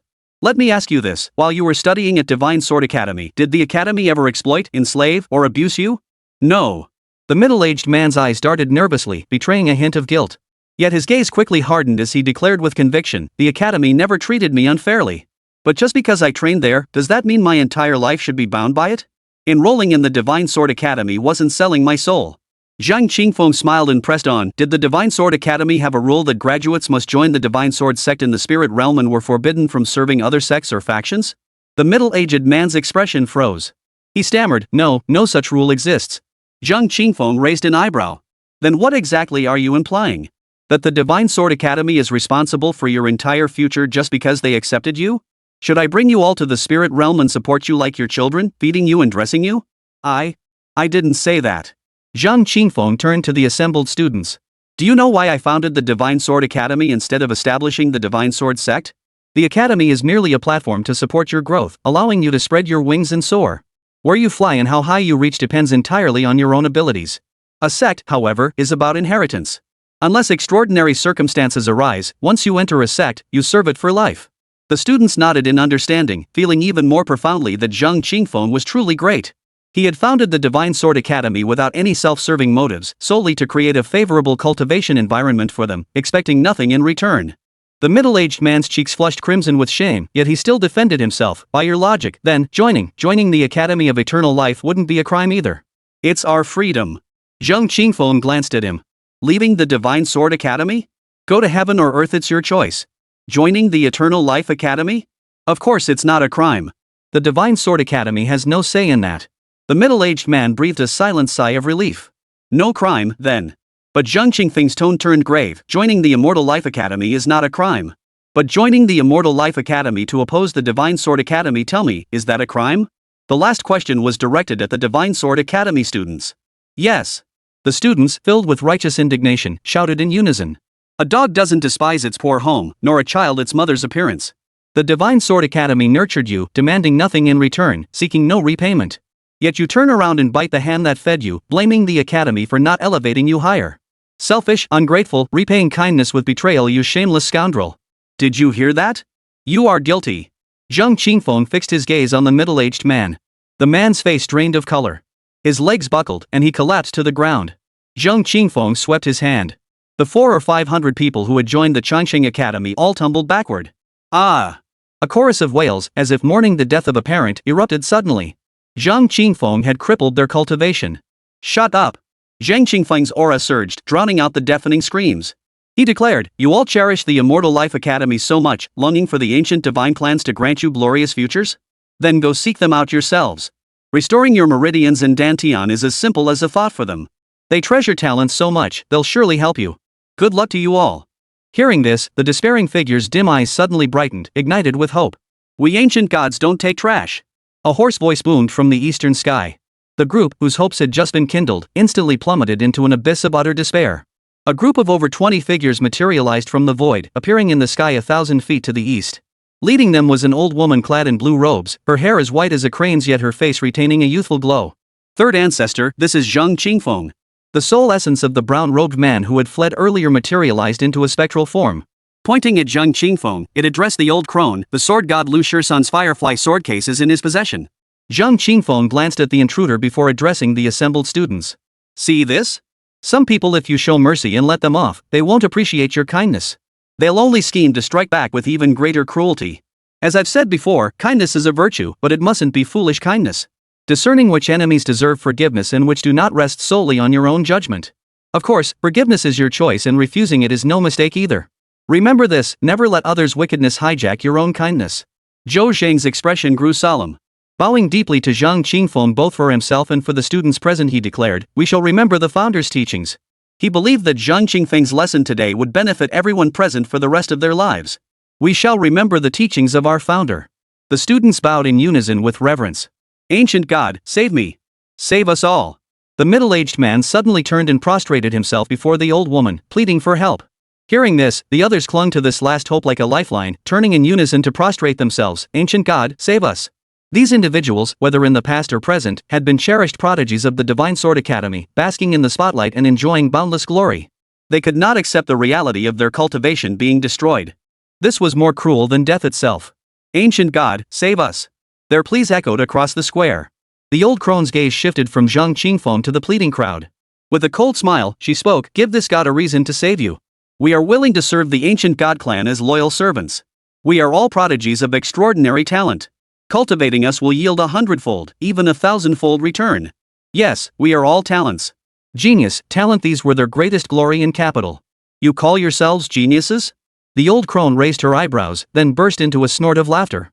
The laughter was quiet but sharp. The 20 or so people behind her joined in the laughter. "What are you laughing at?" One of them, overcome with shame and indignation, stiffened his neck and retorted defiantly, "True, our cultivation has been destroyed. We are indeed useless now. But there's no doubting we're geniuses." "Poof." The old crone snorted derisively. "Talented? A bunch of frogs in a well. Let me tell you this, even the most mediocre, ordinary born among us ancient gods are born at the true immortal realm. How dare you mortals call yourselves talents?" The square suddenly fell deathly silent. The notion of being born at the true immortal realm shattered their understanding. Moreover, you'd betray the academy that nurtured you for a mere scrap of benefit. Who's to say what future gain might make you betray us next? The old crone's icy voice rang out, sharp and piercing. These words struck the kneeling crowd like a dagger to the heart. Their faces drained of color instantly. After a moment of silence, they erupted in fury and shame. They had aligned themselves with the ancient god clan for profit, only for the clan to now seize upon this very fact to humiliate them. Was this not treating them like clowns to be mocked? How could they be so vile and shameless? "You old hag, it was you." One man abruptly rose to his feet, veins bulging on his forehead, snarling at the old crone. But before his words could fully escape his lips, his head flew off. "A bunch of useless trash. Living is a waste of food, dead is better." The old crone waved her sleeve. Over 400 heads rolled onto the ground. Chapter 99, The Divine Selection, Part 2. Over 400 heads, over 400 columns of blood spurted from the gaping cavities, instantly staining the air crimson. Blood pooled into streams on the ground, winding their way across the blue stone pavement. The pungent stench of blood filled the air. Ah! The bloody, horrific scene sent the students of the Divine Sword Academy into a chorus of shrieks. Overwhelming terror caused some to vomit on the spot. Zhang Qingfeng's pupils dilated violently, his legs trembled, and his stomach churned. Yet, ignoring his own terror, he gripped Zhang Tianyue's hand tightly and stammered, "Little sister, don't be afraid." He pulled Zhang Tianyue behind him, shielding her from the horrific sight. Ah! A piercing scream suddenly rang out beside Zhang Qingfeng, startling him. Before he could react, a soft body threw itself into his arms. "Zhang, I'm scared. I'm scared." Xian Weiwei clung to Zhang Qingfeng, burying her face in his chest as she cried out in a trembling voice. Zhang Qingfeng, holding her close, froze in place. Thinking his little sister must be terrified too, he quickly looked down at Zhang Tianyue only to find her face utterly calm. Having spent recent days fighting alongside Zhang Qingfeng and Zhang Tianyue, Zhang Tianyue had long since developed courage. She glanced up, meeting Zhang Qingfeng's gaze. Her brow furrowed as she released his hand, instead taking Meng Xinjia's hand beside her and soothingly said, "Sister Meng, don't be afraid." Meng Xinjia's face was deathly pale as she bit her lip hard and nodded. Zhang Tianyue swept her arm forward. Surging energy swept up the scattered heads, corpses, and pools of blood, hurling them into the void. Only the bloodstains on the blue stone tiles and the lingering scent of blood remained. The startled students couldn't help but breathe a sigh of relief. Zhang Tianyue glanced up with a sidelong look. Zhang Qingfeng caught his sister's displeased gaze and felt his heart skip a beat. Ahem. Zhang Qingfeng cleared his throat awkwardly, raising both hands to gently press the heels of his palms against Qian Weiwei's shoulders. He slowly applied pressure, attempting to gently push her away as he said, "Junior sister Qian, the bodies have been cleared away." No, I can't bear to look. Brother Zhang, hold me. My legs are weak, I can barely stand. Qian Weiwei twisted her body, clinging even tighter to Zhang Qingfeng. Zhang Qingfeng's cheeks flushed crimson. Unable to push her away, he stood with his arms half raised, momentarily at a loss. Seeing this, Zhang Tianyue tapped Zhang Qingfeng's waist with her small hand, transferring a surge of strength to him. Ah! Qian Weiwei gasped in surprise. She felt an explosive surge of strength from within Zhang Qingfeng, causing her arms to lose their grip. She was violently repelled, her body jerking away from his embrace. She stumbled back 2 steps, nearly falling. Zhang, you hurt me. Qian Weiwei glared at Zhang Qingfeng, her voice tinged with hurt and reproach. Ahem. Zhang Qingfeng cleared his throat awkwardly, changing the subject. Look, the body's been cleaned up already. That woman was vain and had ulterior motives. It's fine to play around, but you absolutely mustn't let your brother get emotionally involved. Otherwise, she'll definitely drain him dry. Lord Shenlong, you're absolutely right. No, not even for fun.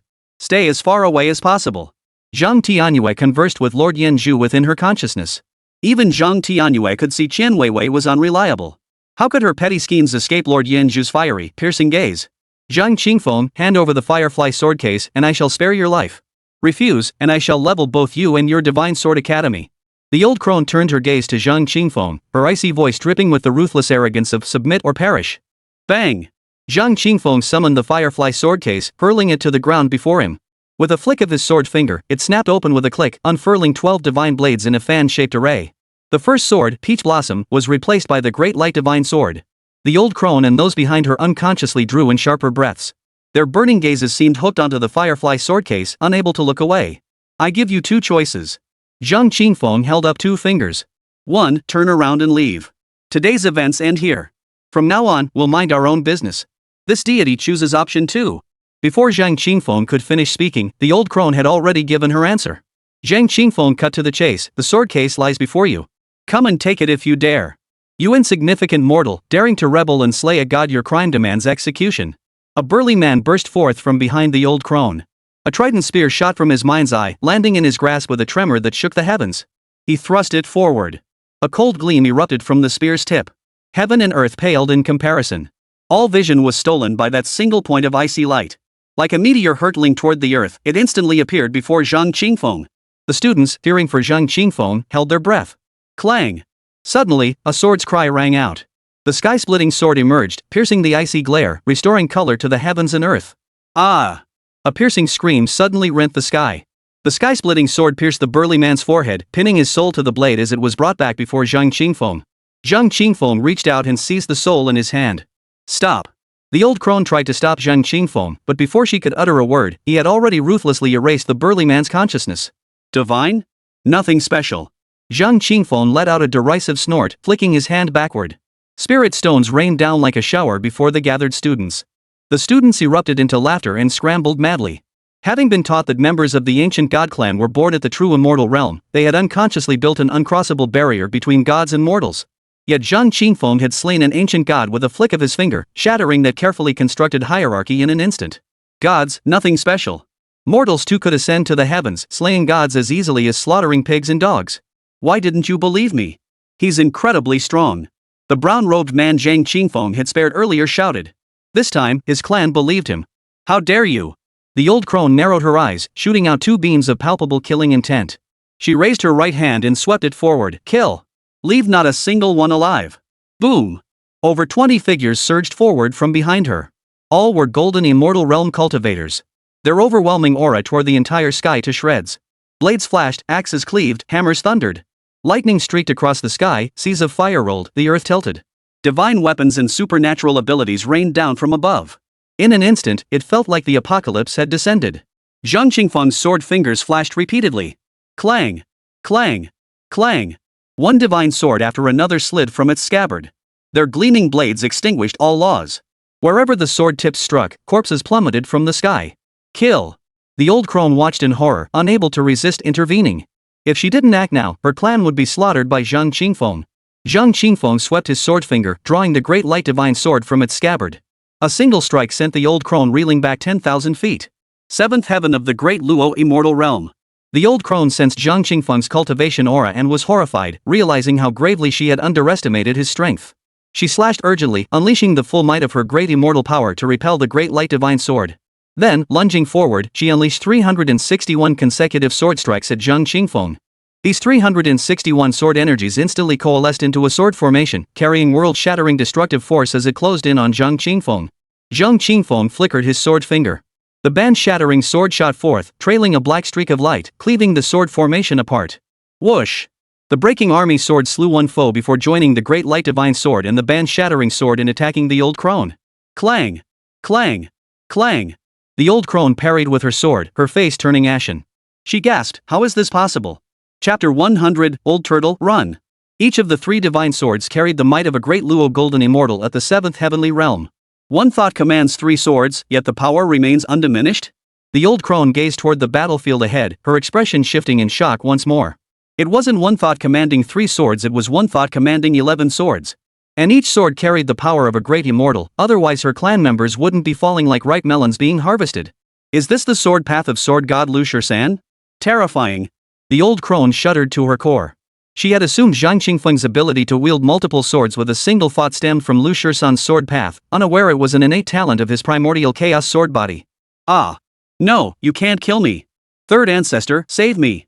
Fearful, shrill screams merged into a cacophony. The gods who had towered above moments before now had their divine souls skewered like candied hawthorn berries by Zhang Qingfeng's divine sword one bite at a time. Zhang Qingfeng, stop! The old crone's eyes bulged with fury as she tried to halt Zhang Qingfeng's rampage. Yet the divine swords assaulting her had multiplied from 3 to 8. Even with the combat prowess of a 9th-tier great immortal, she could scarcely withstand the onslaught of 8 7th-tier great immortals. Choose 2. You made the choice, ancestor. Zhang Qingfeng's expression was cold and ruthless. The old woman's face flushed crimson with regret, but it was too late. She roared, Zhang Qingfeng, do you intend to wage war against the ancient god clan until neither side survives? Ah! Zhang Qingfeng erased another soul's consciousness, scattering spirit stones among the disciples. As the soul energy consumed them, he turned to the old crone with measured calm. War. To the death. Is that your choice too? His calm voice carried a suffocating pressure. The old crone's mouth hung half open, her throat convulsing, yet no sound emerged for a long while. The rest isn't for you. I still owe my daughter 50,000 spirit stones. Zhang Qingfeng waved dismissively at the students. The scholars were already overflowing with wealth, their grins impossible to suppress as they nodded vigorously. Zhang Qingfeng. The old woman's eyes suddenly bulged wide, her eyeballs nearly popping out of their sockets. Bloodshot veins crawled across her irises as a shrill, vicious voice filled the air. My ancient god clan will wage war against you. We will fight to the death. Fengkanglin, say it. The pride of the ancient god clan would not allow her to yield. Very well. Zhang Qingfeng, known as the Mad Dog, accepted the challenge without hesitation. Ah! Ancestor, save me! Save me! Zhang Qingfeng still held over a dozen divine souls in his grasp. Hearing that his own ancestor was about to engage Zhang Qingfeng in a fight to the death, he let out a desperate wail. Ancestor, we're still in enemy hands. Couldn't you just play nice for now, rescue us, and then fight? What's with all the wailing? Silence! The old crone's eyes narrowed in fury as she roared, the majesty of the ancient god clan shall not be trampled. The honor of the ancient god clan shall not be defiled. Do not grovel before the enemy. Hold the spine of the ancient god clan straight. Stand firm and unyielding. If death comes, so be it. You are the pride of the ancient god clan. I swear I will avenge you. Each word rang out with a clanging force, brimming with a world-defying arrogance and a resolve to burn everything to the ground. The aged voice boomed through the void, sending shivers down the spines of the gathered disciples. They couldn't help but tense up, fearing for Zhang Qingfeng's fate, convinced that doom was upon him. Ah, I'll fight you to the death. The pride ingrained in their blood was awakened by Fengkanglin's words. The Feng clan member roared wildly, igniting his divine soul in a desperate attempt to self-destruct. Zhang Qingfeng would never let them succeed. With a flick of his sword, he erased the divine consciousness of over a dozen men. Zhang Qingfeng, you are vicious and brutal, your crimes against heaven are beyond redemption. This divine being sentences you to death. The old crone's withered fingers snapped into a seal, instantly unleashing a storm of azure wind patterns that surged around her. Each one seemed forged from primordial divine iron, carrying a piercing shriek that tore through space and time. Clang! Clang! Clang! The 8 divine swords, including the Riftbreaker, failed to breach her defenses. Her once hunched back slowly straightened, her eyes blazing with terrifying divine light, as if a deity slumbering for eons had finally awakened. Zhang Qingfeng sensed a divine might erupting from Feng Kanglin's body that made his soul tremble, an ancient bloodline suppression that compelled him to kneel in submission. Feng Kanglin was burning her divine essence. Members of the ancient god clan, upon reaching the great immortal realm, could forge their divine essence. Once this divine essence was fully formed, they would naturally ascend to the supreme great immortal realm. If a divine essence is damaged, the consequences range from instability in one's cultivation realm to a severe drop in cultivation level, or even death. For someone like Feng Kanglin, whose divine essence was still unformed, burning it away wouldn't harm his current cultivation level or life. However, reshaping a divine essence would be 1,000 times, 10,000 times more difficult than the first attempt. It could even be said that this would nearly extinguish any chance of attaining the Tao and reaching the great supreme golden immortal realm. Therefore, burning one's divine essence is an absolute last resort. Zhang Qingfeng, this god would rather burn my divine essence and abandon attaining the Tao of the great supreme golden immortal than let you live. Kill you first. Then I will slaughter the Sword Academy. And finally, I will annihilate your sword sect. Feng Kanglin's face contorted into a savage grimace as he descended into madness. His combat power surged relentlessly with each burn of his divine essence. Behind him, a 3,000 zheng tall phantom form materialized, skyrocketing from the 9 heavens realm to the Tao establishment realm. The good news was that the phantom remained unformed, merely touching upon the Tao establishment realm. The bad news was that it was steadily solidifying. Clang! Zhang Qingfeng grasped the dark crimson hilt, drew his sword from its scabbard, and stepped forward with his right foot, ascending through the void. Step by step, he advanced toward Feng Kanglin. Each of us must take responsibility for our own actions. It's not that being weak gives you justification. Just because you've killed more people doesn't turn you from the aggressor into the victim. The world doesn't work that way. At least not in my world, Zhang Qingfeng. Maybe that's why so many call me a mad dog, saying I won't let go even when I'm in the right, biting indiscriminately like a rabid beast. Do you feel wrong too, like you're the victim? Think I'm a mad dog? Zhang Qingfeng advanced step by step, closing in before Feng Kanglin. Feng Kanglin's divine essence burned fully, his power surging to its peak. Yet the shadowy figure behind him remained unformed. Whether you're human or dog, you must die. Feng Kanglin slowly raised the sword in his hand, radiating the supreme divine might that ruled heaven and earth. He slowly opened his mouth and uttered 2 words, Godslayer. The words fell, and the sword shot forth. The pinnacle technique of the Feng sword style, channeling the divine power of heaven and earth to annihilate all evil in the world. In that instant, the sword sought to kill, the heaven sought to kill, the earth sought to kill, leaving Zhang Qingfeng with no path to heaven, no door to earth, no escape from death. Godslayer. Zhang Qingfeng ascended step by step, his sword momentum building to its peak before erupting in a sudden strike. The most devastating of the 3 killing techniques carried by the god-slaying sword Godslayer. The sword emerged, defying the very order of the cosmos. If you don't want your great-grandson, then forget it. What? Feng Kanglin shrieked in horror. Clang! The sword of divine execution pierced the old crone's brow, striking her sea of consciousness. It was halted by a hard object. Zhang Qingfeng's wrist jerked violently as the old crone's sea of consciousness exploded, hurling her soul essence outward. It was encased in a jet-black turtle shell. Extremely hard. The Godslayer sword could not pierce it. Zhang Qingfeng swung the sword upward with all his might. Ah! Feng Kanglin was so terrified that its entire soul retreated into the shell. The holes in its head, claws, and tail suddenly popped out and sealed themselves with tortoise-shell plates. The shell spun rapidly, growing larger until it was as big as a house. Ancient runes of power glowed across its surface. Clang! The sword blade struck down with brutal force, sparks flying everywhere. Zhang Qingfeng's eyes widened in shock. This full power strike had only left a faint white mark on the shell. Whoosh! The shell suddenly fled, carrying the old woman's soul within. In the blink of an eye, it soared 1,000 feet away. But compared to the speed of a great Luo golden immortal, it crawled like a tortoise. Zhang Qingfeng shouted, "Old turtle, don't run.